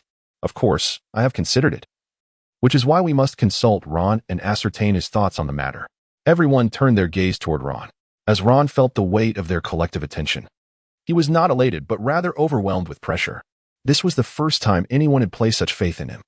His face flushed as if he had consumed copious amounts of rum, and he felt utterly at a loss. I feel you might be overestimating my abilities. I lack confidence, Ron stammered. Chris immediately rose and approached Ron, placing a reassuring hand on his shoulder. Ron, do you know why I have always held you in such high regard? Ron was taken aback, unsure of the reason. Truth be told, Chris had aided him immensely, and he felt at a loss as to how he could ever repay such kindness. In the beginning, he believed that Chris was assisting him merely for the sake of George and Fred, yet as time unfolded, Chris's various actions led him to realize that the support was not solely predicated on his brother's influence. He was certainly not lacking in intelligence. Yet he found himself perplexed by his inability to excel, feeling like an inconspicuous young wizard. He could not fathom why Chris would extend such kindness to him. Each individual is unique. Amidst the vastness of this world, we are all independent entities, possessing our own spectrum of emotions. No one is mediocre, nor is anyone utterly worthless. Everyone has their own merits, including you, Ron. Just as you excel in wizard's chess, that is your distinctive talent, and you should not belittle yourself. I understand that this world is filled with remarkable individuals. Take our esteemed Professor Dumbledore, Harry Potter, or even myself, for instance. However, it is imperative to recognize that every person shines in their own right, radiating their warmth, and you are no exception. You must not underestimate yourself. Just like Imp, who is often dismissed due to his poor performance in flying lessons, yet possesses exceptional talent in transfiguration. And your brothers, though perceived as mischievous and often disliked, undeniably exhibit bravery, intelligence, and remarkable skills in commerce and magical item creation. Thus, Ron, you two have your own strengths and advantages. You should muster the courage to embrace and cultivate your talents. One day, you will undoubtedly become even more radiant and exceptional. Chris gazed intently at Ron, having articulated the sentiments he longed to express. At that moment, Ron was profoundly moved. He had never anticipated receiving such encouragement. With so many siblings and accomplished brothers, he had always felt overshadowed and undervalued, leading to his deep-seated insecurities. Ron truly did not expect anyone to hold him in such high regard. It was an entirely new experience for him. Overwhelmed with emotion, he could scarcely articulate his feelings, merely nodding vigorously. He felt invigorated. Perhaps this was the essence of being trusted. However, the days that followed proved to be challenging. He found himself scrutinized daily, poring over chess strategies and practicing relentlessly, which was quite daunting. Yet, the mere thought of Chris's encouragement reignited his indomitable spirit. It was a rather conflicting situation. Concurrently, Chris and the Weasley brothers busied themselves with creating flyers and diligently promoting the event, their energy unwavering. The promotional efforts for the tournament progressed smoothly, as nearly all young wizards possessed the ability to play wizard's chess, even those from Muggle families like Chris, who would learn once they arrived at Hogwarts. After all, this was one of the few forms of entertainment available to them, and the students were genuinely intrigued by the wizard's chess tournament organized by Chris. In the midst of the promotional fervor, numerous aspiring young wizards expressed their interest and registered for the event. The registration fee was a modest 100 nuts per individual, a trifling sum when compared to the enticing prize. Naturally, the eager participants were not deterred by such a negligible amount, as this was merely a promotional phase and the number of students at the school was limited. They would have to wait until the Christmas holidays concluded and all the young wizards returned to their studies. The first competition was scheduled for the third day after classes resumed. Thus, Ron still had time to hone his wizard chess skills. Consequently, the young lad was utterly exhausted. Upon returning to his dormitory, he would collapse onto his bed without a second thought. Harry, witnessing Ron's fatigue, felt a sense of helplessness. Recently, he had stumbled upon a remarkable treasure during his clandestine nighttime excursions, but alas, Ron's immediate return to slumber thwarted his desire to share it. Indeed, it was an intriguing find in a forsaken classroom. Within that room, numerous desks and chairs were haphazardly piled against the walls, casting ominous shadows, alongside an overturned wastebasket. However, on the wall directly facing him rested an object seemingly out of place, as if someone had temporarily deposited a treasure due to lack of space. It was an imposing mirror, reaching the ceiling, adorned with an opulent golden frame, supported by two claw-like feet. Inscribed at the top was a curious phrase, Aristrela Erway to Bacafruatondahis. Within the mirror, a stunning woman with deep crimson hair smiled while shedding tears. Beside her stood a tall, slender man with dark hair, who embraced her tenderly. He wore glasses, his hair tousled, with a rebellious tuft at the back, reminiscent of Harry's own. They waved cheerfully at Harry, who became entranced by the mirror. Visiting it daily and sitting for hours on end, he longed to introduce his parents to his best friend Ron, just as other children would, but Ron was perpetually busy, disappearing during the day and returning only to sleep, leaving Harry with no opportunity to share his discovery. Chapter 162. The competition begins that evening. As was his custom, he approached the mirror with ease, only to be disheartened when Professor Dumbledore intervened and revealed the truth, leaving Harry in a state of profound disappointment. It turned out that the reflections were mere illusions, figments of a dream, not reality. With no friends nearby, Harry felt an overwhelming sense of desolation. On the eve of school reopening, the young wizards returned, joyfully gathering together, indulging in playful banter. The most fervent topic of conversation was the wizard chess tournament organized by Chris, boasting a prize of 50 galleons. What a fortune that could procure! Even if one did not secure first place, there were rewards for placements 2 through 8. The children, with their boundless self-confidence, all believed themselves to be champions. And upon the students' return, registration surged dramatically. Among every 10 young wizards, 6 or 7 have signed up, while 1 or 2 are still hesitating. And the remaining few are simply disinterested. Thus, this competition promises to gather the finest wizard chess players from Hogwarts. To ensure Ron's victory is smooth and devoid of mishaps, Chris conceived a slightly different approach, a house advancement tournament format. The competition is divided into 4 regions: Gryffindor, Hufflepuff, Slytherin, and Ravenclaw, with 2 participants from each region advancing to the grand finals after their respective matches. This arrangement necessitates that competitors first overcome their house rivals before they can face off against contenders from other houses. However, this setup is inherently unfair. If one region is filled with novices, they will merely engage in a contest of mediocrity, while another region brimming with skilled players will see the best of the best advance. This creates an unjust scenario for the non-advancing adept players in the less skilled region. After all, competing against novices is a guaranteed victory for them, yet the division of regions leaves them without hope of advancement, which is indeed lamentable. Nevertheless, this system inadvertently increases Ron's chances of progressing and mitigates the risk of losses. Meanwhile, George and Fred have clandestinely initiated a betting scheme, currently focused on who will secure the coveted advancement slots.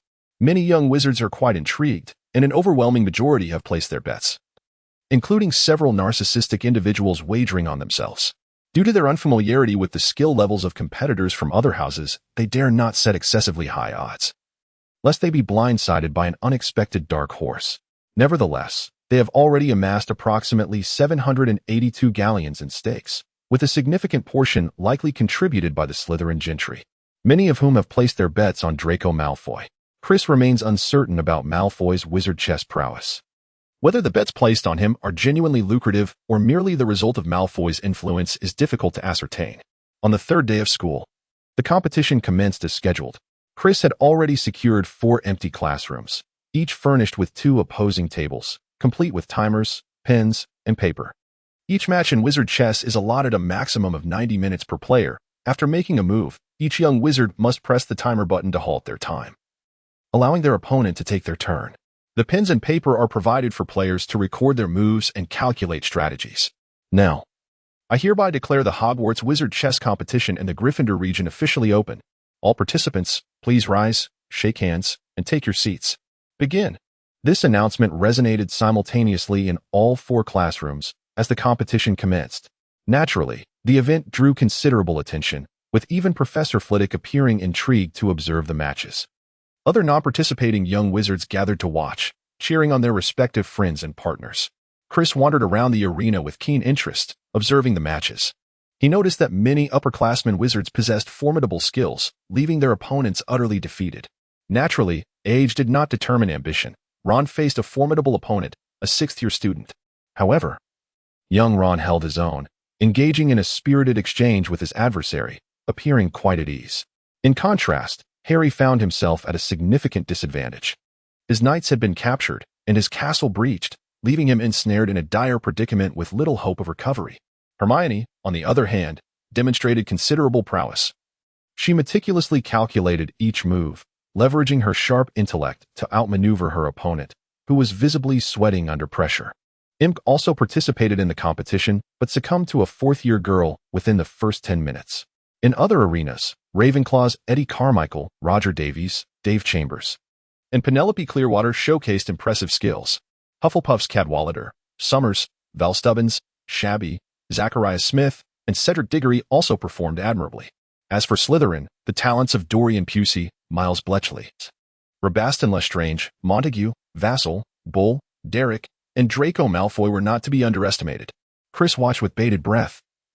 Relieved that the tournament adopted a format allowing for progression through the house stages, had it been an all-school free-for-all, Ron might not have made it to the end. Chris felt it imperative to unveil his secret weapon. That evening, Chris pulled Ron aside and discreetly handed him a copy of the latest chess opening strategies. Ron looked puzzled. This is a tactical manual I purchased from the Muggle world just before Diana's Christmas break. They employed these strategies to triumph over the Soviets a few years back. Study it carefully. While your advancement to the next round is assured, the finals remain uncertain. Take advantage of the time before the finals and learn diligently. You can do it. Can this really work? Ron was skeptical, questioning the effectiveness of a Muggle's approach. Why not open it and see for yourself? Chris replied with a smile. With a mix of doubt and curiosity, Ron opened the book. It didn't take long for him to become engrossed. The techniques of chess bore remarkable similarities to wizard's chess, yet the perspectives were refreshingly unique, something he had never encountered before. In an instant, Ron was astounded by the book's insights. Wow, is this even possible? He exclaimed in delight at the captivating strategies. Chapter 163. Unexpected ingenuity. Harry, his dorm mate, was feeling quite dejected. Ron had recently shown little interest in their usual companionship, often engrossed in the Muggle book, which he found utterly infuriating. In the finals of the house tournament 2 days later, the victors from Gryffindor were Ron Weasley and Kenneth Toller. Speaking of Kenneth Toller, no one anticipated that this 3rd-year wizard possessed such skill. He instantly became a favorite to clinch the championship. As for Ron, many believe he is still too young. Although he possesses considerable talent in wizard's chess, his lack of experience leads most to think he will merely play a minor role in the finals. Hence, not many are optimistic about his chances. The victors from Ravenclaw are Roger Davies and Penelope Clearwater. Penelope Clearwater, an exceptional Ravenclaw prefect, was expected to triumph. Her strategic prowess in wizard's chess is marked by meticulous calculation, allowing her to anticipate nearly every move her opponents make with remarkable precision. The 2 winners from Hufflepuff are Zachariah Smith and Cedric Diggory. Their success comes as no surprise, given their consistent strength, though Cedric Diggory appears to have the upper hand. His approach to the game is characterized by a steady and methodical strategy, making it challenging for opponents to disrupt his carefully constructed plans unless they can devise an unorthodox victory. The outcome for Slytherin, however, was somewhat unexpected. The winners turned out to be Adrian Pusey and Draco Malfoy. This was truly surprising, as Montague is also quite skilled, and many anticipated his inclusion among Slytherin's champions. Yet, he suffered an unexpected defeat at the hands of Adrian Pusey, which was quite unfathomable. There are even rumors suggesting that Adrian Pusey may have resorted to bribing Montague, leading him to deliberately lose the match. According to intelligence from some of Slytherin's acquaintances, Adrian Pusey is intent on claiming victory in this competition to embarrass Chris. Indeed, that is his scheme. He feels triumphant at the moment, having found a way to undermine Chris where he feels powerless in other respects. If he cannot sway Chris directly, surely others could be influenced by his financial leverage. Furthermore, the money he spent was already recouped, for he is none other than Adrian, a prominent businessman of Slytherin. Chris, meanwhile, became aware of this unforeseen turn of events, feeling somewhat helpless. Pusey certainly knows how to play his tricks well. The fact that his own strategies were manipulated by an outsider is rather embarrassing. Yet, he finds himself unable to take action against Pusey. To accuse him of cheating requires substantial evidence, which he lacks entirely. Without proof of collusion, what recourse does he have? For now, all he can do is wait, biding his time until the finals, when he intends to ensure that Adrian Pusey returns the money he has illicitly obtained. The finals are scheduled for next Saturday morning on the lawn, and he has consulted an upperclassman skilled in astronomy, confirming that the weather will be fair and pleasant. Without a doubt, recently, Ron has become engrossed in mastering new chess strategies, nearly abandoning his visits to the library with Harry and Hermione in pursuit of finding LeMay. However, Harry remains steadfast in his search. Yet, due to his grueling Quidditch training, the burden of this task must be shouldered by Hermione. On Wednesday evening, while Chris and others were observing Ron's practice match against a fellow wizard, Neville stumbled into the common room. No one could fathom how he had managed to squeeze through the portrait hole, for his legs were tightly bound together. It was evident that he had fallen victim to the leg locker curse. He must have hopped up the stairs like a rabbit to reach Gryffindor Tower. The sight of his comical predicament sent everyone into fits of laughter, and Chris joined in, retrieving his wand to lift the curse from Neville. Instantly, Neville's legs separated, and he stood up, trembling all over. What happened? Harry inquired. Malfoy. Neville stuttered, his voice quaking. I encountered him outside the library. He claimed he was looking for someone to practice that curse on. Go tell Professor McGonagall. Hermione, who had been flipping through a book, interjected vehemently. Report him. Neville shook his head. I can go give him a thrashing for you. Diana, who had been petting a cat, declared fiercely, brandishing her wand. Ahem. Chris coughed intentionally. Observing Diana's fierce demeanor, Neville shuddered involuntarily at her words. I don't want to stir up trouble, he mumbled. You must confront him bravely, Neville, Ron suddenly exclaimed. Rising to his feet, he is consistently overbearing. We have no reason to submit to him and grant him an easy victory. What skills does he possess? He is no match for Harry in Quidditch, nor does he excel in academics like Hermione, and today, I dare say, he cannot compete with me in wizard's chess. Do not be fooled by his advancement. He is yet to face me. Just wait, I will surely defeat him. A few who overheard Ron's proclamation chuckled, finding his bravado somewhat comical, doubting his ability to best Malfoy. Seeing their reaction, Ron's frustration surged, and he considered retorting but remembered Chris's advice, ultimately choosing to sit back down in silence. Just wait, I will triumph, Ron silently vowed. Indeed, you all are so remarkable and accomplished, but I am just a failure, utterly inept, unable to do anything right, Neville choked out, his voice thick with emotion. Witnessing Neville's distress, the others were at a loss for words, until Harry stepped forward. He reached into the pocket of his robe and produced a chocolate frog, the last piece from the box Hermione had gifted him during Christmas. He extended it to Neville, saying, In my heart, you are worth more than a dozen Malfoys. The Sorting Hat selected you for Gryffindor, did it not? And where is Malfoy? In that detestable Slytherin. Chapter 164, Prohibition of Participation. Neville unwrapped the chocolate frog, his lips twitching as he managed a feeble smile. Thank you, Harry. I think I want to go to bed now. Do you want the card? You collect cards, right? After Neville's departure, Harry gazed at the renowned wizard card. It's Dumbledore again, he remarked, and suddenly inhaled sharply, staring at the back of the card before looking up at everyone. I found him, he whispered. I found Nicholas Flamel. I told you I had seen this name somewhere before. It was on the train here. Listen to this. Dumbledore's widely acknowledged contributions include defeating the dark wizard Grindelwald in 1945, discovering 12 uses for dragon's blood, and his fruitful collaboration with partner Nicholas Flamel in the field of alchemy. Hermione leapt to her feet. Wait, she exclaimed, then dashed upstairs to the girls' dormitory. Before Harry and Ron could exchange puzzled glances, she returned, cradling a large, ancient tome. I never thought to look here, she whispered excitedly. I borrowed this from the library a few weeks ago, intending to read it for leisure. Leisure? Ron interjected, but Hermione shushed him, urging her to search for something. She began flipping through the pages rapidly, muttering to herself. Finally, she found it. I've got it. I know. Can we talk now? Ron said, somewhat irked. Hermione ignored him.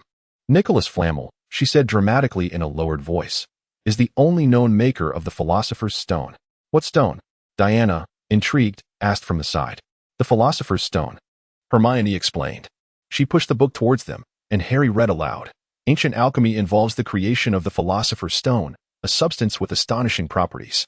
The Philosopher's Stone can turn any metal into pure gold and also produce the elixir of life, granting immortality to those who consume it. For centuries, there have been many reports regarding the Philosopher's Stone, but the only known existing stone belongs to the famous alchemist and opera enthusiast Nicholas Flamel. He celebrated his 665th birthday last year and now lives in seclusion in Devon with his wife, Perenelle. Do you understand? Hermione asked after Harry finished reading. Wow, that's incredible, Chris exclaimed, astonished, never having imagined such a thing existed in the world. Immortality. Doesn't that mean eternal youth? Diana seemed to envision a treasure, her eyes sparkling. You're thinking of peaches, Chris remarked. You. Diana shot him a glare. That large dog must be guarding Flamel's Philosopher's Stone. I bet Flamel asked Dumbledore to protect it for him, as they are friends and he knows someone is after the stone. Of course. A stone that can produce gold and grant you eternal life, Harry said. No wonder Snape is after it too. Who wouldn't he want it? No wonder we cannot find LeMay, Ron remarked. Given that he is 665 years old, he cannot be considered modern, can he? Indeed. Alas, it is truly unexpected. As Chris was about to sleep, he held back Diana, who had just learned of this revelation. Chris led her to a secluded corner and said, Listen, it's best if you refrain from getting involved in this matter concerning the so-called magic stone. Do you understand? Why? On what grounds? Diana inquired, perplexed. This is a rather intricate situation, and I believe there is more to it than meets the eye. You are merely a first-year wizard. What purpose would it serve for you to engage in this? Chris retorted. Diana found herself at a loss for words. In any case, you would do well to heed my advice, Chris said, gazing earnestly into Diana's eyes. Very well, Diana replied reluctantly. Chris nodded and returned to his bedroom to sleep. Diana, being a child of her word, seldom retracts her promises. Thus, Chris felt assured that her agreement would ensure nothing amiss. Consequently, the matter was no longer his concern. He merely needed to observe the unfolding events. When Saturday arrived, it was indeed a splendid day, bright and cloudless. Chris, along with those organizing the competition, arrived early at the venue to commence their preparations. They had even enlisted the help of Hogwarts house elves to prepare a delightful array of food, artfully arranged on long tables adorned with pristine white tablecloths. Before they could finalize their setup, a throng of eager young wizards had already gathered, most of whom had placed bets. I'm certain I'll make a fortune, haha, exclaimed an exuberant fourth-year Hufflepuff student. Hey, have you lost your mind? You're bidding on Diggory? He is nowhere near the level of our Kenneth Toller. A disgruntled Gryffindor girl retorted. Do you not recognize the prowess of our Roger Davies? He hails from a distinguished lineage. His grandfather once triumphed in the Wizards' Chess Championship at the Leaky Cauldron. A Ravenclaw chimed in, with defiance. What? That unknown country bumpkin dares to boast here? It's utterly laughable, truly astounding. There are peculiarities every year, but this year seems particularly abundant. Mocked a senior Slytherin with a pockmarked face. You, the Ravenclaw student, struggled to find words in response. What about me? Are you not aware? Our Slytherin-s Master Pusey and Master Malfoy come from illustrious families with deep-rooted heritage. They are the truly formidable ones. You ought to refrain from showcasing your inconsequential bets, lest you become a source of amusement. The pockmarked student proclaimed arrogantly, as if he were speaking of himself. The Ravenclaw student, seething with indignation, felt a surge of rage, wishing to strike the pockmarked face down to demonstrate true prowess. However, as a Ravenclaw, he prioritized reason over emotion, and thus he reluctantly unclenched his fists and declared, We shall see. The Slytherin, utterly unimpressed, merely turned away with a derisive smirk. Oh, I say, there is really nothing to argue about. We'll know the results soon enough, remarked McLaggen, contentedly savoring the meticulously prepared dishes by Chris and his friends, appearing as an enigmatic sage amidst a conversation with a first-year wizard. Indeed, you are quite right. Which competitor did you place your bet on? The young wizard inquired, seemingly captivated by the conversation, diligently peeling an egg for McLaggen. He was astute, understanding that McLaggen, being a fellow student of the same year and house as Chris and his friends, must possess considerable insider knowledge. Who did I bet on? Do I need to bet on anyone? I'm not boasting. Who am I? I was once regarded with great esteem by Chris Redford, just like you now. He treated me to eggs, McLaggen boasted. The young wizard's eyes widened in disbelief. Is there truly such a thing? Hey, you, do you dare to doubt? I believe. I truly do. But did you not place a wager? I have said no.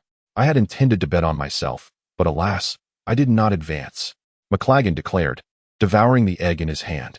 The young wizard, unwilling to relent, sought to extract more information. Who do you think will win? I believe. I still think I can do it. You must understand, during my match, it was a tumultuous battle, a clash that darkened the skies and obscured the sun. McLaggen rambled on about his wizard chess match. Little did he know that the young wizard had already seen through him. He was merely a boastful fool, ignorant of the truth. Continue eating your egg. Did Chris truly treat you? You must be imagining things. The young wizard could no longer contain his frustration and stormed away in anger. Hey, let me finish before you leave. Approximately 20 minutes later, the contestants arrived at the venue, surrounded by their enthusiastic supporters. The crowd had swelled to a lively throng, filled with the sounds of drums and cheers. How is the task I assigned to you progressing? Inquired a dapper youth, his hair impeccably styled. Fear not, Master Pusey, I have secured 300 galleons, all on you. A boy with acne adorning his forehead leaned in, grinning. Such occurrences were abundant. The Slytherin lords and ladies had placed considerable bets on the contestants. Yet none surpassed the wealth of Dorian Pusey, who had boldly wagered 300 galleons. He had already conspired with the two most formidable contestants, ensuring his advancement would be effortless. As for Malfoy and Weasley, he dismissed them as insignificant first-year children. The ultimate victory would undoubtedly belong to Master Pusey. Redford, prepare to be humiliated by me. Dorian Pusey clenched his fists, silently declaring his triumph. Meanwhile, Malfoy was similarly poised, adorned in a tastefully elegant outfit for the competition. Numerous Slytherin girls regarded him with starry eyes, particularly a girl named Pansy, whose infatuation was nearly palpable. Go, Draco. Pansy leaned closer to Malfoy, her small hand occasionally brushing against him. Young Malfoy felt utterly repulsed. Yet the decorum of his noble upbringing forbade him from uttering disparaging words towards a girl of notable family stature. He could only manage a forced smile and sidled between Crabbe and Goyle to escape Pansy's advances. Ron, do not be anxious. I believe in you. Chris encouraged. Indeed, we all believe in you. You shall be the unparalleled glory of Gryffindor. Imk exclaimed loudly.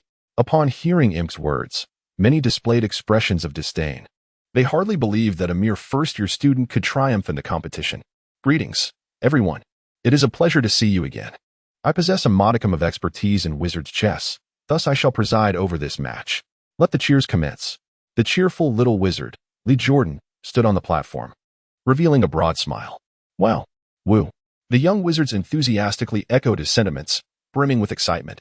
Before we commence the competition, we invite Mr. Chris Red, the esteemed sponsor of this event, to say a few words. Please welcome him. Ah, Red. Chris. A few young admirers cheered and screamed. Good day, everyone.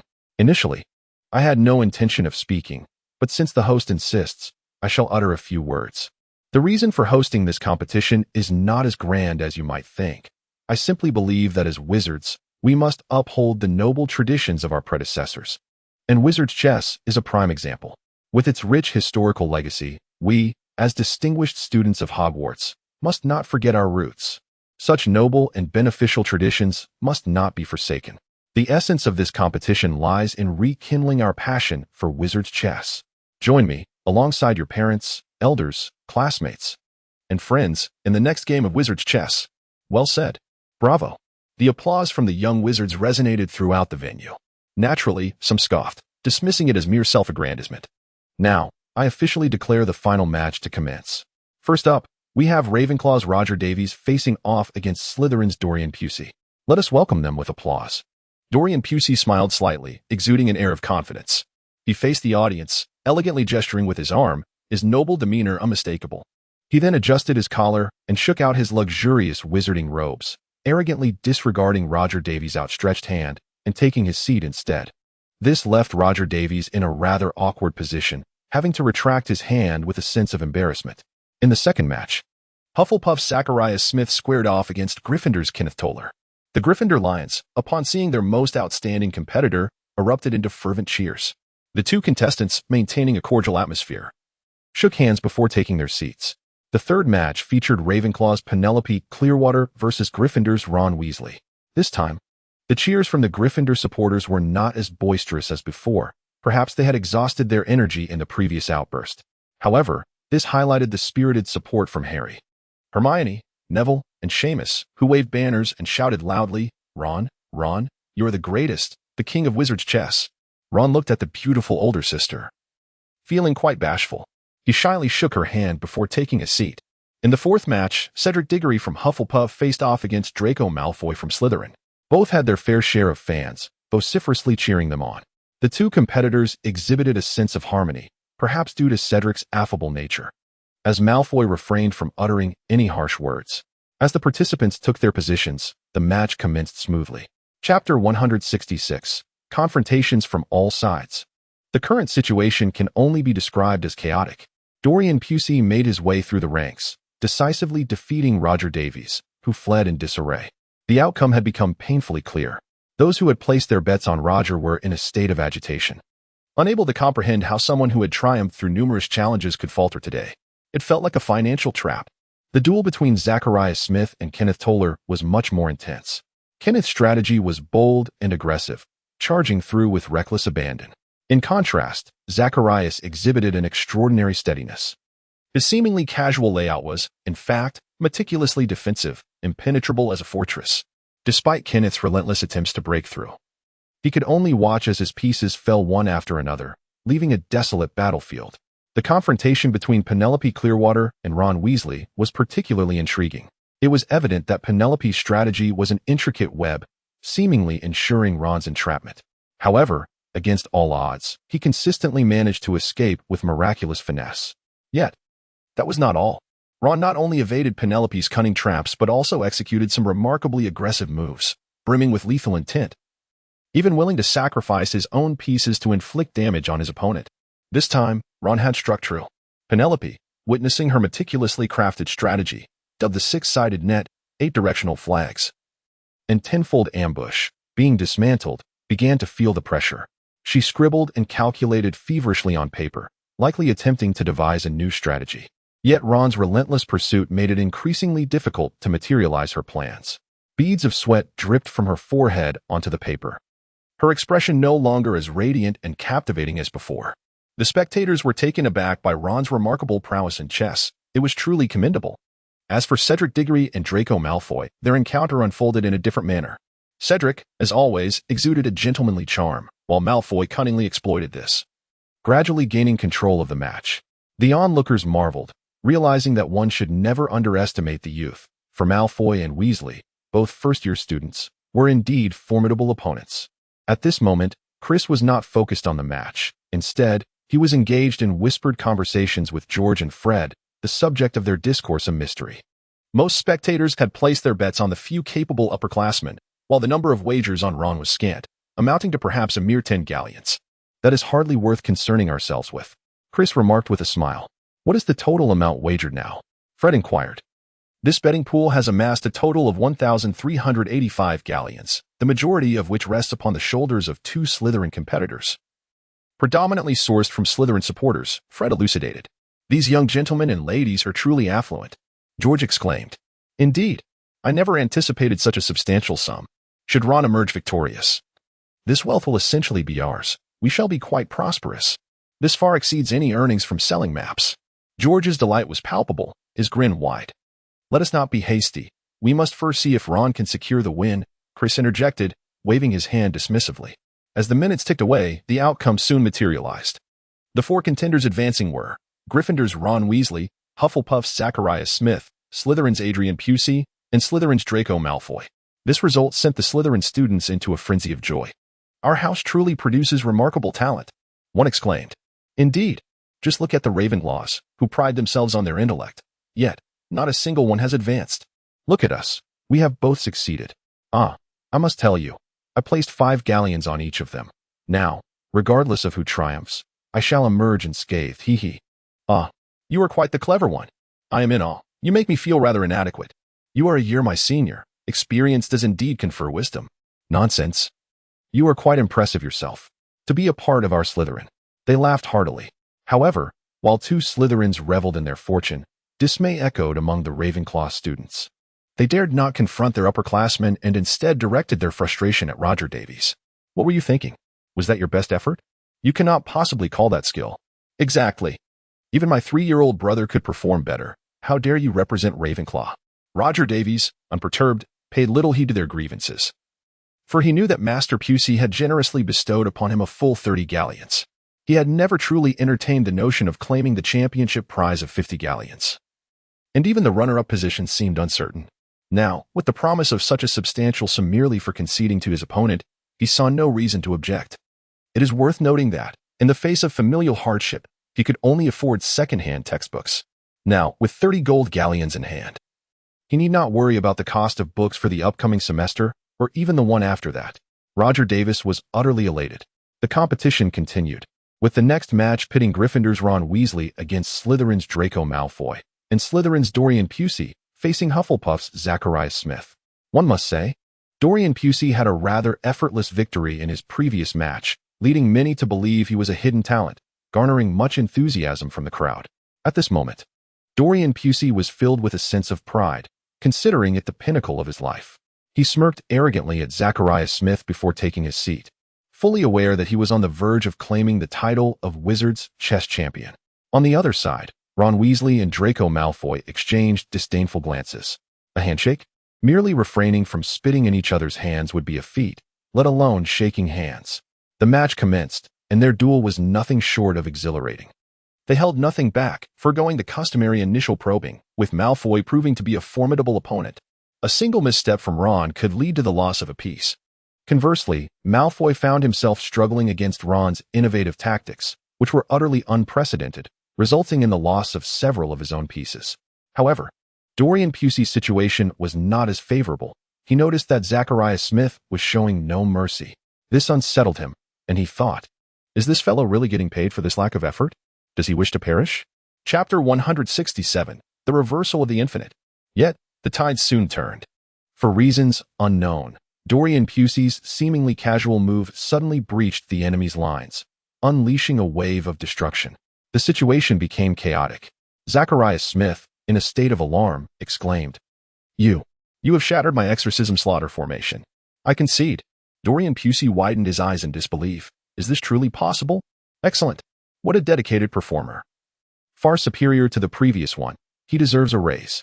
In due course, the contest between Ron Weasley and Draco Malfoy also reached its conclusion. Just moments ago, Malfoy had ensnared Ron's pieces in a trap.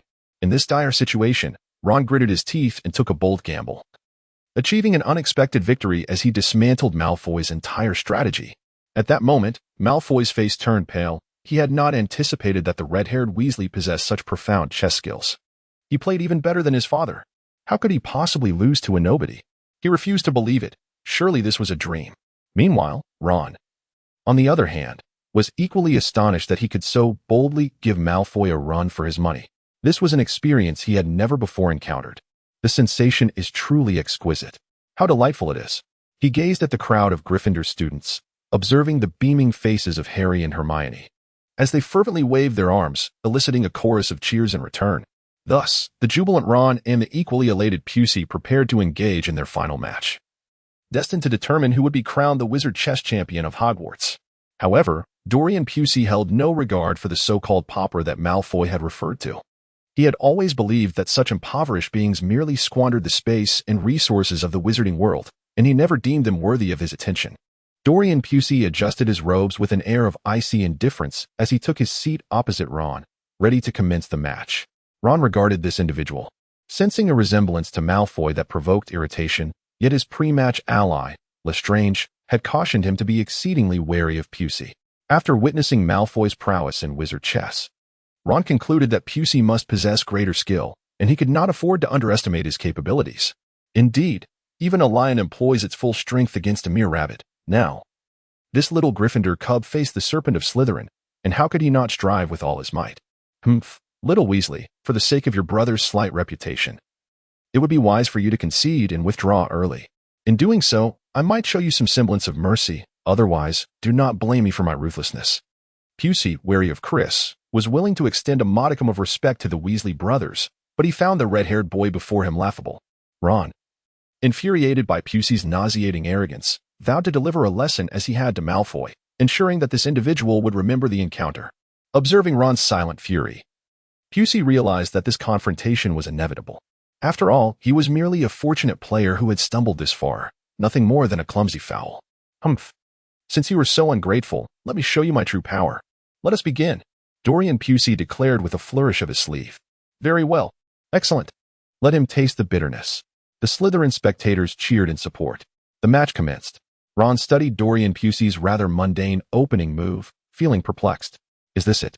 No. Something feels amiss. This fellow must be up to something. Could this be a trap of his own design? Ron hesitated, growing increasingly uneasy.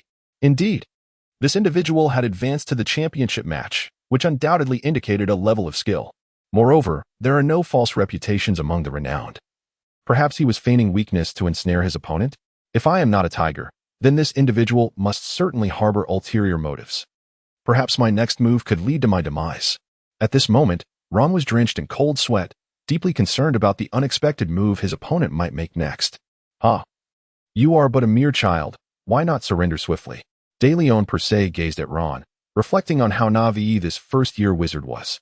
His mental fortitude was evidently lacking. Indeed, he had barely begun to set his strategy when he had already frightened Ron into such a state. Alas, Gryffindor truly lacked successors.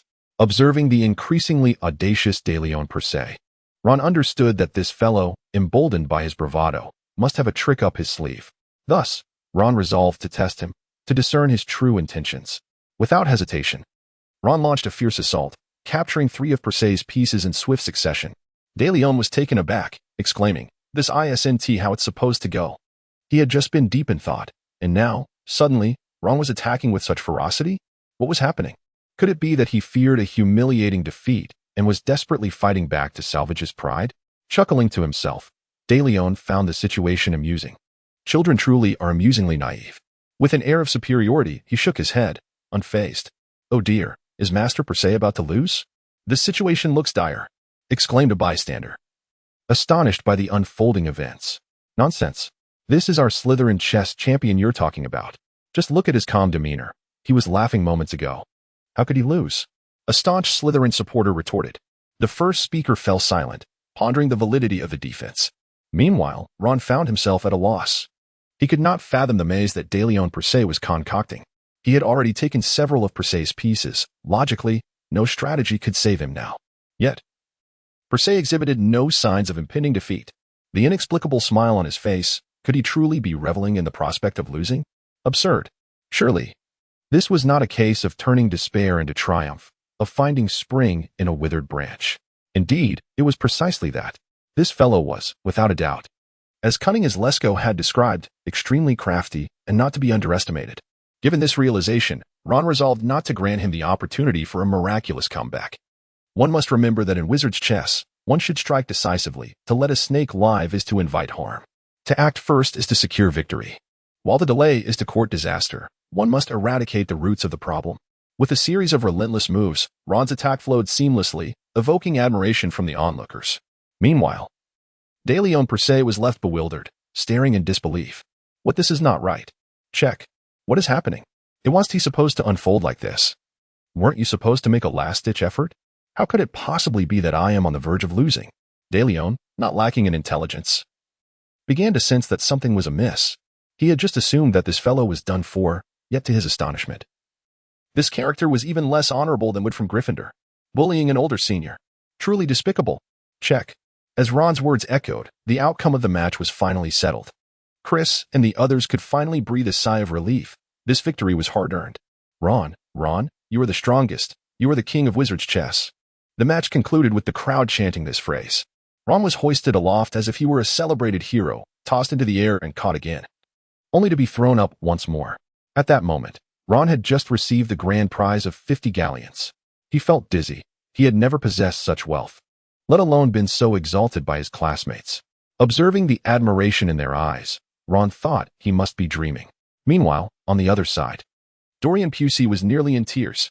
He had spent nearly 400 galleons in pursuit of this championship, but the return? Less than a tenth of that.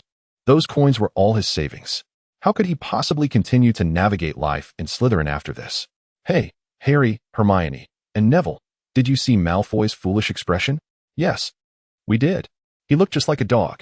At that moment, Neville was bursting with excitement. He remembered the humiliation Malfoy had inflicted on him days prior. And today Ron had avenged him. Well done. Harry smiled and patted Ron's shoulder firmly. Ron's smile grew ever more radiant. Afterward, during the most delightful distribution of the prize money, Chris initially intended to divide it equally. However, the group felt this approach was inappropriate. So they decided to allocate based on contributions. Chris had invested 100 galleons and was the event's organizer, presenting an excellent plan. Thus he was entitled to 35 of the proceeds, and contributed 20 galleons and actively participated, earning himself 25. George and Fred were the main players. Without their efforts, the event would not have materialized, so they each received 20. As for Ron, having already secured 50 galleons, he was quite satisfied. But the others felt he deserved a little extra, so they awarded him an additional 20 galleons. Gazing at such a sum, Ron was at a loss for words. Ron, now endowed with so many galleons, how do you plan to use them? George inquired, winking with curiosity. Suddenly receiving such wealth, Ron had never considered the question. Why not give me the money, and I'll keep it safe for you? George suggested with a smile. Indeed, having such a fortune is quite unsafe. I believe you should entrust it to your brothers. Fred concurred. Chris looked at the two of them, unsure of what to say. They were even trying to swindle their own brother. Truly shameless. I want tea. Ron immediately rejected his brother's suggestions. I have my own plans. George and Fred were eager to persist, nagging Ron to continue their conversation. However, Ron became rather evasive when the topic shifted to finances and promptly fled, leaving his two brothers adrift in the wind. Alas, the younger sibling had grown up and lost his charm. Indeed, while he had learned to spend money. The conclusion of the wizard chess match heralded the arrival of the Quidditch competition. As the day of the match approached, Harry's anxiety escalated, especially since Snape was to officiate as the referee. Ron and Hermione shared his trepidation.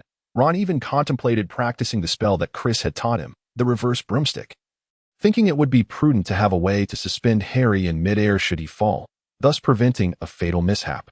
In the Gryffindor locker room, Wood pulled Harry aside. I do not wish to pressure you, Potter, but we must seize the golden snitch swiftly today. We need a swift resolution to prevent Snape from overtly favoring Hufflepuff. Indeed, this match was a contest between Gryffindor and Hufflepuff. Students from the entire school had gathered to witness. Fred Weasley peeked outside, and George chimed in. Even Dumbledore has come to watch the match. Harry's heart raced at the mention of Dumbledore. He hurried to the door, hoping to confirm the presence of the silver-bearded wizard. Upon verification, a wave of relief washed over Harry, nearly prompting an exuberant laugh. He was safe. With Dumbledore in attendance, Snape would undoubtedly refrain from causing him harm. True to form, the match concluded swiftly, with Harry Potter securing the snitch in his grasp.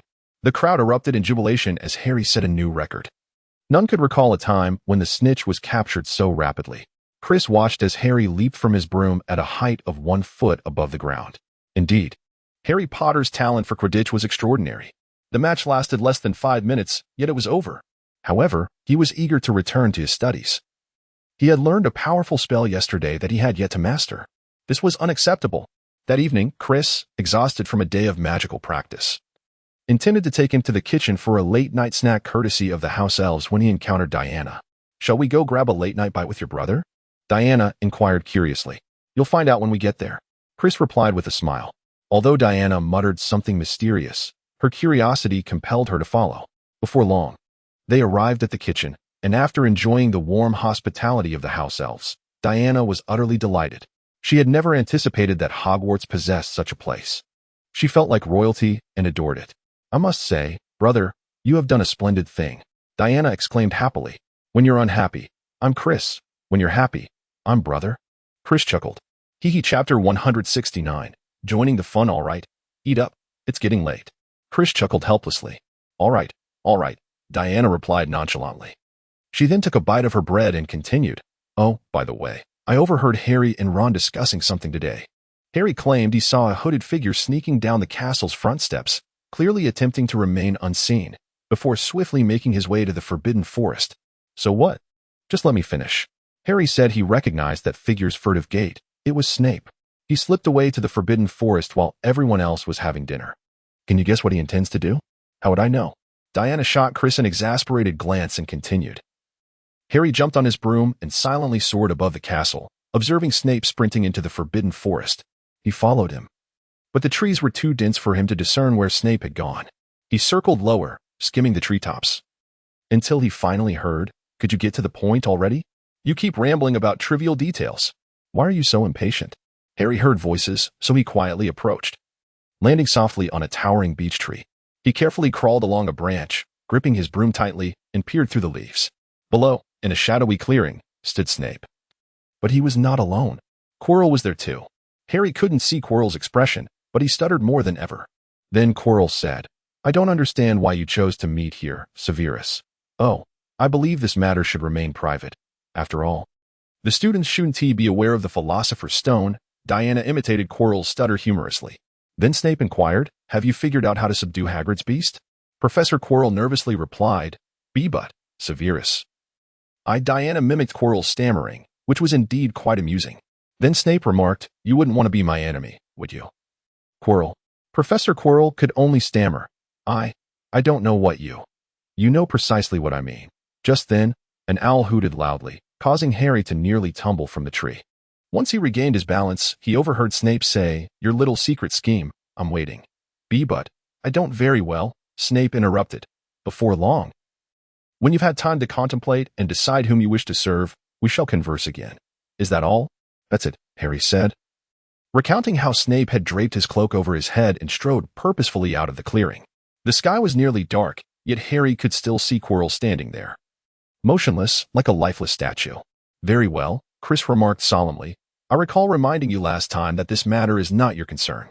Have you forgotten? Yet? This situation is quite grave. I know you have always been regarded as a hero and a prodigious talent. Shouldn't you take some responsibility in such a serious affair?"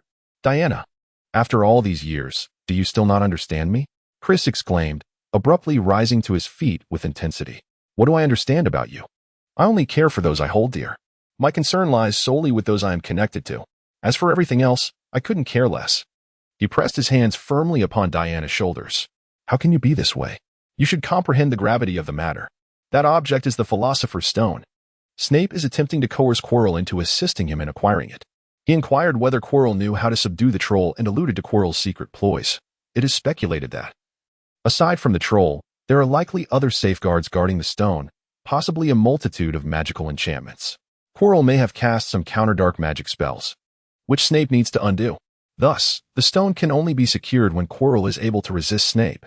Diana relentlessly articulated the various facets of this critical issue.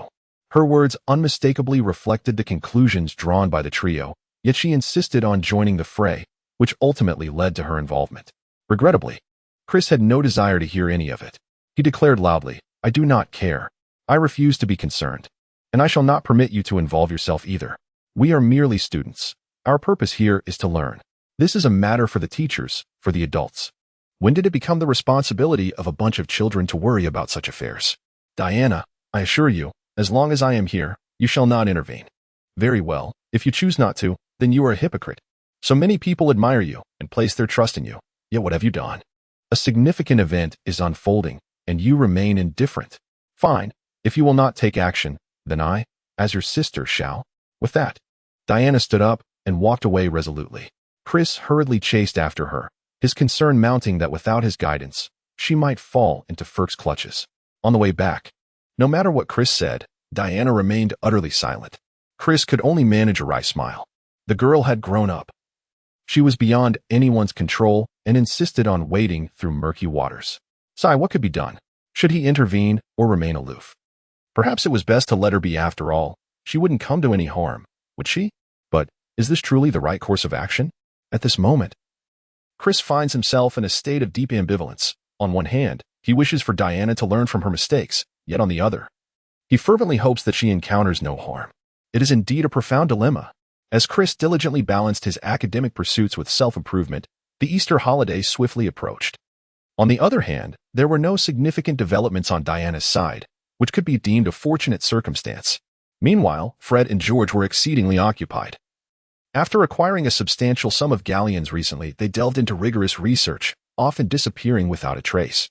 Just a few days prior, when Chris invited them for a fishing trip, they declined his invitation.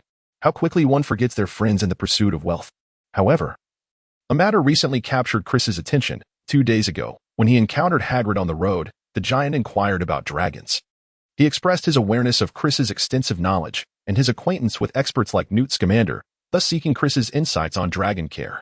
Chapter 170, Hagrid's predicament. Upon hearing this, Chris immediately understood that the fellow had likely acquired that dragon egg and was eager to nurture it. Without hesitation, Chris recommended several books for him to borrow from the library, such as Dragon Care for Beginners and others that provided excellent guidance on dragon husbandry. This thrilled Hagrid, who exclaimed that he would certainly invite Chris to sample his latest rock cakes next time, boasting of a brand new recipe that was utterly delectable and delightfully crisp, leaving the little wizards next door utterly envious. Chris naturally agreed with a smile, though the timing of the meal remained uncertain. However, unexpectedly, the next day Hagrid hurriedly sought him out, without disclosing the reason, and dragged him to the small wooden hut. Chris, I must share something with you, but I implore you not to tell anyone else. Is that agreeable? Seeing the pleading look in Hagrid's eyes, Chris nodded. I have won a dragon egg, Hagrid exclaimed. A few days ago, while drinking in the village, I played cards with a stranger, and to be honest, that man seemed eager to rid himself of it. Hagrid said proudly. And you won it? Chris feigned surprise. Indeed, but now there's a slight problem. The book states that to rear a dragon, the egg must be placed in the fire, as this mimics the breathing of its mother. Look, it's written here. Hagrid pointed out the text in the book to Chris. Indeed. And then what happened? Chris inquired, puzzled. Well, it is hatched. But I still cannot ascertain what kind of dragon it is. Each breed has different dietary preferences, and without knowing what type it is, I cannot adequately prepare its food in advance. That would be disastrous. The little creature would surely go hungry. At this, Hagrid began to weep, wiping his tears with a cloth before continuing. Thus, I wish to ask for your assistance in identifying the dragon. Hagrid then retrieved the large, soot-covered egg, which lay in the center of the hearth beneath the kettle, and requested Chris's help in identifying it. All right, I can recognize it. Quickly, place the egg back.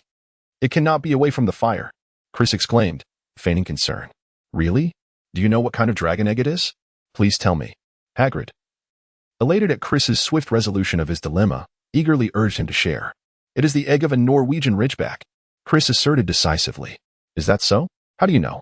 Hagrid asked, puzzled. Norwegian ridgeback eggs are black in color. Moreover, observe the black patterns on the egg. These are distinctive to the Norwegian ridgeback, and no other breed possesses such markings, Chris elucidated. Ah, I see, Hagrid said, enlightened. However, while the Norwegian ridgeback egg bears some resemblance to that of the Hungarian horntail, I believe yours is indeed more akin to the Norwegian ridgeback. As they mature, their appearances can be somewhat similar, yet the ridgeback lacks the sharp spines on its tail, and it has a pronounced black ridge along its back. But Hagrid, you must be cautious. This fire dragon, though currently a rare breed, is quite aggressive. Its long, sharp teeth are venomous, and in adulthood, it preys on large terrestrial mammals. Moreover, it also preys upon aquatic creatures, a behavior that is relatively uncommon among dragons. Truly difficult to care for. How remarkable. Upon hearing Chris's explanation, Hagrid felt that this dragon was indeed extraordinary, his eyes widening like saucers. Chris could discern from Hagrid's demeanor that he did not take the peril he had just mentioned to heart. He merely perceived the dragon as impressive. Indeed, it was formidable, yet undeniably fearsome. According to the tome, a newly hatched Norwegian ridgeback resembled a crumpled black umbrella. Its wings, adorned with numerous spikes, appeared disproportionately large compared to its slender, dark body. Based on Chris's description, Hagrid located information about the Norwegian ridgeback in the book. He promptly directed Chris's attention to a passage that depicted the hatchling with a long snout, white nostrils, bumpy horns on its head, and prominent orange-red eyes. Compared to other dragon breeds, the ridgeback hatchlings developed their fire-breathing ability relatively early. Remarkable, Hagrid exclaimed. Within approximately a week, it could exhale puffs of smoke from its nostrils. And within 1 to 3 months, it would fully possess the capability of breathing fire. The growth rate of the hatchlings was astonishing. They could triple in length within a mere week. Moreover, female Norwegian ridgebacks were noted to be significantly more ferocious than their male counterparts. This is extraordinary. I hope it is a female, Hagrid said excitedly, gazing at the egg nestled in the flames. Ah, Hagrid, this dragon is indeed impressive. But I have a slight concern I wish to address, Chris sighed. Please, go ahead, Hagrid replied with a smile. As you have seen in the book, this dragon grows rapidly, and raising dragons is illegal. How long do you believe we can keep this matter concealed? Hagrid was momentarily taken aback by Chris's inquiry, but he quickly devised a response. Chris shook his head in disbelief. Hagrid was truly remarkable. He had a penchant for hurling anything into the forbidden forest. The spiders were already wreaking havoc, and he contemplated tossing a dragon in as well. One could only imagine his desire to keep a giant brother there in the future. Alas, this forest was indeed terrifying. It deserved its title of forbidden. The very notion of the word forbidden was wholly justified. Well, I believe. Chris wished to say something to advise him, but at that moment, a sudden knock echoed through the air. Hagrid, are you there? We've come to see you, called a voice from outside, unmistakably that of Harry Potter. Oh no, Chris, please do not mention the dragon egg. Hagrid, upon hearing visitors, appeared flustered and somewhat at a loss, anxious that his secret of raising a dragon might be unveiled. As the door creaked open, 3 small heads peeked in. Hagrid, what are you up to? Ron inquired, scanning the room. Oh, Chris, you're here too. Ah, yes, Chris is just here for a casual chat, Hagrid stammered. What brings you here? Chapter 171. A visit to Azkaban. Hagrid, fearing that Chris might inadvertently reveal too much, hurried to speak, but he was ill-suited for deceit, his faltering words only heightening suspicion. The trio settled down, warmly welcomed by Hagrid, yet the small cabin was uncomfortably stifling, despite the sunny day outside. The fireplace blazed fiercely, adding to their discomfort. After inviting them to sit, Hagrid hastily brewed tea and brought forth some weasel sandwiches, which they politely declined. This fare is quite unpalatable, Harry remarked. Concerned. Hagrid, have you caught a cold? Huh? No, not at all, Hagrid replied, slightly bewildered, unable to grasp why Harry posed such a question. Then why is your house so unbearably warm? It shouldn't be this cold, right? I recall you're not one to fear the chill, Harry observed, perplexed. Well, I am feeling a bit unwell, Hagrid admitted, his face reddening, unsure whether it was due to the heat or his prevarication. Have you not considered visiting the hospital wing? Hermione inquired. Ah, it's nothing. I shall be fine soon enough. But enough of that. Did you come to ask me something?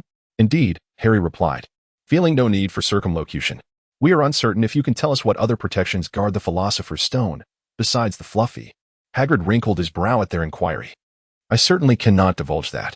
Firstly, I do not know myself. Secondly, you've already learned far too much, even if I were aware. I would not reveal it to you. That stone is here for a reason. It was almost stolen from Gringotts. I suspect you're already well acquainted with all of this.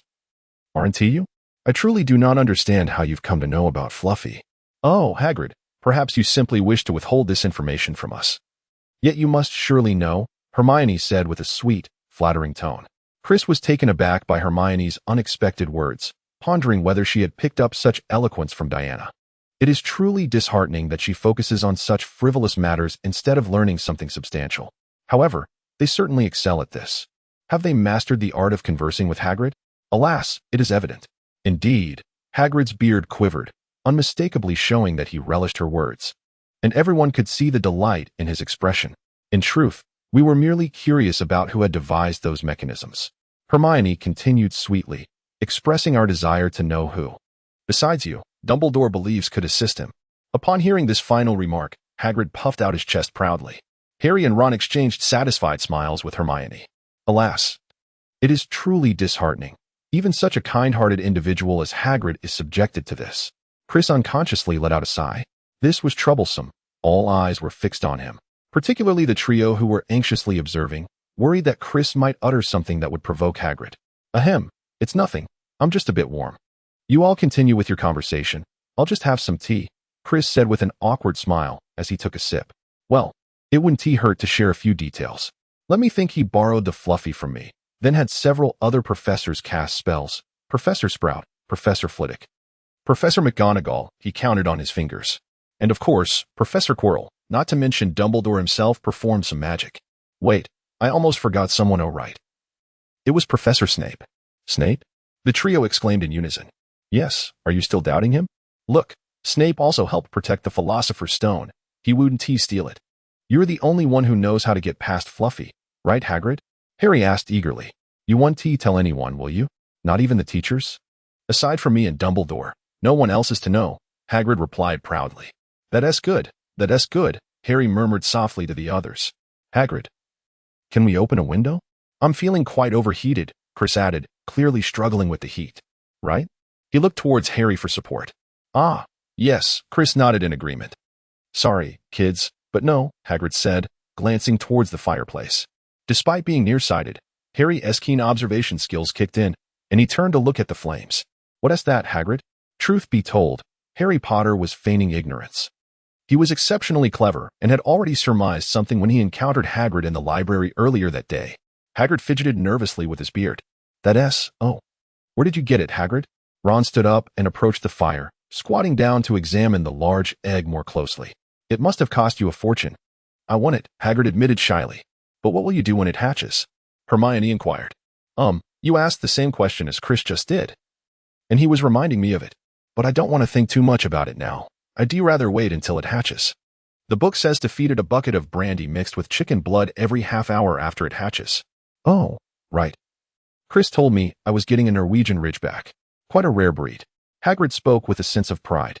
Alas, Chris felt a sense of difficulty just moments ago. Hagrid had hoped to remain tight-lipped, yet in an instant, he had divulged everything. Indeed. Chris had just mentioned this issue. If anyone were to discover that Hagrid was illegally harboring a dragon in his hut, it would spell disaster. He might even find himself in Azkaban. Chris reiterated his concerns, urging the others to counsel Hagrid seriously. Oh, surely not? Hagrid quivered at the mention of Azkaban. It's truly uncertain. After all, we are dealing with a dragon. Illegally raising a dragon in secret. Chris alarmed them further. Hagrid appeared somewhat flustered. Observing Hagrid's demeanor, Chris wondered if he had perhaps overstated the matter and frightened him unduly. However, it was all for Hagrid's safety. While the situation had not yet led to any mishaps, what if it did? If his presence inadvertently caused repercussions, it would be dire. Hagrid was an exceptionally kind-hearted individual, and Chris genuinely wished to shield him from harm. Nevertheless, such matters could vary greatly in severity if it were a wealthy and influential pure-blood wizarding family involved. Raising a dragon for some ulterior purpose could easily be smoothed over with a substantial sum of galleons and connections within the Ministry of Magic. Chapter 172. A different time than before, however, we are not so formidable. If, and I stress if, some ill-intentioned individual were to report you, it could indeed lead to an unfortunate trip to Azkaban. Oh, that would be utterly disastrous. Hagrid, perhaps it is best if you refrain from raising one? Hermione, too, was alarmed. While she was uncertain if the Ministry had such prohibitions, Chris's alarming account convinced her. Yes, Hagrid, Harry also urged. To be honest, Harry could not comprehend Hagrid's affinity for creatures that others deemed exceedingly fierce. First there was Fluffy, and now a dragon. Chris's assertions seemed to hold considerable weight. Indeed, Hagrid's endeavor was fraught with risk. Ron chimed in, recalling that his father had spoken of Charlie Weasley, the head of the Dragon Research and Control Department, a formidable individual. Though this department was a subsidiary of the Beast Division, it had established its own Dragon Protection Squad in response to recent rampant poaching of wild dragons. The matter of privately raising dragons fell under their jurisdiction, and should they be provoked, the consequences would be dire. Oh no, what shall we do? Hagrid appeared increasingly anxious. Fear not, Hagrid. I have a splendid idea. Would you care to hear it? Chris hurriedly proposed. Do tell. Hagrid grasped Chris's hand, his excitement palpable, causing Chris some discomfort. My suggestion is this. Why not refrain from hatching it? You could send it to the Dragon Research Institute instead, claiming you found it in the Forbidden Forest. After all, they likely wouldn't venture into the forest to investigate. This won't do. I must ensure the little one is born. Hagrid listened to Chris's words, initially hesitating. However, before Chris could say anything further, he resolutely made up his mind. He felt that if he did not hatch and raise the dragon, he would undoubtedly regret it for the rest of his life. There was nothing to be done. The others, unable to dissuade him, shook their heads and sighed as they made their way from Hagrid's hut to the castle. This matter was indeed challenging, Ron remarked, shaking his head as they walked back. The others shared his sentiment, yet there was little they could do, once Hagrid had made up his mind. It was usually quite difficult to sway him. Well then, let us return and study properly, Hermione suggested. Speaking of that, it makes my head spin, Ron lamented, tormented by the thought. Moreover, Hermione had already begun formulating a study plan for Harry and Ron, which was driving him to the brink of madness. When they arrived at the Gryffindor common room and bid farewell to Chris, he pulled Ron aside. What's the matter? Ron asked, bewildered. Chris said nothing, merely leading him to a secluded corner of the common room. Has Diana been inquiring about the Philosopher's Stone and pestering you recently? Chris expressed his concern for his sister, as he was not very familiar with Harry and Hermione, so he decided to address the issue with Ron. Oh, yes, she was asking about it a few days ago. But she hasn't mentioned it much lately, Ron replied candidly. All right then, if she approaches you again regarding this matter, you must prevent her from doing so and refrain from divulging any information, understood? Chris, puzzled by her behavior, wondered why she had been so close to the trio days earlier but had since gone silent. He was at a loss as to her intentions. Okay, but why?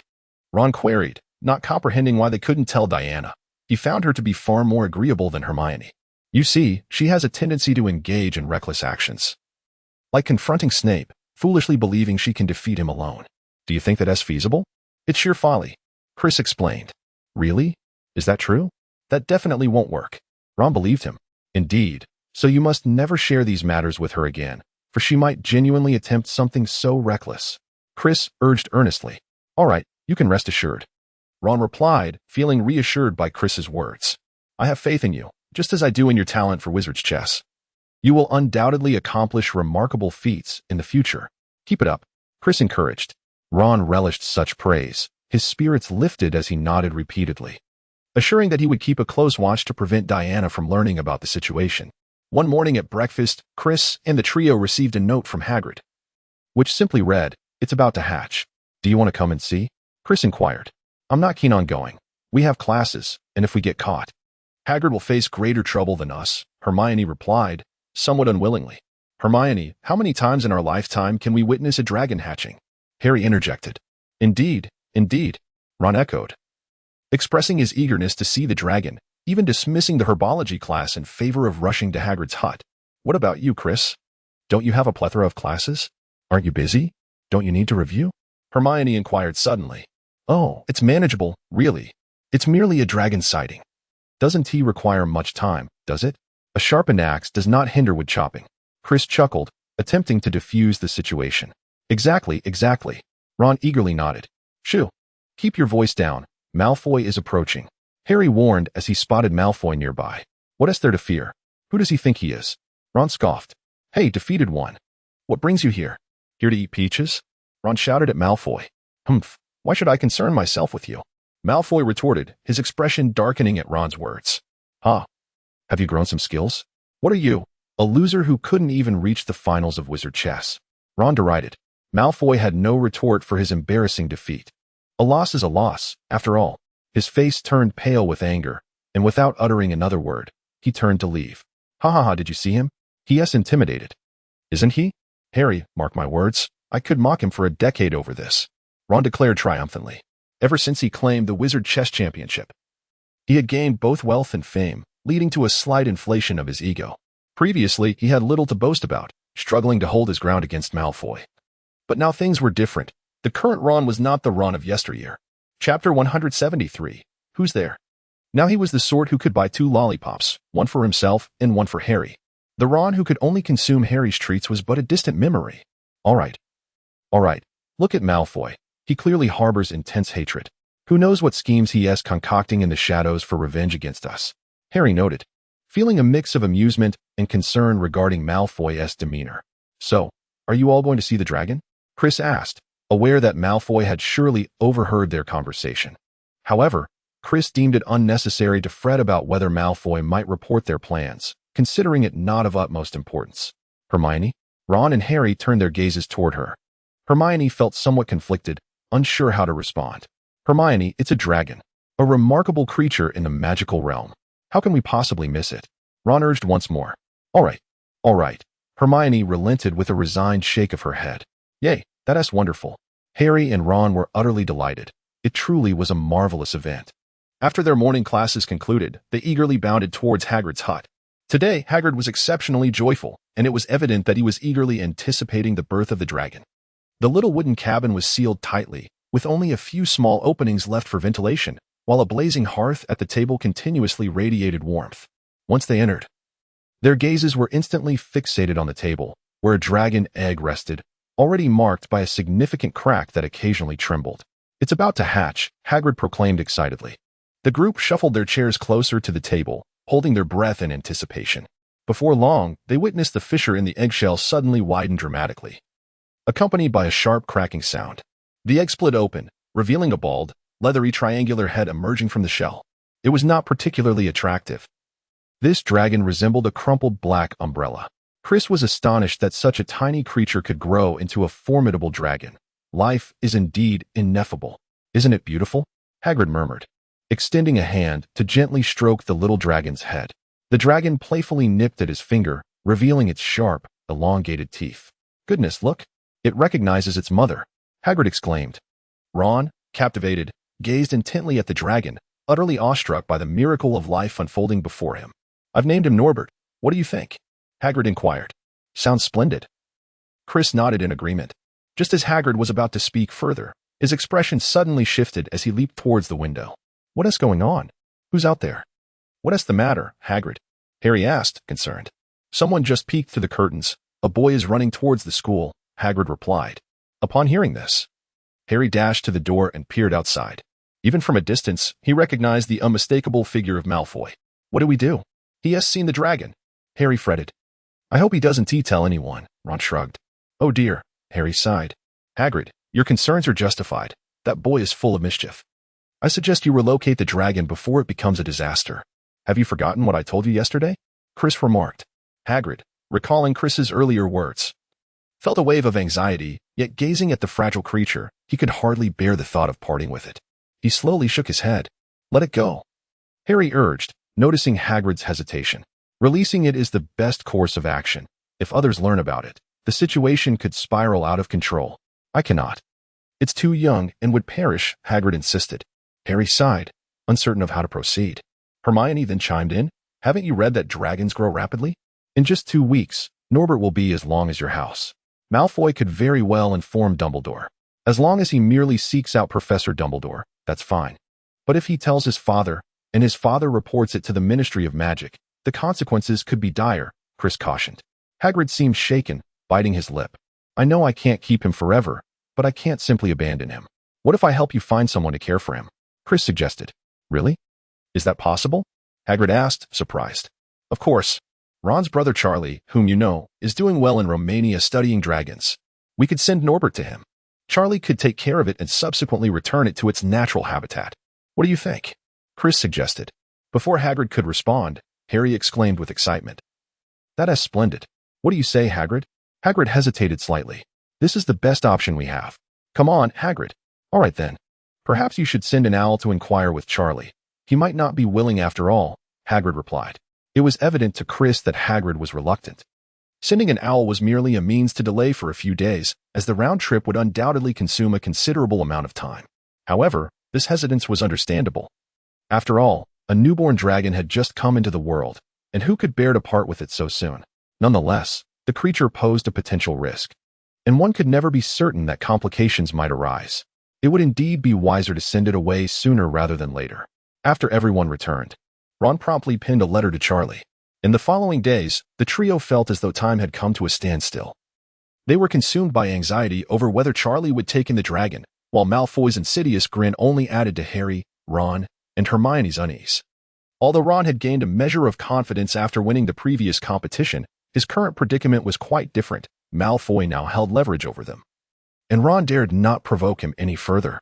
This situation had Ron fuming, and he had vented his frustrations to Chris on several occasions. What options does Chris have? To beat Malfoy? That would be inappropriate. It would be akin to an elder bullying a child. What kind of example would that set if a second grader were to confront a first grader? Where is the honor in that? Thus, Chris could only offer kind words of solace, assuring him that once this ordeal was over, he would be able to return to the spirited youth he once was. In light of this, Ron, determined to restore his former bravado, dragged Harry to spend most of their leisure time in Hagrid's dimly lit hut, presenting logical arguments to him. Chapter 174. The little dragon. Time passed swiftly, and the little dragon grew rapidly. In just a week, it had tripled in length. Puffs of smoke billowed from its nostrils, an impressive sight indeed. Hagrid, however, found himself overwhelmed. Having to set aside his duties of overseeing the hunting grounds due to the chaos caused by the dragon. His small wooden cabin was strewn with empty brandy bottles and feathers. As others gathered to admire the dragon, Hagrid gazed at it through tear-filled eyes, exclaiming, I am truly elated. It genuinely recognizes me now. Just look. Norbert. Norbert. Where's your mother? However, one thing left Chris somewhat speechless. Hagrid had resorted to feeding the dragon with dead mice packed in wooden crates, and Norbert devoured them with great enthusiasm, practically swallowing them whole and then exhaling fire towards Hagrid as he continued to eat. Ron, on the other hand, found this unbearable, especially since he owned a pet mouse himself. The scene was rather gruesome. Oh, it bit me, Ron exclaimed, showing them his hand wrapped in a blood-stained handkerchief. Honestly, I don't understand. It seems not to like me very much, Ron mused, slightly bewildered. Oh great, now I can't write for a week. I suppose I won't have to study then, he sighed. Not a chance. You injured your left hand. Hermione rolled her eyes in response. Don't worry. I'll apply some ointment for you shortly, Hagrid said, glancing at Ron's finger, which resembled a carrot. Chris curled his lip in disdain, exclaiming, Is this truly acceptable? Remarkable. Indeed. As night fell, a series of tapping sounds echoed from the pitch-black window. It's Rupert, exclaimed Ink, hastily rushing over to let him in. Where did you send him? Chris? He appears rather fatigued, Ink inquired with curiosity. Oh, it's nothing. I merely dispatched him to deliver a letter to a friend of mine, Chris replied, withholding the truth from Ink, as he preferred to avoid unnecessary complications by not divulging too much information. Chris approached and removed the note from Rupert's foot, which read, Hello. Chris, how are you? After months apart, thank you for writing to me. I am delighted to have adopted that Norwegian Ridgeback, but getting it here is quite the challenge. I believe the best course of action is to send it to a few friends of mine who will visit me next week. The trouble lies in the fact that we must not let anyone see them illegally transporting a dragon. Therefore, could I trouble you to bring the Ridgeback to the highest tower at midnight on Saturday? They can meet you there and take the dragon away under the cover of darkness. Please respond as soon as possible. After reading the note, Chris felt somewhat at a loss for words. This situation was quite troublesome. After all, he had sent the letter himself, and it seemed he would have to deliver the dragon personally. Although this could be seen as assisting Hagrid, the journey carried its own risks. At the time, he had let Malfoy off the hook, thinking the matter did not concern him, but now it was different, since he was involved. A conversation with the young Slytherin was necessary.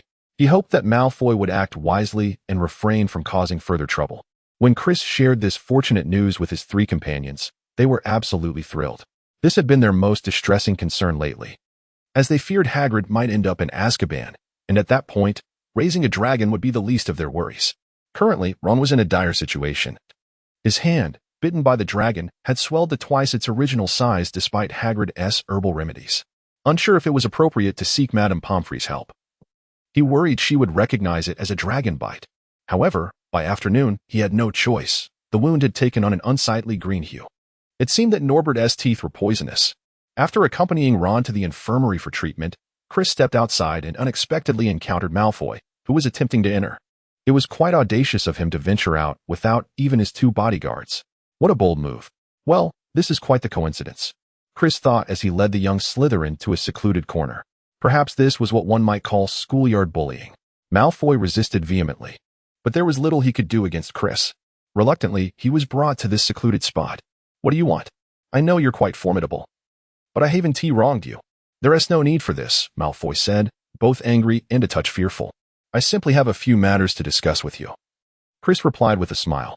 Although it was meant to be a gentle expression, it appeared rather menacing to Malfoy. What exactly do you intend to do? I must inform you that I am not intimidated by you. You would do well to tread carefully. Otherwise, I shall inform my father, and he will undoubtedly take action, Malfoy declared, feigning bravado. Very well, I have no desire to engage in further banter. Allow me to impart two crucial pieces of advice. Do not dare to mention the matter regarding the dragon again, and refrain from stirring up trouble. Otherwise, you shall face serious consequences. You may inquire with Dorian Pusey if you doubt my words, Chris asserted, pressing his wand against Malfoy's throat. This display thoroughly unnerved the young lad. He had never encountered such a predicament before. Malfoy turned pale, rendered speechless by fear. Upon witnessing the fruition of his anticipated outcome, Chris departed with a swift grace, leaving behind a visibly shaken Malfoy, cowering in the corner. Subsequently, Chris resolved to visit Hagrid's modest abode. He had not yet found the opportunity to inform Hagrid of recent events, and he believed that the news would surely sadden him. Yet, there was little to be done. This revelation was an inevitability. Some truths are best uncovered sooner rather than later, as the burden of knowledge only grows heavier with time. Upon arriving at Hagrid's quaint cabin, Chris beheld Fong, the great hound, seated forlornly at the threshold, his tail ensconced in bandages. Alas, what a tragic sight! How could such an affectionate creature fall victim to such cruelty? It must be said, Norbert, your malice knows no bounds. Hagrid, peering through the window, addressed Chris. I cannot allow you entry, he gasped. Norbert is proving quite the challenge, and I am powerless against him. Chris had no choice but to stand outside and relay the news of Charlie's letter to him, his eyes brimming with tears. though it might also be attributed to Norbert having just nipped at his leg. Huh, it's quite all right. It merely bit my boot. It's just playing after all. Ultimately, it is still just a little creature. However, this little one was thumping its tail against the wall, causing the windows to rattle incessantly. Indeed, it was quite remarkable. Chapter 175, Transportation. After informing Hagrid, Chris returned to the Gryffindor common room. He had certainly been quite busy lately. Now, all that remained was to send the dragon away, which marked the nearing conclusion of this endeavor, allowing him a moment to rest and perhaps focus on his studies. Sigh. With Harry Potter as Hogwarts, it truly has been a season of tumult. Various events seem to follow one another relentlessly, and I can never seem to escape them. What on earth is this? Am I overshadowed by the aura of Harry Potter? Chris felt that it would be prudent to keep his distance from Harry in the future, to avoid any further complications.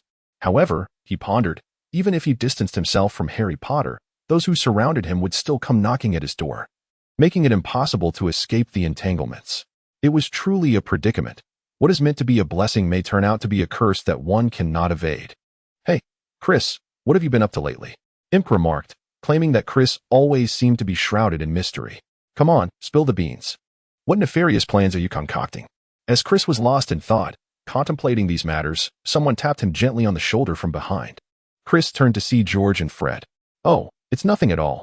You are overthinking it, Chris chuckled. George and Fred exchanged glances, and then George remarked, Chris, that's rather unkind of you. Do you think we are fools? Ha ha ha. I don't see you as fools. Rather, you seem like two gossip mongers. Chris jested. Oh, come on. George retorted with a laugh. In all seriousness, I heard you took Ron to the infirmary today. We just visited him, and goodness, his hand looks as if it has been bitten by something. It's swollen like a turnip. Fred exclaimed. Indeed. We were just pondering what could cause such a reaction without endangering a life. If we could figure it out and concoct a cream that would induce swelling at a mere touch, it would surely be a bestseller, George said, his eyes gleaming with excitement. Chris stifled a laugh upon hearing George's words. It was remarkable how these two could turn any situation into an opportunity for profit. Instead of expressing concern for their injured brother, their minds were preoccupied with wealth. Truly astonishing. Therefore, it is imperative that you inform us, if you consider us friends, George stated with utmost seriousness. Chris felt a twinge of hesitation about whether to disclose this matter to them. However, these two individuals were indeed commendable. They were efficient in their tasks and rarely spoke without reason. Moreover, regarding this issue, he truly required assistance. Relying solely on himself meant he had to guard against being discovered while discreetly maneuvering the dragon onto the rooftop, which was no simple feat. As for involving Ron and the other two, Chris had not even considered it. Those three seemed utterly unreliable, and he deemed it unnecessary to take the risk of collaborating with them. With this thought in mind, Chris concluded that sharing this matter with the others might not be such a bad idea after all. All right, I shall confide in you.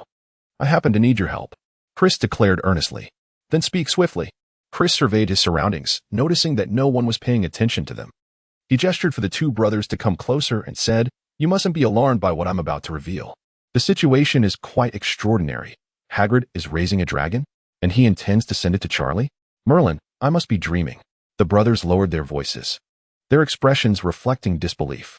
The revelation was astonishing. They had never imagined that Hagrid, true to form, would dare to keep a dragon at Hogwarts. Secretly raising a dragon was a grave offense, and this news was indeed shocking. Therefore, we simply need to assist in transporting the dragon? George inquired. Precisely, Chris nodded. What challenge could possibly arise?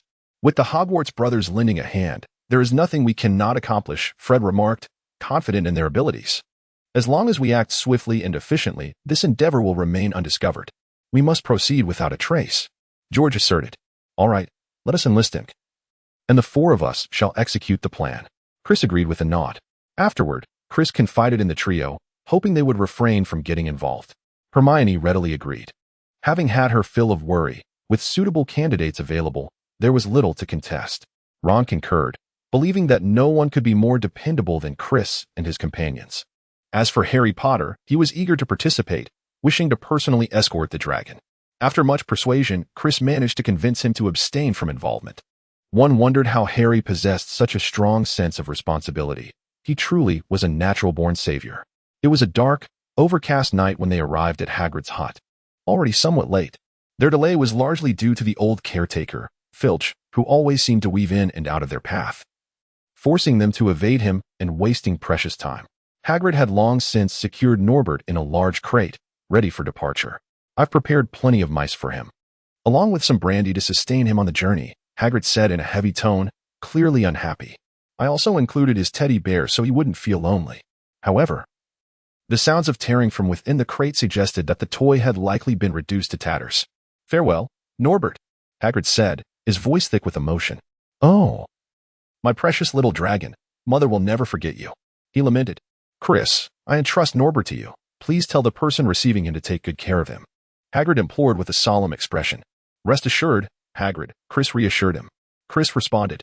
The next task was to transport the crate to the tower, which proved to be no challenge at all. Utilizing a levitation spell, Chris elevated it while Imps stood by, keeping watch. George and Fred, one perusing the Marauders map for any developments and the other maintaining vigilance, accompanied them. As midnight drew ever closer, they carried Norbert up the marble steps of the entrance hall, traversing the pitch-black corridor. Ascending floor after floor, despite the aid of magic, the effort remained considerable. Chapter 176, Captured. They were nearing their destination. They reached the corridor just below the highest tower, and Imp, breathless, exclaimed. Soon, they arrived at their goal, emerging into the frigid night sky. As they waited, Norbert thrashed about violently within the crate. This dragon was indeed quite the handful. Approximately 10 minutes later, four broomsticks suddenly descended from the shadows.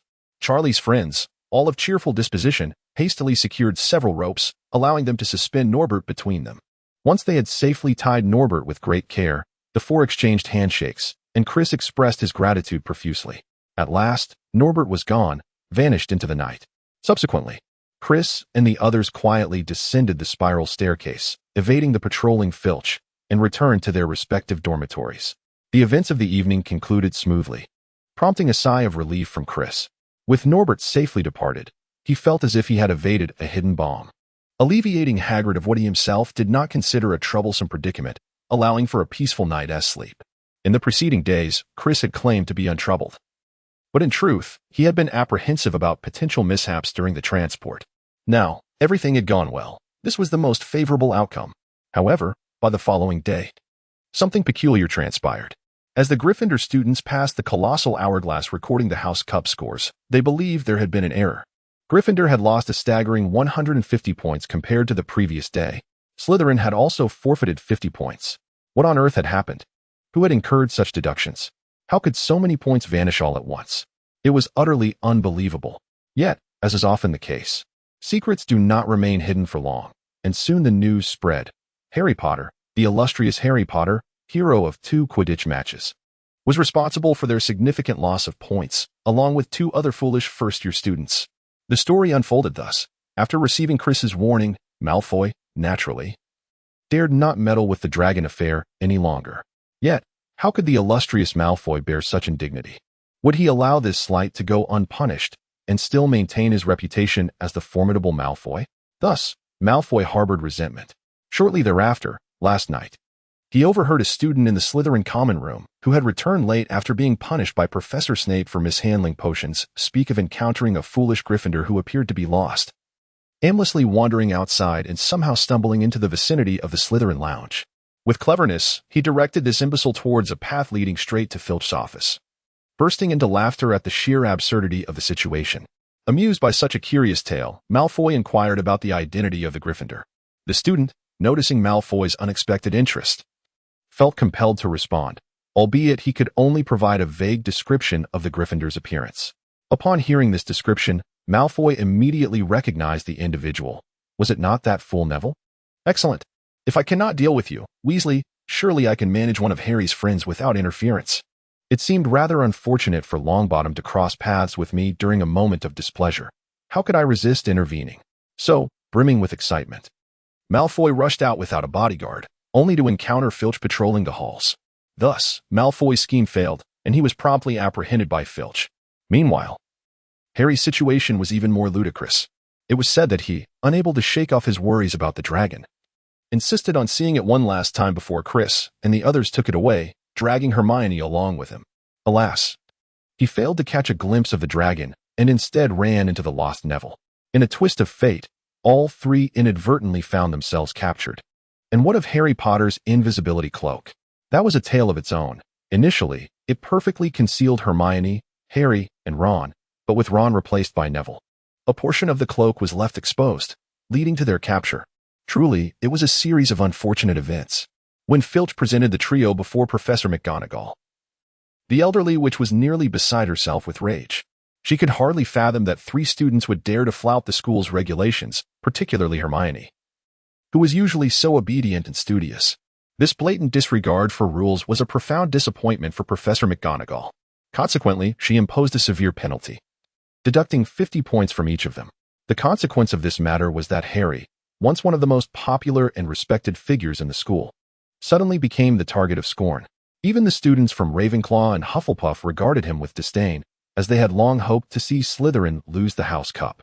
The deduction of 50 points from Malfoy was not particularly grave. Slytherin was currently in second place, trailing Ravenclaw by a mere 17 points. A deficit easily recoverable in just 2 potions classes. Thus, the hard-earned points that Chris and his companions had accrued for Gryffindor were now reduced to mere remnants. Inciting the ire of Chris's fans, they spontaneously rallied to launch personal attacks against Harry. Wherever he went, people pointed and openly insulted him without lowering their voices. Conversely, whenever he passed by Slytherins, they would applaud, whistle, and cheer, exclaiming, "Thank you, Potter, you've done us a great favor." Chris found this situation rather baffling. The ability of the timeline to rectify itself was astonishing. Logically, since Harry and his friends were not involved in the dragon incident, they should not have faced punishment. Yet, they were apprehended nonetheless, an outcome that was quite unacceptable. It appeared that Harry and his friends' venture into the Forbidden Forest was inescapable, which was truly unfortunate. Of course, witnessing Harry being subjected to such animosity stirred Chris's compassion, prompting him to intervene and counsel the crowd. Upon hearing Chris advocate for Harry, his fans were deeply moved. "How wonderful it is! Why are the Reds so kind?" they exclaimed. "Indeed, Potter deserves his fate. All the points Chris painstakingly earned for us were completely deducted. Yet he still speaks on Potter's behalf. One can only hope he learns to be more discerning in the future." Chapter 177. The disillusionment charm. Due to Chris standing up for Harry, the atmosphere improved slightly. At least they refrained from speaking ill of him in his presence. However, while some acknowledged Chris's efforts, others remained indifferent. During Quidditch practice, for instance, the other players would not converse with him, and if they had to mention him, they referred to him as the Seeker. Harry was filled with regret. He could hardly fathom how he came to this point. After all, Reed had clearly stated that the matter was in their hands, yet he felt compelled to take a glance himself, resulting in his capture without ever catching sight of the dragon. How utterly dismal! Naturally, Hermione and Neville's days, while not as arduous as Harry's, since they lacked his notoriety, were still marked by an absence of companionship. No one wished to converse with them.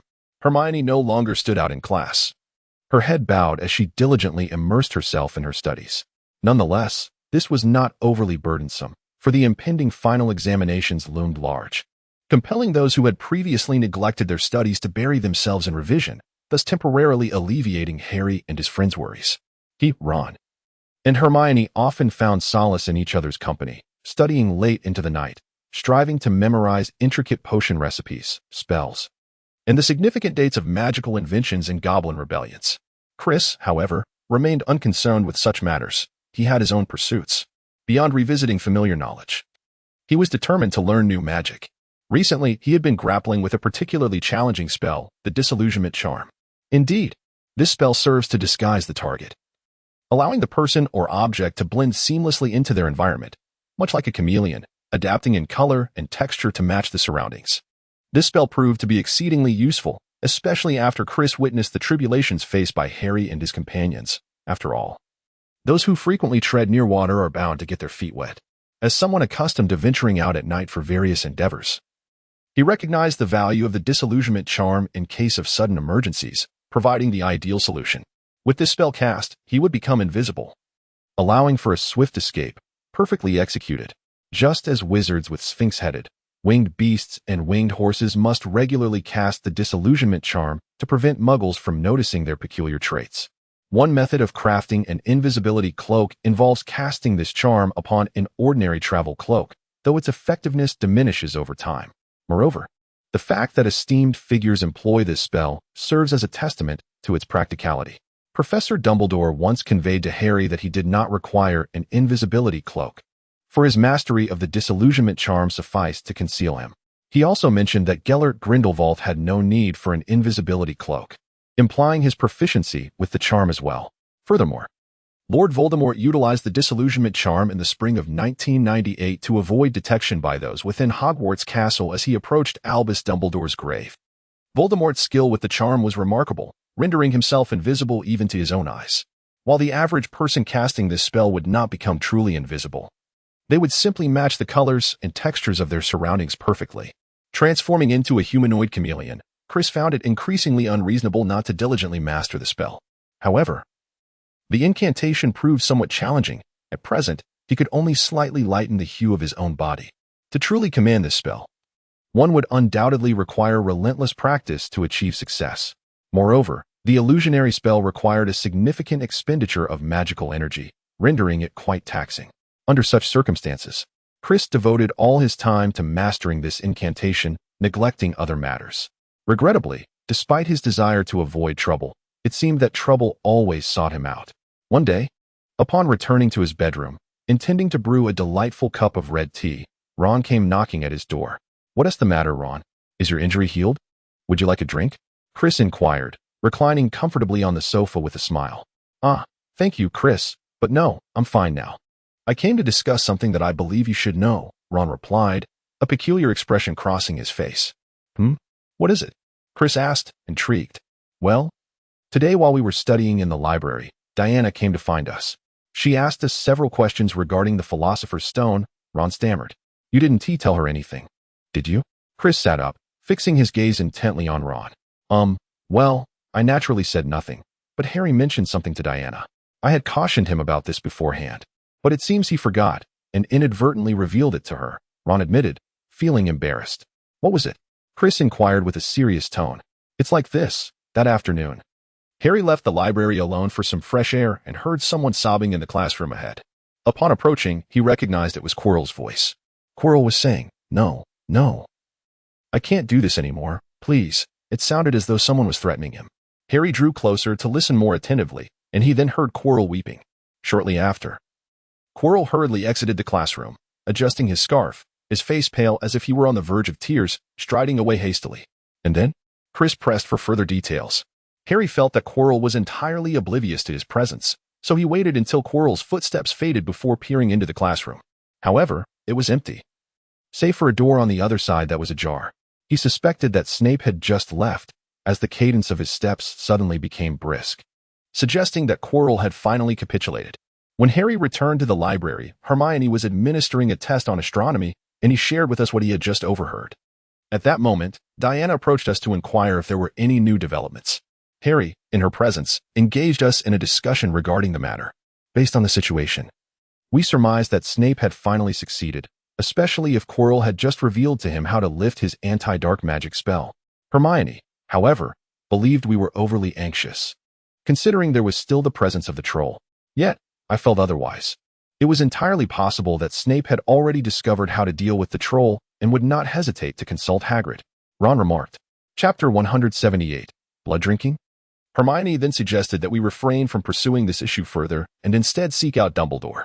If we continued to act independently, expulsion from the school would be inevitable. Indeed.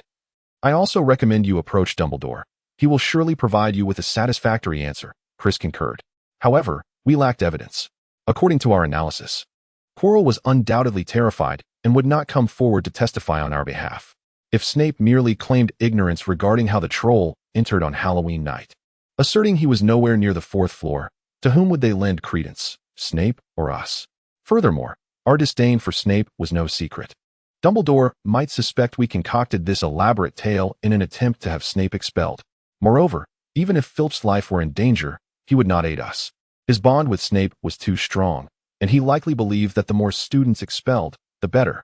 Additionally, let us not forget that we were not supposed to be aware of the Philosopher's Stone or the troll in the first place. Explaining that would be exceedingly complicated. Chris found Ron's perspective to be quite reasonable, clearly perceiving Ron's disapproval of disclosing the matter to Dumbledore. However, Chris believed that whether or not to inform Dumbledore was inconsequential. as he suspected that this situation was likely orchestrated by Dumbledore himself. As an actor seeking guidance from the director who conceived this scene, one would assume the director would encourage the performer to continue with the act. After all, as an actor, one ought to cooperate rather than create chaos. Thus, Chris felt there was little to worry about. On the contrary, Diana, that foolish girl, seemed oblivious to whether she was trying to play the hero, fretting unnecessarily, or simply stirring the pot against Snape, who had always opposed her. Her involvement in this matter was entirely inappropriate.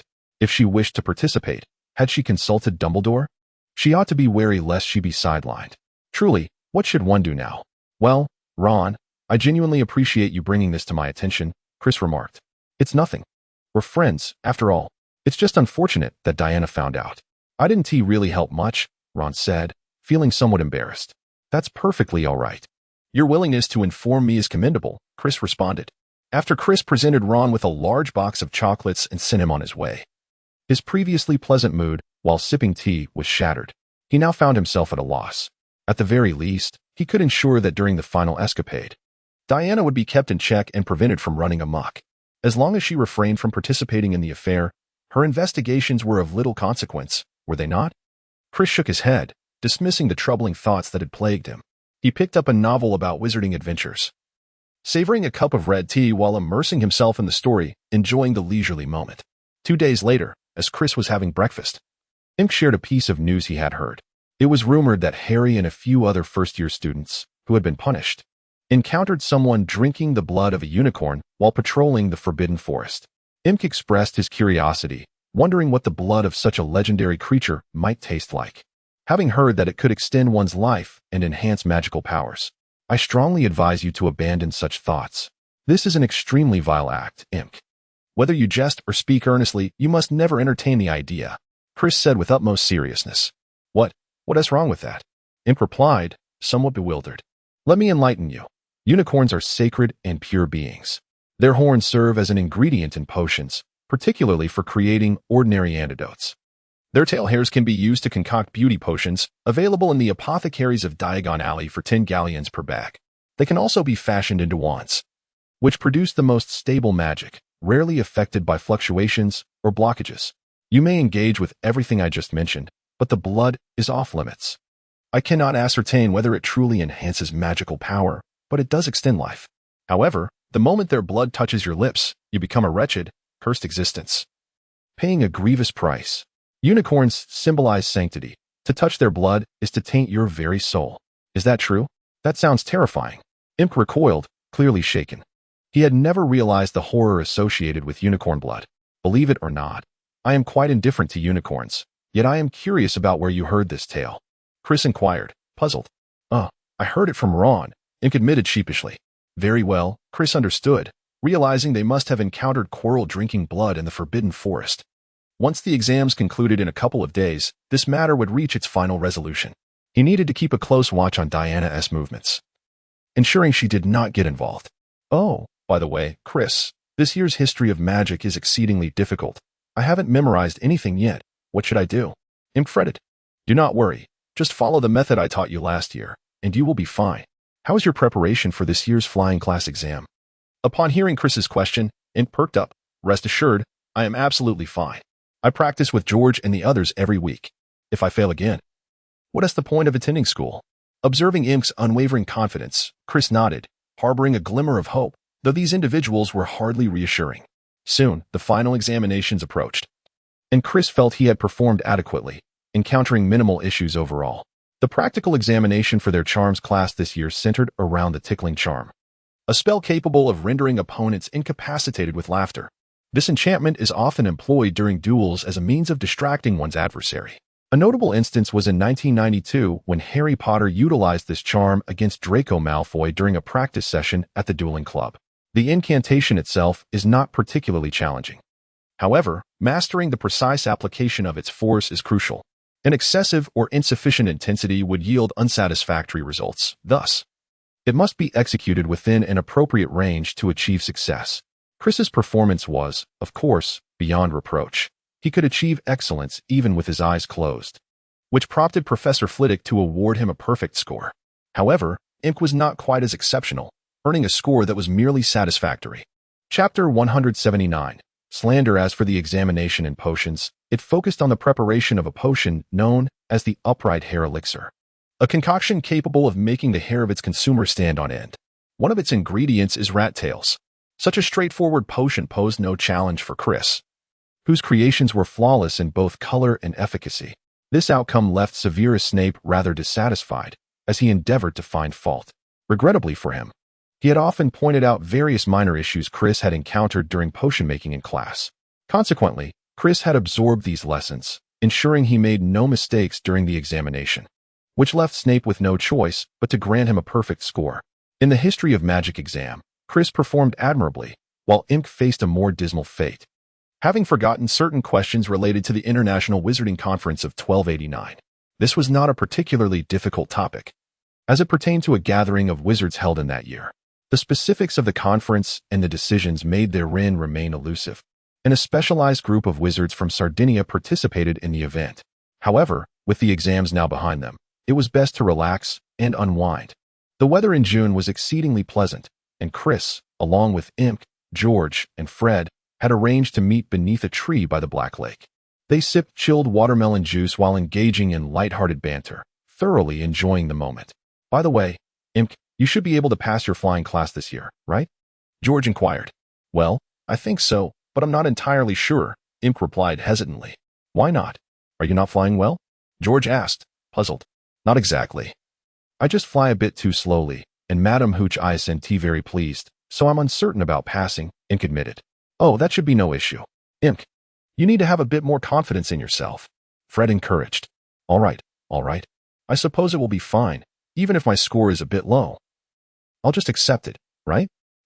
Regardless, the exams are over now, so who cares? What do you all think? Imp said lazily as he lay on the grass. Exactly. We should just enjoy ourselves. Fred and George expressed their agreement. After indulging in delightful moments, Chris returned to the Gryffindor common room in the evening, subsequently casting the disillusionment charm upon himself and stealthily entering Diana's bedroom. Fortunately, she was alone in her chamber, accompanied only by a cat. The girl was still fast asleep, quite lazy indeed. However, Chris was uncertain whether her slumber was a prelude to an adventurous night with Harry Potter and the others, or merely a result of fatigue. Yet, what did it matter? As long as Diana remained there, everything would be just fine, wouldn't it? Chris gradually approached, retrieving a vial of potion from his pocket, and gently administered it to Diana's lips. In the process, he nearly startled her awake, causing his hands to tremble with anxiety, for he had never engaged in such an act before. Alas, the burden of worry weighed heavily upon him. With the potion administered, he was relieved that she would remain in slumber until the following morning, thus alleviating his concerns about her embarking on any perilous adventures. After tenderly stroking a cat, Chris stealthily exited Diana's room and returned to his own. For now, this was the situation. He awaited the morrow when all would be resolved and the truth revealed. By the next day, news had spread like wildfire throughout the campus, its origins unknown. Regardless, the tales were vibrant and vivid. Have you heard? Harry Potter has defeated Professor Quirrell. What? Professor Quirrell? What transpired? Indeed, it is said that last year's Professor Snape did not perish. He has returned in possession of Quirrell. And this time, he was vanquished by Harry Potter. What of Voldemort? Did he not intervene? Oh, he is insignificant. It is rumored that he was aware of the events, yet lacked the courage to act. Our new hero is none other than Harry Potter. He truly deserves the title of our savior for achieving such a feat. How utterly terrifying. Indeed, he has triumphed over the Dark Lord. Shoo, lower your voice. Such discussions echoed throughout Hogwarts, with admiration for Harry Potter flowing abundantly. Meanwhile, Chris found himself cast aside by his peers. The reason for this was evidently Diana, upon awakening. It was already midday of the following day, and she had missed the opportunity to join Harry and his companions. Infuriated, she felt utterly distraught at having missed such a glorious occasion to be a hero, convinced that Chris was to blame. This was utterly unforgivable. Fuming, Diana recounted the incident to her classmates, denouncing her brother's treachery for preventing her from participating, resulting in her oversleeping and being unable to assist in any capacity. Initially, the young wizards were skeptical, but upon hearing Diana's account, they were convinced, for she was Chris's own sister. Could her words not be trusted? Thus, Chris became the target of disdain, branded a pariah, as students cast scornful glances his way. with one particularly fervent fan of Harry even spitting in his direction. Chris could hardly endure the situation and thus imposed a slight punishment on the individual in question. Once this incident became known, the ensuing outcry from his peers intensified significantly. What a disgrace! A scoundrel! A disgrace to Gryffindor! A coward! A wretched half-blood! A coward! One cannot fathom how he still has the audacity to exist, that despicable wretch. Such derogatory and discriminatory remarks flowed from the lips of various individuals. Alas, the school resembles a microcosm of society, populated by all manner of people, including those lacking in decorum or those who harbor resentment towards Chris for his prominence. Furthermore, people are all too susceptible to the allure of disparaging words. They revel in your misfortunes, as it serves as the most effective balm for their own insecurities. Chris's ardent admirers are presently engulfed in profound disappointment. They never anticipated that he would turn out to be such a person. In times of your triumph, they lavish you with extravagant praise, yet during your tribulations, they eagerly seize the opportunity to cast you down. This reality is both poignant and stark. Were it not for Chris's undeniable talents, these individuals might have eagerly devoured him whole. We inhabit a world rife with treachery and deception, where warmth and sunlight are reserved for the truly brilliant. At this moment, Chris is acutely aware of the vicissitudes of human experience. Chapter 180. Listening to Ron recount that daring tale, Chris contemplated that remaining uninvolved was indeed the wisest course of action. He had not anticipated the sheer pettiness of those around him, who seemed to thrive on gossip. Initially, he believed that leading a life of simplicity and dedicating himself to acquiring knowledge would suffice, yet he found himself thrust into the spotlight. Those who were aware understood that he had not engaged in the matter at hand. So what was there to discuss regarding retreat or timidity? Meanwhile, the uninformed onlookers resorted to malicious words to undermine and slander him. What could he do about that? Whether he earned a reputation of virtue or vice, he would continue to live his life undeterred.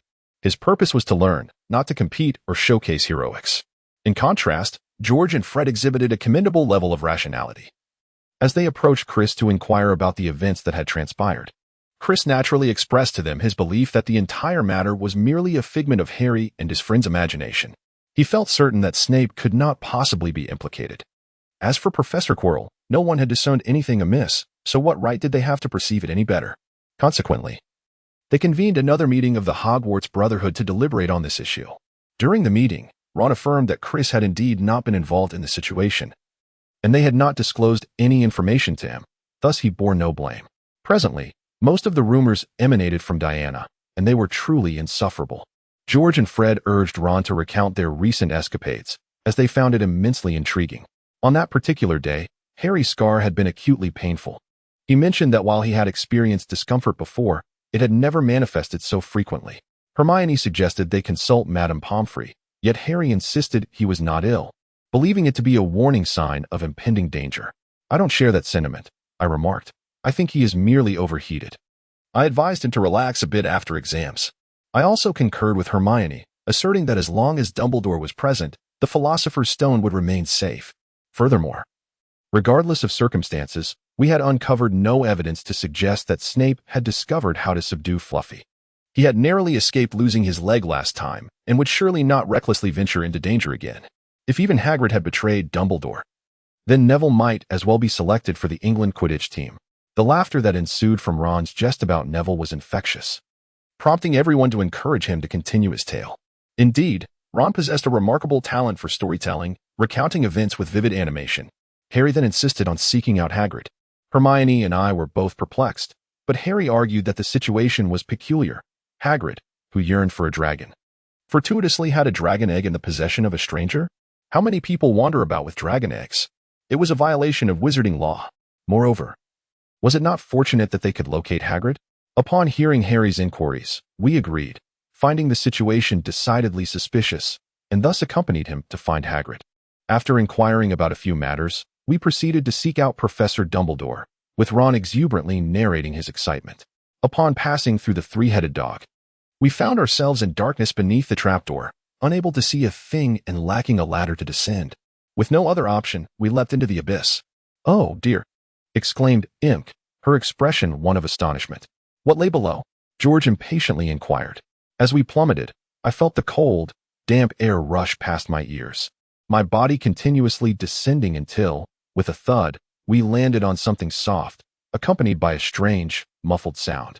As I sat up and began to explore my surroundings, I distinctly felt as though I was perched upon some form of vegetation. Can you guess what it was? We were all at a loss, shaking our heads in bewilderment. "It's the devil's snare," Ron proclaimed with a feigned sense of terror. "What? Good heavens! You're still alive!" The group gasped in astonishment. I recalled that a mature devil's snare could extend its serpent-like tendrils to ensnare those who ventured too close, potentially leading to injury or even death, right? George inquired. "Indeed. You must have employed fire to escape," Fred added. At this question, Ron appeared somewhat sheepish, as he had felt on the verge of death. Had it not been for Hermione using fire to save him, he might not have made it. Yes, Ron mumbled. After we navigated through the devil's snare, we heard, besides the sound of our own footsteps, the gentle dripping of water cascading down the walls. We then descended a slope along the corridor, where faint rustling and clinking noises seemed to emanate from ahead. Could it be a ghost? Imp conjectured. No. I believe it must be a whole host of ghosts. George exclaimed. You've guessed incorrectly. It's a brightly lit room with a towering vaulted ceiling. Countless birds, shimmering like jewels, flitted about, their wings fluttering in every direction. Opposite us stood a heavy wooden door. If we ventured through the room, they would surely launch an attack upon us. I believe we could pass through with a freezing spell, immobilizing them, Imp suggested. Indeed, Imp, it seems your studies this term have not been in vain. However, employing a freezing spell requires considerable magical power. Have you considered that? Chris queried. Moreover, they are merely first-year wizards. How would they know a freezing spell? We only learned it this year. Yes, we all agreed as we pulled and pushed at the door, but it remained steadfast. Hermione attempted her Alohomora spell, yet it was futile. Then, we heard Ron speak mysteriously. What is it? Hurry and tell us. Those birds were not mere decorations. They are not birds at all. They are keys. Winged keys. And there are flying broomsticks in the corners of the room. We must ascend and capture the key to that door. But you just said there was a flock of birds, which means there are hundreds of keys. How do we manage that? Imp inquired, puzzled. Indeed. I harbored similar doubts at the time, but we focused on a large, antique key shaped like a door handle that fit the keyhole perfectly, Ron elucidated. Chapter 181. You are a good person. Then, each of us seized a broom, propelled ourselves into the air, and plunged into the dense swarm of enchanted keys.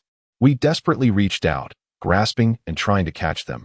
Yet those bewitched keys evaded our attempts with astonishing agility, rendering it nearly impossible to seize one. However, in the end, Harry proved his mettle.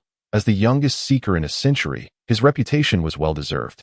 After weaving through the vibrant flurry of tiny wings for a minute, he spotted a large silver key with drooping wings, as if it had been forcibly shoved into a keyhole. Without hesitation, Harry lunged forward, and with a sharp, grating noise, he pinned the key against the stone wall. Wow, what a spectacle! Indeed, how I wish I possessed such extraordinary skills.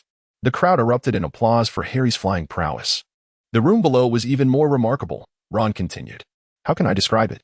There was a colossal chessboard, with towering black pieces that seemed to be carved from obsidian. On the other side of the room stood white pieces, facing us. We had to engage in a game of chess to traverse to the other end of the room. This was truly a domain crafted for me, Ron exclaimed proudly. I never anticipated that being a champion wizard chess player would prove so advantageous. I must admit, this confrontation was the most challenging I have ever faced. It involved tactics I had never encountered before. Moreover, if we lost, we could very well be vanquished by the opposing pieces. But I triumphed. I captured their king. Ha ha ha, Ron exclaimed, his excitement palpable as he danced around. Well done. You truly are my brother. I always knew you had it in you. The others marveled, fully aware of Ron's unparalleled talent in wizard chess. Chris was taken aback to discover that Ron had significantly improved his chess skills after the wizard chess match. A game that would have once posed a formidable challenge was now won without sacrificing any pieces, indicating that Ron had indeed progressed. As we entered the next chamber, an overwhelming stench assaulted our senses, causing tears to well in our eyes. Before us lay a colossal troll, even larger than the one Chris had previously encountered. Lying motionless on the floor, unconscious, with a gruesome, bloody lump on its head. This suggested that we need not defeat it to pass through the room, as it had already met a violent end. Fred pondered aloud whether this was the work of the infamous snot professor, the mermaid butcher.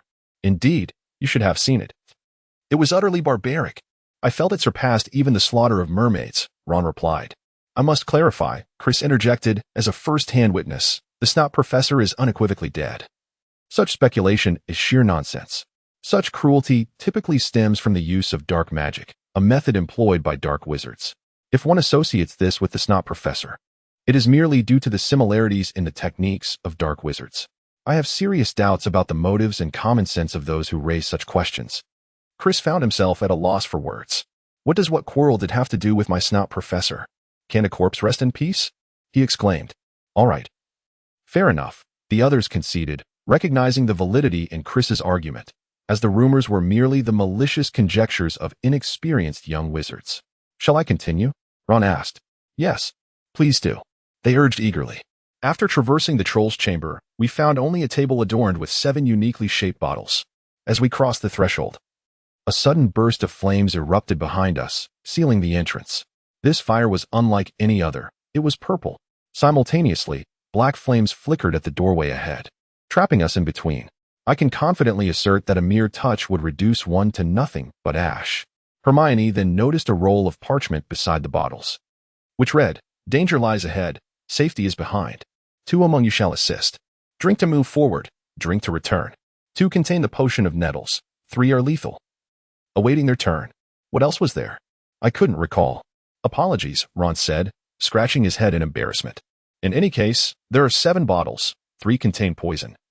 2 are wine. 1 allows us to safely traverse the black flames, and the other enables our return through the purple flames. Hermione deduced that the smallest bottle would suffice for passage, but there was barely enough for 1 person to drink. Consequently, Harry declared he would take it upon himself to confront the foe, suggesting that we consume the potion for return, and send Hedwig to deliver a message to Dumbledore for Harry's rescue. Subsequently, he ventured forth while we returned to compose a letter to Dumbledore. Ultimately, when he returned, he was unconscious and has yet to awaken, Ron lamented, a hint of despondency in his tone. He felt he had been of little assistance to Harry, who now lay in the infirmary, uncertain of his fate and whether he would awaken. Oh, Ron, do not fret. You will recover. You have done remarkably well. You aided them in navigating the wizard's chess, did you not? Without your intervention, you all might have perished there, and the Philosopher's Stone would have been lost. Chris reassured him. Yes, he will be fine, Chris. Thank you. I know you are innocent. You are a good person. Ron expressed, touched. I believe in you, Chris. Imp asserted resolutely. And so do we. We all believe in you. George and Fred chimed in. Thank you all. Rest assured.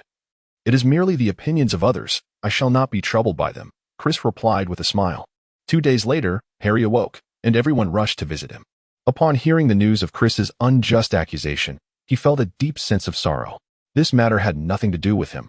Why should he be wronged? Thus, Harry, much like Chris had done for him, took it upon himself to clarify the situation to everyone. It was all orchestrated by Voldemort and had no bearing on Chris, who was unaware of the events. When the primary party spoke, gasps of disbelief filled the air. They had not anticipated that such an incident could be linked to that individual, and simultaneously, they recognized their error in wrongfully accusing Chris. I always knew Chris was innocent. Indeed.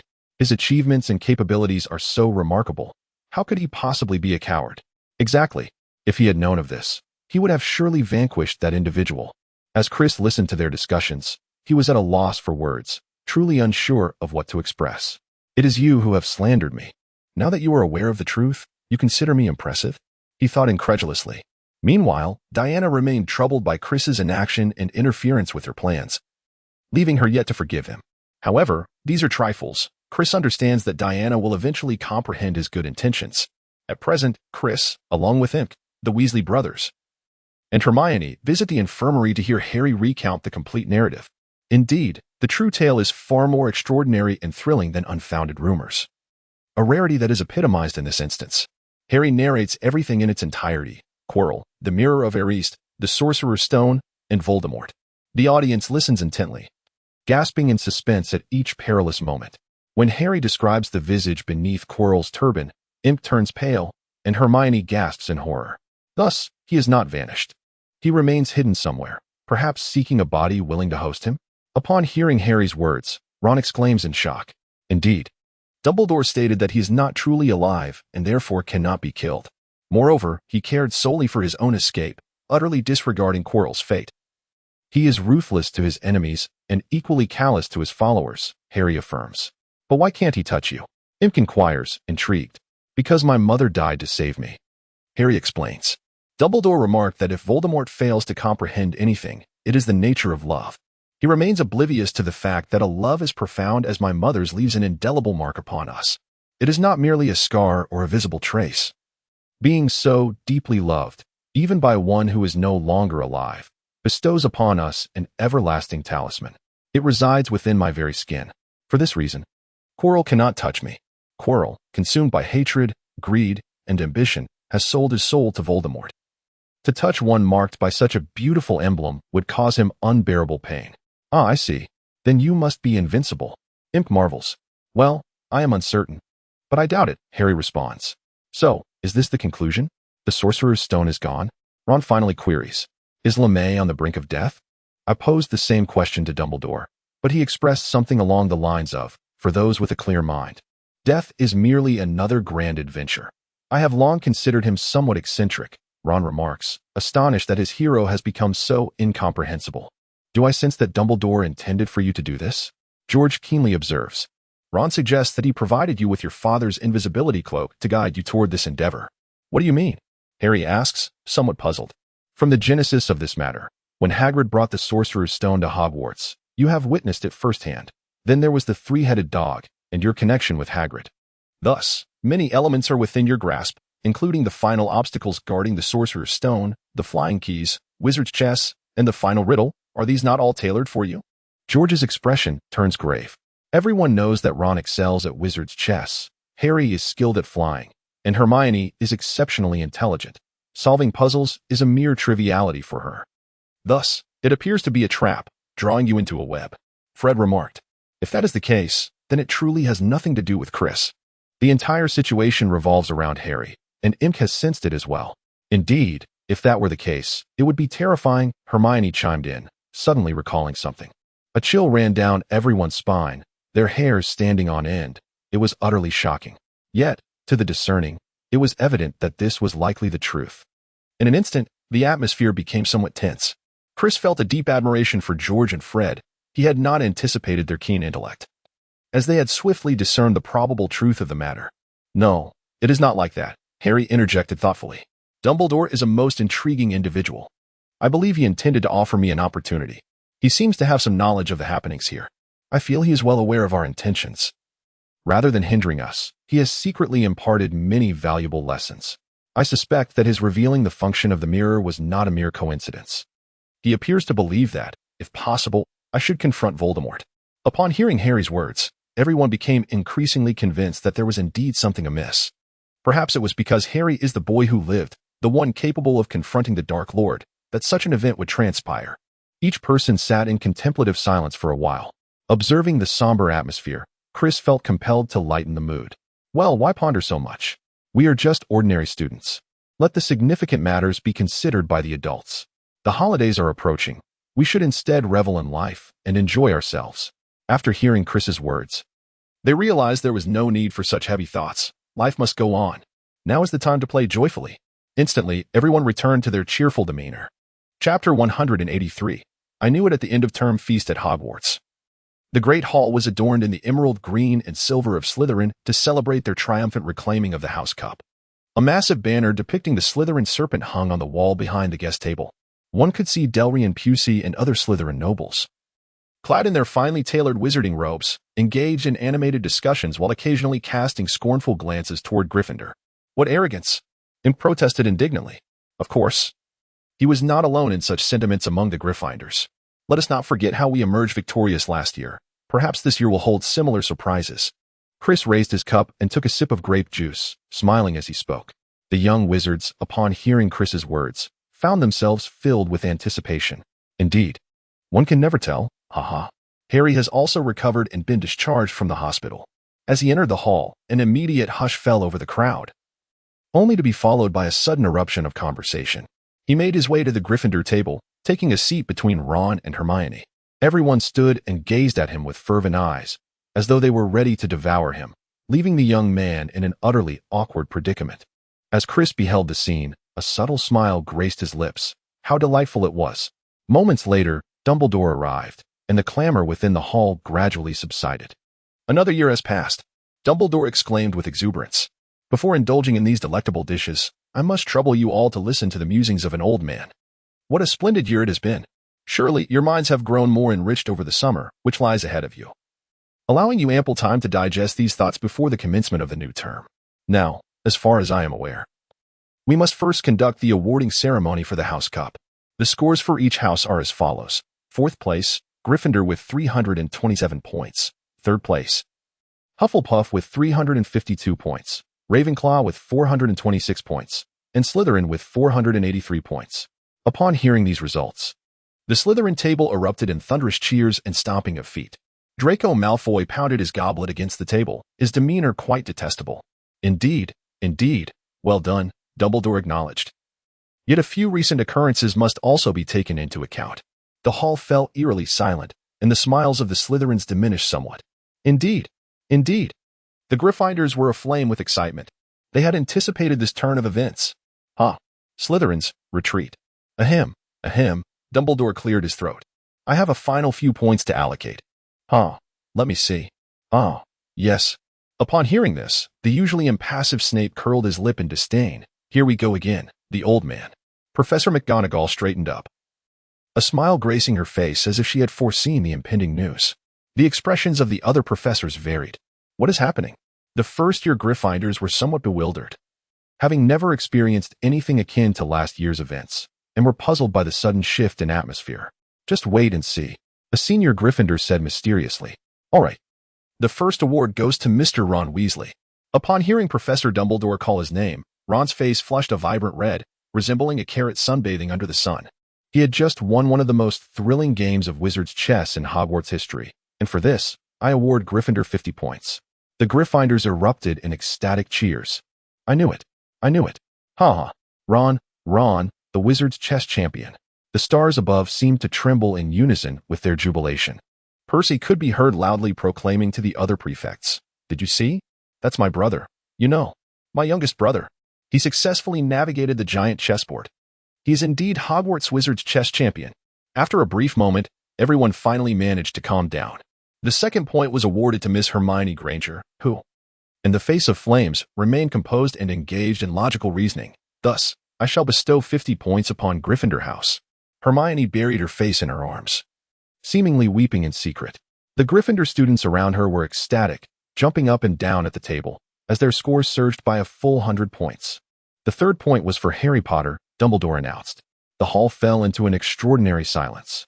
He displayed remarkable bravery and exceptional courage, for which I shall grant an additional 60 points to Gryffindor House. The cacophony that ensued was deafening. Those students who were hoarsely shouting while mentally tallying the scores realized that Gryffindor now stood at 487 points, surpassing Slytherin by 4. They had secured the championship of the House Cup. Splendid. I knew it. The young wizards of Gryffindor rejoiced. Dumbledore raised a hand, and gradually the hall quieted once more. Of course, courage manifests in many forms. Dumbledore smiled, asserting that to confront adversaries requires extraordinary bravery. Yet standing firm in one's convictions before friends equally demands significant courage.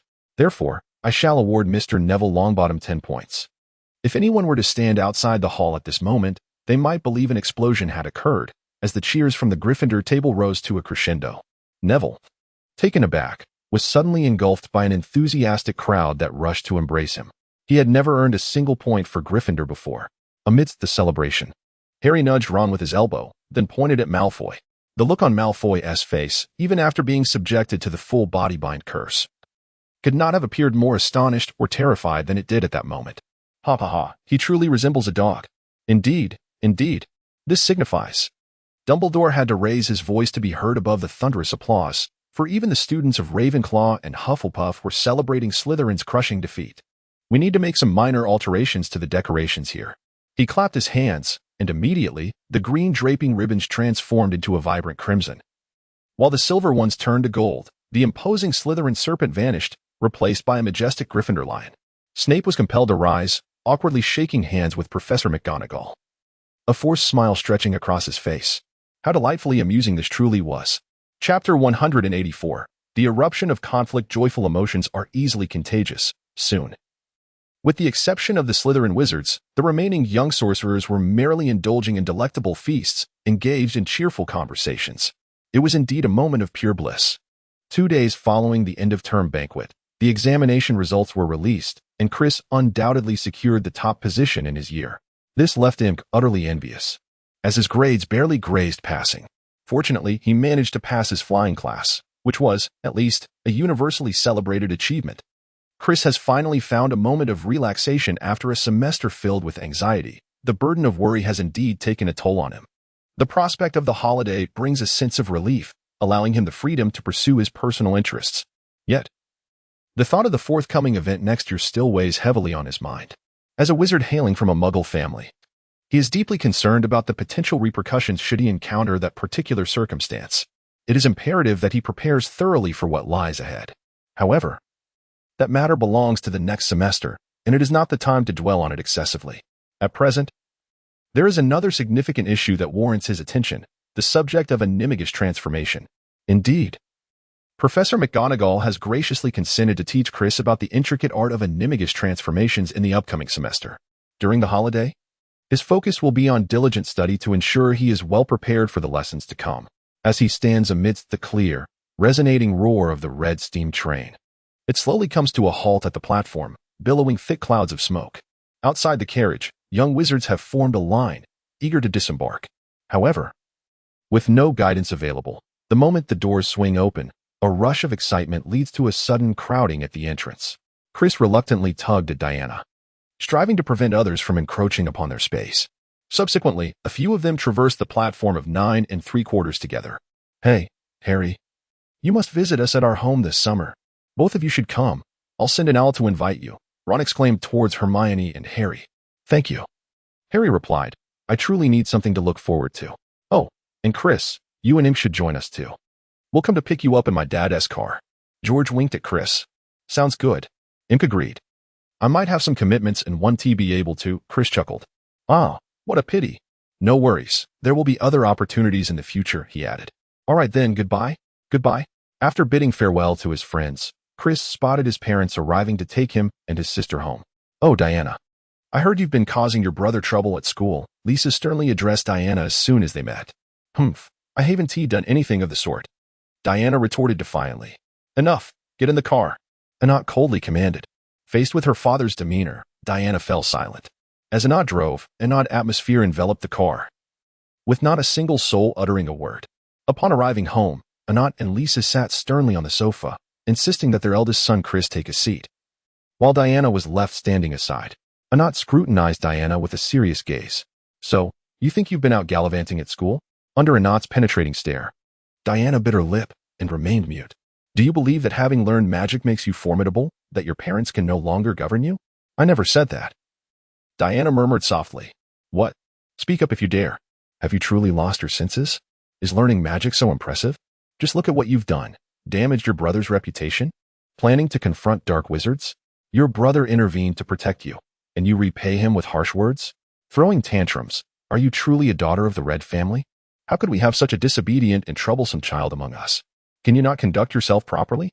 You all blame me. It's all my fault. Chris can do no wrong. He has always been perfect. He is your beloved darling. I am not. I'm inferior to him in everything academics. Popularity, everyone only knows me as Chris's sister, as if I am nothing beyond that." Diana suddenly erupted. You have completely lost your mind. Utterly unreasonable." Anat, incensed, rose to his feet, raising his hand as if to strike her. "Come on, go ahead. Kill me if you must, humph," Diana exclaimed in frustration. All right, Anat. My dear, do not act this way," Lisa gently implored. "Humph. It's all your fault for raising such a daughter," Anat retorted angrily, storming out the door.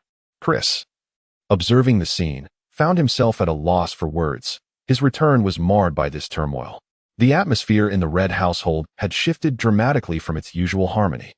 Diana had sequestered herself in her room, only managing to eat when Lisa coaxed her meals into her chamber. Anat's mood was equally dismal. He was bewildered by his parenting missteps, perhaps having indulged his daughter too much in the past, leading to this emotionally distant behavior. Lisa sighed, feeling helpless in her attempts to mend the frayed familial bonds. This discontent persisted for nearly half a month, and Chris realized that such a situation was untenable. he felt compelled to devise a strategy for reconciliation.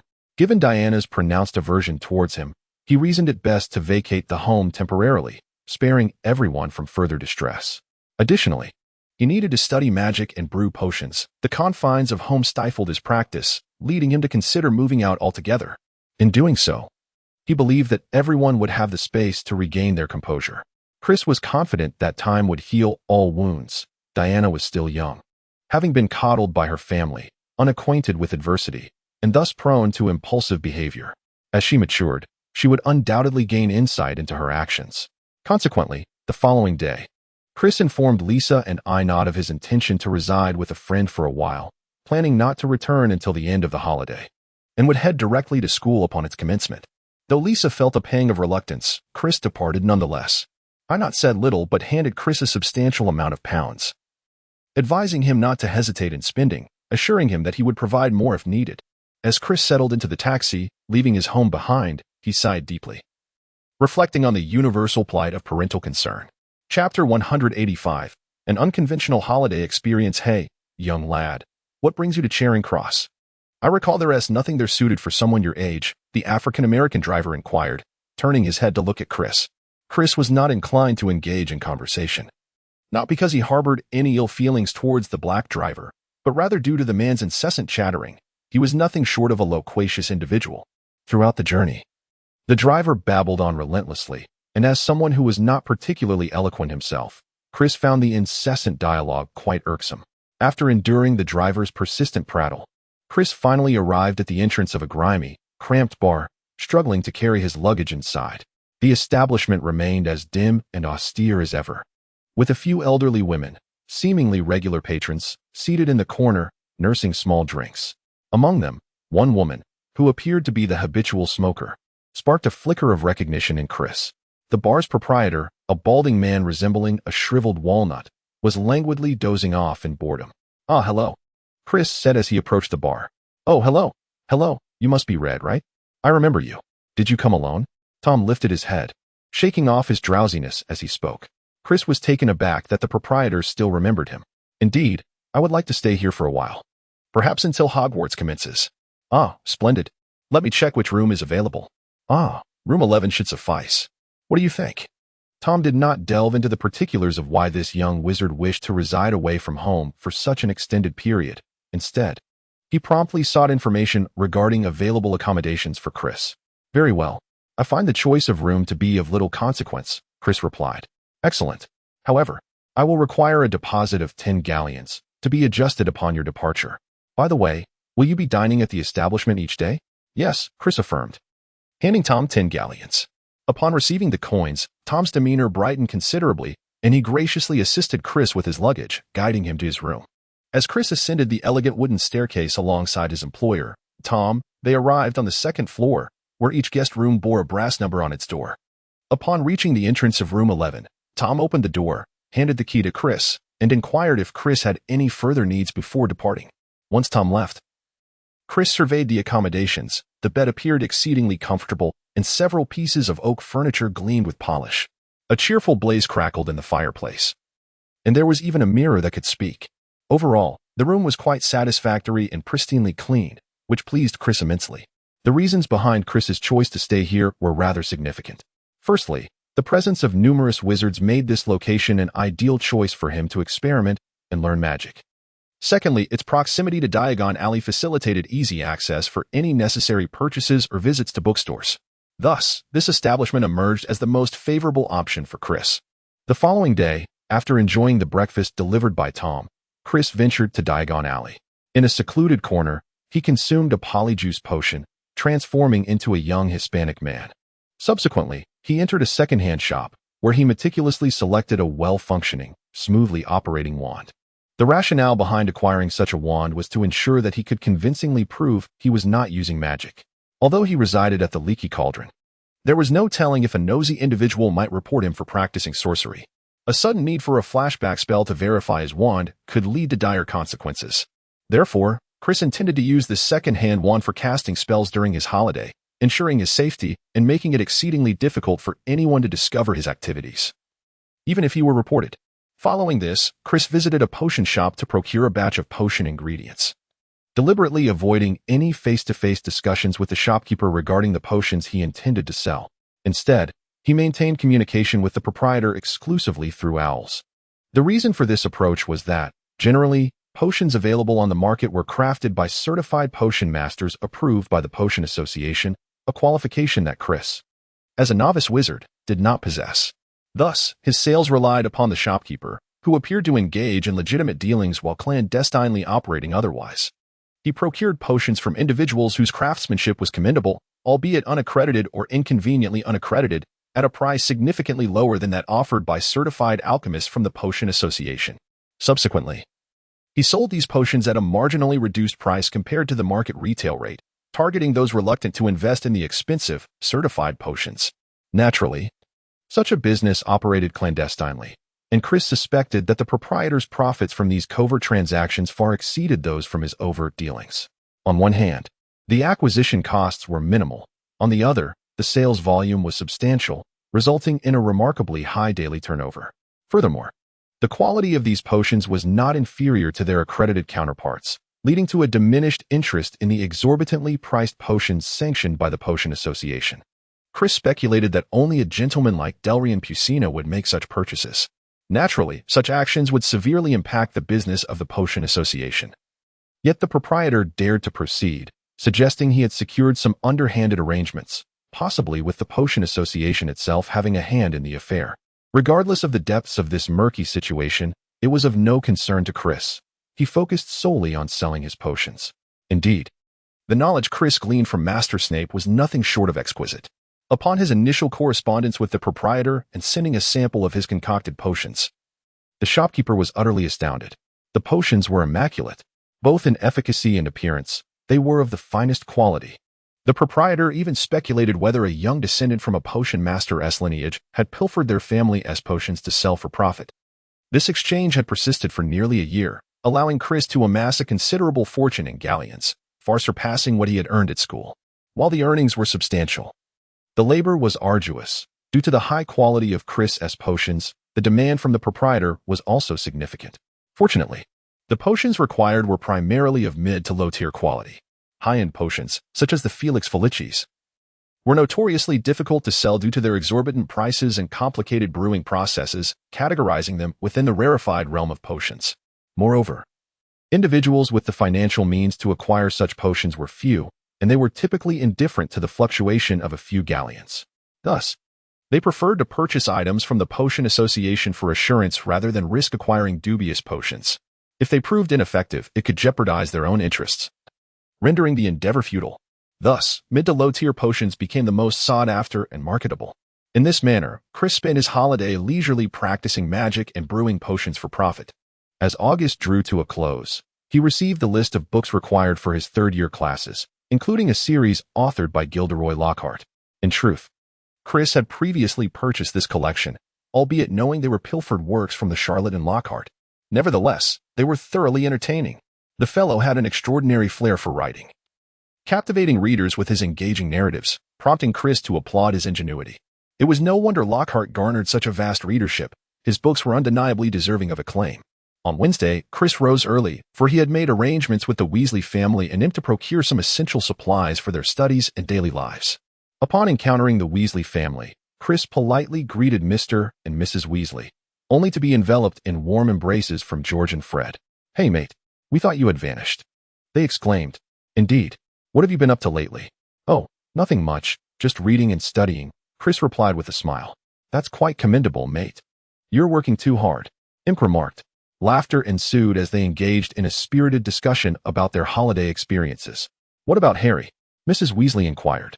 "Have you seen him?" Mr. Weasley also scanned the area, but to no avail. "He hasn't gotten lost, has he? Perhaps he's wandered into Knockturn Alley?" George and Fred jested.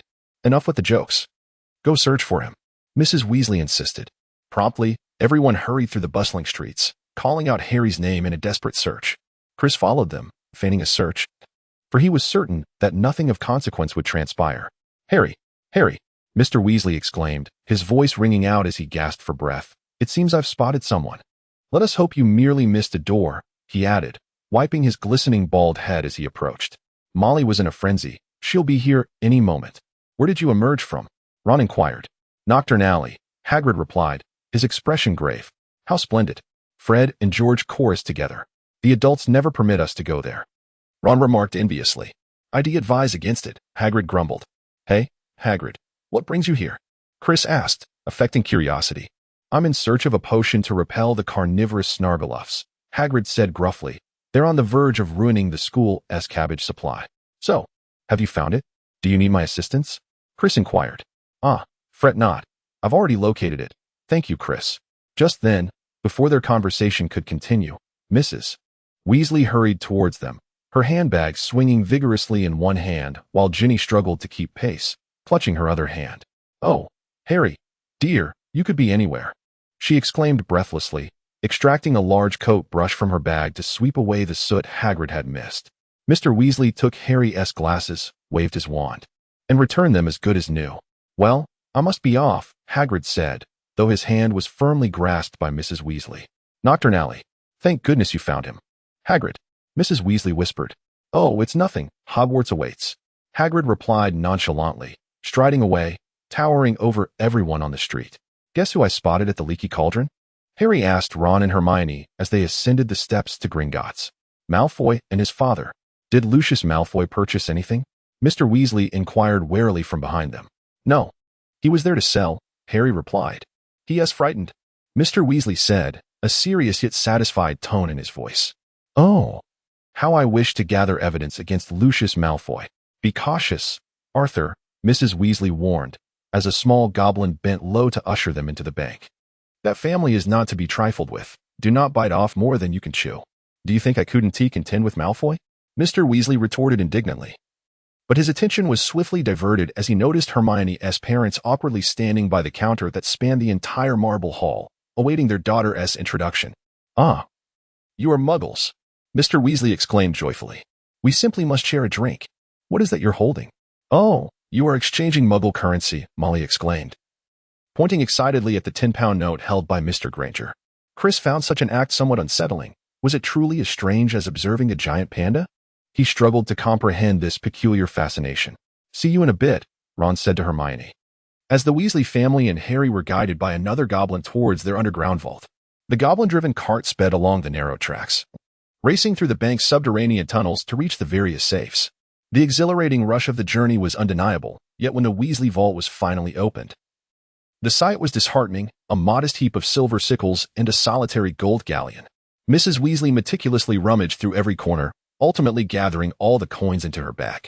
Fortunately, Ron, George, and Fred were no longer burdened by tuition fees. Otherwise, Ginny might have never owned a single new item. How tragic that would have been.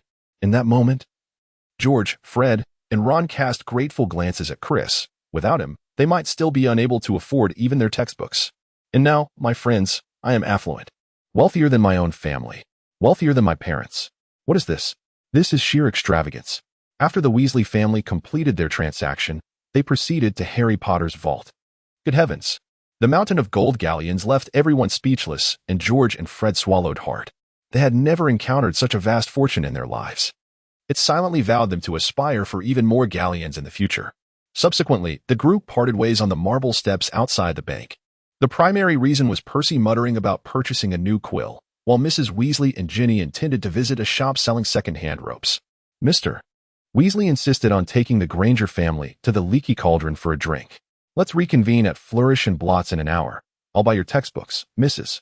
Weasley instructed as she and Ginny set off. Meanwhile, Chris and his companions wandered aimlessly along the winding cobblestone streets. Chris treated everyone to several large ice creams with a delightful cream cheese flavor. They were utterly delicious, so enticing that even a little wizard passing by was moved to tears, tugging at his mother's hand and exclaiming, "Mom, I want one." Subsequently, they strolled leisurely through the alley, savoring their ice creams while admiring the myriad of shop windows.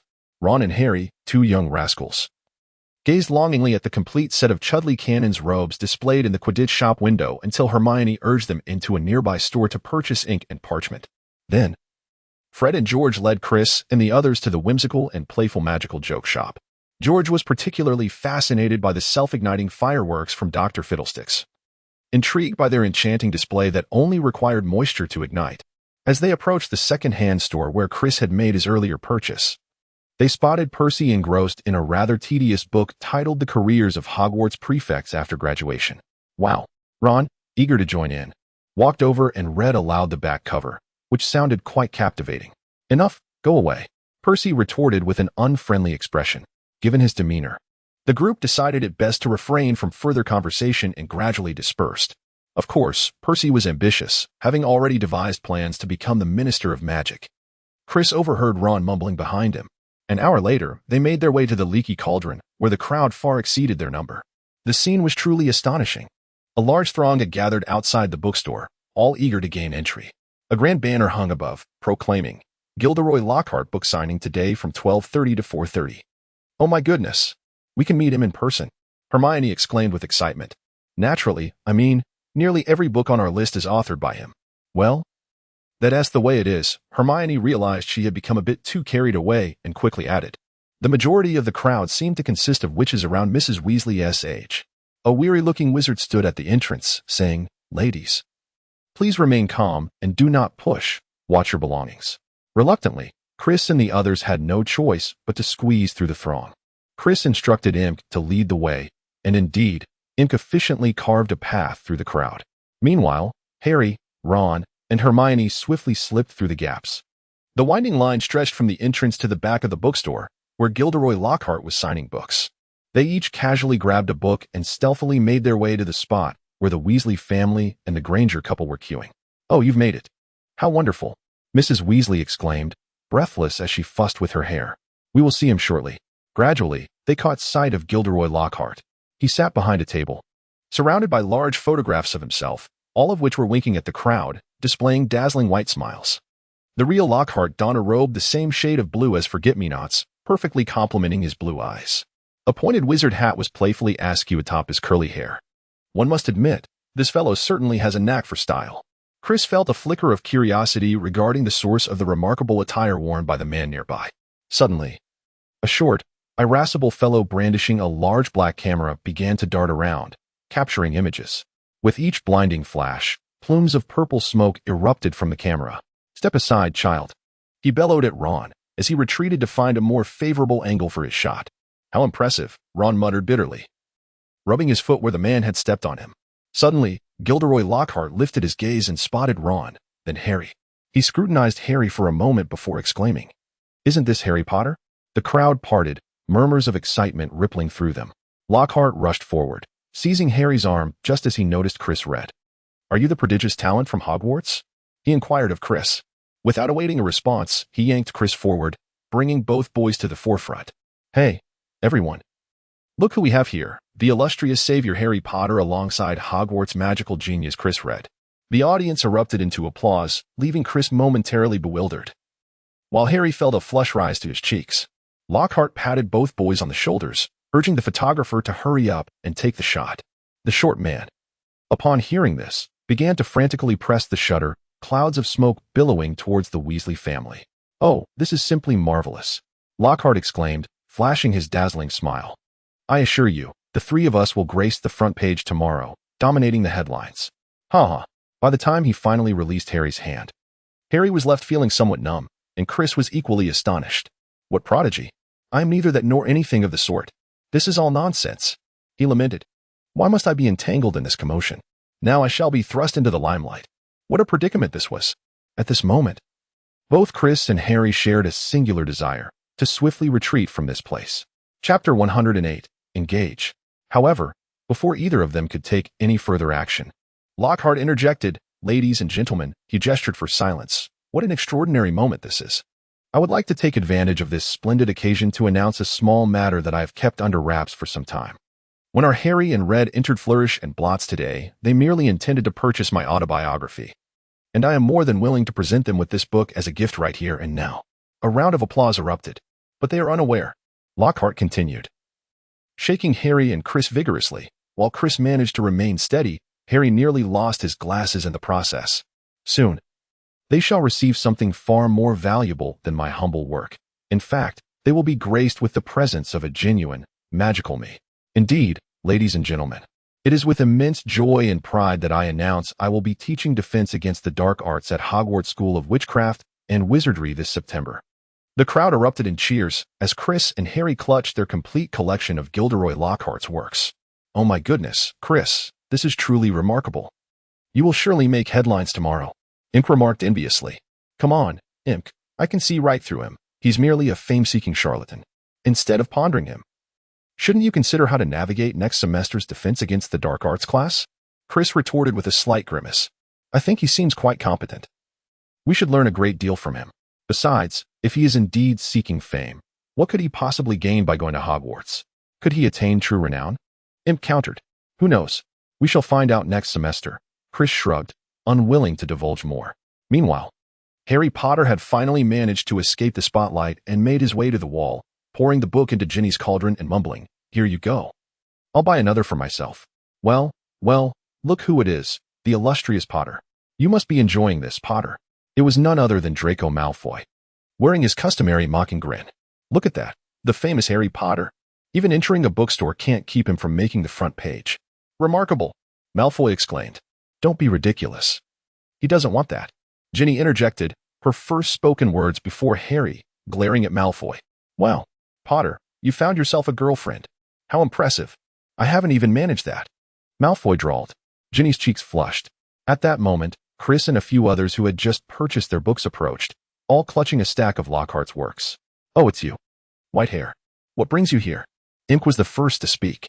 Naturally, Malfoy disregarded him, seemingly oblivious to his presence, uttering not a single word. Nearby, Ron regarded Malfoy as if he had stumbled upon something repulsive stuck to his shoe. "Malfoy, I imagine you must be quite astonished to see Harry here, Huh. What astonishes me even more is to see you actually enter the shop, Weasley." Malfoy retorted with a sneer. "I presume your parents will be purchasing a house next month to afford those items? But given the state of your family's hovel, I wonder if it's even worth a single sickles. Perhaps, if you plead, I might show some mercy and offer you 2 sickles at a premium, you pauper." Ron's face flushed crimson with rage as he hurled his book into the cauldron, clenching his fists and preparing to charge at Malfoy. Harry and Hermione swiftly grasped the back of his shirt. Ron, fortunately, Mr. Weasley, accompanied by Fred and George, squeezed through the throng. "What are you doing? Everyone here has lost their minds. Let us get out of here." "Wow, ha ha ha, Arthur Weasley." This was Malfoy's father, who had a hand resting on Draco's shoulder, wearing an expression identical to his son's mocking grin. "Lucius," Mr. Weasley replied with a curt nod. "I hear you've been quite busy with your duties," Lucius Malfoy remarked. "With so many audits, I imagine they're compensating you for your overtime?" He reached into Ginny's cauldron, extracting a tattered copy from the pristine works of Lockhart.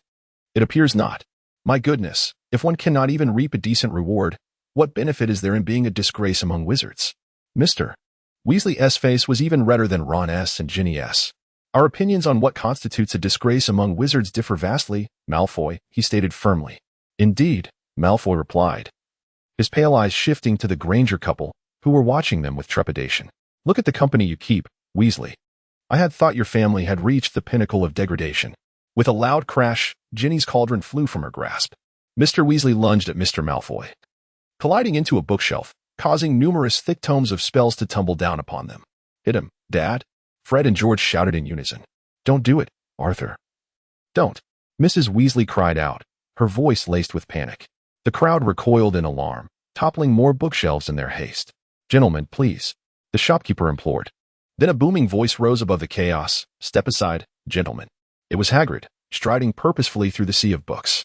However, before he could approach, Lucius Malfoy inexplicably found himself suspended upside down in midair. Who is it? Which scoundrel Weasley is responsible? Is it you?" Lucius Malfoy seethed with resentment, his eyes glimmering with loathing, piercing through the strands of his cascading hair.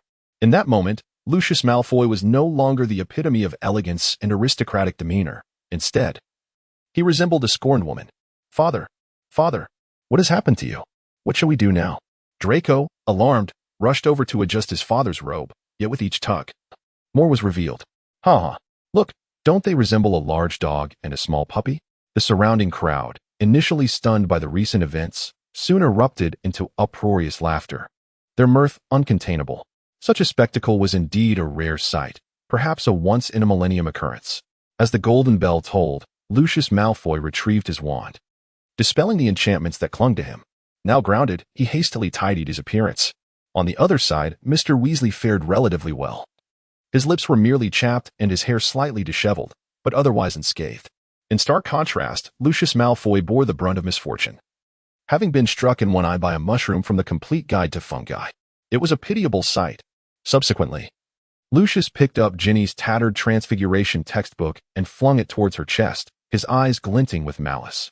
Here, young lady, take your book. This is the finest gift your father can bestow upon you. And you, Weasley, mark my words, I shall remember this. He beckoned to Draco Malfoy and stormed out of the shop. Laughter erupted anew in the shop after his departure. Chris, unable to contain his amusement, recalled that he had been the one to instigate the confrontation. He had merely wished to witness this rare brawl. But the man's insolent remarks about Hermione's parents had provoked him. Although it did not directly concern Chris, he felt a personal affront as he, like Hermione, hailed from a Muggle family. Thus, he could not restrain himself from teaching the old white-haired man a lesson. The outcome was quite satisfactory, indeed. Regarding the notebook, Chris seemed to have missed it, though he was uncertain if it lay within Ginny's belongings. He felt it inappropriate to rummage through the young girl's possessions. Nevertheless, what concern was it to him? Chris was well prepared for any eventuality and harbored no fears of retaliation. Ah, you shouldn't have engaged with him, Arthur, Hagrid remarked, smoothing Mr. Weasley's robe, nearly lifting him off the ground. I am utterly incensed. That man is despicable, and his entire family is the same. Everyone knows it. The Malfoys' words hold no merit. Their blood is tainted, plain and simple. Come, let us depart. The shopkeeper seemed intent on stopping them for compensation. Yet his stature barely reached Hagrid's waist, thus he refrained from making any bold moves. They hastily made their way to the street, with the Granger couple trembling in fright. While Mrs. Weasley was in a furious rage, what would Gilderoy Lockhart think of the children setting such a poor example by brawling in public? He must be delighted. Fred remarked, Did you not hear as we left? He asked the Daily Prophet fellow to include the fight and Malfoy's embarrassment in the report, claiming it would create quite a stir. By the time they returned to the hearth at the Leaky Cauldron, everyone had calmed considerably. The Weasley family's purchases would be transported back to their humble abode using Floo powder, while the Granger family planned to return to the Muggle Street across town.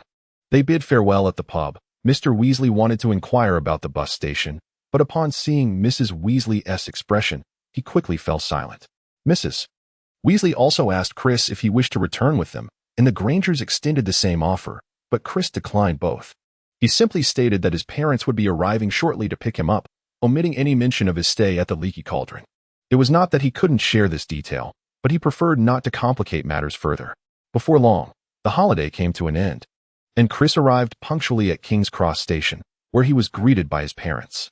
The atmosphere within the family had noticeably improved. Lisa was in tears upon seeing Chris. Feeling that her son had been wronged due to Diana's situation, Enoch placed a hearty hand on Chris's shoulder. As for Diana, she cast a cold glance at Chris before pushing her luggage into the station.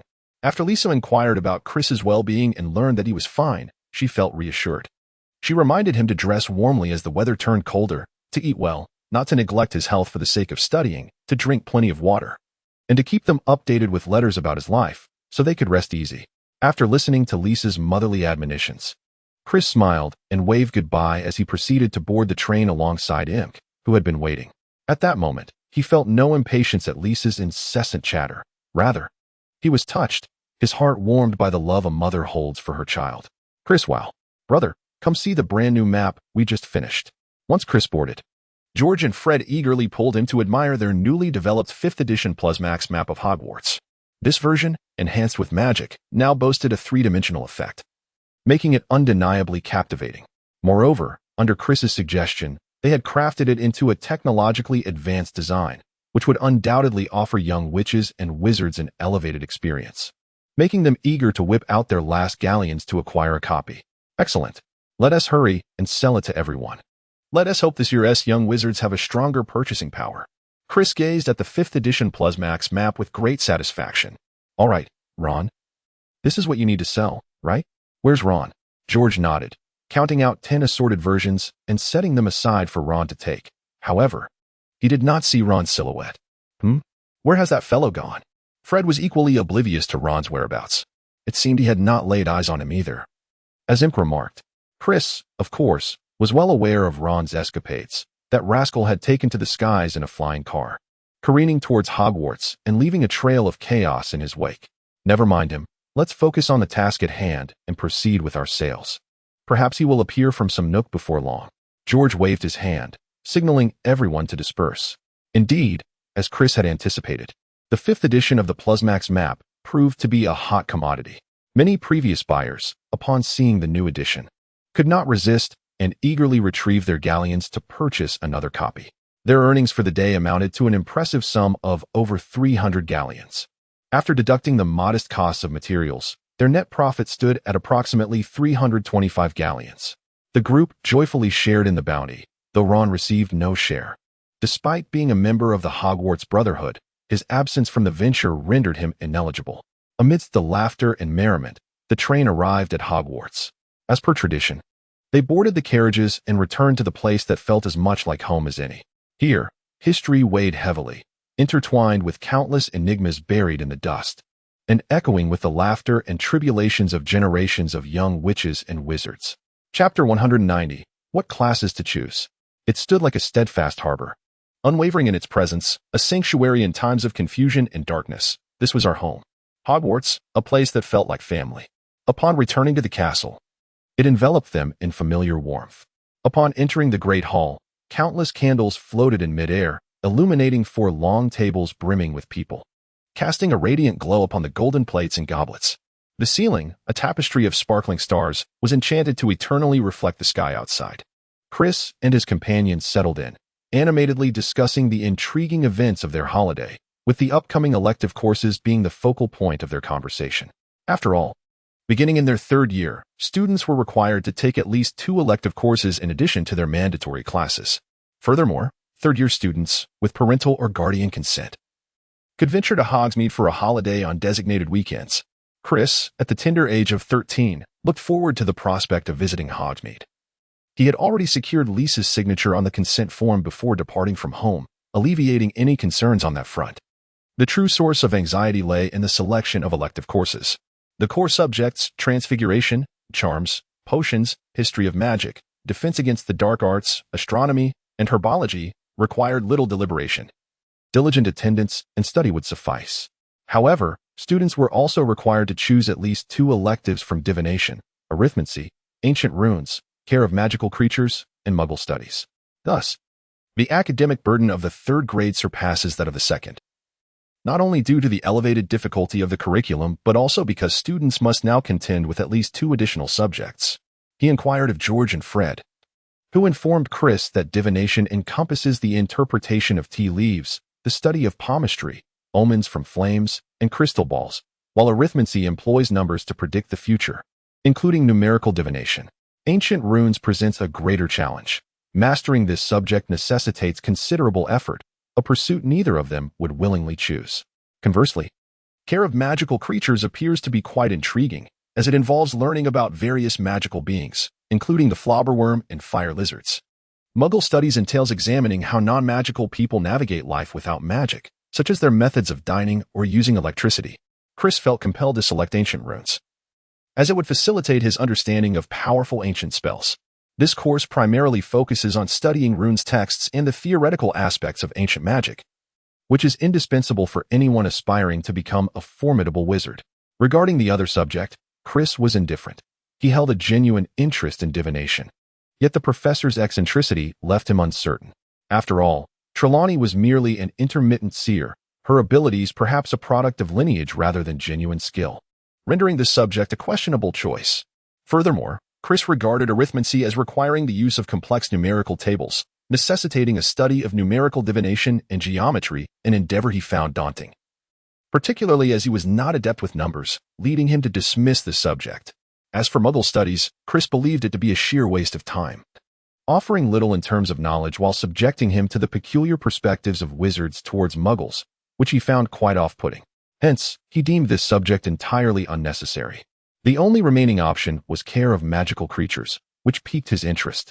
The current instructor, Sylvanus Kettleburn, a Hogwarts alumnus, had been teaching this course for many years. His reckless demeanor had resulted in the loss of an arm and half a leg, yet he still frequented the Dragon Reserve in his spare time. This teacher possessed a profound love for magical creatures, suggesting that his classes would be quite engaging. Moreover, next year would see Hagrid take over as professor, adding further allure to the subject. Thus, Chris resolved to enroll in ancient runes and care of magical creatures.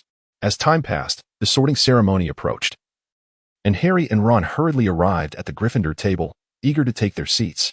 "Hey, where have you two been?" Fred inquired curiously. "Oh, don't ask," Ron replied, shaking off the dirt from his clothes. "Ron, you didn't sell any maps today, so no galleons for you," George kindly reminded him. "Ah, I'm doomed." Ron was immediately struck by a blow of 100 points. Amidst the laughter of the crowd, a multitude of black pointed Hogwarts hats appeared at the entrance of the hall, plunging the room into silence. The first-year students nervously queued to enter the hall, among them Ginny Weasley, her distinctive Weasley red hair standing out prominently. Simultaneously, Professor McGonagall, wearing glasses and with her hair tightly styled in a small bun, placed the famous sorting hat upon the stool before the newcomers. Every year, this patched, dirty, and tattered old hat undertakes the solemn duty of sorting the first years into one of Hogwarts' 4 houses, a task of considerable merit and significance. As the sorting commenced, a very slender, gray-haired boy was called to the front to don the sorting hat. While all eyes were fixed upon the hat, Harry and Ron exchanged hushed whispers. Noting the empty chair at the staff table, where had Snape gone? "Perhaps he is ill," Ron said with hopeful anticipation. "Or maybe he left," Harry speculated, "since he hasn't been appointed the Defense Against the Dark Arts teacher again. Maybe he was dismissed," Ron exclaimed excitedly. "Just think, everyone despises him." At that moment, a cold voice interrupted from behind them. "He is waiting to hear why you two did not arrive by train." There stood Severus Snape, his black robes billowing in the cool breeze, a smile on his face that suggested that Harry and Ron were in grave trouble. "Follow me," Snape commanded. Reluctantly, Harry and Ron stood up, not daring to meet Snape's gaze, and followed him up the steps into the echoing, torchlit foyer. Chapter 191. Will we ever enjoy breakfast again? "Oh, my Merlin, Harry and Ron have been caught by Snape," exclaimed Imk, witnessing the scene. "Did you not hear Snape? They did not take the train," George exclaimed, astonished. "How did they get here then? Did they fly?" Fred added, equally perplexed. Chris chuckled silently, thinking, well, they did fly, but not of their own accord. The car brought them here. After the sorting concluded, the youngest Weasley sibling happily found herself placed into Gryffindor, much to the delight of George and Fred. Following this was a sumptuous feast, accompanied by a speech from Professor Dumbledore and the singing of the school song, after which the young wizards returned to their respective common rooms. As Chris arrived back at the common room, he discovered a large gathering of people engaged in animated discussion about an astonishing event reported in the Daily Prophet. Ford Anglia cars can fly. Muggles were utterly bewildered. 2 Muggles in London were convinced they had seen an old sedan soaring past the post office building around noon in Norfolk. When Mrs. Hetty Bellis was hanging out laundry, Mr. Angus Fleet reported the incident to the police, with 6 or 7 Muggles witnessing the phenomenon. "Wow, is it cool to say this? Haha, this is truly remarkable. Our younger sibling has surprisingly learned to drive, albeit with less than stellar skills. If it were me, I surely would not have been discovered by the Muggles," George remarked with a grin. "Ha ha ha, indeed. Ron still needs a bit more practice," Fred concurred. Before long, Harry and Ron returned to the common room, where many were astonished by the news and had not yet retired for the night. Upon seeing Harry and Ron, a chorus of cheers and applause erupted. "How splendid!" Lee Jordan exclaimed, "Truly remarkable. What a spectacular tale. A flying car crashing into the Whomping Willow. This will be discussed for years to come." Diana whistled in their direction. "Well done, Harry." A 5th-year student named Peter blushed with excitement. Others patted Harry on the back, as if he had just won a marathon. Fred and George squeezed forward, questioning, "Why didn't you call us back? Our skills would surely have been superior. That way, you wouldn't have been caught." Ron turned crimson, smiling sheepishly, while Percy appeared far from pleased. He stood behind a group of enthusiastic first-years, seemingly preparing to scold them. Chris supported Percy in this matter. They indeed had numerous ways to return to school, yet chose the most foolish option. Perhaps the boys simply wished to indulge in something exhilarating. Who could say for certain? Feeling guilty, Harry and Ron couldn't bear the scrutiny and hurried toward the door at the other end of the room, which led to a spiral staircase up to their dormitory. Thus, they pushed through to the far side of the common room and dashed upstairs. Chris followed closely, returning to his dormitory for some rest. There would always be those who sought to stir up trouble, comparing him unfavorably to Harry, labeling him a has-been genius, and spewing their sour remarks without restraint. Though Chris paid little mind to it, the remarks were undeniably discomforting. Perhaps it was best to retire early for the night. The next morning, Chris arrived at the Great Hall for breakfast, where the ceiling mirrored a dreary gray sky, casting a gloomy atmosphere over the first day of school. Bowls of porridge, platters of pickled herring, towering stacks of bread slices, and plates of eggs and bacon adorned the long tables of the four houses. After handing a buttered slice of bread to the drowsy imp, a cacophony erupted above as hundreds of owls swooped in, circling the hall and dropping letters and packages into the conversing crowd. A large, bulging parcel landed on Neville's head, followed swiftly by a hefty gray package that tumbled into Hermione's cauldron. Instantly, milk and feathers splattered everyone around, including Chris.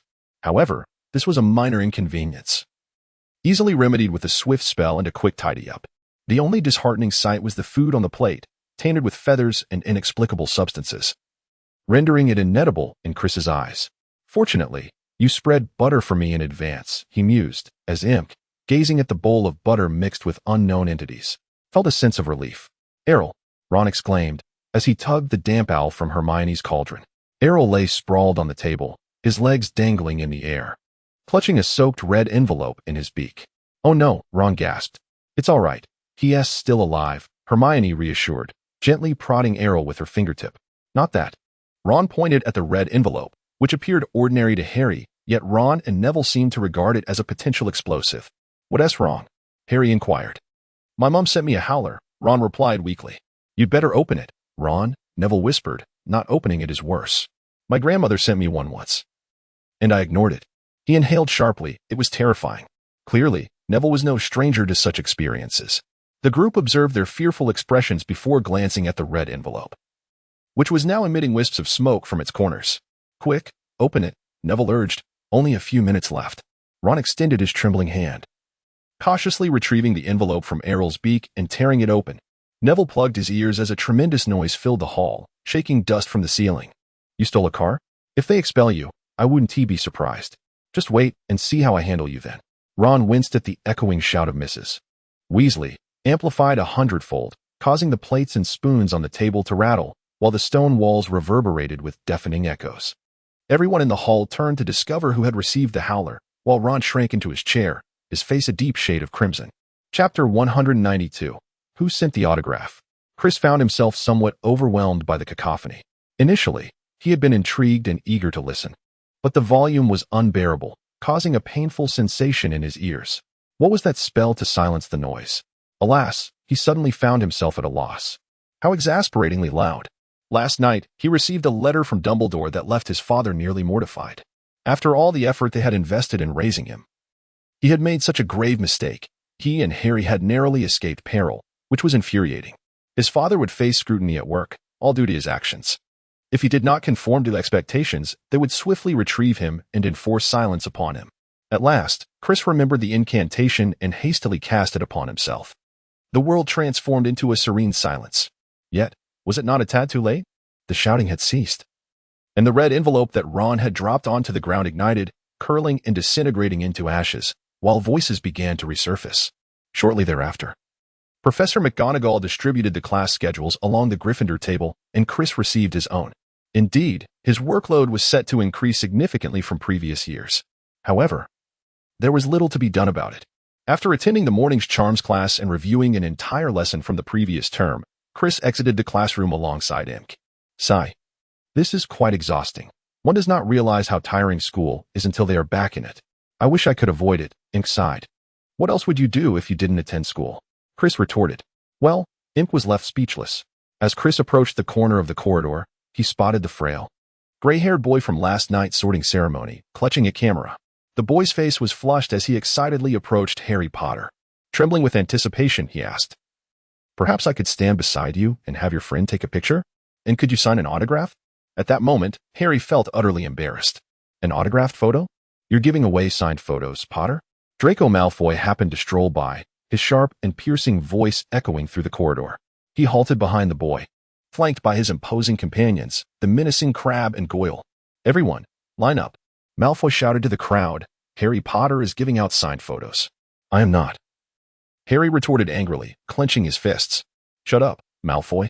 You're just jealous, Colin piped up, his entire frame no wider than Crabbe's neck. Jealous? Malfoy scoffed. He need not raise his voice any further. Half of the corridor was listening attentively. Jealous of what? I certainly do not wish for an unsightly scar on my forehead. Thank you. I do not believe that being cut open makes one particularly special. I don't buy it. Eat slugs, Malfoy, Ron fumed. Crabbe ceased laughing, beginning to viciously crack his knuckles. Be careful, Weasley, Malfoy sneered. You wouldn't want to get into trouble, or else your mother will have to come fetch you. He feigned a shrill, piercing tone. If you do not behave, a group of fifth-year Slytherins erupted into raucous laughter. Wesley desired an autographed photograph, and Potter, alongside Malfoy, wore a smug grin, as if it were worth more than his own home. Ron brandished his wand, but Hermione, having just closed her book on traveling with vampires, whispered, Be careful. Meanwhile, Chris lingered in the crowd, reluctant to step forward, not from a lack of willingness to assist, but rather from an overwhelming fear of the individual wielding the camera.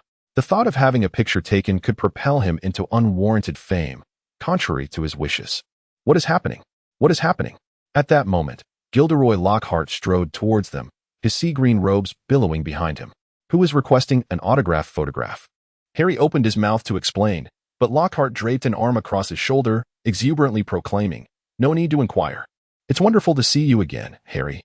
Harry felt utterly humiliated, wedged beside Lockhart, as he noticed Malfoy smugly retreating into the throng. Come now, Mr. Creevey, Lockhart cheerfully beckoned. A dual photograph is quite a bargain. We shall both sign it for you. Colin fumbled with his camera, and just as he was about to press the shutter, Gilderoy Lockhart spotted Chris amidst the crowd. Hey, Red, you're here too. Come, let us take a picture together, Lockhart said. No, Chris chuckled, shaking his head. It's all right, come on. Don't be shy. Young man. With a swift motion, Lockhart swept his grand robes and pulled Chris into the fold. Reluctantly, Chris posed for a photograph alongside the others. Subsequently, Lockhart led Harry and Chris to one side. I have some advice for you. Lockhart spoke as if he were an elder imparting wisdom. Harry, I covered for you in front of young Creevey. If he captures us three together, your classmates won't perceive you as overly arrogant. Lockhart didn't heed Harry's stammering objections as he maneuvered them through a corridor filled with students ascending the stairs. The students gaped at them. Listen to me. At this stage, seeking autograph photographs is unwise, Harry. To be frank, it appears somewhat conceited. One day, you shall find yourself, like me, needing to carry a stack of photographs wherever you go. He chuckled lightly, but I believe you're not quite there yet. And you, Chris, I feel you are far too modest. As a renowned prodigy at Hogwarts, recognized by the outside world, you ought not to behave this way. You must learn to present yourself in public. Do you understand? Lockhart smiled broadly. Yes, you're absolutely right, Chris replied with a smile. Indeed. You must learn to showcase yourself appropriately. You and Harry represent two sides of the same coin. Unlike me, a recipient of the Order of Merlin, 3rd class, an honorary member of the Society for the Protection of Magical Creatures, and a 5-time winner of the Most Charming Smile Award from Witch Weekly. Therefore, there is much you both need to learn. Keep it up, young men. Gilderoy Lockhart flashed what he believed to be an exceedingly charming smile. Yes, you're right. Chris smiled once more. Chris felt there was no need to engage in idle chatter with the soon-to-be forgetful individual. Truly, it was entirely unnecessary to converse with someone afflicted by such mental decline. Chapter 193, The Professor. The following morning, after breakfast, Chris arrived at the classroom for Ancient Runic Studies.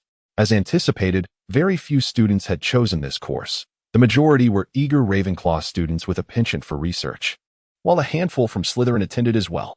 Gryffindor and Hufflepuff were scarcely represented, with only a few students from each house. Professor Bashida Babbling was the instructor for this course.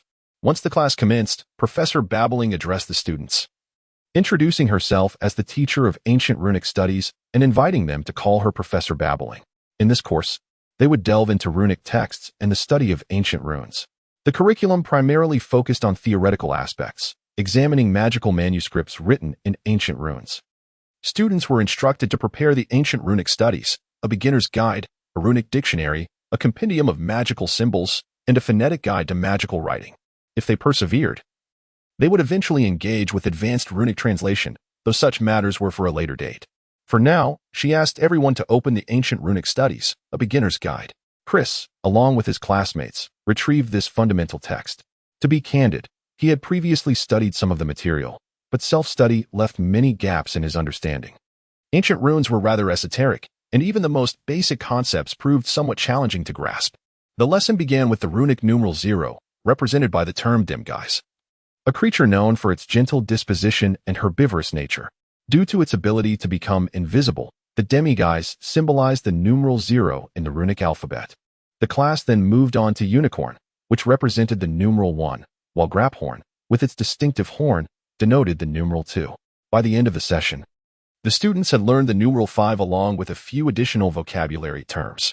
As it was the inaugural lesson, the professor only provided a cursory overview to give them a foundational impression of the subject. Future classes would progressively deepen their understanding of runic studies according to the students' mastery. Upon returning to the dormitory after class, Chris found Imk still deep in slumber. This evoked a twinge of envy in Chris, having diligently engaged in a class. He observed Imk's carefree repose. No, this simply wouldn't he do. He had to wake him. Imk, rise and shine. Snape is inspecting the dorms, Chris exclaimed. Well, what? Snape? Ah. Imk shot up instantly, his hair resembling a bird's nest. Chris, where's Snape? Imk scanned the room, seeing no one but Chris. Chris merely smiled in silence. After a moment, Imk finally realized that there was no dormitory inspection at Hogwarts. Furthermore, as head of Slytherin, Snape would hardly be checking on Gryffindor. If anyone were to do so, it would be Professor McGonagall. No, that was incorrect. Professor McGonagall would not be so idle as to conduct such inspections. Well done, Chris. You truly had the audacity to deceive me. Prepare for retaliation. Imk tossed a flying cushion right at Chris's face, and the two instantly began to frolic and play. When they finally paused, breathless from their antics, they realized that time had slipped away, and it was time to tidy up for lunch before heading to class. Ah. Take a seat, dear children.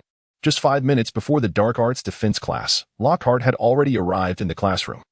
Adorned in an exquisite emerald green robe embroidered with delicate designs, his flamboyant attire impossible to overlook. A rather ant-like smile graced his face, accompanied by an overwhelming scent of peculiar perfume. Lockhart enthusiastically invited the students to take their seats, causing the young girls to blush upon his arrival. Ah, Red, why don't you sit in the front row? Exceptional students always prefer to be near their teacher, right? This honor is yours.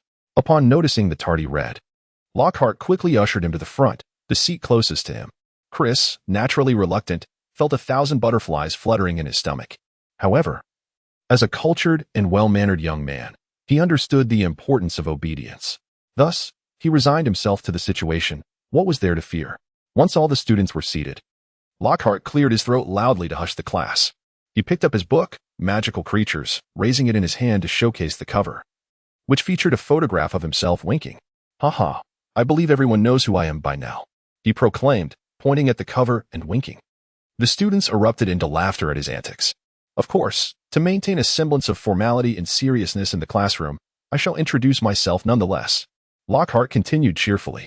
Chris could hardly contain his disbelief. If he wished to boast, he could do so without needing a pretext. I am Gilderoy Lockhart, recipient of the 3rd Class Order of Merlin, honorary member of the Anti-Dark Arts League, and 5-time winner of the Wizarding Weekly's Most Charming Smile Award. Though I do not feel the need to flaunt it, for I do not rely on my smile to ward off the banshee. The students chuckled in response to his self-aggrandizement. Ah, I see that many of you have purchased my complete works, which is splendid, Lockhart said with a hint of pride. Chris rolled his eyes, thinking, if you hadn't suggested it, who would be willing to spend such money on those expensive books? Now, I propose we begin with a little quiz today. Do not be alarmed. It is merely to gauge your reading comprehension, he continued, pulling out some papers and distributing them to each student.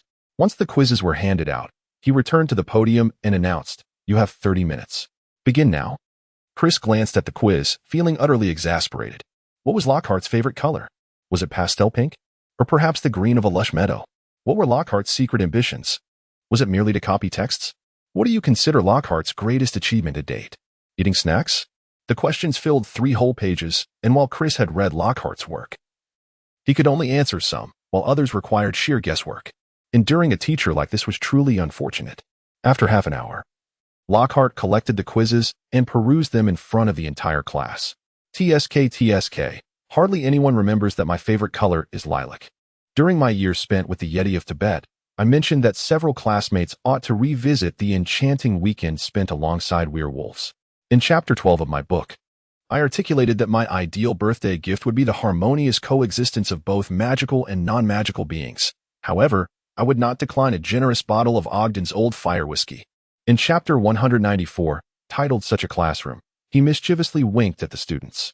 Oh dear, Lesko, who is Imp Lesko? Gilderoy Lockhart exclaimed in astonishment.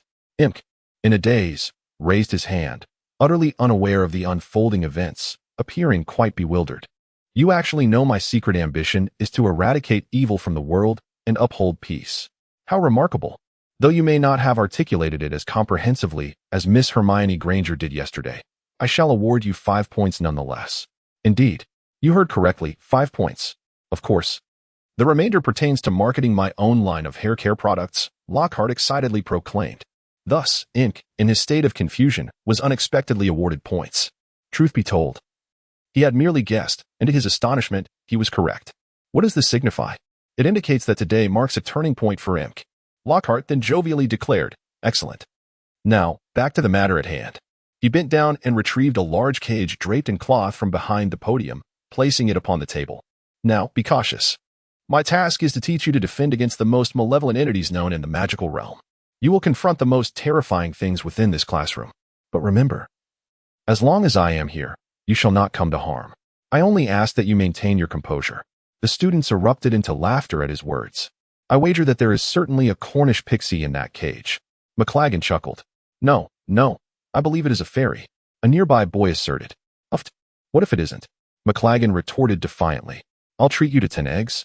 The boy hesitantly proposed, clearly indicating that McLaggen's fondness for eggs was widely known. All right, then it's settled. Upon hearing about the eggs, McLaggen's eyes sparkled with excitement. This fellow harbored no doubt that he would emerge victorious. The events that transpired in Lockhart's class yesterday are no longer a secret. During the lesson, he conjured a group of Cornish pixies. These cerulean-hued creatures, approximately 8 inches tall, with pointed faces and piercing, shrill voices reminiscent of squabbling budgerigars, began to chatter and caper about as soon as Lockhart lifted the cover from their cage. Chaos erupted the moment he opened the cage. The pixies darted around like rockets, with 2 of them seizing a student's ears and hoisting him off the ground. Several others charged out of the window, shattering glass in the rear of the classroom.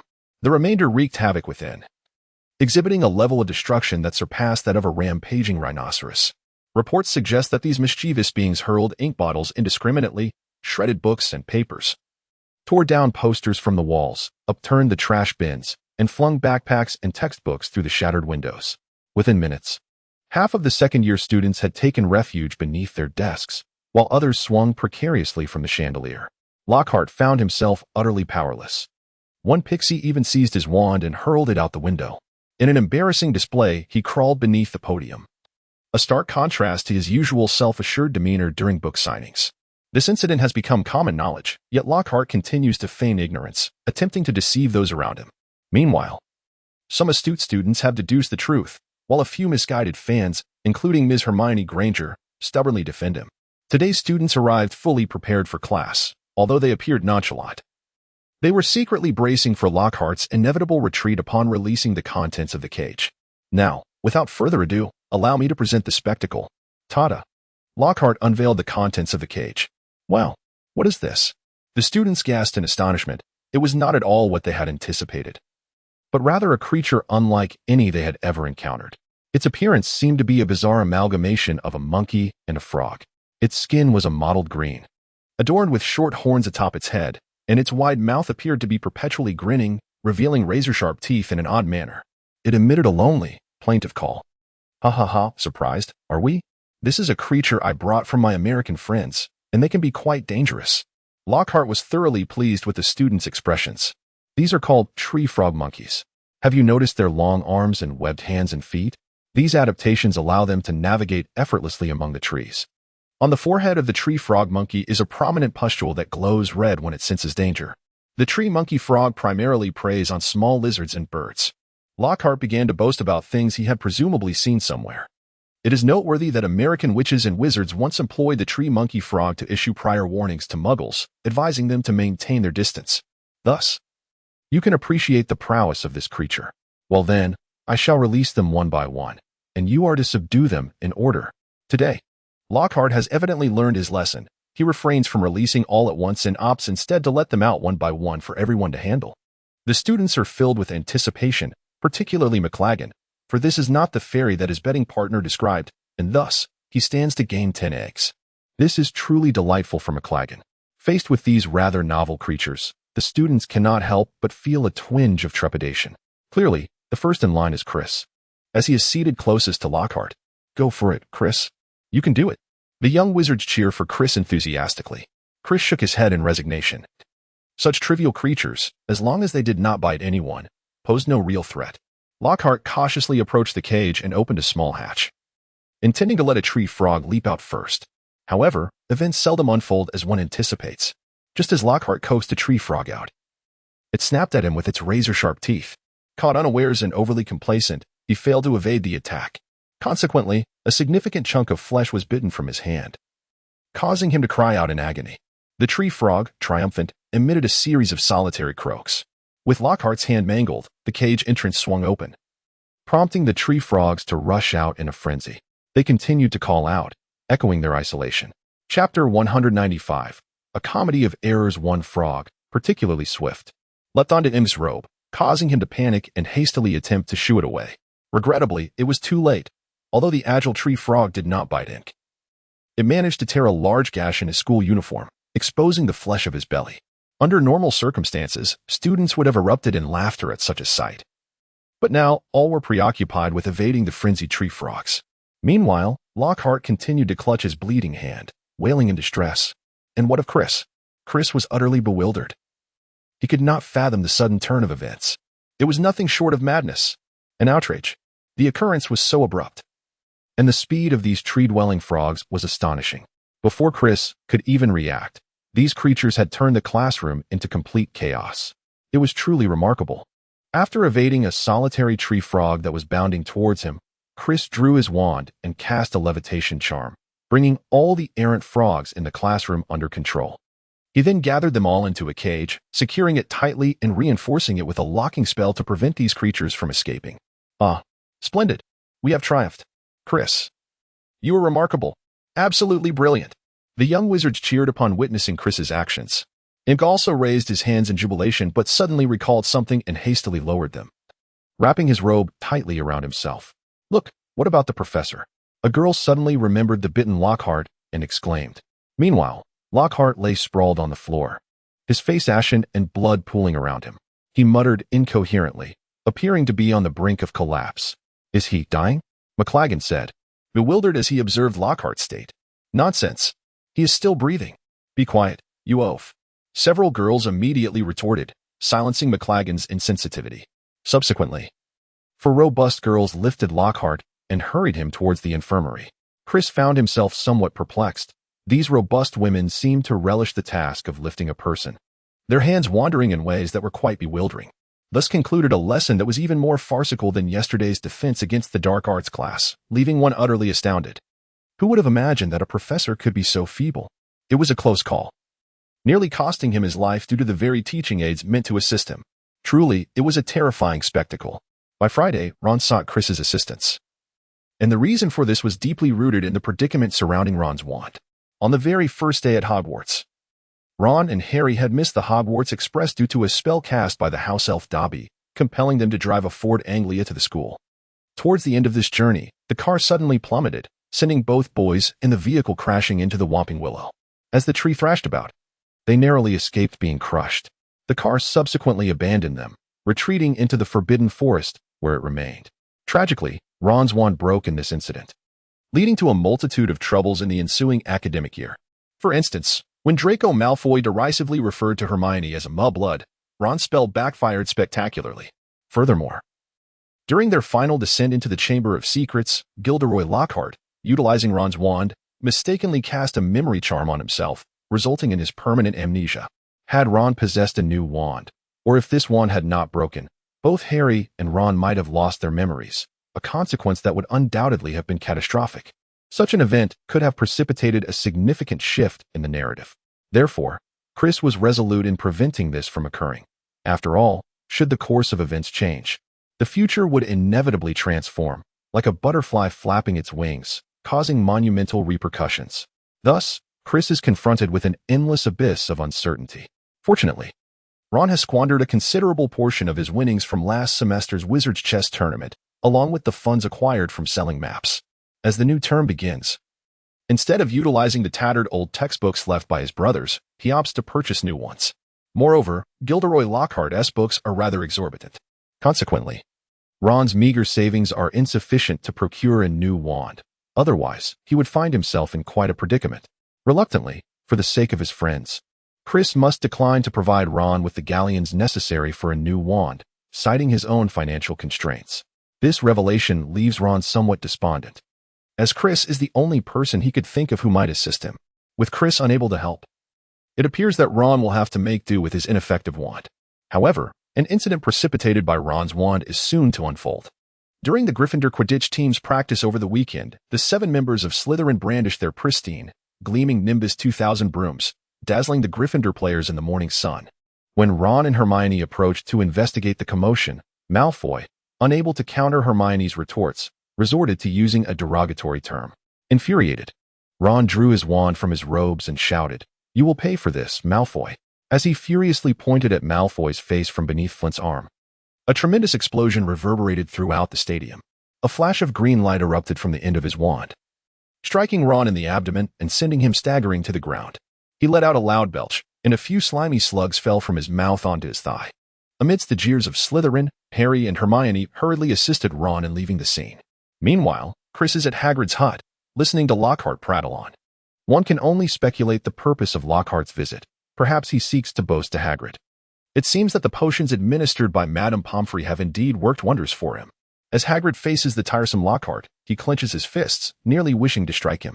Today, Gilderoy Lockhart is adorned in the lightest shade of lavender robes. Once you learn it, it's quite simple. Lockhart exclaims loudly to Hagrid. Hagrid, unable to mask his irritation, wears an unmistakable expression of impatience. Chapter 196, Can you believe someone hasn't read my book? Lockhart continues, "You must understand, mermaids are quite formidable. And only I, the illustrious Lockhart, can guide you. If you require any assistance, do not hesitate to seek me out. You know where to find me," Lockhart boasts, thumping his chest. Hagrid can only nod in silence, exasperated, as Lockhart recounts his exploits of vanquishing the Banshee in one of his books. Hagrid shook his head. "Goodness, I can hardly fathom that someone has never read my book." "Very well. Allow me to elucidate. A Banshee is a dark entity that can be encountered in Ireland and Scotland. Its appearance bears resemblance to that of a woman, with long hair cascading to the ground, a face reminiscent of a skull, and skin that emanates a greenish glow. Moreover, the wail of a Banshee is lethal to those who hear it. It is far more formidable than a water sprite, yet I, Lockhart, effortlessly vanquished it," Lockhart declared with an air of pride. Hagrid, upon hearing this, expressionless, continued to wipe the table. "In any case, I shall assist you. And I am astonished that you do not possess a copy of my book. I shall sign one and deliver it to you tonight." Lockhart, oblivious to Hagrid's discontent, rambled on. "Well then, I shall take my leave. Red, would you care to join me?" I think I'll stay a bit longer. You go ahead, Professor." Chris politely replied.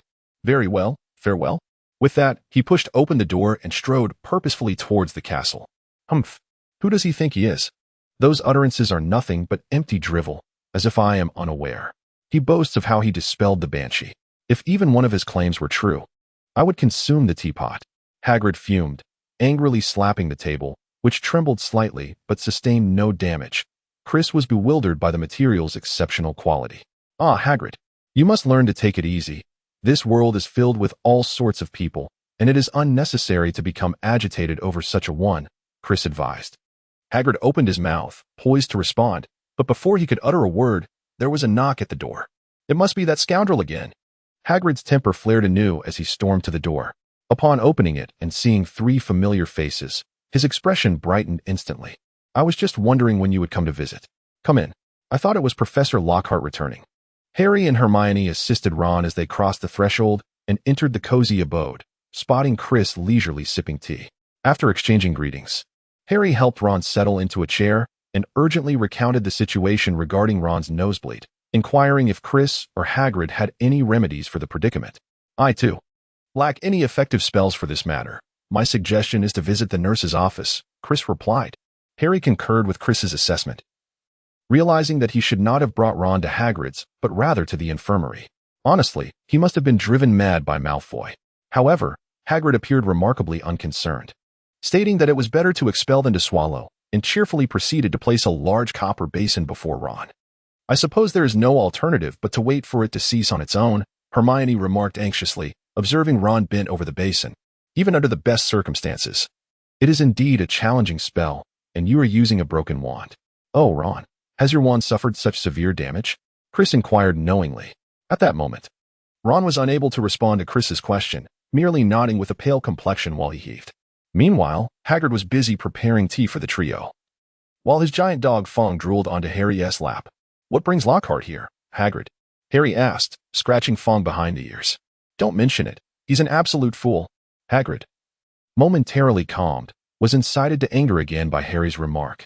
It was difficult for Harry to imagine Hagrid criticizing a Hogwarts teacher. It was entirely out of character. Hence, he regarded him with astonishment. Hermione, raising her voice slightly, remarked, "I believe you are being somewhat unfair. Professor Dumbledore evidently considers him the most suitable candidate." "Huh.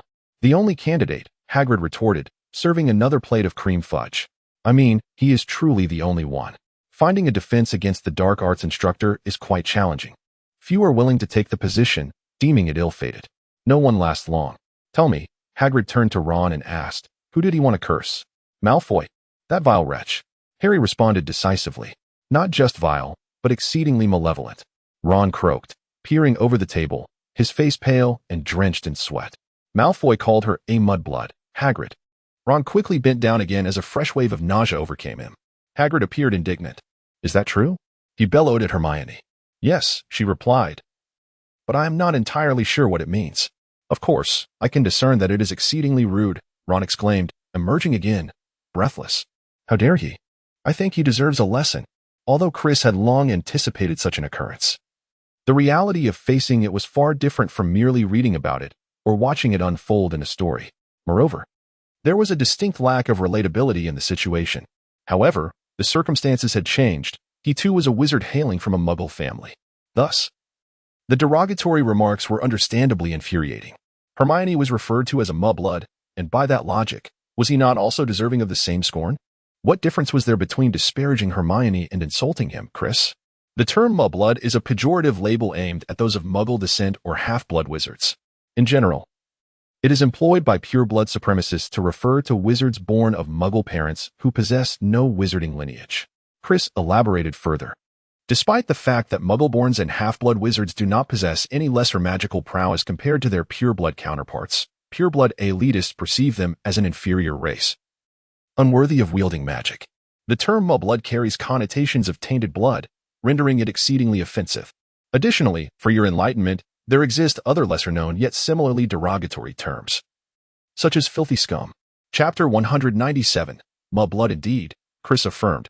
Mudblood is an insulting term for individuals of Muggle heritage, those whose parents are devoid of magical abilities. Some wizards, like the Malfoy family, perpetually believe themselves to be superior simply because they are so-called purebloods, Ron remarked. He then let out a small burp, inadvertently dropping a slug into the palm of his hand.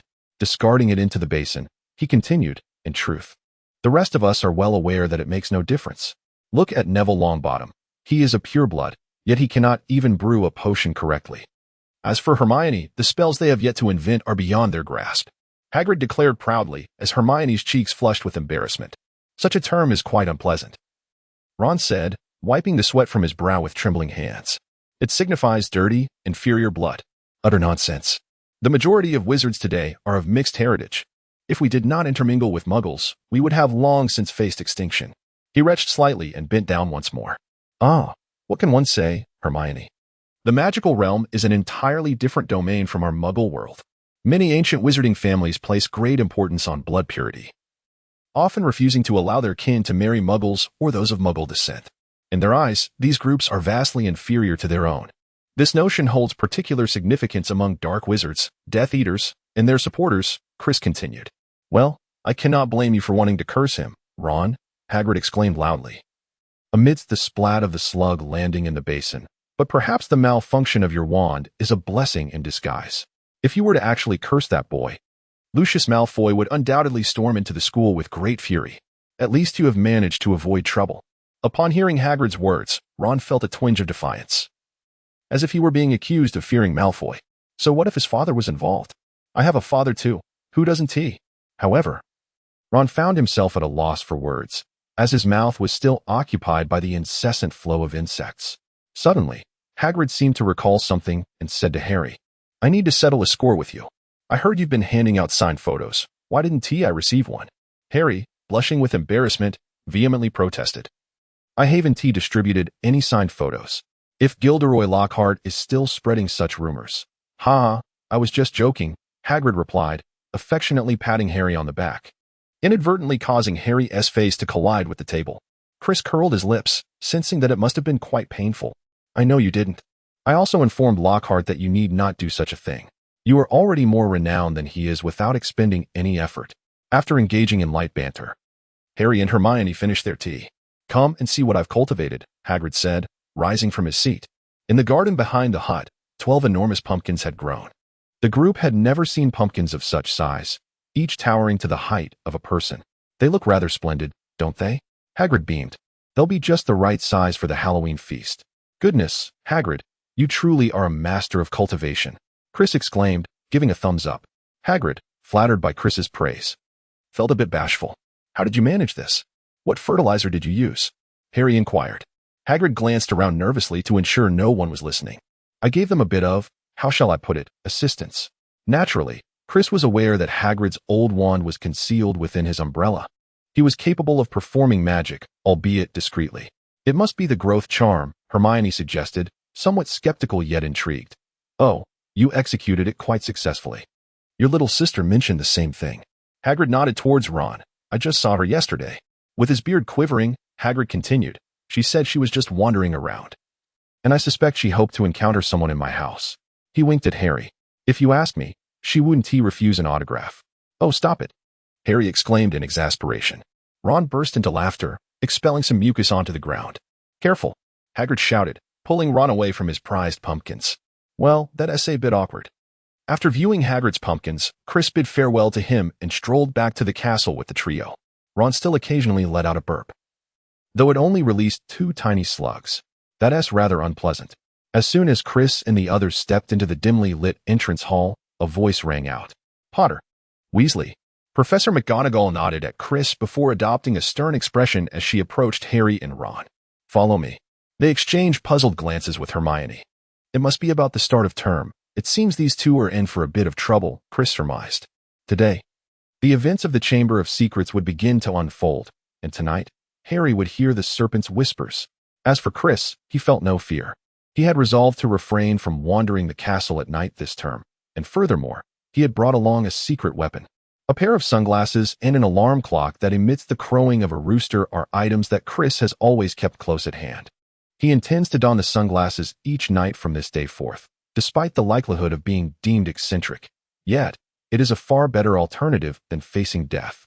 Naturally, Chris cannot ascertain whether the items he has prepared will prove useful should he inadvertently encounter the basilisk. It truly is uncertain.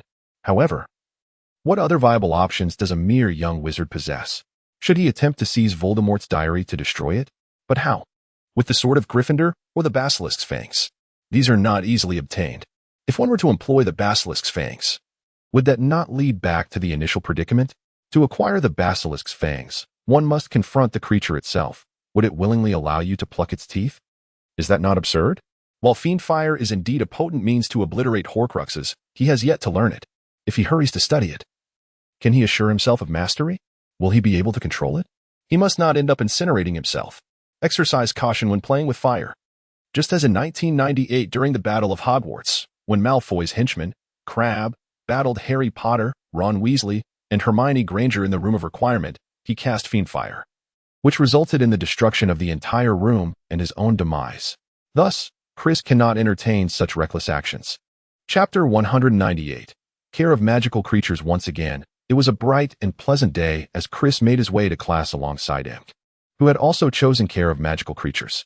The professor for this lesson was Sylvanus Kettleburn, an elderly English wizard.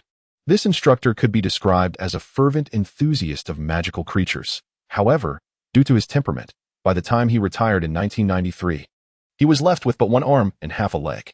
Nevertheless, he still frequented the Dragon Reserve during his leisure time. A former student of Hufflepuff House, he was an ardent admirer of Mr. Scamander, which fueled his profound interest in magical creatures. Did you know, Chris, that George told me Professor Kettleburn experienced at least 62 periods of probation during his tenure at the school? Imp gossiped. Is that so? What was the reason? Chris inquired with curiosity. I heard it was due to his reckless and hasty actions, which strained his relationship with the then headmaster, Albus Dumbledore. On one occasion, he was responsible for providing a giant worm for a pantomime, which led to an unfortunate incident. Kettleburn used a magically enlarged ashwinder, and it exploded on stage, filling the hall with smoke and debris. At the foot of the scenic mountains, the ash-gray serpent laid numerous colossal eggs, ultimately igniting the floor. Chris felt that this was indeed somewhat careless. Furthermore, the two girls portraying Emma and Asha began to engage in a fierce rivalry, or so it was said. I can't quite recall the names, as it was George who mentioned them, and I have yet to watch the play. Imp expressed her uncertainty. No worries, please continue. At that time, Professor Bealey, who was responsible for directing the pantomime, also found himself embroiled in their skirmish. The auditorium descended into chaos, necessitating an urgent evacuation of both students and faculty. In the aftermath of the incident, the school infirmary was overwhelmed with patients, and the acrid smell of burnt fabric lingered in the auditorium for several months before it finally dissipated. Additionally, it took Professor Bealey an extended period to return his head to its normal proportions, while Professor Catterburn endured a protracted period of observation. It was only when our principal, Albus Dumbledore, succeeded Dipet as the new headmaster that Professor Catterburn gradually regained his composure. However, this could be attributed to the fact that he was left with only one arm and half a leg. I had no idea that so many events had transpired. Chris replied that he did not possess extensive knowledge about the professor. Upon Chris and Imp's arrival at the classroom, the students had also gathered nearly in full. Professor Ketterburn, albeit tardy with his prosthetic limb, made his entrance. Oh, children, come forth. Let us commence our lesson, proclaimed Professor Ketterburn. Today, we shall delve into the study of the pygmy hog. Does anyone possess knowledge of this creature? He inquired, gesturing towards a specimen nearby. Chris gazed at the peculiar creature beside Professor Kettleburn, which bore an uncanny resemblance to a malformed piglet, possessing elongated legs, a stout tail, and squinty eyes. What a remarkable being. I know. Nothing can stump the clever McLaggen. It was evident that McLaggen had also chosen this elective course. Very well, go ahead. Professor Kettleburn nodded. The crumple-horned snorcack is absolutely delightful. My uncle, Tiberius, once took me and his Ministry of Magic colleague, Betty Higgs, along with Rufus Scrimgeour, to Norfolk to hunt for crumple-horned snorcacks. Hunting these creatures is a form of entertainment for us, McLaggen declared proudly. Professor Kettleburn seemed momentarily at a loss for words, clearly bewildered by the situation, having called upon McLaggen to respond. Never mind, allow me to elaborate, he continued. The crumple-horned snorcack can be found in the countryside of Europe, America, and Russia.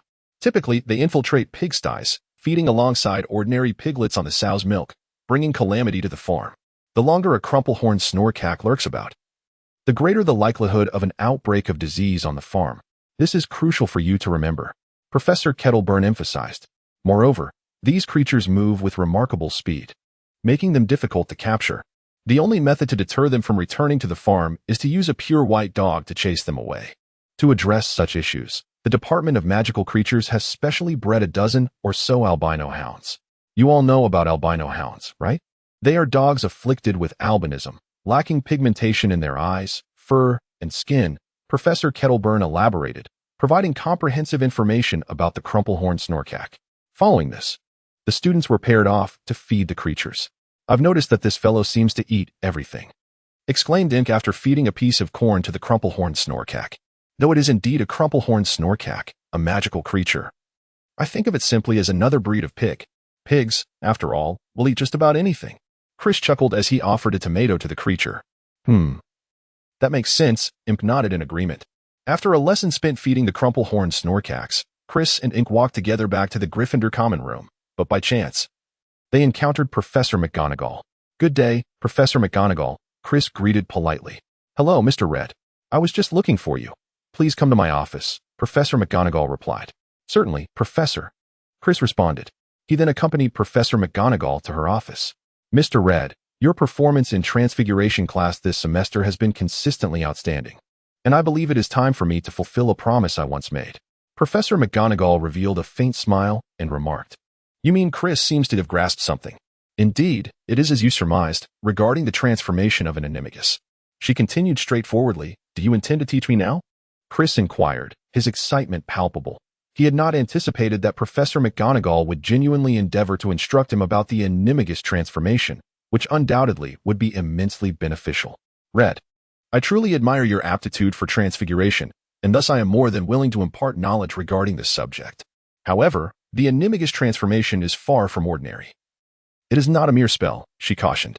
"You must understand that during the practice of becoming an animagus, one might lose themselves and be unable to revert to their normal human form. Consequently, the Ministry of Magic imposes stringent regulations, mandating that all animagus transformations, along with the animals and their characteristics, must be registered at the Department for the Regulation and Control of Magical Creatures." Professor McGonagall continued. "Yet many individuals who successfully achieve this do not register, which renders them illegal animagi. Whether or not you choose to register after your transformation is entirely your prerogative. I shall not interfere, but that is a matter for another time." Upon hearing her words, Chris felt a wave of relief wash over him. His greatest fear was that should he succeed, he would be required to register, which would undoubtedly attract unwanted attention. Read, "You must realize that some individuals become animagi in merely a few months, while others may take several years to transform into the animal that best suits them. You must temper your pride and impatience and prepare yourself mentally. Furthermore, I must forewarn you that failure is also a possibility. After all, transformation requires a certain degree of courage. Thus, only 7 individuals have registered as animagi in the 20th century. I understand, Professor. Having chosen to practice this magic, I am mentally prepared." Chris nodded in agreement. Professor McGonagall observed Chris's humble and cautious attitude toward learning with satisfaction. "You must have grasped that one cannot arbitrarily transform into any animal, and that the chosen form is closely related to the wizard's personality and physique, correct?" "Yes, I am aware that each individual can only transform into one specific animal," Chris affirmed. "Moreover, the animagus transformation is typically confined to non-magical creatures, as transforming into magical beings can yield unpredictable consequences." Chris acknowledged his understanding. "Very well, this is for you. You must hold it in your mouth for an entire month, from this month's full moon to the next. Remember, at no point should you swallow or remove it from your mouth if it escapes your lips. The entire process must commence anew." Professor McGonagall admonished sternly, extracting the solitary leaf of mandrake from a crystal box. Chris took it over. It appeared to be a leaf that Professor McGee had prepared well in advance. "Very well, I understand, Professor." Chris expressed his understanding. Yet he felt a profound sense of helplessness. After all, this matter was indeed rather challenging. Contemplating for a month, he genuinely feared that he might accidentally swallow it one day while asleep, which would spell disaster. Subsequently, at the next full moon, you were to extract the leaf and fill a crystal vial with saliva, allowing the leaf to soak in it and absorb the pure light of the moon. Should the night be shrouded in thick clouds, you must seek a new mandrake leaf and start anew. Chris now felt that this magic was exceedingly harsh. It was akin to wagering one's fortune. What if inclement weather befell him? Subsequently, he was instructed to place a strand of his hair and a silver teaspoon of dew into a crystal vial illuminated by moonlight, ensuring that the dew was collected from a location devoid of sunlight and human contact for a full 7 days. Lastly, he was to add the pupa of a moth with a grotesque visage. This concoction was to be kept in a quiet, dark place, undisturbed until the arrival of the next tempestuous storm. Professor McGonagall continued. "Very well, I understand. What comes next?" Chris nodded helplessly. "Excellent. While you await the storm's approach, each sunrise and sunset, you must direct the tip of your wand toward your heart and recite the incantation Amato, Animo, Animato, Animagus," Professor McGonagall instructed. All right, understood," Chris lamented, feeling increasingly despondent. "I must caution you that the waiting period for the storm may extend for weeks, months, or even years. During this time, the crystal vial must remain completely undisturbed, free from sunlight. Sunlight contamination will lead to the most grievous mutations. If you diligently repeat the incantation at sunrise and sunset, there will come a moment when, upon touching your chest with the wand's tip, you will perceive a second heartbeat, sometimes more vigorous than your original, at other times more subdued. Everything must remain unchanged. The incantation must be recited the precise number of times, without omission. Professor McGonagall fixed her gaze intently upon Chris. Chris solemnly affirmed that he understood and would remember. Remember, you must immediately head to the place where you have buried your crystal vial the moment lightning cleaves the sky.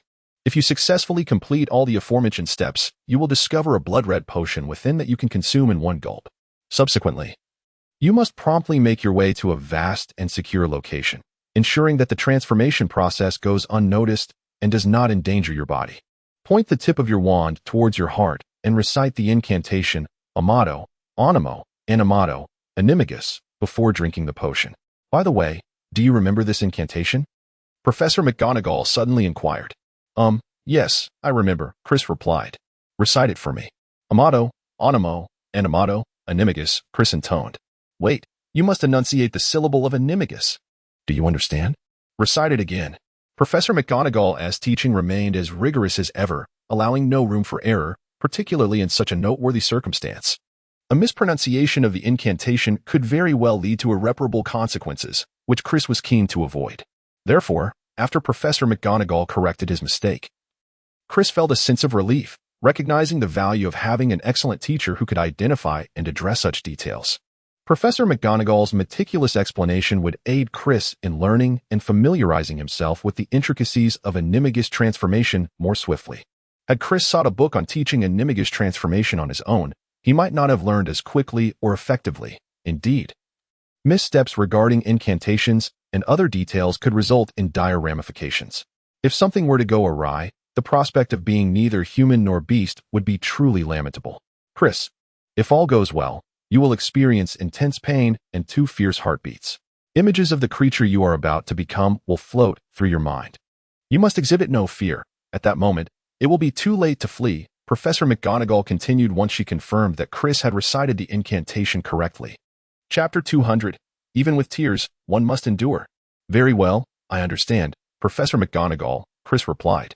Good, then I shall say no more for today. The next steps depend on you. This evening, I will emphasize some other matters with you, Professor McGonagall advised. Chris nodded appreciatively to Professor McGonagall before departing from the office. He could discern that the elderly professor had grown weary from her lengthy discourse, yet her meticulous explanations illuminated many intricacies surrounding the concept of Animagus.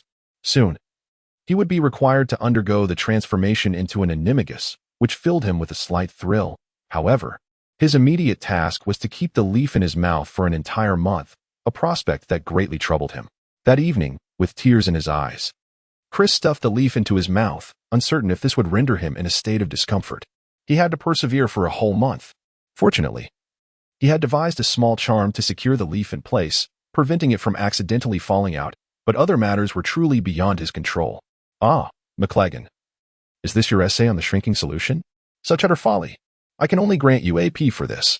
Professor Snape was critiquing the assignments from the previous lesson. And by unfortunate coincidence, McLaggen found himself under the professor's scrutiny. The shrinking solution had a historical context involving a wizard named Samuel Pruinkett, who faced persecution from a Muggle village. On his birthday, he poured the shrinking potion into the village well and spent the day chasing the miniaturized villagers while wearing his flat-soled boots. And you? Whom did you write about? Tell me, who is this walrus pants? Utter nonsense. 10 points from Gryffindor. Snape admonished sharply. Purcell, why don't you elaborate on the shrinking solution? Snape directed his gaze toward Dorian Purcell. The shrinking solution was invented in the 16th century by the renowned apothecary Sigmund Beck.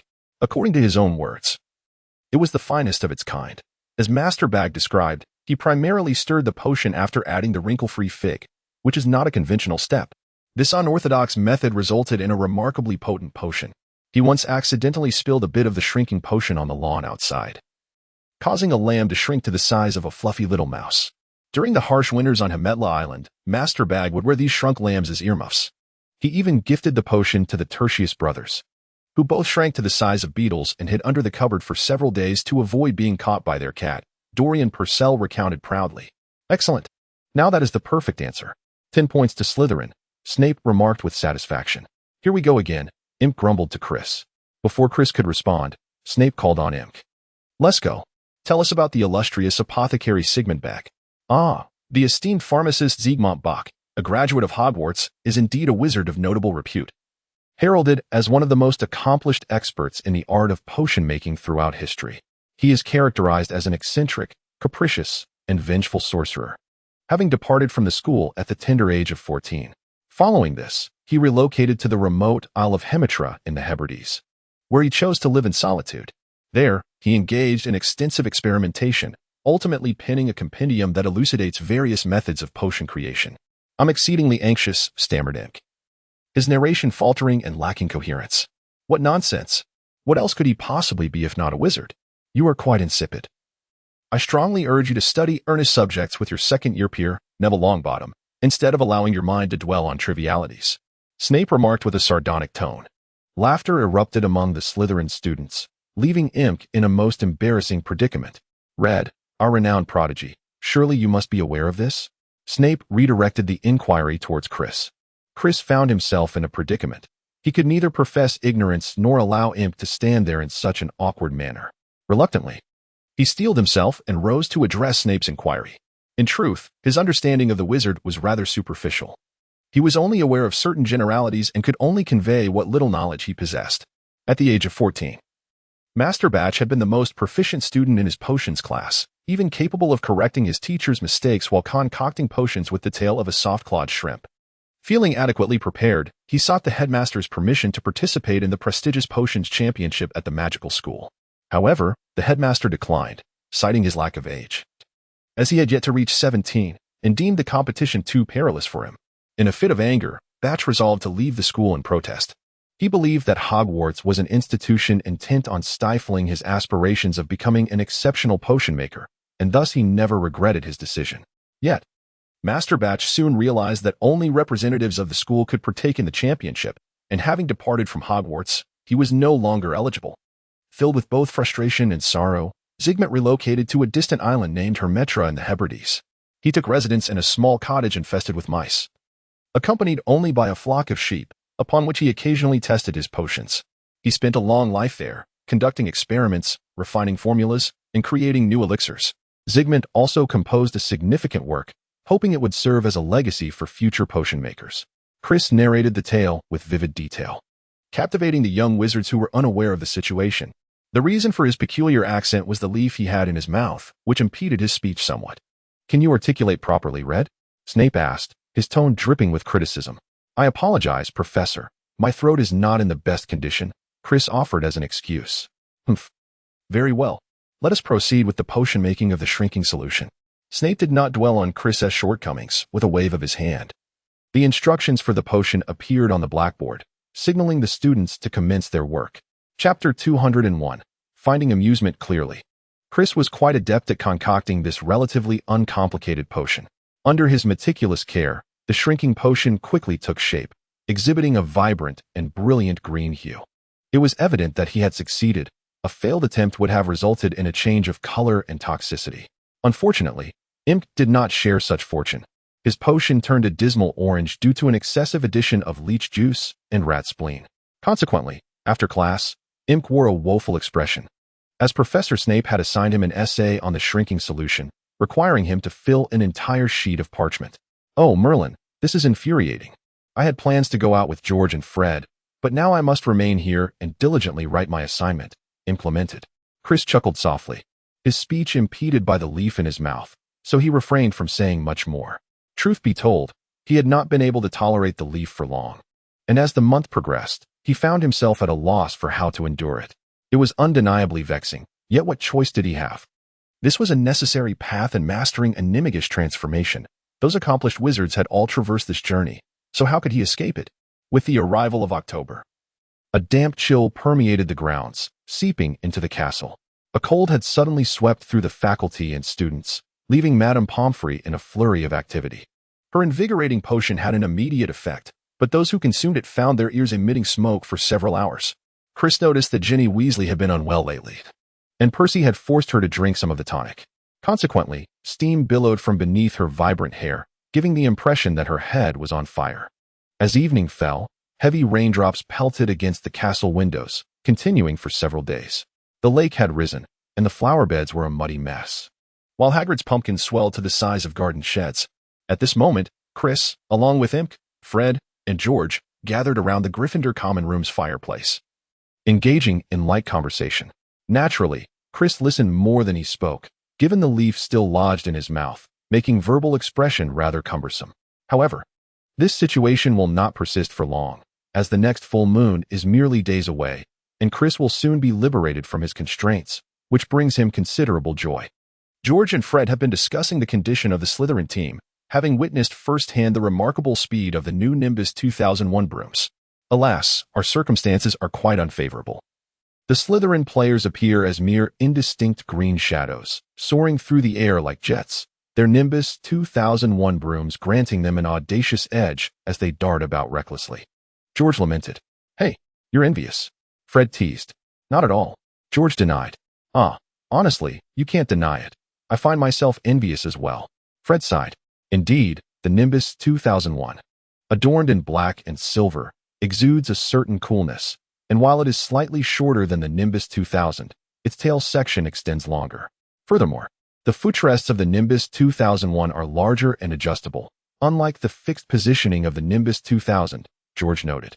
Don't forget, it boasts 100 kilometers per hour acceleration, making it swifter than the Nimbus 2000. Imk interjected. Exactly. George and Fred nodded in agreement. By the way, Halloween is approaching. Do you have any plans?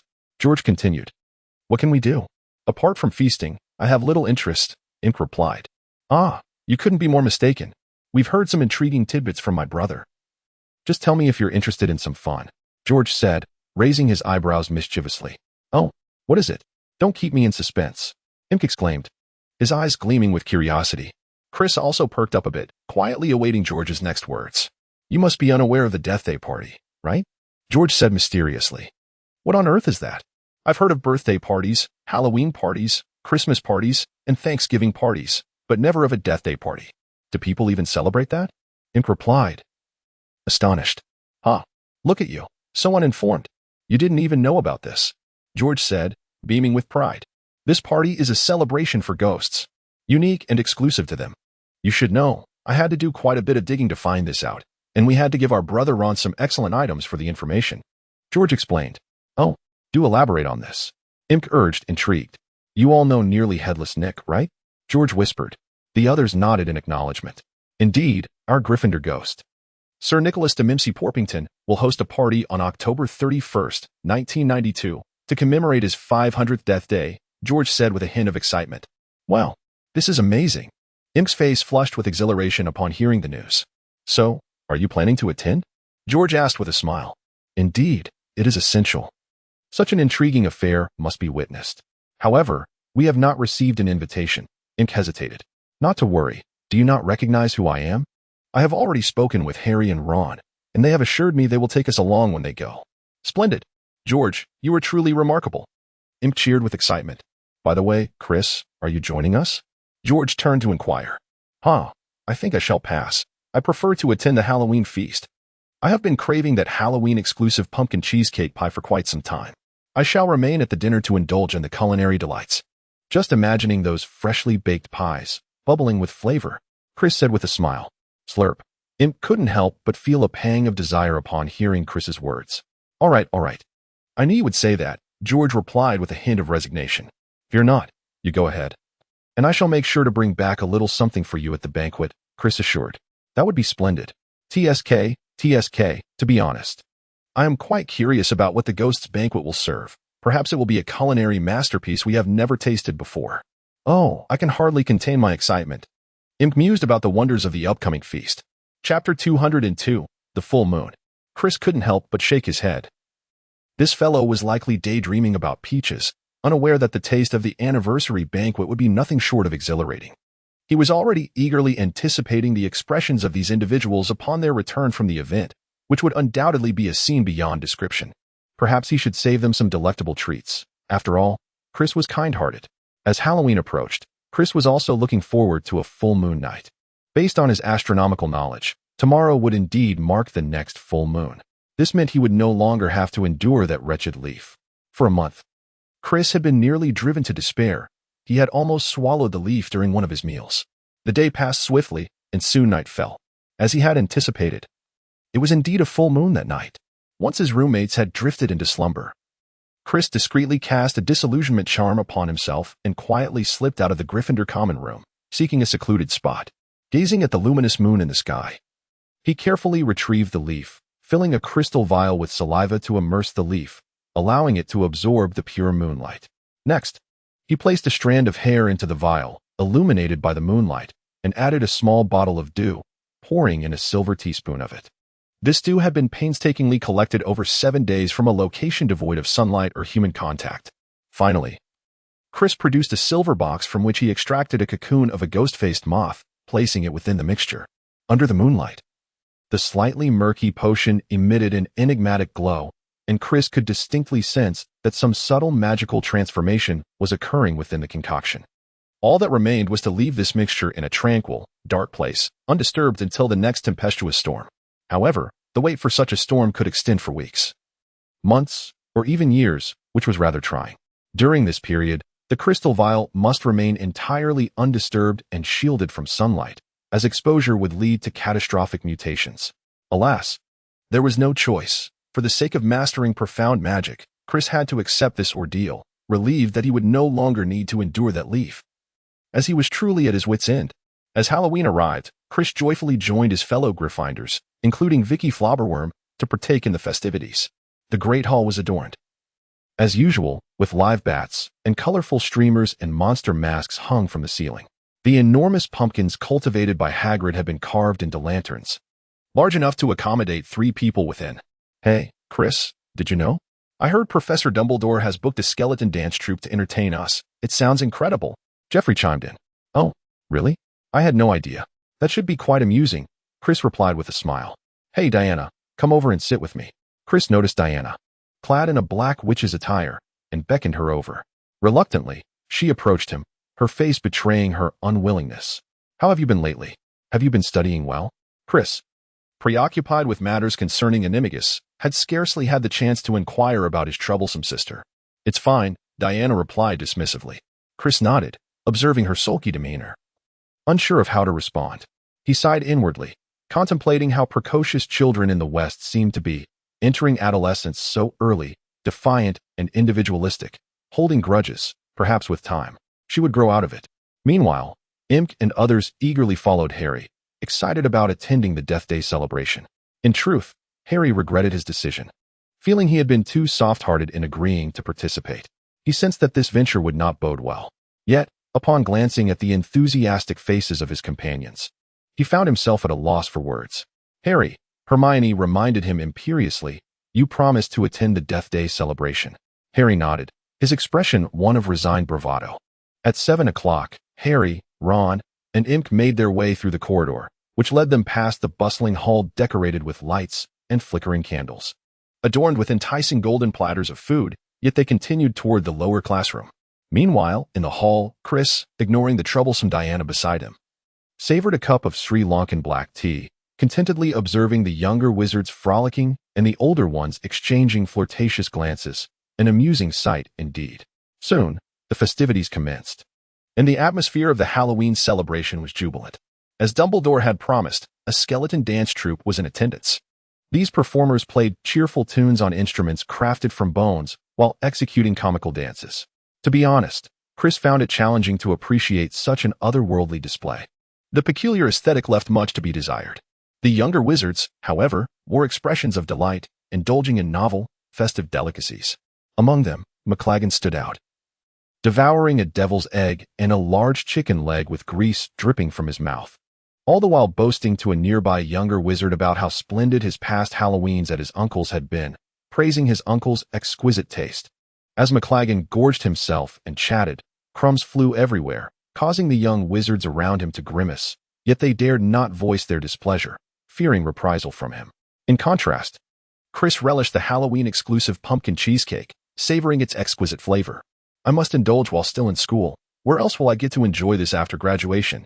Time slipped away unnoticed, and by 10 o'clock, the young wizards and teachers gradually set down their utensils, their faces adorned with satisfied smiles, replete from the feast. As for Imk, the situation was far from comfortable. Upon their arrival at the underground classroom where the soiree was to be held, they were greeted by an ambience enveloped in darkness. illuminated only by slender candles that flickered with an eerie blue light, casting an unsettling aura. Chapter 203, a version never before seen. Wow, this truly is a version I have never encountered. Imp marveled at the sight. As they stepped inside, the temperature noticeably dropped, prompting everyone to tighten their clothing around themselves for warmth. Turning a corner, they glimpsed the almost headless Nick standing at a doorway, draped in a black velvet curtain. "My dear friends," he said with an air of profound melancholy, "welcome, welcome. I am exceedingly glad to see you here." He removed his feathered hat and bowed, inviting them in. The scene before them was utterly astonishing.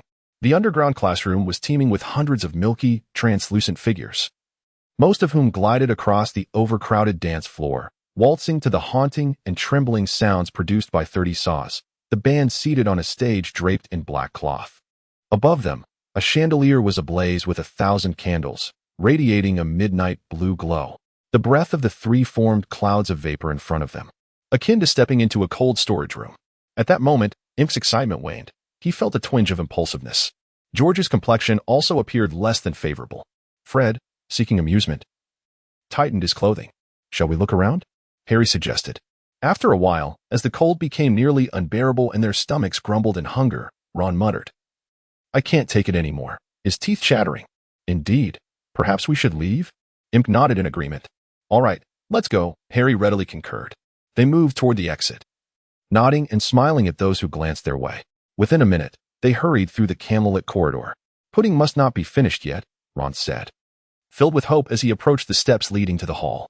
"No worries, Chris said he would help us bring some food," Imp reassured. "Oh, thank Merlin. That is the best news I have heard today," Fred sighed. Just as they traversed a hallway, they encountered Chris approaching them. "Hi, how are you? Is the soiree enjoyable?" Chris inquired with a smile. "Hey, Chris, don't mention it. Quick, did you save us any food?" Imp asked eagerly upon recognizing Chris. "Here, I thought you would be wrapping up soon, so I came to check on you. I saved this for you. I hope it's enough," Chris said, handing Imp a paper bag. "No worries, let us eat first. I am freezing and starving." "Here, you all have some as well," Imp replied, taking a pie from the bag before passing it to George and the others, who promptly took some food and hurriedly stuffed it into their mouths. Though Hermione was also quite famished, she politely expressed her gratitude to Chris first. Chris smiled and waved his hand dismissively. Subsequently, the group devoured their food ravenously while making their way back. As they walked, Harry suddenly stumbled to a halt, grasping the stone wall. His senses heightened as he listened intently, squinting in the dimly lit corridor, searching up and down. "Harry, what's wrong?" Hermione inquired, perplexed. "That voice, it's back." "Wait. Don't speak," Harry urged urgently, causing everyone to freeze and gaze at him. "This way," he shouted, sprinting up the stairs and into the entrance hall. The echoes of laughter and revelry from the Halloween feast in the Great Hall made it improbable to hear any other sounds. Harry raced up the marble staircase to the second floor, with the others stumbling in his wake. At that moment, Chris suddenly recalled something, hesitating for a moment about whether to follow, but eventually decided to join the group. "Harry, what are we doing?" Imp panted, out of breath. "Shoo," Harry urged, straining to listen. Suddenly, Harry's stomach lurched violently. "It's going to kill me," he exclaimed, and disregarding the bewildered expressions on his friends' faces. He climbed the stairs 2 at a time, straining to hear amidst the heavy thuds of his footsteps. Harry dashed around the 3rd floor, the others following closely behind, until they rounded a corner and arrived at the final empty corridor. "Harry, what on earth is happening?" Ron asked, wiping the sweat from his brow. "I can't hear anything," Fred gasped, pointing toward the end of the hallway. "Look, on the wall before them, something was glinting." They approached cautiously, squinting in the darkness to discern what it was. Between 2 windows, a foot off the ground, some words were scrawled on the wall, shimmering in the light of the flickering torches. "The Chamber of Secrets has been opened. Beware of the heir of Slytherin." "What is that hanging below?" Ron queried, a tremor in his voice betraying his fear. The group cautiously edged closer, with Chris trailing behind. Leading the way, Harry nearly slipped on a large puddle on the floor. They proceeded cautiously toward the inscription, their eyes fixed on a dark shape below. And as they simultaneously discerned what it was, they recoiled in fright, splashing water everywhere. It was Mrs. Norris, Filch's cat, suspended by her tail on the torch bracket. Her body stiff as a board, eyes wide open and staring blankly. "We should leave, quickly," Chris urged. The others, as if stunned, hesitated. Before they could take many steps, a low rumble, akin to distant thunder, indicated that the feast had just concluded. From both ends of the corridor, the sound of hundreds of feet ascending the stairs and the cheerful chatter of satisfied diners filled the air. Soon, students began to jostle and push their way into the corridor from both sides. As the newcomers spotted the cat hanging upside down, the vibrant noise and chatter abruptly ceased. Chris and Harry stood alone in the middle of the corridor, enveloped by a sudden silence as students pressed forward to witness the dreadful scene. In this hush, a voice rang out, "Beware, enemies of the air. You are next, mudblood." It was Draco Malfoy, having pushed his way to the front of the throng. His cold eyes glinting with life and his usually pale face flushed with anger. He gazed at the lifeless cat hanging there, a sinister grin spreading across his features. Chapter 204. You Dare. Silencing Charm. A spell struck Draco Malfoy, rendering him unable to speak, intensifying the crimson hue of his cheeks. "Malfoy, if you dare utter that word again, I assure you, you shall never have the opportunity to speak again," Chris declared coldly, pointing his wand at Draco. The surrounding young wizards, already stunned by the unfolding drama, were further taken aback by this new development, eventually snapping out of their shock to buzz about in fervent discussion. "Merlin, Chris is absolutely magnificent," exclaimed a young witch from a lower year. "He actually has the audacity to do this in public. Impressive," remarked a Hufflepuff, long tormented by the Slytherins. "What about the writing on the wall? Shouldn't we discuss that?" A Ravenclaw witch lamented. After Draco had spoken, Chris lowered his wand. Realizing he had acted a bit impulsively, though he could not tolerate the offensive term, so filled with discrimination and insult. He then raised his wand again to lift the spell, acknowledging that such behavior in public was inappropriate, especially with a professor about to arrive. Although he had been provoked, it was still a risk to have acted physically. Any punishment from the professor would be in vain. "You dare. How could you?" Draco seethed after the charm was lifted. He had heard from senior student Dorian Pusey about how detestable this Gryffindor, Chris, was. Today, he was finally witnessing it firsthand. This fellow was truly arrogant. A mere mudblood Gryffindor, audacious enough to cast a spell on him, a pure-blood Slytherin noble. Such audacity was outrageous. Draco was already plotting how to deal with this insufferable Gryffindor in his mind. "Hey, everyone, step aside. What is happening here?" Filch was undoubtedly drawn by the shouts and discussions of the crowd, shouldering his way through. Upon seeing Madame Loris, he staggered back in shock, clutching his face in horror. "Oh no, my cat, my cat," he shrieked. "What is wrong with Madame Loris?" he cried out. At that moment, his bulging eyes fell upon Harry. You killed my cat. You killed it. I will kill you." Harry found himself at a loss, bewildered by Filch's furious demeanor. "Wait, Mr. Filch. How do you know it was Harry?" At that moment, it was Chris who stood before Harry, blocking the path of the increasingly deranged individual. "It's him. Step aside." "It's him," Filch bellowed in a frenzy. Just then, Dumbledore arrived on the scene, accompanied by several other professors. In the blink of an eye, he passed by Harry and the others, gently lowering Madame Loris from the torch stand. "Come with me, Filch," he instructed, addressing him along with a few others, Mr. Red, Mr. Lesko, Mr. Potter, Mr. Weasley, and Miss Granger. Seeing this unfolding scene, Lockhart approached with a smarmy smile, declaring, "My office is closest. The headmaster is just upstairs. You may thank me, Gilderoy." Dumbledore nodded in acknowledgement. The silent crowd parted to allow their passage. Lockhart, brimming with excitement, felt it a tremendous honor to accompany Professor Dumbledore to his office, hastily following in his wake, soon joined by Professor McGonagall and Snape. As they entered Lockhart's dimly lit office, a commotion erupted on the walls. Harry observed several portraits of Lockhart frantically retreating, their hair still adorned with curlers. Meanwhile, the real Lockhart lit the candles on the desk and stepped back. Dumbledore placed Madame Loris gently upon the polished surface and began a meticulous examination. A few young wizards exchanged anxious glances before seating themselves in the shadows, keenly observing the proceedings. Dumbledore's long, hooked nose nearly brushed against Madame Loris' fur as he scrutinized her through his crescent-shaped spectacles, his slender fingers probing delicately here and there. Professor McGonagall leaned in, her face nearly touching the cat, squinting closely. Snape lingered behind them, half hidden in the shadows, exuding an eerie presence. His expression was peculiar, as if he were struggling to suppress laughter. Lockhart wandered around them, incessantly offering suggestions. "It must be a curse that has befallen her, likely a transfiguration jinx. I've seen this spell used numerous times. It's a pity I wasn't either at the time. I happen to know the counter curse, which could have saved her." Clearly, Professor Lockhart had begun to boast again. However, Filch's tearless lament interrupted his soliloquy. He slumped in a chair beside the table, covering his face with his hands, unable to look at Madame Loris. At that moment, Dumbledore murmured a series of strange incantations and tapped Madame Loris with his wand. Chris understood that the old professor was attempting to lift the spell from her. Unfortunately, there was no response. Madame Loris remained rigid, resembling a freshly prepared specimen. I recall a remarkably similar incident occurring in Ouagadougou, a series of attacks that I documented in detail in my autobiography. At that time, I provided the townsfolk with a variety of protective charms, swiftly resolving the issue, Lockhart boasted proudly. Chris noticed that as Lockhart spoke, the portraits of him on the walls all nodded in agreement. One of them forgot to remove his hairnet. Why not attempt to resolve Madame Loris's predicament? Chris suggested with a smile. Lockett was momentarily taken aback, clearly at a loss for words in response to Chris's unexpected remark. At last, Dumbledore straightened up, declaring, "He is not dead, Filch." "Not dead?" Filch stammered. The poor fellow could only peer at Madame Loris through his fingers, yet why was he so rigid, as if frozen? "He has been petrified," Dumbledore explained. "Ah, yes, indeed. I thought as much. But what exactly happened? I am unsure," Lockett replied, appearing suddenly enlightened. Chapter 205. Who is it? Ask him. Filch screamed, turning his tear-streaked and mottled face towards Harry. A second-year student could not possibly achieve this.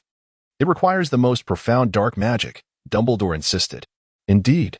It is quite evident how a mere second-year Gryffindor student could perform a spell that even a great wizard like Dumbledore could not discern, let alone break. Moreover, this was not Harry's doing. He did it. Filch spat, his plump, sagging face turning a deep shade of crimson. Firmly convinced that it was Harry who was responsible. "You saw him right on the wall. He discovered it in my office. He knows I am a." Filch's face twisted in horror. "He knows I am a squib." The admission was labored for him, as he gasped for breath. "I did not lay a finger on Madame Loris," Harry exclaimed loudly, acutely aware that all eyes, including those of Lockett on the wall, were fixed upon him. "I don't even know what a squib means." "Nonsense," Filch roared. "He saw my correspondence course on spellcasting." "May I interject, Headmaster?" Snape said from the shadows. Dumbledore nodded. "Perhaps Potter and his friends merely should not have been in that location at that time," Snape remarked, his lips curling in a faint smirk, as if he held deep skepticism. "Yet we are indeed confronted with a series of suspicions. Why were they in the upper corridor? Why did they not attend the Halloween feast?" Upon hearing Snape's words, the others eagerly explained that they had gone to the ghostly anniversary celebration. A multitude of ghosts attended. "They can attest to our presence there.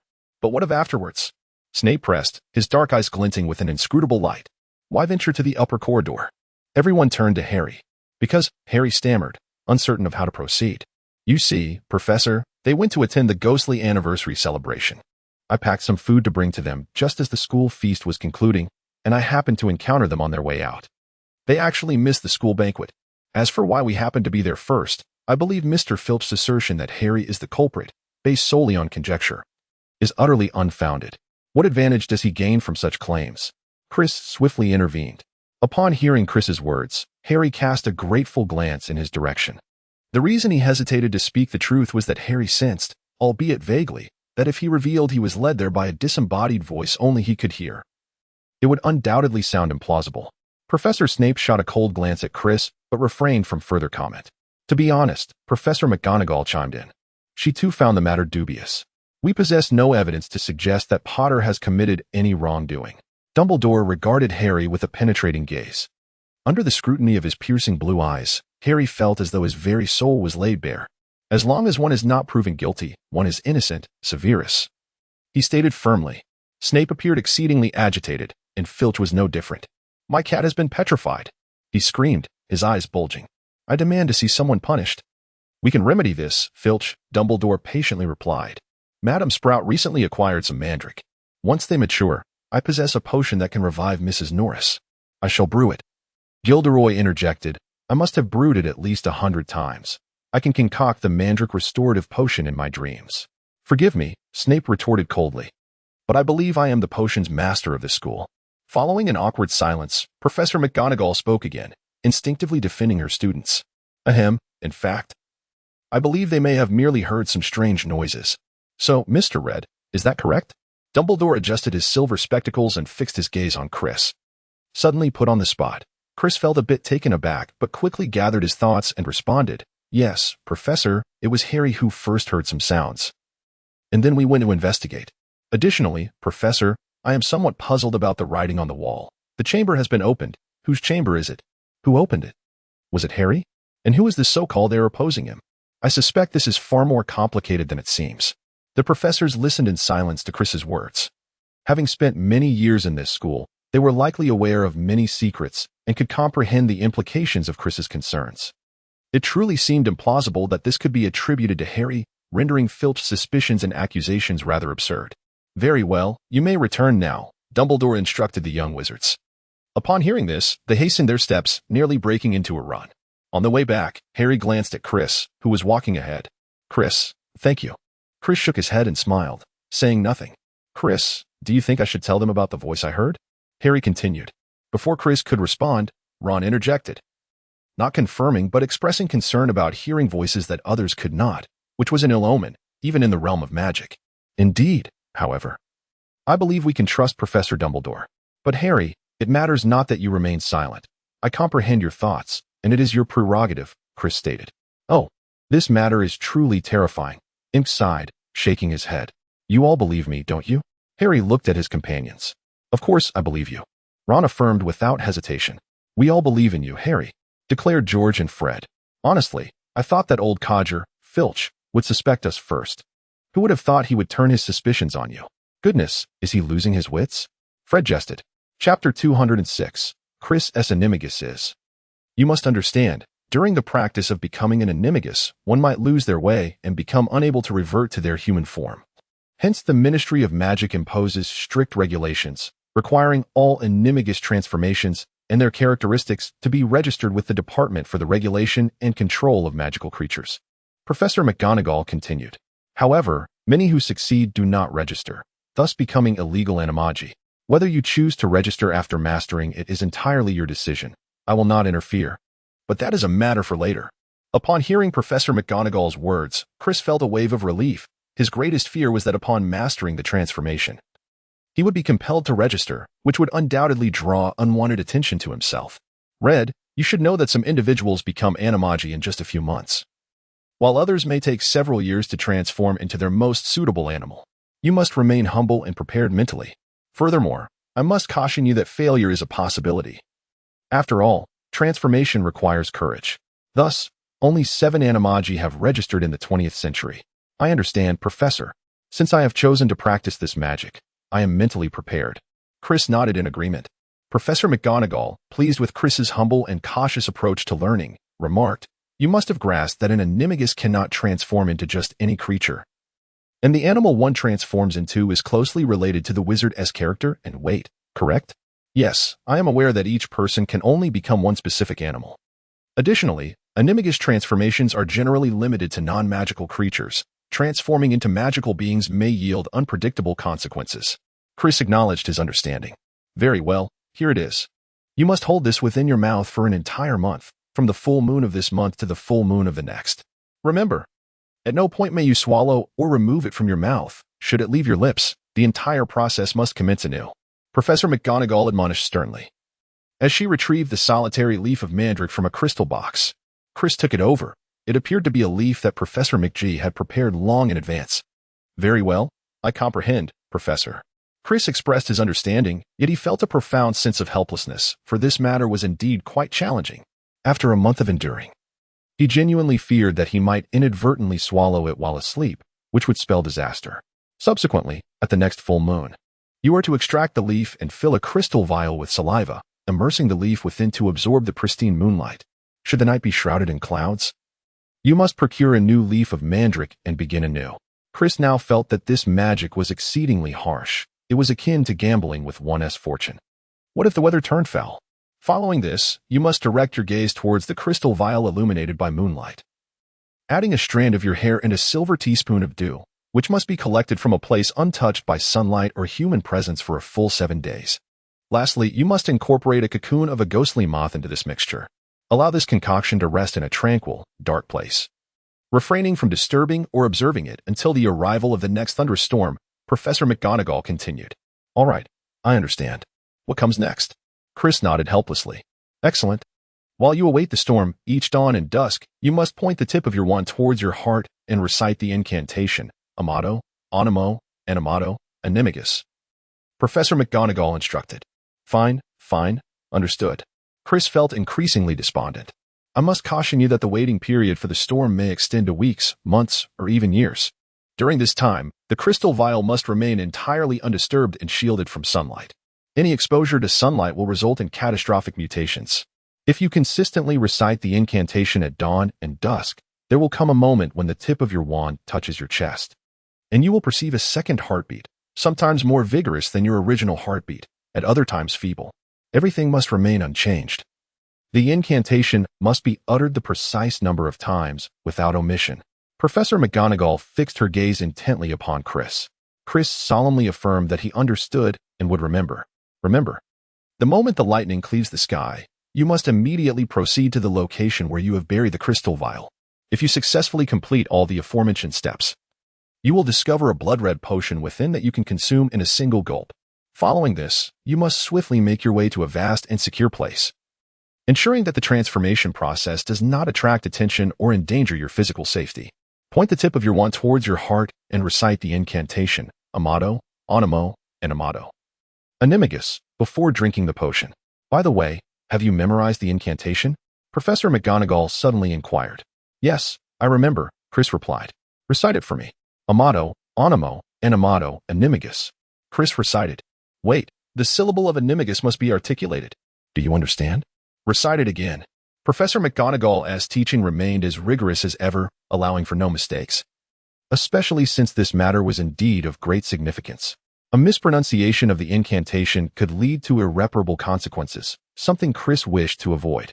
Hence, upon Professor McGonagall correcting his mistake, Chris felt a sense of relief. Such vigilance is the hallmark of a great teacher. The professor's detailed explanation would assist Chris in learning and familiarizing himself with the intricacies of Animagus transformation more swiftly. Had Chris sought a book on Animagus transformation on his own, he might not have learned as efficiently and effectively, potentially leading to dire repercussions due to issues with the incantation and other details. Should an error arise, the consequences could be lamentable. Chris, if all goes well, you will experience intense pain and 2 rapid heartbeats. Images of the creature you are about to transform into will flood your mind. You must remain fearless, for if you attempt to escape at that moment, it will be too late. Professor McGonagall continued after confirming that Chris had recited the incantation correctly. Chapter 207. The Swallowtail Swift. At that moment, the reflection in the mirror revealed a bird-like form. Indeed, Chris scrutinized the animal in the mirror. It had long wing tips, short legs, folded wings, elongated tips leading to the tail, and a short yet broad beak, displaying a smoky brown hue. As Chris spread his wings, they resembled scythes, with dense plumage in muted or glossy shades of gray and brown, adorned with light and white patterns on the throat, neck, abdomen, and waist. Remarkably, is this creature truly me? Chris pondered, gazing at the wide, short, and slightly curved beak of his reflection. From initial incredulity to a gradual acceptance, Chris regained his composure. Observing closely, this creature appeared to be a swallowtail swift. The distinction of being a swallowtail swift arises from its wings, which differ from those of an ordinary swallow. The wings of the swift are notably elongated, resembling a graceful arc, with each wing measuring approximately twice the length of its body, creating a silhouette akin to 2 scythes in flight. In contrast, the swallow's wings appear angular and well-defined, with visible wing tips, and they are not as lengthy, being roughly equal to the body length. Furthermore, swallows, sparrows, and willow warblers all belong to the order Passeriformes, classified by biologists within the family Hirundinidae in the genus Hirundo. While the swift, akin to the hummingbird family, falls under the order Apodiformes, commonly referred to as the common swift or house swift. The swallow's tail exhibits a forked, scissor-like shape, maintained in an open position during flight, frequently employed for directional adjustments, with a higher frequency of turns and flaps.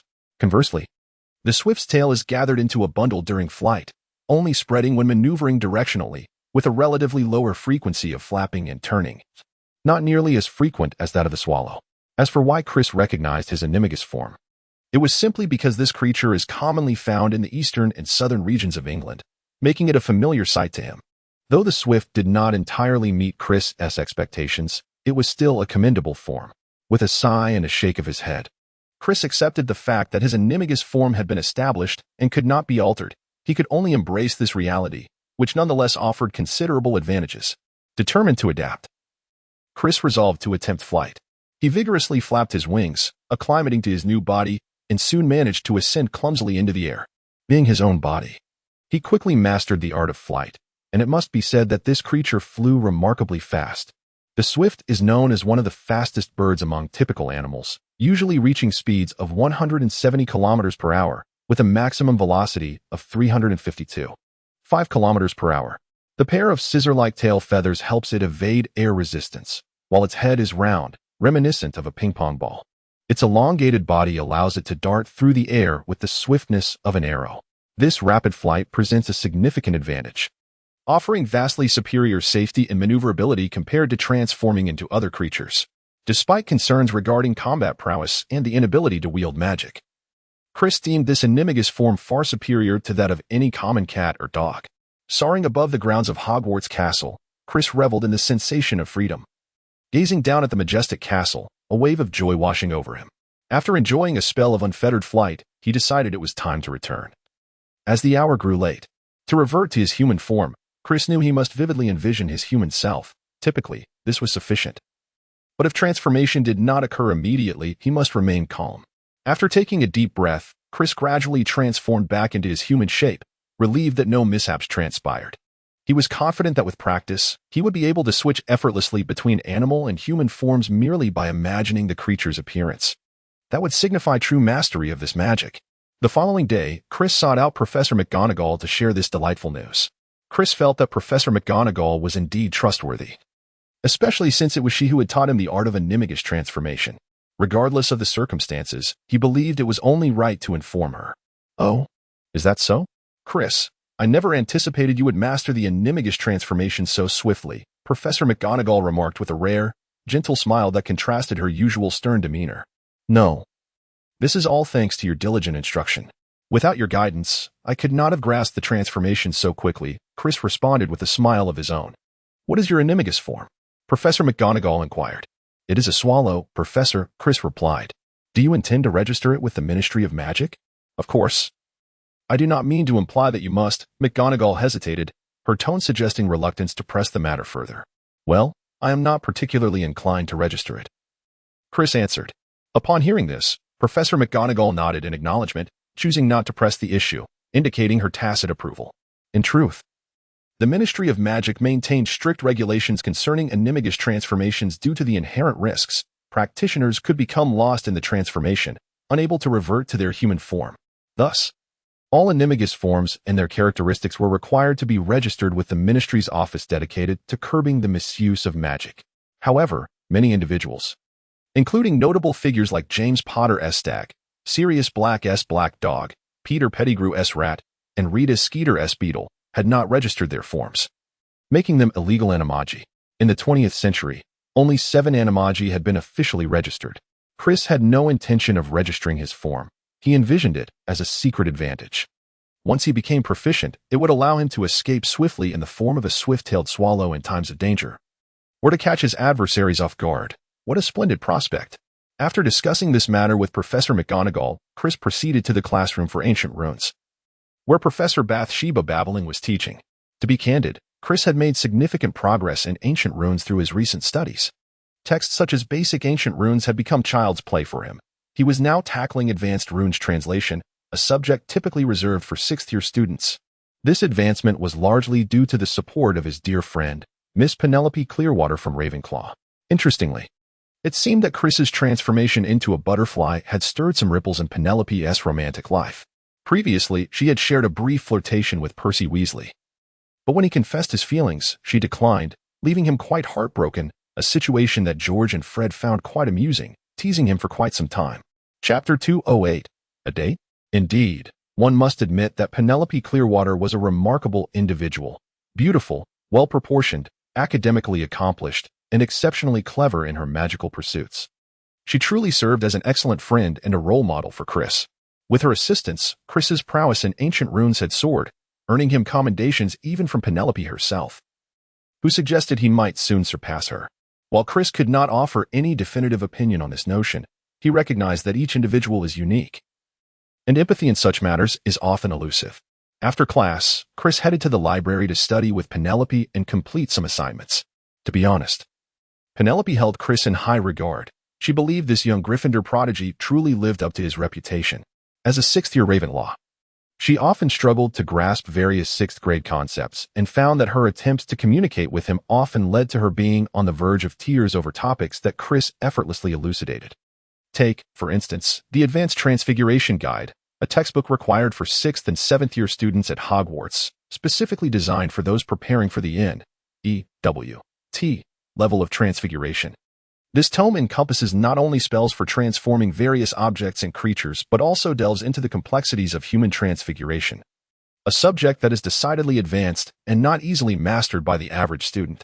However, to Penelope's surprise, Chris demonstrated an impressive understanding of it and explained the material with remarkable clarity. It was no wonder he had been awarded the most promising newcomer in Transfiguration this year. Chris's exceptional academic performance, his amiable nature, and his ceaseless stream of innovative ideas, combined with a maturity that surpassed his peers and a hint of handsome features, made Penelope regard him with an admiring glimmer in her eyes. "Chris, how about we visit Hogsmeade together this weekend? I believe this is the first semester that third years are allowed to go, right?"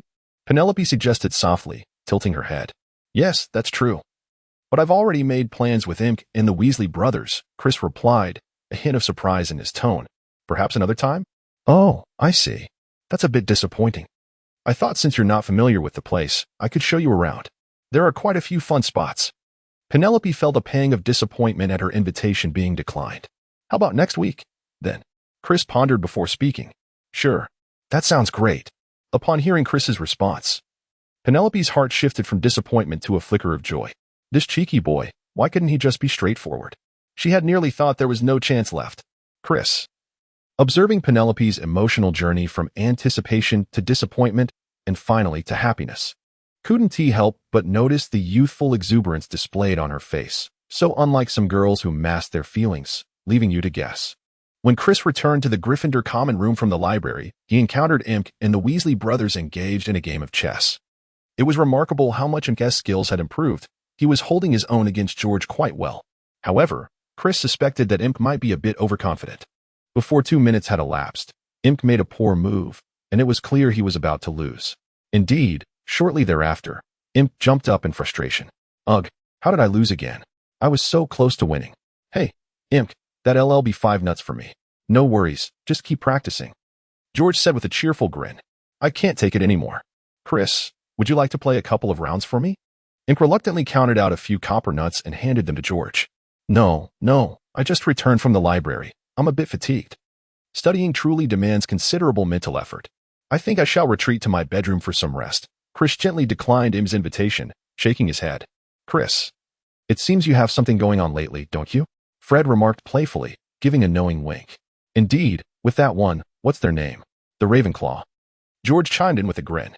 However, before he could finish, Chris interjected, "Enough already. How do you guys know everything so quickly? Is it not obvious? Do you not know us? What happenings at Hogwarts could possibly elude us? By the way, you still haven't clarified. Do you have something going on?" George inquired with a curious demeanor. "What do you mean? There's nothing going on. I'm merely studying with Penelope Clearwater. Please don't overthink it," Chris insisted. "Come now, look closely at my expression. Do I look like I believe you?" George teased with a smile. "Hey, you little rascal. I couldn't care less whether you believe me or not. I assure you, there's genuinely nothing," Chris retorted. "Of course, whether there is or isn't, we cannot let you divulge it to us. If you let us in on your secrets, they would undoubtedly spread like wildfire. Good heavens. That would lead to a scandalous uproar, and how could he possibly enjoy his life then? Don't be ridiculous." All right. Our little Chris has truly grown up. He has secrets now that he cannot share with his brothers." George feigned seriousness. "Indeed, our little Chris has taken a liking to the ladies, quite unlike us mere lads." Fred interjected. Chris found himself at a loss for words. These two were simply extraordinary. "By the way, speaking of matters, our Percy has recently faced rejection from Penelope. He is quite heartbroken. Do keep this from him, or we might not be able to assist you later," George cautioned earnestly. All right, I understand. Worry not. I shall maintain discretion," Chris replied with sincerity. Indeed, Chris was quite sensible. He was merely 14, even if we consider his age and wizarding years. Why rush into romance? He preferred to wait a couple more years. Patience was key. After all, life offered ample opportunities, and there was no need to hasten, lest he find himself weeping in old age. Moreover, as a wizard with a long lifespan, one should surely not be in a hurry. It was best to let things unfold naturally. As for Percy, Chris felt no concern that fellow wouldn't he retaliate simply because of a closeness to Penelope. After all, he would need the audacity to do so. Chris estimated that, if anything were to happen, Percy would likely only wear a sour expression towards him and sulk in silence. Such matters were trivial. With time, all would mend. Chapter 209. Hogsmeade and the Mirror during the weekend. Chris, Imk, and the Weasley brothers stood in line at the entrance hall. Filch was stationed in the school's entrance, meticulously checking the signatures of students heading to Hogsmeade. Behave yourselves. No sneaking away under the radar. Those without signatures should not even think of leaving. If you sneak out and I catch you, you will certainly face dire consequences. Filch declared sternly. This individual had been in a foul mood due to his cat's misadventures and had recently taken to troubling the students, instilling a sense of trepidation that rendered them reluctant to act or speak out of turn. Otherwise, they risked irking him and jeopardizing their plans for the day. Nevertheless, Chris and his companions felt no guilt, as they possessed parental consent, which posed no hindrance to their escapade. Thus, under Filch's stringent scrutiny, Chris and the others made their way out of Hogwarts and into the enchanting village of Hogsmeade. Hogsmeade is the only entirely wizarding village in the United Kingdom, a picturesque locale composed of quaint cottages and charming shops, with the train station for the Hogwarts Express situated nearby. Students from Hogwarts often visit during weekends, predominantly congregating along the main street, which is flanked by numerous shops and pubs. Some may also venture to catch a glimpse of the nearby Shrieking Shack. The history of Hogsmeade is quite rich, dating back approximately 1,000 years. Those well-versed in the history of magic are aware that in 1612, a fairy rebellion erupted near the village, prompting wizards to use one of Hogsmeade's taverns as their command center. Interestingly, the village was founded by Hengist of Woodcroft, a wizard from the medieval era, born in Gloucestershire, who entered Hogwarts at the age of 11 and was sorted into Hufflepuff House. His arrival in Hogsmeade was precipitated by his being driven away by Muggles, according to local lore, and the Three Broomsticks Tavern is believed to have once been his residence. Following Hengist's passing, wizards commemorated him by featuring his likeness on a chocolate frog card, making him a notable figure emerging from Hufflepuff, a rarity indeed.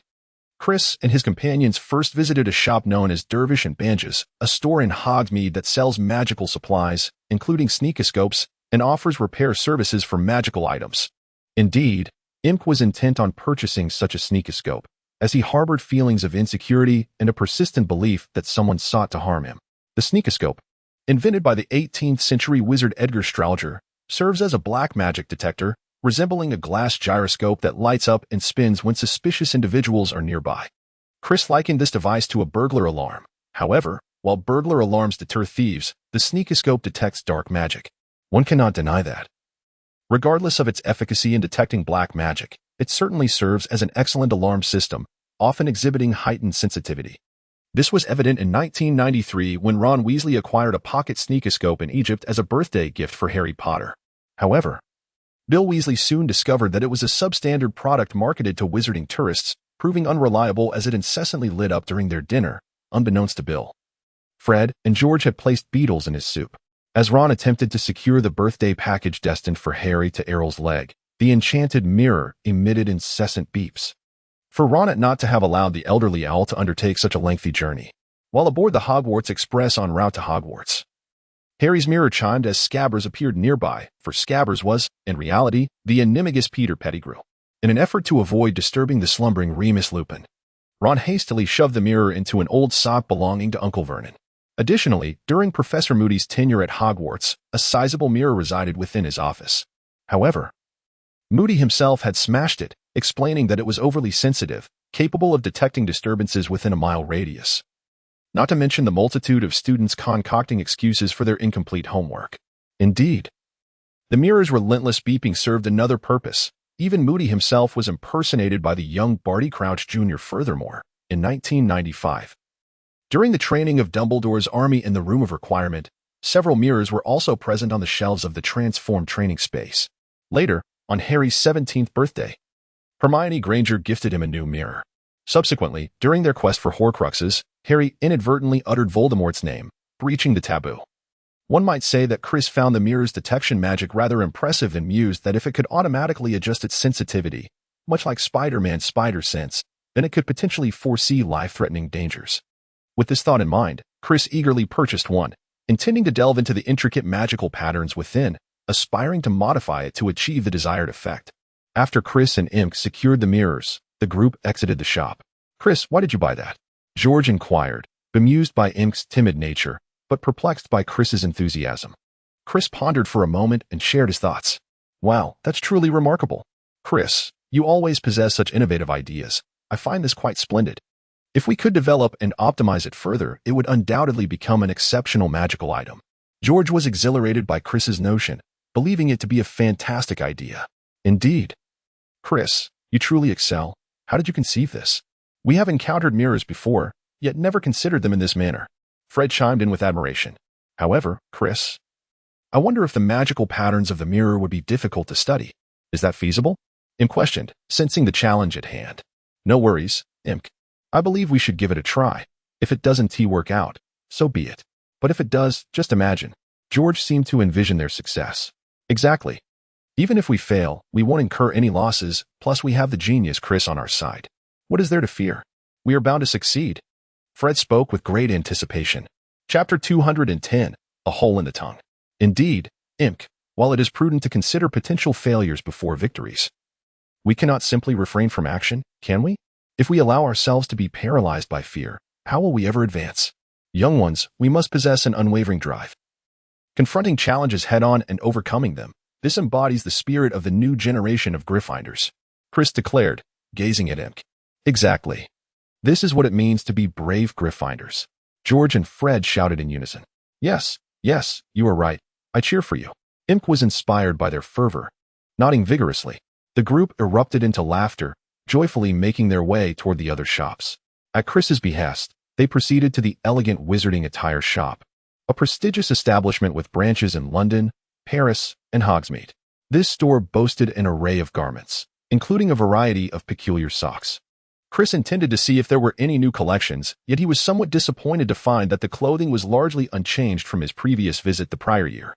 There was nothing particularly innovative. Even if there were new items, they were merely old concepts repackaged.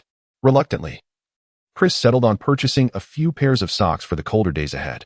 Adjacent to the Elegant Wizarding Attire Shop was the Hogsmeade Post Office, an owl post office located in the village. Within, 200 to 300 owls of various breeds perched on shelves, from great gray owls to barn owls, all marked with color codes indicating their delivery speeds. Since Chris had his own owl, he deemed a visit unnecessary. Next, the group ventured to the beloved Honeyduke's Candy Store, a haven for young witches and wizards, renowned for its chocolate and a plethora of magical sweets. The establishment was immensely popular among Hogwarts students and faculty alike. Upon entering, they found themselves amidst a throng of customers, making movement quite challenging. The shelves were laden with the most delectable and juicy confections, large chunks of creamy almond toffee, sparkling pink coconut ice, honey-colored toffees, hundreds of neatly arranged chocolates, a large barrel of Bertie Bott's every flavor beans, and another of Fizzing Whiz Bees, those delightful, levitating fruit jelly balls, showcasing a remarkable variety. The candy store was run by Ambrosius Flume, a broad-shouldered, balding man who had once attended Hogwarts School of Witchcraft and Wizardry, where he was favored by the potions professor, Horace Slughorn. He was also a member of the Slug Club, a testament to his notable talents. As a member of the Slug Club, Horace Slughorn introduced Ambrosius to Cicero Harkey's, securing him his first job. In gratitude, Ambrosius would gift Slughorn a basket filled with candied jackfruit every year on his birthday, Slughorn's favorite confection. Eventually, Ambrosius married Mrs. Flume and took over the Honeyduke's candy shop. "Hey, Ambrosius, could you fetch some jelly slugs from the cellar? The shelves are bare," Mrs. Flume shouted towards the balding proprietor. "All right, dear," the balding boss replied. "Chris, did you know there is a hidden passage in Honeyduke's that leads directly from Hogwarts School of Witchcraft and Wizardry to the basement of the sweet shop?" George whispered to Chris. "I'm aware. It's marked on the Marauder's map." Chris nodded in response. "Really? How come I didn't know about it?" Imk asked, somewhat perplexed. "Haha, Imk, on the third floor of Hogwarts Castle, within the corridor of Gossamer, you can find a large hunchbacked one-eyed witch statue. If you tap the statue with your wand and utter the incantation to separate it left and right, the hunchback will part, revealing the entrance to the secret passage. A stone slide will take you deep underground. After sliding down, you'll land in a narrow, low-earthen tunnel. The passage meanders like a rabbit warren. After a while, the tunnel begins to ascend, and in about 10 minutes, you'll arrive at the bottom of a flight of stairs. There are more than 200 steps, and at the end lies a trapdoor. Beyond the trapdoor is the basement of Honeydukes, blending seamlessly with the gray floor. George elaborated. Wow, that is amazing. Does this mean we can sneak out whenever we want? Imk exclaimed joyfully upon hearing the news. Sure, keep it down. We mustn't let anyone else find out. Otherwise, we'll be in trouble. George swiftly covered Imk's mouth. I understand. Imk gestured for George to remove his hand. Hey, look what I've got. George then raised a lollipop for all to see. Isn't that just a lollipop? Imk queried, puzzled. No, this is a sour exploding candy. While it may resemble the lollipops you've seen among muggles, like most of Honeydukes' confections, it possesses a uniquely mischievous quality, as if bewitched. This candy can burn a hole in your tongue, George explained. My goodness, is it really that dangerous? Imk thought it was utterly insane to sell something so perilous. You wouldn't understand. This is a trendy magical extreme sport for your taste buds. Although the sour exploding candy can indeed burn a hole in your tongue, appearing quite hazardous and causing extreme pain, it is still available for sale. Isn't it? If it were too dangerous, it wouldn't be permitted to be sold. George placed the sour lollipop into his basket, ready to purchase it shortly. Indeed, and any harm caused by such candies can be easily remedied through magic.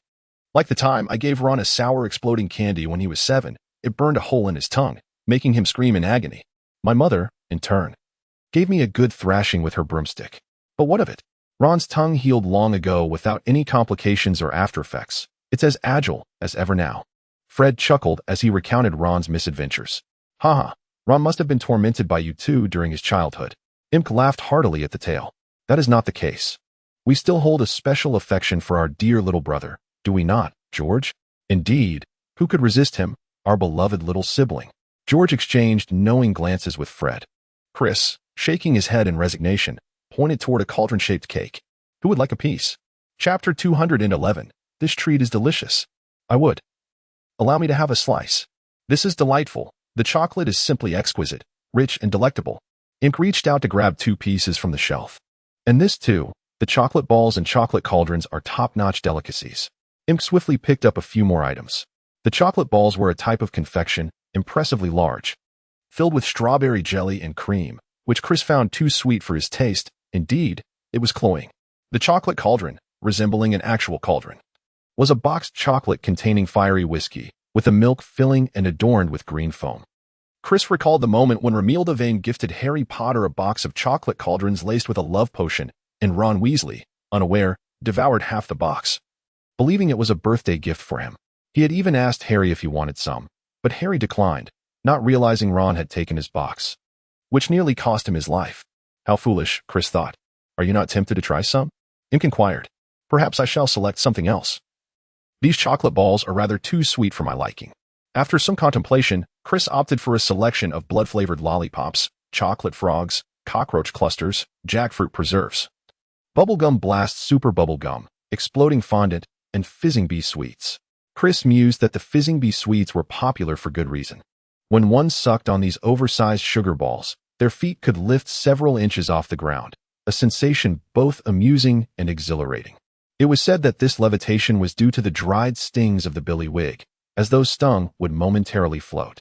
The billywig sting was a slender appendage located at the base of its body, and those affected would feel dizzy and float away, if excessively stung. A person might float uncontrollably for days, and severe allergic reactions could result in permanent levitation. The dried billywig stings could also be utilized to craft various potions, such as wakefulness elixirs, making them valuable magical ingredients. Reflecting on this, Chris shook his head, realizing he had become quite foolish, allowing his thoughts to wander in such a manner. After all, it was merely a matter of purchasing candy. There was no need for such extensive contemplation.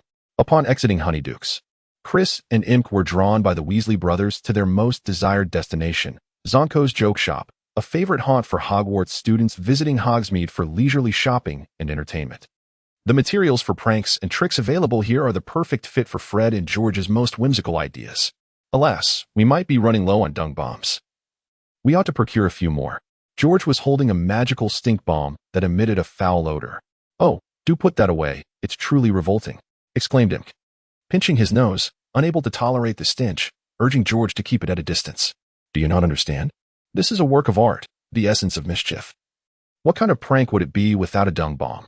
Fred chimed in, tossing one in the air. Chris, sharing Imk's sentiments, discreetly moved away from the dung bombs, pondering why Aberforth Glunion had invented such a thing. This prank product has remained popular among young British wizards from the 19th century to the 1990s. By the early 1990s, Aberforth Glunion had even made it onto a chocolate frog card. One must admit, that's quite impressive. Can this really be sold here? Is it some sort of magical master key? Imk wondered aloud, spotting a set of keys and picking them up. Ha ha ha. Imk, you're quite the novice. This is not merely a set of keys, nor is it what you call a master key. It's a shrinking key.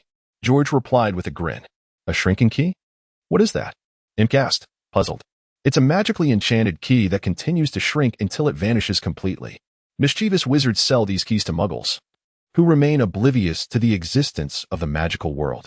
Eventually, the key shrinks away, and when they need it, they can't find it. Of course, it's hard to convince anyone of this, as no muggle would admit their keys are getting smaller. They would insist they've lost them. Ha ha ha. Isn't that amusing? Fred explained. That sounds delightful. I'll buy one to play a trick on my grandfather. He'll surely think he is losing his faculties. And my grandmother will undoubtedly scold him for it. Ha ha. Imk seemed to envision the humorous scene, laughing uncontrollably. After their humorous excursion, the time had grown late, and they decided to return to school, leaving other places to explore another day. If they visited all the fun spots at once, where would be the thrill? When they returned to the Gryffindor common room, they found Ron and Harry fervently scribbling by the fireplace, while Hermione sat nearby, engrossed in a book. Hey, little brother. Which assignment remains unfinished? Need your brother's help? George teased as he patted Ron on the shoulder. Get off, I'm busy. Ron swatted away George's hand. Oh. Our little Ron has truly grown up. He won't even allow a brotherly touch. George feigned sorrow. This made Ron roll his eyes, as he found them utterly exasperating. All right, I won't tease you further. Just focus on your homework, George said, pulling Fred away. Meanwhile, Imk sprawled on the sofa, feeling as though the trip to Hogsmeade had utterly exhausted him. Chris, how's Hogsmeade? Is it enjoyable? Harry inquired curiously, lifting his gaze. It's quite nice, actually. You might envision it as a miniature Diagon Alley, albeit less bustling, considering it is a village, Chris replied. That sounds fascinating. I truly wish I could go, Harry said enviously. Don't worry, Harry. We can visit next year. For now, we should hasten to finish our potions essay. Ron nudged Harry with his elbow. Chapter 212. Suspects of the Chamber, by the way. Hermione, what book are you reading? Chris looked over at Hermione. Oh, this? It's Hogwarts, a history. You have no idea? This book has been quite difficult to borrow lately. I had to wait quite a while to get my hands on it. Have you read it, Chris? Hermione raised her head to speak. Of course I have. What is the matter? Has everyone been borrowing this book? Chris feigned ignorance. I'm merely researching the legends surrounding the Chamber of Secrets, just like everyone else, Hermione replied. Have you found anything? Chris continued to inquire. Unfortunately, no, Hermione said, a hint of disappointment in her voice. However, during our last History of Magic class, I did ask Professor Binns about the chamber. He said that the legend I mentioned is quite sensational, even ludicrous. He then explained that we all know Hogwarts was founded over 1,000 years ago by the 4 greatest witches and wizards of the time. The 4 houses are named after them: Godric Gryffindor, Helga Hufflepuff, Rowena Ravenclaw, and Salazar Slytherin. They collectively constructed this castle, away from the prying eyes of muggles. For in that era, common folk feared magic, and witches and wizards faced much persecution. It was indeed a terrifying time. Imk interjected from the side. Indeed. I reckon if we had lived in that era, we might have been hanged by muggles. Ron chimed in, momentarily forgetting his homework. Silence, Ron. Let me finish. Hermione said sternly. Ron raised his hands in surrender upon seeing her expression. With a disdainful glance at him, Hermione continued. In the initial years, the founders worked harmoniously together, seeking out young individuals who exhibited magical potential and bringing them to the castle for proper training. However, gradually, rifts began to emerge among them. The divide between Slytherin and the others widened. Slytherin desired a more selective admissions process, believing that magical education should be confined to pureblood families. He was unwilling to accept Muggle-born children, deeming them unreliable. After some time, Slytherin and Gryffindor had a fierce argument over this issue, after which Slytherin departed from the school. Professor Binns stated that the tale goes that Slytherin constructed a secret chamber within the castle, unbeknownst to the other founders. Thus, according to the legend, Slytherin sealed the chamber, ensuring that no one could unlock it until his true heir arrived at the school. Only the heir can unlock the hidden chamber, unleashing the terrifying entities within to cleanse the school of all those unworthy of studying magic. He dismissed the entire notion as utter nonsense, for the school had conducted thorough investigations into the existence of such a chamber numerous times, employing the most learned witches and wizards. The chamber does not exist. It is merely a tale spun to frighten the simple-minded. Professor Binns firmly believed that such a place was nothing but a figment of imagination. There is no hidden chamber, nor any monster, Hermione asserted. I do not believe a word of Professor Binns' claims. He is but a befuddled old ghost. Ron interjected hastily once Hermione finished. Moreover, I have long known that Salazar Slytherin was a twisted old madman, but I had no idea he concocted this pure-blood nonsense. Even if you offered me money, I would never join his house. To be honest, had the Sorting Hat placed me in Slytherin, I would have returned home on the very next train. Ron exclaimed with indignation. Hermione nodded in agreement, convinced that this matter could not be mere coincidence. Meanwhile, Harry sat with his head bowed, not completing his homework. Lost in thought. But who do you think would want to expel Muggleborns and Squibs from Hogwarts? Ink voiced his inner doubts. Well, I think we need to ponder that. Ron feigned puzzlement. He continued, as far as we know, who regards Muggleborns as worthless? He glanced around, and everyone looked back at him. If you're referring to Malfoy. Hermione hesitated. Then yes, undoubtedly. Ron responded decisively. Did you hear what he said? You're next, you filthy mudblood. Just look at that ugly rat-like face of his. It's clear he is the one, Ron seethed. Is Malfoy truly the heir of Slytherin? Hermione questioned skeptically. Look at his family. They have all been in Slytherin. And he often boasts about it. They are likely descendants of Slytherin. His father is wicked enough. Harry concurred with Ron's assertion. They may have held the key to the chamber for centuries, passing it down through generations, Ron suggested. Indeed, that seems plausible, Hermione said cautiously. I also think that Dorian Pusey might be a possibility. That fellow is as vile as Malfoy, full of malice. Perhaps he hides behind Malfoy, pushing him forward to cast suspicion upon him, while the true mastermind remains unknown. Imp postulated with conviction. Yet Harry and the others still deemed Malfoy the more likely culprit. Regardless, how can we prove it?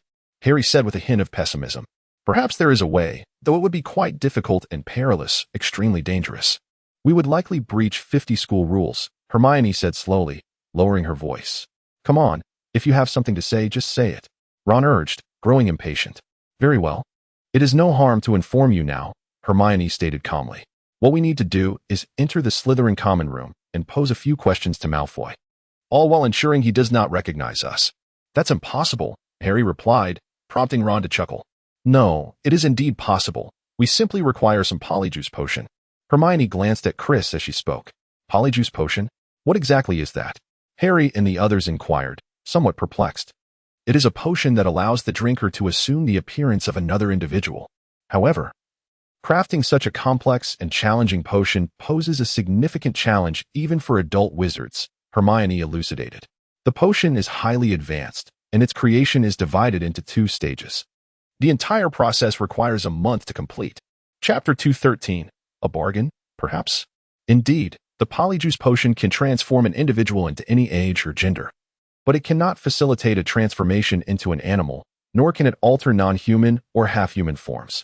The method of preparation is extremely intricate, requiring ingredients such as lacewing flies, leeches, fluxweed, powdered bicorn horn, and fragments of African snake skin.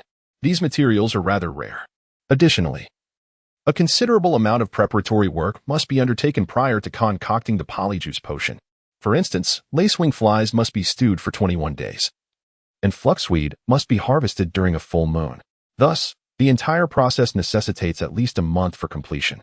Moreover, prior to consumption, a portion of the individual being imitated must be added to the potion. This substance is typically hair, but sometimes toenails, dandruff, or even more unsavory items are used. Clearly, one must ensure the individual being mimicked remains alive during the extraction, Chris remarked with a smile. Upon hearing Chris's explanation, the group felt somewhat disenchanted, wondering if this potion was truly worthwhile. Setting aside the rarity of the ingredients, The mere notion of adding such items is rather revolting. I believe this is not a good approach, Ron stated, his expression growing uneasy. Hermione was at a loss for words. It's all right, actually. The taste of the polyjuice potion can vary from person to person. It might even be rather pleasant, she attempted to reassure them. Furthermore, I must remind you that a single dose of polyjuice potion has an effect lasting anywhere from 10 minutes to 12 hours, depending on the quality of the potion's preparation. Continuous consumption before the transformation effect dissipates can extend the duration of the change until the effects of the newly consumed potion also wear off, Chris patiently explained. With Chris's thorough clarification, Ron ceased to inquire about the potential predicament of transforming into a Slytherin and being unable to revert. So, Chris, since you have such detailed knowledge, you must possess the recipe for polyjuice potion, perhaps even the potion itself? Hermione looked at Chris with curiosity. Indeed, I possess the recipe and even the potion itself. Its efficacy is quite remarkable, capable of achieving its maximum potential. Just tell me, do you intend to purchase it? Chris stated directly. Purchase? Absolutely. Hermione responded without hesitation, and Harry nodded in agreement. How many galleons will it cost? Ron was the first to inquire about the price. The process of crafting a compound potion is intricate, requiring precious materials. Given that this is a premier concoction, the price may not be modest. For one individual S dosage, it would amount to 10 galleons. And for 3 individuals, 30 galleons in total, Chris remarked with a smile. Ah, how can it be so expensive, Chris? Even if you sold me, it wouldn't fetch that much. Ron exclaimed, agitated upon hearing the exorbitant sum. Could you perhaps lower the price a bit? Hermione inquired. Well, considering we are all from Gryffindor and good friends, and in light of George and Fred's involvement, I can offer it to you at half price. Merely charging for the materials 15 galleons. Surely, you can manage to pool that together? Chris pondered. Really? That is wonderful. We can manage that. The trio responded with delight. Excellent. Then you shall wait a month's time. I will prepare it and deliver it to you. Chris nodded. What? Must we wait so long? Do you not have any available at present? Ron questioned. Unfortunately, the last batch I prepared has already been sold, so you will need to wait a bit longer. Is that acceptable? Chris asked. Yes. The trio nodded in agreement. In truth, they had saved themselves considerable effort, avoiding the need to persuade Professor Lockhart for permission to borrow powerful potions from the restricted section of the library, or to pilfer rare potion ingredients from Snape's storeroom, followed by the arduous task of brewing the potion. Now, they merely needed to part with a trifling sum of galleons, and Chris would handle everything. Was that not delightful? Chris, known for his decisive nature, the very next day summoned a few companions to their secret hideout, the Room of Requirement. He first prepared to brew the compound potion, then delved into research on the scrying mirror alongside George and Fred. They discovered that it incorporated several complex ancient runes, which they felt would be somewhat challenging to enhance further. Upon reviewing their findings, Chris realized he was quite familiar with these runes. To be candid, the ancient runes employed were somewhat outdated, not reflective of the recent advancements in the magical community. Chris surmised that utilizing the latest runes could potentially yield superior effects, thereby enhancing the mirror's sensitivity. However, he pondered the practicality of this. Such a heightened sensitivity might evoke a sense of paranoia, leading an ordinary person to perceive it as malfunctioning. Thus, this product would only be suitable for those who believe they are perpetually under threat. Furthermore, Chris considered that such an enhancement would not significantly benefit him. Consequently, it is indeed accurate to assert that the manufacturers of these scrying mirrors have not utilized the latest runes. One must acknowledge that within this circle of sorcery, there are individuals of considerable intellect. It would be unwise to assume that one's own minor cleverness renders others foolish. Indeed, one may ultimately find oneself the fool. Thus, Chris, through a series of analyses, concluded that if innovation is unattainable, a complete overhaul may be the better course of action. In other words, since the structure has deteriorated into a precarious state, reinforcing it would merely be a superficial remedy, as the underlying issues remain unaddressed. Therefore, it is more pragmatic to dismantle and rebuild from the ground up. After careful contemplation and planning, Chris resolved to implement a new system of runes. Previously, while perusing a tome inscribed in ancient runes, he had encountered fragments of arcane techniques. He believed that by refining these methods, he could potentially achieve the desired effects, which would undoubtedly be a refreshing revelation. The earlier mentioned capabilities, such as magical detection, automatic adjustment of sensitivity, and a precognitive ability akin to Spider-Man's spider sense to foresee life-threatening dangers seemed highly plausible. Thus, the initial challenge lies in perfecting the earlier system of ancient runes. Chapter 204, My Encounter with a Vampire.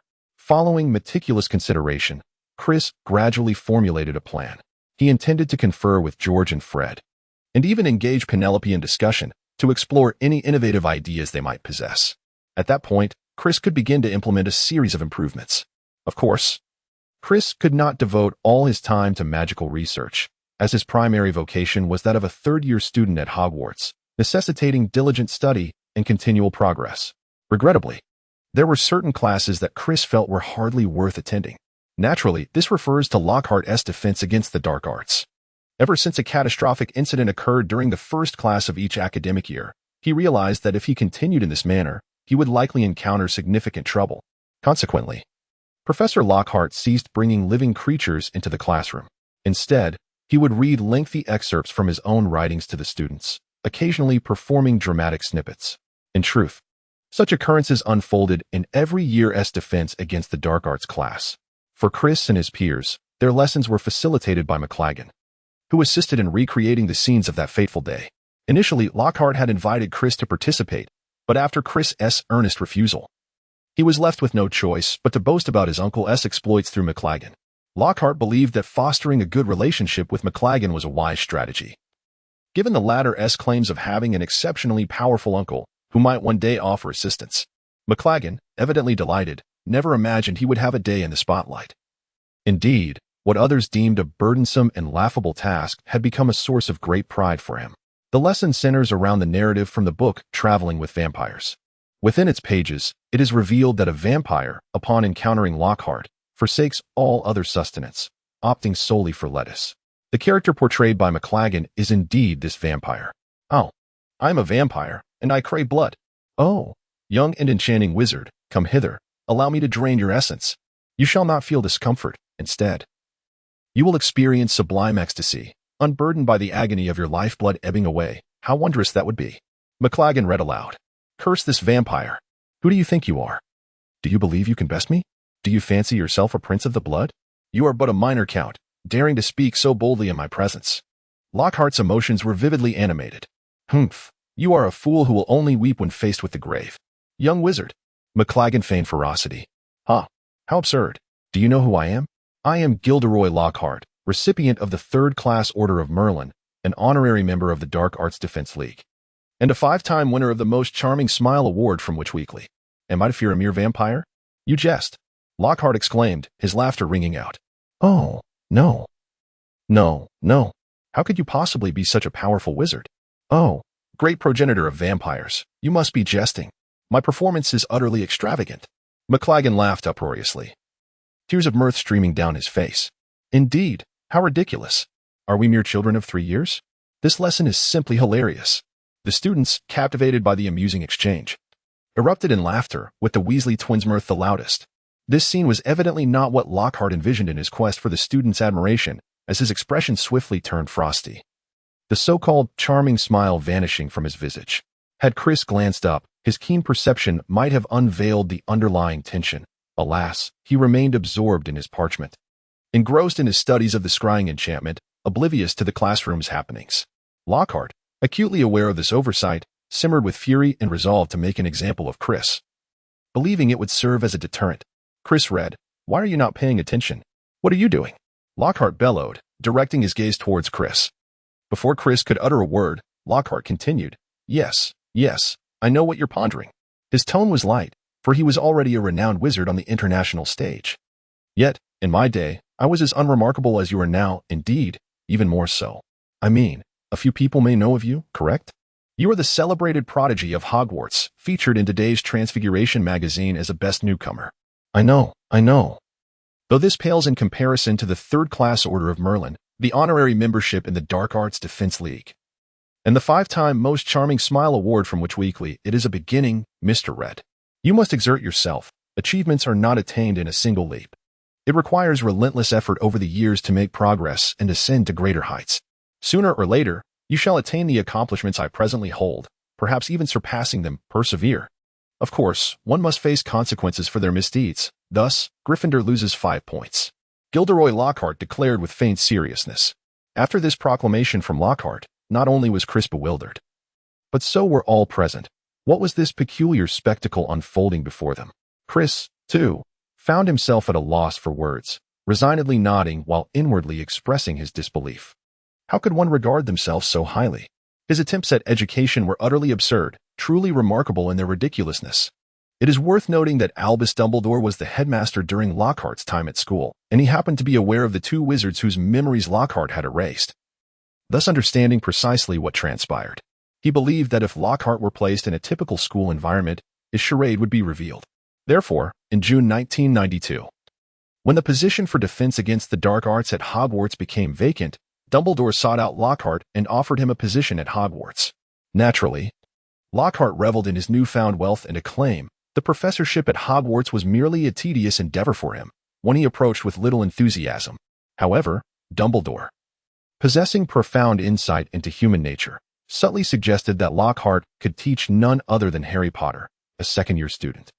This association would undoubtedly elevate Lockhart's popularity beyond any other pursuit. Chapter 217. An evening with Penelope. Chris Red walked into the Gryffindor common room, his face radiant with the joy of victory. His friend, Imp Lesko, a third-year student, was already there, cradling a cup of hot chocolate, ready to celebrate.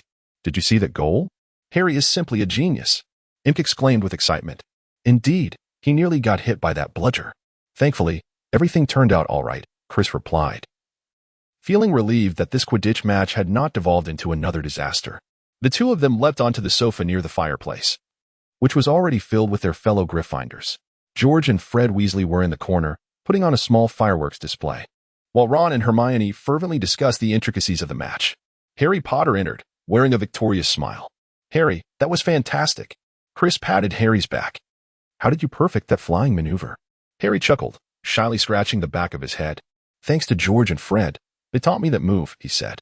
Chris smiled, fully aware that although George and Fred Weasley were masters of mischief, they could be remarkably dependable when the situation demanded seriousness. "If it weren't for you, Chris, I might have truly been struck by that bludger," Harry remarked earnestly. "Did you do something with your wand?" Chris shook his head, saying, "No, Harry, that was not me. It may have been someone else on the field." Neither of them pressed further, yet they both understood that success in Quidditch was not solely reliant on luck or skill.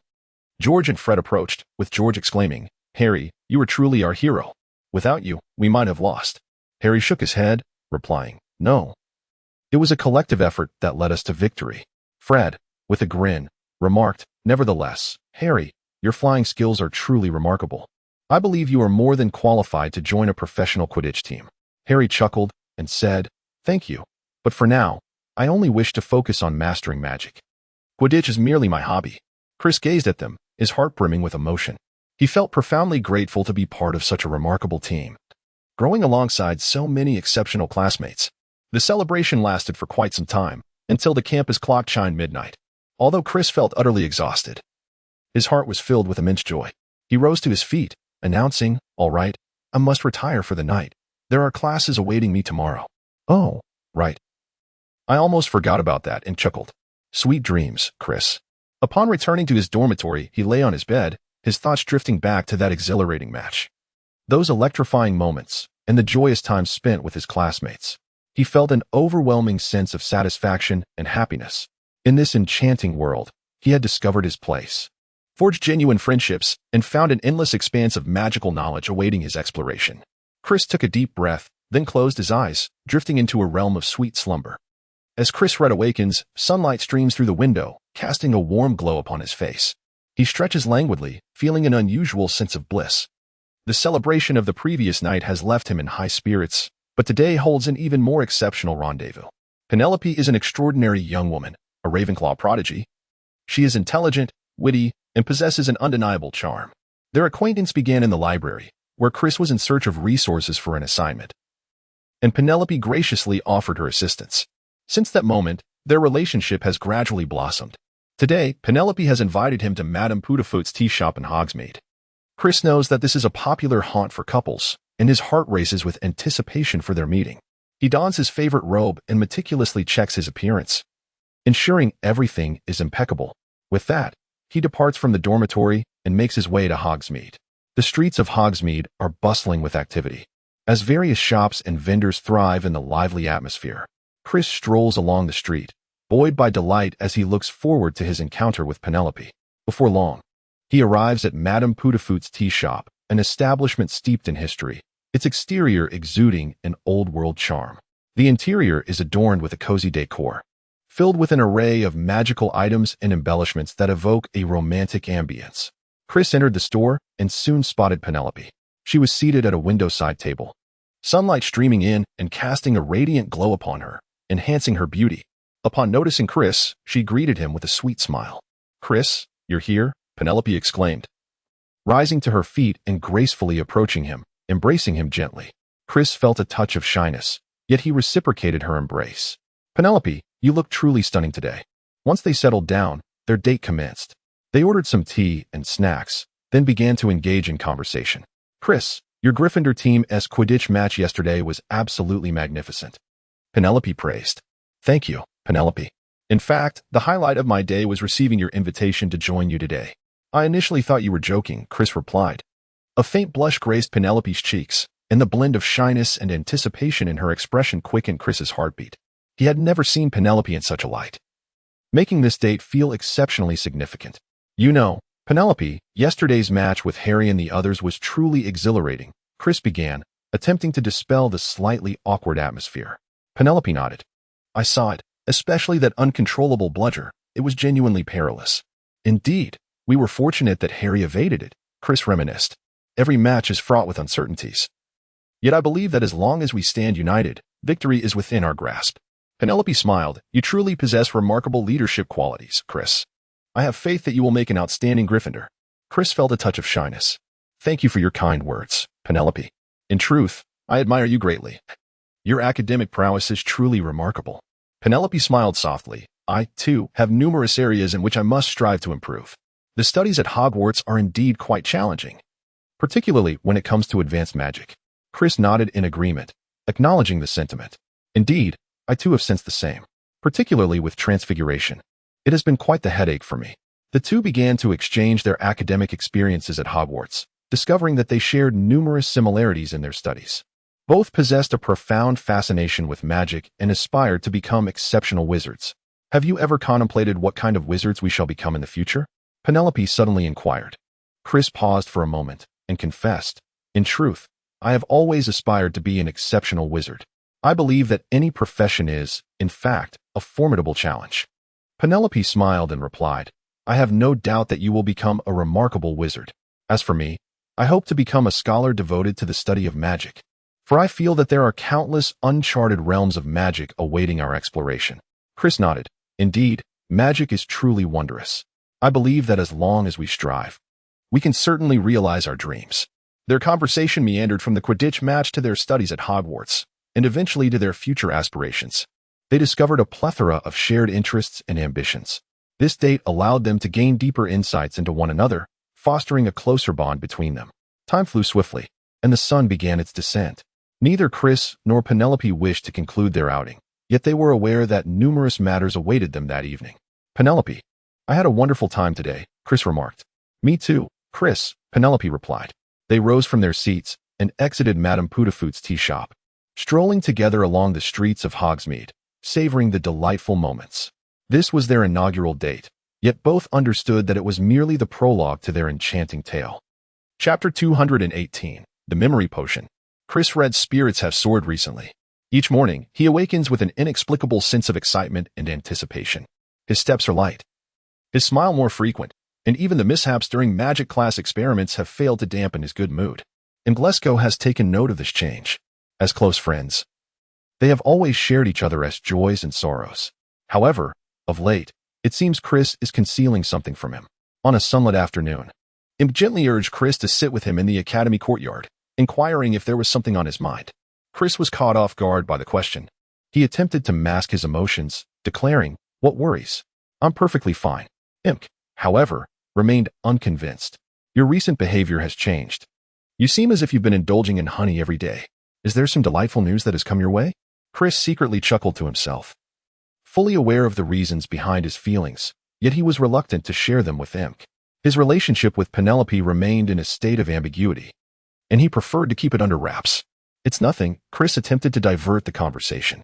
"I've simply gained a deeper understanding of magic lately, and I feel I've made significant progress, which has lifted my spirits." Imk appeared somewhat skeptical but refrained from probing further. The two then shifted their discussion to recent studies and magical experiments. Chris's daily life is exceptionally fulfilling. In the morning, he attends his magic classes, listening attentively and diligently practicing. In the afternoon, he ventures to the potion laboratory to concoct various elixirs. Chris Red has always harbored a profound fascination for potions. He perceives potion making not merely as a form of magic, but as a true art. The concoction of each potion demands precise proportions and rigorous procedures. Any slight misstep could result in the potion failing or even causing adverse effects. Recently, Chris has embarked on the study of a new potion, which he has named the Elixir of Memory. The primary function of this potion is to assist individuals in enhancing their memory, enabling them to learn and grasp knowledge with greater ease. Chris draws inspiration from his own experiences. He discovered that while studying magic, he often forgot crucial pieces of knowledge. Especially on the eve of examinations, he would feel a sense of anxiety and unease. He aspires to concoct a potion that would aid both himself and his fellow students in enhancing their memory, thus better preparing them for their studies and assessments.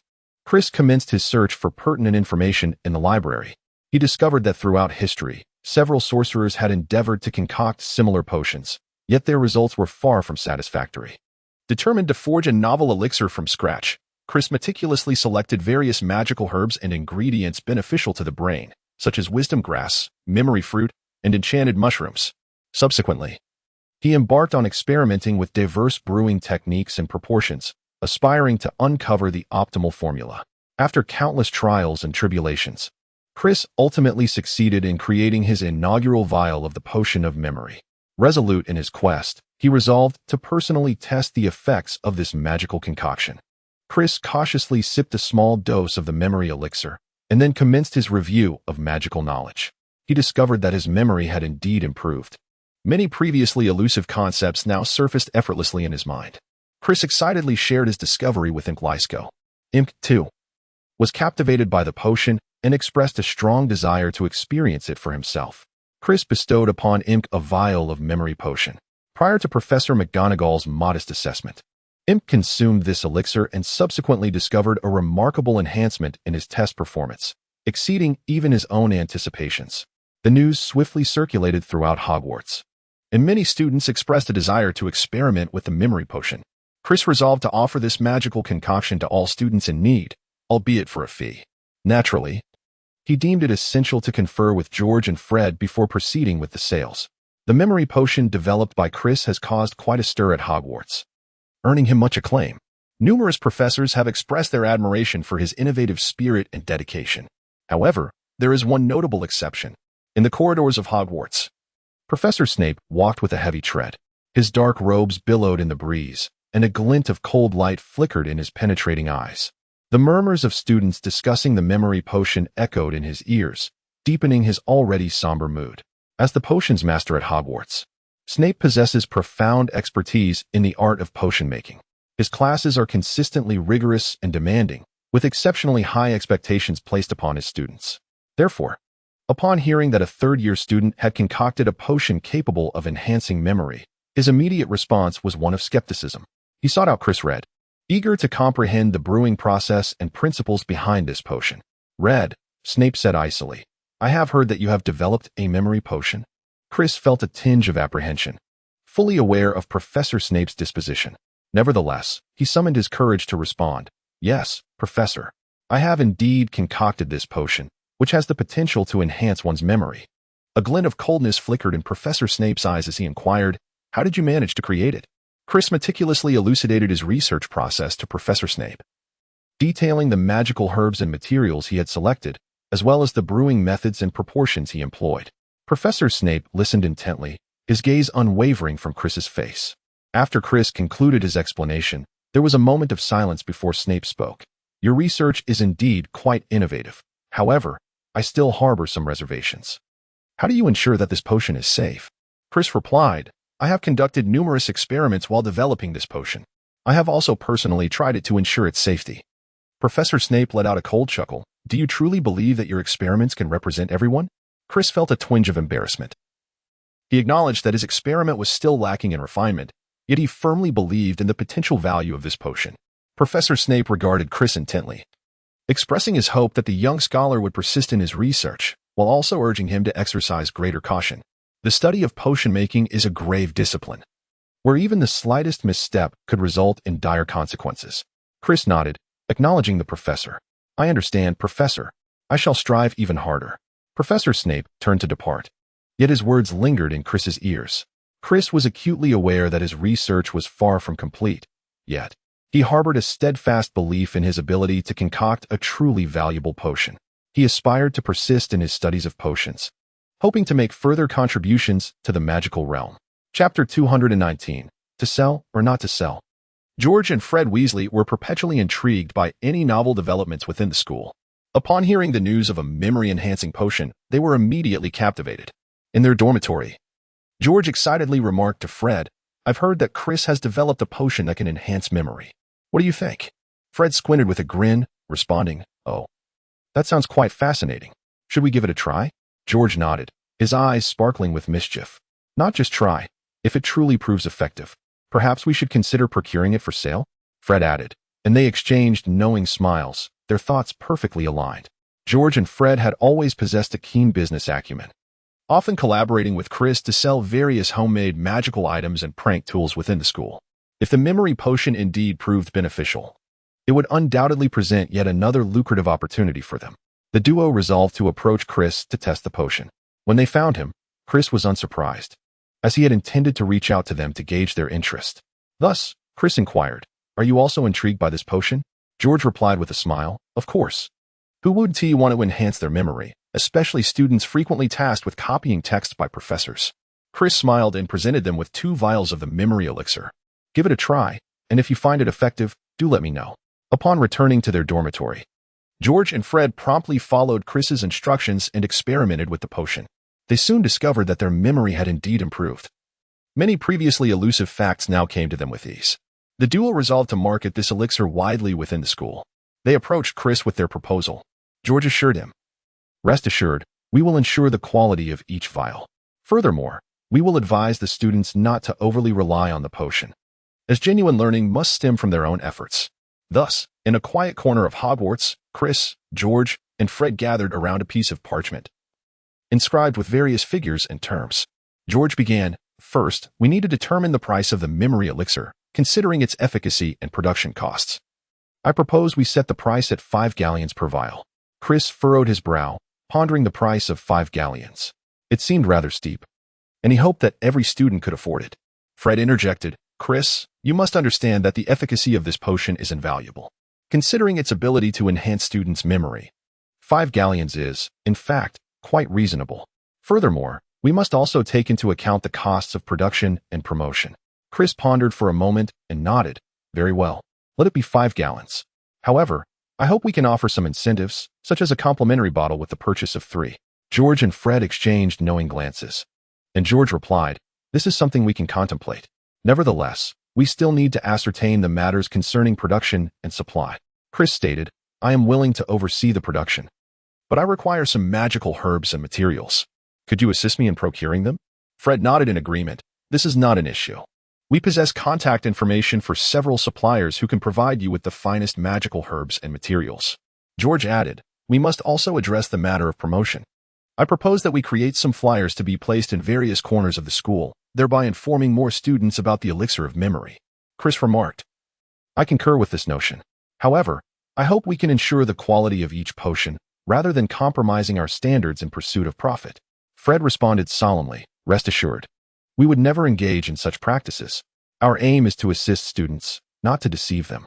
Additionally, George proposed, we require an appealing packaging design that allows students to instantly recognize the memory potion.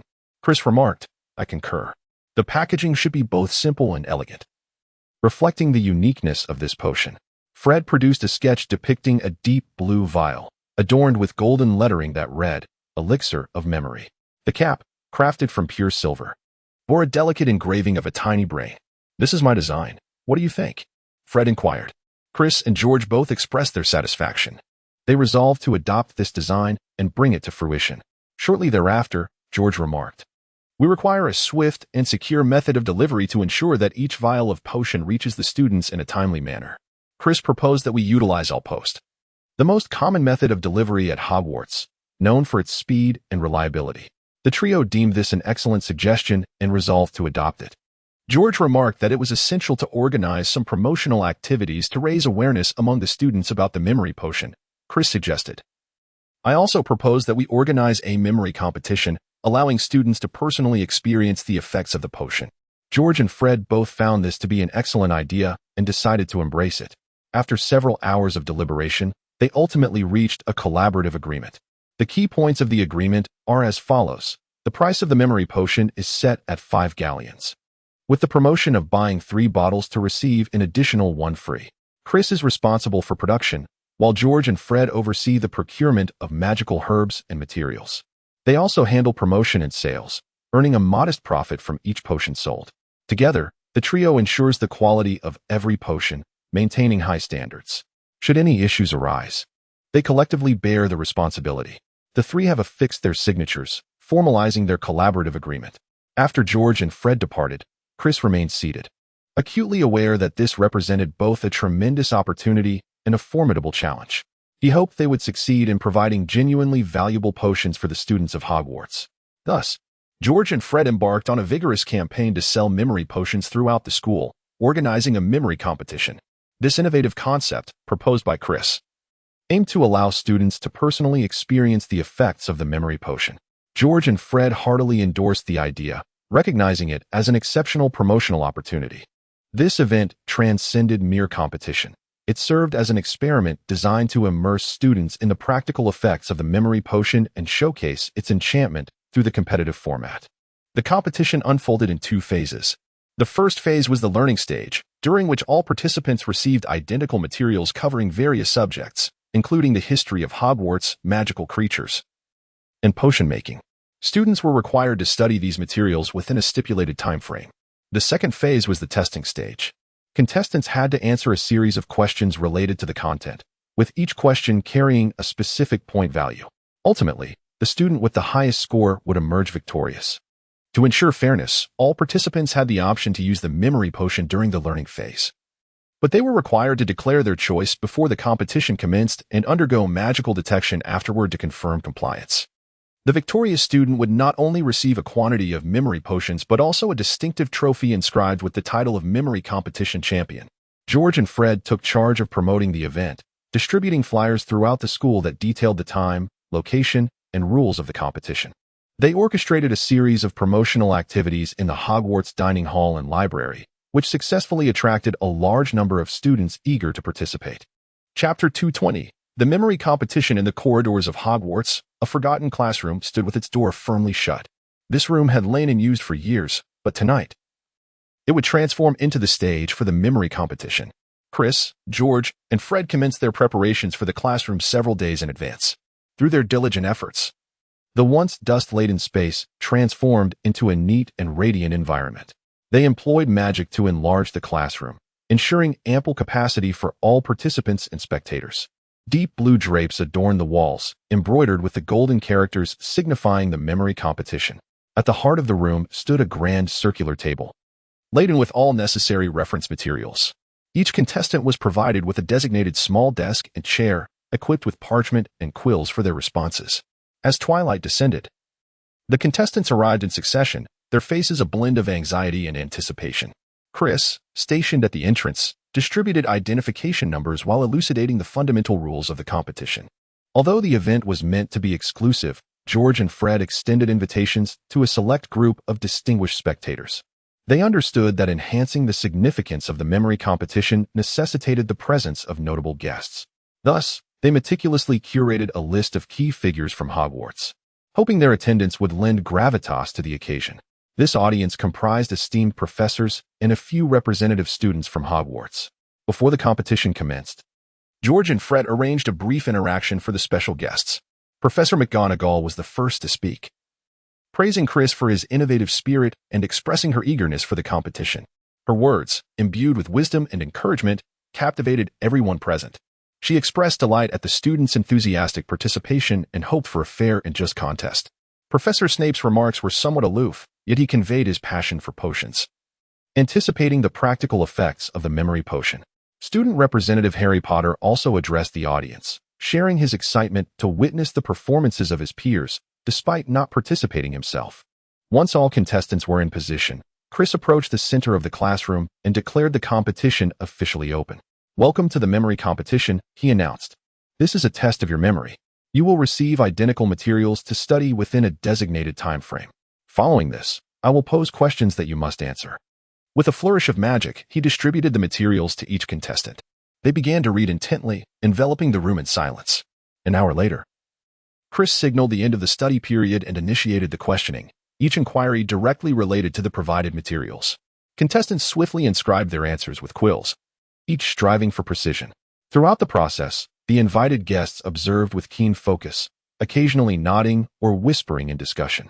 When a particularly challenging question arose, both Professor Snape and Hermione Granger displayed contemplative expressions, seemingly striving to unearth the answers.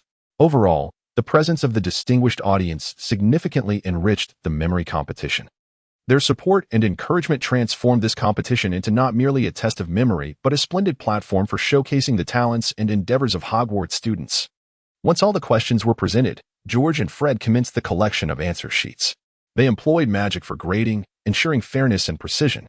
Naturally, there were some hilariously absurd responses among them, not only unique, but also uproariously entertaining. 1. Betty Babbler. Question: Please describe the main characteristics of Hogwarts' four founders. Betty's answer: Oh, I know. Gryffindor is the one who always wears a red hat. Hufflepuff enjoys growing potatoes. Slytherin is a snake-obsessed individual, and Ravenclaw must be an early bird. 2. Tom Toddler. Question: Name 3 common magical creatures. Tom's answer: unicorn rabbits, giant goldfish, and flying pigs. 3. Lily Lunette. Question: What potion can cure a common cold? Lily's answer: Obviously, it's hot chocolate, with a dash of chili sauce. 4. Fred Fuzzle. Question: Please describe the basic structure of a wand. Fred's answer: It's that long stick made of wood, with something inside and something outside, and then you shake it, and things come out. 5. Jenny Giggle. Question: What are the 3 great taboos of magic? Jenny's answer: No loud talking in the library, no food fights in the dining hall, and no sneaking around at night to eat someone else's chocolate cake. Though these answers elicited both laughter and exasperation, one could not help but acknowledge the contestants' remarkable imagination and sense of humor, which infused a touch of levity and joy into the otherwise tense atmosphere of the competition. After a half-hour of anticipation, Chris finally announced the results. A student named Gringlass emerged victorious, having demonstrated exceptional memory and adaptability, earning thunderous applause from the audience. Following the conclusion of the contest, Chris, George, and Fred presented Gringlass with a trophy, while other participants received small prizes as a token of encouragement for their efforts. As the participants gradually departed the classroom, each carried with them a profound impression of the event. It was an unforgettable evening, marked by an unprecedented competition and a witness to the magic of memory potions. For Chris, George, and Fred, this was merely the beginning. Through this contest, their potion was destined for great success. After the memory contest concluded, Harry, Hermione, and Ron settled into a quiet corner of Hogwarts to discuss the recently finished competition. Harry sighed and remarked, "I truly did not expect this contest to be so intense. Those questions were genuinely challenging." Ron nodded in agreement, replying, "Indeed. I was dumbfounded when I saw those questions. I felt I might only be able to answer 1 or 2. Hermione smiled gently and remarked, "I believe this competition holds great significance. It not only tests our memory but also cultivates our adaptability. I have observed many classmates putting forth tremendous effort, which is truly moving." Harry gazed at Hermione and replied, "You are right. I too have noticed the diligence of numerous classmates. However, I am genuinely curious as to why Chris has chosen to host such a competition." Ron pondered for a moment and suggested, "I suspect he might be aiming to promote his memory potion through this contest, considering how closely it relates to his elixir." Hermione nodded in agreement, saying, "I share your sentiment. Yet, I truly admire Chris's ingenuity. This competition is not merely a test. It is an opportunity for us to showcase our abilities." Harry smiled softly and added, "You are correct. However, if there is to be another, I eagerly anticipate the next competition." I wonder what the forthcoming questions will entail. Ron chuckled and said, regardless of what the next questions may be, I hope we can participate. This competition has indeed been meaningful. The trio continued their conversation for a while before heading towards their dormitory to rest. They all understood that this competition was merely a prelude at Hogwarts, with many more challenges awaiting them in the future. Chapter 221, Love? The popularity of magical potions. Chris was elated. But the most joyous moments for him came at night when he would write letters to Penelope using his L. Their correspondence was filled with ambiguity and sweetness. As they shared their lives, encouraged one another, and offered guidance, Chris sat at his desk, the quill in his hand saturated with ink, his thoughts drifting towards Penelope. He resolved to compose a letter to her using his L. He understood that such correspondence represented a unique emotional connection for both of them. Chris wrote, Dear Penelope, how are you? I know that the distance between us is not great, yet each time I think of you, it feels as though that distance stretches infinitely. I suppose this is the enchantment of love. Do you recall our last rendezvous at Madame Paidfou's tea house?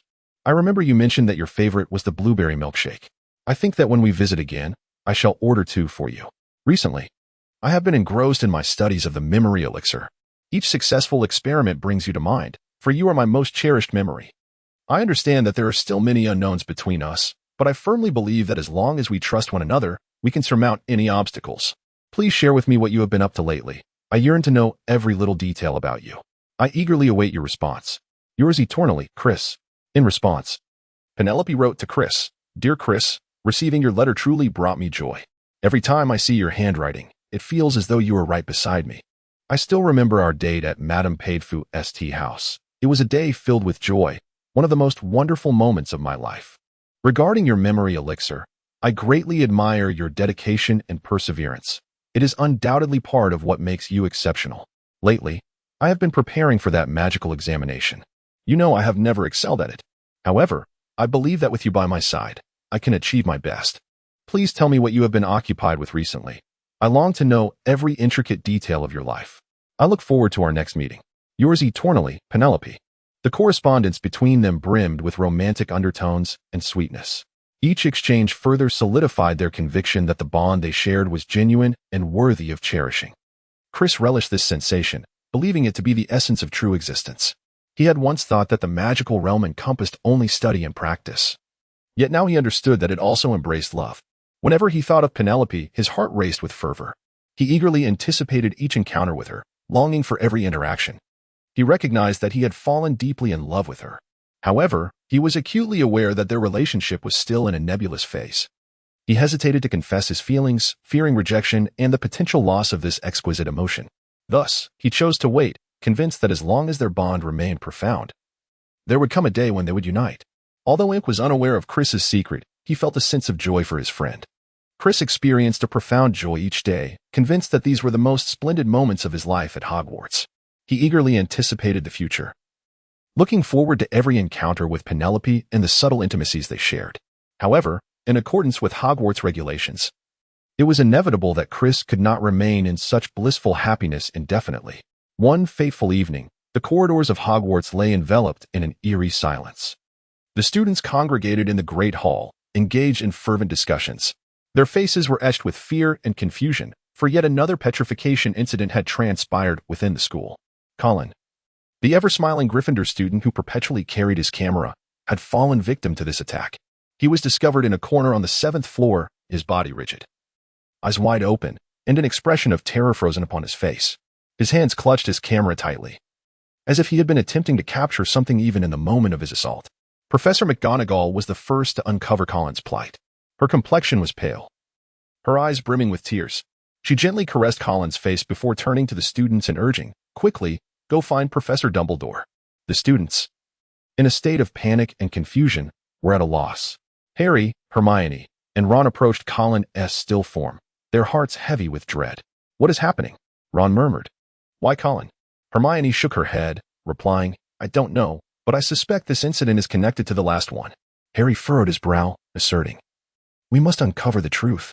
We cannot allow any more harm to befall others. At that moment, Professor Dumbledore entered, his expression grave, a cold glint in his eyes. He approached Colin and gently brushed his fingers against his face before addressing the students. I understand that you are all frightened, but I assure you, We will unearth the truth and safeguard each and every student." The students fell silent, their gaze fixed upon Dumbledore, aware that he alone possessed the wisdom to navigate this crisis. Dumbledore turned to Professor McGonagall, instructing Minerva, "Please seek out Professor Snape and ascertain whether he has any means to address this attack." McGonagall nodded and swiftly departed. Dumbledore reiterated, "I know you are all terrified, but I hope you can place your trust in us. We will reveal the truth promptly and ensure the safety of every student." The students nodded in agreement before vacating the Great Hall. Harry, Hermione, and Ron huddled together, whispering urgently. "We must uncover the truth," Harry asserted. "We cannot allow more individuals to suffer." Hermione concurred. "We must take action. We cannot remain passive any longer." Ron nodded in agreement, stating, "We must discover the truth and protect every student." 3 individuals resolved to take action, determined to uncover the truth and safeguard every student. However, the principal's words failed to alleviate the students' concerns. The somber murmurings and palpable tension permeated every corner of Hogwarts. The incident involving Colin loomed over the students like a foreboding shadow, transforming their once magical and joyous school into an oppressive environment. In a corner of the Great Hall, a group of Slytherin students gathered, whispering amongst themselves. "Have you heard? Colin has been petrified." A boy stammered. "Is it true? Does that mean the creature from the Chamber of Secrets has reemerged?" A girl inquired fearfully. "I heard that Colin was attacked while attempting to capture something on film. His camera may hold clues." Another boy remarked mysteriously. Chapter 222. Once again, Terror Brews. In the library, Chris perused an ancient tome of magic while nearby. A Ravenclaw student engaged in hushed conversation. "I am genuinely frightened. If even Gryffindor students are not safe, who among us can escape unscathed?" A girl expressed anxiously. "I have heard that Professor Dumbledore is investigating this matter. I hope he can uncover the truth swiftly," another boy replied. On the Quidditch pitch, a group of students practiced. Yet their minds were elsewhere, worry etched across their faces. "Do you think this attack is related to the previous one?" a student asked. "I don't know. But I am truly frightened.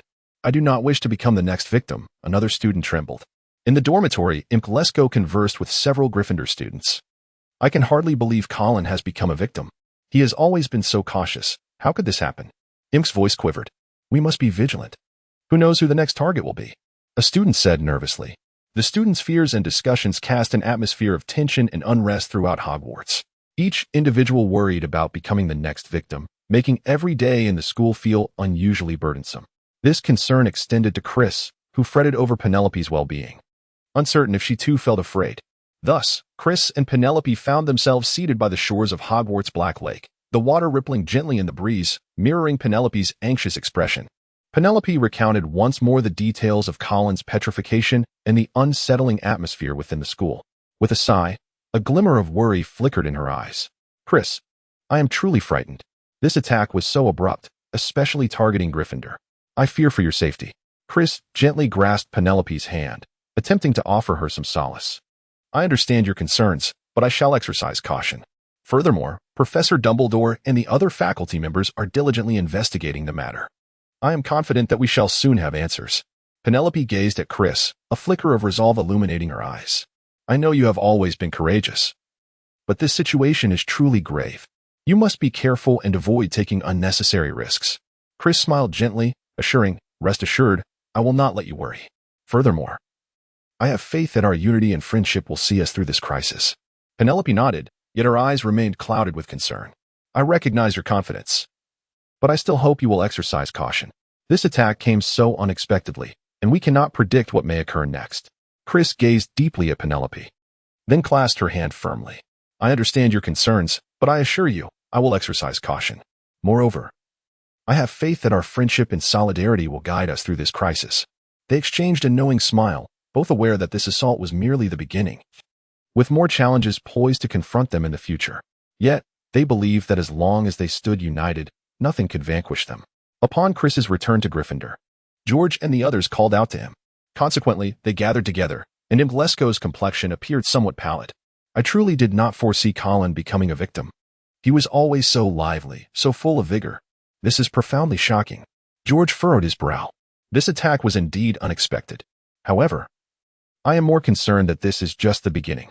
If we do not swiftly uncover the truth, who knows who might be next? Fred nodded in agreement. I share George's sentiments. We cannot remain passive. We must identify who is responsible and their motives. Lesko sighed. I know we need to take action, but I am genuinely terrified. I fear I might become the next victim. George gently patted Lesko's shoulder. I understand your fear. We all share it. Yet, we cannot allow fear to govern us. We must unite and seek the truth. Fred added, besides, we have Chris. He has always been astute and resourceful.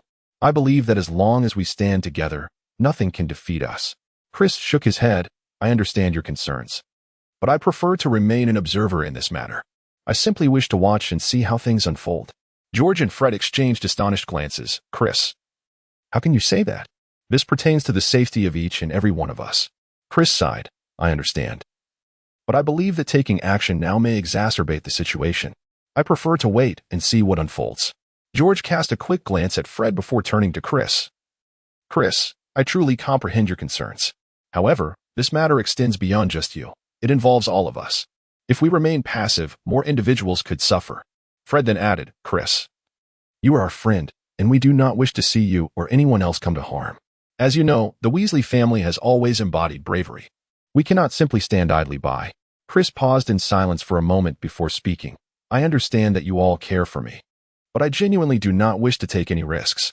I am frightened that if we take action, it may exacerbate the situation. George inhaled deeply. Chris, I recognize your fear. We share it as well. However, we must not allow fear to dictate our actions. We need to unite and uncover the truth. Fred added, moreover, as you know, the Weasley family has always stood together.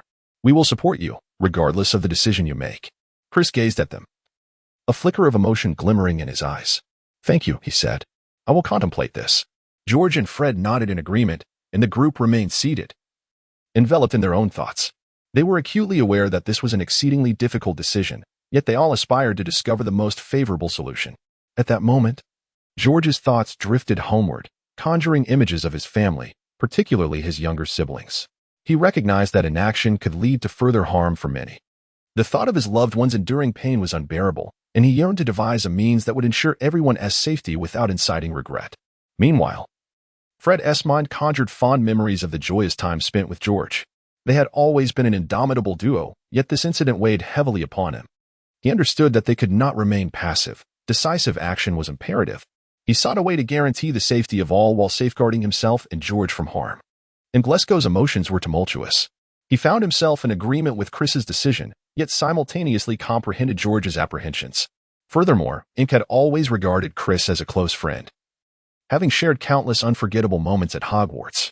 He recognized Chris as a contemplative individual, yet he was concerned that this decision could yield adverse repercussions for them all.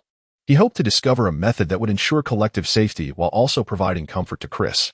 As for Chris, deep within his heart, his anxieties and conflicts intertwined. He understood that George and Fred were correct. Unity was essential, yet he feared that his actions might exacerbate the situation. He reminisced about the sweet moments shared with Penelope, unwilling to let his choices inflict harm upon her. He yearned to find a path that would ensure the safety of all without leading to personal regret. Alas, this predicament had ensnared everyone, proving to be exceedingly challenging. They all recognized that this was a profoundly difficult decision requiring ample reflection. Chapter 223. The Dueling Club. The atmosphere at Hogwarts had never been so oppressive. The incident involving Colin had cast a pall of tension and unease over every corner of the school. Students conversed in hushed tones, and the teachers wore grave expressions, as if a shadow hung over the entire institution. In this context, Professor Lockhart, the self-absorbed and ostentatious defense against the dark arts instructor, proposed an ostensibly ludicrous idea to establish a dueling club.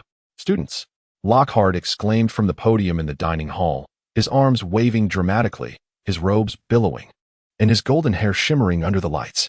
To assist everyone in relieving stress and enhancing their defensive skills, I have decided to initiate a dueling club. The students exchanged bewildered glances, unsure of how to respond. Some individuals deemed this an excellent idea, a chance to acquire practical skills. Others, however, perceive it merely as yet another instance of Lockhart's ostentation. The dueling club will instruct everyone on how to defend themselves in genuine duels, Lockhart continued, asserting that he would personally guide them in the most pragmatic dueling techniques. Hermione furrowed her brow, questioning its efficacy. Ron shook his head, expressing his belief that this was yet another display of Lockhart's vanity. Harry, on the other hand, was more apprehensive. What if someone were to get injured?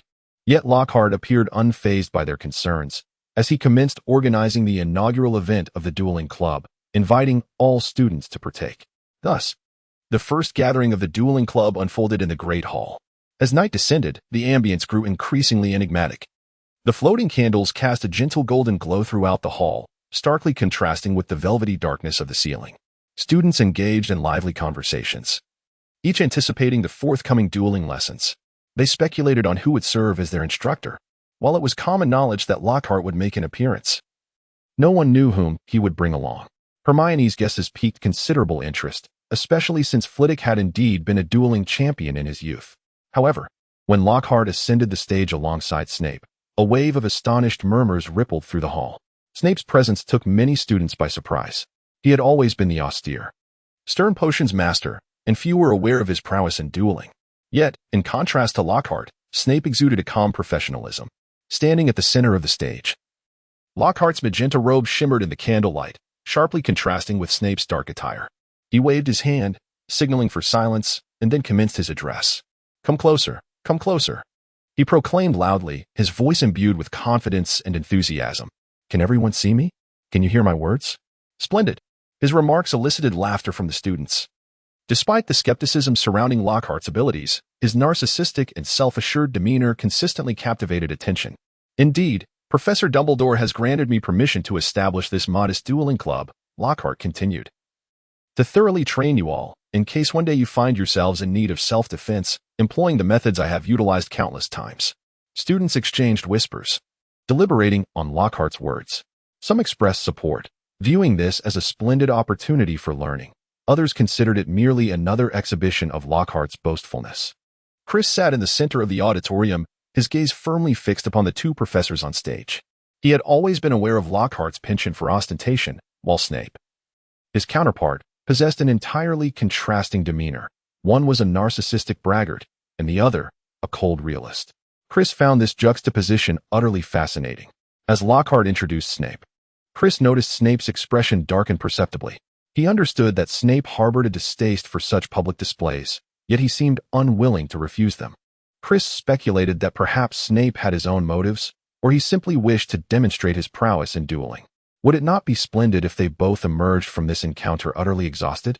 Ron's quiet mutterings elicited a chuckle from Chris. He was well aware of Ron's long-standing disdain for Snape, yet he had not anticipated Ron's candid expression of it.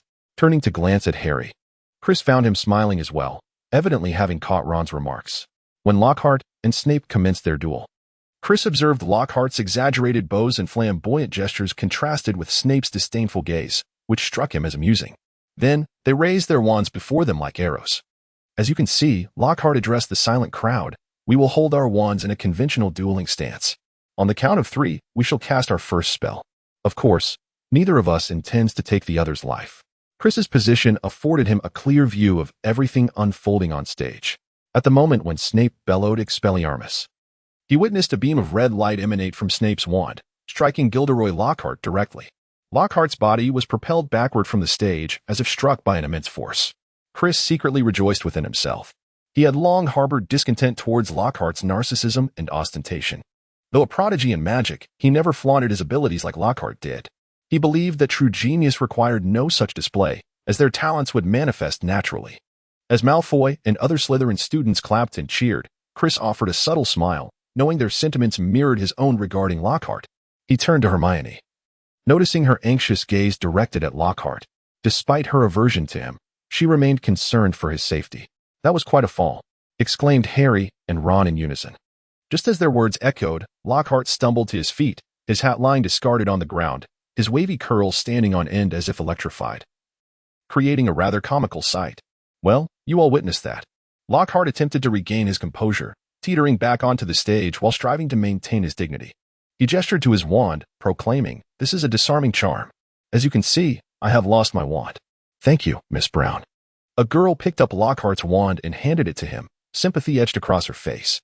He accepted the wand with a faint smile and then turned to Snape, saying, "Yes, Professor Snape, demonstrating this spell was a brilliant idea. However, I must say, your earlier intentions were quite evident. If I wished to thwart you, it would require no effort at all. I believe, For the sake of expanding their knowledge, it would be beneficial for them to witness. Snape's eyes brimmed with menace, a slight smirk curling at the corners of his mouth, clearly unimpressed by Lockhart's taunt, yet he refrained from immediate retort. Lockhart seemed to sense Snape's displeasure. Hastily shifting the subject, "That concludes the demonstration. Now, I shall come among you and divide you into pairs. Professor Snape, if you would be so kind as to assist me." Chapter 224. Chris's duel. The atmosphere in the Great Hall suddenly ignited with excitement. The long dining tables had been removed, leaving an open space where students gathered in clusters, eagerly discussing the impending duel. In the front row, a group of Slytherin students could hardly contain their enthusiasm, brandishing their wands, some striking duel postures, mimicking the earlier actions of Lockhart and Snape as they cast spells at one another. One boy shouted, "Expelliarmus!" Yet his execution was evidently lacking, resulting in the hair of a nearby girl transforming into a vivid shade of pink, provoking a wave of laughter. Meanwhile, on the other side, a circle of Hufflepuff students was quietly deliberating the conflict between Lockhart and Snape. A bespectacled boy inquired, "Do you think Lockhart could truly defeat Snape?" To which a girl beside him scoffed, "Him? He can't even hold on to his wand, let alone defeat Snape. Dream on." The students of Ravenclaw exhibited a remarkable calmness, seated at the periphery as they diligently immersed themselves in their spellbooks, occasionally exchanging insights. One girl remarked, "I believe Lockhart merely seeks the limelight. He possesses no real understanding of dueling." A nearby boy nodded in agreement. In contrast, the Gryffindor students brimmed with excitement, many harboring aspirations to shine brightly in the forthcoming duel, eager to showcase their prowess. The hall resonated with a cacophony of students' discussions, laughter, and the sounds of magic, painting a lively tableau. Each student awaited the revelation of their partner, yet the sudden intervention of Snape was clearly intended to create turmoil for Harry. His frigid smile sent shivers down spines, while his words dripped with sarcasm and provocation. Harry gripped his wand nervously, acutely aware that his duel with Malfoy would not unfold easily. Malfoy, with a smug expression, radiated excitement at the prospect of facing Harry, his eyes gleaming with a taunting challenge, as if he could already envision Harry's defeat. Hermione found herself paired with a Slytherin girl, whose appearance bore a striking resemblance to the depiction of the Banshee that Harry had described. Yet, her gaze conveyed an air of indifference and disdain. Hermione made an effort to be polite, offering a faint smile, but the girl completely disregarded her, as if she were invisible.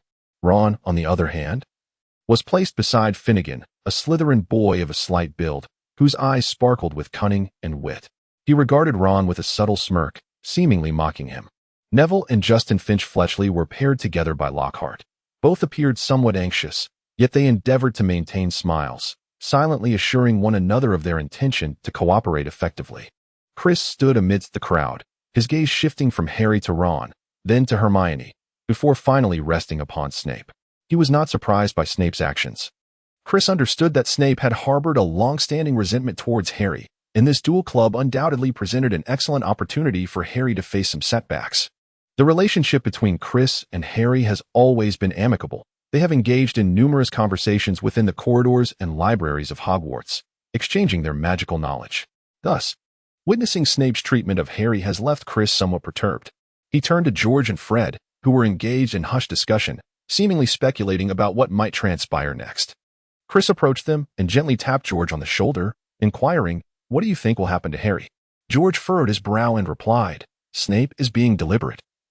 He has always sought to trouble Harry. Yet, I have faith in Harry. He is not one to be easily vanquished." Fred, with a smile, added, "Harry has us by his side. He shall be fine. Moreover, I believe Malfoy is no match for him." Chris nodded and remarked, "I share your sentiments. However, this duel club truly presents a splendid opportunity to discern who the true masters of magic are." The three exchanged smiles before making their way to the stage, ready to engage in the forthcoming duel. Yet, George and Fred were quickly assigned opponents, leaving Chris somewhat isolated. His magical prowess was well known, causing many students to hesitate at the prospect of dueling him. Snape's gaze scanned the crowd, ultimately resting on Chris. A faint smile appeared on his lips, as if he had devised a plan. "Chris," Snape said coldly, a hint of provocation lacing his voice, "I believe you should face Miss Parvati Patil." "Very well. Let our prodigy, Chris, demonstrate first," Snape sneered. Parvati, a student from Ravenclaw, possessed considerable skill in magic, particularly in transfiguration. They had engaged in academic rivalry on several occasions, yet maintained a cordial relationship privately. Parvati appeared somewhat taken aback, but she quickly composed herself, offering a slight smile as she stepped to the center of the stage. Chris joined her, and they exchanged smiles, both seemingly eager for the impending duel. "Are you ready?" Parvati asked softly. Chris nodded affirmatively. The two stood at opposite ends of the stage, wands in hand, poised to commence. The audience held its breath, eagerly anticipating the duel between these skilled practitioners. Gilderoy Lockhart, ever eager to seize the spotlight, promptly positioned himself at the side of the stage, assuming the role of judge. Clearing his throat, he proclaimed, "Now, we shall witness a duel of exceptional caliber. Both contestants are the finest representatives of their respective years. I implore you to adhere to the rules and refrain from employing lethal spells." Chris and Parvati exchanged nods of acknowledgement before taking their positions at opposite ends of the stage.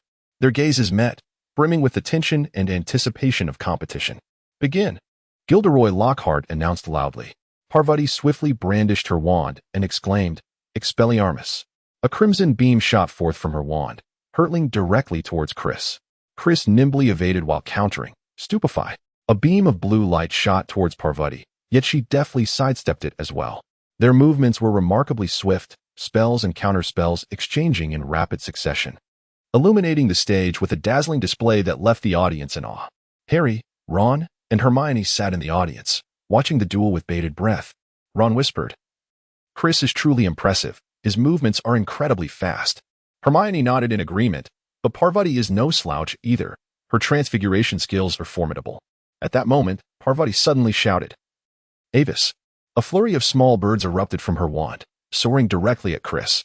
Taken aback by this sudden assault, Chris quickly regained his composure, waving his wand and declaring, "Appunio." The flock of birds instantly turned around, flying back to attack Parvati. In a moment of quick thinking, Parvati swiftly waved her wand and cast a spell, Protego. A translucent shield materialized before her, warding off the birds. However, Chris did not relent. He unleashed a series of spells, and with Petrificus Totalis, he successfully struck Parvati, rendering her rigid and collapsing to the ground. Lockhart stepped between the two, announcing, "This duel has been truly splendid. Both contenders have exhibited exceptional magical prowess. But today's victor is Chris." The audience erupted into thunderous applause, celebrating Chris's triumph. With a smile, Chris extended his hand to Parvati, assisting her to her feet, and they shared a respectful handshake. Chapter 225. Penelope's excitement. Penelope sat in the audience, her gaze firmly fixed on Chris on stage. As the duel commenced, her heart raced. Each time Chris dodged or countered, she clenched her hands nervously, as if she were battling alongside him. Witnessing Chris adeptly evade Parvati's attacks filled her with pride.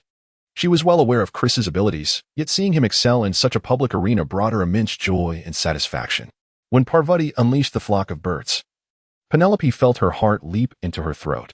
Concerned for Chris's safety, she felt a swell of pride as he reacted swiftly and decisively. After the duel concluded, when Lockhart declared Chris the victor, a radiant smile spread across Penelope's face.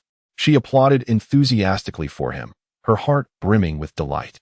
She understood that this victory was not merely a win in a duel, but a testament to Chris's confidence and strength. Once the duel ended, Penelope eagerly made her way towards Chris, her footsteps ringing with urgency amidst the din of the hall.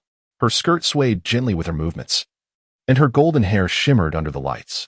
Her eyes brimmed with excitement and anticipation, as if the entire world had come to a standstill, leaving only her and Chris.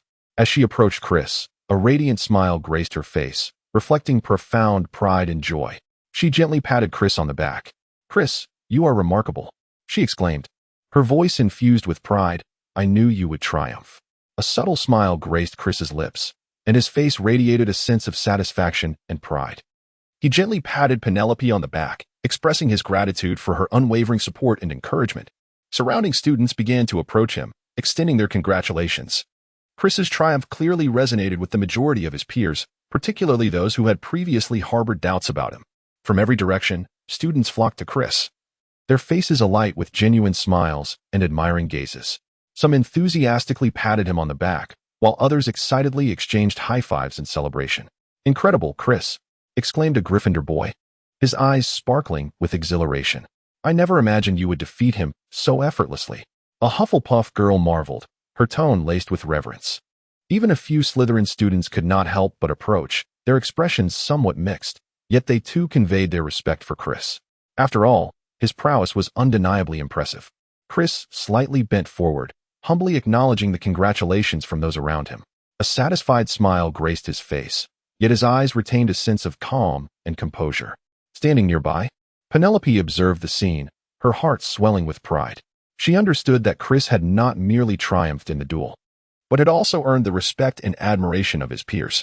At that moment, the hall was filled with laughter and joyous exclamations, with all the students encircling Chris, as if he were the very epicenter of this occasion. "Let us continue," Lockhart proclaimed, naturally unable to bear the thought of Chris basking in the limelight. Shortly thereafter, the duel between Harry and Malfoy commenced. Their gazes locked in a fierce confrontation. The tension between them was palpable, almost tangible. "Prepare yourselves." Lockhart's voice resonated loudly throughout the hall. "I shall count to 3, and then you may begin your spells. But remember, only disarm your opponent. We wish to avoid any unfortunate incidents. 1, 2. However, before he could finish the second count, Malfoy swiftly brandished his wand. Harry felt an immense force collide with him, as if struck by a heavy object. He staggered momentarily, but quickly regained his balance. In retaliation, he shouted, "Ricta Sempra?" A beam of light shot towards Malfoy, causing him to double over, gasping for breath. Lockhart's voice echoed once more, "I said to merely disarm." Yet, before he could complete his admonishment, Malfoy found himself kneeling. Overwhelmed by Harry's spell, laughter escaping him uncontrollably. Harry hesitated briefly, aware that according to the rules of dueling, he ought not to press the attack further. Yet, he underestimated Malfoy's cunning.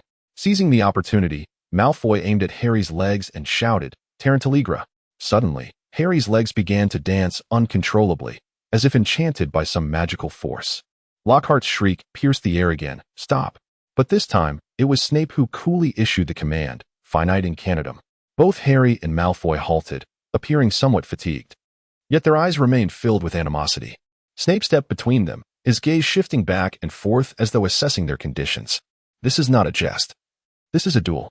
You both ought to be aware of the rules," he stated coldly. Harry worked to steady his breathing, his face reflecting determination, while Malfoy wore a smug expression, albeit tinged with a hint of caution. Lockhart approached Snape, striving to maintain his characteristic confidence and poise. Well, we have all witnessed the prowess of these two young wizards. Now, let us proceed to the next phase."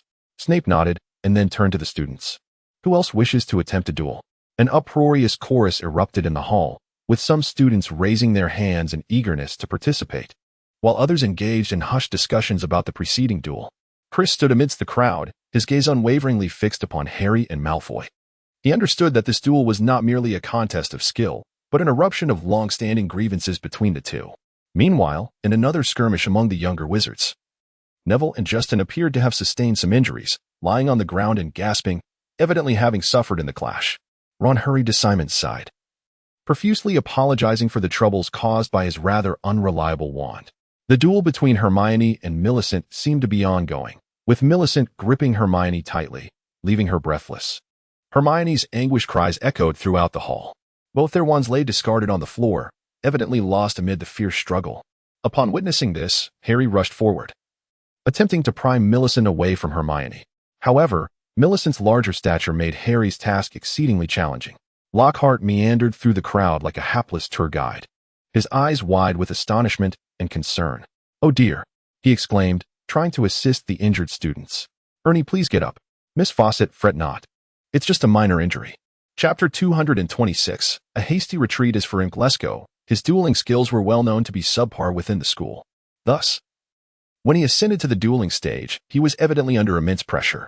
Lesko stood upright, his deep-set eyes fixed intently on his opponent, visibly tense. "Are you ready?" Lockhart inquired loudly. Lesko nodded, his wand firmly gripped in his hand, poised to cast a spell at any moment. 1, 2, 3. Lockhart announced. The duel commenced. Lesko's opening move was a powerful disarming charm, but his opponent deftly dodged in time. The adversary then swiftly cast a binding spell, aiming to ensnare Lesko's hands. Yet, Lesko agilely evaded, simultaneously casting a counterspell that momentarily unbalanced his opponent. The spectators watched in astonishment. They were aware of Lesko's capabilities but had not anticipated such remarkable performance from him. The duel intensified, magical sparks colliding in the air with a piercing sound. Ultimately, Lesko Through his exceptional skill and strategy, managed to land a powerful stunning spell on his opponent, sending them sprawling to the ground. The hall erupted in thunderous applause.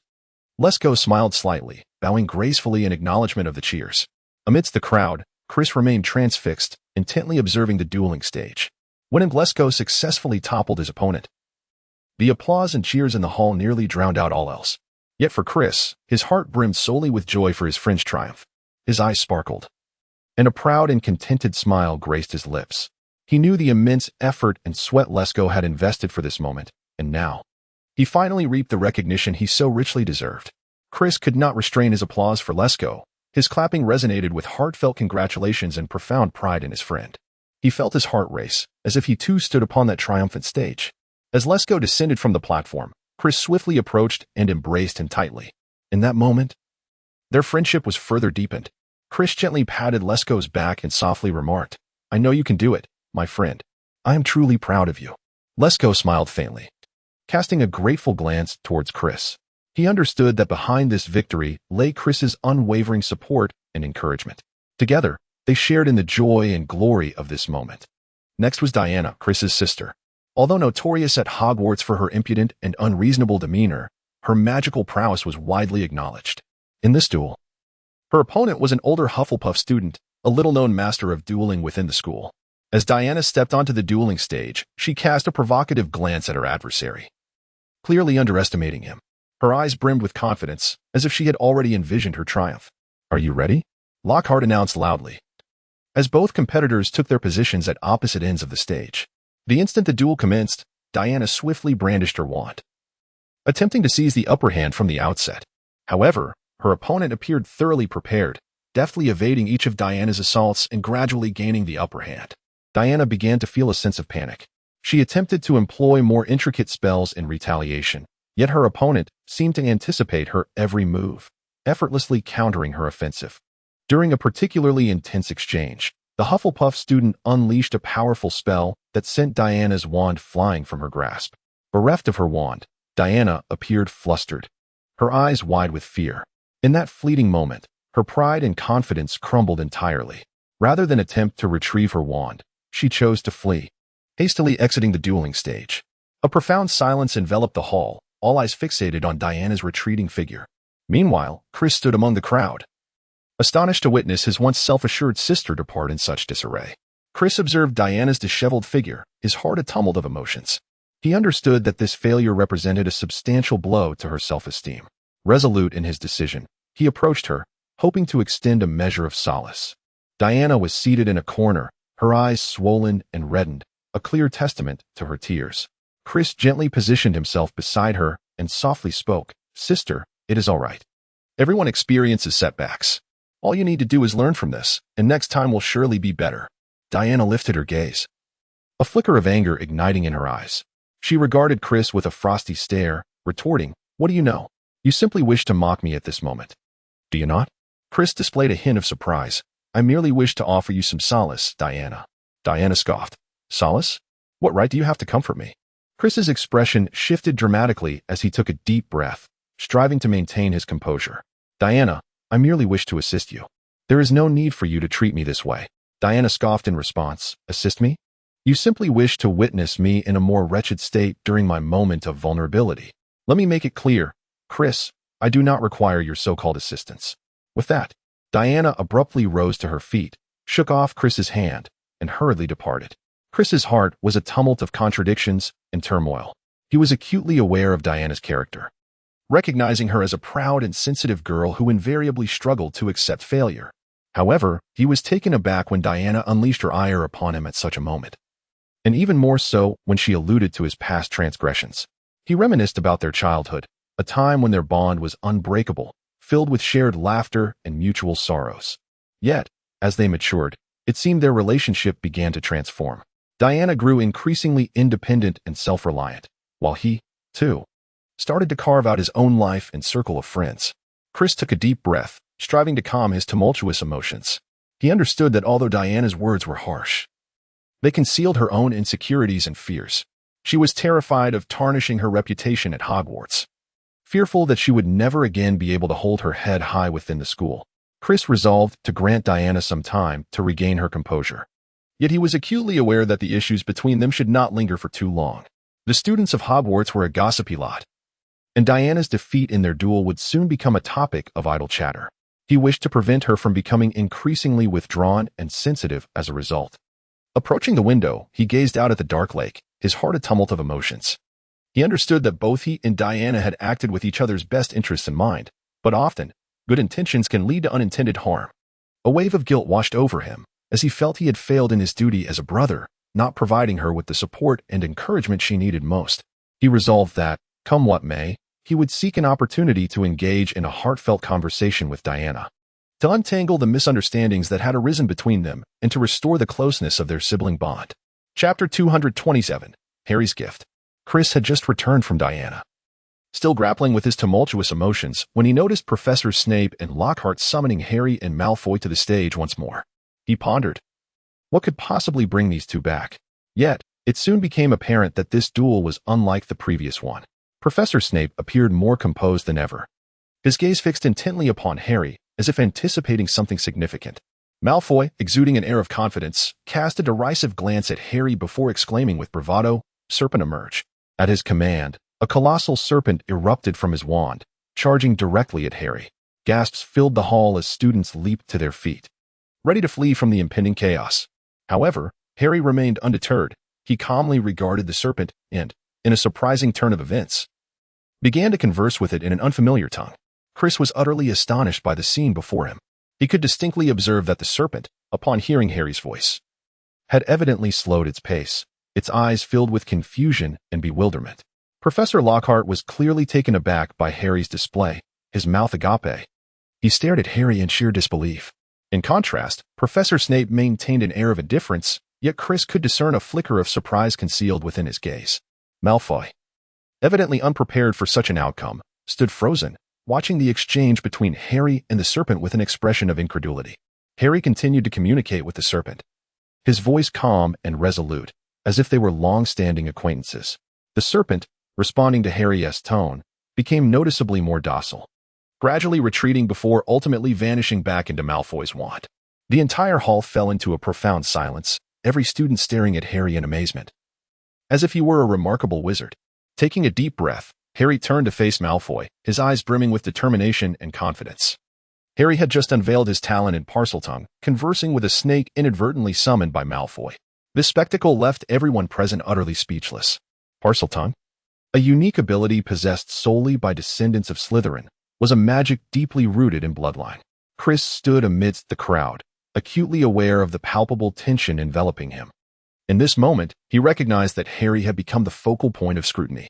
Whispers began to circulate, speculating whether Harry bore any connection to the infamous Dark Wizard Slytherin. How could he possess such power? Murmured a Hufflepuff student. Could he possibly be a descendant of Slytherin? Inquired a Ravenclaw student, perplexed. This is utterly preposterous. How could we possibly align ourselves with the progeny of Slytherin? Exclaimed an indignant Gryffindor. Chris gazed at Harry, observing the bewilderment and fear reflected in his vibrant green eyes. It was evident that Harry had not anticipated such a commotion arising from his extraordinary gift. Professor Snape regarded Harry with a cold, scrutinizing stare, while Professor Lockhart appeared somewhat flustered, clearly taken aback by the unexpected outcome of the duel. Chris gazed deeply at Harry, his heart a tumultuous blend of emotions. For he was acutely aware of the truth. He understood Harry's lineage, the secrets that lay concealed beneath the surface, and the profound impact that the object known as the Horcrux had on him. Observing the confusion and fear reflected in Harry's verdant eyes, Chris was overwhelmed by a surge of intricate feelings. He yearned to reveal the truth to Harry, to assure him that there was no cause for fear. However, he recognized that such revelations might alter the fate of the world and profoundly affect the lives of many. This was the formidable power of the Horcrux, Chris mused inwardly.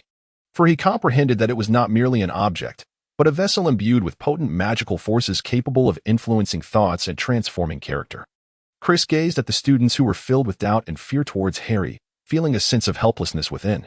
If I were to reveal the truth to them, would they truly believe me? This thought crossed Chris's mind, but he quickly dismissed it, for he understood that the people of this world would not easily accept his words. Chris was enveloped in uncertainty, yet he understood that this was not the moment to seek answers. What he needed to do was assist him in navigating through this challenging ordeal. Chris approached Harry and gently patted him on the shoulder, reassuring him not to worry. Harry looked at Chris, a glimmer of gratitude flickering in his eyes, yet he quickly lowered his head again, appearing somewhat disheartened. Chris understood that Harry must be experiencing a tumultuous array of emotions, needing time to process everything. Yet, he also recognized that their time was limited. For the nefarious foe lurking in the shadows awaited them. Once the ordeal had concluded, Ron firmly grasped Harry's arm, swiftly leading him out of the hall. With Hermione closely trailing behind, her expression betraying a hint of anxiety. As they exited through the doors, the surrounding students instinctively parted ways. As if they sensed an ominous aura emanating from the trio, Harry felt bewildered, uncertain of the events that had transpired. But neither Ron nor Hermione had the luxury of time to enlighten him. The three of them arrived at the Gryffindor common room, where Ron propelled Harry onto a sofa, gravely stating, "Harry, how could you not tell us you are a Parselmouth?"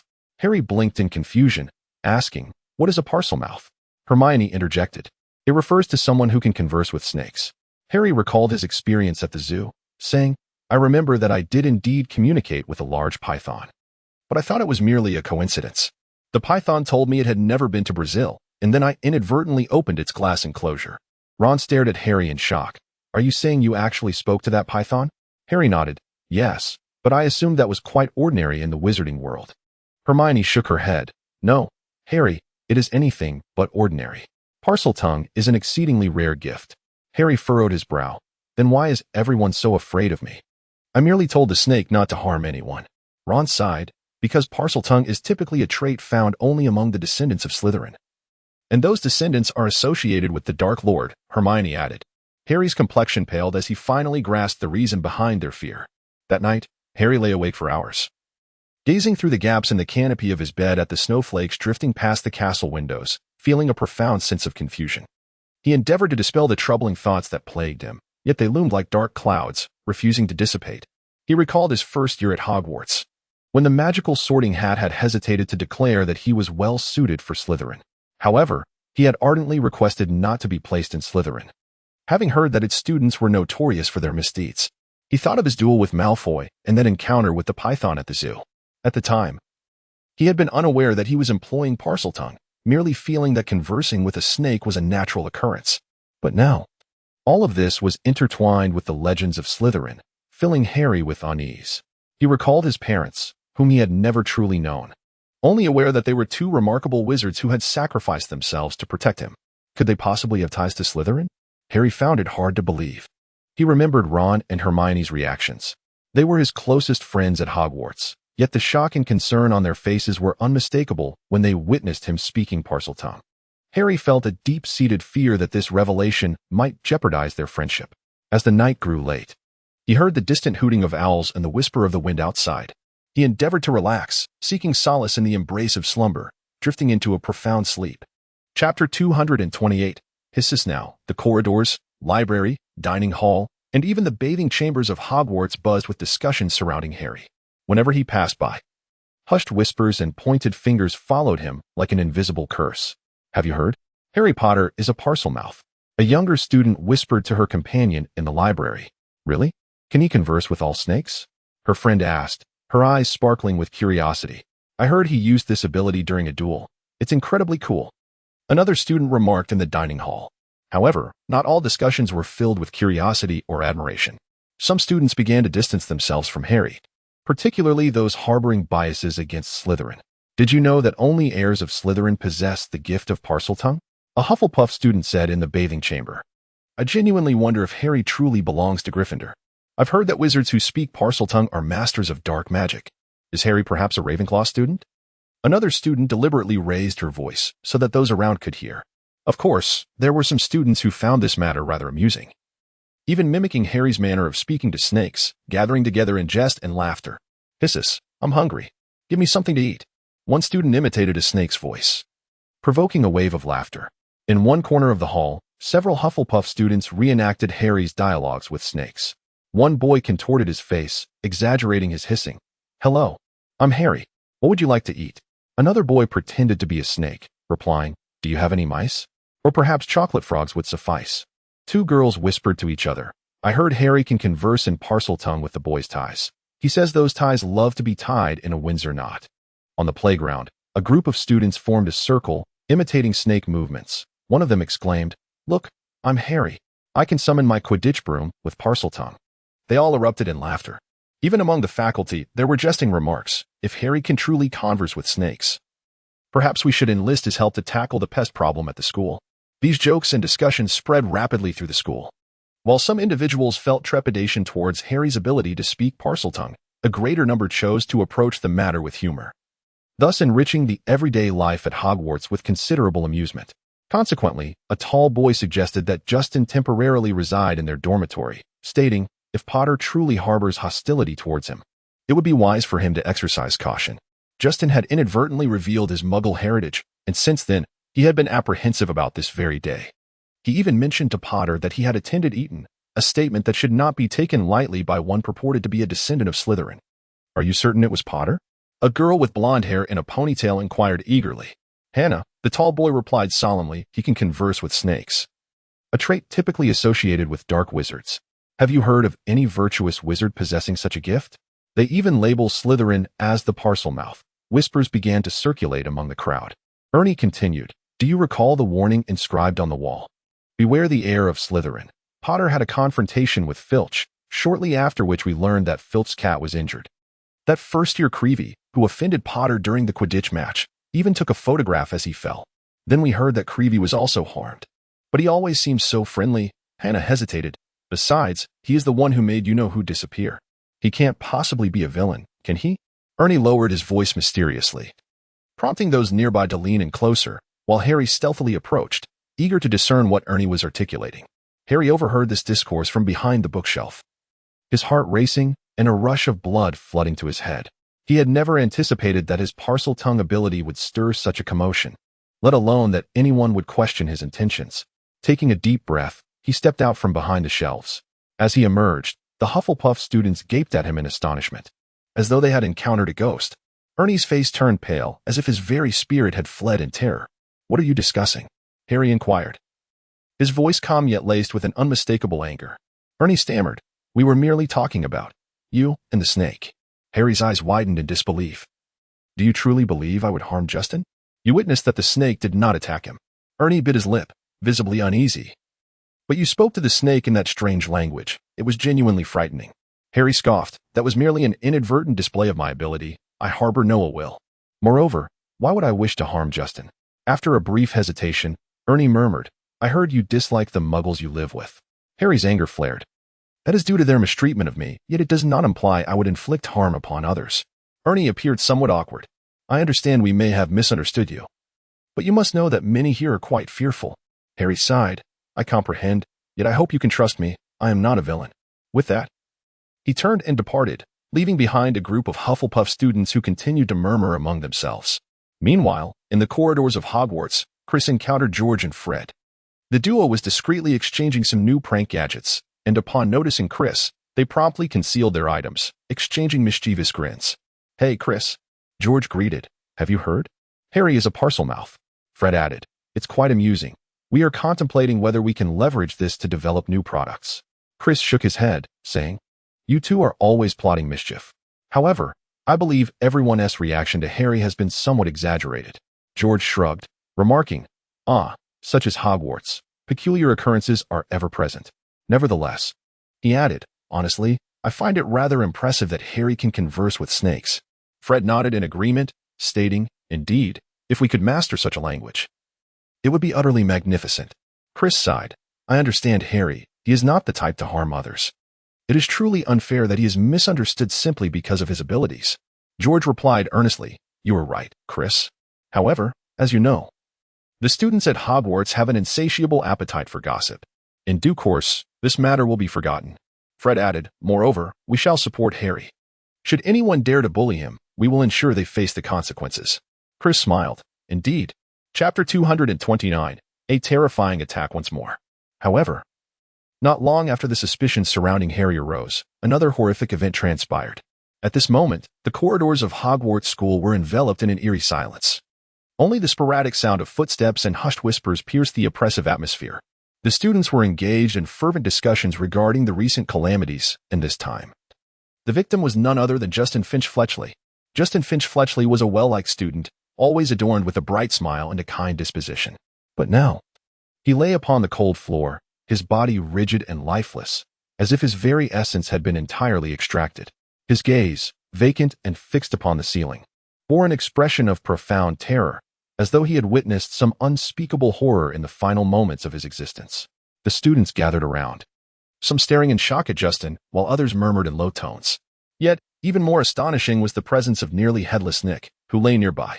Nick was one of Hogwarts' resident ghosts, perpetually drifting through the hallways, jesting with the students. But now, he too had fallen victim to this petrifying fate. No longer was he the translucent, pearly figure, but rather shrouded in darkness, enveloped in swirling smoke, lying motionless just 6 inches above the ground. His head was severed in half, and his face bore the same expression of terror as Justin's. Such a sight was utterly bizarre and grotesque. The students could scarcely believe their eyes, speculating wildly about the monstrous creature or powerful curse responsible for this atrocity. Yet, what was even more concerning was that Harry Potter had witnessed this dreadful scene firsthand. This inevitably heightened the suspicions surrounding him. Harry Potter, a name that resonated throughout Hogwarts, was the boy who had vanquished the Dark Lord in his infancy. Yet now, he found himself under scrutiny for his ability to converse with serpents. Whispers circulated that Harry was a descendant of Slytherin, or that he harbored some clandestine connection to dark magic. And now, having witnessed the petrification of Justin and Nick, the doubts surrounding him only deepened. Chris was aware of Harry's true identity and recognized him as a kind and courageous boy. As he stood with George and Fred, he overheard the discussions surrounding Harry. It was utterly unjust. George exclaimed in anger, questioning how Harry could possibly engage in such deeds. Fred nodded in agreement, affirming that they all knew Harry was not that kind of person. Nevertheless, the situation was indeed bizarre, and fear had gripped everyone, leading them to seek a scapegoat. Chris inhaled deeply, fully aware of Harry's innocence. However, their priority now was to uncover the true culprit rather than engage in idle speculation. George and Fred nodded in agreement. Meanwhile, the incident involving Justin Finch-Fletchley and nearly headless Nick had instilled an atmosphere of fear and doubt throughout every corner of the castle.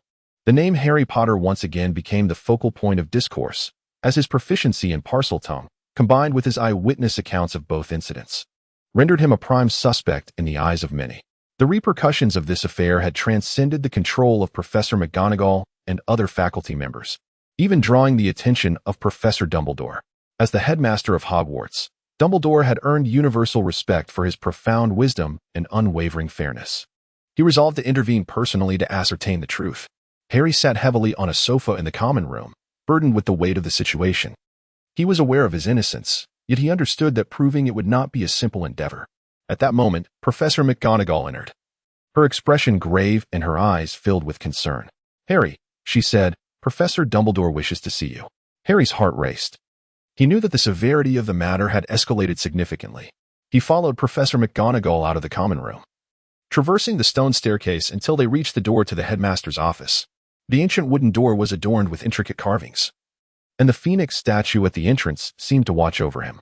McGonagall rapped gently on the door, which creaked open to reveal Dumbledore's spacious office. Sitting behind his desk, Dumbledore held a long wand and gazed at Harry through his half-moon spectacles. "Come in, Harry." Dumbledore's voice was calm and resonant. Harry stepped inside, followed closely by McGonagall. Once seated, Dumbledore set aside his wand and let out a deep sigh. "Harry," he began, "I understand that you must be feeling quite conflicted at this moment. But I implore you to speak candidly about what transpired." Harry nodded, and he recounted the events of that day in the corridor. Dumbledore listened intently, his gaze devoid of doubt, filled only with profound concern. After Harry finished his account, Dumbledore paused for a moment. "Harry," he said, "I believe you. However, we must identify the true perpetrator to clear your name."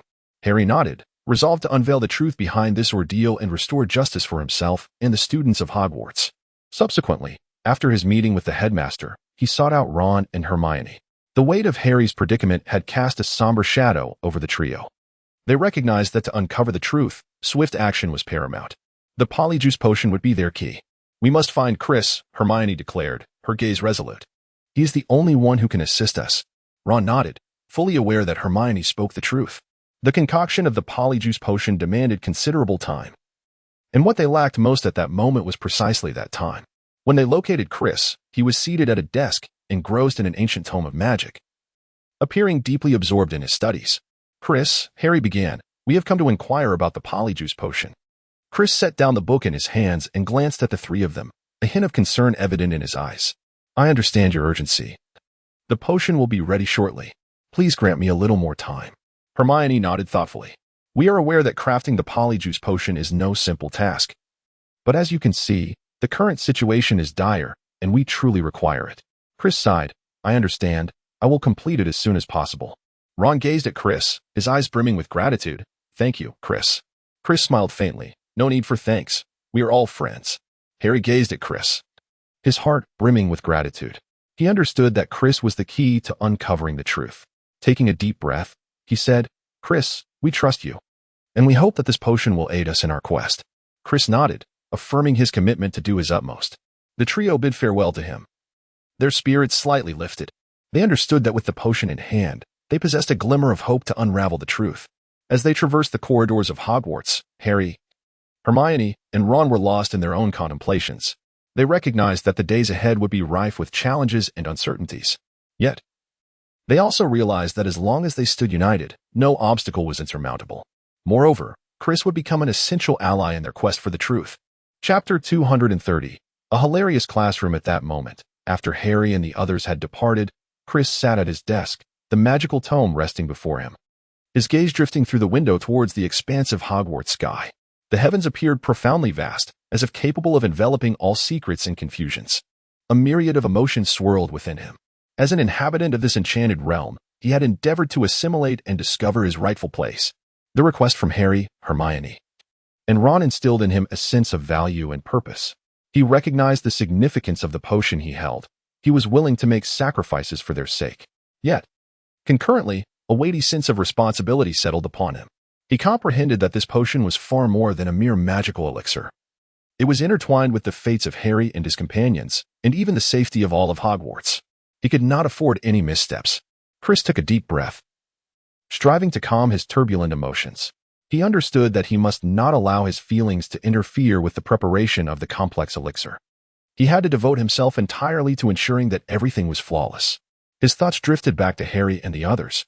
He could sense their anxiety and concern, as well as comprehend their determination and courage. He recognized that the bond of friendship among the three was profoundly deep, with each willing to sacrifice everything for one another. As an outsider, the trust and reliance they placed in him filled him with warmth. He resolved that, come what may, he would assist them and offer his unwavering support. Chris let out a gentle sigh before resuming his study of the magical tome in his hands with renewed diligence. He was acutely aware that the days ahead would present formidable challenges. However, he held firm in the belief that a prodigy in magic is not merely shaped from clay. On the following morning, during breakfast, Chris walked to the grand dining hall alongside his fellow classmates. He was perpetually captivated by the floating candles and the ceiling that resembled a genuine sky. He relished the opportunity to sample various enchanted dishes. Although the flavors were occasionally less than satisfactory, the novelty of the experience always uplifted his spirits. After finishing his breakfast, he made his way to the classroom for defense against the dark arts, only to find that today was yet another session with Professor Lockhart. The professor, adorned in a shimmering pink robe complemented by a matching hat, and sporting a necklace of garlic, strode confidently to the center of the classroom. He proclaimed with great assurance, "Today, I shall demonstrate how to effortlessly vanquish a vampire." Chris and his fellow students could not help but stifle their laughter, fully aware that Lockhart's prowess was far less impressive than his grandiose claims. Lockhart had enlisted a student to portray a vampire, and he began to ostentatiously display his skills. First, he attempted to repel the vampire with garlic, yet the creature merely grimaced in disdain, showing no signs of being deterred. Next, he endeavored to stake the vampire with a wooden post, but his movements were sluggish, allowing the vampire to easily evade him. The most ludicrous moment occurred when Lockhart, in his attempt to use magic against the vampire, inadvertently transformed his own hat into a bat, prompting uproarious laughter to erupt throughout the classroom. After awkwardly dispelling the enchantment, Lockhart resolved to demonstrate how to combat ghosts for the students. He confidently proclaimed that he had once successfully subdued 7 ghosts during an adventure. Thus, he summoned several Hogwarts ghosts, including the Bloody Baron, as his demonstration subjects. Lockhart produced a vial of what he claimed was a ghost-repelling potion, boldly announcing that a mere spray would cause any ghost to vanish instantly. As he spoke, he aimed the potion at the Bloody Baron. However, not only did it have no effect, but it also left unsightly stains on the Baroness' garments. The bloody baron gazed at his attire and remarked discontentedly, "Professor Lockhart, your magical potion seems only capable of dyeing my clothing." The classroom erupted into laughter once more. Lockhart, thoroughly embarrassed, realized he needed to devise another plan to salvage the lesson. He pretended to be profound as he approached the podium, retrieving a metal cage from behind him.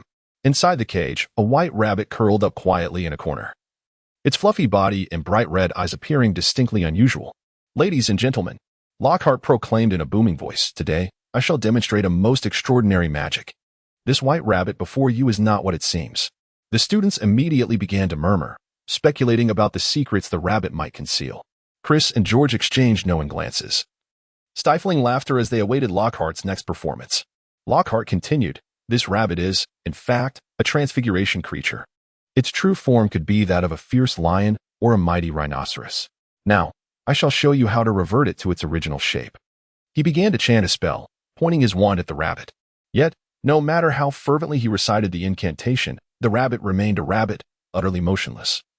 As if mocking his ineptitude, the students began to whisper among themselves, some stifling giggles, while others shook their heads. The atmosphere in the classroom shifted to one of tension and anticipation. With each failed attempt from Professor Lockhart, the students' reactions grew increasingly pronounced. The initial excitement was gradually supplanted by disappointment and ridicule. Among the girls in the front row, a blonde girl murmured, "I truly thought he might succeed this time." As soon as she finished speaking, a black-haired girl nearby couldn't help but chuckle softly, "Do you really believe his words?" In the middle rows, a group of Slytherin boys began to snicker. One of them mimicked Lockhart's gestures, striking an exaggerated pose as if casting a spell, and loudly proclaimed, "Hey, look, I can do magic too." His companions erupted into laughter. In a corner of the classroom, two boys exchanged a meaningful glance. One shook his head and whispered, "I genuinely thought Professor Lockhart was at least an expert in this regard." The other sighed, "Perhaps he is merely a pretty face with a silver tongue." Fred and George sat in the back row, passing a note between them. The note read, "Next time, we should bring a real transfiguration creature and see how Lockhart reacts." They exchanged amused glances, feeling that this lesson was even more entertaining than they had anticipated. The entire classroom was imbued with a relaxed and playful atmosphere. Although everyone endeavored to keep their voices low, the unmistakable laughter and whispers clearly conveyed the students' sentiments regarding Lockhart. Chris and Imglesko were laughing so heartily that they nearly tumbled from their chairs. Meanwhile, Lockhart's expression shifted to one of embarrassment as he attempted various incantations, even resorting to some that were clearly erroneous, yet the white rabbit remained unresponsive. Ultimately, Lockhart had to concede, "Ladies and gentlemen, I must apologize. I may have erred. This white rabbit might merely be an ordinary rabbit." A wave of laughter erupted in the classroom. Chris and George were doubled over in mirth, fully aware that this was yet another comedic episode brought to Hogwarts by Lockhart. After the lesson, Chris and his friends felt that Lockhart's class had imparted no practical skills, but instead had provided them with great amusement. George remarked to Chris, "You know, I think Professor Lockhart should offer a course on magical comedy at Hogwarts. I would definitely enroll." Chris nodded in agreement, finding the notion delightful. Indeed, Lockhart's humorous lessons served as a welcome reprieve from the ominous atmosphere that often enveloped Hogwarts, Chris mused. Chapter 231. The arrival of the holidays at last. Following a series of events, the students welcomed the midterm break. The winter at Hogwarts possessed a unique enchantment, particularly as the term drew to a close. A thick blanket of snow cloaked the castle and the surrounding hills, rendering the ancient school of magic even more serene and mysterious. The crisp air sometimes carried the distant calls of magical creatures, yet for the most part, the entire castle basked in a tranquil silence. At this moment, Chris was nestled in a corner of the Gryffindor common room, engrossed in a book about ancient magic. The flames in the hearth flickered, casting a warm glow that enveloped the entire room in a cozy ambience. Suddenly, a burst of laughter and chatter shattered the tranquil atmosphere. Fred, George, and Ginny entered, their faces alight with excitement. "Chris," George exclaimed loudly, his voice brimming with anticipation, "we have some big news to share with you." Chris lifted his head, setting down the book in his hands, and looked at them with curiosity. "What news?" Ginny exclaimed eagerly. "We have decided to spend Christmas at school, rather than going to Egypt with our parents." Chris's eyes sparkled with excitement, for he understood that this signified the prospect of sharing a winter holiday brimming with adventure and delight. "Really? That would be splendid," Fred exclaimed with a grin. "Indeed. We believe that our time at school will be far more enjoyable." Moreover, we have some special plans, George added. You see, with the school utterly deserted, it feels like paradise for us. Chris, George began, I've always wondered, why aren't you returning home this holiday? Fred interjected, yes, while Hogwarts is wonderful, there is no place quite as warm as home. Chris smiled faintly, aware that this question would eventually arise. He took a deep breath and replied, in truth, I long to return home as well, but I received a letter from my parents this holiday. He retrieved an already opened letter from his pocket, its handwriting clear and familiar. George and Fred leaned in with curiosity.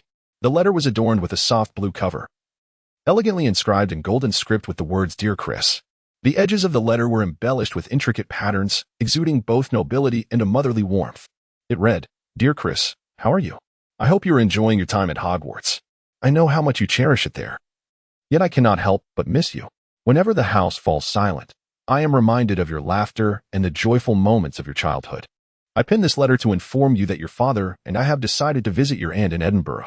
Her health has been declining recently, and we feel it is important to be by her side for a while. I understand this means you and your sister cannot return home this holiday, and I am truly sorry for that. However, I trust you will comprehend our decision. Hogwarts is a magical place, and I hope you find true friends there to share a delightful holiday. Remember to dress warmly and avoid getting cold.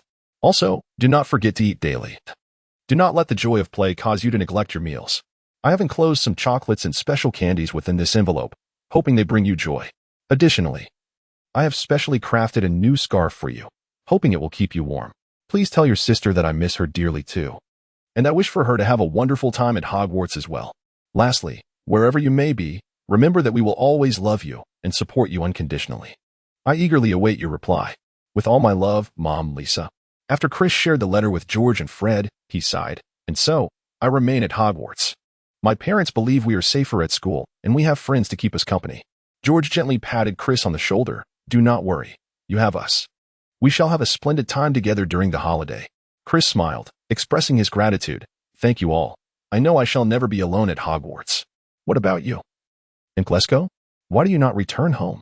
Inquired George while indulging in cake beside him. Glasgow. Fred chimed in. Indeed, you little glutton, always munching away. So, why do you remain here during the holidays? Imp replied, Oh, well, a hint of embarrassment gracing his features. Chris, is there something troubling you? If you prefer not to share, we won't press you. Imp, not at all. In fact, my home is undergoing renovations, and there is dust and workers everywhere. My mother believes I would be quieter at school. George, ha, then do relish the tranquility here, but do not forget to join us for some fun. Imp, of course. With all of you around, how could I ever feel lonely? He chuckled foolishly, his smile radiating warmth. Meanwhile, Harry sat by the window in the Gryffindor common room, gazing at the snowflakes drifting down, his heart brimming with anticipation. He knew that this winter break would be unlike any other. With the absence of the other students' clamor, they could freely explore the castle, engage in various magical experiments, and even venture into the forbidden forest. Hermione sat by the hearth, perusing a hefty tome on magic, her eyes sparkling with curiosity and excitement. The Weasley siblings gathered together, debating what they should do next. Ginny suggested visiting the library to find books on ancient magic, while Fred and George were more inclined to create some mischief within the castle. We could search for interesting materials in the herbology room, Fred proposed. Perhaps we could concoct some new magical sweets. George nodded in agreement, adding, or we could head to the potions room and see if we can discover any intriguing recipes. Ginny frowned, countering, You two are always thinking about how to cause trouble. Why not seize this opportunity to learn some genuinely useful magic? Fred and George exchanged glances before simultaneously replying, That sounds dreadfully boring. Chris smiled upon witnessing the scene, fully aware that the debate between the Weasley siblings would perpetually endure. Yet, he also recognized that whatever they chose to pursue, it would undoubtedly culminate in an unforgettable experience. Percy sat on the opposite side of the common room, engrossed in a book, his demeanor radiating an air of arrogance and self-importance. Occasionally, he would glance up at Harry and the others, a hint of disdain flickering in his eyes. It was well known that Percy believed himself to be the most promising child in the family, consistently striving to exhibit his maturity and sense of responsibility, though his attitude garnered little regard from the rest. Chapter 232, Gifts on Christmas morning. Chris awoke early, his heart racing with anticipation. He knew that today was Christmas, which signified a plethora of gifts awaiting him by his bedside. He swiftly leapt from his bed, drawing back the curtains, and indeed, A delightful array of beautifully wrapped presents lay before him. The first was a large rectangular box adorned in golden paper. Upon opening it, Chris discovered a woolen sweater, hand-knitted by his mother, embellished with a prominent letter C. This was a cherished tradition. His mother had gifted him a sweater every year. Though the design was simple, Chris understood that it symbolized the warmth of home. Next, there was a small package containing a book entitled The Improbable. Knowing Chris's fascination with the intriguing aspects of the magical world, Imp had specifically selected this book for him. Then came gifts from George and Fred. A round box that revealed a collection of their homemade sweets, including color-changing chocolate frogs, flying candies, and various other delightful magical confections. They had also included a card that read, "Hope you enjoy, but don't overindulge." Additionally, Chris received a gift from Hermione, a delicate little box that housed a magical clock. This clock not only displayed the time, but also served as a reminder for Chris regarding important matters. Hermione was well aware of his occasional forgetfulness, hence this thoughtful present. Moreover, there was a customary gift from Hogwarts, as each student received a chocolate frog and a Christmas card from the school. Of course, Chris noticed a small box wrapped in pale purple paper, tied with a silver ribbon, accompanied by a card that read, "Merry Christmas" from Penelope. He carefully unwrapped the box to reveal an exquisite musical jewelry box. As he opened it, a petite ballerina began to twirl, accompanied by a gentle melody that seemed familiar, evoking a sense of warmth and comfort within him. Chris suddenly recalled the melody of a song that Penelope had sung to him one fateful night by the lakeside. On that particular evening, burdened by despair, it was Penelope's soothing voice that offered him solace. He was profoundly touched. This music box was not merely a gift, but a testament to Penelope's deep concern for him. Additionally, there were other small gifts from his fellow wizards, such as an anonymous chocolate frog, nestled within an exquisite box, housing a giant chocolate confection. The card read, "I hope you relish this specially crafted chocolate frog. It may not leap, but its flavor is undeniably exceptional." Then there was a magical quill, a splendid feather pen adorned with a tiny gem at its tip, said to assist the writer in producing more fluid and graceful script. Accompanying it was a card bearing only a red heart and the playful prompt, "Guess who I am?" Moreover, there was an enchanted book that turned its own pages. Outwardly unremarkable, it revealed its magic once one began to read, flipping pages effortlessly without the need for hands. The frontispiece bore a humble inscription, "May this book accompany you through a tranquil winter's night." Lastly, there was a delicate perfume in an elegant vial, containing a subtle fragrance reminiscent of fresh greenery. The bottom of the bottle was inscribed, "I hope you cherish this scent. It brings you to my mind." Alongside it lay a hand-knitted scarf, vibrant in color and crafted with even stitches, clearly made with care. Accompanying it was a card that read, "Winter has arrived. May this scarf bring you warmth." Chris gazed at the gifts before him, a swirl of emotions enveloping his heart. He felt a profound gratitude for the kindness behind these offerings, yet a twinge of embarrassment lingered within him. Resolutely, he decided that once the holiday season concluded, he would seek an opportunity to express his heartfelt thanks to the givers, even if their identities remained a mystery to him. Naturally, Chris was a considerate and thoughtful individual. Having commenced his preparations for Christmas gifts for his friends and loved ones quite early this year, he aspired for each present to reflect his care and appreciation for them. To Harry, he bestowed a tome on advanced magical defense techniques, unearthed from the ancient section of the Hogwarts library. This book meticulously detailed rare defensive spells and techniques, proving invaluable for a wizard like Harry, who frequently found himself in perilous situations. As for Hermione, Chris was well aware of her voracious appetite for literature, so he selected an exquisite set of historical texts on magic, chronicling significant periods and events within the magical realm. Regarding Ron, considering his ardent passion for Quidditch, Chris gifted him a collection of professional Quidditch player trading cards, featuring some of Ron's most idolized athletes. Lastly, for George and Fred, he presented them with a rare assortment of magical materials, which could be utilized to concoct new magical candies and toys, holding immense value for them. The gift Chris presented to Penelope was particularly intriguing, as he took into account her fascination with botanical magic. He bestowed upon her a box of rare magical seeds, capable of yielding extraordinary enchanted plants. As for Glesko, Chris thoughtfully prepared a collection of books detailing the historical interplay between the magical realm and the Muggle world, to enhance his understanding of the connection between the two domains. For Professor McGonagall, Chris was aware of her profound interest in various magical creatures, especially cats. Therefore, He gifted her a rare special edition book that meticulously describes magical beings which she might not yet be familiar with. In a grand gesture for the esteemed Professor Dumbledore, Chris arranged a box of specially crafted magical candies.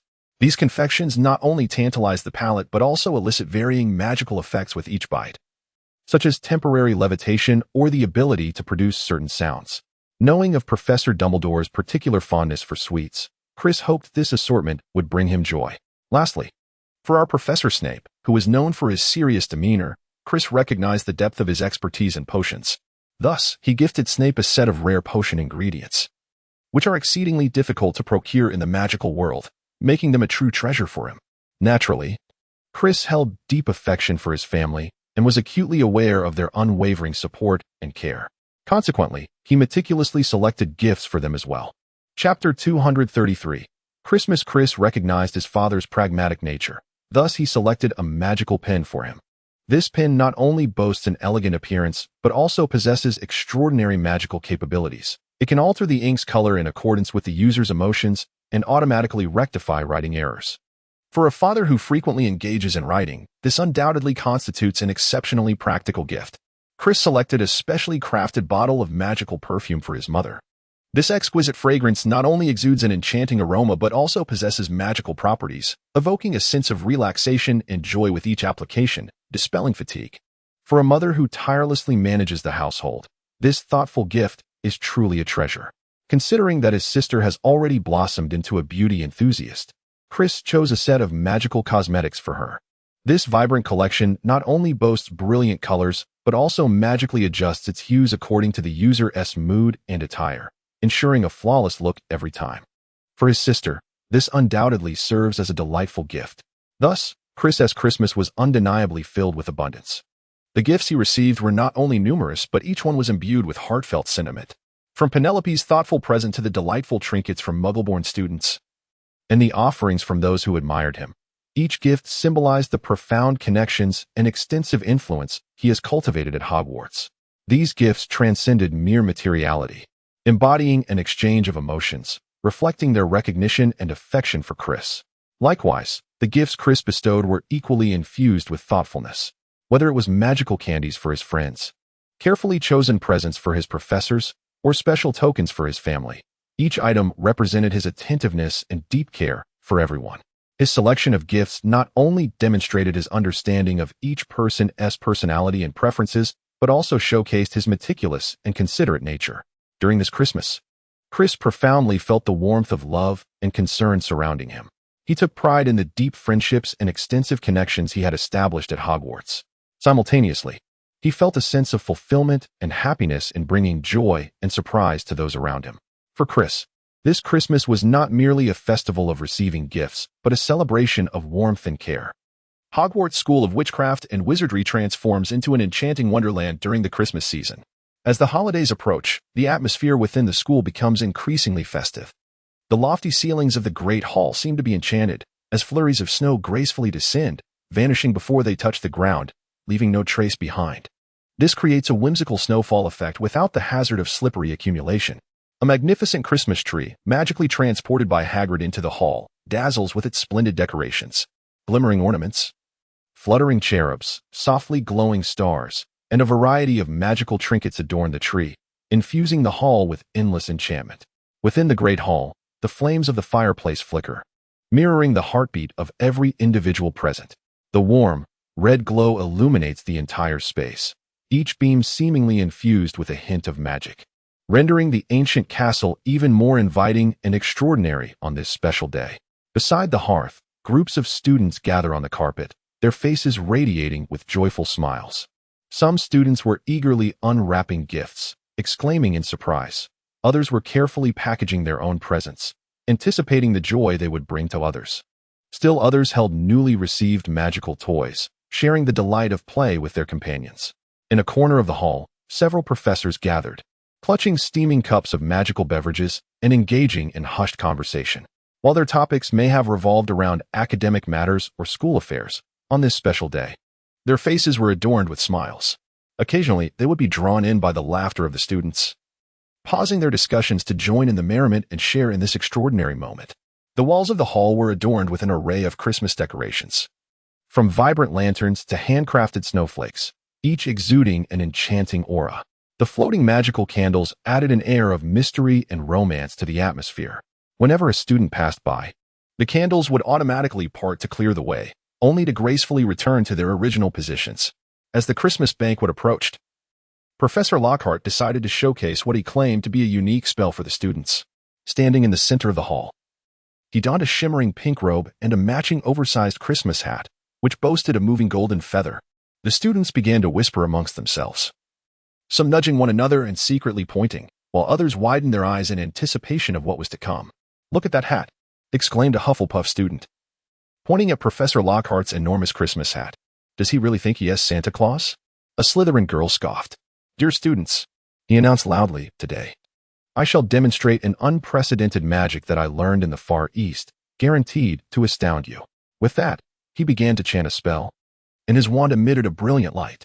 However, much to everyone's surprise, the beam of light did not conjure any wondrous magic. Rather, it shot directly at Lockhart's Christmas hat, causing the golden feather to swell to an enormous size, nearly toppling the professor. Laughter erupted throughout the hall as students doubled over, clutching their stomachs in fits of giggles. "Aha, just look at him," a Ravenclaw boy bellowed.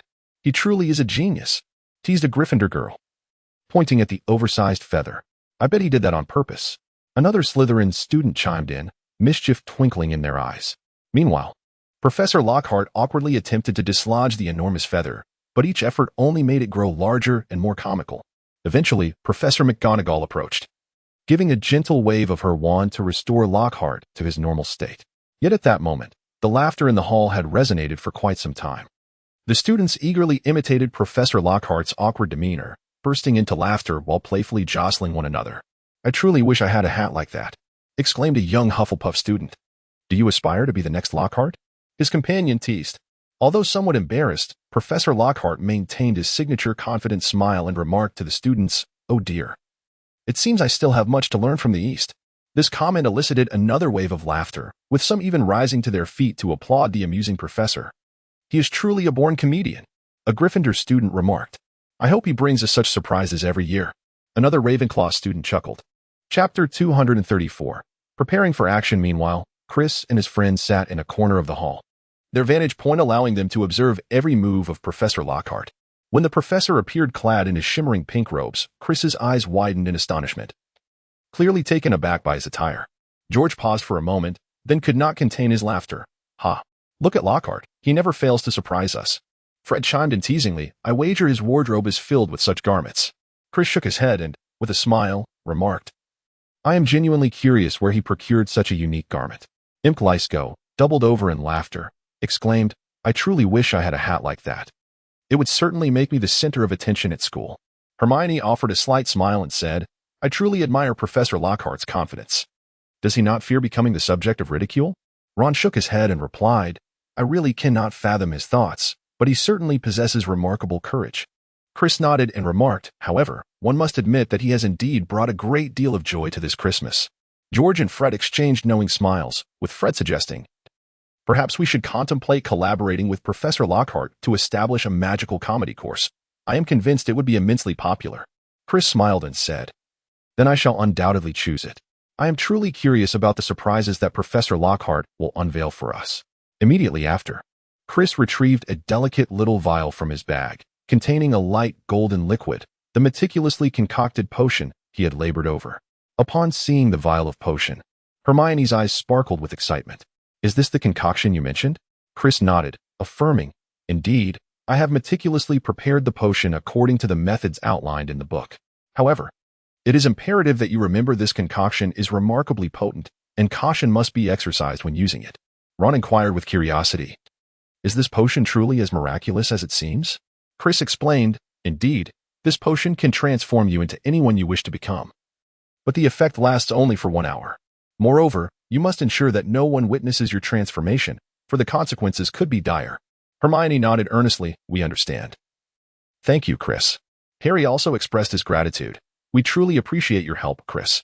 This potion is of utmost importance to us." Chris smiled gently, saying, "No need for thanks. I merely wish to assist you. However, you must remember to exercise caution when using this potion and keep it a secret from others." Harry and Ron exchanged knowing glances, with Harry reassuringly responding, "Rest assured, we will be careful. Moreover, we have some delightful plans to employ this potion for a bit of mischief." Chris chuckled and shook his head, saying, "You two are always looking to stir up trouble. Nevertheless, I must reiterate, exercise caution." Ron waved his hand dismissively, replying, "Rest assured. We are well aware of our limits." Chris admonished, "Remember, this potion is to be used only once, so you must cherish it. Additionally, there may be some side effects, so ensure you use it in a safe location." Hermione, Harry, and Ron nodded in understanding and expressed their gratitude once more. Chris offered a slight smile, hoping for their success. The Great Hall of Hogwarts was filled with a jubilant atmosphere. Professor Dumbledore, donned in a resplendent purple robe, stood at the front, leading students and faculty in a rendition of his favorite Christmas carol. His deep, resonant voice seemed to penetrate every corner, enveloping everyone in the enchanting melody.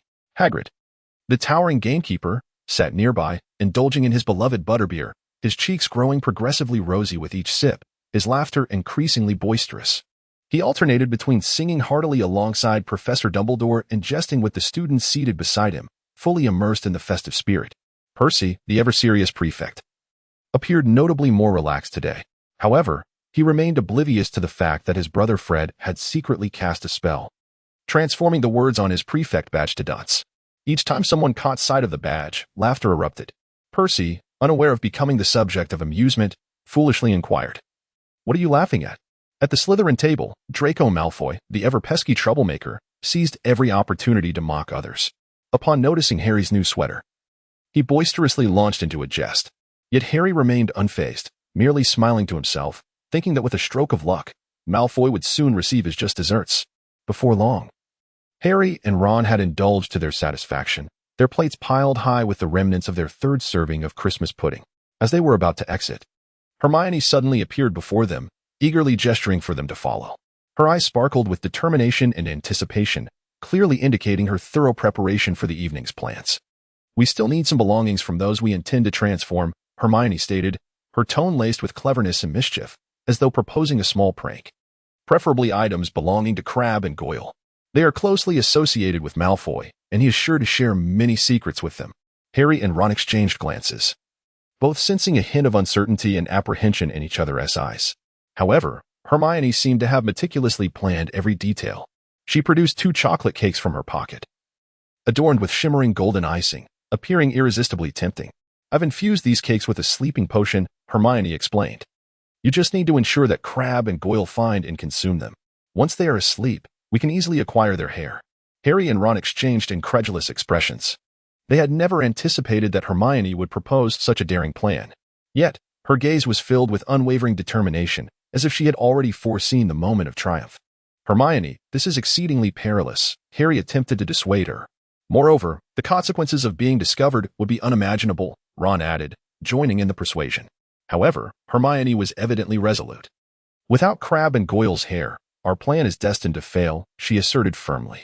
The 2 boys could only nod in resignation, choosing to support Hermione's scheme, hoping that everything would unfold smoothly. In a recent in-depth interview conducted by the Daily Prophet, they extolled the virtues of Chris Red. The article proclaimed him as the greatest wizard of the century, highlighting his transformative impact on the wizarding world and the indelible contributions he has made to our realm. Albus Dumbledore lauded him highly, declaring, "Chris Red is among the most distinguished students of Hogwarts."